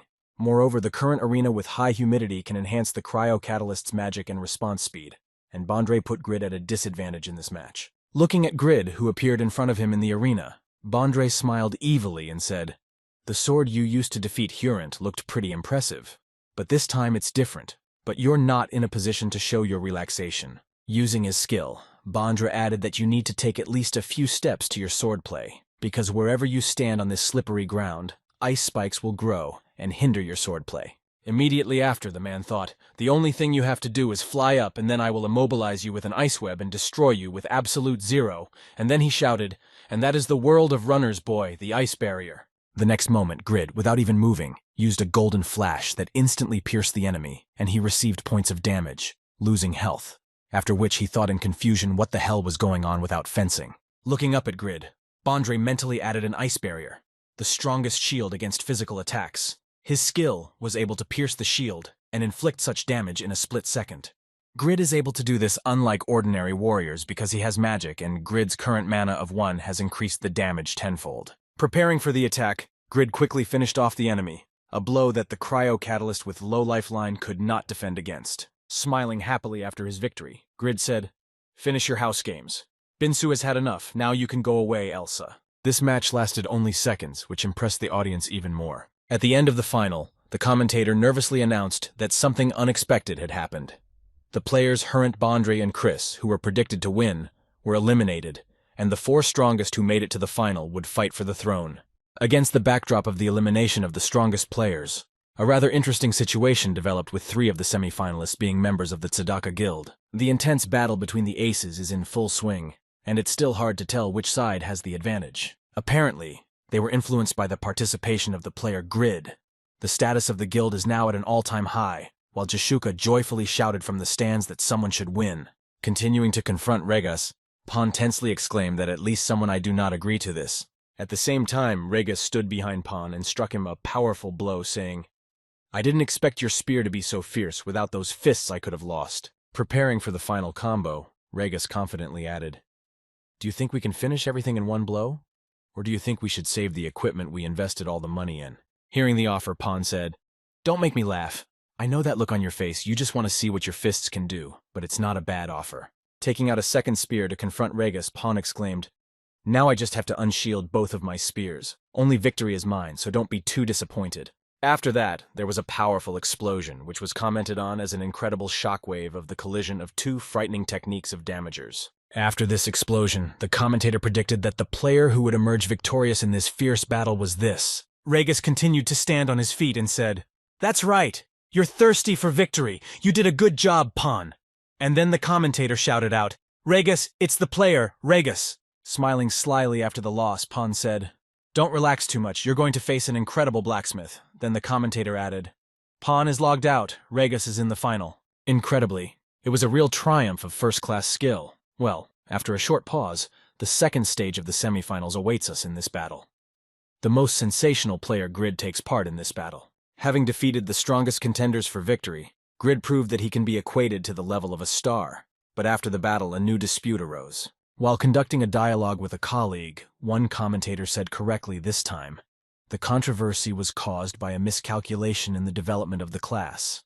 The fact that the mainstream fandom cannot understand where the user has such incredible strength from, to which his colleague replied to him to accept Grid as a player, most need an explanation. Then, let's attend a briefing at the SA Group headquarters before the battle starts. At that time, a question was asked there, even for a legendary class. Too much power can be a bug. To this question, the director answered that this is not a bug, including the power of the descendant of Pagma was specially implemented by the developers. After that, He added all the legendary classes that exist, and each has a characteristic feature such as basic immunity to CC. I think this ability is quite consistent with the level of difficulty of mastering the class, but owners of ordinary professions may feel discriminated against. However, according to the developer's intention, both the owners of regular classes and professions will receive a significant power boost when they acquire the class. The hidden class itself is amazing, but it doesn't mean that the difference in power cannot be overcome. After that, the director smiled and added obviously that Satisfy rewards all users for their efforts. I hope you can trust and accept the developer's plans. Sitting in his office after the briefing, Lim Cholho thought this was the best explanation we could give right now. It was not a bug, but it was not the intention of the developers to create only legendary classes and characteristics would be limited in pumping. Continuing to think, he added, however, he continued to prevent penalties for failure, and received characteristics that were not in the project, which is unlikely to be believed by users if this information is disseminated. In addition, not only did he prevent the expansion of Jathan's church and save Rebecca's church, he was also the first to change a class to a unique class with abilities that did not match the development plan, and he shook up the game so much. At the end of his reflections, Dom Cholo smiled happily and said, "Here he is, an unprecedented protagonist and the main culprit of the most absurd failures." The next moment, the director heard the Morpheus supercomputer report that the RDX quest was completed, and Lim said in surprise, "Interesting RDX quest." No. One in the world ranking, Krauzel was the first among users to reach the level of successfully mastering the third profession. After mastering the profession of swordsman commoner, he plans to move from the western continent to the eastern continent. Hearing this, Lim Chulho thought, now that he had completed the quest, he had monopolized several titles together, which meant that he had become even more unrivaled, an unheard of event for an ordinary swordsman class. Immediately afterwards, the director asked Morpheus if Grid and Krugel met in battle, who would win, and he replied by displaying statistics with the probability that Krauzel would win.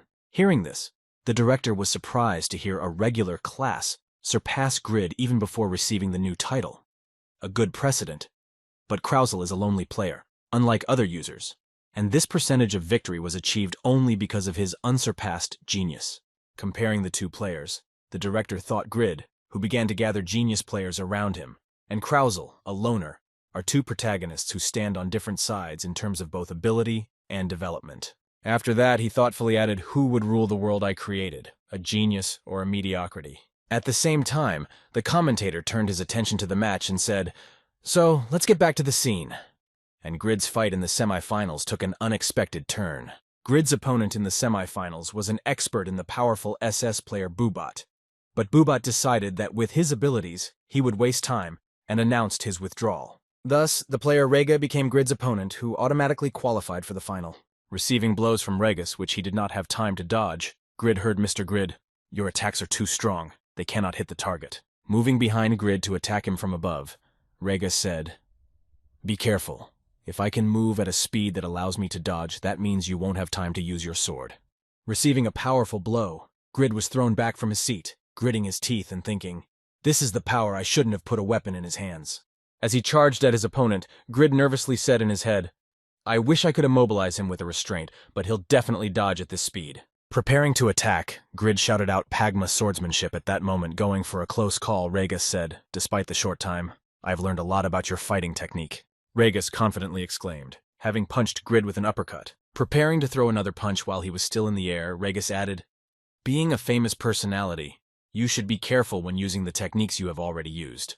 Looking at Grid, whom he wanted to attack, Regus nervously said in his head that I don't see his huge sword and something else. At the same time, Grid changed his weapon to a dagger and said that when you lack abilities, the only thing you can rely on is your acting skills, and I have many more trump cards that you don't know about. Attacking Regus with his blade, Grid used his Wind of Justice skill to knock the enemy down, buying himself time. Putting up a block to avoid critical damage, Regus nervously said in his head, "Damn, this skill is familiar to me, but I never saw a ranged skill do so much damage." At the same time, Grid approached Regus with his sword and said, "I need a second to prepare my sword, just a few seconds at most, and it's hard enough to dodge." The next moment, Grid used his slaying skill and made a huge hole in Rega, causing fatal damage. Leaving the arena after the loss, Rega said, "You are undoubtedly powerful, Mr. Grid, but most of all I am surprised by your use of equipment. I think I should also learn how to use it properly." Immediately after leaving the arena, the commentator nervously exclaimed, "Regus is logged out. The result is decided. The main winner in PvP is the winner. Displaying the winner's image on the main screen, the commentator added that the game was sure to end not without unforeseen events. As in the target shooting competition, the Korean team won an undisputed victory in single combat in this competition. Korea was predicted to be unable to win a medal, however. In the second half of the competition, she broke into a fierce race and climbed to a place in the overall standings with incredible fortitude. Arriving at the Korean team's waiting room, Grid happily said, "Well, what did I tell you? I promised you there would be gold." Hearing Grad's words, Yura smiled happily and said, "You really can't be convinced." When the next competition started, the commentator said that the United States retains the lead, followed by France and Canada, which was pushed out of the top 3 by Korea's efforts.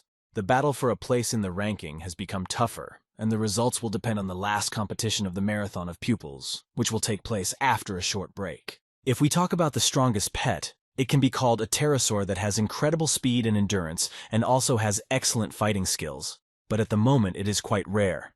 Only about 100 users can boast of it. Currently, the owners of the pterosaurs are the players of the strongest candidate for the victory of the US team. The venue is the island of Urea. All players will take part in the competition, and the pet that arrives at the top of Mount Sins first will win. The pet marathon is not a battle between players, but between the pets they summon. All pterosaurs have the same level and differ only in attributes, so the advantage will be the connection with the pterosaur developed during training. So now pterosaurs that have breath of various attributes such as enemy frost, poison, wind, and more show their proud figure to the world. As well as the main contender for the victory in this competition, the world #1 player Javal from the US team, his pterosaur known for its long breath, appeared on the battlefield accompanied by the Captain of America. This will also be Grid's last competition. But will we be able to remind him of his success? After which another commentator added that it is unlikely to be possible, as the information does not indicate that anyone from the Korean team owns a pterosaur. Hearing Grid's name, Javal said in his head that he destroyed the invincible Bondre in just seconds.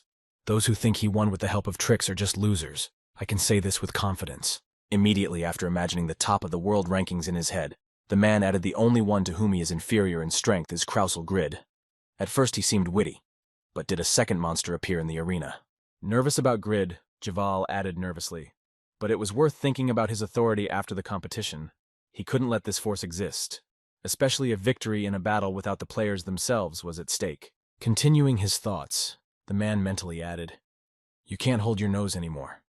Until suddenly, his thoughts were interrupted by a scream from a girl standing next to him. Seeing Grid's pet, Javal was shocked and said in his head, "Grid, this psycho is competing for you. Is it a joke or something I don't understand?" Looking at how he was all torn up and trying to hold his pet, Captain America added that he had dragged the cat here. And Grid turned to the girl and said, "Listen, there's a lot of blood. Twice faster and stronger than a griffin with the ability to use the breath of the elements. It may lose to a classic dragon in intelligence and physical data, but apart from the difficulty of taming it, there is nothing to complain about.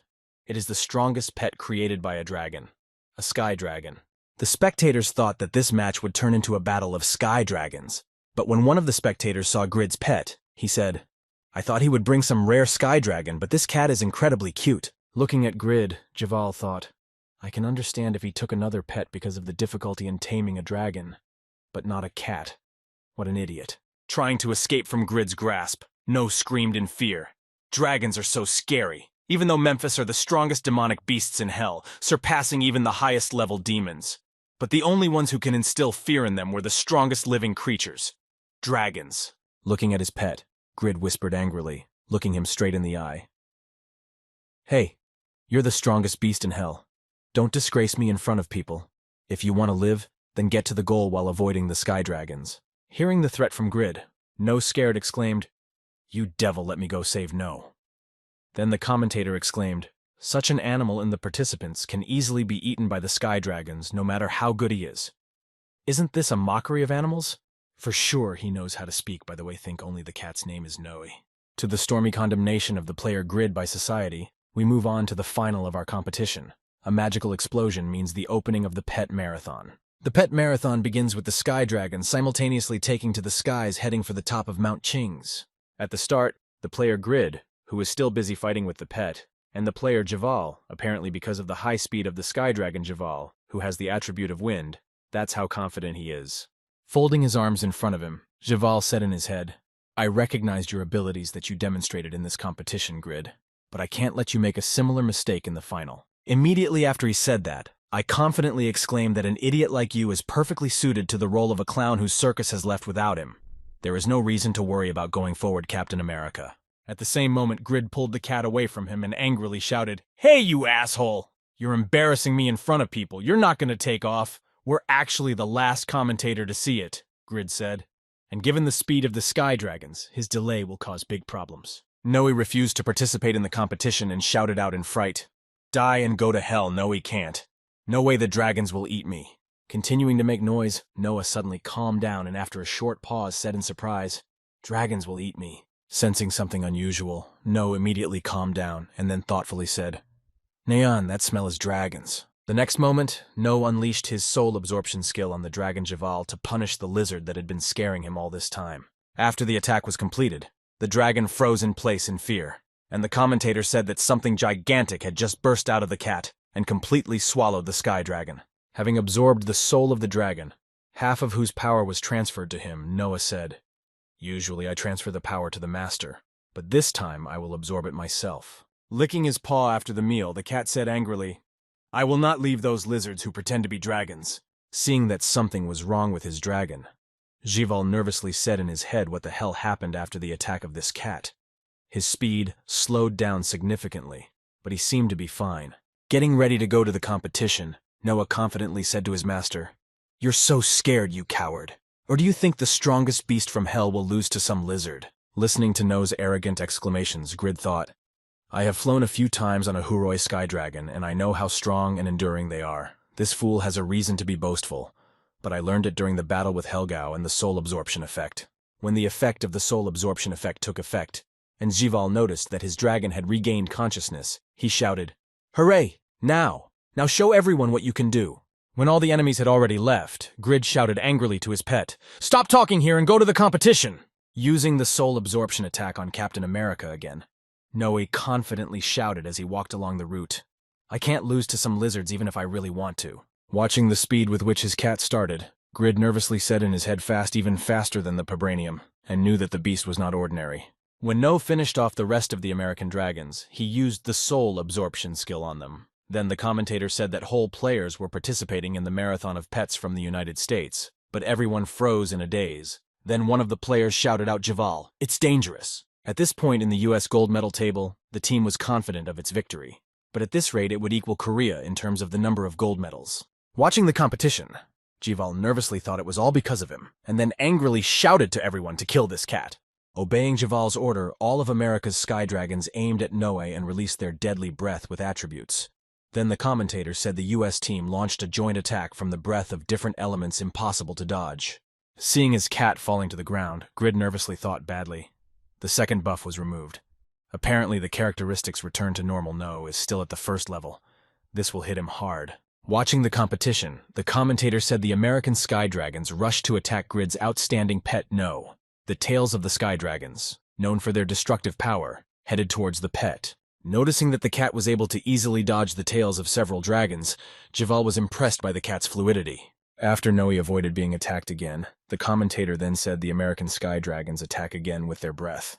However, this no longer makes any sense, because with the help of nimble movements on the fluidity skill, he prevented the attack with swift movements to match the cat. Having avoided all the attacks of the enemy animals, No said haughtily, hovering above them in the air, "I am no rival to any lizard. I see you have all gathered together." Attacking all the enemies together with soul absorption, No added a delicious one. And then the commentator added all the Sky Dragons of the U.S. team panicked together. Now having immobilized the U.S. team's Sky Dragons, the cat took on the other Sky Dragons who flew forward. No one else could stop him. The cat alone was able to organize a mass extermination, and it is no longer possible to say with certainty who will take the first place. Noticing a dragon that rushed forward while everyone was fighting with each other, the commentator shouted the same thing. Captain America, played by Javal, rapidly slices through the air at the start. He was immobilized by the pet of the player, Grid No, but at some point he broke through. Looking at his dragon, Jival confidently thought, "As the owner of my pet, I have trained the dragon to have the attribute of wind through numerous tests. Its high-speed wings are capable of compressing the air. Immediately afterwards, he added to the flag with anticipation that if he used acceleration now, no living creature would be able to catch up with him. So here is the world's arrow, and then he shouted forward. After shouting the name of his pet, he activated the acceleration skill, and No sat on top of him, laughing happily. Having used the scratching skill on the enemy, the cat said haughtily, "You're pretty fast for a lizard." Injecting poison into the enemy, No was able to make the dragon petrify for a while. Then the commentator exclaimed petrification. The cat just scratched him a little.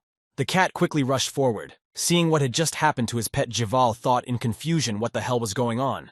After a few seconds, the commentator said some of the low-level celestial dragons were killed, and then Javal mentally added to the speed of the dragon with the wind attribute.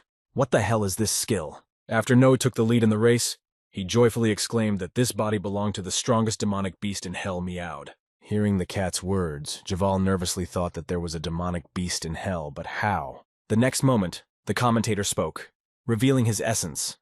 The player's pet Grid at high speed headed to the top of the cute cat, much to his surprise, turned out to be the strongest demonic beast from hell.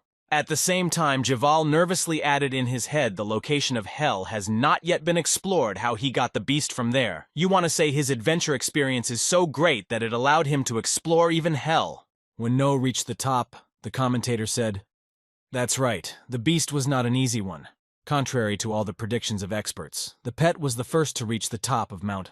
Moving the camera to the cat stretching near the flag on the top of the mountain, the commentator happily added No, the player of Grid. Korea wins the last category of the competition, the marathon of pets, and hearing this, Grid sighed and said, "Wow, victory!"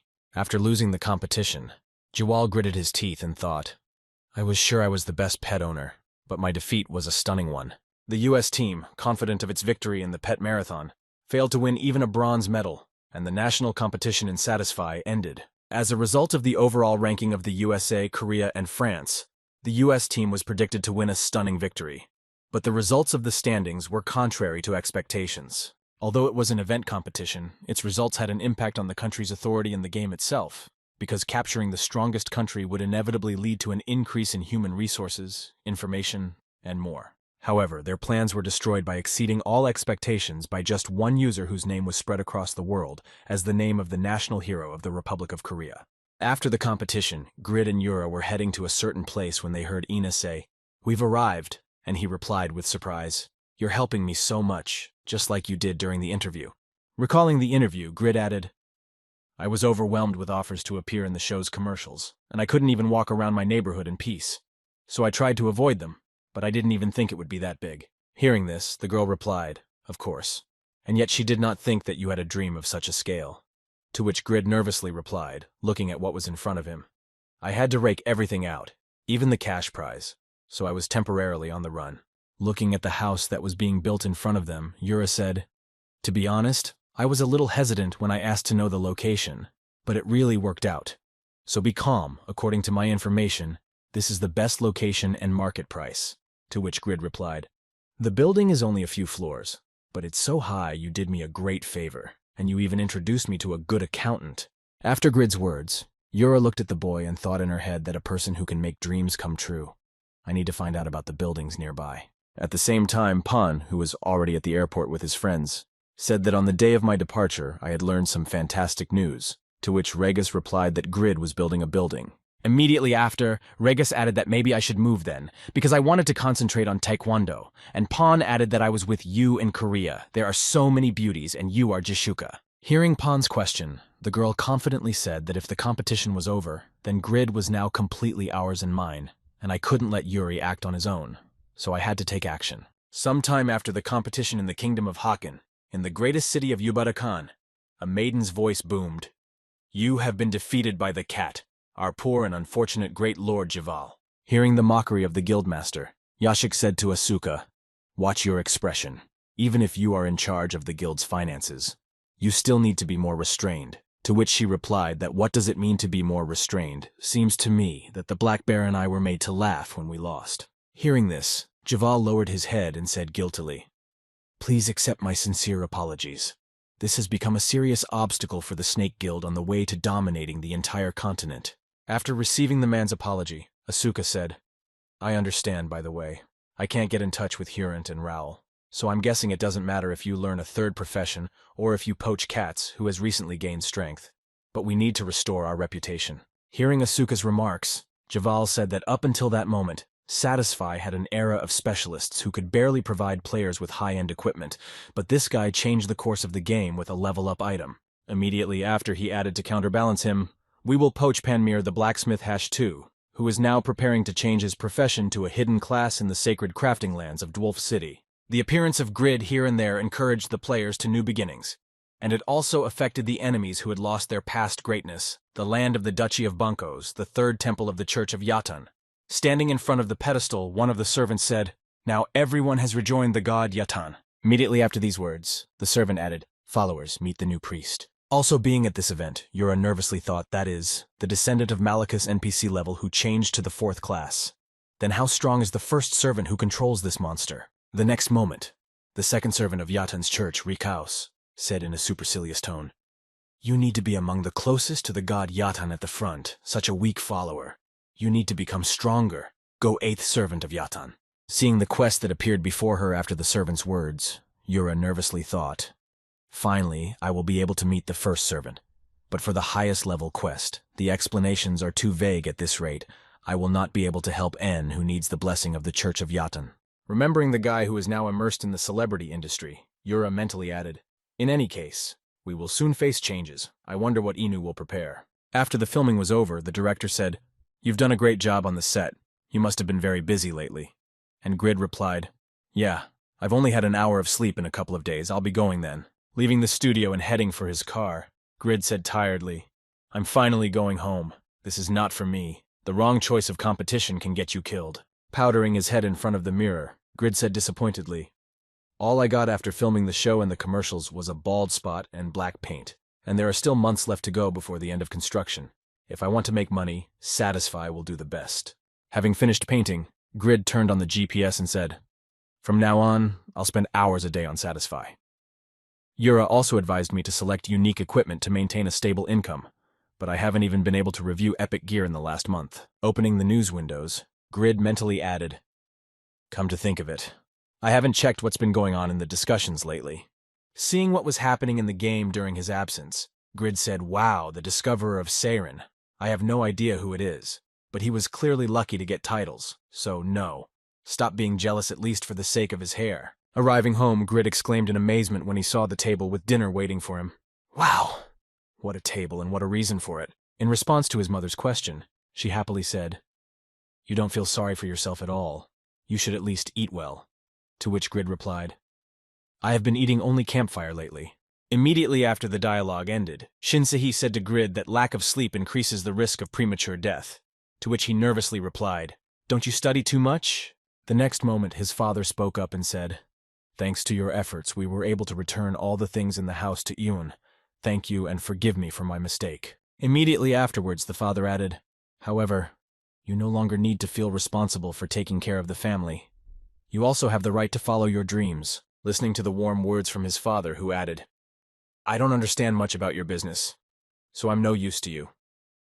But know that if you get tired, I will always be there to lend a shoulder."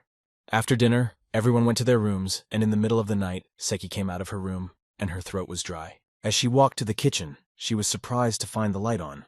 As she approached Grid's room, she quietly opened his door and wondered if he hadn't gone to bed yet. At the same time, looking at the number of fans he and No had, Grid said irritably, "This is a shit show.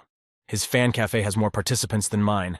The difference is not a few people, but how is it possible?" Hearing him nervous and awake in the middle of the night, the girl said in her head, "I'm worried. I wonder if I can help him somehow." Having finished watching the Fun Cafe, Grid leaned back and thought, "I don't need to worry about money in a house anymore, but it only makes the future more vague." Thinking of the house he was building for himself, Grid said to himself, "I thought about it looking at the construction of the building.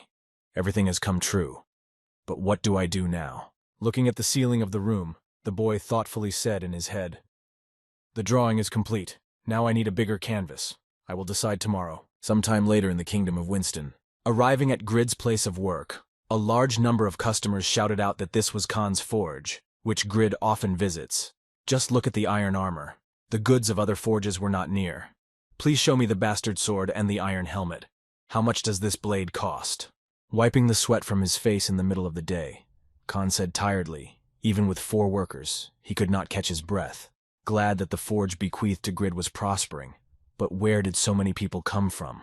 The next moment, Khan heard a woman's voice saying in amazement, "My eyes deceive me. You have grown so young." Immediately after that, Ephemera, who was standing in front of the old blacksmith, waved and said, "It's been a long time, Khan." Standing up from his seat, Khan nervously said, "Wow, who's visiting us, Ephemera? How long has it been?" And she replied, "It's my first time here since the crafting competition, and you're doing well." Immediately afterwards, the girl looked back and added, "I see Winston has grown a lot, probably a local lord, a prominent personality," to which Khan replied happily, "But you really have no idea how much." The next moment, Khan added, "I heard from Grid that you went in search of a method of creating something. Did you find what you were looking for?" Hearing the question, the girl reached into her bag and replied, "I almost died on that very occasion while crossing the continent." Taking out a scroll with the method of making, the girl confidently said, "It was a great experience. I need to make the best sphere. How about Grid?" At the same time, arriving at the building where Grid worked, one of his old acquaintances said, "This is the same forge of people, too many better wait at this crossroads." Sitting on a tree under an invisible tree, the boy added that he was very busy and hadn't been here since the competition. But there was information that his trusted subject often came here. Preparing to attack Grid's subject, one of the assassins added, "Guys, remember our past disgrace. But now that we have taken on a level of disguise, we are no longer the same." Turning his gaze to the tree, the boy confidently added, "Besides, this time we have the shadow with us. We will take away his most valuable things and make him feel this pain." Waiting for the subject, the interceptor added, "Today, the life of Grid's subject will end here, and we will show that the killers cannot be touched. They will not let it go." And at the same time, Grid's voice was heard in Winston's castle, calling for the Knight Rowan. Appearing right in front of Grid as ordered, the boy bowed his head and knelt down and said, "Knight Rowan has arrived. You summoned me." At that time, Grid cooed with his wife and said to Irene, "I had a wonderful time yesterday," and she replied, "I have to get back to my duties." Bidding farewell to Lady Irene, Grid said to his subject Raoul, "Sit down and take a seat at the table." The boy said, "You could just send a message to the skill. The Kulden is too long. Use it only in emergencies." Hearing the remarks from his knight, Grid happily said, "What emergencies? I am the strongest." To which Raoul replied, "You are so carefree. Tell me at least what you called me for." When the knight inquired about the purpose of his summons, Grid confidently said, "I want to be a ruler. Come up with a plan." Hearing the proposal from his master, Raoul said in his head, "Well, finally he has made a decision." Looking at Grid, the boy mentally added after the competition, "I constantly reminded him that now was the best time to step up and prove his worth, and finally it paid off. I always dreamed of it." With a nervous smile, Raoul thought about the user who would be the first to claim the Emperor's seat, and the role of the advisor who would guide him along the way. Looking at his subject, Grid asked, "What do you think? I've been thinking about this for 2 weeks. Is it even possible?" To which he replied, "Of course. But first we need to do something for this." Starting to tell some details for the realization of the plan, Raoul confidently said that to obtain the land, it is necessary to unite, and therefore, making an unexpected suggestion that surprised Grid, the boy said, "Disband the Sidak Guild, create a new one, and bend it to your will." Raoul added that no one would be too opposed to the dissolution of the guild, because it was impossible to deny the benefits of your equipment. Hearing the idea from his advisor, Grid mentally said, "You're right. I've come to their aid so many times in critical situations and problems. I've never caused them any trouble, and I have a long track record." Immediately after, he added, "Who would refuse if he was offered a bigger house?" After which he said, "We'll do it."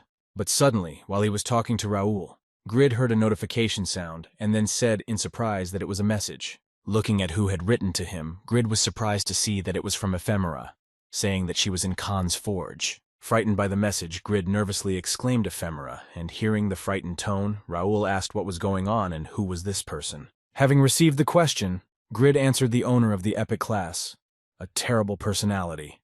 I had to create equipment for her, but if it turns out to be below unique, she will laugh at me." Hearing the answer, Raoul slyly thought among the 3 owners of the epic class, the last one who did not reveal his identity is called Ephemera. We must admit that his connections are on the level. Immediately after he spoke, "The owner of the epic class will be of great help in the implementation of your plan.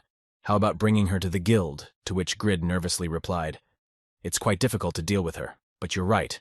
With her cunning, you can't send just anyone." Remembering one of his friends, Grid thoughtfully added this guy would be the best fit. And at that time, having spilled the victim's blood, One of the killers said. The wait paid off. We were just wondering when someone would show up. Pulling the sword out of the guy, the criminal said, It's a pity that it's just a nooble guy. But according to the information, you're close to Grid, right? Looking at the wounded victim, the thief said, Consider this an attack by a bunch of bandits. You're going to die because you chose the wrong boss. Don't hold it against us, speaker.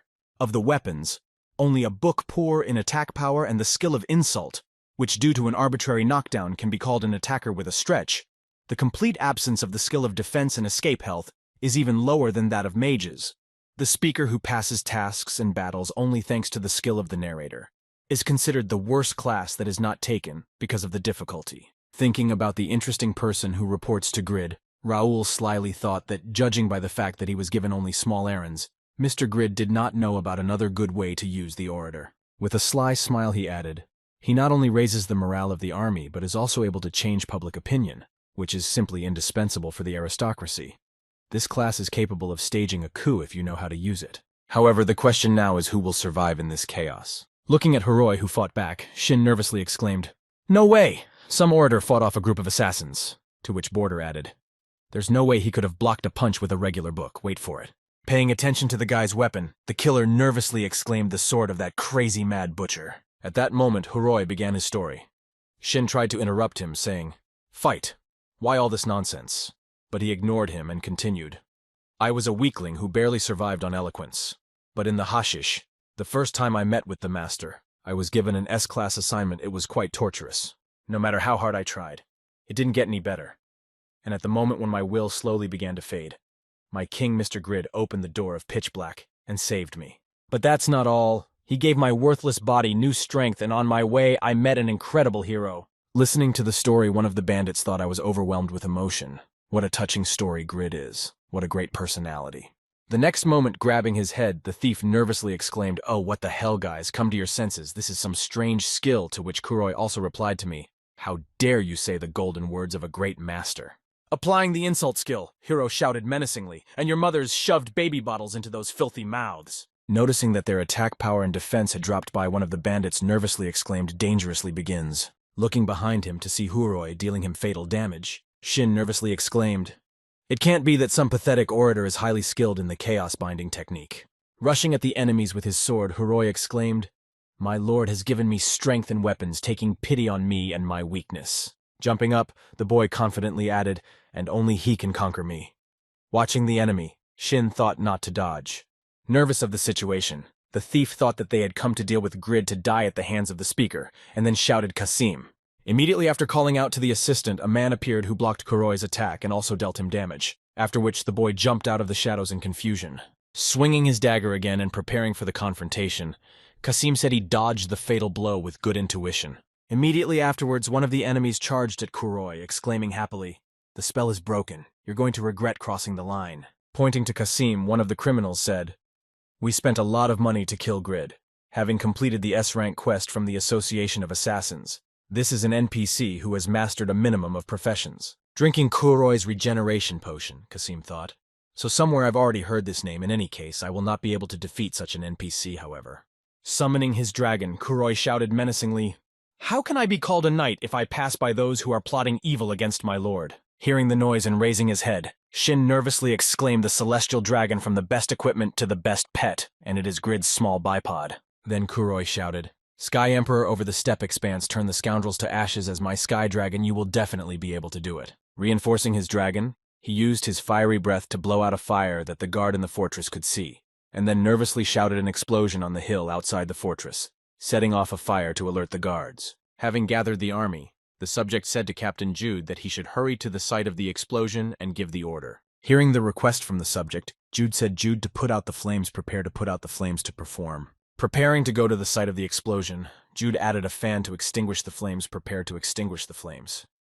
Hearing this, the soldier nervously thought of waving a fan in a burning house. Looking at the scene of the fire, Khan said there is a fire not far away, or that we have so many guests, I hope nothing will happen. Hearing Khan's words, Ephemera answered him that it was not a fire, but an explosion. I don't know who it was, but I can say that the battle was large scale. Immediately after that, the girl smiled slyly and added an unusual skill, I'm interested.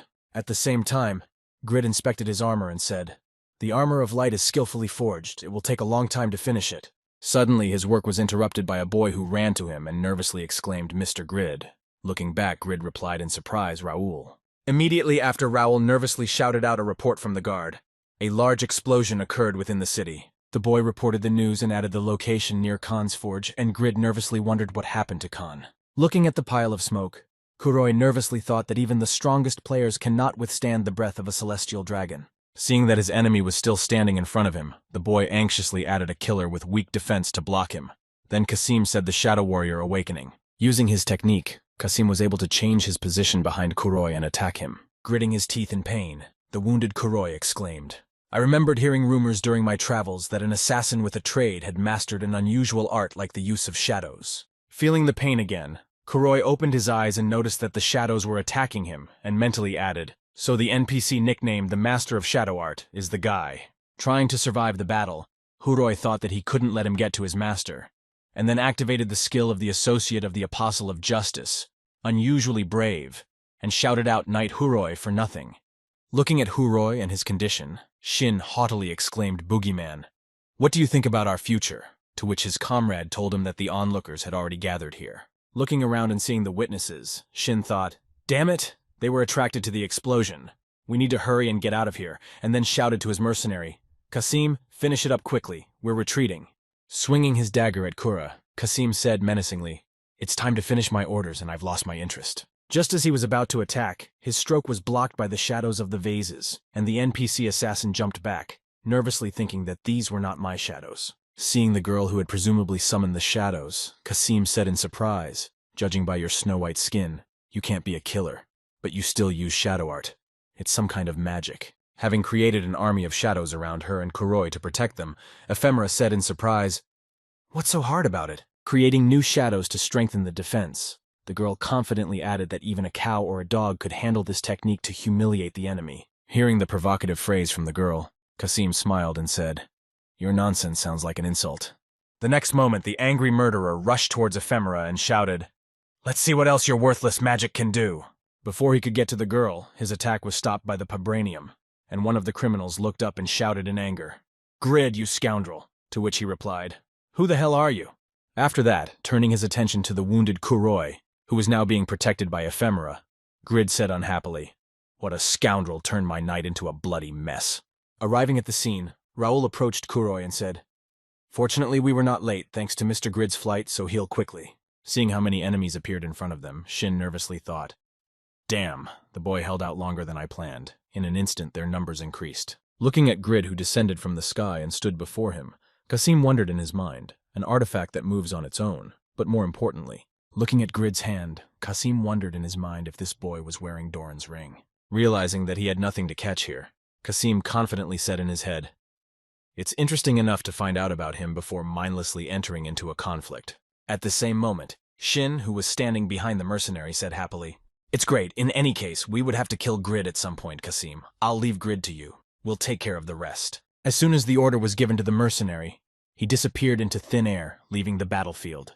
Seeing that the number of enemies had decreased, Raoul said, it seems that their comrade has abandoned them. Throw the rest of them into the prison. The Lord can see the personal belongings of the prisoners. We will make a decision after checking the items. You can also demand items as payment for your life. When Grid heard about the benefits he could receive after imprisoning his enemies, he happily exclaimed, hey, did you hear that? Drawing the attention of the guards, Grid smiled slyly and said, yes. Our counselor said, throw them all in jail. Arriving at Winston's castle, Kuroi said, sir, I'm going to go see how the Shay gang is doing in prison, to which Grid replied, as you wish, Kuroi. If you need me, look for me in the underground forge. Noticing Ephemera on the way, Kuroi happily said, thank you, Miss Ephemera, and thank you for your help. Just like that time in the underground prison, it was so inconvenient that I only get help. Hearing the words of gratitude from Kuroi, Ephemera looked back and smiled awkwardly and replied, well, I helped Grid then only because of the task, and this time I see a familiar face, so I decided to intervene. So don't worry about it. Following Grid to the forge, the girl added, I'm surprised you not only got the legendary class but also the title of aristocrat. I've seen you at international competitions, Raoul replied. Mr. Grid is a viscount and also Lady Winston's husband, Miss Irene. Arriving at the underground forge, Ephemera looked around and said, wow, there's a work area inside the fortress. To which Grid replied, "Stop it. You asked for a unique class sphere and I've prepared the materials." Hearing Grid's offended tone, Ephemera opened her inventory and replied, "Of course I spent a year searching for a way to create it, and another half collecting materials, and I sent the materials and drawings to the grumpy girl."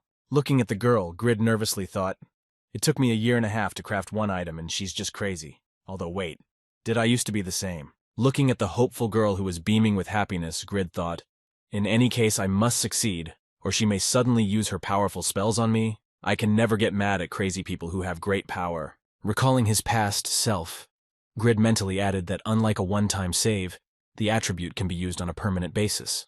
Like Bram's boots that have the flight of magic attribute equipment is a treasure in itself. Nervous before starting work, Grid thought that even in the skill list of the legendary blacksmith who had seen the divine weapon there was nothing about attribute crafting, which suggests that even Pagma did not know how to make an item of magic attribute during his lifetime. Clenching his hand tightly into a fist, the boy added confidently in his head, "In this case, after learning the method of crafting, I became the only one among the users who could craft items with magic attributes. At least in this area, I would surpass Pagma." Concluding his thoughts, Grid mentally said how exciting it was, and then confidently said, "Thank you, Ephemera, trust me." Looking at the production method, Grid mentally said, "The longer I look, the more I admire it. This is definitely the best way of manufacturing I have ever seen. If only everything burns out, the sphere will surpass even Dine's life." Immediately after seeing the interesting item, Grid said in surprise in his head, "It turns out that the magic boost was destroyed specifically to balance the conditions of use, which is the perfect solution if you remember how absurd the conditions of use of complete failure were." Pulling out the crafting materials, Grid excitedly added this masterful know-how would be a great tip in making a mass-produced sword, and I had gained a lot of value from studying the crafting materials. The materials brought for the crafting included the tears of the mithril king of the beastmen, the breath of the Inia queen, and magic stones. After examining them, Grid thoughtfully said in his head, "So the material that gives objects the attribute of magic is the tears of the Beast King. With this I can figure out how to make objects with magic." Immediately after taking out one of the materials, Grid said with a grudging smile, saying that if the mithril of the abyss was a curiosity of the kingdom of Viren, then Ephemera was the discoverer of the kingdom that was mentioned in the news. Grid made a disgruntled face and thought to himself, "She must have been very lucky with the task and titles. I should give a gift to someone who already won the lottery." Setting to work, Grid added, "Although she shared with me the method of manufacturing, and I learned a lot of new things. Boogaloo, relax your stomach. You cannot strain too much." After completing some of the creation steps, Grid happily thought just like Pagma and Bram created Pabranium.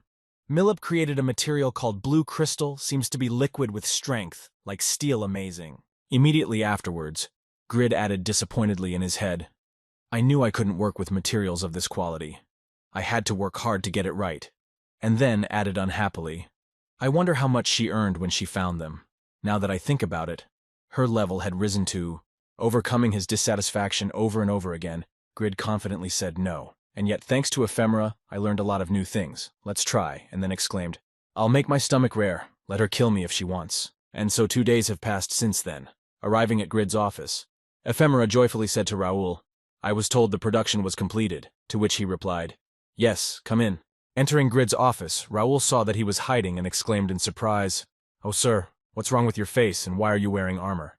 He replied, "Don't worry, Ephemera. Open the box." Hiding behind a chair, Grid nervously thought, "Damn, I could hardly do it, and this useless junk came out. She will definitely try to kill me when she finds out that I wasted expensive materials. You need to be ready for battle." When the girl opened the chest and saw the legendary item, Grid nervously added in his head that it was not legendary, but a pure roulette wheel. Taking her sphere in her hands, Ephemera confidently said that it was the best item, and Grid was surprised to hear that it was the best. Tearing up with happiness, the girl happily added, "I've been on the run for a year and a half, and now I can finally stop. Thank you very much."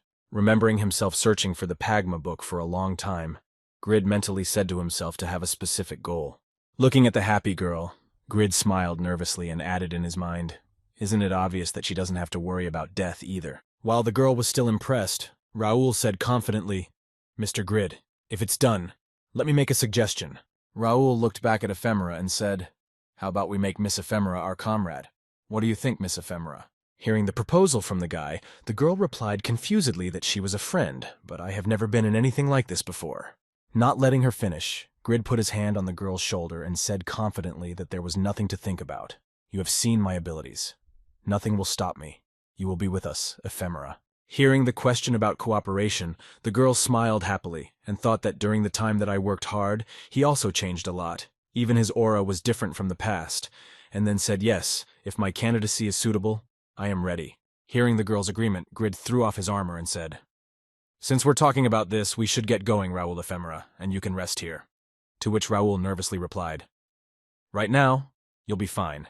Immediately after setting off confidently, I added that there is no way to convince more effectively than to demonstrate my abilities to the fortress of Baron. Hearing Grid's determination, Raoul smiled slyly and thought that although he was dumb, he acted quickly enough. It would be interesting to pave the way for him as an advisor. Arriving at the Tsidak Guild and expressing his proposal, the boy heard Grid's nervous reply, Are you serious?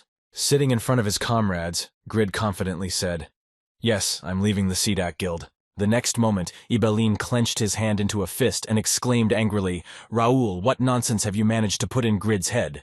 To which he calmly replied, I mean, this is what Mr. Grid looks like in your eyes. At the same time, Grid confidently added, I plan to become a lord and I need to earn money. In response to this, Jishuka confidently said you can become a lord, and while in the guild, there is simply no need to leave it. Hearing the unexpected fact, Grid said in confusion. But before he could say too much, Raoul interrupted him, saying that to lead people you need at least the position of Viscount will not be enough. Continuing the onslaught, Raoul added that the system established that if you want to have many subjects, you need to have at least the power of the head of the guild, so this is not possible in the status of a guild member. Hearing this, Faker mentally said, I may not be the best friend for the rest of the guild, but as an advisor, I have obvious value. We need a trump card to negotiate. Trying to somehow settle the matter, Jishuk said, I will give you the right to collect all taxes in Byron, knowing your value. The rest of the guild will also understand. Hearing this proposal, Raoul nervously thought of a strong-willed decision that would help preserve both Mr. Grid's status and pride. As expected from the head of a renowned guild, he would have to act more cautiously to convince her. Hearing the proposal, Grid confidently said, No, my starting point is Winston's land, so how about coming under my control? Immediately after that, Grid smiled happily and added, I've helped you out many times during this time, and there's no need to talk about the items. And to be honest, this fortress is a bit cramped. So what's wrong with expanding the territory? Hearing what Grid had just suggested to Jishuka, Raoul looked at him anxiously and mentally said, This is too abrupt a transition to action. Jishuka said thoughtfully, So you are suggesting that we get off the small boat and get on the big ship, right? You have helped us a lot. You are telling the truth. But immediately after that, the girl asked her friend Grid sternly in your eyes, Our rowing looked useless. When Jishuka asked him, Grid replied confusedly that no, everything good is good, and he heard the girl say that even before you joined us, we had been keeping a boat called Sadaka afloat for years. Looking at the disgruntled Tobin and Faker who looked down, Grid heard that even though we were arguing, we were still rowing, albeit slowly, but we were moving forward. Otherwise, what kind of adventure would it have been if we hadn't personally taken up the oars? Immediately after, Jishuka added that it seems that effort was felt even in the failed subjects that you spent the whole night studying, but with a person who's rowing a small boat began to cause ridicule, we were no longer on the same path. The next moment, the girl confidently said, You're free to leave the guild, and that's the end of our paths. At the same time, the tense atmosphere in the room immediately subsided, and only emptiness was felt as the girl said, Thank you for all the time, Grid. At the same time, somewhere in Winston's castle, Ephemera was looking at her new sphere and happily said, This is an incredible sphere. Who would have thought that I would have a legendary one that I could only dream of? First of all, I need to fill it with magic. Looking through what she had in her inventory, she excitedly said what S-rank magic would be good to keep Firetail Demon King's Storm Gravity Field Rage. Cariana knew it would be, so she would copy more S-rank magic. After selecting the desired magic and dragging it into the sphere, she saw a notification: the injection of magic into the sphere cannot be cancelled. Do you want to continue at that time? She thought, by the way, speaking comrades. Smiling happily, the girl thought, I think it will be quite interesting, and then confidently said, Yes, do it. The next moment, another notification appeared. Exit body removed from the list of copied skills. Exit body magic tied to Mumuta's capricious sphere, and the girl exclaimed, Wow, how cool! Immediately afterwards, another notification appeared. Someone has discovered your location. It is impossible to hide from the eyes of the eye, then Ephemera said in surprise. What kind of notification is this? Not paying much attention to the notification, Ephemera said, Oh, it must be for the creator of Grid, but in any case I'm glad. At the same time, Bram, who was sitting sealed in the cave, said menacingly, I have finally found you, Mumud, so you have made an object that contains this name. Continuing to express his displeasure, he added, Did you really think that by stealing the Pabranium and breaking our agreement you could hide from me? Gritting his teeth in anger, Bram added that ordinary things would not be enough to attract the attention of a trickster. Creating his subjects from the minerals of the mountain, the Archmage said menacingly, Go to the fool who dared to ignore me, the great Bram, and make him feel the danger of my army of golems.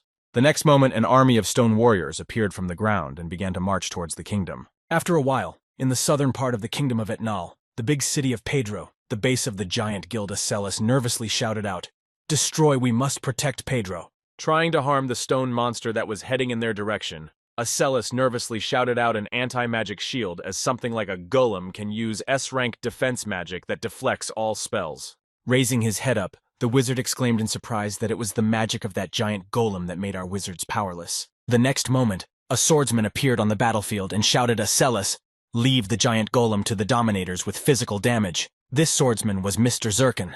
Rushing into the battle, the man shouted out to the enemies, Die, you insignificant stones! When his strike simply bounced off the golem's body, Zirkin said in his head, My strength is not enough. They are stronger than iron golems. The next moment, their guildmaster appeared on the battlefield in front of Zirkin, who plunged his sword into the golem and said, I'll handle this.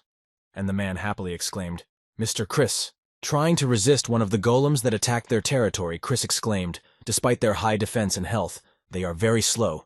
Do not waste time. Form groups of 3 and send the generals to the center. As soon as the guildmaster gave the order, one of the stone dolls attacked him, blocking his attack. Chris groaned and said, It's fast and heavy.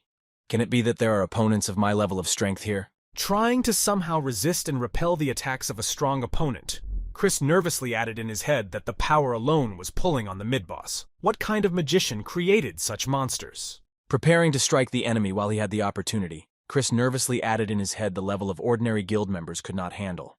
He needed to finish them all with one blow at least to save his strength.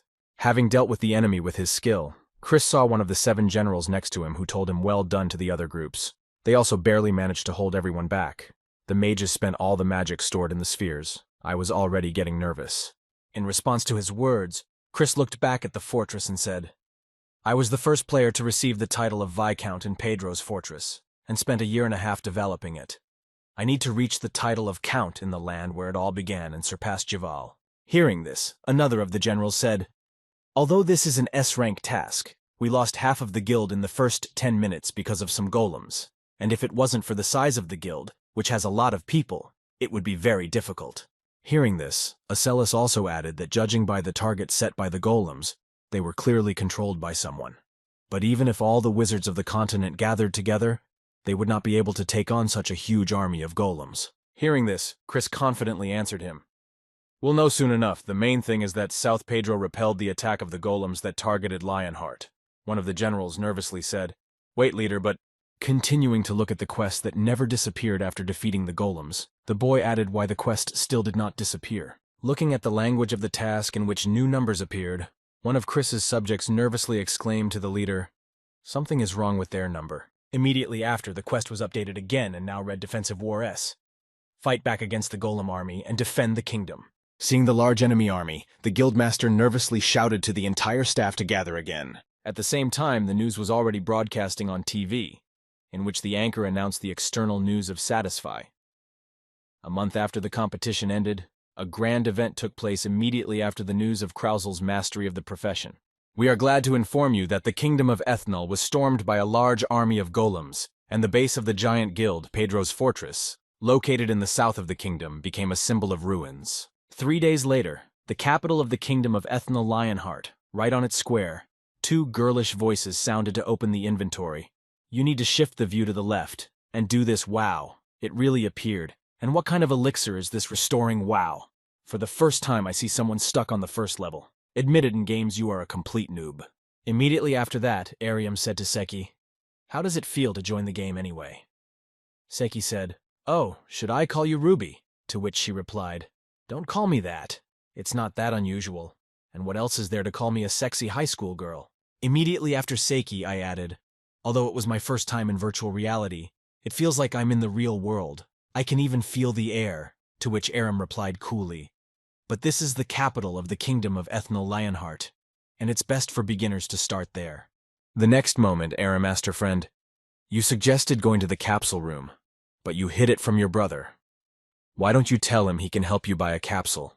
To which she replied, My brother has worked so hard to earn money, and I can't even spend an hour a day playing. It would be a waste.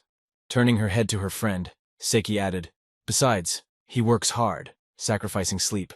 I want to at least try to help him, but I feel guilty for doing nothing. But suddenly their dialogue was interrupted by the shouts of the crowd running in one direction and shouting golems at the gate. We will earn a reputation thanks to the destroyed giant guild. We have a big prey seeing this, Aram said in surprise. What is going on? Where is everyone in a hurry? Hearing the girl's question, one of the players stopped and said, You just started the task recently. You haven't seen it yet. The army of golems is moving north. They are close to the capital, feeling threatened. The kingdom of Ethel has launched a task for all players. Looking through the description of the task, the guy added that with thousands of contributions to the kingdom, you can get the title of Baron and a Viscount. The reward is worthy of many people went to fulfill it. Trying to seduce the girls, the guy smiled slyly and confidently said the golems are quite slow, so the knights paired with the players will easily stop them. But it's dangerous for the beauties to be there, so it's better to stay in the fortress. Going to the guy and taking his hand, Aram said sadly, Honestly, newbies like us don't even have a chance. To which he nervously exclaimed, If we gather a party, I'll share the reward. I'll earn it for you. At the same time, a small boy bumped into Sehi and then said unhappily, Watch where you're going, you can do anything to strangers. To which the girl nervously replied, I'm sorry. Continuing to bow to the boy, Seki guiltily exclaimed, I'm really sorry. And turning to her friend, Aram said, It's just a boy, GPS. How many times will you apologize, Seki? It's not real. Hearing this, Seki said, And yet it was me who ran into him. To which Aram replied, You're just saying that even if it looks like reality, you shouldn't get so worked up about the NPS. Immediately after, she added that it was not a mistake. This NPC was a thief whose task was to teach newcomers how to use the map and show the importance of NPCs. Opening her inventory, Sehi exclaimed in shock, and indeed several restorative elixirs disappeared. Hearing this, her friend happily informed her that if the player promised to take care of the rewards, we can still look for that NPC. Sometimes the thief can even be a cat. The scheme changes every time, so we need to explore the neighborhood and track him down. Hearing this, Seki was surprised to hear Aram say, You know so much. You seem to have played a little bit of the game. Approaching an NPC vendor nearby, Aram asked, Excuse me, have you seen a boy in worn purple clothes by any chance? He replied, You mean Sig has stolen the traveler's cure-all again. Hearing this, Aram asked in surprise if it was a panacea. An NPS is the name of the restorative elixir. To which the man replied that it would heal any wound, so it could be sold for a lot. The next moment, the man added, Sig is a little boy who helps his grandmother who sells medicinal herbs. If you are looking for a boy, go to Austin Street. There is an old shop there. Hearing Sig's story, Sehi thought nervously, and then she heard Aram's voice saying to Sehi, Let's go. Sighing heavily and leading her friend, Aram said that if you listen to the stories of all the NPCs for 2 years, you will level up. And she replied that although it was a game, they had such a sad fate. When she heard that she sympathized with the NPC, Aram said disappointedly, That's how you learn. You need more games. Let's find the elixir and stop wasting money on the capsule. As soon as the girl had finished speaking, an explosion followed by a man flying past them, and Aram nervously exclaimed that it was the same player. Feeling the effects of the game, Seki nervously thought dust and stone fragments flying into her head a feeling of fear. Seeing a huge army of golems heading towards them, the girl was anxious and added virtual reality to the mix. At the same time, somewhere in the northern part of Lionheart of Winston's fortress, having crafted a new mass-produced weapon, Reed said unhappily, Failure again. I've spent several days on this since I returned from Byron. But it's no use, compared to the prototype. The balance is much improved, but the conditions of use are still too high. Inspecting his new work, the guy said thoughtfully, I won't try too hard to remove the auxiliaries and need to replace the materials to increase the strength of attacks, even though the hint from the Mumud sphere is quite different.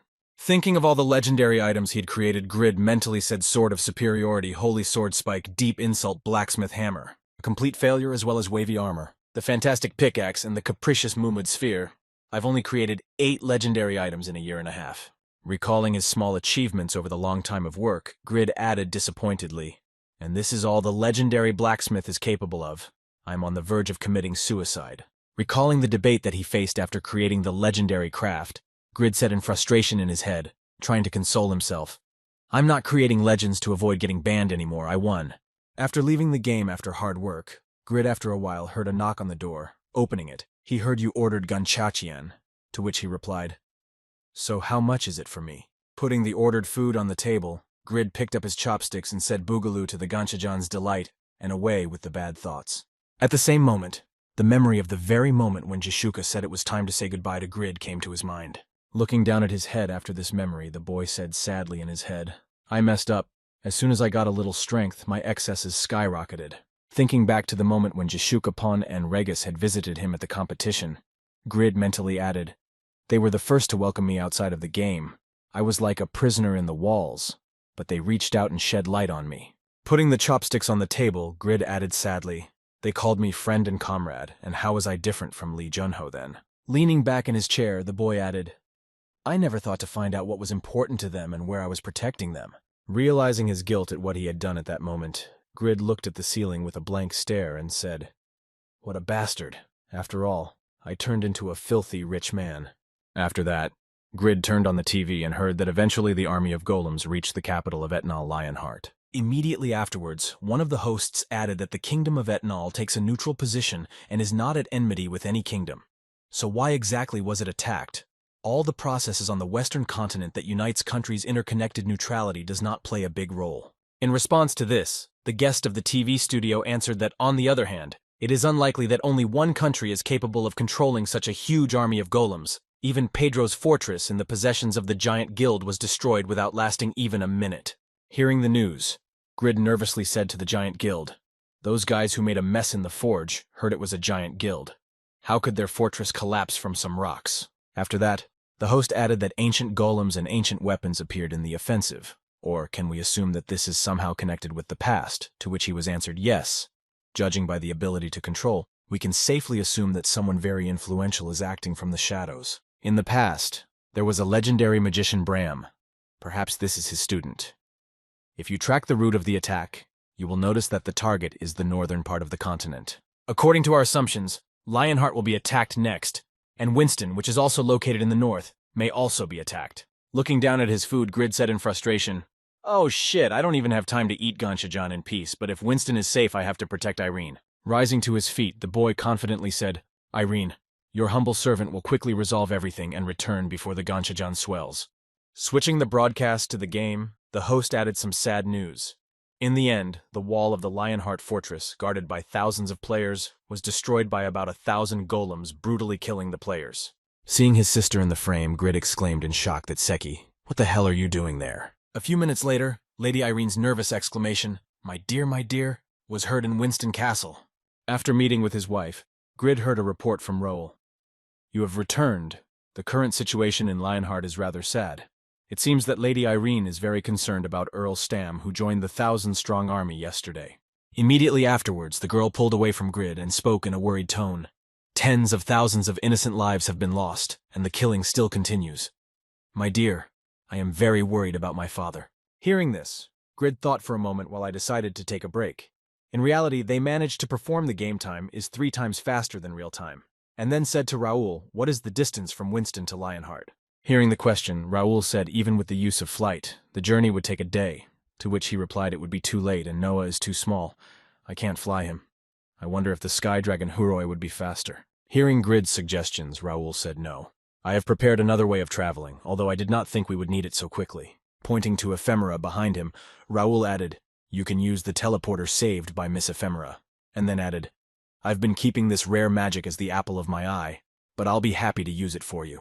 Hearing this, Grid smiled and thought, This is how preparing another player's ability will serve me well. My soul was hurting because of what happened to Tsadaka, but I thought again what sense is invested in a colleague. Putting his hand on his friend Grid's head and stroking her, he said to her, Irene, My father-in-law will come back safe and sound. Just wait, and don't torture yourself. She replied through tears. I'm counting on you. You have to be careful too. The next moment Raoul spoke. I will order the officials to prepare the rear. Call me if necessary. Also take care of the contribution to the kingdom, and the treasures that fall from the task of exterminating the golems. Putting on his armor, Grid thought, Great! so I'm going to my father-in-law and then to Seki, so it's going to be a busy day. Preparing to move to the battlefield, Grid said, "Let's go to the royal castle of Lionheart." And at the same time, an army of golems hidden by Bram was roaming the streets of Lionheart. Looking at the number of enemies, the king of the kingdom of Otnal Bispaden exclaimed, "What kind of thief has brought a trial on my kingdom?" Suddenly, the king heard someone's voice exclaiming, "Your Highness, reinforcements have arrived from the northern front." Looking in the direction of the exclamation, the king saw Earl Steam kneeling in front of him, who said, "Steam from the north, your highness. I am ashamed that I arrived so late." To which Bisbaden replied. Rising to his feet and looking at the number of enemies, Steim said, "The battle is serious. I have heard that thousands of travelers have joined the battle." To which Bisbaden replied that the situation is worsening. Most of them are dead or have retreated now, and Etnal is holding out with only soldiers. Hearing this, Earl Steam said, "The army of yours truly is ready to join them, and yet it is sad that none of the adventurers dared to save the people." At that time, the players were screaming for their lives, running for their lives. Some golems are not working. It's just a horror why they are so fast. Everyone who was at the front line is already dead. It is impossible to leave the game. Seeing the threat to the lives of the inhabitants, one of the players shouted, "Leave them alone. How can you think about any NPCs when the opponents are such monsters?" Standing up for the resident, Sir Phoenix stopped the golem's attack and exclaimed, "Run for your life with the child." Immediately after, he shouted to his subject Romeo to create a line of defense that will lead the refugees to the northern gate of Winston Frontier to delay the golems, which will help buy time, to which he replied, "As you command, Sir Phoenix." As he watched the soldiers die, Sir Phoenix nervously thought hundreds of Royal Guard soldiers and adventurers died in the battle against one golem. Going into battle against the enemy, Sir Phoenix thought, "Oh, great goddess of light, Rebecca, I really don't know how to save everyone." Suddenly, he heard a strange noise coming from the mountain and looked up to see a black hole in the sky. The next moment, Grid appeared from that hole and landed on one of the enemies, and used a kill to shout out the crusher time. Seeing that a warrior had destroyed the golem with a single blow, the rest of the fighters exclaimed in amazement that he had turned the soul doll into a crumb with one blow, and that Grid had emerged as the winner of the competition. Seeing his comrade Sir Phoenix in front of him, Viscount Grid exclaimed, to which he heard in response, "Captain, entrust the golems to me and take care of saving people yourself." Having received an order from Grid, Sir Phoenix went to the rescue and exclaimed joyfully, "Well, then I'm relying on you." And then thought, at least this guy really cares about Lady Irene. When asked to estimate the number of enemies, Grid heard from ephemera the golems of the dolls and the fighting mechanisms, the fighting power of the golem doll mechanism. "We can definitely handle them. They exceed my fighting power by 100 times. I am like an ant against an eagle." Continuing to fight, Grid thought the doll's power was equal to that of a runner, and those who are stronger than the Pope of all. Preparing to use the skill, Grid said, "If you add them all up, it's about 1,000 people. Too many to find Seki. I'll have to destroy you all." Immediately after these words, Grid used the night summoning skill, and then heard from Raoul, "Judging by the fact that you immediately called us, the situation is very critical." Looking at the enemies, Grid replied from the very beginning, "It seems that that lump absorbs all magical attacks, as Raoul thinks it should be dealt with first," to which he replied that it would be a wise decision. Grabbing his sword and preparing to attack, the boy exclaimed, "Great! Then we'll form a party with Ephemera and Hura. Get started." Having received the order, Huroi activated the skill and shouted, "No one dares to stand in the way of the great master. Everything will work out as you wish." Having received the buff, Grid rushed into battle with the enemy using the skill of unsurpassed communication. Noticing that the enemy was weakened, Ephemera, preparing to attack, said in amazement that it was incredible to bring such a monster to its knees with just one blow. Casting the spell, she confidently said, getting a buff from the weapon as well, since there was no more time for the anti-magic shield to show itself to the mages. The next moment, the sphere of the storm gravity field skill flew at the enemy, smashing the monster to pieces. Taking out his weapon from his inventory, Raoul said confidently, preparing for the volley, "I'll need a finishing touch just in time to test the energy cannon that Pa Grid gave me." Also, having received the order to destroy the small golems, Jude exclaimed, "Jude! Destroy, Jude! Destroy!" Looking at the rapidly shrinking army of golems, the player's girlfriend said in amazement, "I can't believe it. Tens of thousands could not move the golems, but the connection of just people turned them into crumbs." To which she was answered, "I've only heard of Roel, but who are the others? What a powerful co-op."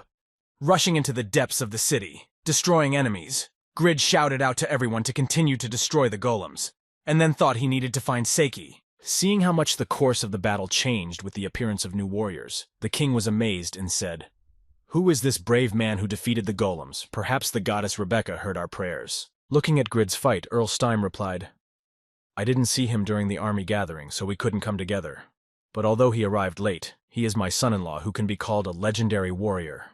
To which Bisbaden exclaimed in surprise that his son-in-law was also a legendary warrior. Hearing Earl Steam's words, the rest of the nobles thought enviously that this meant the son-in-law of a commoner.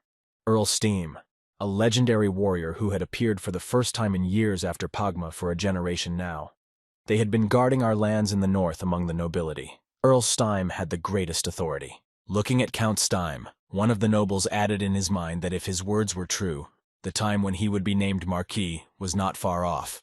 Then the Count said confidently, "Don't worry, Your Highness. My son-in-law will protect this land." Trying to repel the onslaught of the golems, Romeo thought with his last strength, holding back the enemy. Perhaps this is the end. We have lost the army. Having destroyed the enemy who was pressing Romeo, Grid confidently exclaimed, "Lady Irene's knights are going to the end." The next moment, he threw a healing potion into Romeo's hands and exclaimed, "Stop whining! Drink the elixir and pay the gold."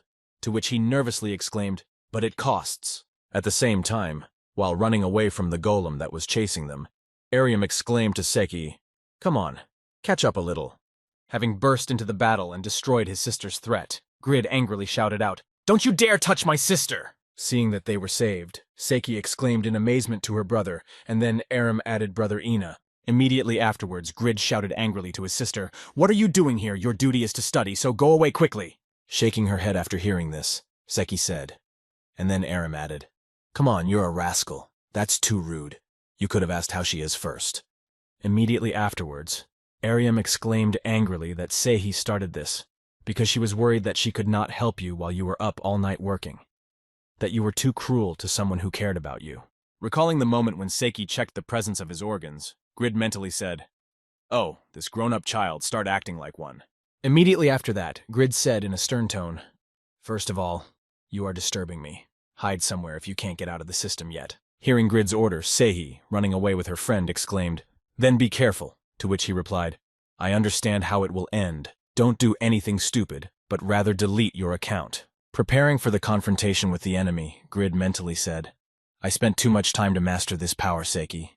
Do you think I will let you experience the same thing?" Applying the skill of killing Bond on the enemy that appeared behind him, Grid added in his head, "You have nothing to do here." While walking in search of a hiding place, Seki accidentally saw Sig on the road, dragging his grandmother, saying, "Hold on to your grandmother." Immediately touched by what she saw, Seki mentally said to that boy. At the same time, flying over the battlefield on his dragon, Huroi shouted, "The whole world is watching you, sir. Show him your majesty. I will be with you." After receiving the buff, Grid hit the golem and the building began to collapse. Seeing that Sig was in danger, Seki rushed to save him, saving the boy and his grandmother from the wreckage of the house. Seki said it was dangerous to run away. Before Sig could get to his feet, he heard Seki's voice handing him a regeneration elixir and saying, "Wait, take this." Looking at the girl who even in such a situation was engaged in self-sacrifice, Sig heard, "You need more of them, and don't forget to give them to your grandmother." Seeing the sincere kindness in the girl's face, Sig said thank you, that is, forgive me, and then thought, I robbed her? Are there any such travelers? When Sig and his grandmother headed for the shelter, Ariam ran up to Seki and shouted, "Hey, get yourself together!" To which she replied, "I got a notification." Continuing to destroy the enemies, Grid noticed his sister and her friend nearby and angrily shouted, "Why are you still here?" Standing in front of the enemy to cover his sister's retreat, Grid looked back and shouted at his sister. "Why are you still here?" she replied in confusion. Having dealt with the combat mechanism, Grid heard laughter and attempts to get up from its core, after which he said that you can still move. Having transferred his soul to one of the golems, Bram thought, smiling ominously, "Pagma's disciple, so that you do not forget the price for my humiliation. I will carve it on your body." The next moment there was a powerful explosion in the epicenter of which Grid was, and seeing this, Kuroi immediately exclaimed, "Sir!" Left with a minimum of health, Grid smiled and exclaimed that what kind of power from self-destruction. I even took off Doran's ring, thinking that only golems would be enemies. Gritting his teeth at the situation he was in, Grid nervously said in his head that losing such a passive as immortality was a failure. Looking at her wounded brother who had survived the powerful explosion, Seki nervously thought, I can't help you, can I? Looking at another golem doll that was heading towards him, Grid nervously thought, I don't even have time to swallow the elixir, I'm definitely dead. At the same time, Seihi saw the staff in front of him, and the system message that said such a spirit of self-sacrifice is not just to show that you have just started your adventure. Your big heart is enough to get this right. The next moment, Grid saw a system notification that said health restored. Healing magic effectiveness increased by armor effect. While healing her brother with the new skill, the girl received a notification that said, do you want to take the holiday class with the possibility of increasing the rating? To which she confidently replied, I want to help my brother. Having healed her brother to the point of health, the girl exclaimed, Brother, run and I'll cover you. Seeing that he had been healed by Seiki, Grid happily said, Wow, you mean to tell me that my sister has gotten this unheard-of class with the first level? Immediately after his sister's words, Grid rushed back into battle with the enemies and confidently exclaimed, You'll have to sweat over the level to keep my reputation. Accept the party. I'll do everything for you. Looking at the list of players in the team, Kuroi said in surprise that 2 more joined the party. Wow, how hip is Ruby's name and sexy wait for the holidays hidden class on the first level. At the same time, Raoul said in surprise, judging by Miss Ruby's words, she was Mr. Grid's younger sister, and then thought that because of the difference in levels, she would not be able to get experience points, but the reward for a joint quest would be divided among all party members for 1 enemy, with a minimum of kingdom contribution to reach the Viscount level. Looking at the confused girl, Raoul added that the game has no level restriction for the title of Viscount or lower, and that being born a first-level aristocrat is like being born with a golden spoon in your mouth. At the same time, looking at the description of her skills, Seihi thought confusedly, I accepted the class more intuitively than consciously, but something tells me that this is outstanding. Suddenly, in the middle of the battle, Ephemera, who was helping in the battle, shouted out, Grid, your sister! Looking back and noticing the danger, he shouted out, Trouble! Saving her friend from death, Ariam pushed her away from the wound and Seihi exclaimed. When Seiki came to, she said, Thank you, Emir, to which the latter angrily replied, You fool! Why are you flying in the clouds? Immediately after that, Ariam added angrily, By the way, it hurts to die even in the game. And before she could finish, she received a message that said, You are being rewarded for your bravery and willingness to sacrifice yourself instead of the one-of-a-kind saint. Seeing that both girls had gained new powers, Grid smiled with joy and shouted hurrah to the upstart high school student who had also changed classes. Seeing such an impressive change in their party, Raoul thought, even the girls in Mr. Grid's entourage have received a hidden class. My ambitions have room to grow. The next moment, Jude and Stam attacked the golem that was threatening Seki, shouting at Jude to protect the sister of Mr. Try the King's sword. Seeing who had entered the battle, Grid nervously exclaimed to his father-in-law, It's dangerous to retreat, and he replied, I'm not so old to watch from afar as the fate of the kingdom is decided. Hearing the confident words of his father-in-law, Grid smiled and said, In that case, all that remains is to smash the golems to pieces. Jude, you are my father-in-law and sister. After giving the order to Jude, Grid shouted to Seiki to concentrate on healing me, to which she exclaimed, I understand you, and began to heal him. Standing in front of Raoul, Ephemera said happily, Judging by the fact that I can't copy the skills even with my epic class, his sister's class is at least a unique rating and maybe even higher. The only ones I couldn't copy the skills of are Grid and Agnes. While protecting Ephemera from the enemy, Raoul asked if you mean the runner Agnes. But he, like you, has an epic class. Why did it not work out? And she answered that Agnes's class allows you to increase the rating of such a class is recognized above the epic rating. Hearing this, Raoul was surprised to think that Agnes is a very secretive person who is surrounded by gossip everywhere, and Ephemera knows a lot. And then he said, Maybe you know what kind of class this person has. Hearing the question from her friend, Ephemera confidently answered, putting together all the features, I can assume that he is a lich, the strongest of the living dead. I personally had to see that he has unlimited magic that goes beyond life and death. Immediately after that, Ephemera added that if you wanted to lure him away, you'd better give up right away. He's a real psychopath and very dangerous, and our main task now is to stop this chaos. Hearing Ephemera's instruction, Raoul thoughtfully said in his head, My hunch is right, and the circumstances speak for themselves. There are pitfalls in this seemingly ordinary case. Immediately after Raoul exclaimed, Mr. Grid, you will be able to deal with the combat mechanisms, to which he replied that somehow I will get out of it, just buff me. Hearing Grid's request, the boy smiled and said happily, I'm counting on you. I've been wanting to tell you for a long time that I found a truly powerful gentleman. Hearing the compliment, Grid, motivated to live up to his hopes, exclaimed joyfully after these words, I just have to push myself. Immediately afterwards, Raoul exclaimed, Then I will trust you to hold them off, Mr. Kuroi. Use insults. Hearing the order from his comrade, Kuroi immediately began to fulfill it, shouting out to the miserable sandstones, whom even a drop of water will stop, Go away. Seeing that the enemies were weakened and distracted, Grid prepared to attack and said, It's good to be debuffed by my most powerful technique. Attacking another ancient mechanism, Grid used the kill skill to inflict physical damage on the enemy. Having destroyed another enemy with his skill, Grid joyfully exclaimed, Booga, that's a lot of power! Even the biggest golems stopped quickly. Buff me! I'll deal with this little guy myself. Not receiving any reinforcement or response from his subject, Grid exclaimed in surprise, Hey, why are you slowing down?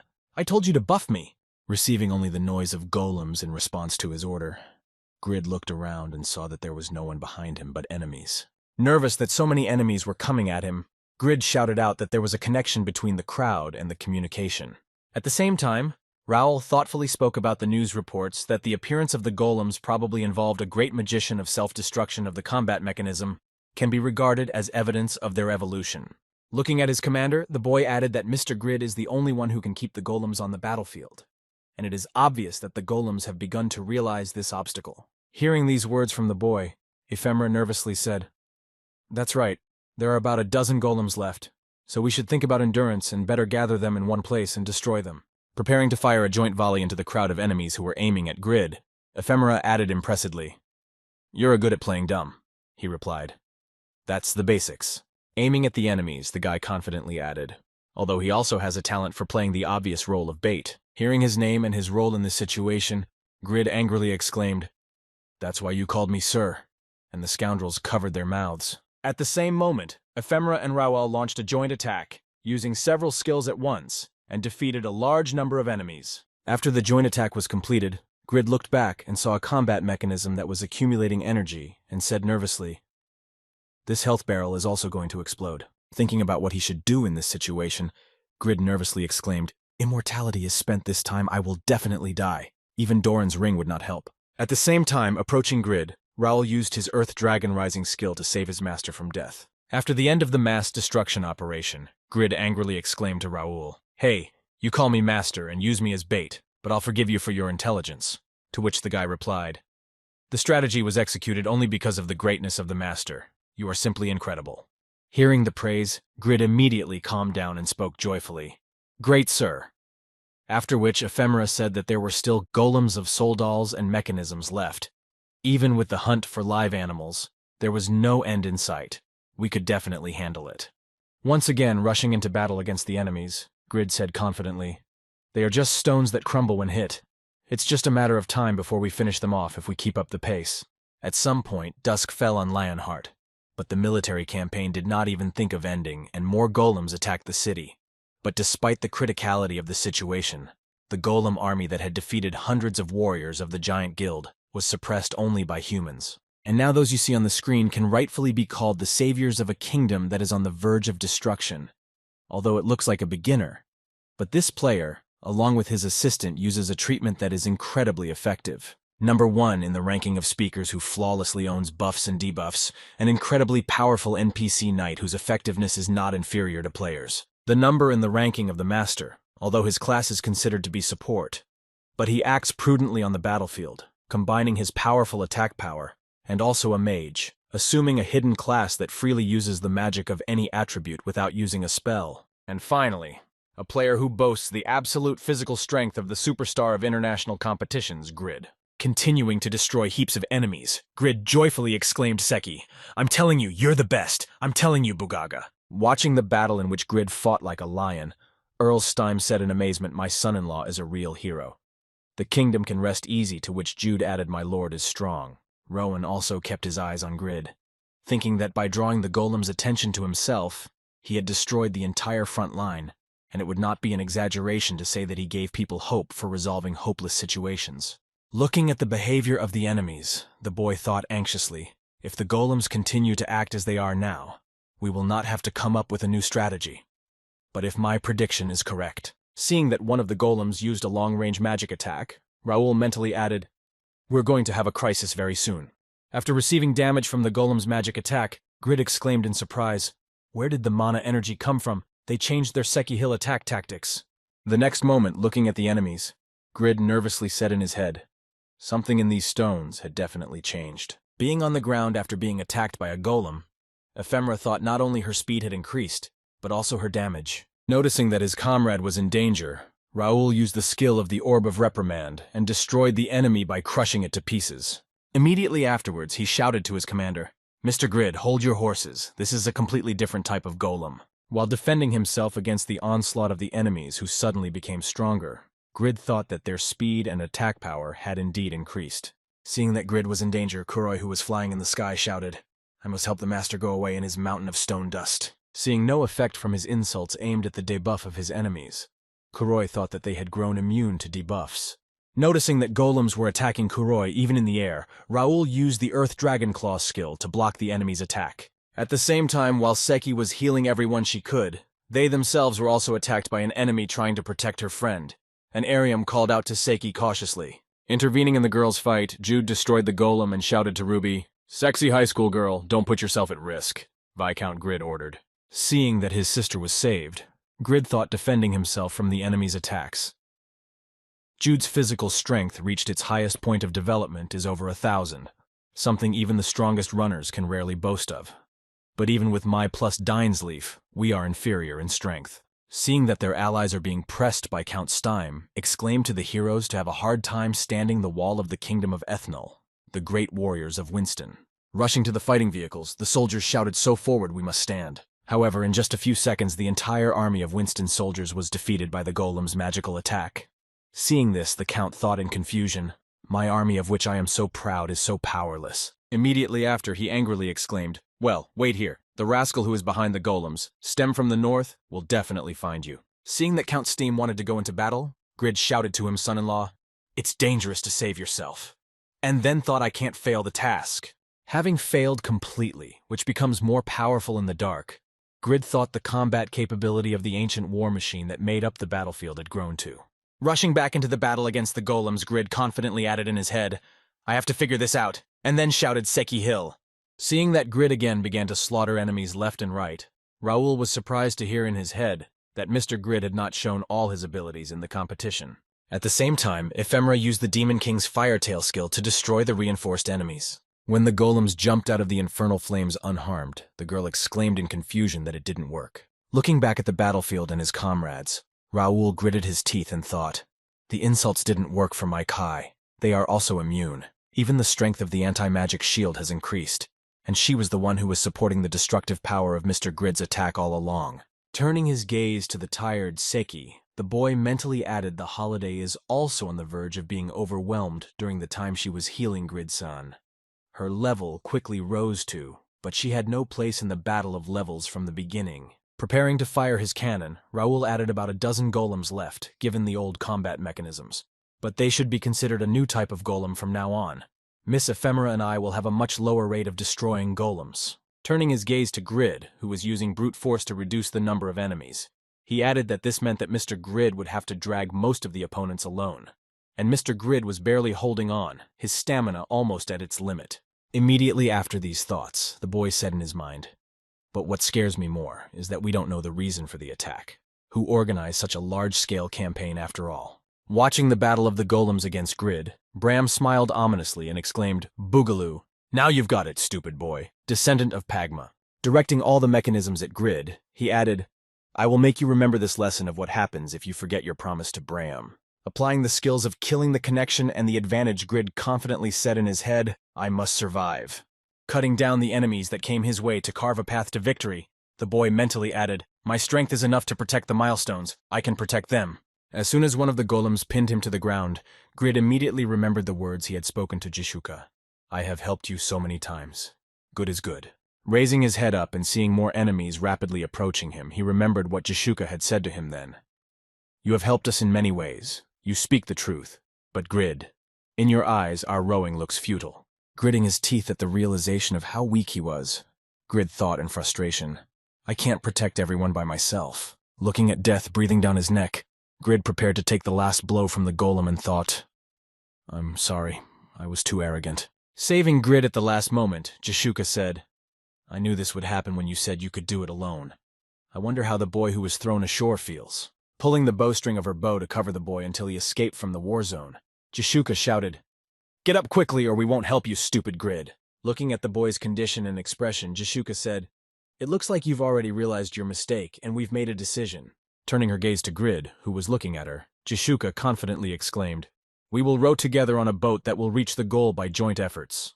Jumping off the top and into the fray, Jishuka exclaimed, "From this moment on, I disband the Tzedaka Guild." Going to the aid of the new leader, Jishuka confidently added the entire guild's membership from the person under Grid's command. Looking at her new guild master with a joyful look, Jishuka said, "I will personally finish you off if you let everything go to waste again."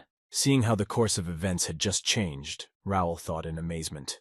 The most elite group of the Tzedaka Guild is the last piece in the puzzle of my ambitions. We have everything we need now. We have a new journey ahead of us. Immediately after, the boy smiled happily and exclaimed, "Mr. Grid, right now create a guild to get a buff. This will be our grand beginning."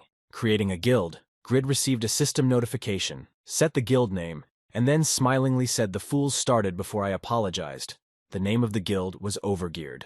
Fast forward to the day before Lionheart's assault on the Byron Fortress, where one of the members' voices came from, and that's why you drove Grid away. Immediately after, in the guild room, the voices of its members were heard.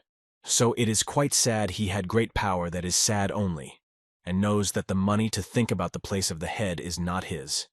Even with an advisor, he lacks the skill in leadership." After listening to the opinions of all the members, Jishuka said that no one could compete with Grid in terms of manufacturing, but he had put forward such a ridiculous proposal that his abilities were extinguished. The next moment, Grid's voice echoed in the guild room, mocking the years we had spent together side by side.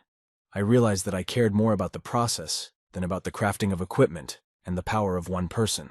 She looked down and added, "And that's why I made the decision on my own. You all hope for decent equipment. Sorry about that." "I'm sorry." Putting his hand on Jishuka's shoulder, Pon said confidently, "The head of the guild must be prepared for such decisions, Jishuka.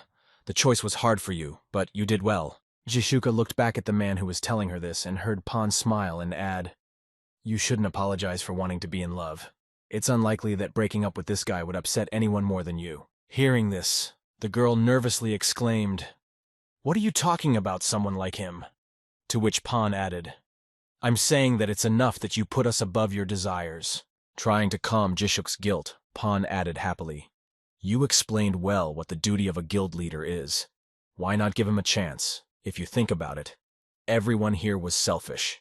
Recalling the words of Pon Jishuk, who had burst onto the battlefield with Zidak, he thought, "It's so exciting to try something new. This choice will suit to Zidak's guild very well." Landing on the battlefield, Jishuka said in surprise, "For the first time, everyone was understanding and did not cling to the past, and I am grateful for their decision." Immediately afterwards, the girl angrily exclaimed, "But what the hell is this overgeared team? You seriously need to get it together and reassemble it." Hearing Jishuka's suggestion, Raoul thought about creating a guild. It would be difficult to gather at least people with a high degree of trust and get approval from the association. So the name of the guild should embody the power of intelligence, fame, and authority. Continuing his thoughts while he opened the profile system window, the boy mentally added, "Masters of Dark Flame, creators of Blood Ice, blessed be the gods, I have come up with so many names that fit my ambitions." Immediately after that, the disgruntled corn grower, Raoul, added in amazement, "But why is this overgeared shit hanging above my nickname? This guy has a golem brain." At the same time, looking at the changes that appeared in the task description, Grid said in surprise that the task had been updated. Hearing this, Raoul exclaimed in disappointment that this guild task is another reason why we were in such a hurry to create it. A great chance to break more achievements at once. Give the order. Hearing the advice of his advisor, Grid happily exclaimed, "Great.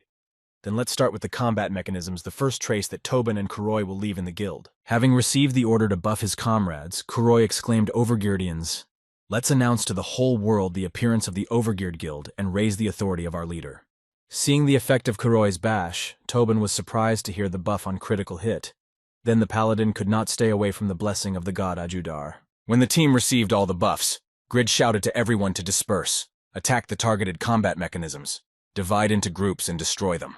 Having set the pace of the battle, Regus entered the battle and joyfully exclaimed, "With such buffs, I feel the taste of defeat. The speaker's class is simply amazing."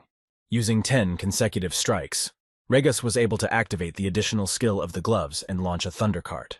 At the same time, Thun, who had already drawn his weapon, spoke with anticipation, even knowing how much I was waiting to try out the new claws. Rushing into the battle after the speaker's words, which also weakened the enemies, Thun excitedly exclaimed, "I will cut you to pieces." Rushing into the battle with his comrades, Thun exclaimed. And still he went to deal with the enemies alone, Regus. You are so greedy.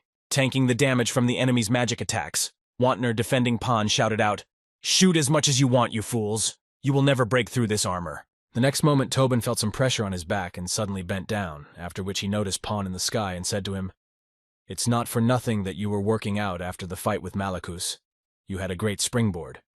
To which he replied, "Pan is a rascal." Preparing to take down the enemy on the orders of the new guildmaster, Pan confidently added that it looks like they won't stop shooting as long as I attack them. That's what teamwork is for octopuses. Looking at the battle between Pan and Vantner against the golem, Ibelin nervously exclaimed, "These two don't get along, but they're doing a great job, so I need to hurry up. But I don't even have anyone to ask for help." The next moment, Raoul said, "I've got him," and then he pulled the golem down. Don't even think about using the lack of a partner as an excuse, even if you can't do anything with your level. But after just a few seconds, Ibelin was able to surprise him by seeing what had just happened. Raoul thought in surprise. He had knocked out the golem's health with one hit, and at such a high speed, and then said, "Hey, you're a dumbass. You're leveled right up to overgeared."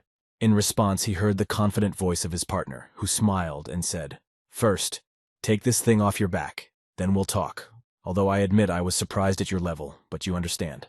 At the same time, throwing a volley of knives at the golem, Faker shouted menacingly, "You will not approach people any further." Having destroyed the base, the killer saw that the enemy's body was still coming, and then he thought confusedly that it continued to move even after being scattered to pieces. Having saved her comrade with a magic volley, Ephemera smiled happily and said, "I wanted to fry the stalker who tried to kill me, but I missed a little, so it so happened that you now owe me my life." Hearing this, Fucker looked around and smiled and replied, "If we are now in the same guild, my curiosity will be greatly reduced. I recognize my debt to you. If you feel offended, then put yourself in danger and I will come to save you." Immediately after these words, Faker mentally said, "By the way, the anti-magic shield is a pain in the ass for mages to deal with." Conducting futile attacks on the enemy, Zendos exclaimed in frustration, "All in vain. The magic bounces off him without even touching his body." To which Lila added, "We can't do anything until we deal with the shield." At the same time, taking the robot grid Jishika out of her inventory, she said, "I was ashamed to use it after we said goodbye, so I was going to throw it away. But now that everything is settled, I don't have to worry about it, right?" Pulling on her aunt's bow, the girl confidently exclaimed, "I'm going to try to burn it." Having fired an arrow at the enemy, the girl used two skills, volley fire and fireworks. As Grid approached his target, he said, "Everyone has split up and successfully moved forward. Now I can safely engage my target." While using the regeneration elixir before the battle, Grid saw a message in the clan chat Mr. Grid should not be careless. There is a certain condition to which he was surprised to reply that it was from Raoul. Continuing to notify his master, the boy added, as in the case of the self-destruct function and the recent reinforcements, if the golems update information about unfavorable combat conditions, we will again have to make a more difficult strategy. At the same time, Lila shouted out in concern about the anti-magic shield again. The shield's recovery rate is higher than that of continuous attacks. After learning the new information, Grid shouted out, "You all heard Raoul's words. I'll back you up, so finish everyone off at the same time, unbeatable connection." At the same time, appearing behind her comrades, Jishuka pulled on her tetavu and said, "Don't worry about anything. Just activate the ulti on the signal. Maybe my bow is not so fast." Unleashing an attack on the enemy to remove the shield, Jishuka exclaimed, "But with the rapid fire it should work." After destroying the enemy's defense, the girl shouted, "Zendos Lila now." At the same time, it was hot and to the side. The next moment, Lila and Zendos used the ultimates Tyrant's Hammer and Demon King's Firetail. Applying the tactics of Raoul Grid set it all through buffs. The first hit went over 1,000,000 ephemera results on what he heard here finished the rest of the group weight. At the same time, Vantner and Pan, who failed to cope with the task, took serious damage. Then Vantner thought, "Damn it, everything went in vain," while we argued who would make the last blow. Pan also lost health and passed out. After trying to heal him, Sehi exclaimed in frustration that there was almost nothing left at this rate, to which Raoul exclaimed that it was all due to a debuff to reduce the effect of the treatment the golem evolved. Seeing the changes Jishuk's knocked-out enemy had undergone, she thought nervously. It was much different from what it had been before. It had resistance to almost all attributes. The only one who could compete with it was Grid. Turning her gaze to Grid, she added, "But he also exhausted his stamina at the same time," Grid exclaimed. "Oh shit, I thought it was over. But my uncle set me up. I won't be able to use costly techniques anymore." At the same moment, Raoul appeared behind the gentleman and said, "We'll catch the remaining golems and finish the job. But if we fail, all our investments will be in vain." Hearing this, Grid angrily exclaimed, "Damn you, leader-advisor, you are exploiting me. I would rather die than use him." Seeing No's summoning, Raoul joyfully exclaimed, "Here is our leader. I knew you had a hidden trump card. Now we will attack all together." At the same time, No activated the soul absorption skill and continuously took the power from the golem and passed it to Grid, exclaiming how delicious this guy is. Gathering his last strength to finish off the enemy, Grid shouted out one last attack.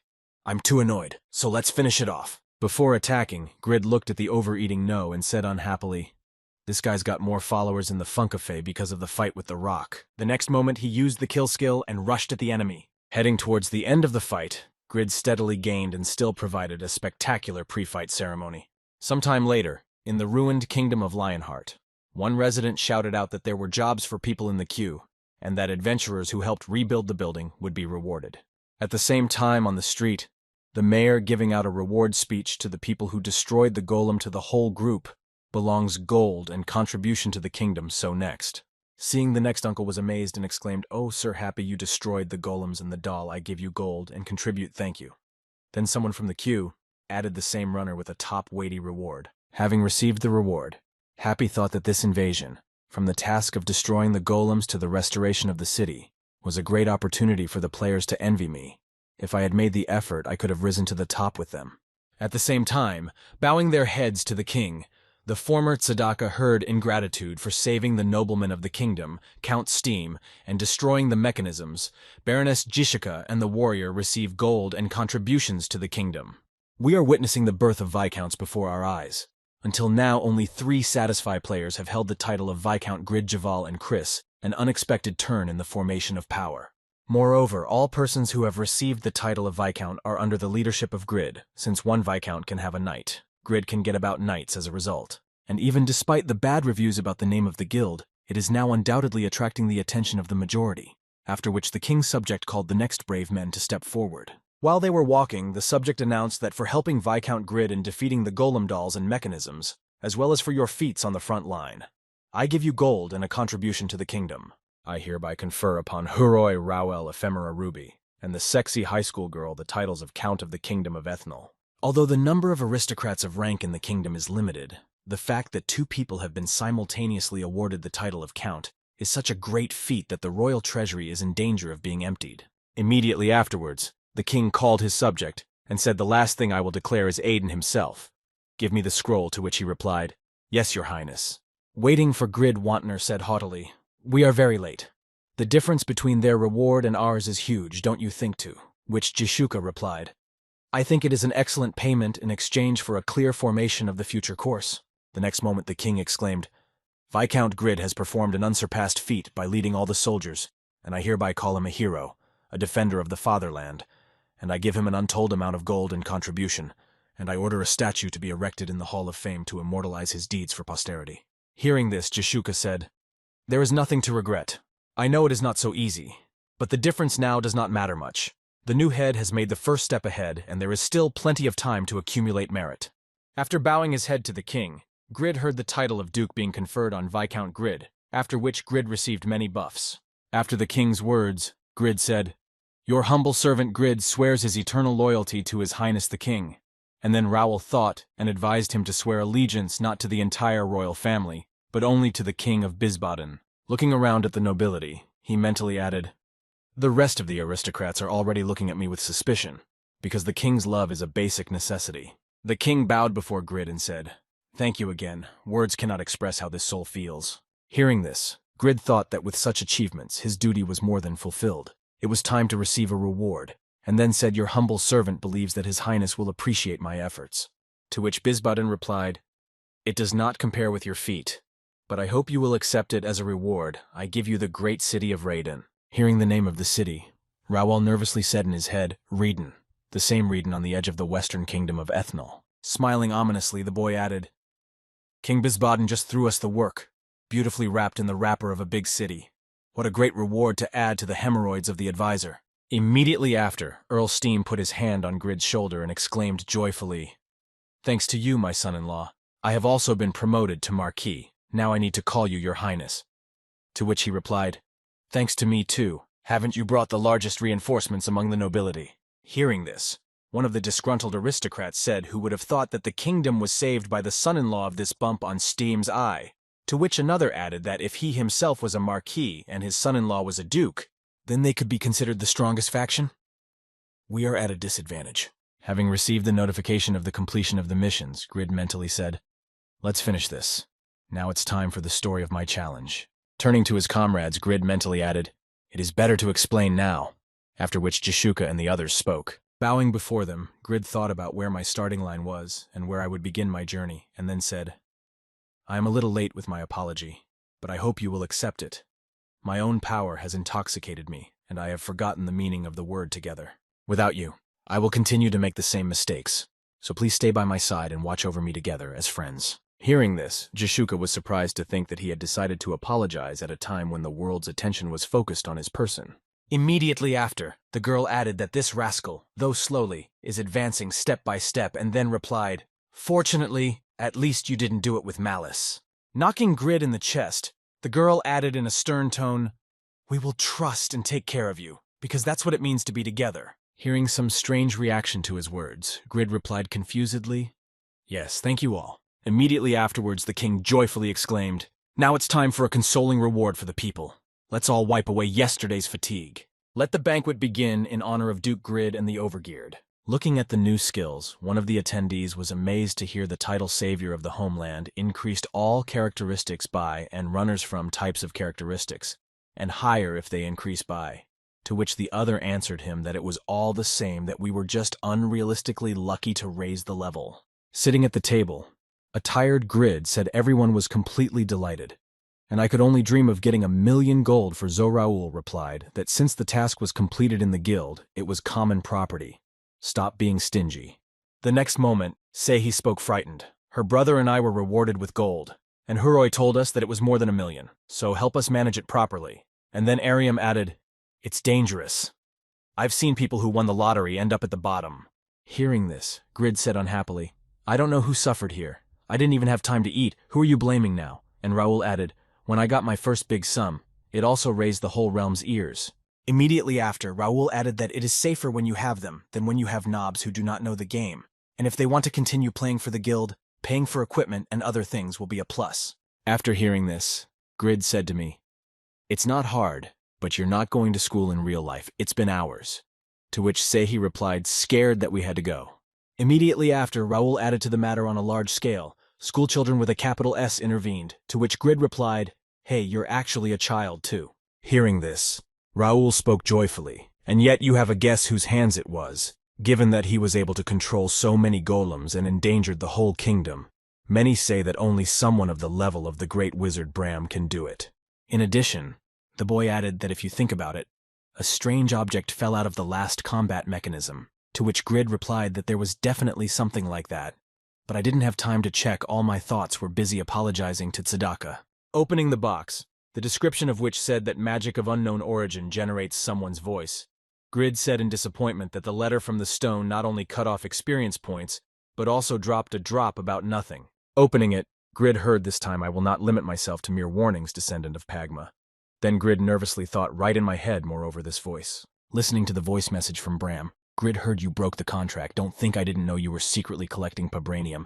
Immediately get the blessing of God and create a vessel of the soul, and then resurrect this body. If you decide to break your promise again, you'd better get ready for a nightmare you've never even dreamed of." Gritting his teeth, Grid nervously thought, "So it really was Bram. All this madness was just to warn me of his condition of blessing the god Yathan, who considers me his worst enemy." Recalling the stories of the wizard, Grid thought Bram had said that he could not make the soul vessel because of the death of Pagma, with whom he had created the Pabranium. But according to legend, Pagma had died years ago. But Bram had died even earlier years ago. In his story, he badly miscalculated the time period. If Miner continues to help me, I will be able to collect the entire Pabranium. It is worth bringing the entire Pabranium back, and the storyline of the task will start anyway. Too many suspicious moments, and then he dares to threaten to warn me. He's got it in for me. Look at himself first, damned scoundrel. Destroying the letter from Bram, Grid mentally added, I have completed too many strange tasks, so yours is finished. With the meeting in the cave and Grid's choice, which led to events of considerable proportions, the unique case of the Overgeared Guild, which had contributed to the birth of several dozen lords, was over. The next day at Winston's fortress, Grid came out to his comrades with Lady Irene and said happily, Everyone has had a good rest. Let's hear what Rowan has to say. When he was given the right to speak, Raoul said, This is our plan for the division of Jashuk. Take 3 good men and settle down in Fortress Byron. The rest of us will go to Reedon to lay the foundation. Hearing the boy's verdict, Jashuka said, But I want to go with Grid to Reedon. I must be in charge of Byron. To which Raoul replied that at this time there is no one as outstanding as you to handle a medium-sized city. Looking at the girl with an intense gaze, the boy added, You need to be patient only until the guild members gain experience in managing the lands and you can appoint a descendant.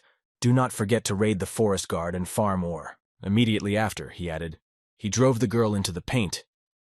But before that I have a suggestion for you as a person who has experience in guild management. Why don't you take the oath of a knight? Then Mr. Grid will be able to call you at any time if you are suddenly needed. Hearing Raoul's suggestion, Grid confidently asked, Will you do that for me, Jishuk? Embarrassed by the offer, Jashuka replied, I think I should, and then accepted the offer. After that, Raoul said to Grid, We will need to increase the power considerably to settle in the new land. I will join you as soon as I take the items from the arrested gang of Shay. Immediately after, Grid added Vantner, Go to Reedon with Khan and clear a path for us. Watch out for Maynor especially. He might escape, so it's better to tie him up. After giving the order to Vantner, Grid looked at Ephemera and said in the new city we will need a lot of talents, Ephemera, to which she answered yes, Grid. Handing her the Great Lord's sword, Grid said, Go to your father-in-law in Frontier and take this with you. I received it with Reedon. Refusing the sword, Ephemera said I can do without it when my insight has exceeded my skill of identifying a personality hearing. This Grid thought impressed even with the effect my insight is everything as expected from a duplicate. Immediately after, he added with my high title and a personal request from my son-in-law. He would not be able to refuse. It is very important to find that person and bring him to Reedon. After that, Lady Irene broke into the conversation and said happily, Yesterday we spent the night together for the first time in a long time, and you are about to leave for Reedon. Hearing this, Grid went to his wife and said, I am ashamed to say that I can only ask you to wait a little longer, but as soon as business is done. Hugging Lady Irene tightly, Grid said, I will be much more confident that I can protect you from the threat of Yathan. I'm doing all this just to be with you. Please wait a little longer. I will also protect this place so that you can return here at any time. While Jishuka was burning with anger, Raoul interrupted the tenderness and said, Mr. Grid, you sent an advance team to Reydon, which means you have another case. Hearing the question, Grid said confidently, Yes, you go ahead, but I have somewhere to go, and I remembered a treasure I have to get. After a while, Grid set off on his journey and said, I spent a lot of effort to get here, as if I had just been here yesterday. But in fact, so much time had passed that I was even nervous that I would not be able to find the way. Looking around, the guy confidently added, I knew that someday I would return to Kasan Canyon again, but I didn't think that this day would be today. Seeing the man he was looking for, Grid said, I have an empty seat here. Coming closer to him, Grid said, Would you like to become my knight, Piero? Hearing the voice of a certain upstart, Piero looked back and said menacingly, My name is Piero. I don't even know your name. I don't know who you are. Continuing to interrogate the impudent man who had come to him, Piero added, Who are you? Asmophel sent you to get my soul. Hearing the man's question, Grid said with a grudging smile and said, Well, forget me. Or what else did you ask me on our first meeting? Looking at all the characteristics on the skills of Piero, Grid smiled slyly and thought the sword of the manager shows all his stats, so I confidently declare his abilities exceed all expectations. Looking at the man who stood up from his seat, Grid added that active and passive all his skills are at an incredible level.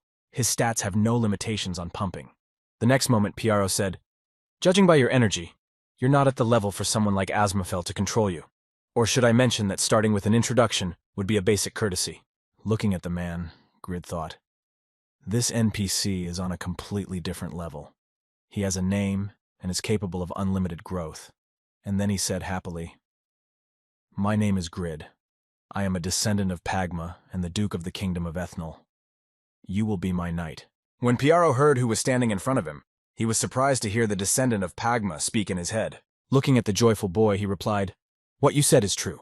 To which Grid added, Yes, it is true, I am a duke. Pulling his sword out of its sheath, Piaro added that unlike the Saharan Empire, which towers over the western continent, there is nothing outstanding about the title of Duke of a small kingdom like Etnal. Preparing for the fight and smiling happily, Piaro added, "However, if you are a descendant of Pagma, that's another matter, but first I need to see if you deserve to become my knight." Hearing Piaro's offer to fight, Grid smiled nervously and said, "Well, we're not enemies, and you're offering to swing swords. You're a real psychopath." Taking out a complete failure from his inventory and preparing for the battle, Grid exclaimed, "Let's finish this together since we have to leave here together anyway." Rushing into battle with Grid, Piaro thought, after the holy sword of Muller, it was the blacksmith Pagma who was famous as the strongest swordsman. If I fight his descendant, I will be able to estimate the difference between me and the holy sword of Muller. Having crossed swords in the duel, Piaro said, "This is a truly great sword," to which Grid replied, "Your sword is not a great sword, but if you work hard on it, it will turn out to be a great blade." Noticing that the enemy was on his side at the moment of battle, Grid felt that the weapon was not flawed at all. Trying to somehow resist Piaro, Grid thought almost dropped my physical strength above, but he managed to push me away. It was all about skill. Having dodged the enemy's blow, Grid ended up on the ground due to an unsuccessful landing, after which Piaro headed towards him. Trying to defend or dodge, the boy thought a series of attacks were too powerful, as if there was no hitch between techniques. Seeing how he was outclassing Grid, Piaro said in disappointment, "What a disappointment. Your words about the descendant of Pagma were a lie, or Pagma's abilities were so insignificant." Hearing these words from his opponent, Grid rose to his feet and exclaimed, "Hey, disappointed. You can call Pagma whatever you want, but I will not tolerate insults in my direction." Applying the communication skill, Grid noticed how he defended himself against it, and then thought with astonishment that with minimal movements, he repelled all the successive attacks, even with a decrease in his dexterity, which is twice as high as mine. Maybe that's the whole point. After repelling the guy's skill, Piaro angrily said, "Don't tell me that this is your maximum." Hearing Piaro's question, Grid thought that speed plays an important role in fencing, so in the future he should invest more in agility, and then said, "You'll be sorry if I show you more." When Grid applied the restraint, Piaro tried to defend himself against Grid's attack and thought, "I can't move." After that, the wave skill flew at him. Then the man mentally added, and this time he reduced my speed. Continuing his attack on the opponent, Grid thought, a combo of containment and killing is a win-win combo in PvP. It will immobilize and damage. Usually at this point I would use killing, but I can't hurt a valuable frame. Before he could do anything else, Piaro instantly sheathed his sword and said, "I lost, let's finish this," which drove Grid into confusion. After announcing his defeat, Piaro asked, "Shouldn't the sword in your hand be a sign of pity?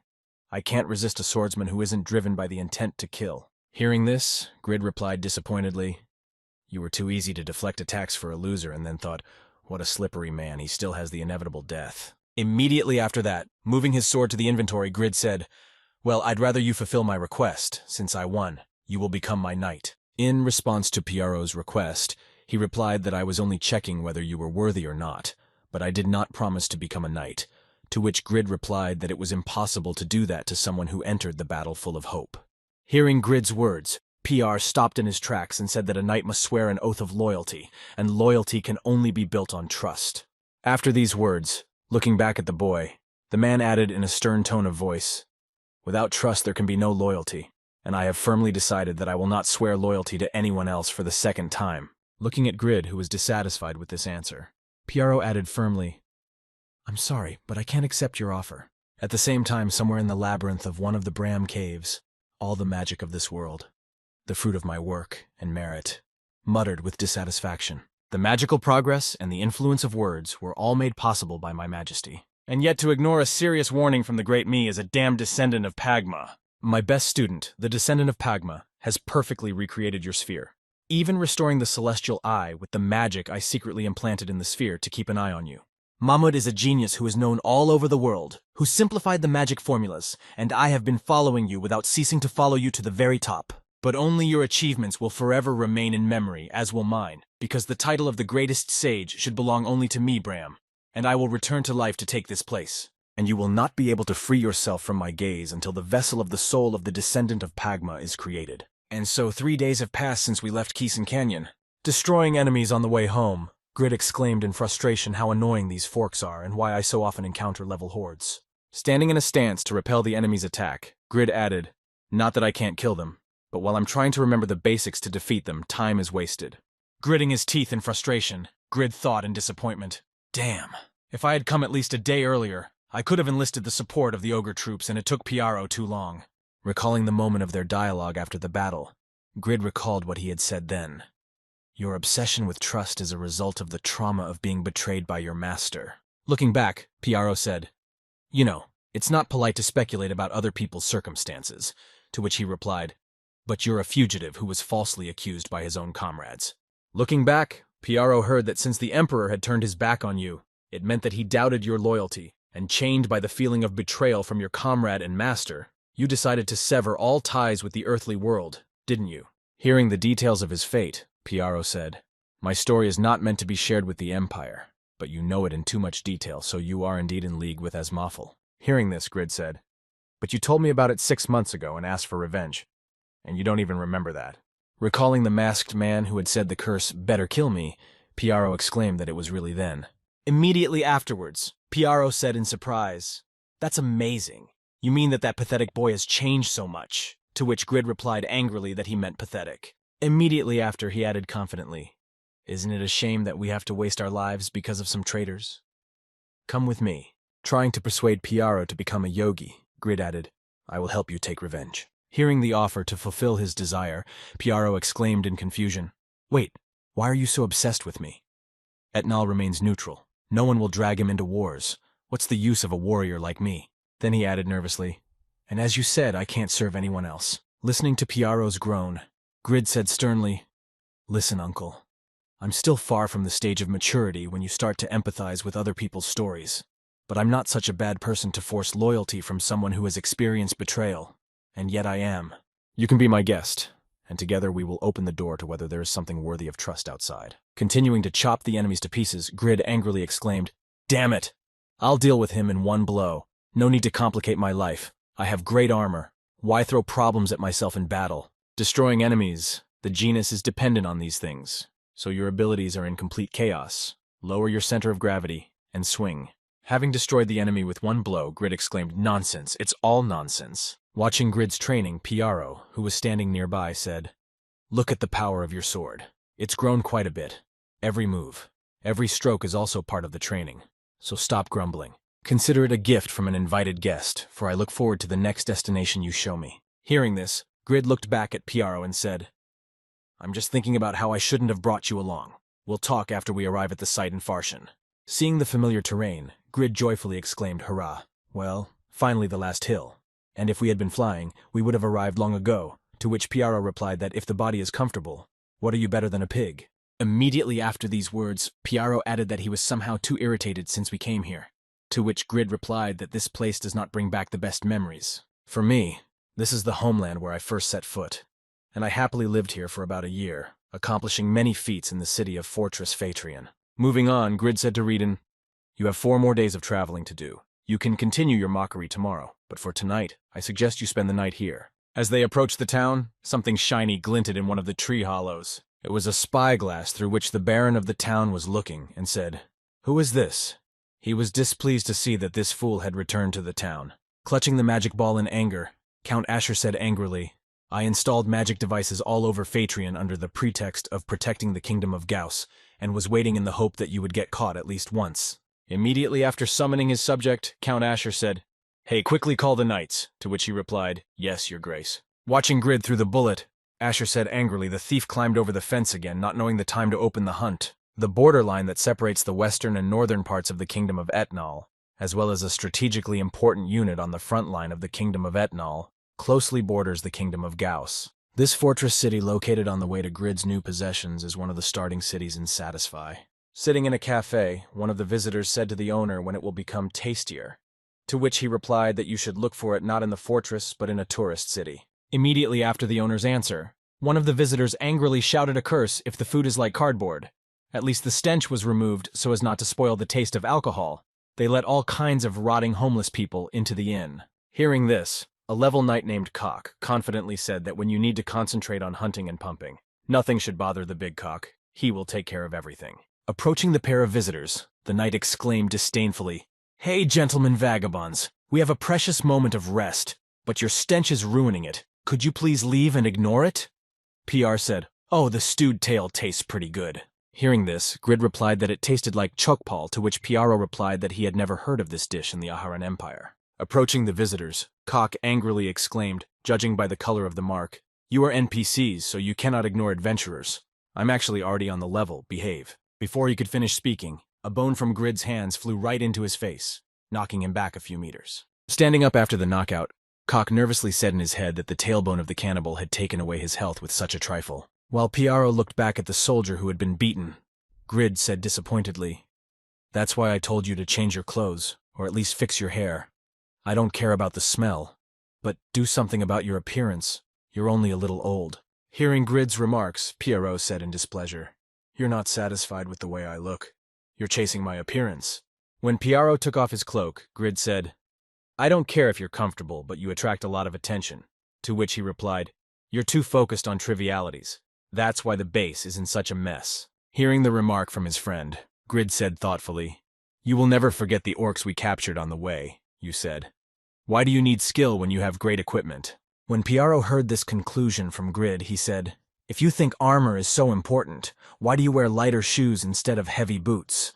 When wielding a two-handed sword, you shift its weight to your front foot to increase the force of the blow. Isn't it obvious that you need heavy shoes for that? As soon as Grid received the advice from Piaro, he said in surprise, heavy shoes will increase my power. To which he replied, well, that's logical. The next moment, Grid clenched his hand into a fist and said happily in his head, I have discovered a hidden system. It's amazing. Now I am one step ahead of the rest. While Grid was rejoicing in his new knowledge, Piaro asked him, by the way, you called yourself a duke, but you continue to hide your identity. And he said that he had a happy time here. When Grid received the question from his friend, he said that if I revealed myself, it would only complicate things, and he was worried. To which he replied, no. You promised to complete my revenge. What do I care about your identity? At the same time, Cock got up from the floor and spoke angrily with a miserable piece of bone. It's impossible for a high-level player to do such damage to me unless it's a bug. Holding his hand to his head, the knight added, in just 6 months, I managed to get the title of the best master in this city, once I managed to single-handedly catch the general of the most brutal orc camp in Fiatrina. Rushing at Piaro with his fists, Cock menacingly exclaimed, in the future, I will be as great as the mad butcher Grid. Do you think I will leave such a stain on my reputation? Launching a pea at the enemy, Piaro again threw the enemy away from him, who in turn saw what this time he was taken out with, and thought in confusion, this time a pea, is it really a band then NPS master? The next moment, looking at Piaro, Cock nervously added his strength to a completely different rooster. This is my master. I even felt a gospel shiver. Seeing what had just happened, Grid said in amazement, wow, how did you do that, just like in the stories? To which Piaro replied that if you fill an object with ki, you can turn it into a sharp knife. Unable to stand what was happening, the knight's comrade jumped up and shouted angrily at this vagrant, let's see how long your tricks will work. And stopping his comrade, Cock shouted back to everyone, this is not the one you can fight mindlessly. The next moment, the door to the restaurant opened and a rough voice said, don't move. Mr. Dio has rewarded you with his presence.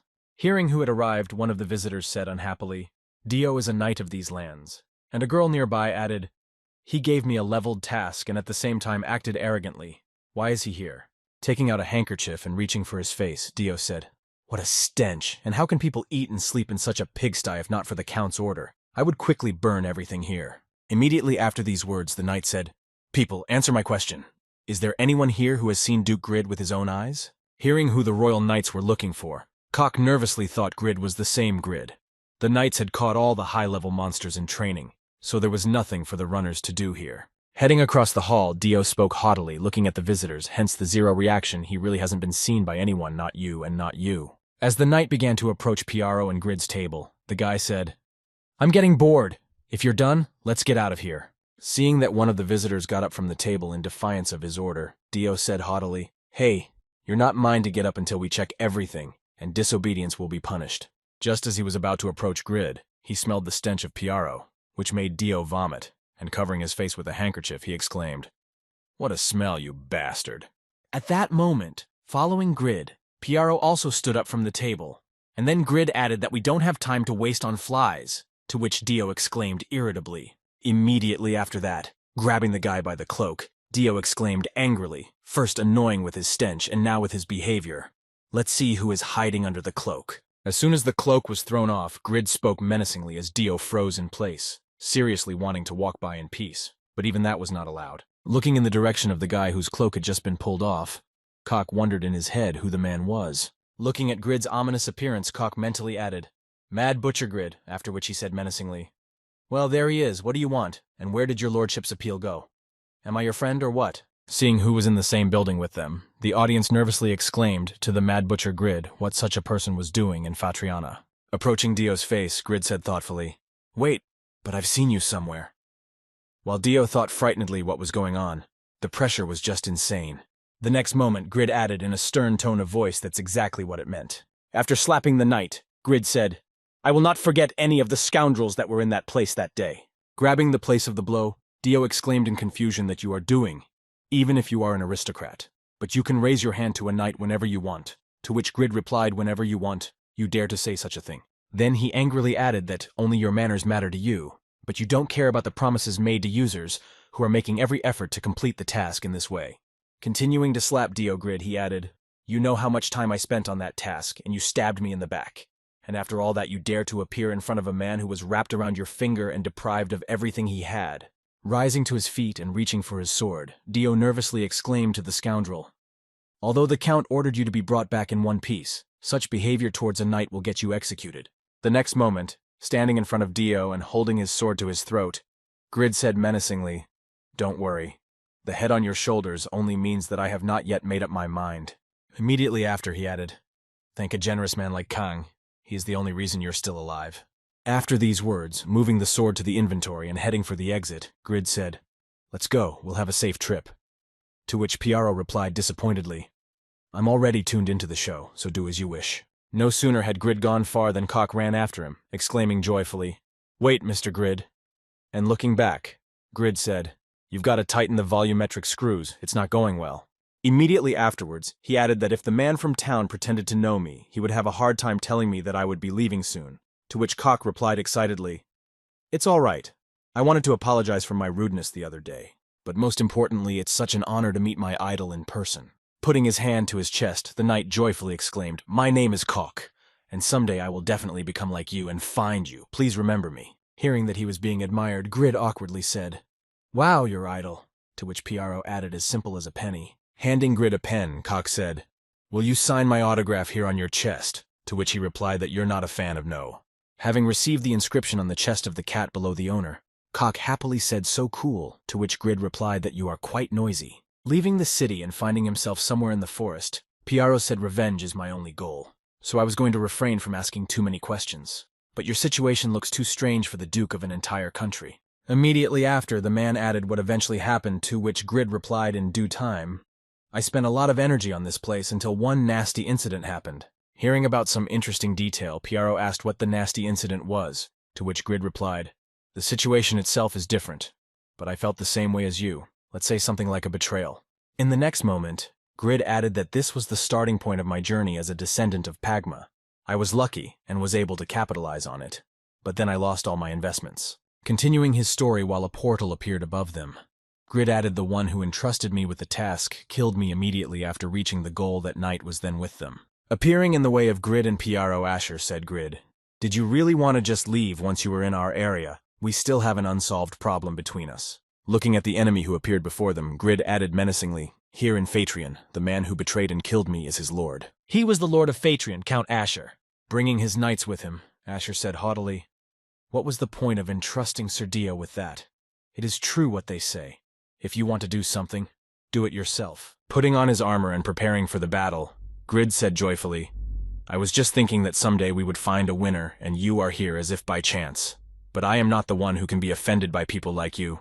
I am sure you will cope." Hearing these words from Grid, Count Asher said in displeasure, "You are only a descendant. All your boasting is nothing more than noise from the other side, and it is because of your foolishness that I have instructed you to retrieve the rare book of Pagma." Immediately afterwards, Asher smiled ominously at Grid and added, "Your foolishness is worthy of praise, to say so to the only Archmage of the Etnal Kingdoms and one of the strongest mages on the entire continent."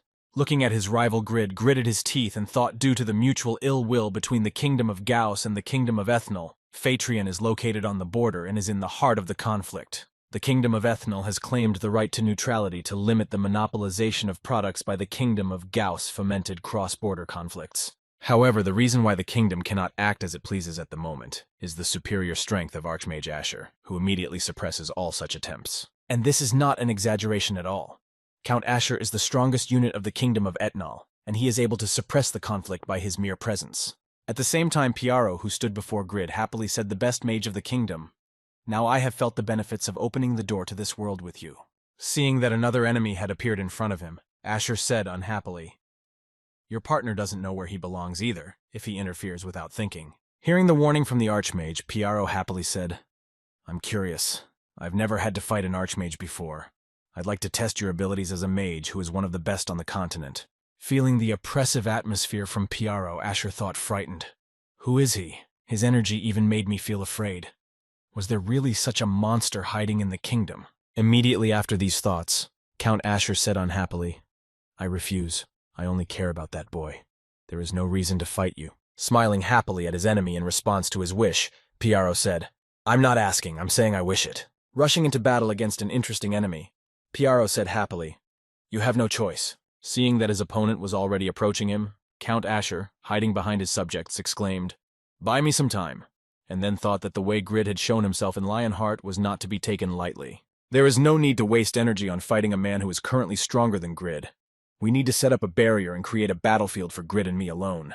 Grid is a scoundrel. Not only did he steal the Book of Pagma, but he also took away my son Bland's suitable bride. I must destroy him here before he can take over as Duke. Seeing how the enemy wanted to defend themselves against his offensive, Piaro thought disappointedly, "That's all your knights are capable of. It's ridiculous to even compare them to the enemy knights of the strongest on the Saharan continent. In my opinion, it's a waste of human resources." Seeing his subjects scattered by a single skill, Piaro Asher nervously thought his sword kai capable of piercing through shields with a single blow scattered the line of defense of my best knights. Stepping in to protect Count Asher from the enemy, the rest of the knights shouted out to stall for time so that the Count could cast the spell. Knocking the knights' weapons out of their hands and bringing them up, Piaro spoke to the crowd. "There is no method more effective than this. My eye is trained on armor better than my companions." As he watched his soldiers being scattered, Count Asher thought in dismay. It would only take a minute to set up the barrier. But my knights didn't even last that long.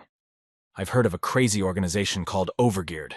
Watching Piaro destroy enemies, the Count added nervously. But there was no information about this vagrant or this monster. Pulling out his staff, Asher thought it best to forget about the barrier and deal with it first, and then shouted, "What the hell ties you to Grid? Why are you sticking up for him?" Hearing the enemy's question, Piaro said patronizingly, "You can say that the Duke and I have nothing to do with each other. It's just an interest. And anyway, Grid is too much for you, so you'd better fight me." Rushing at the enemy with a smile, Piaro added confidently, "Because I am now very weak." Looking at the enemy coming at him, Count Asher nervously said in his head that in a battle between a swordsman and a mage, the most important thing is the speed of acceleration. The next moment, Piaro found himself in a cancelled room that was covered by Orios's illusions. And seeing this, Piaro said, "Illusion means you want to play hide and seek." Destroying the illusions one by one, the man said, "I'm not a fan of using pathetic tricks in battle, but there is no other way to fight a magician." At the same time, Count Asher, who was not far from Piaro, said the same thing. "But I need to complete the spell before your sword reaches me, and my staff specializes in cast speed and mana increase." Feeling the effect of the weakness, the man said in surprise, "Magic that has a limiting power decided to control my body as you wish. I am disappointed." Having determined where the real enemy was and rushed at him with his sword, Piaro shouted menacingly, "You'll continue to hide by going with the flow." Realizing that there was no time to delay any longer, Asher shouted and not only resisted my magic but also determined in a matter of seconds where the real me was, which simply could not be. Using an ice storm attack and throwing Piaro away, Asher cast his next spell, thinking that fighting such a master would take time to prepare. First he needed to defeat him. These spells are both of the same rank, but have different attributes, and when combined, double their effectiveness. Thinking about how he should confront Piaro, Asher mentally said, "It will take seconds to recover, which is enough to kill you with a fatal S-class spell." Watching Piaro and Asher fight, Grid thought, "He is undoubtedly strong. His physical strength, stamina, and agility are higher than mine. And this is called a weakened state. Will it be impossible to determine its significance in the future?" Smiling happily after thinking about it, Grida confidently added, "The day this guy becomes a holy sword, I will have the most powerful weapon with which to go after a dragon or anyone. As soon as Piero broke out of the block of ice, he immediately headed for the Count to continue the fight, and Asher nervously thought, I'm already healed. I can't believe that kind of monster would be better off using an S-rank spell after I dealt more damage to it. Trying to use his powerful skill, Piero felt the resistance and thought this. Seeing that his sword stopped at the opponent's defense, he was amazed to absorb most of the force of my attack with some kind of screen-impressive magical power. Deciding that he needed to try a different method of battle, the man said, However, you will have to keep this screen in front of you for a long time. As he struck Count Asher with a barrage of powerful blows that he held back, Piero thought in amazement. His movements were quick, and he was simultaneously using his shield and casting spells, which was expected of an archmage. His ability to concentrate was beyond human. The next moment, taking up another fighting stance in front of Count Piero, mentally said, maybe try to put pressure at the same time and scare him a little. Using his modified sword skill, the man saw that his attack for some reason did not work on the enemy despite its power, which surprised him. Having received a lot of damage from the enemy's spell, Piero held his chest and thought, I was too careless. This is the way out of the body that I had only heard about. An ordinary person would not even realize that he was defeated. His fame is well deserved. Immediately afterwards, Piero went to the body that was left unattended and exclaimed, In this case, what about the shell that was left without a core? Just as he was about to attack, the soul returned to the body, and an explosion sounded, Piero thought. It's like that. Once the soul returns to the body, a blast wave of mana alone is so powerful that it can even repel my sword chi. Immediately afterwards, he turned his gaze to Grid, who was also under attack, but his target was still Grid as expected. Seeing that the two opponents were unable to fight, Asher rushed at Grid and exclaimed happily, You can stand up even after such an attack, but I'll put an end to it. And then thought, This vagrant's exit from the body has really messed up my plans. I need to end it right now. As soon as he wanted to attack, he received a powerful blow from Grid, and then I thought this sword chi is capable of piercing through the protective screen, completely focused on protecting myself from physical attacks. Not that it was important that I struck him with tremendous force, but how? After that, looking at Grid's weapon, Count Asher added in his head, What the hell is this? What a monstrous sword. Preparing for the next attack on the enemy, Grid said menacingly, surprised that I was not killed, and probably even more so than I was when he suddenly coughed up a whole liter of blood. Preparing for the attack and completing all the preparations, Grid said, As you said, if you want to deal with something, do it yourself. And here we agree. And there is another pleasant surprise. Asher nervously thought that it was impossible that he could possess such power, where he got it from in just a year or two, and the gossip from the capital was just the result of aristocrats' instigation. In an attempt to repel the next communication attack, he added that it was impossible for some stupid, useless boy to have gained such power in just a few years. Now I don't care about Pagma's rare book or Bland's engagement. Is he so strong that I won't be able to resist him? Trying to repel the fury of the blacksmith Asher, he added, I dared you to oppress Archimage Asher with your insignificant power, which I received by a lucky accident. After all, the power that is the stuff of legend is only the result of time, and the mountain that cried out will not grow overnight. By using a fire harpoon attack on Gridov, Count Asher menacingly added that only time can make a stone stronger.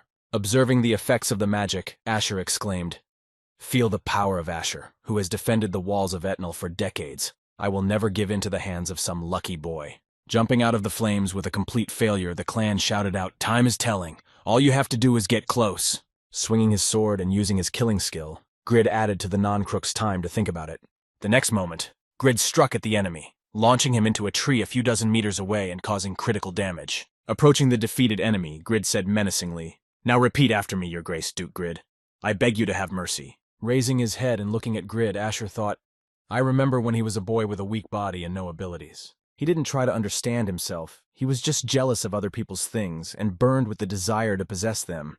And he had a look of garbage that humiliated the weak and groveled before the strong. Perhaps that is why now his gaze radiates the nobility of an ideal being. How could he have changed so much? Immediately after finishing his thoughts, Asher said, Boogaloo, and the insolence hasn't gone away. You broke our promise. Why should I crawl on my knees? I didn't even know if the rare book of Pagma existed. But I still gave you a decent reward and enough time for the task, and you accepted it. However, as soon as you found the Pagma book, your greed closed your eyes and you took it for yourself, even taking away the bride my son admired. Don't you think I should hate you much more?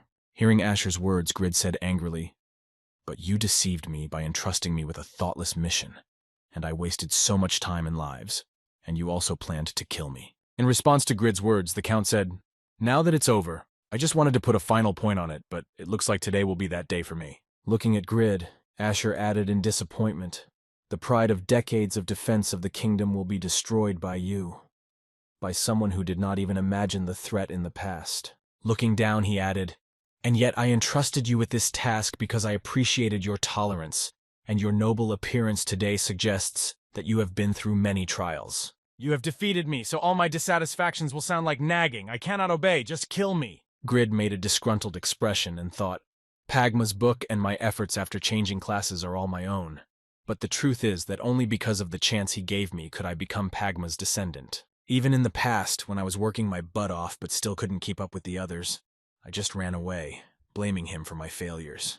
After exhaling heavily, Grid added, "And all this because of a bad habit of blaming others for everything. It seemed to me the easiest solution." Having made his decision on Asher's fate, Grid said, "Let's stop here." Looking at Grid, who turned away from him, Count Asher said in surprise, "Pardon the one who tried to kill you." To which Grid replied, "I don't know what will happen, but I have no thoughts of killing you now." Hearing Grid's decision, Count Asher said cautiously, "The Duke cannot just turn a blind eye to the Count's rebellion. You definitely need something from me." When Grid heard this, he looked at him offended and thought, "Just look at him. I showed mercy with my heart, and he didn't thank me, but began to suspect me of something and then said, 'Where are the others?'" In response to Grid's question, Count Asher confidently said, "You can't do anything for free." Thinking about the words of his opponent, Grid said, "Well, if the circumstances are such, then I can't just let him go from here." Turning to Piaro, Grid pointed to Asher and said, "But watch him. You'll hit him on the head properly if he moves even a little." Immediately after that, Grid moved a few meters away and tried to contact his subject, saying, "Raoul, can you hear me, Grid?" While Piaro said, "Asher, don't move, you're bleeding." Responding to Grid's summons, Raoul said, "Yes, Mr. Grid, with the exception of Mrs. Ephemera, the entire overgeared staff has arrived in Reedon when to expect your arrival." In answer to the question of the subject, Grid said, "I am now in Fatrian. Soon I will be. By the way, I have a question for you. You know, Count Asher, if you could demand one thing, what would it be?" Hearing his master's question, Raoul replied in surprise, "You mean Lord Farshan and the mage who is one of the 10 best in the continent. It seems you had a chance to meet him. If you mean this NPC, I can confidently give you some advice." Raoul paused for a moment and added, "There is only one thing of great value that you can get from him." A few seconds after he left, Grid turned and said, "Great job. I'll take care of it now." To which Piaro replied, "Too bad, I was looking forward to him moving." Hearing the words of his comrade, Grid cunningly said, "No, this noble gentleman is very valuable. How can you touch him?" To which Asher said, "Stop dragging it out and get to work." Hearing these words from Count Asher, Grid sat down in front of him and smiled slyly and said, "In that case, give me your son." Hearing Grid's demand, Count Asher nervously exclaimed, "What are you talking about, you rascal Bland? Ask for anything but his son." To which Grid replied, "Now I understand why you are so rude. You lost your beloved wife to illness, you lost the eldest of your 2 sons on the battlefield, and you spent a lot of energy raising Bland alone to love him. I'm right, so leave him to me." Hearing this demand again, Count Asher angrily exclaimed, "You devil! You are crossing all boundaries. You'd better just kill me. You can burn my body and soul, but I will never sell my son." Listening to Asher's cries, Grid said menacingly, "Even if you die, your dear son will still be in trouble, and I don't want to use brute force to convince you." The next moment, a third person interrupted Grid and Asher's conversation, running out of the forest and shouting, "Your lordship, please stop!" Catching his breath from the fact that he was in a hurry to get to this place, Blanche added, "Please, there is no need for that." Immediately after that, the boy added, "Your humble servant Lan will follow you, Duke. Please just take the sword away from my father." Seeing his son, who had just arrived, Count Asher nervously exclaimed, "Where are you coming from? Run away immediately. Who would allow you to do that for anything?" Hearing Blanche Grisdevil's words, he smiled and said, "It's all about youth. Your son quickly assessed the situation, Blanche. You made the right decision." At the same time, Count Asher gathered all his remaining magical power and said menacingly, "Shut your fucking mouth." Preparing to attack Grid, Asher angrily exclaimed, "If even a hair falls from my son's head, I will finish you right now, even if I have to sell my soul to the devil Jotun." Running up to his father and stopping his actions, Blanche said, "Enough is enough, father. Just consider this a learning experience for his lordship and back off." Trying to convince and reassure her father, Blanche added, "I will definitely come back and be someone you can trust, and until then, Don't forget to eat and take care of your health. That's the only way we can meet again smiling." After listening to the family dialogue, Grid said, "Judging by the situation, I am a thief here, and my words have no power, but you should listen to your son. I'm also not the same person you knew in the past. Every person counts, and I don't have the freedom to take it out on others. I'm not going to eat your son. Just trust me to raise him so that he doesn't have to carry his father on his back, but the other way around, and send him back." At the same time, Cruzel, sitting on a rock by the ocean, said, "A warrior of destruction means you chose a class that is tailored to attack to match your character. If he had changed his profession at least a little earlier, he would not have been so tragically defeated during the Golem invasion. By the way, I spent too many hours in the dungeon. I'd like to clean up my inventory and find a good seller as soon as possible. For the third career change, I conquered half of the Western continent and crossed the Eastern continent, thanks to which I collected many titles and even pumped the two-sword style skill. But I am not yet able to conquer the uncharted land of the Western continent. So it's worth raising the level in the easier part of the Western continent and challenging it once again. And the east and south of the Saharan Empire, the Orias Labyrinth, will be a suitable target. And the western part of the Kingdom of Etnal, the most notorious land." After the battle against Count Asher was over, Grid, walking with Piaro and Blanche, asked how the power of one of the greatest mages on the continent was, and he replied that his strength of mind alone was impressive, and that he was able to withstand my pressure, and we could have been on equal footing if he had used the sphere. Hearing Piaro's conclusion, Grid thought that the staff had no function to store magic, but because of the high chance of multiplication, one hit would do a lot of damage. Asher was too confident in his casting speed, although against Piaro's speed it was his weakness. However, even so, Asher turned out to be incredibly strong. Even with the effect of reducing the magic damage of the Armor of Light, he took down units in one hit. And Piaro resisted his exit from the body and defeated him without any equipment. He was a real monster. And then he said, "By the way, I can ask you a question." Looking at his friend, Grid said how strong Asmophel was that you couldn't take revenge on him yourself, and besides, you have skills like inevitable death with or without luck. You can completely destroy him in battle. When Piaro heard the question, he answered that it was not about power. It was very difficult to get close to him. As soon as I stepped into the territory of the Empire, I was already dead. The power of the Empire was beyond your understanding. Immediately after, Piaro added that in any case, we should start preparing, to which Grid replied in surprise that he was not sure what to do. Looking at the sand in front of him, Piaro confidently said monsters, to which Grid replied in surprise that I don't even see an ant. The next moment, a giant worm appeared right in front of Grid, a common insect species throughout the western part of Etnal, the main disturber of the desert. Quickly pulling out his sword, Grid nervously exclaimed, "That's disgusting. What is it?" Piaro calmly replied, "You have a weak liver. You're a tenderfoot." Grid, attacking the monster with his weapon, nervously exclaimed that he was a tenderfoot. Who is a tenderfoot with such a bug? Having blocked the enemy's attack, Grid groaned in pain and exclaimed that such damage from an ordinary monster could not even cut a plus-full failure. He was as strong as a fighting mechanism. Using flight to facilitate the fight, Grid mentally said, "The sand is very loose, which significantly reduces the power of the attack." Before he could get up, another monster appeared out of the sand and knocked him to the ground, landing hard, and Grid nervously exclaimed, "Why are there so many of them?" Looking at the panicking Grid, Piaro said confidently, "To put power into a sword, you need to use not only all your limbs but also your neck muscles, and put all your weight on the blade of the sword. Your movements and base are not at all honed. What are you going to do in the air where there is no support?" Hearing Piaro Grid's instructions, he exclaimed irritably, "What kind of a fool am I playing? Or do you think I ever attended a fencing club?" Applying the skill and destroying one monster, Grid happily said, "Despite the strength of the skill, they are easy to destroy, and their level gives a lot of experience points as a reward. Who would have thought that such monsters live on the edge of the West?" With a sly smile after his words, Grid mentally said, "This is a great chance to level up after I was stuck on pumping the stat points accumulated during this time into agility like Piaro." Watching Grid fight, Piaro said, "Concentrate your strength in your hips and ass, then the speed of your upper body, and, accordingly, the speed of your sword will increase, and it's better if you don't have to calculate the angle of the blow." Hearing the instructions from Piaro, Grid confidently exclaimed Boogaloo to the descendant of Pagma, such warnings of fencing Pagma's murder. Sitting down next to Grid, who was slaying monsters, Piaro heard Boogaloo today. "I will raise the level," and then thought instead of executing Count Asher, he took his son hostage. It was an exceptional and smart decision.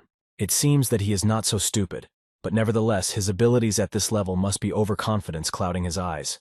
The abilities of our bodies are quite similar, and if he used them with his mind, he would become much stronger. Asher's son, he has changed since he first joined us. His abilities have grown.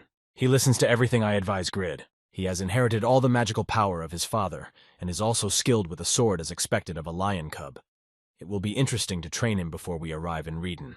And the fool with the bananas in his ears needs an example before his eyes. After which Grid exclaimed happily, "Experience points continue to grow until we reach Reedon. I will be about a level up." Continuing to destroy enemies in his path, Grid exclaimed, "Bugaga, easy easy. Who needs this control when you have decent equipment?" After a while, Grid thought, what a shame.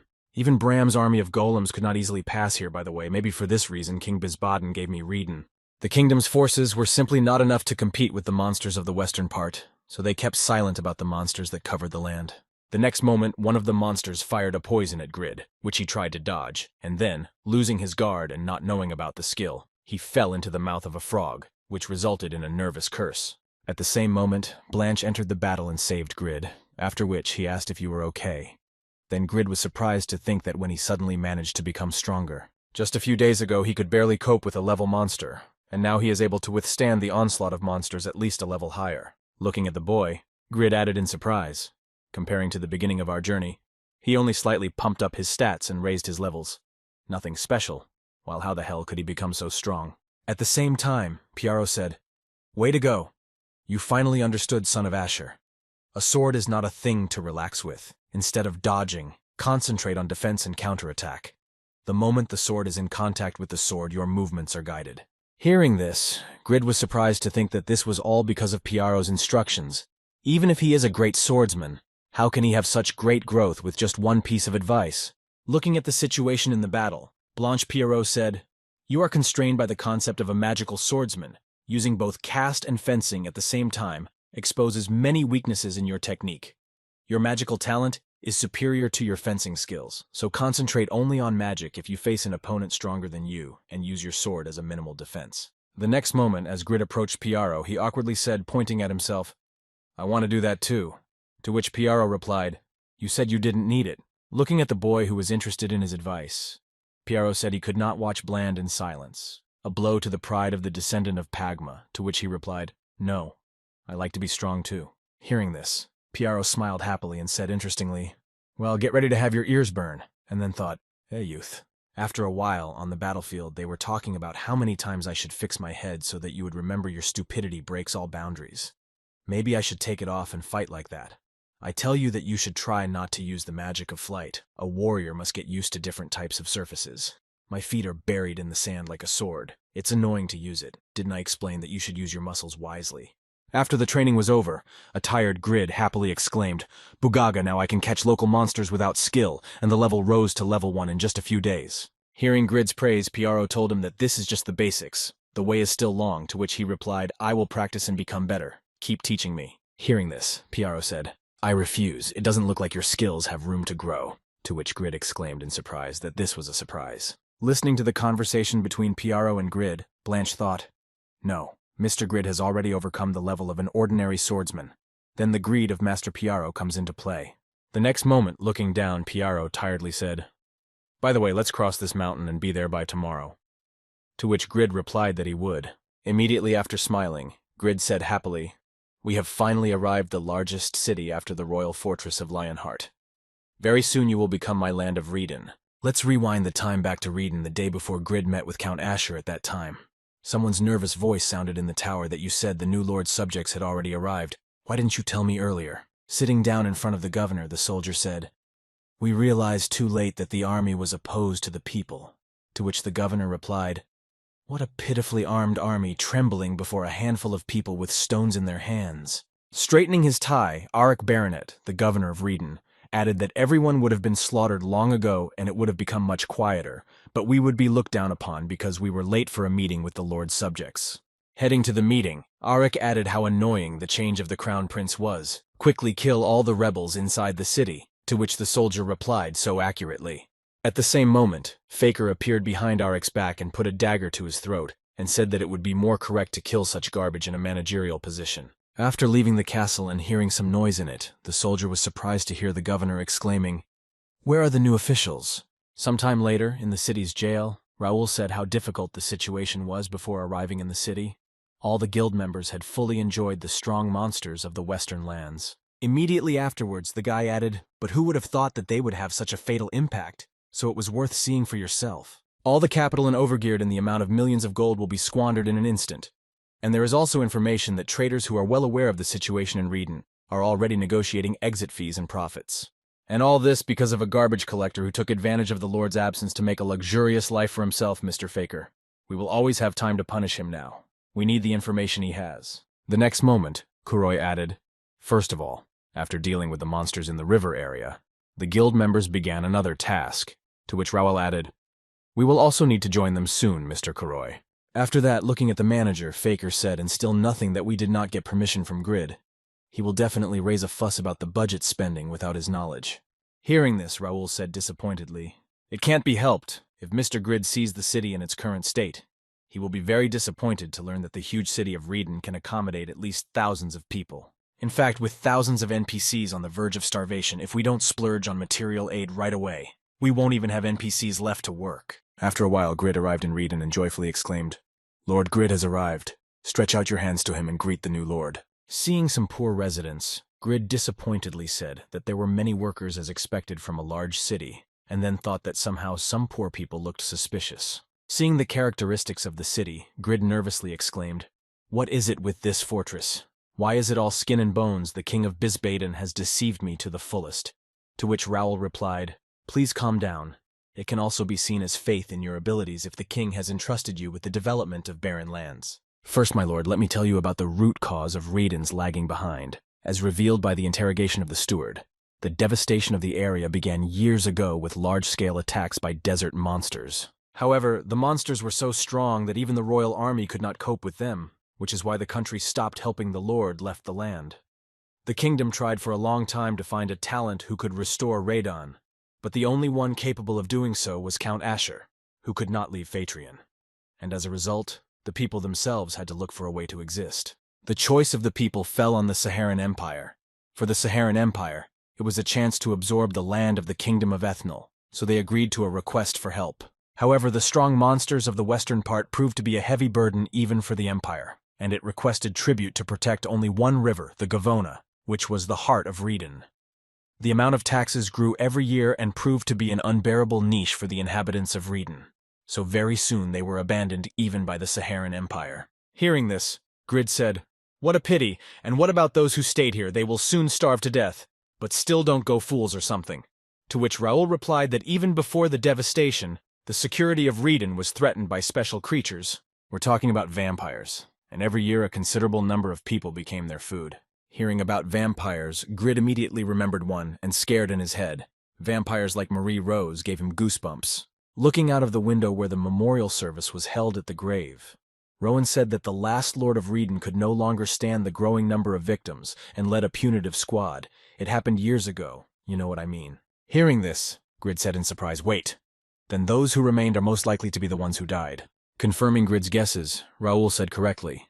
The entire punitive detachment was destroyed, but the residents continue to believe that it will definitely return and have been waiting for their relatives for years. Hearing this, Grid nervously thought about the vain expectations for 10 years. Looking at his master, Raoul thought, "The monsters in the area are so strong that we can't hope for new players. If we all build a canal to the fields, the food problem will be solved within a month. But for long-term hiring, you will need at least silver per person, and you will have to spend hundreds of thousands of gold pieces more than once. Greed has chained you up, or you will be able to face poverty." Sighing in disappointment after receiving all the information about the city, Grid said seriously, "No day to get lucky from the Duke. One name will have to sweat a lot." Immediately after that, Grid confidently exclaimed, "First, we need to save the people. What is the best place to start?" Hearing this, Raoul thought there were dangerous moments, but his temper would be very good, after which he said, "There is a separate task for you." Hearing the special task from Raoul, Grid said angrily that you said, "Boy, I have to make all kinds of household equipment." Hearing Grid's menacing tone, Raoul nervously added, "Please calm down. In the current situation, the most important thing for us is to provide the means of labor. You say as a lord you feel at least a little responsibility for the land." At the same moment, Grid smiled slyly and said, "Although you are right, I will distribute the tools to them, and later they can rent them out." Hearing this, Raoul thought disappointedly, if only you were a human being. Immediately afterwards, paying attention to the people standing behind him, Raoul said in surprise, "By the way, Mr. Grid, don't you want to introduce us?" Hearing Grid's proposal, he turned to his comrades and said, "I'm sure I'll have to stay here for a while. You'll probably get bored." To which Piaro replied, "Not so much. I was planning to explore the city to pull up a guy and spar." Hearing Piaro's suggestion, Grid asked, "And if that would help relieve your boredom, how about helping with the development of the land?" Smiling happily, Grid added, "This land is completely empty, so believe me, I know how much fun it is to create something." Hearing this, Blanche shook her head and thought, "What a terrible way to treat your subjects. I can't protest as a hostage. But Piaro will not tolerate this kind of treatment." He turned his gaze to Piaro and saw that he was blushing, and then he said, "My first job in the field since I don't know anymore. It would be nice to learn the life of a commoner in advance." Hearing this, Blanche was surprised to hear you say seriously, and he replied that it was also a great chance to toughen up unused muscles. "During these days I managed to meet a guy who was interesting to teach, and that's what I thought when the revenge will take place. It would be nice to get me out of the gate." Hearing this, Grid said happily, and I offered to do so, and then I thought he was more confident now. My thoughts, actions, and words had changed him, and then he said, "Well then." Clapping his advisor on the back, Grid said, "Raoul, Piaro, and Blanche will help you in the fields. Don't refuse their help." To which he replied, "Wait, who are you?" Smiling happily, Grid answered the homework and then thought from the head of the guild and the lord. Looking at the pair of guys, Raoul nervously thought of throwing people at me whom I had never seen before. So he must be the aristocrat Blanche and the son of Asher. Then what kind of bum is he with him? I thought that Grid would bring some incredible nuggets, but he wasted days to bring some vagrant when we had our hands full. Arriving on the field, Raoul thought, he really thinks I'm a tactician, and then he bowed and said, "My name is Raoul. I am Mr. Grid's advisor, and my skill is key." After that, Blanche introduced himself, the second son of Count Asher, Blanche de Ian. "I am skilled in sword and magic, but I lack a lot." And then I thought about his words, and I felt a sense of confidence. He must be very talented as well. After that, I introduced myself as Piaro. I am Piaro, no title, suitable, unemployed, confident in my fencing, but aware of the shortcomings. Holding out the object of labor, Raoul thought an ordinary magical swordsman and a vagabond only the field to entrust them, and then said, "Here you go." Taking the rake in his hands, Piaro said in surprise, "Wow, this tool used by ordinary people can be considered a great experience." To which Blanche added, "I'm also holding it for the first time, and I certainly agree that it's an interesting experience." After that, pointing to the area behind him, Raoul said, "I entrust you with all this rocky land. Remove all the stones and plow the ground so that we can sow the seeds. If you don't know how, ask the locals. If you feel tired, you can rest, and I'll take care of the other area." Raoul walked away from the pair of assistants, thinking that almost all of the thousands of people were involved in the development of the land, but the results were simply terrible. We only have thousands of agricultural tools, and those who didn't get a tool are shoveling gravel by hand. Here, every rake counts, and it is better to give people without experience a large piece of land to work with so they give up right away. Using the skill, Raoul picked up a stone in the ground and began to crush it. Seeing this, Blanche said in surprise, "Wow, that's an interesting way to do it. I wonder if you use magic. The development will go faster." To which Piaro said, "It's too early to use magic. You want to miss the chance to harden your body. You're one step away from learning. The sweat dripping down will tell you this is the most effective workout for your muscles. Every single move will become part of the art of fencing." Continuing to work, Blanche said, "I was thinking too narrowly. If you think about it, the whole body is under a lot of stress. This is the first time I've felt such pain." Feeling the sweat on his forehead, Piero nervously said, "This sweat is noble, and call it the work that aristocrats like us so much despised." At that time, Raoul, tired of the work, leaned on his knees and said, "It's not every day you use the skill for an hour to dig a pine of land at a time." Piero approached the boy and said, "Listen, you sound like Raoul." To which he replied, "If you're tired, you can turn the rake and rest." Looking behind Piero after he said we had finished the job, Raoul froze in shock. Trying to recover, he nervously thought. I gave them more PN, and in an hour they were done. Watching Blanche work, Raoul mentally added a quick speed on the level of the rest of the guild members. After that, he nervously added, "Then I can ask you to take care of the next section," to which Piero replied without any problems, "We will consider it training." Arriving at Raoul's place, Regas and Juroi asked who the fast one was, and he replied, "I was going to check it out." The next moment, Piero applied his skill and began to develop the rocky ground at a very fast pace. In a short period of time, Piero completed the processing of another area and said that would be enough. Seeing the speed of the man's work, Regas added that it was the same impossible speed. He specializes in agriculture. To which Raoul replied, I don't know. I just saw it for the first time. Immediately afterwards, Piaro asked if there was not enough water in the canal that was connected to these fields. To which Raoul replied confusedly that we planned to connect a few more canals. Then Piaro activated his Kai and said happily, in that case, I'll spare you some extra work. When Piaro slammed the rake into the ground, Regas felt a tremor and nervously exclaimed that it was an earthquake. To which Raoul added that it was coming from the earth. The next moment, Raoul thought, when I first saw Reedon with my own eyes, my first feeling was to rush. I made the decision based on my confidence in my own abilities, but the nervousness of having to start from the beginning was nagging at me. Seeing the fountain of water in front of me, he added, arriving here, I desperately hid this feeling because I'm a tactician who should not hesitate. Looking at the surprised residents, he thought, who could have imagined that the faces of the residents are always dirty with earth, would ever be able to adopt such a happy expression. Accepting multiple outcomes is the worst outcome for a tactician because a tactician must always calculate all possible situations. I was just waiting to breathe a sigh of relief if the decision didn't lead to more trouble. What a strange man. Looking at the confused Raoul, Piaro confidently said, it's a wonderful land. It's interesting that what is visible to the eye is not all. Smiling happily, the man added, well, that's enough for a fireworks display. Hearing this, Raoul confidently replied, you can't even imagine better. And then mentally added, I brought some strange peasant. Mr. Grid, you are completely unpredictable. At that time, Grid, having studied the subject, said, wow, a good rake, it will serve as a great example. After telling everything to Khan, Grid heard that such a prominent person was in Etnal, to which he replied, you can imagine, even if he smells a little. Even though I am a lord, I have been very busy, and it has been annoying, but it is nice to work with you again after all this time. To which Khan replied, wow, you are a big shot now. I have missed working with you too.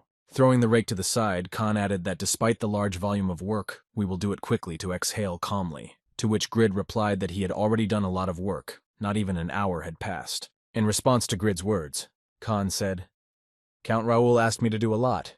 You need to hurry up. You haven't even done one thing yet. Interrupting his teacher, Grid said, Khan, I did not bring you here for something that even low-level blacksmiths can handle. We have to make the best tool that will turn even an ordinary farmer into a first-class one. And what about the pride of a first-class blacksmith? Compromise will not do.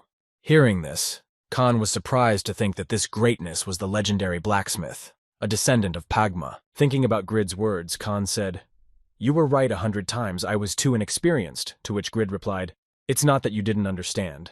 It's just that circumstances are urgent. By the way, I was worried that you would have a hard time because of the heat of the western lands, but I'm glad to see you in good health. And I heard in response that you shouldn't worry. I decided that a blacksmith who works with fire will lose to some heat.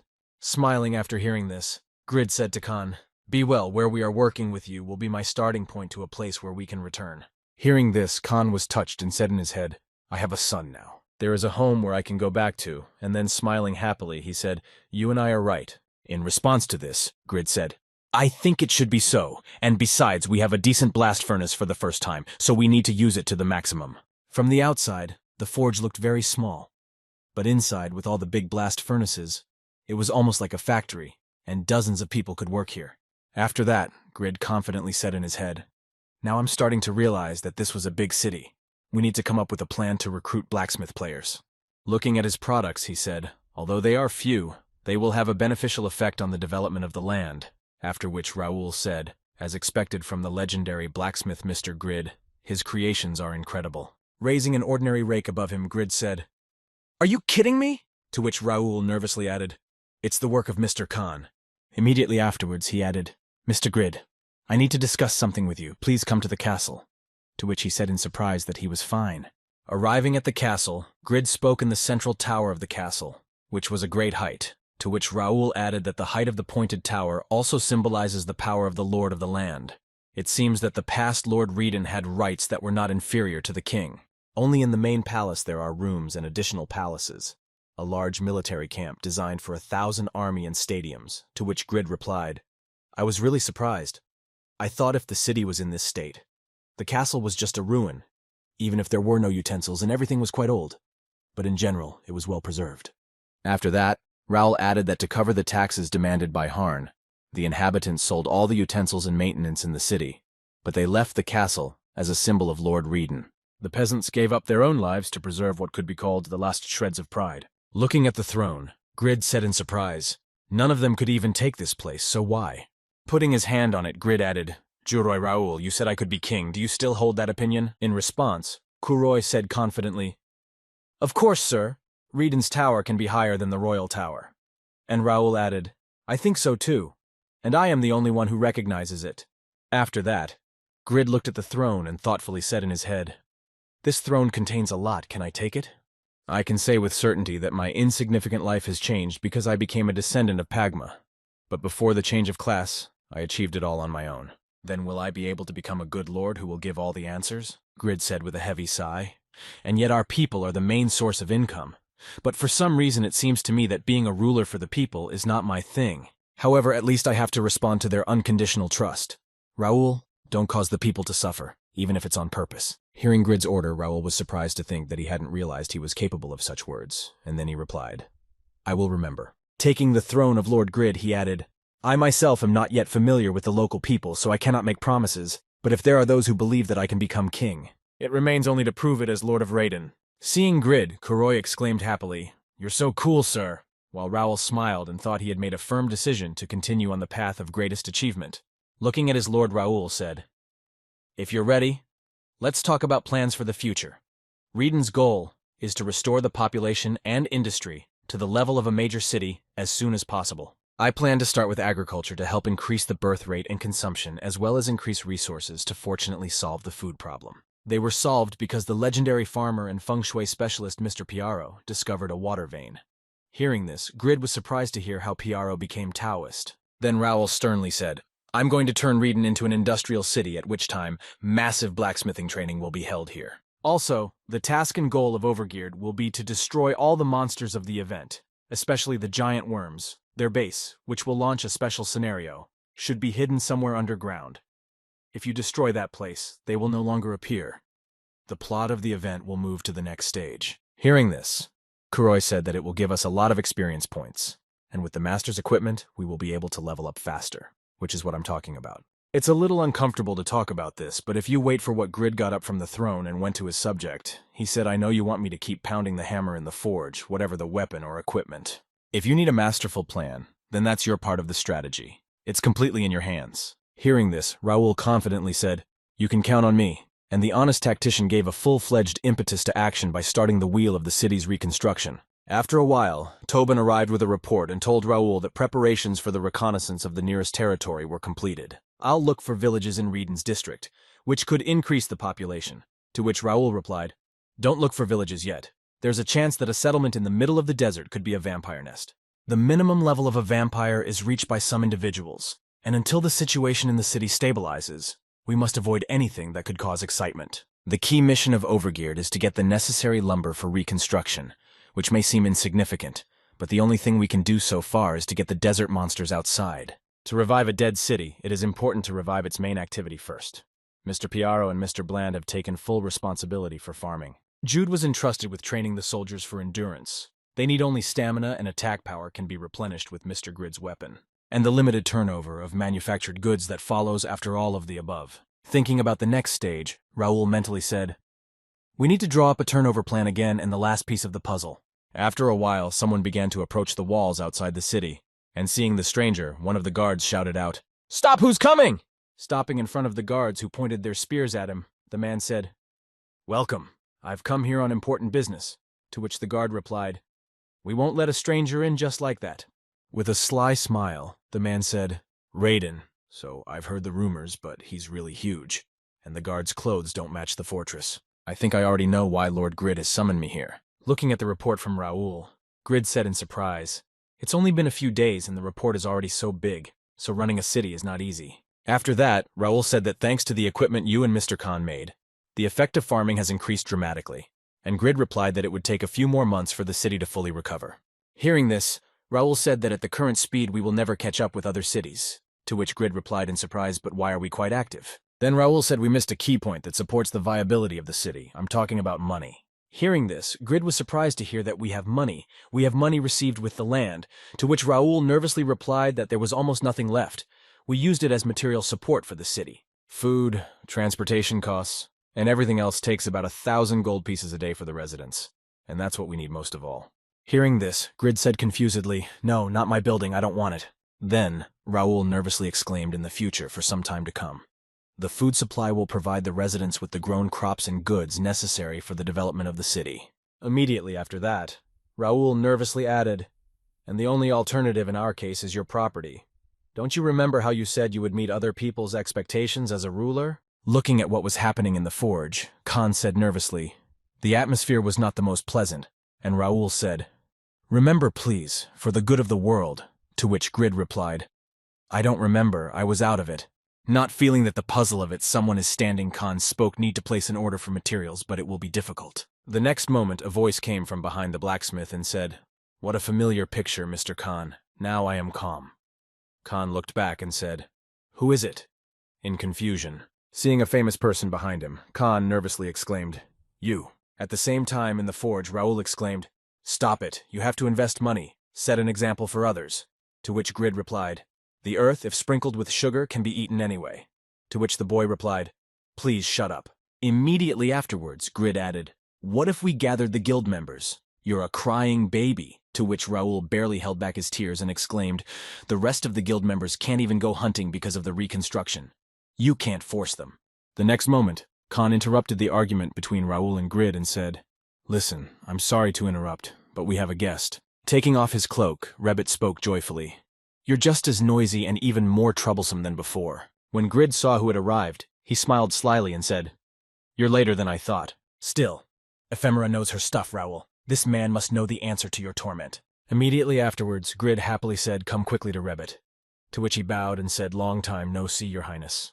Continuing to bow, he continued, "The son of the people of Rebbit greets the great hero, his highness Duke Grid." Looking at Rebbit, Raoul asked in surprise who he was, if he knew the answers to my questions. To which Grid answered him, "He is the second man in the Marrow Trade Guild, and the one who made it the best guild in the northern lands. He has an outstanding ability to trade. The guild committed fraud and was imprisoned in Winston, but I asked my son-in-law to issue a special order. I sent for you Ephemera, you will return together." After that, Grid thought happily his impression of him had changed a lot, but who better than me to know that he used any methods in the trade guild? And then he said, "You look too fresh for someone who was in prison." Looking at the new lord of the city, Rebbit was impressed. Thinking from the gestures to the appearance, it was as if he had shed his previous shell, a striking change. Immediately after, he added, "Yes, we arrived together, and thanks to the requests of the people of Winston, the Marquis of Stym also showed favor to your lordship's ascension to high office, as you have shown your perfect appearance. It seems to me I have greatly underestimated your lordship in the past." Hearing this, Grid said, "Enough talk, I'm sorry to be so blunt, but remember in the past you promised to make me rich. Now I would like to take advantage of this opportunity. Do you think you are ready to serve me?" Kneeling down before Grid, Rebbit said confidently, "I will follow you with great joy. I should dream of being the second rich man." Immediately after that, Grid spoke to his subject not to take on the expense of maintaining the nobility, but he will need a title.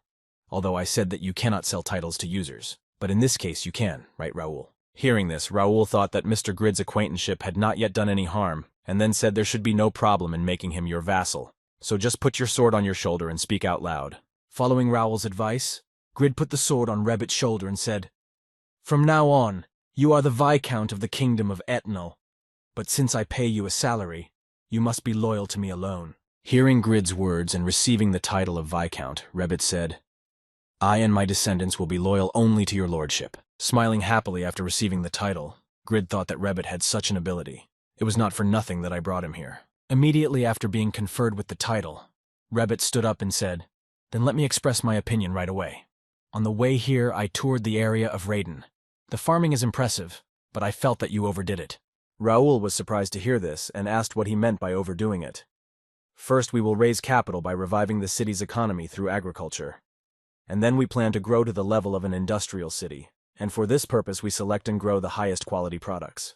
Rabbit then pointed out that a limited number of species can be grown on hot land, which means that Raiden does not meet the requirements of an agricultural city. Even if we reduce the fields, it will still be enough to feed thousands of residents. In addition, fast crop growth can be achieved anywhere. We are not competitive. To which Raoul replied that Ridan's only advantage is its vast land.